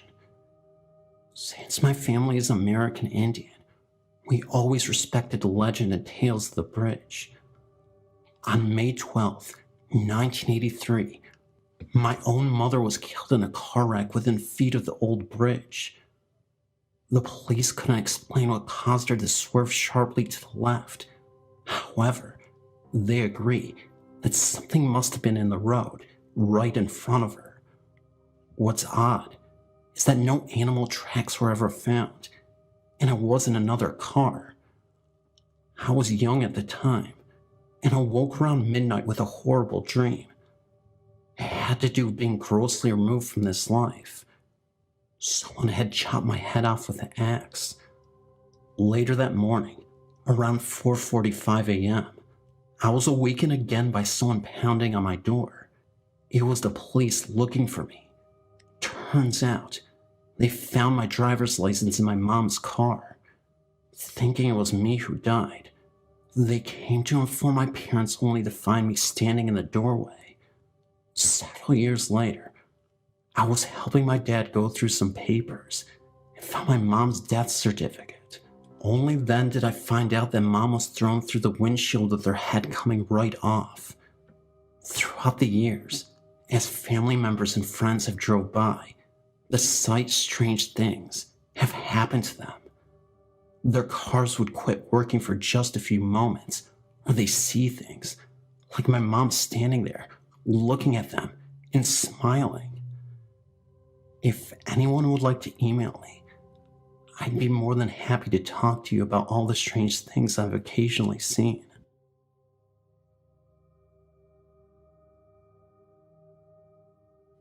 My name is Catherine. After the experiences me and my family have had, I know we have a ghost. It all started when I was 7. I couldn't get to sleep. I looked down from my bunk bed for a moment or two and saw, in my bedroom closet, which had no door, what seemed to be a little girl sitting in there, staring at me. She wore a white dress and was underneath either a white blanket or a duvet cover. Once me, my mom and my sister were watching a film in the dark, and suddenly, on the shelf, my picture was slammed down. One time my sister had said that she had seen the ghost. One night when we had our normal beds, she saw her walk from the closet to the end of the bed and just staring at her. Then she flew through the wall. The second time I saw her was when I was out in the kitchen. I saw her out the window, in the shed window, smiling, but there would be 2 faces beside her this time. The scariest experience I've ever encountered was when I was watching TV. I was sitting down on one of the seats when I heard footsteps coming down the stairs. I got scared and turned off the TV to ask who was there. Then the door creaked open. Then there was a noise in the other seat, like someone was sitting down on it. I was so scared that I couldn't even move. Nothing else happened since then, but I know our house is haunted for sure. The girl just won't go away. Hi, my name is Kim. I'm 18 years old, and I have a few experiences I would like to share with you. Every summer, I used to go to my Nana's farm and help out. The last time I went was a few years ago. That was when I was 14, and something creepy happened that I've since tried to forget. I think it's about time I shared it with you all. It was a boiling hot July afternoon, and I was helping to clean out one of the barns. My Nana went on and on for about an hour, complaining that it was too hot for her liking, but I decided to stay to try and finish. About 10 minutes after my Nana left, I began to hear tiny pitter-patter of the feet in the hayloft. Thinking that it was just mice or something, I got on with my work. I began sweeping when I heard laughter and 2 voices, one of a boy and the other of a girl, talking in hushed whispers. I peered up the stairs, feeling slightly scared, and called again, but nobody replied. As I turned to get back to my work, the voice of the girl called up here. I was quite spooked. Nobody should be up here, but yet, there I was, hearing a voice. Sometimes, though, the other kids in the village muck around, so maybe I thought it was one of them. "Hey, you're not allowed up there," I shouted as I walked up the stairs. As I got up to the hayloft, I looked up to see 2 black shadows with hooks through their necks, almost hanging for a split second. This faded quickly. I completely freaked out and ran screaming to my Nana's house. My Nana later told me that 2 little people had died in that barn when they were playing around. My mom came to pick me up the next day, and as we drove away, I looked back at the barn and saw 2 little faces staring right back at me from the hayloft window. Needless to say, I never went back.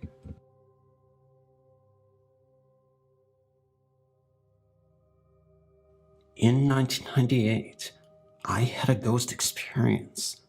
My first, and I hope my last. I was living in the 2nd floor of a college dormitory. My colleague that lived directly under me would ask me on occasion if I was moving furniture late in the night and early morning, between 12 midnight and 2 a.m. Absolutely not. I can recall that I moved my bed once in the middle of the day when I first moved in at the beginning of the semester. I thought maybe it was a ghost because it was common knowledge that our dormitory was an old TB hospital. The entire campus was located on an old military hospital site. Our cafeteria was where the morgue was, back in the Great First Conflict, or the Great Second Conflict. I never heard anything in my room. Then, early one Saturday morning, I got up and made myself coffee and left the dormitory on the second floor and headed down the old iron stairs. I made my way across the tennis courts to make a phone call. I could see my dormitory from where I stood. I dialed the number and was talking to a friend steadily watching the stairs to my dorm. That is, when I saw a smoky black figure flailing its arms around and staring straight at me. Then it went back into the locked closed doors of the second floor dorm. They lock behind each person that leaves, so I reported it to staff. That is when I started to hear many ghost stories from the Knights Guardsmen that patrolled the cafeteria and hallways. There are many dorm buildings on campus. Anyhow, I put it behind me and continued my life. Shortly after my brother died, due to a long illness, I returned to college, but got my own apartment and shared it with a friend. It would get so cold in there. Heat turned on all the way up and the fireplace on, yet it was 70 degrees outside. I was still grieving, so I withdrew from college and took my truck on a long drive across the country. In Nebraska while at a rest stop, my entire truck swarmed with flies. I'm very clean, and so wasn't my truck.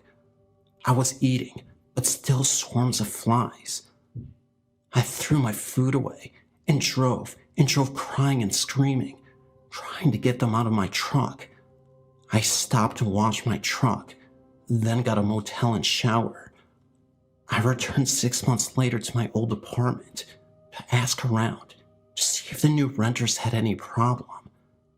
The lady that opened the door was really nice and said that she had to hire someone from another state to come and clear the ghost. She said that it was so bad that the person they hired had to have a partner come and help. She mentioned the freezing cold room temperatures, the feelings that someone was following her up the stairs, like I had. They said they do a certain ceremony and burn certain herbs to clear away the spirit, because she did minor ghost clearing work, but it was too much for her. She said that the people she hired said that the bowl they used to burn herbs caught fire. The flames reached the ceiling. It was the worst ghost cleansing they had to do in a long time. Then the lady did a ceremony over me, and the feeling that something hanging on my back just went away. Actually, I felt whatever it was kind of crawl up and out of me and move my spine involuntarily. I've never had a problem since.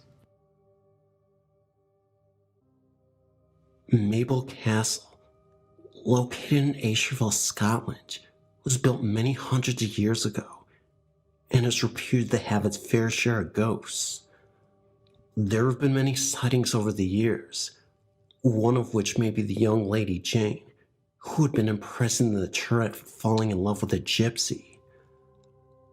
I recently have been invited to participate in a sponsored ghost watch at the castle, but chickened out at the last minute due to a recent visit by a ghost expert who reported the presence of at least 3 ghosts, one of which was a crying child who had been tortured and tied in the basement.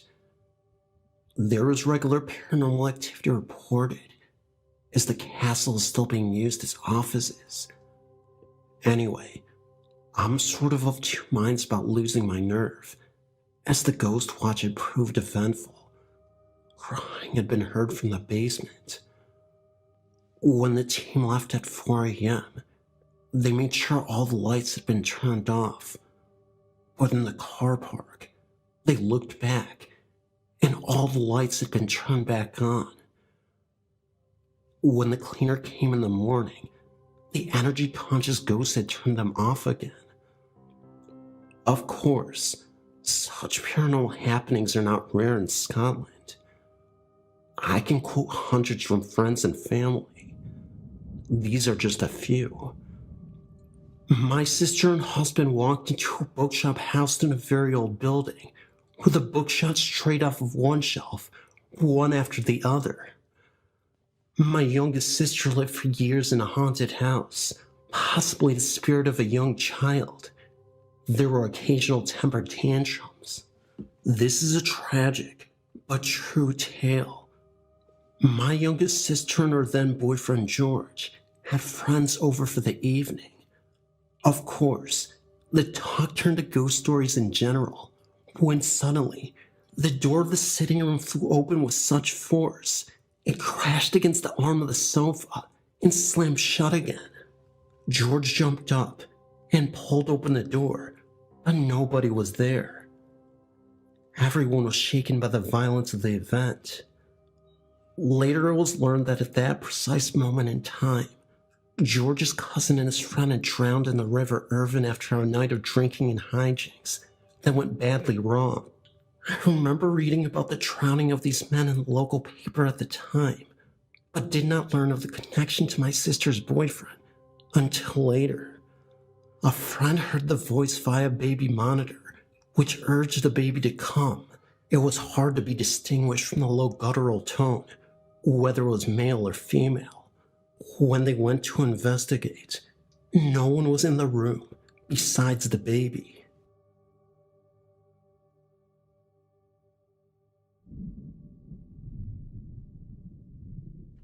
My name is Trisha, and I'm writing about one of the many few ghost experiences I've had in my life. I'm fortunate to have found this site to talk to many of those who have experiences with the supernatural. I moved to Bemis Point, New York from Woodbridge, Virginia on May 1st, 2004, into a house which, as to this date, I still call my dream home, because all my life, I always wanted to live in a home so big and so beautiful. This house had 5 bedrooms, 1 bath, a basement, and a beautiful yard.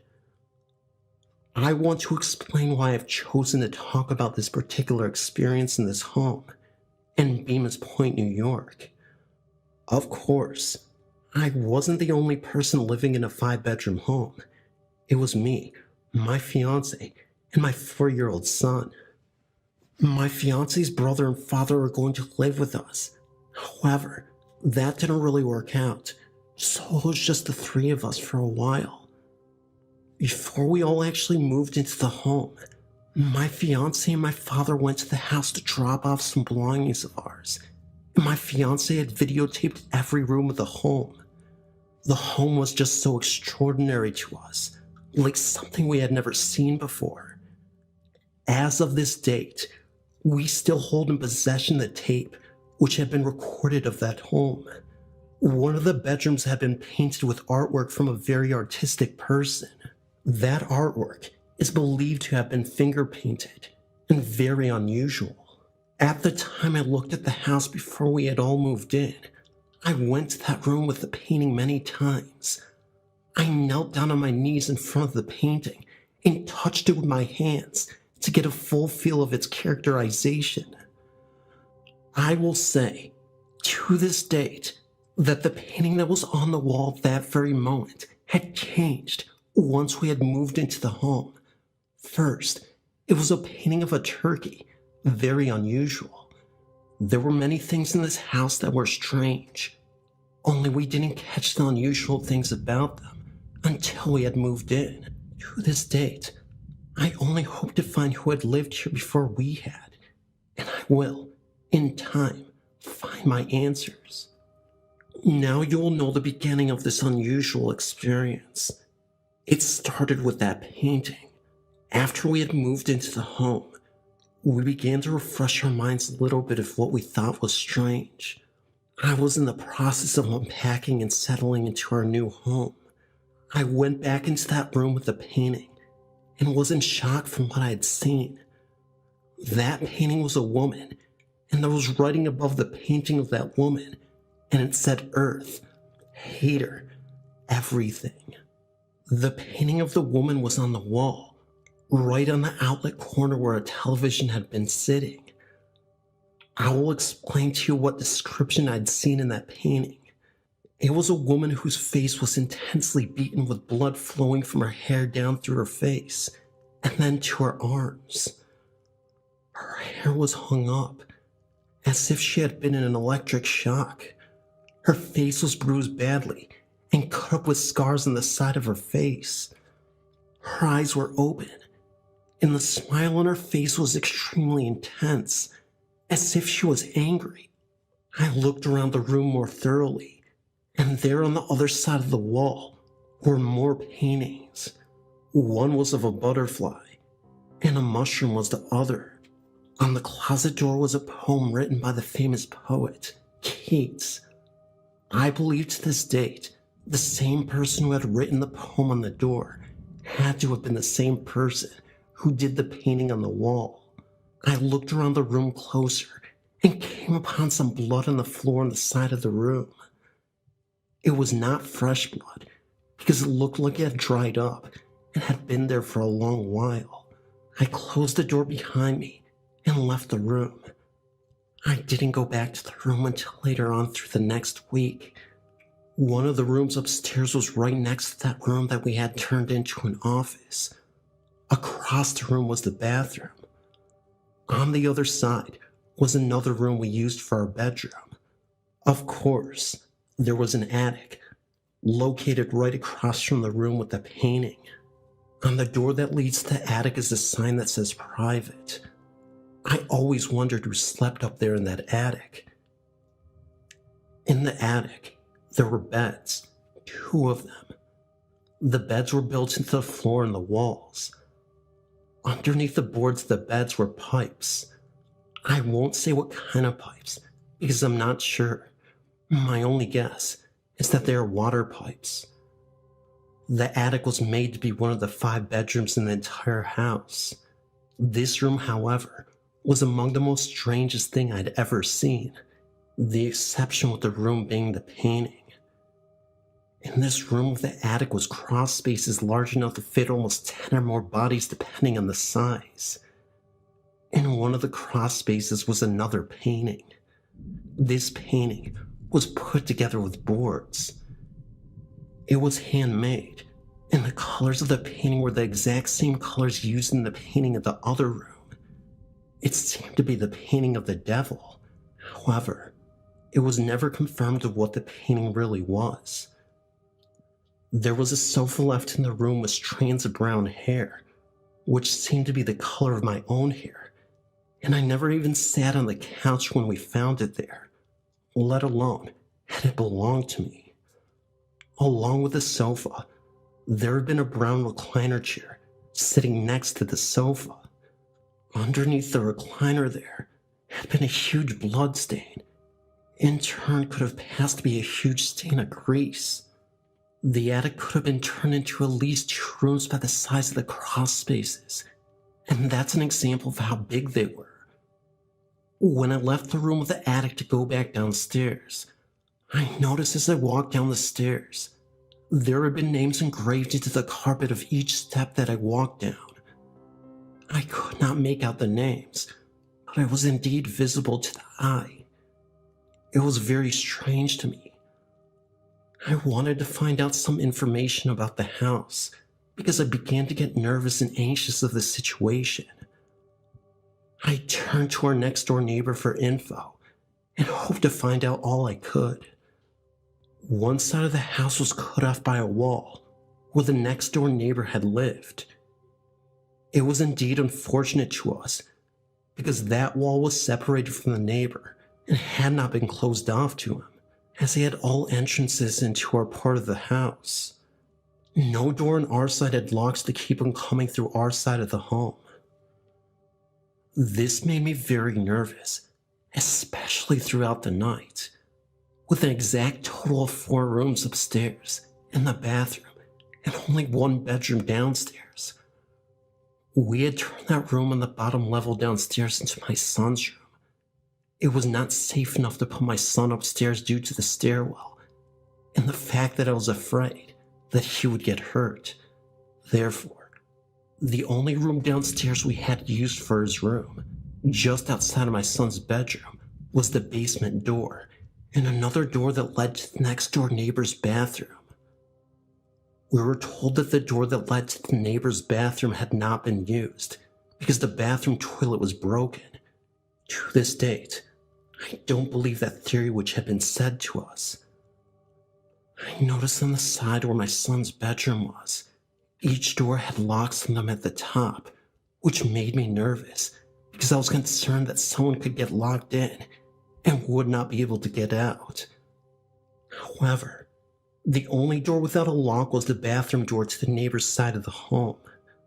That seemed a bit unusual to me, as if it was purposely set up that way, so that the next door neighbors could have entrance into our side of the home whenever he wanted to come on our side.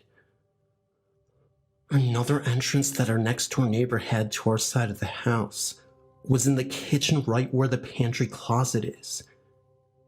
In the process of unpacking, I had sat some pictures against the door until I got around to hang them up. Other entrances the neighbor had to our side of the home were upstairs and in the basement. There was a storage place located right between the office and the bathroom, which had 2 doors inside the storage space that the next door neighbor could use on our side of the home. On our side of the storage space were locks. Therefore, we were fortunate for the matter. The doors to the storage space were made of glass, and therefore, it would have to take someone to break the glass or professionally remove the glass in order to enter on our side.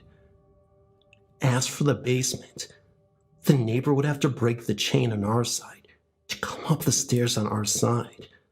Anyway, after having suspicions of what may have happened in this home, or what could have happened, I had to talk to someone and find out something. That's when I started questioning the next door neighbor. One day, I ran into our neighbor outside, not literally, and asked him about the painting that was on the wall. I asked him if he had known of the tenants who used to live in the home before us, and possibly all he could tell me about the painting and who stayed in the home where the painting was. The neighbor claims that a girl by the name Anna stayed in that room at one time, and told me that she was the one who did the painting. At that very moment, I felt that there was more that he had known, that I need to know now. With having a few supernatural experiences previously, the feeling that someone would lead me to some kind of answer clung to me, to ask him more about what he could tell me.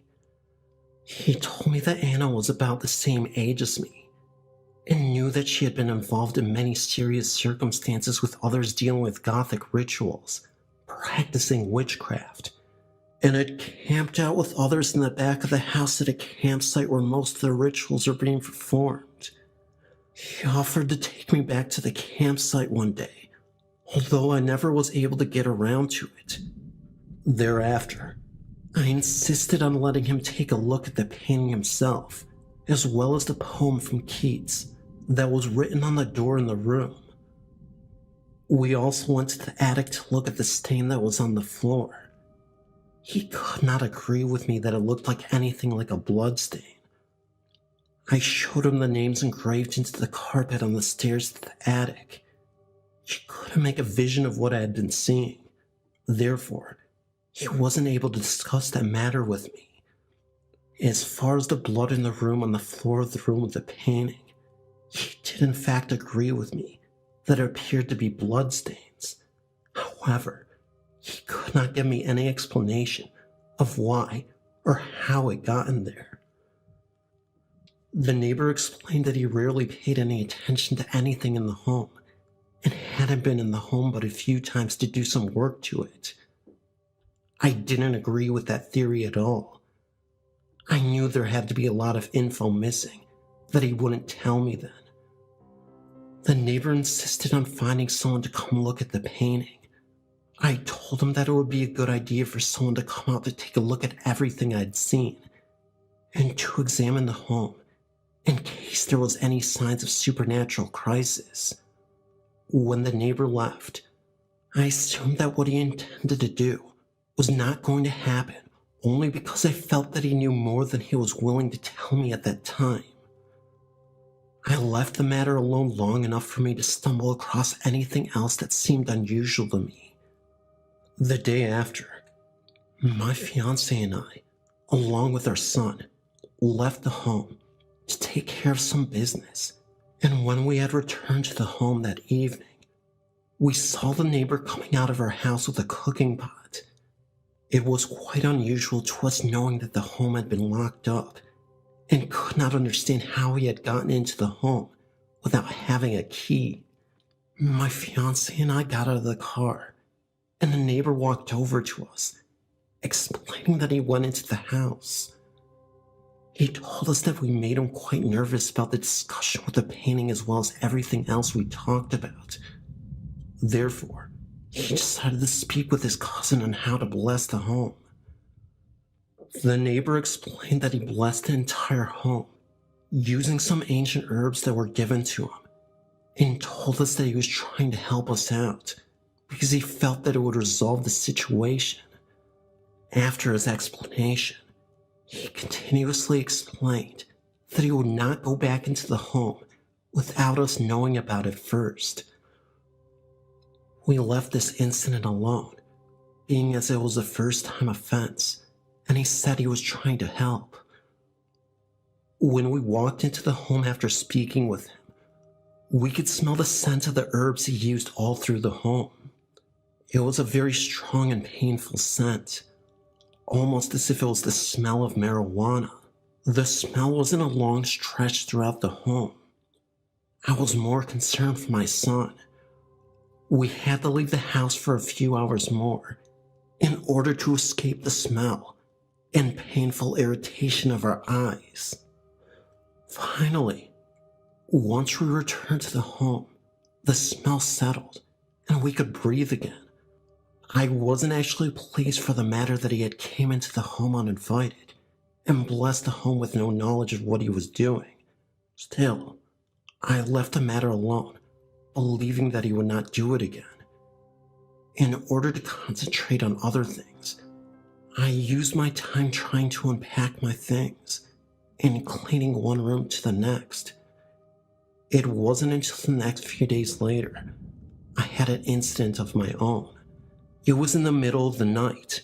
We were all asleep, and I was awakened by a man who laid there on top of me with all his weight pushing on me so tight that I couldn't breathe. I thought I'd been having a nightmare, although my eyes were open, and the force I'd been using to fight and pull to escape this man's weight and the fear he had been pouring over me was only a nightmare in my life. In reality, I looked beside me as I laid there fighting to escape the fear amongst the man's desire to hurt me, trying to wake my fiancé from a sleep to save me. My fiancé laid there in a deep sleep as he could not hear a peep from my crying screams of what I had left to breathe. I had been played with that very night, if you know what I mean, laying there in my own head with my fiancé laying right next to me.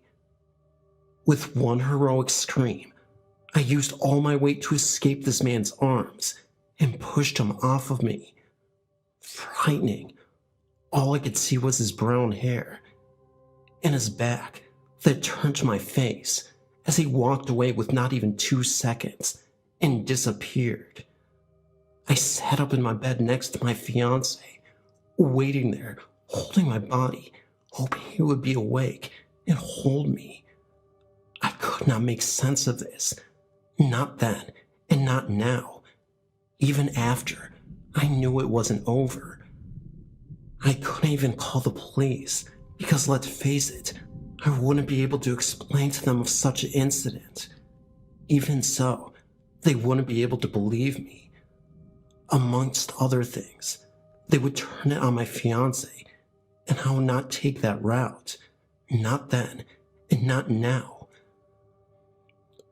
After my fiancé had awakened, I told him about what happened. He just held me tight, and he was worried. I'm thankful he believed me. After a while, I was too angry to sit there and do nothing. I was determined to get my answers. Even then, why me? I know I'm not the only person in the entire world who has had this exact same incident. There are others. I know, because I've read about them. I know that there are others out there who have been hurt multiple times in incidents like this. I've now moved out of that home and only live 2 minutes away from there. I've not been back since we moved. There are others who I'm aware who live in that same house right now as I'm telling you this. 4 of them I am aware of are girls. I fear for them. I worry for them. Even though this isn't the only incident that happened to me in that same home, they live in there as I speak. As there have been many incidents, not so much severe to this one, I worry for anyone who lives there. This will come back to me one day. In some form, some way, it will find me, and I will find my answers. I've had the experience of the supernatural ever since I was a young child, around the age of 7 years old. It has followed me. I'm 22 now. This house I lived in Buma Point, New York was said to be over 100 years old. The supernatural experiences I've had are real. It may be some kind of gift that I've been given, but it's frightening at the same time. I only seek to understand it. Even so, it's frightening to know the answers I'm looking for. I can only do what I can to accept this the best way I find reasonable. I will tell you that the man who messed with me that night is in no way comparison to any person I've ever met or come across my entire life. This will be one of the many experiences I will never forget. I know that there are others out there who wonder just the same as I do. Why me? Is there ever really an answer to that question? And if you ever wonder whatever happened to the painting or the handmade artwork that was found in those rooms, I won't be able to explain that to you. All I can tell you is that the neighbor that lived next door to me went into the house without telling us, carved that painting off the wall, literally, and told me that he burned it. As far as the handmade artwork made out of boards, I won't ever know. The neighbor took that too. To this date, that painting exists, as well as the handmade artwork made of boards. Everything in this house exists to me, and as far as the girl I was told that did the painting on the wall, Anna, what does she know? Where is she today? My last question in regards to the landlord, John. Do you always allow your son to go into the home whenever he wants to, especially when other tenants are renting the home from you? Trust me, one day it could end up being a big mistake for him. My guess is there something to hide?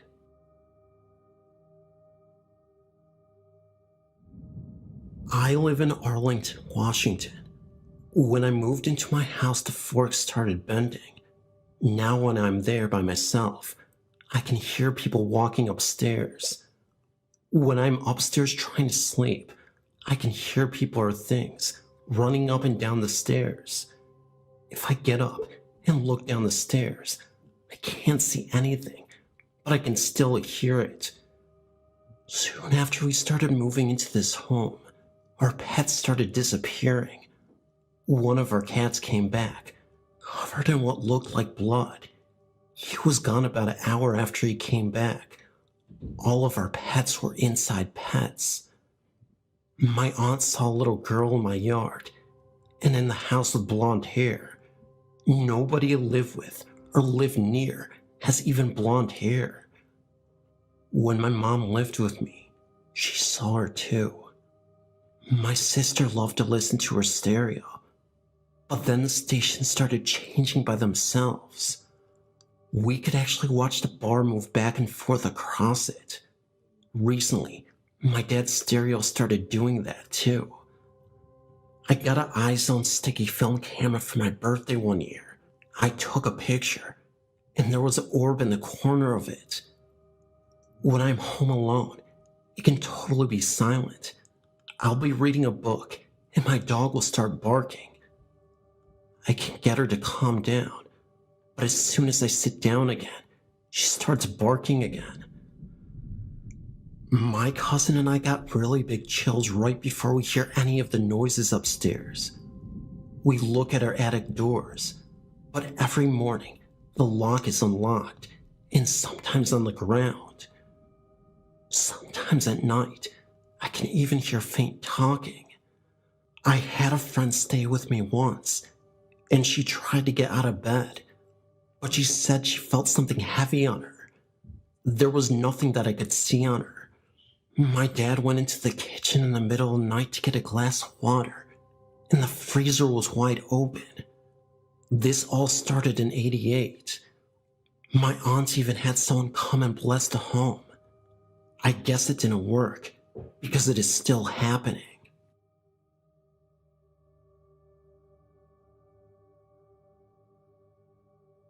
My name is Eric, and I have a couple of occurrences that are rather interesting. Nothing amazing, but definitely weird.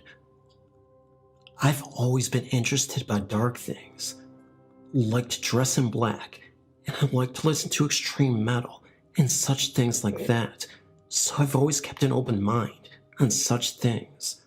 Well, anyways, when I was about 6 years old, me and some of my brothers slept in the floor of the living room for about a couple of years. Well, one night, I awoke for no real reason, I guess. I was still tired, so I didn't want to get up or open my eyes when I felt something unexplainable. It was the feeling that someone was near me, that wanted to hurt me. I can't explain it. I just felt that. Well, being curious, I opened my eyes, and I saw an older woman crouching down next to me, and her face was right in front of mine, as if looking right at me.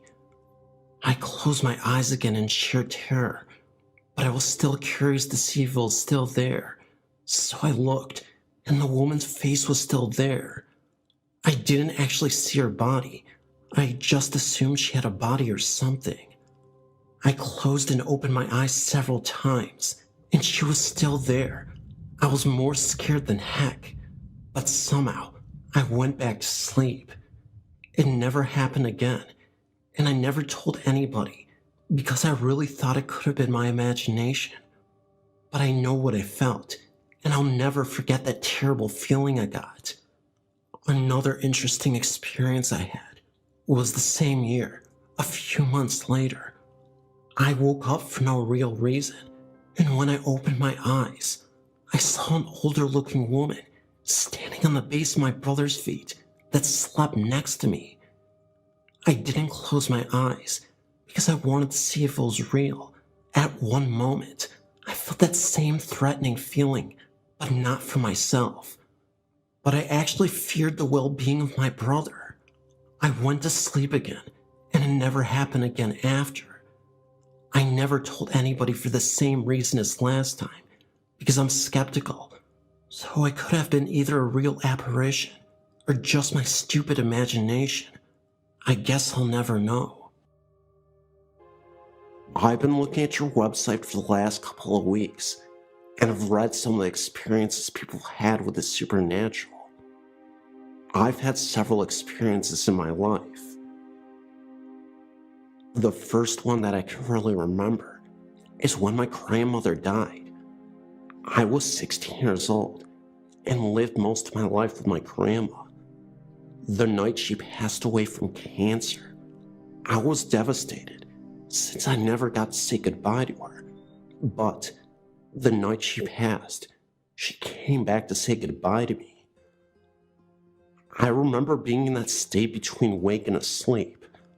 I remember her coming to my bed, sitting beside me, and telling me she was perfectly fine and so happy to be with my grandpa.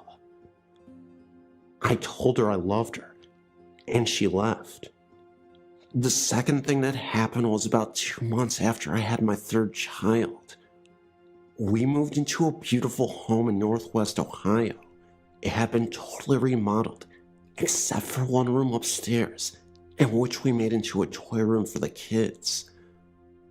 My daughter, who was 2 at the time, was in that room playing when she started screaming for me. I ran up the stairs to see what was wrong with her, and she was in a corner with her hands protecting her head and screaming for the bad man to go away. I did not see a man. I picked her up and headed back downstairs, and when I was on the 3rd or 4th step down, I felt as if someone was behind me and very angry with me. Needless to say, I ran the rest of the way down. Also in that home, I was in the kitchen washing my son's bottles, and directly behind the sink was our stove. I'd placed my son in the carrier by the stove. My daughters had brought in their stuffed animals that my mother had gotten them for Easter and laid them down beside the stove. Now, these stuffed animals were the kind that make noise, as in the duck quacked, the pig oinked, and the cow mooed. I know my son was just a little bit too young to be able to reach over his carrier and play with the toys, let alone make them talk. While I was washing his bottles, the duck started in. I thought nothing of it. I thought maybe it was just malfunctioning. But then the cow started in, and a few seconds after that, the pig. I turned around, and my son was just all smiles. Needless to say, I hightailed it out of the home. I always hated to go into the basement of that house. It just felt wrong for me to be down there. But one afternoon, I had no choice but to go down. I had to take a bag of old clothing down to be stored. I thought I would just leave them on the floor, right at the bottom of the steps. So I leaned down to retie the bag, and as soon as I look up, I saw 2 little girls standing right in front of me. They were not my little girls. They looked about 7 and 5 years old, and let me tell you, I didn't waste any time getting up these stairs. They did not make me feel very safe. I did some research on the home and found that the house was built in the mid-1800s. A man and his family lived in the home, and he had 2 daughters. The man owed some money to a loan shark, and when he couldn't repay his debt, the loan shark killed the 2 daughters and buried them in the basement. My family and I didn't stay long in that house. The longer we stayed, the more evil it seemed to be. The most recent experience has been for the last 2.5 years. My father passed away, and I've had a very hard time dealing with his passing. I was made to make all of his decisions when it came to taking him off of life support. I felt and still feel guilty for letting him go.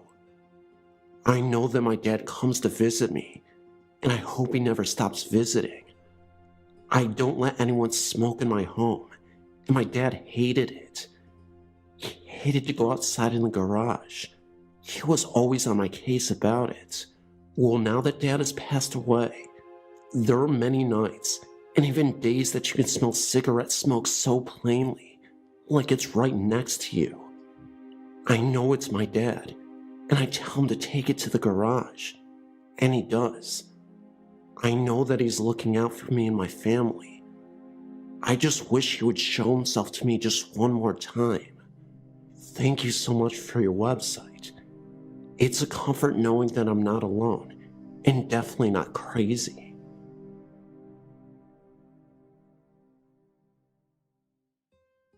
This story involves my aunt and uncle, and took place in the late 70s and early 80s. My aunt and uncle, and then baby cousin, lived in a nice modest house in Upland, California, a very nice little city near Panoa in Ontario. The niceness of the house didn't last long, And almost immediately, my family began experiencing weird things. Every night on the way to bed, my uncle would latch close the door to the spare bedroom across the hall from he and my aunt's master bedroom. Every morning, as he passed the same door, it would discreetly unlatch and push itself open on its own. This same room once locked in my uncle's sister, with her and my uncle both frantically turning and pushing and pulling on the door as things flew out of the closet at her. All at once, everything stopped, and they both jumped back to have the door unlatch and push itself open, as it always did. Needless to say, my uncle's sister didn't stay much longer in the bedroom, let alone the home. When my aunt would leave the home to run errands in the daytime, she would return to find all the pictures from the wall on the ground, not knocked over, but propped against the wall, directly under the nail it was once hanging on. This would happen nearly every time the house was left empty, no matter how many times they would put the items back on the wall. Another nightly struggle was the pounding up and down the walls, like someone banging their fist across the center of the wall, back and forth, back and forth. My own grandma, as well as my mom and dad, witnessed this and hightailed it out of there ASAP. One day in the summer, my cousin, who was about 2 or 3, was sitting in a high chair next to a long hallway. My aunt was just outside the back door. My cousin asked, "Mommy, who's that man in the hallway?" My aunt, not quite listening, asked back somewhat distracted, "What man?" My cousin proceeded to explain that the man looked like her Uncle Mike, who lived out of state. When my family had finally decided that enough was enough, they decided to sell the home and move to Kalamazoo, just outside of Yucapeka, California. On one of their last nights in the home, it seemed as if everything was going crazy. The pounding was out of control.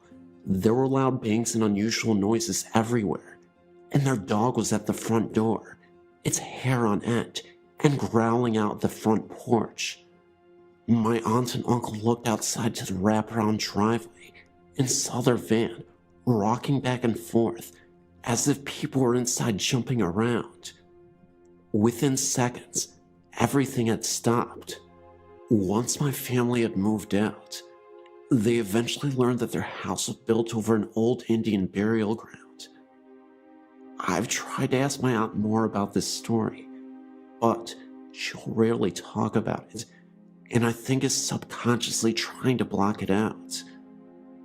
My aunt and uncle are very straight-laced and don't make up these sort of things, and I think that if my other family members had not been there to witness a lot of them, I would not even know about these occurrences in Upland. I've had to rely on my mom retelling me what she remembers, my aunt telling her as it was happening. There are probably many more things that went on that I would love to find out. I still don't even know the address of this old home, to see if the place still exists.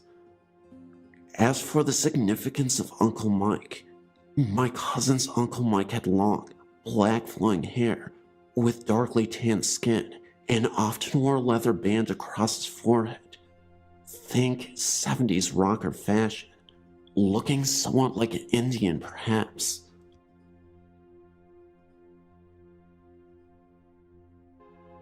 This happened quite recently. Well, a few weeks ago actually. Apart from what I think are a few cases of what I think are more likely sleep paralysis with resulting hallucinations, this is the only experience I felt that was truly, well, weird. A bit of background first. I live alone and rent an apartment in a newly built block, one of 3, of low-rise units. These were built on the grounds of an old public primary school, which is over 100+ years old. The far end of the strip of where the school used to be is preserved, and still has the school hall, a beautiful sandstone building, and is used for public functions. My particular block is built where the playgrounds, etc. used to be. I know this as I grew up in the area and remember the school when I was a teenager, though I did not go there, and remember what it used to look like beforehand. I'm personally unaware of any hauntings in the area, nor am I unaware of the history of the site, as I have not researched it. There is a fairly modern funeral base directly across the road containing offices, a small chapel, and a large garage with several hearses. Whilst I assume bodies are prepared there, etc. there are no burials. The story: I had a very hard day at work and have been under a lot of stress. It was a Friday night, fairly late, and I eventually decided to go to bed. I had a lot of trouble sleeping as my mind was working 100 miles per hour. You know the feeling. I simply couldn't turn it off. After staring at the ceiling for an hour, I became frustrated, and finally, I thought I'd open my mind and try to meditate. It was an effort, but after almost half an hour of this, I drifted off. Shortly after, I had an odd feeling, and I woke up and opened my eyes. I immediately noticed a web of white mist floating above me. This network of yellow-white colored mist was basically sort of like a spider web about a meter above my bed, and almost stretching across the entire room. Actually, the whole room was a bit foggy in general. I blinked, and then did a I don't think so double take, and rubbed my eyes. No sleep paralysis this time. It was still there. I tried to focus my eyes on it, and it was not easy. But what I saw was what I thought were transparent faces outlined in the mist. The effect was very like the outline of an invisible person in smoke. One moved through on my right side and looked directly at me. The fear started to hit me now, but I tried to calm myself down and think rationally. Just hold on here. I might be seeing things just because I'm so tired and stressed, and I've just woken up too. I forced myself to be distracted and take my attention away. I shifted position in bed, closed my eyes, rubbed them, blinked them several times, and looked over at my clock radio. It was about 1:10, I think. Then looked back up, and it was still there. I then started to feel a slight vibration in my bed. Not a strong one, just like you'd feel the ground at a station as a train went past. I remember thinking, what the? And thought at first it was just my body shivering because I was cold or I had a muscle twitch. My attention on this now, I flexed my muscles a few times and then tried to hold still and feel it was still there. The bed was definitely vibrating, even a bit more pronounced now. I was getting quite frightened and not knowing what else to do, short of running out of the bedroom. I began to recite a prayer softly and also verbalize what I wanted any spirits to leave the place. Basically anything that came to mind, just in case I wasn't imagining things. After about a minute of this, it faded. After a while, I wanted to go back to sleep as I was super tired, but every minute or so, I was worried it was still there. So I snapped my eyes open to check. It had gone. A few minutes after that, I fell asleep again, with no more events that night. Now after the event, when I think about it, I wonder if it was just my imagination or something else. What surprised and concerned me is that I felt very lucid. I felt quite clear-headed. The only other event which is vaguely similar, which I dismissed at the time, was about a year ago when I woke up in the early hours of the morning to see a similar face above and to the left of my bed, no mist, looking at me.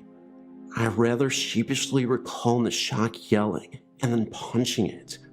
Honestly, who punches a ghost? Seemed to work though. The action either jolted me out of my sleep hallucination or made whatever it was go away. I'm not sure what to make of the above event, to be honest. As a general comment in my apartment itself, I don't typically feel anything strange or a presence, and other than this, there have been no odd things going on. Plenty of unusual sounds, mind you, but I'm fairly sure these come mostly from the neighbors, etc. Usually from what I read about hauntings, they tend to be more or less repetitive, and don't just hit you like that and go away. So I'm still not 100% convinced it wasn't a half dream. But still, what a freak out.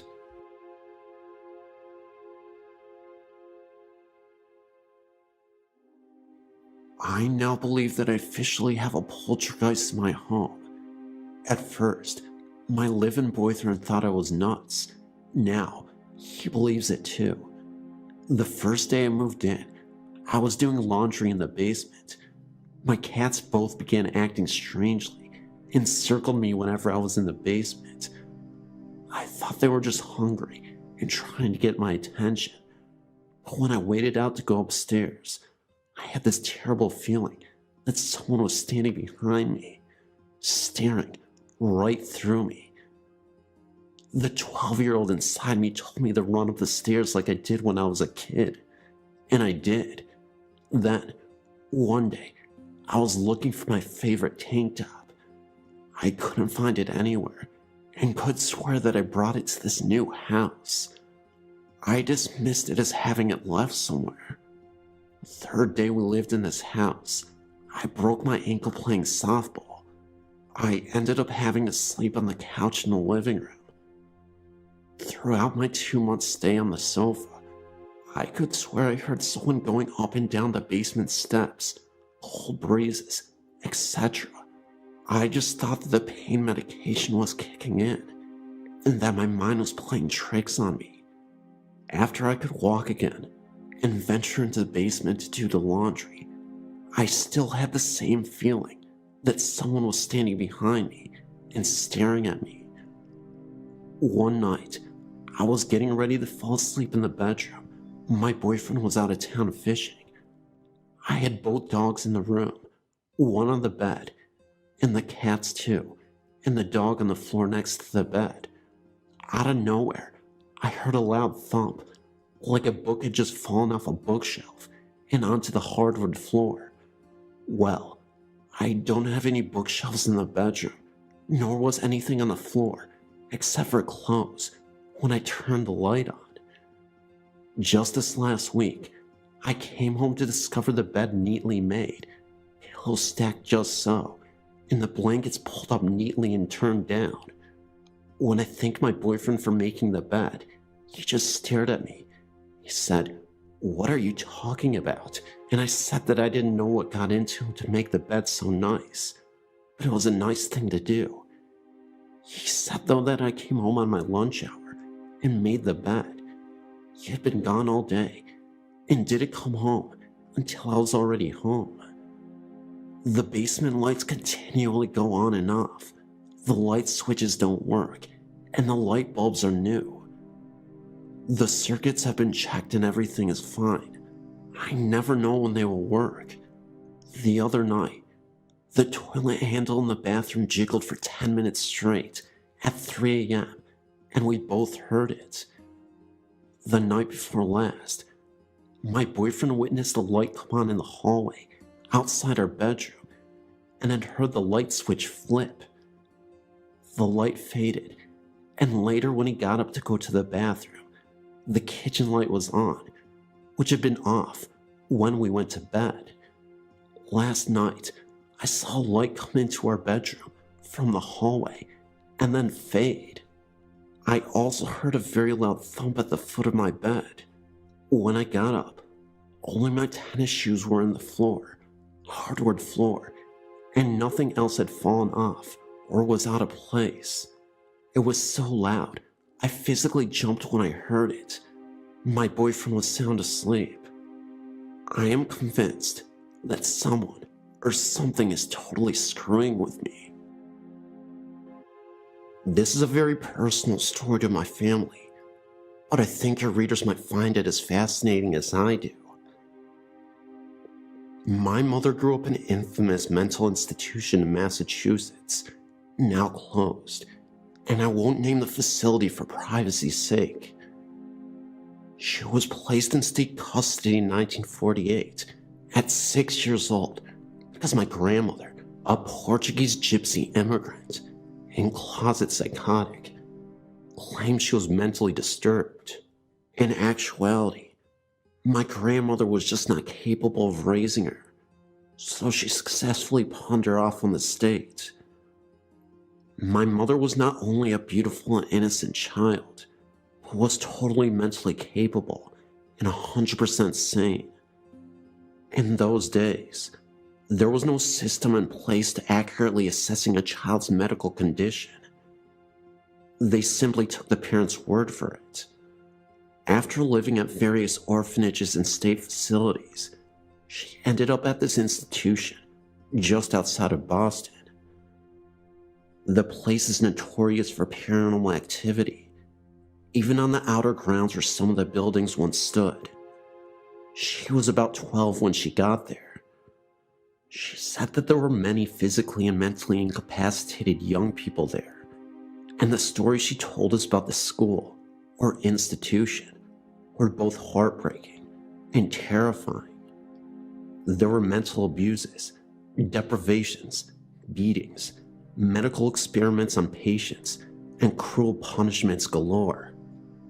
So-called professional care was barbaric, and even the terminology was outdated.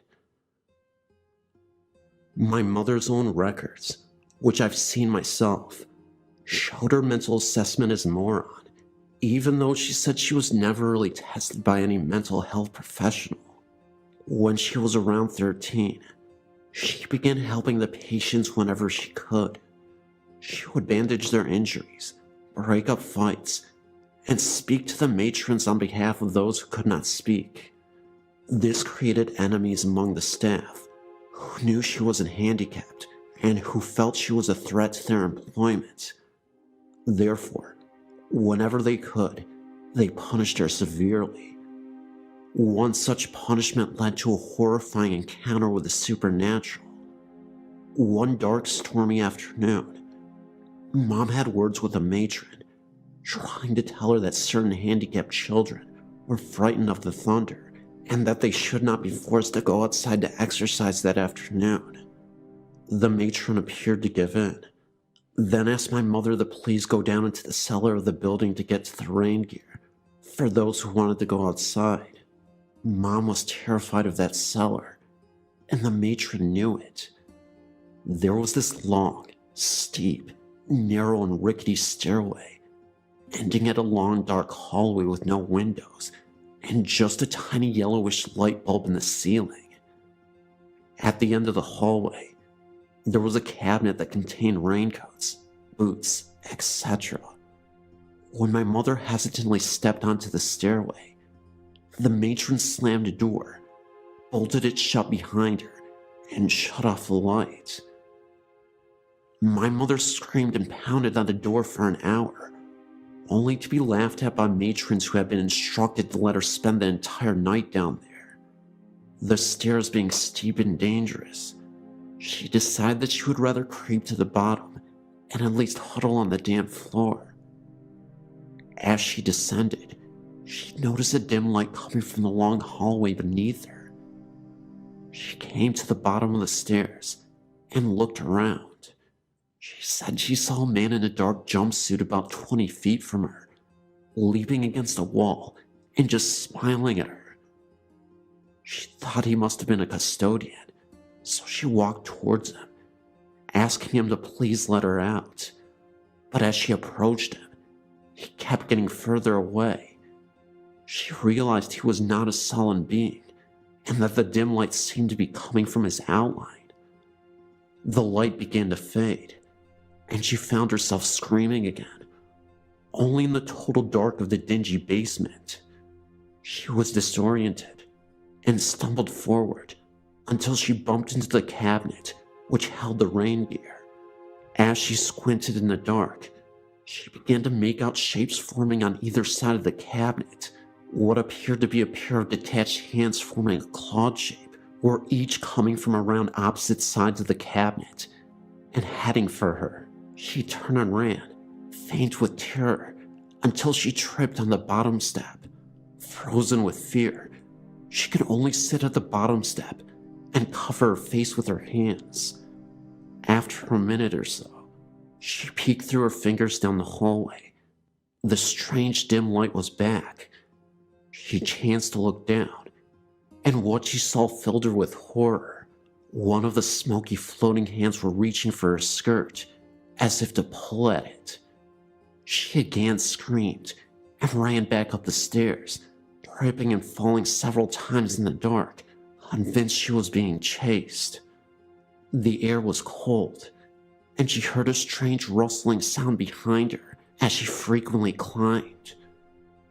When she reached the top of the stairs, she pounded furiously on the door and found that it had been unlocked. She never found out who unlocked it, but she didn't care either. She ran all the way to her room and hid on her bed. She never told the school staff what had happened, fearing reprisals, and she never set foot in that cellar again, despite the punishment of defiance. She's fine today, despite her horrific youth. There were many other strange things happening during her stay, but I'm considering a book about them, and I want to reap the benefits of the sales if it happens. I'll save the creepiest stuff for that.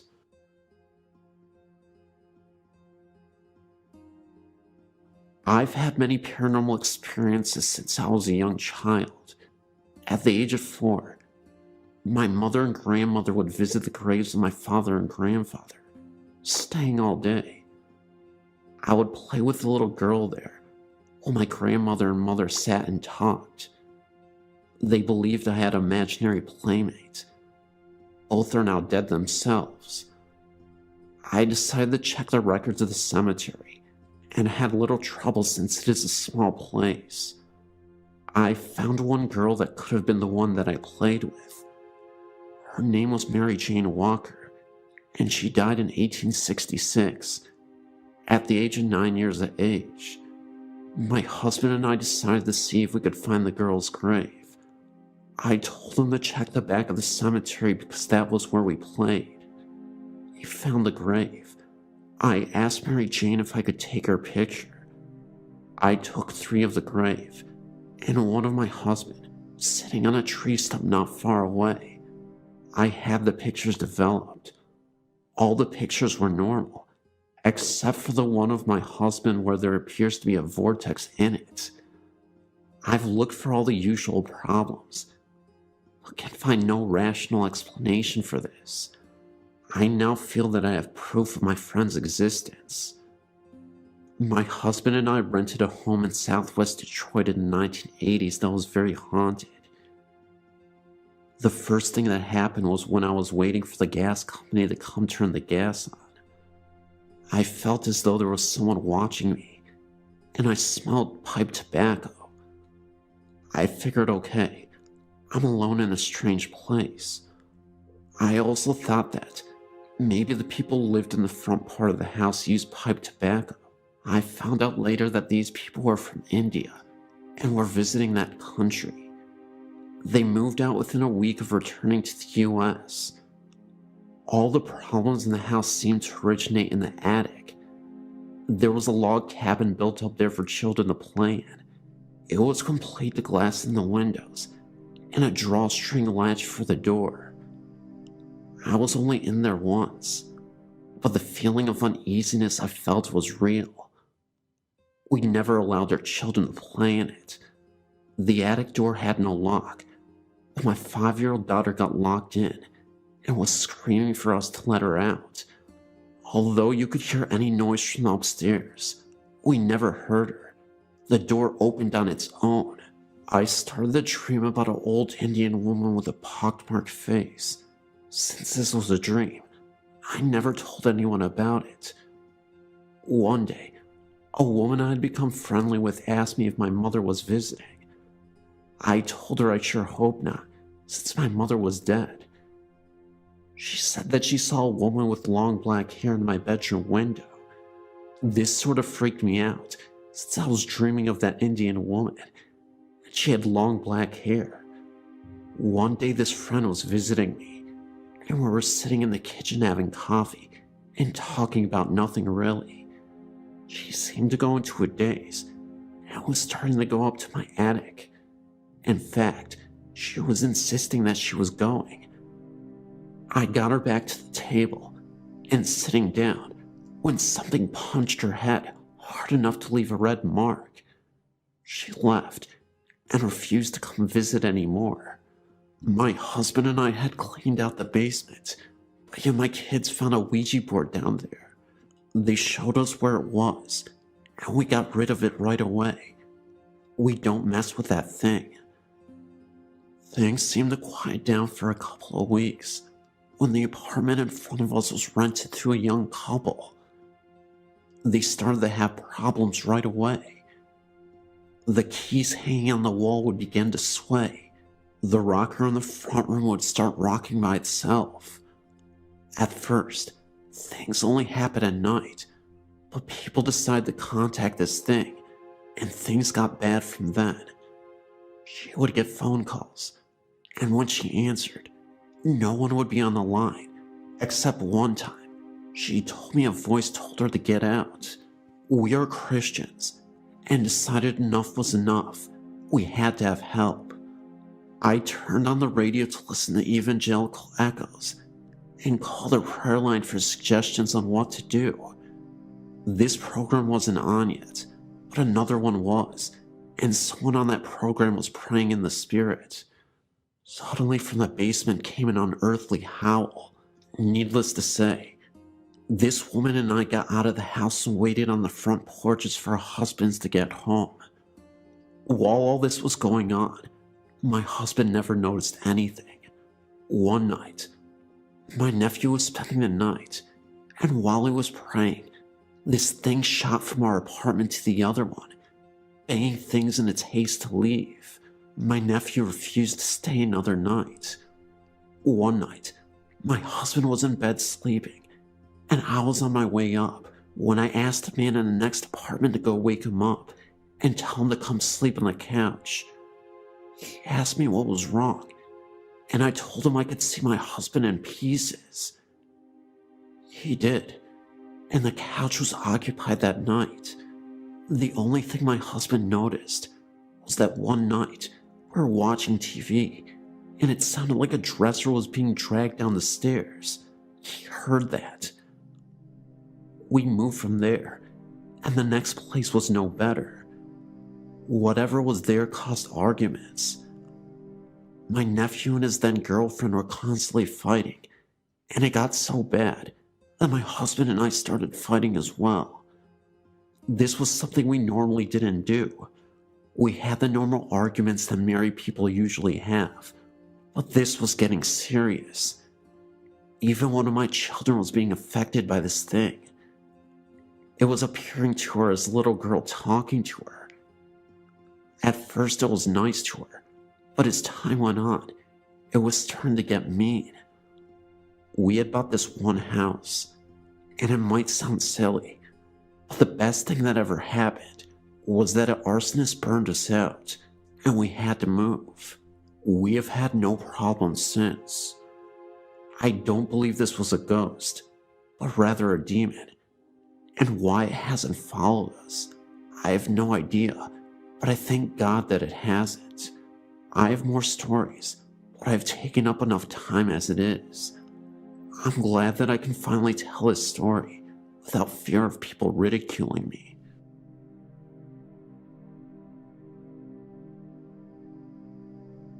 There's a place in Smithfield, Virginia called Bacon's Castle. It's not really a castle, just a gigantic plantation home. They give tours there on a daily basis. It was in the summer of 2003 that I went with a summer creative writing group to tour this magnificent home and plantation.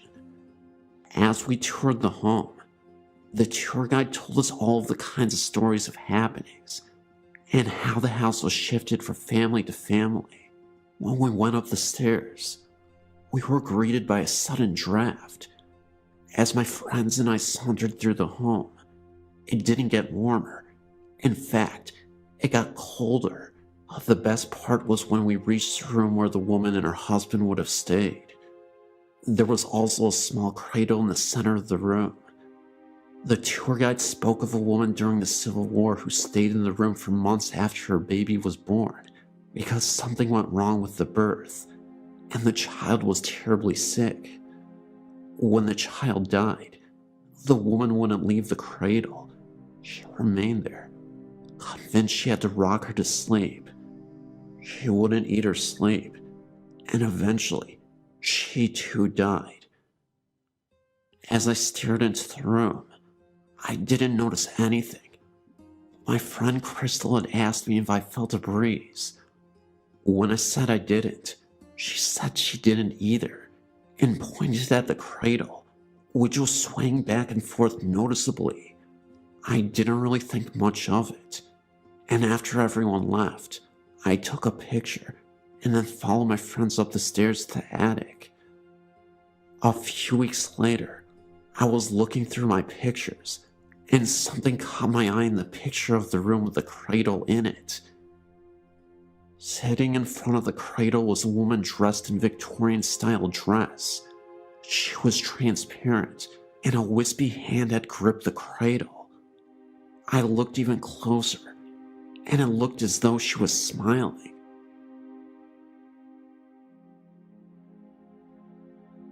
Hello, my name is Ray, and I would like to share with you the experiences that happened to my small family in 1996. We had been transferred to the Houston area from San Antonio and found a 2-story 4-bedroom home in the Clear Lake City area. A real fix-it-upper, and it was the worst looking home in a very nice community called Green Acres. My brother-in-law Robert and her sister helped us for 6 months in remodeling, cleaning up, and making the place a nice home. Robert had sold his own home 2 years earlier and lived in a travel trailer, but missed his home. He jumped in and was happy to do most of the work and was proud of the results. A month after the house was finished, we found out that Robert had terminal cancer and had less than 6 months to live. The trailer was small, and so my wife and I decided to bring Robert into our home for his final days. We put him downstairs in the formal living room, and with the help of hospice, we knew we could help Robert with a peaceful and quiet death. This was not the case. Robert fought hard for his life and was terrified of death because he had fought in Vietnam and had killed many. He didn't know what was waiting for him on the other side. The end came with Robert fighting to get out of bed.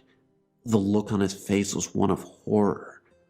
As per his request, he was left in his room for 6 hours after his death, and then the funeral home was called and Robert left.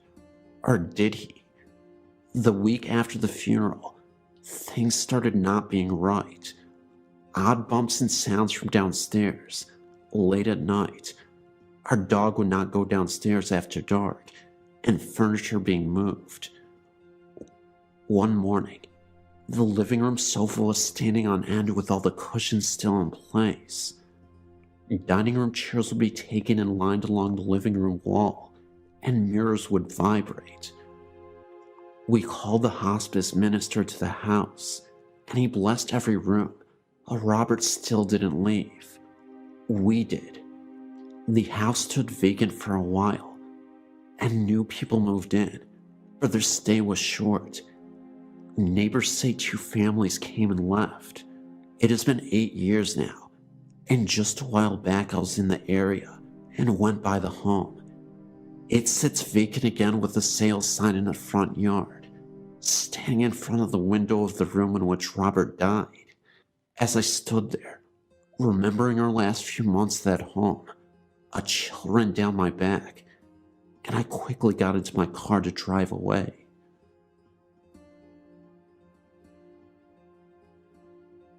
I sent a story to the site about 2 months ago. Is it my imagination or something paranormal? Well, since then, some new things have happened, and I found out some interesting information that I didn't know before. When I first sent out my story, I told my sister-in-law Jenna about it. She's a Jehovah's Witness too, but a little bit more open-minded than my mother-in-law. Anyway, I told her what I had wrote, and she told me she had a girlfriend when she was a teenager, about 15 years ago, that lived next door to her.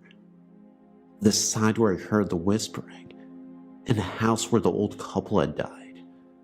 I believe her family bought the house after the couple died. Anyway, she told her that her friend was a little odd, because she had been sleeping with her parents at night, but Jenna had found out later why. One night, she had stayed the night at her friend's house, and they slept in her friend's bed. Early in the morning, Jenna had woken up for some reason and noticed that her friend was squirming a lot and moaning, almost like she was doing the deed with someone, but no one was there. Her arms were at her side. So Jenna thought maybe she was having a dream. Then she thought that maybe she had seen imprints in her friend's body. She got startled with this and woke her friend up and told her what she had witnessed. Her friend got so upset about it that she didn't want to talk about it at all and never did. To say the least, Jenna never got asked again to stay another night. Then there is the other story that my mother-in-law told me recently about my other sister-in-law's house, Linda, which is ironically across the street from my mother-in-law's, in the other house. About a shadow that lingers in her hallway, shaped like a person. They have all seen it, including my mother-in-law. She swears that there is an explanation for this, but even she has admitted that she can't find one. When she told me about the shadow, I got real nervous, and I started to get goosebumps and got real cold. I told her sometime last year when I stayed the night at Linda's house. I was sleeping on her couch in the living room, my back to the hallway. There was a small light on where the fish tank was, so it wasn't completely dark. For some reason I woke up and turned around, and I saw this dark shadow move from the open hallway and disappear into the instance of Linda's kitchen. I was startled at first, but then got up to investigate things, to see maybe it was the shadow of the fish tank, but there was no way it could have been with the position where the tank was. So I went back to sleeping, thinking it was just my imagination, and I never told anyone of that incident. That was until my mother-in-law said something. She told me not to say anything about it to Linda because she gets freaked out about it, and she said she'll still be looking for a logical explanation for it. Good luck on finding one in all 3 houses, I was thinking to myself. But one last thing. Back at my mother-in-law's house, a couple of weeks ago my niece Christine was staying the night, and my niece told me that when she got to the bathroom in the middle of the night, she came out running, screaming, and petrified out of the hallway. She told my niece, crying hysterically, that when she turned the corner to go into the hallway, that she saw a shadow figure walking towards her. My niece went to look, and nothing was there, and my 2-year-old daughter will not go near that hallway at all. One time I went to carry her down there to show her nothing was down there at all, and she started crying real hard, and grabbing my neck, and wouldn't let go, shaking badly. So whatever is in my mother-in-law's house is probably the same thing that are in the other 2 homes. Makes me wonder if it goes on in the other neighbors' houses.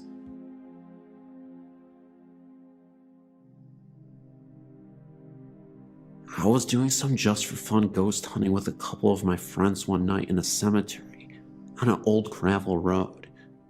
2 of my friends were out in the cemetery looking around, and my other friend decided to stay in the car. As the two guys were out in the far corner of the cemetery, I looked to the center of the graveyard and seen something that made me lose my breath for a few seconds. A blurry gray figure floated above one of the gravestones and then looked to run through the air across 3 other stones and then drop right behind another stone. After it disappeared, I asked my friend in the car with me if he had seen it too, and he said he did, and he was just as freaked out as me. It was not light that created this, because it was pitch black out there. It was my first, and so far only time, I've seen something like a ghost. Thank you for letting me share my story. I know this one was kinda short, but I appreciate it anyway.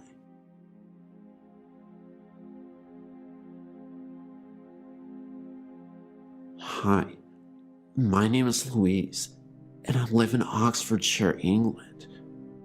The story I'm about to tell you happened only a few weeks ago and scared me and my friend to death. It was about 9:30 on a Sunday night, and I was bored, so I decided to call my friend Heather. We were talking about the usual when all of a sudden you could hear someone on the line breathing. Heather and I both said at the same time, "Do you hear that?" As we listened, it got louder until there was complete silence. At first we thought maybe one of our brothers or sisters were messing about and picked up the phone on the other end. We both checked our houses and no one was in there. My parents had gone out for a meal and my brother and sister were out, and Heather didn't have any siblings, and there's only one phone in her house. Anyways, we forgot about it, and after about 10 minutes of talking, we heard it again, and this time, the voice said, "Help, I'm close." We both really freaked out, and said what the voice repeated it again, and then went. I told Heather that I would phone her later, and about an hour later, I phoned back, and we didn't hear anything for a while until the shriek came from the phone, from what sounded like a girl. We got so scared, and as soon as our parents got home, I told them what happened, and they said maybe our phone lines got crossed with someone else's. We still don't know who was on the line to this day. I know this wasn't very scary, but thanks for reading.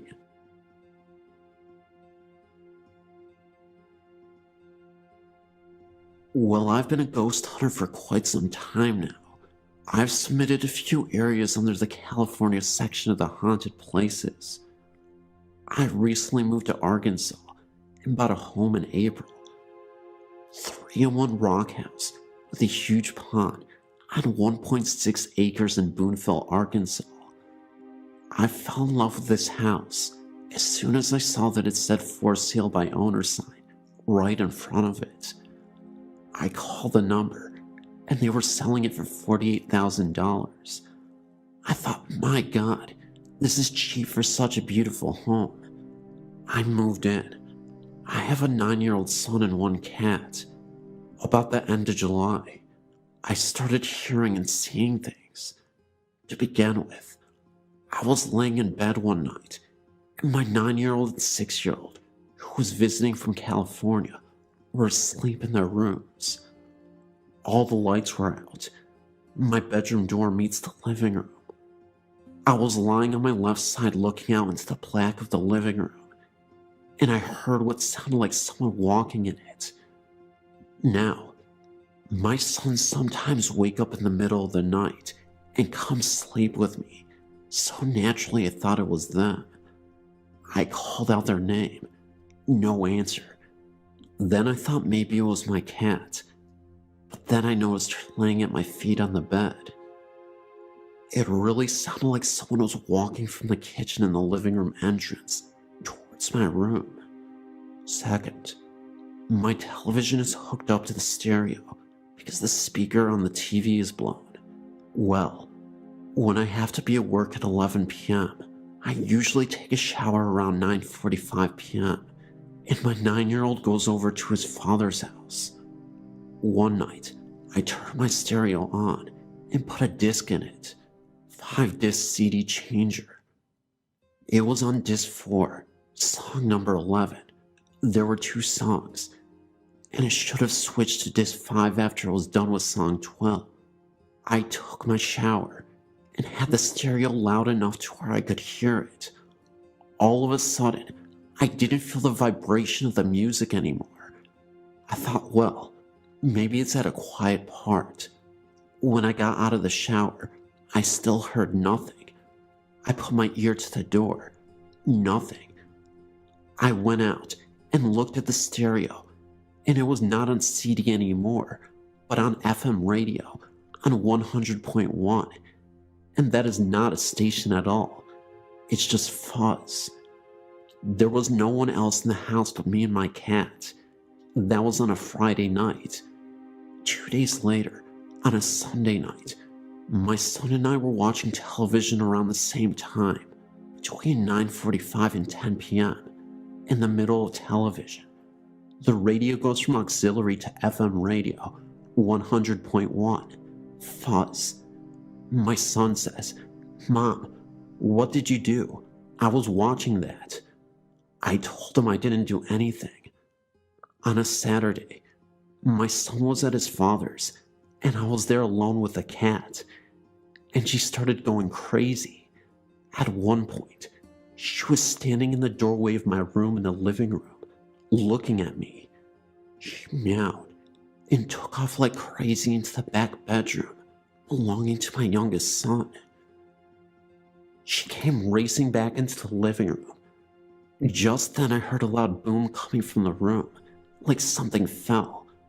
It shook the entire house. My stomach had butterflies in it then, and I got up to go see.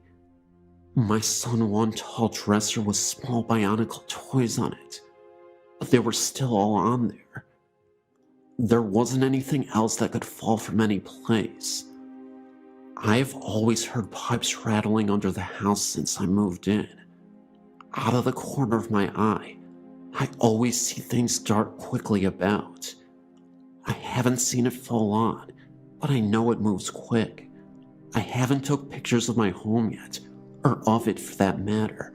Also, I have a 2-car garage.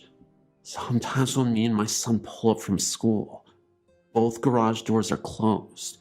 In the morning, sometimes the right one is open.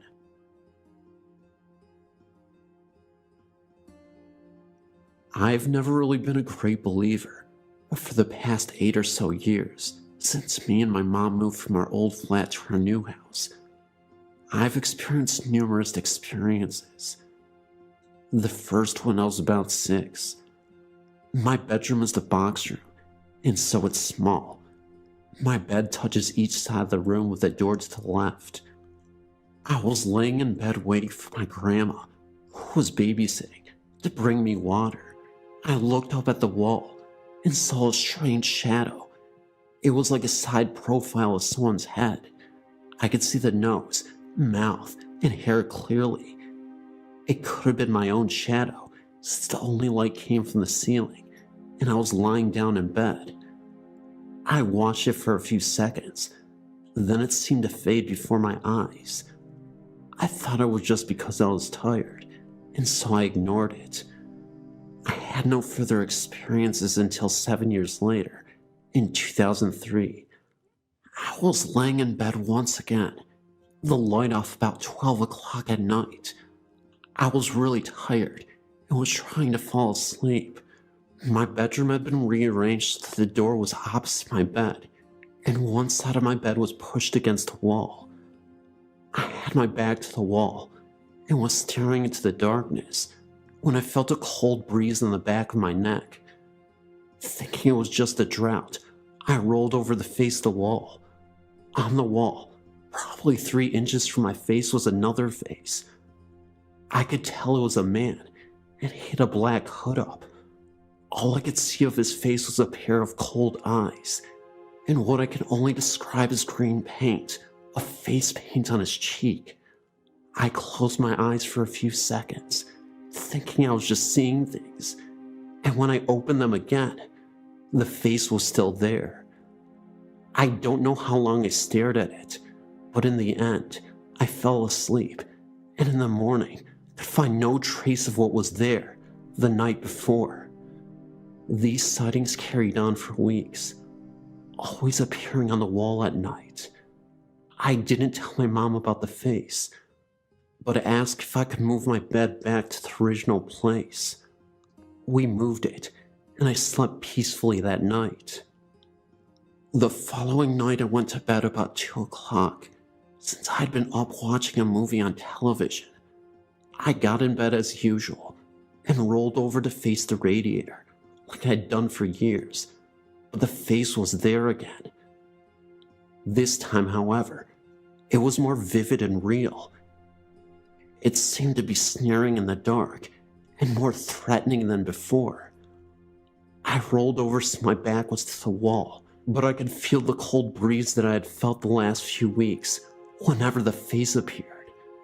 I pulled the covers around me, refusing to look back at the face.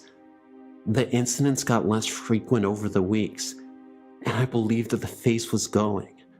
One night, I was sat at my computer in the corner of my living room. I have a cockatiel whose cage is right next to the computer desk, who was asleep, and my mom was in the kitchen making a drink. I didn't really notice anything until I heard my bird start to hiss and back away into the corner of the cage. Wondering what frightened him, I heard a scraping noise.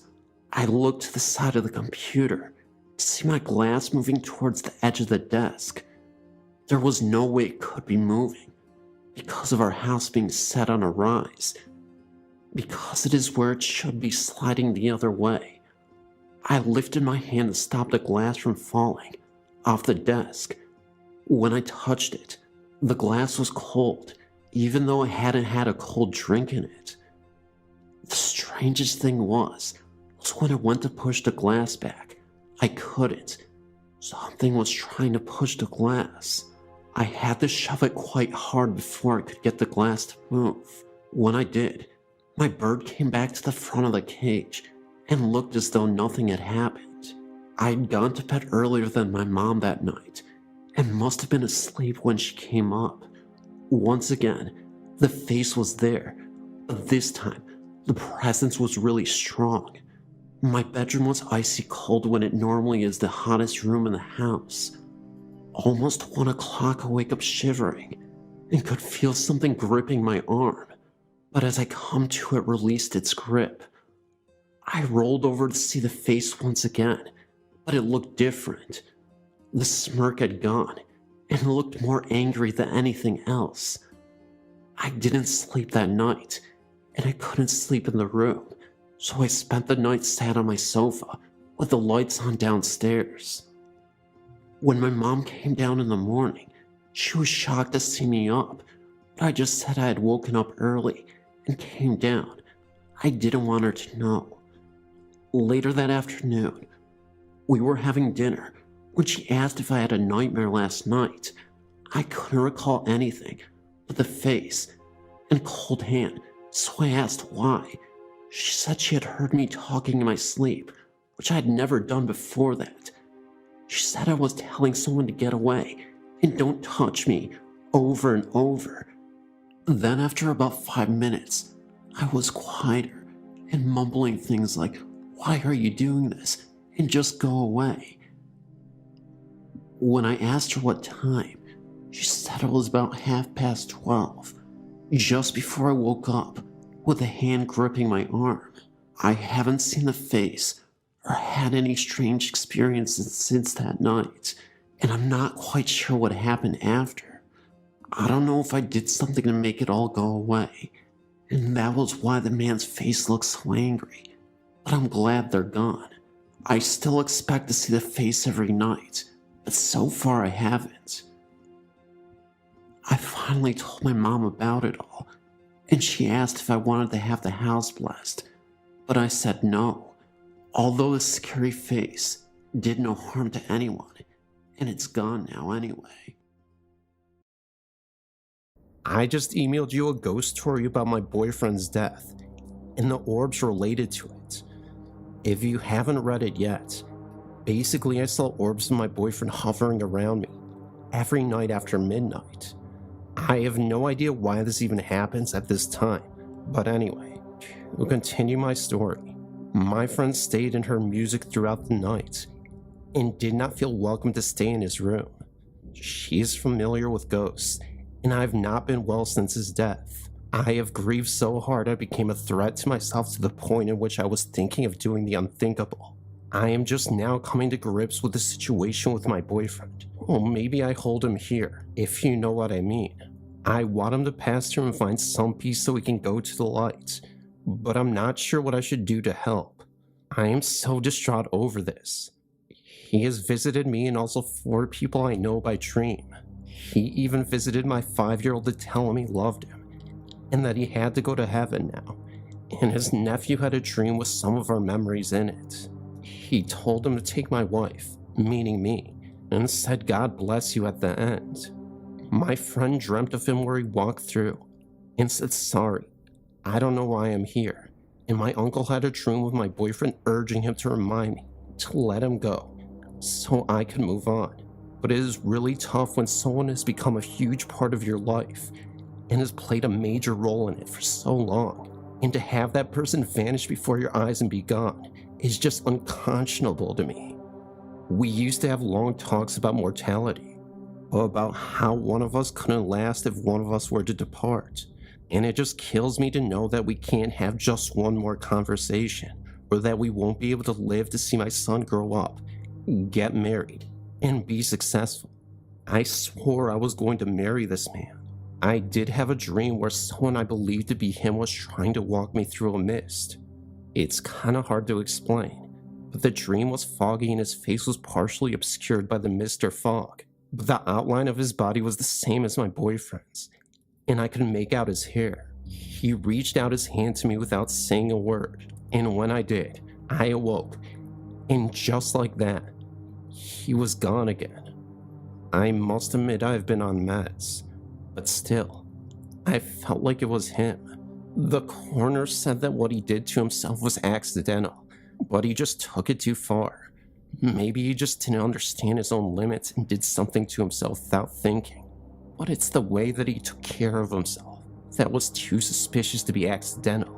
He told his family that day right before he did it, that he was going to do it and that was final. They didn't come to check on him, and I was gone from the house to come home, and found him the way that he was, lifeless, and just gone. After his death, I would scream for him in that room. It was just so horrific. Please, if anyone can help guide me through this, it would be so helpful to me, as I've been so distraught, and I feel like his soul is so lost. I talked to a psychic medium. She said he came and rubbed my hair at night, and he said to stop the tears and he could come through. But she said he didn't want me to live my life stagnant. I have many lessons to learn, and other things to figure out with the entire loss. We were complete soulmates, but I believe in an afterlife, and I believe that we will reunite one day and live many more lives together, as crazy as it sounds. Since his death, I have now turned to a monk for guidance. I am currently studying Hindu philosophy. My boyfriend believed in God. I've been living in this house for close to 3 years. For the first 6 months, nothing happened. One night, my hubby and I were laying on a spare mattress in the living room watching a movie. This was around 11:50 at night. We started hearing these heavy footsteps in the home. We have 2 doors leading into the living room. One of the sliding doors was right beside us, and the other one is approximately 5 meters away from us.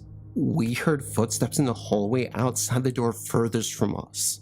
At first, we thought it was my older brother who was also living with us, but he has this routine where he goes to bed at 10 p.m., and it's the same night every night, and he doesn't change his routine. Weird, I know. We looked at each other thinking, is that Mika walking around in the hall this time of night? We sat there listening to the footsteps that next walked into the kitchen, which has a door that leads into the living room where we were closest to. The footsteps came closer and closer until they stopped just outside the sliding door. We waited. We listened. We were expecting my brother to open the door and have a whinge that our TV sound volume was on far too loud, even though it wasn't. But he's like that, you know. We waited, and then my hubby pushed the sliding door and opened it, and we found nothing. The other door on the far side of the kitchen was also closed, which leads into the hall that the footsteps originated from. We were a bit spooked because we both heard the steps, and laying on the mattress on the floor could sure as heck feel the vibration in the floor from those footsteps. We decided to search the home, minus my brother's bedroom, and we found nothing. An old man lives next door, and I was starting to imagine that perhaps he passed away and wandered over to our home. We saw him a few days later alive and well. That threw that notion out the window. The next morning we asked Miko if he were up last night, and he says no. We told him what we heard, and all he could do was shrug and insist that he was in bed and didn't even come out. I believed him simply because there was no way he could have walked away without us noticing when hubby opened the door, and the footsteps never left. It just stopped outside the door. But nothing was there. One thing that does happen though, is that birds are always hitting our front window. This has happened so many times that I lost count. I'm not sure if this is significant, and whether it's a common occurrence, with houses with weird things happening inside. Another thing that we notice on a few occasions is phantom smells. Sometimes they are really, really pretty, but other times it is foul. They rarely last more than 10 minutes. For a while, things were back to normal, but my brother said one day, I don't know who is always walking past my window or what they want. I asked him who, and he says some kid. He believes it was a girl. Probably no older than 8 or 9. He walks past his window and heads towards the backyard, and he never sees her walk back. This has happened about 4 times that he can recall. I told him, why don't you go out there and check it out? He always has some excuse of he was busy, plays online games, and says he was in the middle of something. Okay, let's continue. About 9 months after hearing the footsteps, we heard them again. We were in the bedroom this time, and it sounded like coming from the laundry and kitchen area. Again, we investigated, checked all the locks and the doors, but everything was secure and fine. I asked my hubby if he believed that the house was haunted. He said that it was a very real possibility. Not too long ago, I was taking a bath around 11 p.m., and I heard a really loud thump just outside my bathroom window. I got out of the tub and wrapped a towel around me and met my hubby in the hallway. He thought I might have fallen, and I told him that it seemed to come from the outside window. We switched on the backyard light that had an outdoor seating area, but the place was clear. We didn't go outside, but we could tell nothing was on the floor that could have made that sound. We went into my son's room to look out the window where the garage and the rest of the yard is, but couldn't see much, save for a few feet from the house because the outdoor lights aren't strong enough, and the trees are too dark and cast many dark shadows. We just put it down to maybe the neighbor was outside doing something, though it was dark. And if that were the case, wouldn't have the light been on? But recently, I got a real shock of my life. About 3 months ago, they put the house on the market, and around this time, I went into my son's room about 7 p.m. to wake him to get him ready for school. It was still quite dark, though the sun was starting to come up, and you could see enough. I pulled his bedroom curtain open and saw what looked like a girl child in the yard, looking directly at the window. That's when she just stood there watching, and then she turned her body and made her way towards the back of the garage. She kept looking my way for a few seconds before looking away and disappearing behind the garage. I didn't know what to think, to be honest. What would she be doing out there at that time in the morning, wearing inappropriate clothing for that time of morning? I'm not even sure if she was solid or not. I was just thinking, who are you? And why are you in my yard? I think she wore a light blue dress. It could have been white. I didn't have too much light, but it almost seemed like she had a bit of a glow. I could even tell that she seemed to have long blonde hair. By now, my brother and my hubby had left for work, and I was alone in the home with my son, and there was no way I was going to go into the yard to investigate. What if she wasn't a little girl? Can a little girl create such heavy footsteps? She is always spotted outside, yet the footsteps are inside. Or is that something else inside? Is she trying to warn me? I've seen shadows here and there, and many things have been breaking down recently. Since the home was put on the market, our little portable oven broke down. Our microwave is breaking down. My washing machine isn't working well anymore, and it won't do the final spin cycle. The hot water mysteriously stopped working as well, and the landlord came by to fix it, and says he doesn't even see anything really wrong with it. The hot water started working again. The toilet was blocked up with the root of a tree, but why now? The kitchen faucet broke and fell off. Our video player stopped working. It chewed up a tape and had to throw it out. Birds continue occasionally flying into our front window. Always that same window. It happened on the day of the house auction too. And it's not just these, but also illnesses. My son was choking on food the other day and needed an ambulance. Since living here, my hubby has needed 2 surgeries, one being spinal, and he's always been strong. And then he spent a year out of work with a bad back. He developed diabetes while living here, though a test a year ago said he was fine. I also developed problems. Locked-in ovarian syndrome, an umbilical hernia, requiring surgery in near future, and high blood pressure that recently got even higher, ankle swelling that can't really be explained, chest infections that occur frequently, and a few others.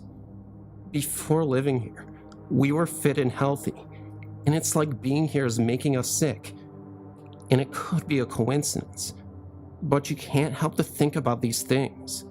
I've read that there is a house somewhere in Europe, I think, and that people that move in there die of a heart attack within 2 weeks of living there. I don't know if it was in Switzerland, but the thing is, even those had no history of being ill. They say the house is cursed. And who knows if this is why we're getting these issues. We are moving out in a couple of weeks, and we are counting the days. I feel more like a 7-year-old these days than a 36-year-old, and all these changes have happened in the past 3 years of living here anyway. But this is my story. As a teen, I lived in a nice newer home on Vulcan Road in Perkin, Indiana. My parents and I were the second family to live in it. When we went to just view the house to see if my parents wanted to live there, I found myself afraid to go inside. I was only 12 years old at the time and had no idea what I was afraid of. I had encounters with things I couldn't explain before, but they never scared me like this house did.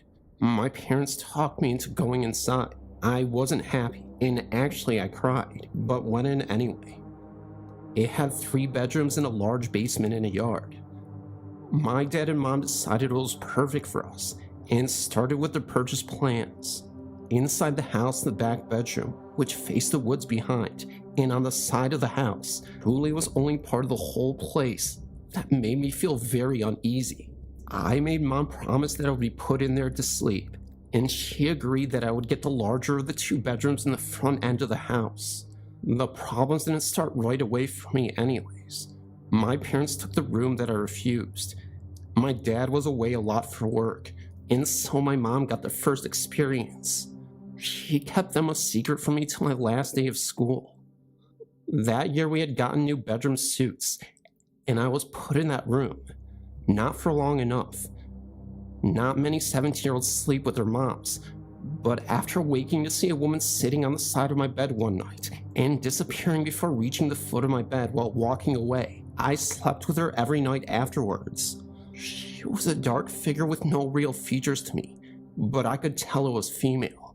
I also seen dark shadowy figures dancing in the basement. Everyone heard the heavy footsteps upstairs while we were all downstairs, scratching in the attic.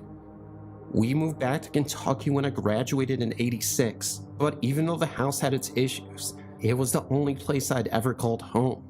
I went back and visited the next owners years later, and they had all the same experience as we had. The only difference was a young couple had tried to live there, and when they had a new baby, the ghost got a little violent and knocked things from the walls. The young family moved for fear the baby would be harmed. Behind the house through the woods is a cemetery, 11 or 12 graves, all dated from the 1500s to 1800s. I used to hang out there to sneak and smoke cigarettes. I can't help but wonder if it was someone from there. I hope to someday get the time to go visit whoever lives there, 21 years later.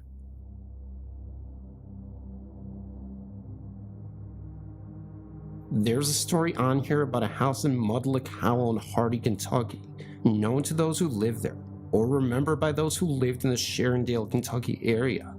The story states that the White House on the right is haunted. Correction, this house was owned by a lady by the name of Gracie. She lived in the house when I was a child, and never once was any report of anything unusual. She and her sister lived there for many years, after she became quite old.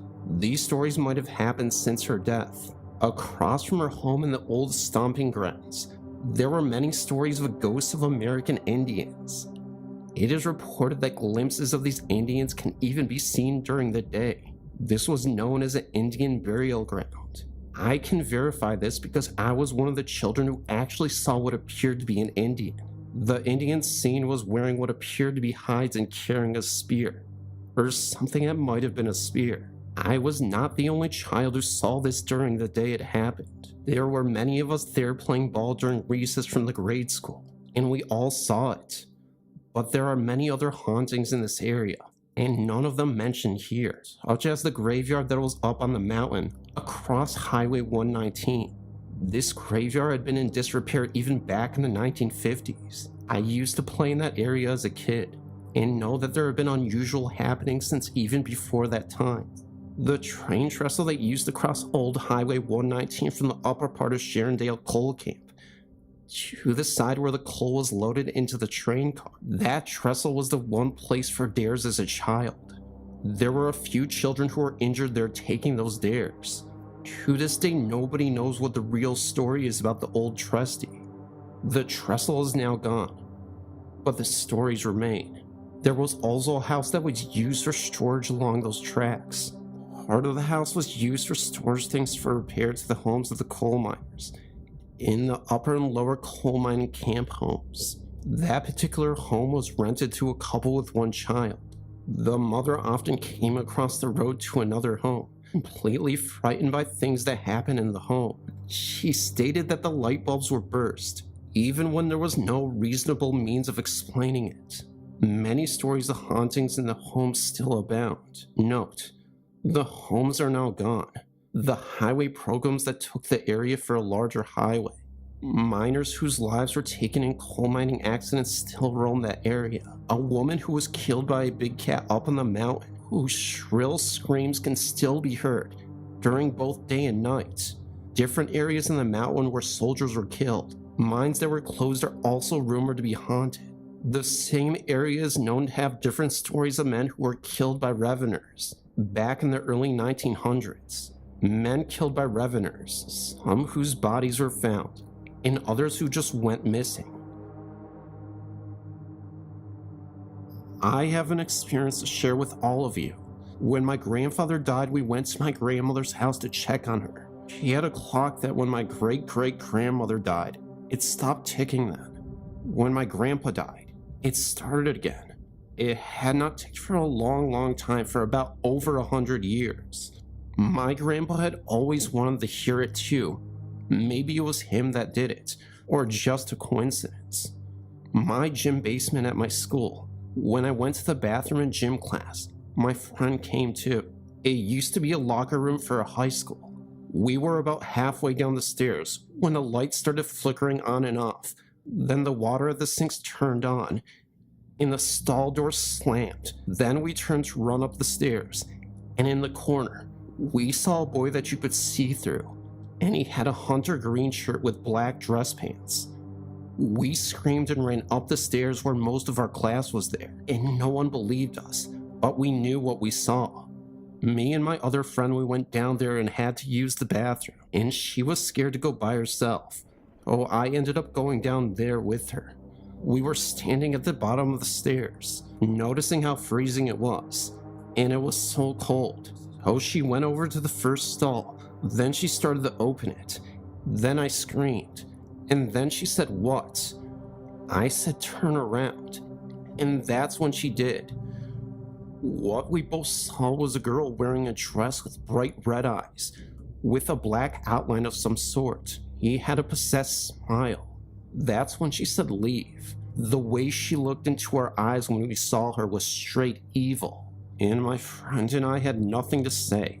One time I went with another one of my friends down to that basement, and when we were there we saw something strange and unwanted. We were standing at the very end of the stairs, and we were walking into the bathrooms, and at that very moment, we saw a strange looking girl just standing there, and she was just staring at us.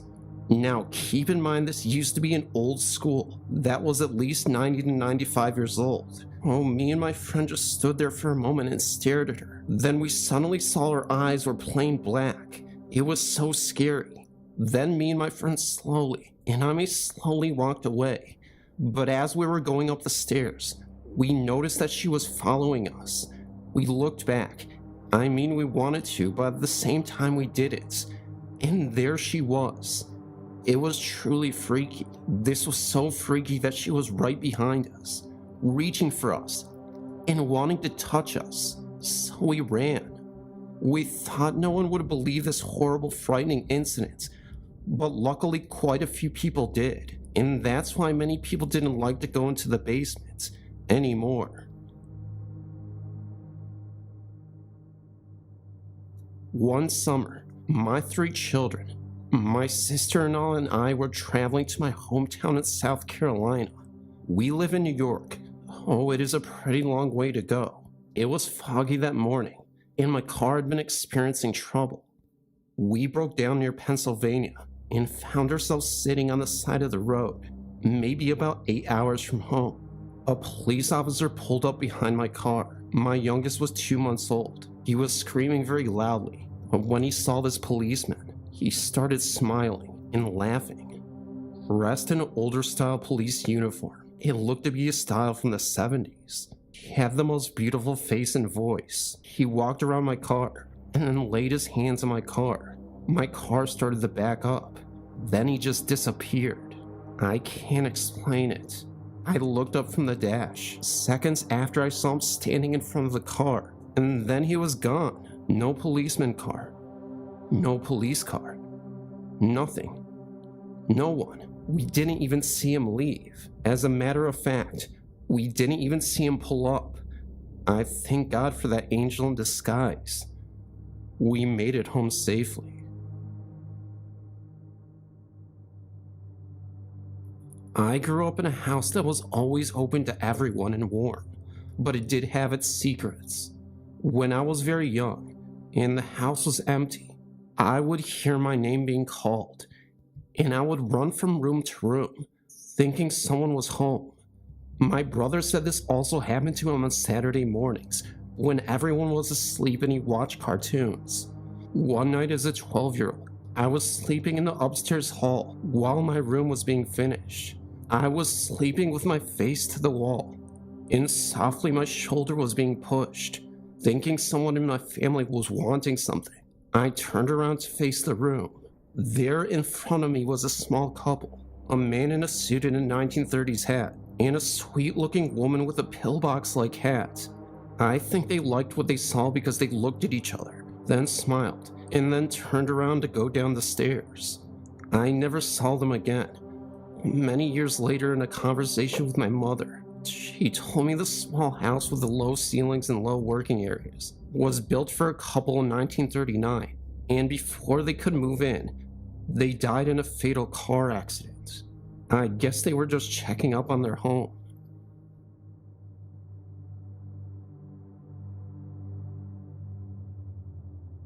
Well, my boyfriend is a non-believer, but he says he wants to believe. Oh, back before we started dating, We would find things to do where he might see something and come around. I was very picky about these places because I'm a firm believer, and also I scare easily. Oh, I didn't want to get myself into a situation that I would have a hard time with. As a result, I choose places that I've been to many times and was comfortable with. We had been to a few, and I'd heard something or whatever, but generally I've attributed this to my imagination because I was worked up, but one experience stands out.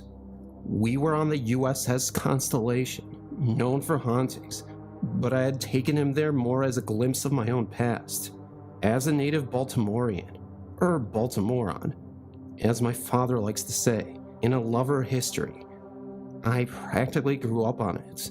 I was completely relaxed as I usually am there, and Rob and I were standing on the orlop dock, looking over the rail. It's my favorite place on the ship. Don't ask me why. My least favorites are outside the Champlain's corners and in the infirmary. Given the history of the ship, the orlop really shouldn't be my fave, but it is. Oh, we have been standing there in silence for a few minutes, just kind of taking it in. It was a cold day, and we went there right after work, so there was hardly anyone else on the vessel. And so after a few moments of quiet, I say, "Cut it out." What, he replies. Well, he knew what he did. He put his hand around my waist, upping the curve of my hip, as we weren't dating at this time. And in fact, I believe we were both seeing other people when this happened. I thought this was pretty dang inappropriate. I turned to tell him so. He was standing too far away from me to have done that. He didn't move as I was standing directly next to him, and would have noticed. What? He said again, a little more forcefully, looking rather concerned for my sanity. Nothing, I said. I didn't want to think about it and ruin one of my favorite childhood retreats. After we were off the ship, I told him what had happened. He still really wasn't convinced, hence I'm the one who experienced something. Not him, but he did admit that the ghost has good taste. That's sweet, I think.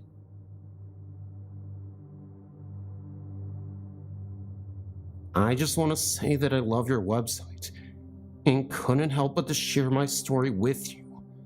A few years ago, my great-grandfather was very ill and in a nursing home. My family and I lived far away from him. We only made a trip up to see him around Christmas and his birthday. One day when I was 15, and my brother was only about 2, we were sitting in my living room watching TV, when all of a sudden my little brother started crying. I asked him what was wrong, and he said he wanted to go see Papa. I thought it was weird because he had only met Papa a few times. My mom came in the room and told him that Papa was very far away, but that we would go see him soon. My brother started crying harder and was screaming, "I want to see Papa now." My mom held her in her lap and kept telling him not to worry, that Papa was fine and we would go see him soon. When he started to calm down, the phone rang. It was my aunt. He told us that Papa just passed away. My whole family was creeped out by this experience, and none of us had really talked about it since. My little brother does not even remember it.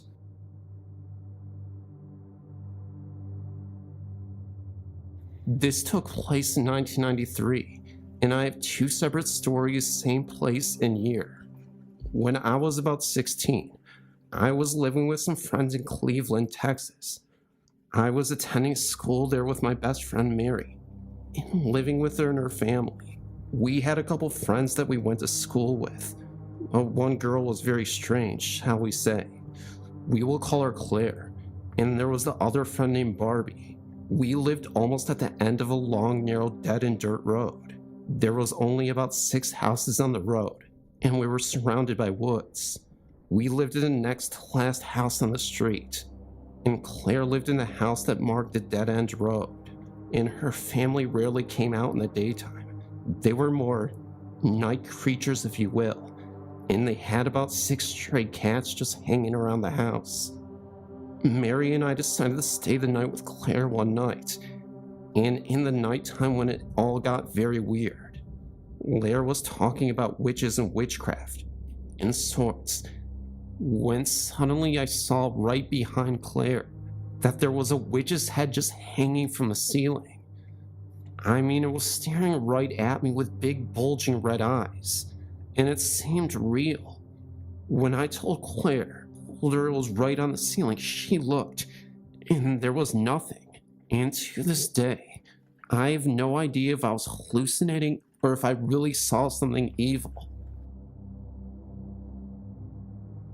Our family had an experience several years back in our old house.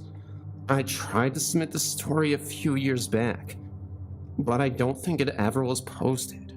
I'm the last one to say I believe in ghosts, and normally when people tell me they saw a ghost, I listen, but figure they are full of it. Well, this time I'm glad that my entire family heard it. I don't care if anybody else believes me because at least we know it happened. It happened several years ago, maybe a good 28 years ago. I was around 7, if not younger. At the time I was sleeping in my parents' room with my dad, and my mom went to lay down with my brother since he had the flu. The way our house was is that we have 3 bedrooms and 2 doors that we kept closed, that closed off of the back of the house to the living room and kitchen. We had all just started to fall asleep when we were woken up by a really loud thump, then the sound of something heavy running and ripping up the carpet. It reminded me of our old cat that used to run down the hall, and her claws would get stuck in the carpet, but this was much, much louder. The noise came and went very fast. My dad had jumped up and got his gun and went outside thinking it was someone running on our roof, but there was nothing. He came back and asked us all if we heard it, and we did. To this day, we have no idea what it was, and it never happened again. My brother and I talk about it to this day, and we get chills thinking about it. I'm sure it is something that could be explained. But what? It was too loud for any house noise. Our plumbing we never had issues with. Like I said, I'm glad our entire family heard it, so that way, they know I'm not making something up. I've never had another experience like that again, and now I'm interested in the idea of hauntings, but I normally am more on the factual and fantasy side, but that has made me think that just maybe there's something to all the supernatural. One thing I know about my story, I know it is real. I've read other stories on the site and think a lot of them are fabricated, and I'm sure if reading mine, people will think I'm making it up, or my entire family is making it up, but we know it happened. My stories were told to me. The first was told by my dad. My dad was an 18-wheeled truck driver. The stories he told seem far-fetched, but I swear to God he's telling the truth. One night driving a long stretch of highway, he came upon a beautiful dog. The dog barked, but he knew he had hit the dog. He got out of the cab of the truck with his flashlight, who gave the dog a proper burial. When he looked up and down the ravines, and what he found was not a dog, but a family with the dog. They had crashed down the ravine 2 hours earlier. The family survived, but the dog didn't. The next story was told by my brother, and now sister-in-law, then girlfriend. In 1995, my brother came to Texas, then Georgia, to be with our dad. At that time, he was very ill. My sister-in-law, then girlfriend, was in Georgia. Our dad passed away late at night. My brother decided to wait till morning to call my sister, because she had to be working early the next morning. My sister-in-law called crying instead. She was scared and shaking. Then she said that about 2 a.m., she got up to get a drink in the kitchen, walked into the living room, and that's when she saw Dad sitting on the couch. Then she said hi to him, then continued into the kitchen, and then realized that he was supposed to be in Texas, not knowing he had passed yet. That's when she walked back into the living room, where he was sitting, telling her he needs to tell her something, and she screamed no, and runs back into the bedroom, then slams the door, locks it, and calls her best friend cousin, who was a cop, to come to the house, and no one is there. When my brother tells her our dad had passed, that is when she freaks out more. I just wish I knew what he wanted to tell her. Oh well. This actually began here in Lazuka, the capital of Zambia, back in 1983 when I was a young girl of 5. For some reason, I always woke at 3 a.m. on the dot whilst living at our home at the time, and found myself walking down the hallway. We had security lights in the garden, therefore shadows would play off trees, bushes, and windows onto the interior walls of the house, like a Russian puppet show. With a security guard present each night, I would think the shadowy shape of a man appearing or disappearing suddenly was simply that, our guard doing the rounds. It wasn't until one final night, after my usual check of the houses, I was walking back to my room when I just felt something behind me. Wish I hadn't, because the shadowy figure of a man was right behind me, away from the walls and lights, but very distinctive. I was scared, but to be honest, looking back now, cannot even remember feeling evil, just curiosity. A few months after, I started experiencing visions and dreams. I would start having a dream of a little funny white man standing in my doorway, looking at me with a mean little grin on his face. Then, he would walk off in the direction of my brother's room, whereby I once woke up to hear my brother screaming for my mom, saying there was something in his room. This experience happened only once, but the dreams of this little man continued. When we moved to the UK in 1986, my final experience occurred with this man. I heard my name being called from downstairs, but when I reached the top of the stairs from my bedroom, looking down into the pitch black, and feeling utter malevolence directed at me, I couldn't see anything, but it was the same sensation I feel when dreaming of the white man. Let's just say at the age of 11, I had the good sense not to investigate. After that, I stopped experiencing little white man, but I feel I became susceptible to other things from then on. Our house in the UK is set on what was once the Bean Oak Estate Farm. It's said that a mass grave of 1800s cholera victims lies within the vicinity of our estate, which could explain the experience, and not just for me. Our cat would get spooked, and my mother was terrified one night. Our cat would suddenly sit up and stare at the corner of the room, or the doorway, or an armchair, and suddenly start to growl and raise his hackle. Then he would move his head as though watching something walk through the room. It frightened me one night when he sat up from my lap and dug his claws into my thighs. The growling reached a crescendo, as though he was going into battle with another Tom. I got so spooked, I left the room and went upstairs. My cat had left via the cat flap into the night. He wouldn't come back until the morning. What really spooked me the most was, this also happened during the day one February morning. I can handle the nighttime frights because of the sense of normality when the sun rises. But when you are invaded during the day, all your security is shattered. My brother and I both experienced what is now learned a sleep paralysis event at exactly the same time, one night. Both of us also witnessed just before a sudden flash of brilliant blue. For two people of differing sexes to experience at exactly the same time makes it disturbing, and we still discuss it today.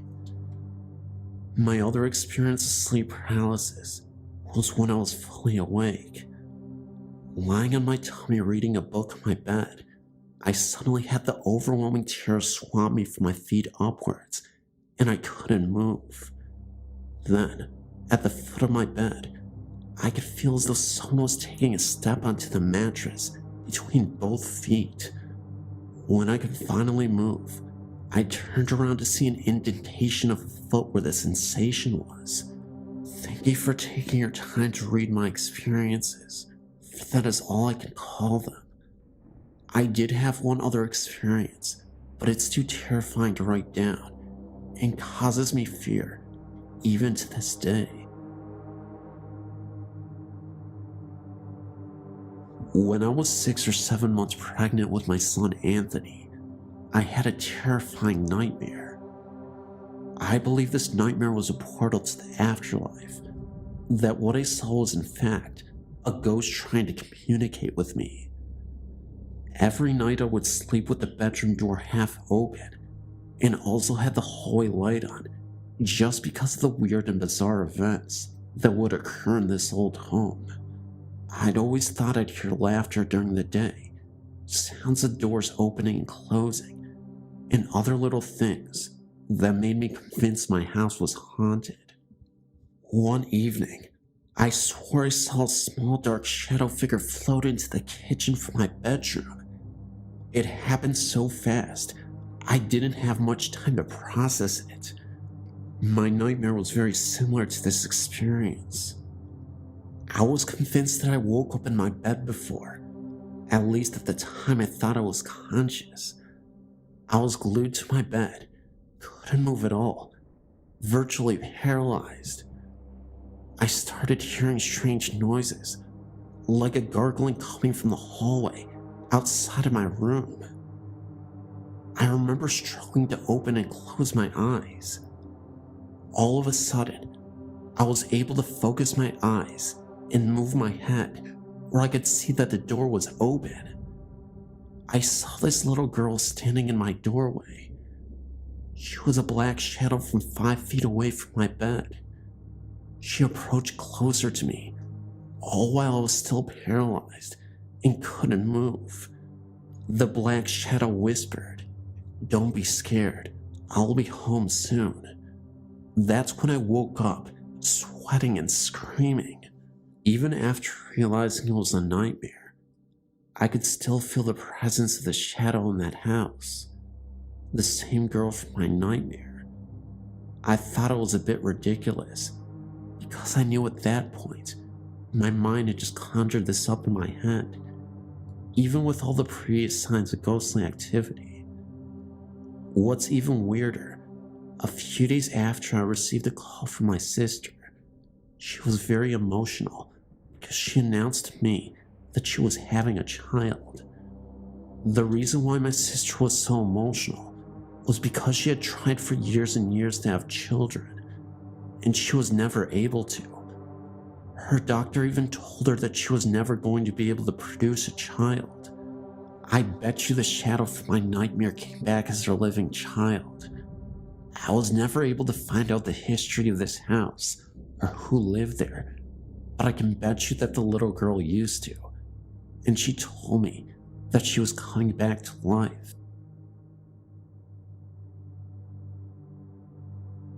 I've noticed that you don't have any ghosts listed for the University Calgary residences in Calgary, Alberta.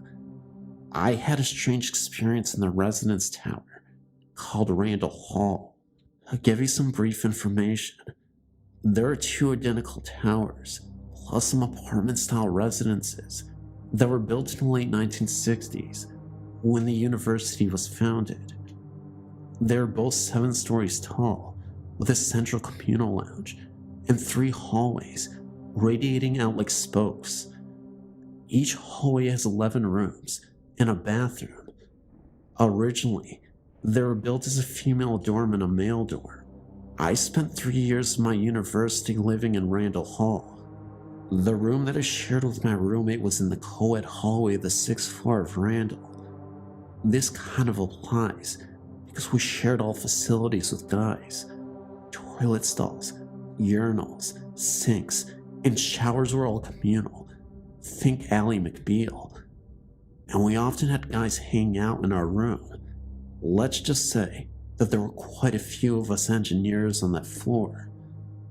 I started the year living in room 661. One night, I woke frequently, and I could have sworn that there was someone in my room, sitting in the chair at my roommate's desk. I passed it off as being asleep, but the next day I did ask my roommate, were there any people in our room last night?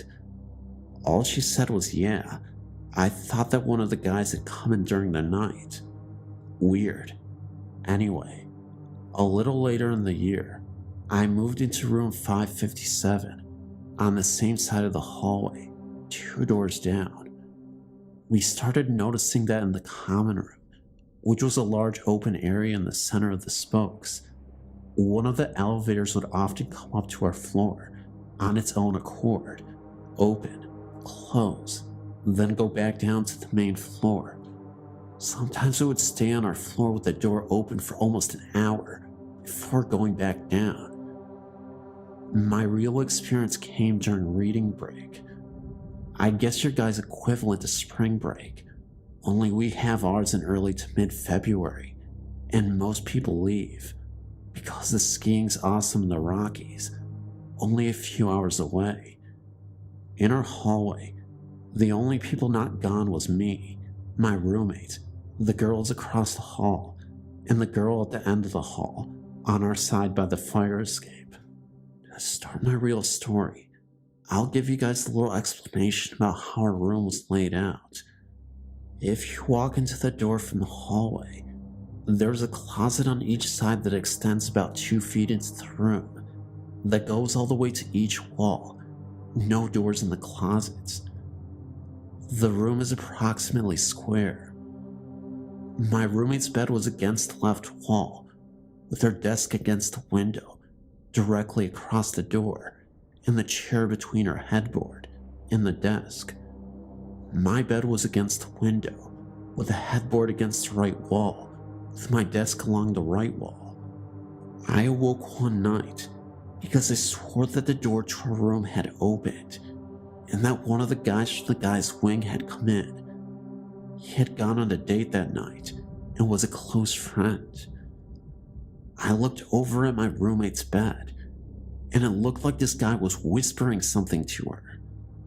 I found it kind of creepy though, that instead of crouching by her bed like a normal person would do, he was standing with his legs straight, bent at the waist, with his face about 2 inches from hers. Now, I got kinda pissed off because it was the middle of the night and this guy had come in to tell Lauren about his date. I wanted to see what time it was, so I sat up in bed so I could see around my desk to my alarm clock, which was on a dresser in the closet. It was 2:30-ish in the morning, so I turned my head to yell or whisper strongly at this guy. Then I realized it wasn't who I thought it was. This is the creepy part. He stayed bent over my roommate in the same position, but slowly turned his head to look at me. While he was turning his head, this grin spread across his face. One could interpret this grin as malevolent. I sure did at the time. Then he slowly stood straight up and took a few steps backward towards the closet, folded his arms across his chest, and looked at me with the same scary grin on his face. It was strange because really, he had no facial features. Nothing of a face that I could see, except for this grin that I could more sense than see. Well, that was enough for me. Like any 20 going on 6-year-old, I dove beneath the covers of my bed and stayed there all night. This was very hard to do, since the heating is very efficient in those buildings, and most of the rooms are usually hot enough to be in shorts and tanks in. Anyway, I didn't sleep again that night. After a week or so, thinking about this experience, having insomnia, and sleeping with the light on, I have second thoughts on what was going on there. I think that yes, he was intentionally trying to scare someone, but only out of a sense of fun, because he knew he could. I think he had my roommates in his target sights, and he had his face by my roommates, waiting for her to wake up with this ghost face 2 inches from hers. Well, you could wake my roommate up with a cherry bomb when she's sleeping, never mind waking to a ghostly presence, like so many of us do. Instead, I woke up, and his grin was more of a, finally, someone's awake that I can scare grin. So that was it, other than the knocking, which is actually quite funny. It was about 2 days after my experience, when all 3 of our rooms got simultaneous knocks at 5:30 in the morning. My roommate got up to answer the door and scared the crap out of both her and the girl directly across from her by opening the door at the exact same time. Also, the girl at the end of the hall had her head out of the door, asking if someone had knocked. There was no one in the hall, and no way someone could have left without us hearing. The door into the central common room was on a mnemonic hinge and made a whining noise when you opened it. The door to the fire escape at the other end makes a crapload of noise, which echoes through the floors. The door to the bathroom also has a mnemonic hinge and bangs when it closes. Anyway, to close this outrageously long story out, I worked for housekeeping during the summer because the residents are rented out like hotel rooms. I didn't go back home in the summer. I was talking with the cleaner from the 6th floor while doing laundry one day. She related that she has had experiences with this guy over the last few years. She was cleaning a room after move out and had the door propped open with the garbage can. A guy poked his head around the door, looked her in the eye, kicked the garbage out from in front of the door, and slammed it. There was no one there when she went to look. There are rumors that a guy got really stressed out during exams in the 80s and threw himself off the roof into the parking lot. I've not substantiated his claims, so who knows. I do know that the roofs are now off limits to students, whereas they weren't in the past. The cleaner says that he is quite shy and is only seen during summer, Christmas, on reading breaks, never when the residences are filled with people.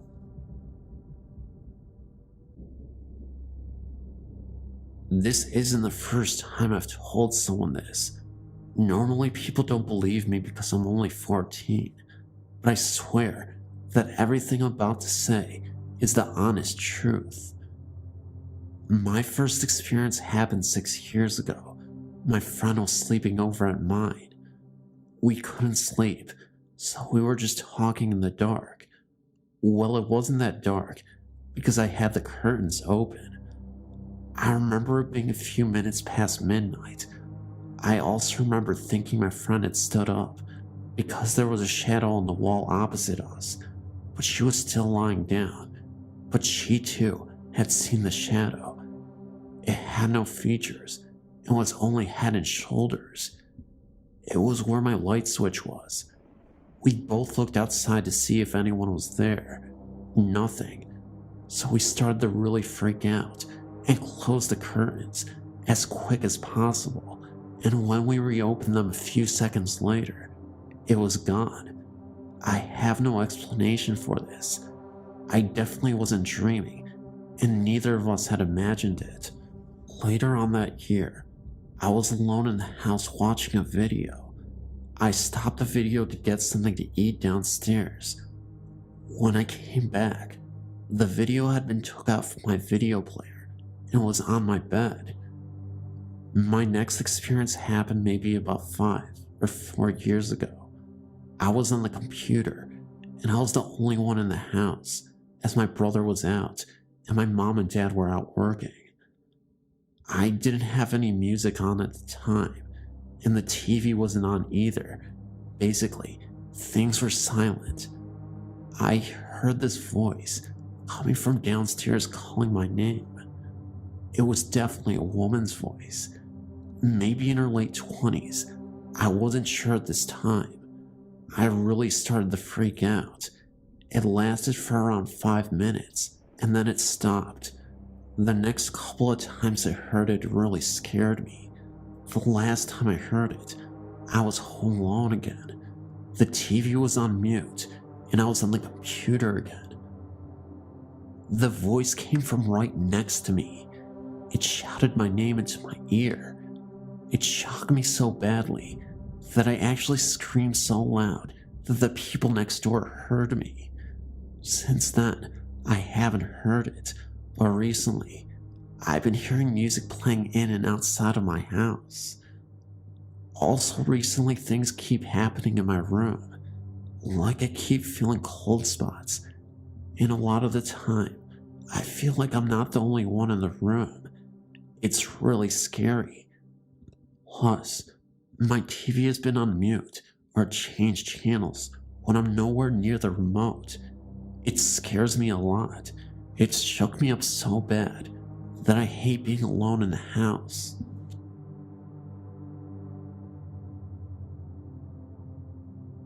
This occurred roughly 20 years ago when I was 19 or 20, and I was sleeping over at my boyfriend's apartment in Spring Valley, California. My boyfriend left for work by 4 a.m., and I was alone in the apartment.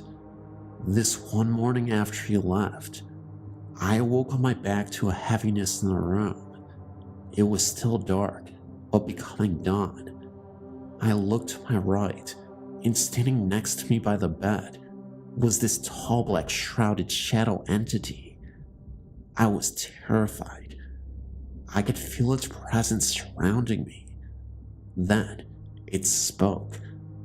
I was lying there wide-eyed and in shock. I'm not still sure how I heard it. Was it audible, or just in my head?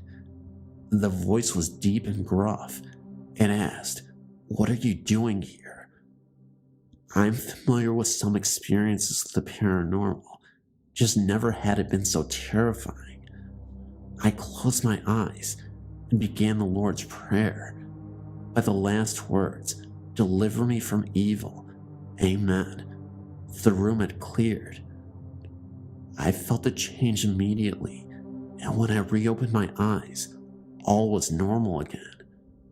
I told my boyfriend later that day, and he thought it was his deceased grandfather being curious.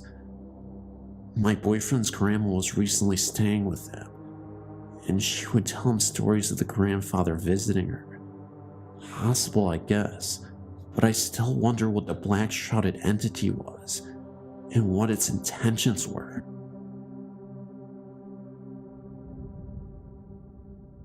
For many years, I had a gray cat named Kitty. Kitty didn't like many people. She mainly only liked me. She always slept up against my legs at night, on the outside of the covers. She loved to be close to me. After she died, I was absolutely miserable. I missed her so much. After a few days, I started getting a glimpse of her walking around the house, out of the corner of my eye. I didn't say anything to anyone for a while. One day, my aunt said that she didn't realize that we had gotten another cat after Kitty had died. I told her that we didn't have any other cats, or any other pets for that matter. She was absolutely convinced that she had seen a cat walk across the doorway in our living room. One night, just as I was going to sleep, I felt Kitty jump up onto the bed and cuddle up against me. I could feel her pressing up against my legs. I tried my best to convince myself that it was just my imagination, but my husband felt her jump onto the bed also. Over the years, she has gradually stopped coming around us so much. She still shows up whenever I'm upset or sick. I guess she just likes to comfort me, just like she did when she was alive.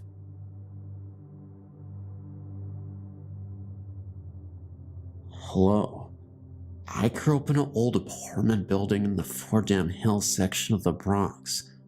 When I was about 14 years old, I was speaking on the telephone to my best friend, who lived upstairs on the 5th floor of the building.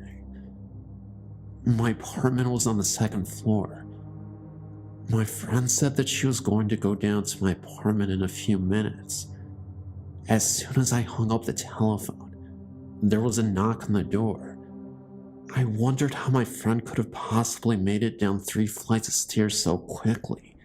As we hung up the phone that second, I went to the door and looked out at the people to see if it was her. There, at the door, stood a tall, young-looking man wearing a ruffled white shirt, a thick black belt, black pants, and black boots that went almost to his knees. Hanging from the side of his belt was a sword or a saber. As I stared at him, it appeared as though he was looking right at me with piercing blue eyes, even though the door was between us. I then noticed that I could see the number on the apartment door across from mine through his shirt. I quickly ran from the door, realizing what I had seen, thoroughly frightened, and called my friend, asking her to hurry and come down as I was alone in the house. I will never forget it for as long as I live. I did some research and learned that there was revolutionary battles on in a Mug Fort Dam Hill. I came to the conclusion that the ghost was a Revolutionary War soldier, probably British from the clothing. I only wish I could learn more. Nothing occurred for the rest of the time that I lived in that apartment. Thanks for having a great site where people can share their experiences.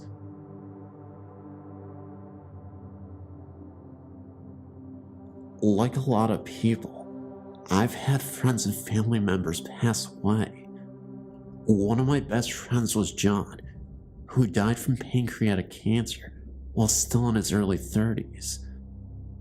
Many years later, I started a habit while praying.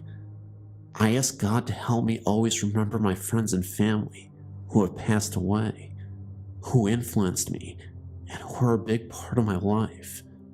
Then I think of their names and say them silently in prayer.